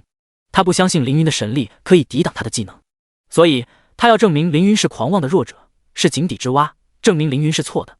一个个神级技能不停释放，除了三峰山，周围数百公里的土地几乎都乱成了一团，到处都是破损的山川河流，有的附在空中，有的埋在土里，时空已经彻底紊乱。叶雨刀看着眼前的一切，再一次感到自己的无力。这就是蓝星之外的时间吗？好可怕！看向凌云，这个神奇的会长竟然安然无恙。不仅如此，他还保护了自己和三峰山以及三峰山上的阴阳门。会长也是无法理解的存在。叶雨刀叹了口气，他觉得自己像参与狮虎战斗的蚂蚁。叶雨刀默默用神力修补时间之线，却发现石之魔的技能完全破坏了这片区域的时间，自己白费功夫了。也不算白费功夫，在修补时间之线的过程中，我对时间的理解也加深了不少。叶雨刀苦笑一声，如果是以前，试炼进度提升、感悟时间之力都能让他非常开心，但现在他觉得自己还太渺小了。领悟系统更新，时间之力 60%， 获得特殊能力时间护盾。时间护盾用时间神格制造一片无法被扰乱的区域，形成一面护盾，可以抵挡敌人的时间系技能。叶雨刀看着这个特殊能力，眼睛一亮，这个技能应该可以帮到会长吧？应该可以，绝对可以。叶雨刀立即超凌云大喊，不该声音传不过去，好友系统也无法使用。叶雨刀心一横，猛地冲出凌云的神力保护中。神力外面被石之魔的时空狂暴影响，好像怒涛，时空不断加压叶雨刀的身体。噗呲，夜雨刀一口血喷出，生命值猛地下降，几乎濒死。夜雨刀离开我的神力干什么？凌云察觉到不对劲，重新用神力包裹夜雨刀。事出反常必有妖，他做这么冒险的事，一定有他的理由。去问问他。第219章寻找冯大壮。凌云飞到夜雨刀的旁边，还未开口问话，系统音提示道：获得历练者夜雨刀的特殊力量时间护盾，可暂时抵挡敌人的时间技能攻击。这个技能绝对不算强，但是现在用正合适。凌云说道：不要用这么极端的方式提醒我，记住了。夜雨刀说道：会长不是牧师吗？快给我补血吧。凌云丢出2瓶药水，说道：我没带权杖，你自己慢慢喝药吧。夜雨刀挠挠头。凌云转身从向石之魔，石之魔依然对着凌云狂甩技能，这些技能的伤害都被神力抵挡，技能效果被夜雨刀的时间护盾抵挡。这一次，凌云和石之魔的距离不断拉近。是时间护盾，是那个弱小的时间神使的技能。石之魔皱起眉头，凌云冲过来，让他有一股不屑的预感。按照常理，他不该害怕一个冲向自己的凡人，但是未知总是恐怖的。石之魔没有怂，伸出2只手拍向凌云，一只大手长千米，2只大手遮天蔽日。凌云将10000神力转化为死亡神力，然后使用技能天下霸剑，化身青龙。这一剑处罚死亡之力的效果，黑色细纹缠上凌云的躯体，长尾一扫，剑波飞向石之魔的大手。直到这一刻，凌云才真正使用死亡神格的力量，也直到这一刻，石之魔才明白凌云为什么一直要靠近自己。是死亡，快逃，不能被靠近死亡。现在想逃明显晚了。石之魔收回手臂，想要避开凌云的攻击，但还是被天下霸剑斩断双手。不仅如此，上面附带的死亡之力吞噬石之魔的身体，一瞬间，石之魔就消失不见了。以击败石之魔，共获得8000万经验值，1神力。因为您未完成终极试炼，经验值转换为 1.92 神力。石之魔拥有强大的时间系力量，击败他可以额外获得神力。终极试炼进度更新，死亡正道 45%， 杀死石之魔涨了 13% 的进度，挺不错。除了凌云、夜雨刀和三峰山，周围的一切都在下坠。云朵和星辰向上飞，泥土和河流向下落，时空短暂的恢复秩序，然后又再次崩塌，接着再次恢复，然后继续崩塌。大地和天空就好像湖面落入一个石头，不断的收缩和扩张，最后趋于平静。凌云把三峰山放回地面，三峰山周围上百公里的区域全部乱成一团，唯有一个三峰山孤零零的完好无损。凌云问夜雨刀：还能继续修复时间紊乱吗？夜雨刀看着这片区域说道：我可以试试，如果我能修复这片区域，应该能直接完成试炼吧。凌云说道：那你就试试。说完，凌云回到三峰山上，阴阳门的弟子都看着凌云落下，纷纷跪倒在地，生怕惹到凌云这个强大的存在。他们表面上非常恭敬，但凌云清楚，这些弟子心里在记恨自己。因为夜雨刀修补紊乱的时间之线，引来石之魔，石之魔释放力量，弄得周围百里生灵涂炭。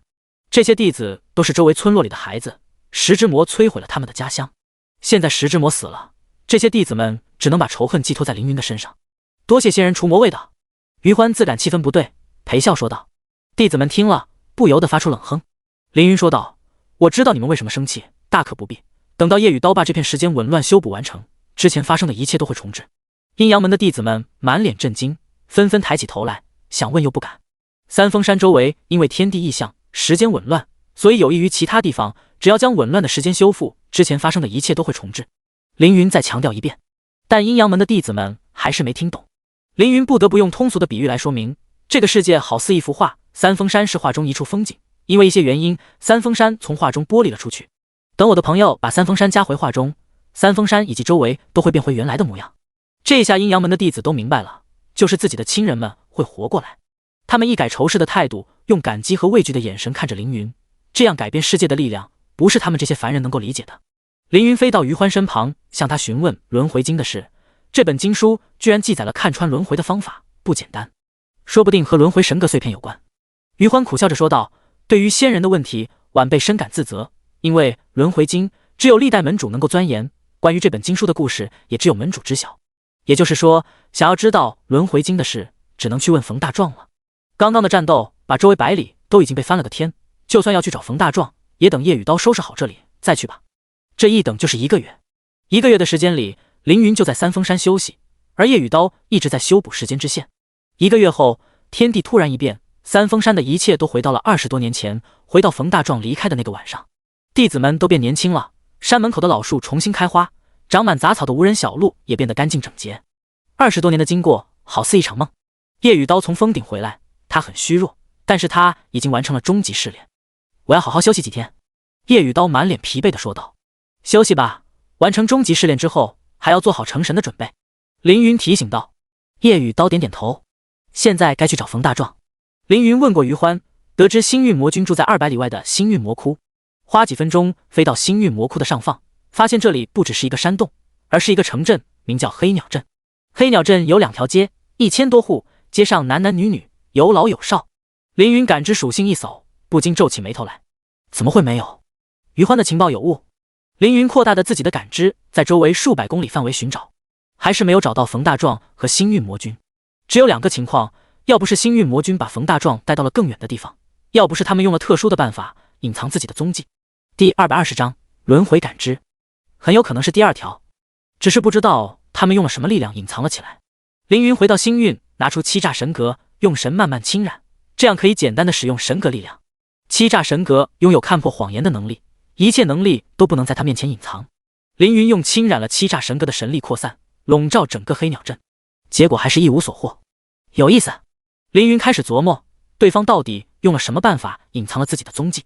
星运魔君听名字不是什么狠角色，应该无法逃过我的感知。冯大壮是生死门的门主，说不定有一些余欢不知道的技能，说不定就是用这些技能把自己给隐藏了起来。不过他为什么要躲起来？难道他爱上了妖女？有可能，毕竟过去了20年。冯大壮应该知道一些鲜为人知的消息，和轮回有关。既然如此，更要找到他问个清楚。就用轮回经给的新技能轮回感知来找到冯大壮。轮回感知是超神级被动，但凌云现在还不知道这个技能的用处。为了不打草惊蛇，凌云决定做些伪装再进镇。首先飞到其他城市买一辆马车，然后用欺诈神格给自己换了一身装扮，变成一个沉稳的中年男性。再买上许多杂物，把杂物堆叠在车上。接下来驾驶马车驶向黑鸟镇。为了装得更真实，凌云还特地学了一点当地人的口音，再加上外地口音，这样可以伪装成远道而来的商人。一路上尽可能让风尘粘在衣服上，疯狂运动让自己流汗，营造出风尘仆仆的模样。等马车停在黑鸟镇外时，距离凌云出发已经有5天了。凌云身上带着汗臭和灰尘，脸上装出商人的客气笑容，一边自言自语说一些这里还有个镇子，终于可以休息了之类的话，然后在镇长里游荡。路上遇到不少人，大家都对凌云感到好奇，凌云就介绍自己是个商人，路过此地歇歇脚，顺便买点东西。因为东西买的便宜，所以招来一大帮顾客。在一栋3层小楼上，一个身穿褐色短打的糙汉子推开窗，从楼上看向凌云。屋内床上，美娇娘问道：“怎么了？”糙汉子说道：“我觉得这人有点奇怪，但是说不出哪里奇怪。”美娇娘沉默片刻，说道：“难道是阴阳门的人？”糙汉子安慰美娇娘道：“不可能，他们20多年没来找我，怎么今儿就想起找我了？”美娇娘说道：“你练会了轮回经，命运便和轮回绑定，被说20年就是200年，2000年依然逃不过。”糙汉子歪嘴一笑，说道：“娘子若是这么忌惮轮回经，当年怎么就带我离开了阴阳门？”这2人还真是冯大壮和星运魔君，只是不知道用了什么办法躲开了凌云的感知。星运魔女说道：“我喜欢你，就是只能和你待20年，也有20年的欢喜。”冯大壮心里一暖，说道：“说什么傻话，20年？我们要在一起一辈子，生生世世，永不分离。”星运魔女走下床，迈着性格的步子，从别后轻轻抱住冯大壮。冯大壮连忙关窗，说道：“你注意一点，窗户都没关呢。”星运魔女说道：“不会有人看到我们的。”街上，凌云抬起头看下刚刚关窗的小楼，那里应该没人，是如何关的窗？是风吗？还是什么？暂时不用去管，不着急，只要进了镇子，没有人能悄无声息地离开。凌云第1天以商人的身份随便逛了逛。第2天清晨，来到一家包子铺前，包子铺老板是一个精干的汉子，穿着褐色粗布衣，他做的包子很香，凌云很远就闻到了味道。老哥，你要几个包子？冯大壮问凌云。凌云刚想回答，突然闻到一股香味，不是包子香味，而是香水香味。冯大壮有些尴尬地笑道：“是店内的胭脂水粉气味，不好意思老哥。”凌云没有太在意，买了2个菜包，2个肉包。冯大壮做包子的手艺非常好，包子圆润弹软，包子馅香味十足。凌云试探道：“如此特别的包子，我在另一个地方也吃过。”冯大壮直言道：“不可能，我这手艺可是独家秘方，其他地方不可能有。”凌云说道：“不是秘方，是摆放。凌云手指铁锅和灶台，又指灶台旁边的水桶和沙土，再指冯大壮和他老婆的胭脂。这样的布置和那天观看阴阳门炒茶一样。冯大壮装作不明白凌云的意思，问道：“有什么问题吗？这街上除了我还有2家包子铺，大家都是这样的布置啊？”“确实这样。”凌云说道。“原来如此，是我孤陋寡闻了，哈哈，老板勿怪。”冯大壮看着凌云，他不知道对方是不是阴阳门的人，也不知道对方有没有认出自己。付了钱，凌云便离开了，驾驶马车离开了黑鸟镇。星运悄悄走到冯大壮的身后，说道：“那个家伙已经走了，看来是我们多想了。”冯大壮松了一口气，说道：“多谢好，小心驶得万年船。”星运在冯大壮的脸颊上亲了一口，然后坐到店里描眉粉黛。这时，一个少年的声音响起：“老板，来2个肉包，2个菜包。”“好嘞！”冯大壮喊道，包好包子，递过去一看，吓得手里的包子落在了地上。凌云解除了欺诈神格的伪装，以自己的面目出现在冯大壮的面前。冯大壮并不认识凌云，但是刚刚在商人身上感到的异样，又在这个少年面前感到了。看来从轮回经上学到的技能还不一定相同。凌云说道：“你学到的技能可以让你重新轮回，而我得到的技能可以看破轮回。”当凌云使用轮回感知的时候，每个人前世今生都会出现在凌云的面前。凌云像翻书一样观看他们的过去。冯大壮把自己的过去藏入轮回之中，但还是被凌云找到了。第221章北幽城。果然是轮回经，我曾小心回到过三峰山，却没能找回经书。冯大壮叹了口气，想不到自己藏了20年，结果还是被人找到，这就是命吧。星运魔女冲过来想要带走冯大壮，被凌云用神力束缚住。星运魔女感受到凌云强大的神力，自知不敌。你们阴阳门的人就这么不知好歹，非要找死？星运魔女怒喊道：“我不是阴阳门的人，我来找冯门主，只是想问清楚经书的来历，以及是否知晓轮回碎片。”凌云说道：“还请如实回答我这2个问题，如果有欺瞒，后果自负。”简单的露了一手，二人已知晓凌云不是他们能够对付的存在。冯大壮说道：“公子能读懂轮回经，想必不是凡人，只是不知道公子口中的轮回碎片是何物。”凌云解释道：“换个名字，轮回法则。”冯大壮又叹了口气，说道：“这东西为何公子要去寻找呢？”凌云说道：“为何不？”冯大壮问道：“这世间美景多是一瞬，烟花易冷，为何不能让美丽多停留在世间呢？”凌云不说话。冯大壮说道：“人生苦短，世上的一切都有个期限，再美的事物也有过头的一天，如果能把美好留住，生生世世，这不是美事一件吗？”凌云略微不耐烦了：“我不是来听你说这些道理，我只想知道轮回经的来历，以及你是否知晓轮回法则的下落。”冯大壮一愣，第3次叹了口气说道：“相传轮回经是由阴阳门开山祖师阴阳真人所著，阴阳真人无意获得部分轮回法则，拥有了逆转时空的力量。获得如此神妙的力量，不由得沉醉其中。阴阳真人毕其一生都在寻找剩余的轮回法则，但是实力不够，最终无法找到完整的法则，所以将自己获得的法则力量一分为3，记录在轮回经中，只有达成一定条件的人才能习得经中技能。若能获得其中一些技能，便能成为阴阳门的门主，继承使命，寻找其他能够达成经书条件的人，一起寻找轮回法则。想不到这本经书这么复杂，还要凑齐3种力量技能才能找到轮回神格。不过有方向总是好的。凌云和冯大壮掌握的技能和自己不一样，还要找一人读懂轮回经才行。这人正好是叶雨刀，他读了轮回经后，领悟和凌云、冯大壮都不同，刚好是第3种力量。于是凌云则暂住在黑鸟镇，盯着冯大壮2人。冯大壮只要和老婆不分开，也不介意凌云监视他们。如此过了2个月，叶雨刀终于读懂了轮回经，获得了上等神级技能轮回穿越，效果是穿越回某个轮回时空之中，前提是那里必须有轮回碎片。冯大壮能感受轮回之力，凌云能轮回之力，叶雨刀能去找轮回之力，3人合力可以寻找轮回碎片。冯大壮知道凌云不会拆散他和他妻子，也就乐得和凌云走一趟。你可要早点回来啊！星运魔女幽对冯大壮说完，怨地看了凌云一眼。我一定会早点回来的。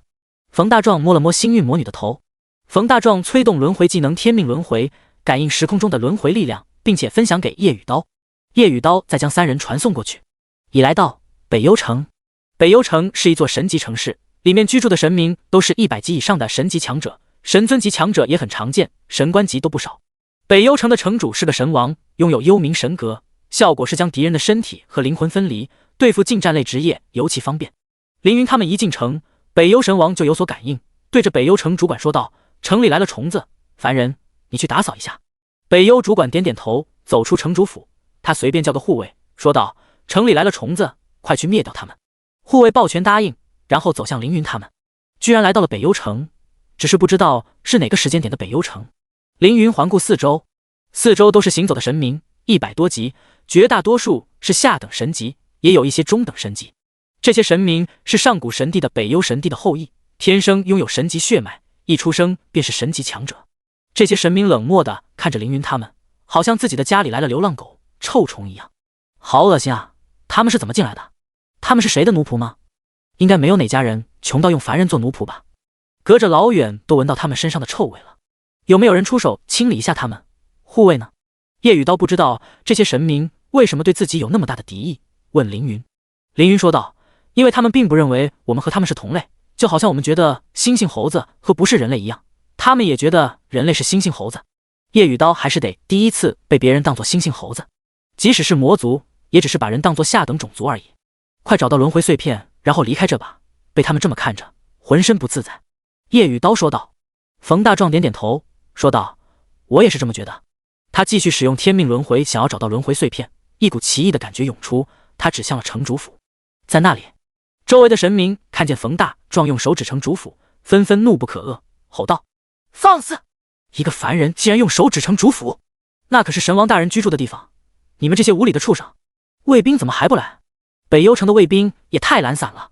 城主府的卫兵在众人期望中飞来，大喝一声：“弱小的凡人竟然闯入北幽城，快快束手就擒！”一道绳索从空中飞来，瞬间缠住叶雨刀和冯大壮，还想缠住凌云的时候，被凌云用神力震成几段。周围的神明们大惊，他竟然震断了罚罪之绳，这可是神尊强者也无法摆脱的神级道具啊！他一个凡人是如此做到的，是特殊的法器吗？没看见他使用法器啊，我只看他用了神力，这个凡人的神力真不简单。第222章完成终极试炼，确实不简单。护卫知道凌云仅用神力就震断了罚罪之绳，眉头一皱，但很快又舒缓起来。这里是北幽城，怕啥？好小子，竟敢抗法，其罪当诛！护卫大喊一声，接着拿出3枚阵旗扔出，3道屏障竖起，把凌云几人笼罩。神明们嘀咕道：“这是可以困住神尊的神牢阵，这下这几个凡人应该服猪了。”事情并没有朝他们想的方向发展，凌云直接用神力挤爆了神牢阵。护卫大骇，眼前这个少年怎么会有那么强大的神力？就好像一个婴儿震断了铁锁，打爆了防爆盾一样，无法理解。此子太过诡异，还是先回去禀报主管。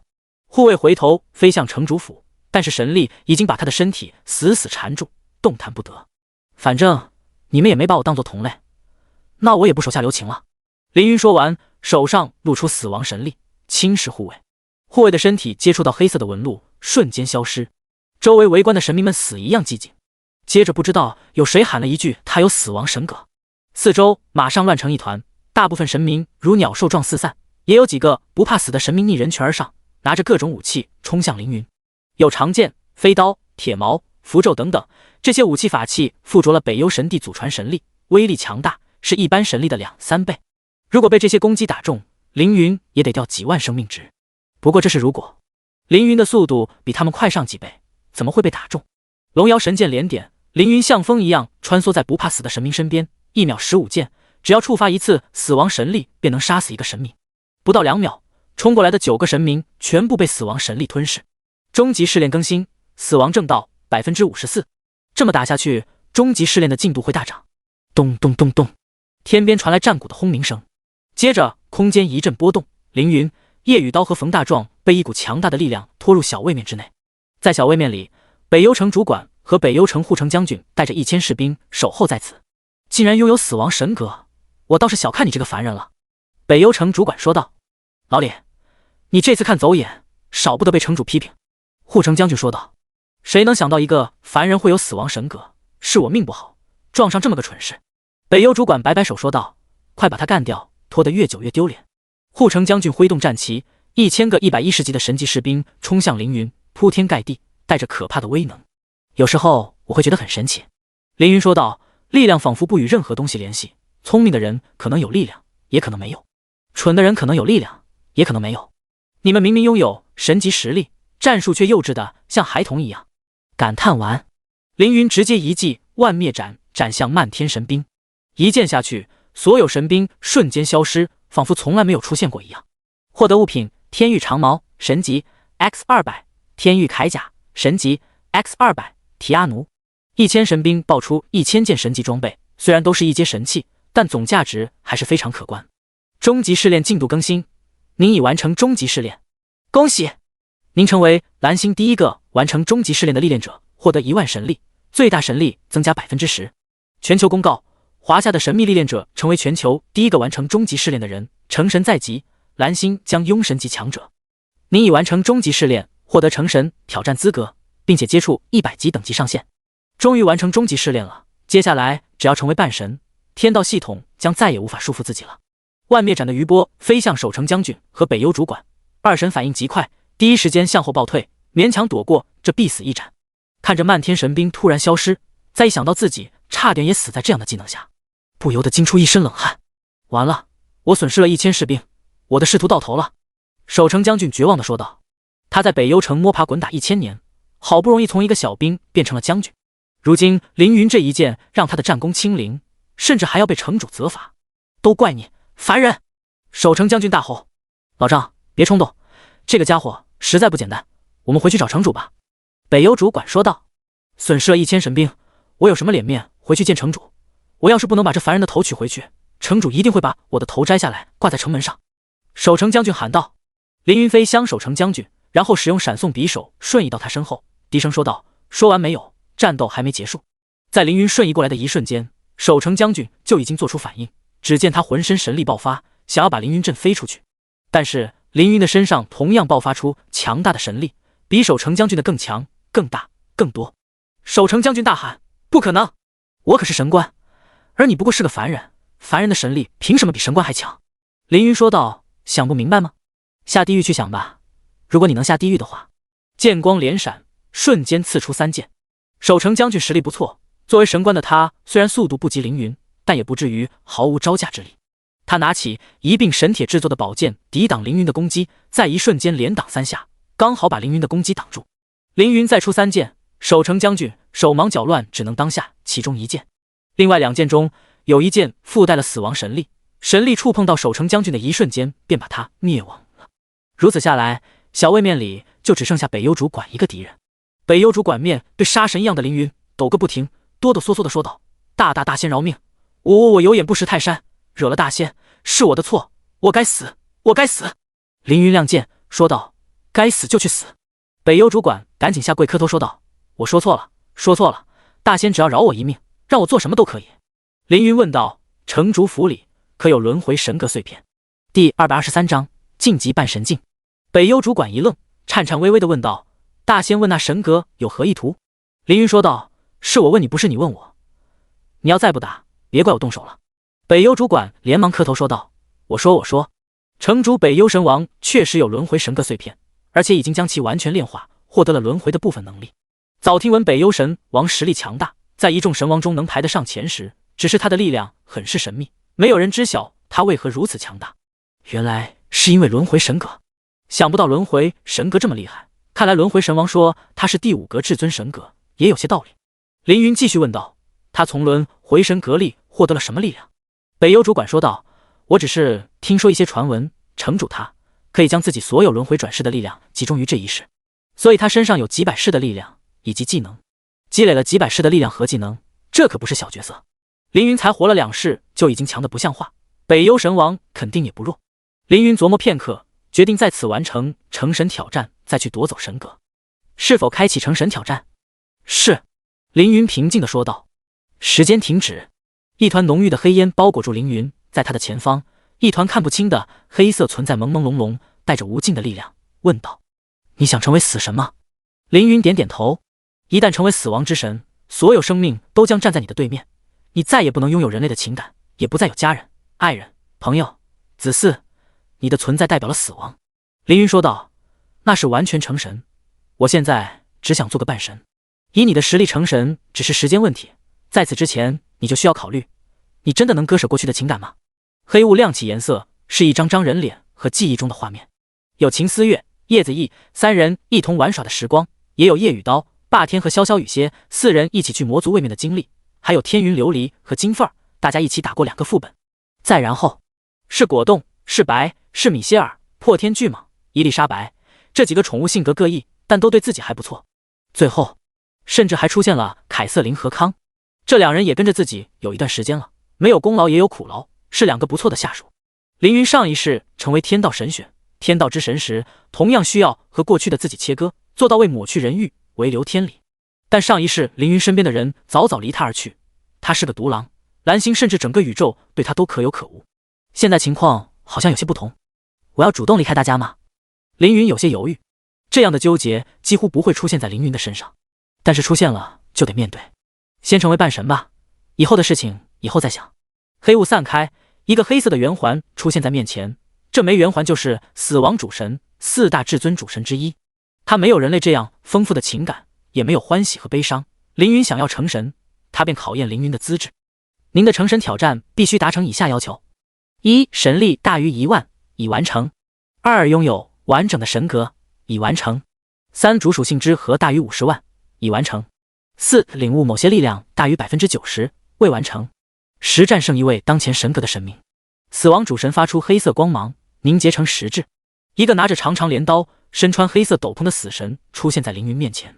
死神下等神级，等级110级，生命值10亿，攻击力必死，防御力0，特性死神，无视绝大部分伤害，无视绝大部分技能，攻击范围极其广泛。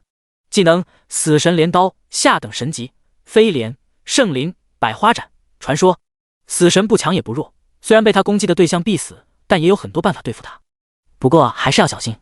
死神喷出死亡之气，抡起镰刀向凌云砍来。凌云掏出洛基的经验球，这是一颗蕴含了345亿经验值的经验球，是一个神王生前的力量。使用经验球，耳边响起系统提示：恭喜您连升20级，获得1200万自由属性点，50万 x 10加70万 x 10。凌云把600万自由属性点加在敏捷属性上，敏捷属性从 152.7 万变成了 752.7 万，一下子提升了4倍。凌云轻轻一动，身形化作幻影，瞬间来到死神的背后，拿出龙摇神剑进行攻击。拥有750多万敏捷属性，凌云的速度快得无法看清，极限攻速达到了1秒50剑。攻击力已经不重要了，只要触发一次死亡之力就能秒杀对手，而凌云现在攻速变态，任何敌人在他面前都显得十分脆弱。凌云用 0.1 秒的时间刺出5剑，其中1剑触发失望之力，死神同样也会被死亡之力灭亡，瞬间消失得无影无踪。不错不错，4大至尊主神的死亡主神一连说了2个不错。现在的你已经有能力成为新的死神，是否要成为死神？凌云拒绝道：我还有问题没有想清，成神的事等以后再说。死亡主神想到凌云会这么说，他的身上冒出黑雾，笼罩凌云。您已完成成神挑战，晋升为半神。全球公告：神秘的华夏历练者成为全球第1个半神境。蓝星终于有了自己的神级强者，请所有蓝星子民欢呼！喝彩 ！X10 信息栏被系统公告刷屏，公共聊天频道被玩家刷屏。不过凌云已经把这2个东西关闭，他们刷屏凌云也看不见。您已成为半神境，获得以下改变：1. 拥有完整神格，获得1000神力。今后可以从催动神格以恢复消耗的神力，恢复程度由神格品阶而定。死亡神格每天可恢复1000神力，是低级神格的100倍。2. 神力转化，您现有的1半神力转化为死亡神力，共56万，以后获得的任何神力，其中1半转化为死亡神力。3. 死亡领悟，彻底领悟死亡之力，拥有更强的神格力量。死亡之力，攻击时有 50% 的概率将对方灭亡，与死亡神力，使用死亡神力发动的技能对生者造成10倍伤害，合2为1。死亡神格，死亡之力，使用死亡神力攻击生灵，可使其直接死亡。如果催动死亡神格，再使用死亡神力，可将其灭亡。第224章，超神级职业救世主，融合了神格的力量，力量大大加强。死亡神力原先是造成10倍伤害，现在是直接秒杀。以前死亡之力只有 50% 的概率灭亡对手，现在催动神格可以 100% 灭亡对手，不催动也不会误伤敌人。主动权掌握在凌云手里。您的等级超过100级，触发天赋救赎主，您获得超神级职业救世主，获得超神级被动技能万世天光，臣服于您的任何生灵不会受到痛苦、厄运、伤害，攻击力提升 1000%， 生命恢复100万每秒。获得超神级技能仁慈之心，可使最多10000个单位不会受到任何伤害、危险、攻击作用，不会受到任何负面效果，并且解除当前负面效果，持续时间1000年，冷却时间1年。获得超神级技能天命祝福，祝福最多100个单位，使其主属性增加1000%，获得10亿护盾量，并且不会死亡。该技能若对尸体释放，可使其复活，该单位为轮回或使用轮回之力强行复活。若对亡灵释放，则使其长出肉身，完全复活。持续时间1年，冷却时间1天。每10级获得一个新的技能，更多技能将在升级后获得。凌云看着技能描述，心想这就是超神级职业，3个技能都是最高权限的因果律技能。技能效果和生命神格有些类似，但是救世主是不是生命主神阵营也不好说。管他的，这是天赋给的职业，用了再说。天启系统的所有限制都已解除，现在可以放开手脚大干一场了。凌云看了眼时间，自己重生不过才1个月，就已经是半神境界，实力更是超过1半神王，着实恐怖。锻造之神那里还有4件超神器装备，拿到之后实力还会再次提升。等拿到装备，就可以去天之城的能源中心救出美之女神了，到时候又是2件超神器。先把眼前的事做好。夜雨刀，我拿你是个技能。凌云说道。啊？拿我是什么技能？该不会是拿我是剑吧？夜雨刀说道。我是这样的人吗？凌云随手一挥，一道强横的彩色光芒注入夜雨刀的体内。天命祝福。夜雨刀感觉自己的身体充满了力量，赶紧打开状态栏查看。主属性正1000%，10亿护盾值，不会死亡。夜雨刀揉了揉眼睛，再看一次状态栏。主属性正1000%，10亿护盾值，不会死亡。夜雨刀用力甩头，嘀咕道：我一定是太累了，怎么会有这么离谱的幻觉？凌云说道：不是幻觉，这是我新觉醒的超神级职业的技能。夜雨刀脑子一嗡，问道：什么级？凌云说道：超神级。夜雨刀问道：超神级？什么是超神级？没听说过呀。凌云说道：天地初开之时，秩序建立之前，世界本源力量出现，由这股力量变化的装备、技能、物品、都市做超神级。夜雨刀听明白了，但还是无法理解其中深意，问道：有多强呢？凌云说道：是神帝也会拼命争抢的力量。这下明白了。夜雨刀已经习惯凌云带给他的震撼，对他来说，万丈高山和100万丈高山都是高山，都是自己无法企及的地方，索性不再纠结凌云的强大，轻轻吐出一个字：哦。用完天命祝福，已经不再需要担心夜雨刀的危险，现在可以去和北冥神王战斗了。凌云手一挥，强大的神力直接把小位面撕开，从小位面出去，看见北幽神王立于城主府上空，等待凌云交出轮回神格碎片，我可以饶你一命。凌云善意地说道。这股善意没有被北幽神王接受，其实很好理解。虽然凌云很强，但他现在还只是半神，在神王面前是仅高于凡人的低等存在。就好像老虎看见一个小孩，觉得这是一个没有危险的家伙，他无法理解小孩手里拿着一个核弹发生器。饶我一命，这样可笑的遗言，正如同你可笑的人生。北幽神王干笑着。第225章龙摇神剑与千世旗。北幽神王掏出一面朱红色大旗，长1000丈，宽300丈，其中画有各种人物形象，其中所画之人都是北幽神王的来世。北幽神王大声喊道：这把千世旗圣神器，使用轮回神格碎片所造，你若能抢走这面大旗，便能获得神格，但你没有这个本事，可笑的半神，死吧！北幽神王挥动大旗，天地色变，将凌云和他带到一个小位面中。必须要换个地方战斗，不然把北幽城打烂了可不行。北幽神王再次挥动大旗，数百个人形投影从其中飞出，这些投影都是北幽神王的前世，有神官实力，并不是北幽神王的前世都很强，而是通过轮回神格碎片召唤的来世，实力都得到了增强。数百个神官，这样的实力足以攻打一个大位面，相当于7、8个中等实力的神王。北幽神王继续挥旗，又有数百神官出现，等于又来了7、8个中等实力的神王。拥有这等法器，一般神王哪是北幽神王的对手？挥旗3次已经足够。北幽神王得意地看着凌云，在他眼中，凌云已经是死人一个。一个半神是怎么都不可能仅1000个神官强者，哪怕他拥有死亡神格。凌云用死亡神力催动神格，黑色的死亡之物笼罩半边天空，飘向投影的神官强者。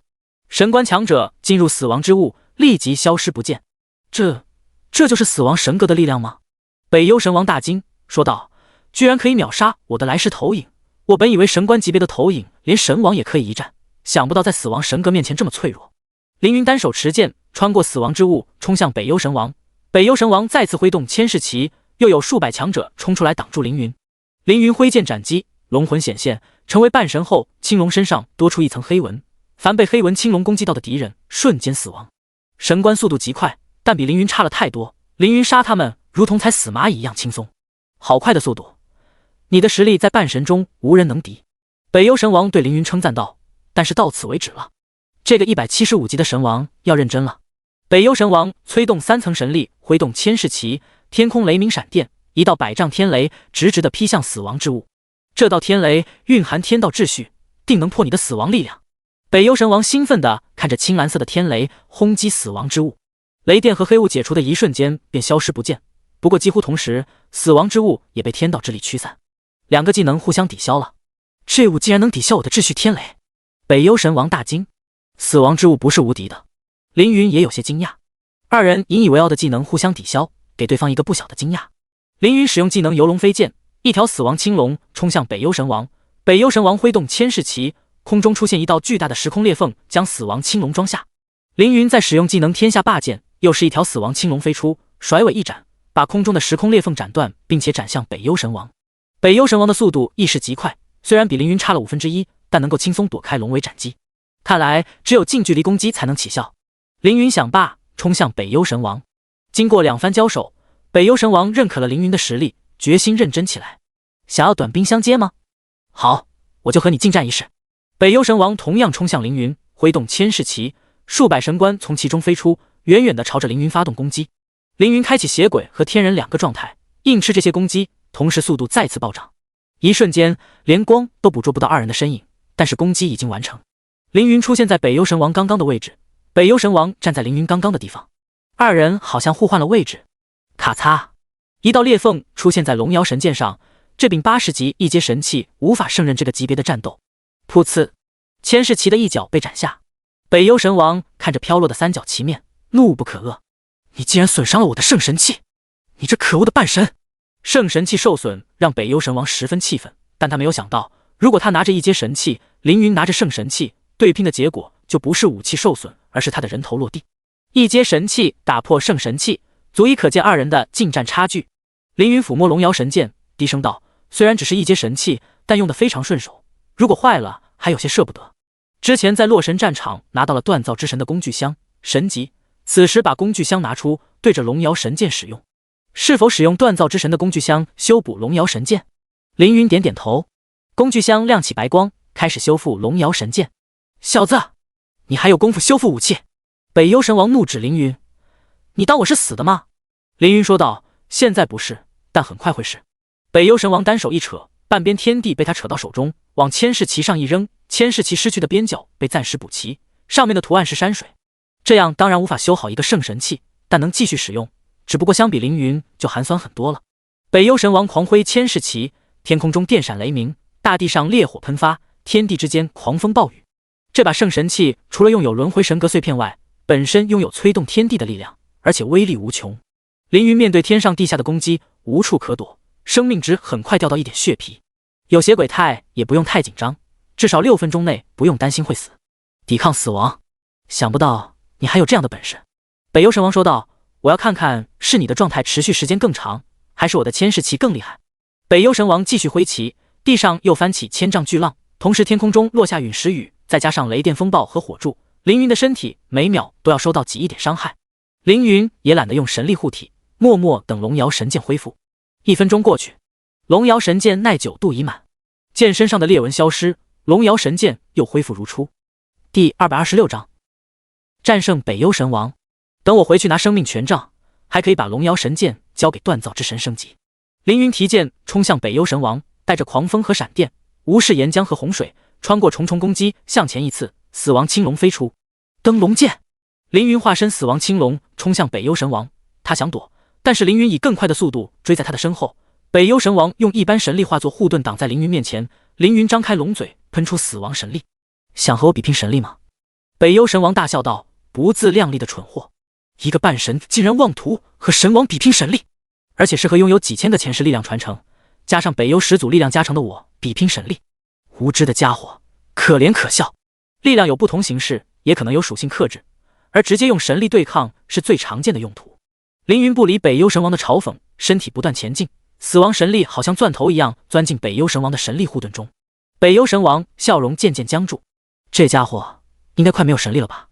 凌云的身体前进了100米，距离北幽神王还有800米。北幽神王还没想后退，继续用神力抵挡。接着凌云又前进了200米，离他只有600米了。怎么可能？我的神力极其雄厚，比之下等神帝还多，怎么可能挡不住一个半神？凌云的身体还在突进，在继续向前突进400米后，50万死亡神力全部消耗完毕，还剩下56万无属性神力。无属性神力很难突破北幽神王的神力屏障，所以凌云前进的速度慢了下来。北幽神王看在眼里松了一口气，大笑道：果然，你的神力也有竭尽的时候。没有神力，你将虚弱如蝼蚁。作为半神，你的实力远超我的预期，输给我是你的荣耀。凌云暗道，还剩200米，无属性神力估计难以突破这最后的200米。不仅如此，耗尽神力无疑是愚蠢的行为，但是拖得太久，血鬼态的持续时间会结束，必须要创造一个必胜的机会。凌云催动死亡神格，将无属性神力转变成死亡神力，继续前进。北幽神王看见凌云的速度又快了起来，惊讶凌云居然还有神力，立马闭上了准备嘲讽凌云的嘴，一双眼睛紧紧盯着凌云，他好像在转换神力。北幽神王看见凌云速度时快时慢，反应了过来，他还是半神，他的神力没有完全附带神格的力量，这是破绽啊！哪有神级强者在战斗中转换神力的？找死！北幽神王抓到取胜之法，找准时间，趁凌云转化神力的时候，突然解除神力屏障，飞向凌云。小子，你居然还想现场转化神力，可笑！下次战斗的时候，记得提前转化好神力。当然，你已经没机会了，你死定了！北幽神王挥动千世旗冲向凌云，千世旗迎风招展，十分威风。北幽神王单手卷旗，旗面呈好像一个漩涡，尖端刺向凌云。去死！千世破，这是北幽神王的本命绝技，神王级技能，拥有110点可怕伤害，并且无视生命值不变、死亡抵抗、不受伤害等效果。如果不加以控制，足以毁灭一个中型位面。千世破刺中凌云胸口，凌云的头上飘出一个奇怪的伤害值0。北幽神王以为自己赢了，但现实打了他一巴掌，千世旗抵在凌云的胸口上，并没有穿过去。怎么可能？为什么刺不进去？北幽神王微微一愣，这一愣要了他的命。凌云用刚刚转化的死亡神力刺向北幽神王，触发必死效果，北幽神王的生命值瞬间归0。在临死之前，北幽神王还没反应过来自己已经输了，他还在奇怪自己的本命技能没有打死凌云。我有超神级技能仁慈之心，免疫受到的伤害超神级大于神王级，所以我的免疫伤害强于你的技能。凌云解释一番，让北幽神王做个清楚鬼。北幽神王听完暴毙，已击败北幽神王，获得经验值285亿。您已连升10级，获得1500万自由点，当前130级，还差5亿经验升到下一级。获得物品：千世旗、超神器、破损、北幽神王令、超神器。北幽神族的象征，可用来晋升神王，也可用来号令北幽神族。1000神经，上等神级血脉进化晶石 X2。千世旗非常强，但凌云没有相应的职业配合，而且需要破坏这件武器取神格。北幽神王令是个好东西，以后晋升神王的时候肯定用得上。1000神经是一笔巨大的财富，是北幽神族前年家底。上等神级血脉进化晶石可以拿给白河果冻使用。北幽神王一死，小位面破碎，凌云被传送回北幽城的上空，周围有上万神兵把冯大壮和夜雨刀团团围住。冯大壮和夜雨刀有凌云的技能加持，北幽城的人也奈何不了他们，都散开。凌云掏出北幽神王令，剑令如剑王，北幽神兵全部退下。会长，你赢了。夜雨刀自言自语道：我在说些什么？会长肯定赢了，他什么时候输过？凌云让夜雨刀再等自己一会儿，然后再次使用锻造之神的工具箱，这次不是修复，而是拆解。拆解的对象是千世旗，获得了3件上等神级材料，1件圣神级材料，已经凌云此行的目的轮回神格碎片。触摸碎片，一股强大的力量传到凌云身上。因为轮回神格碎片，您与轮回神王建立联系通达，轮回神王将50万神力传送给您。凌云消耗的神力几乎补满，耳边响起轮回神帝的声音：这么快就拿到了轮回碎片，你比我想象的还要厉害，不愧是我的后世。我也不知道轮回神格破成了极快，继续加油，拿到的碎片越多，我能提供的帮助就越多。现在催动这个轮回神格碎片，看看会发生什么。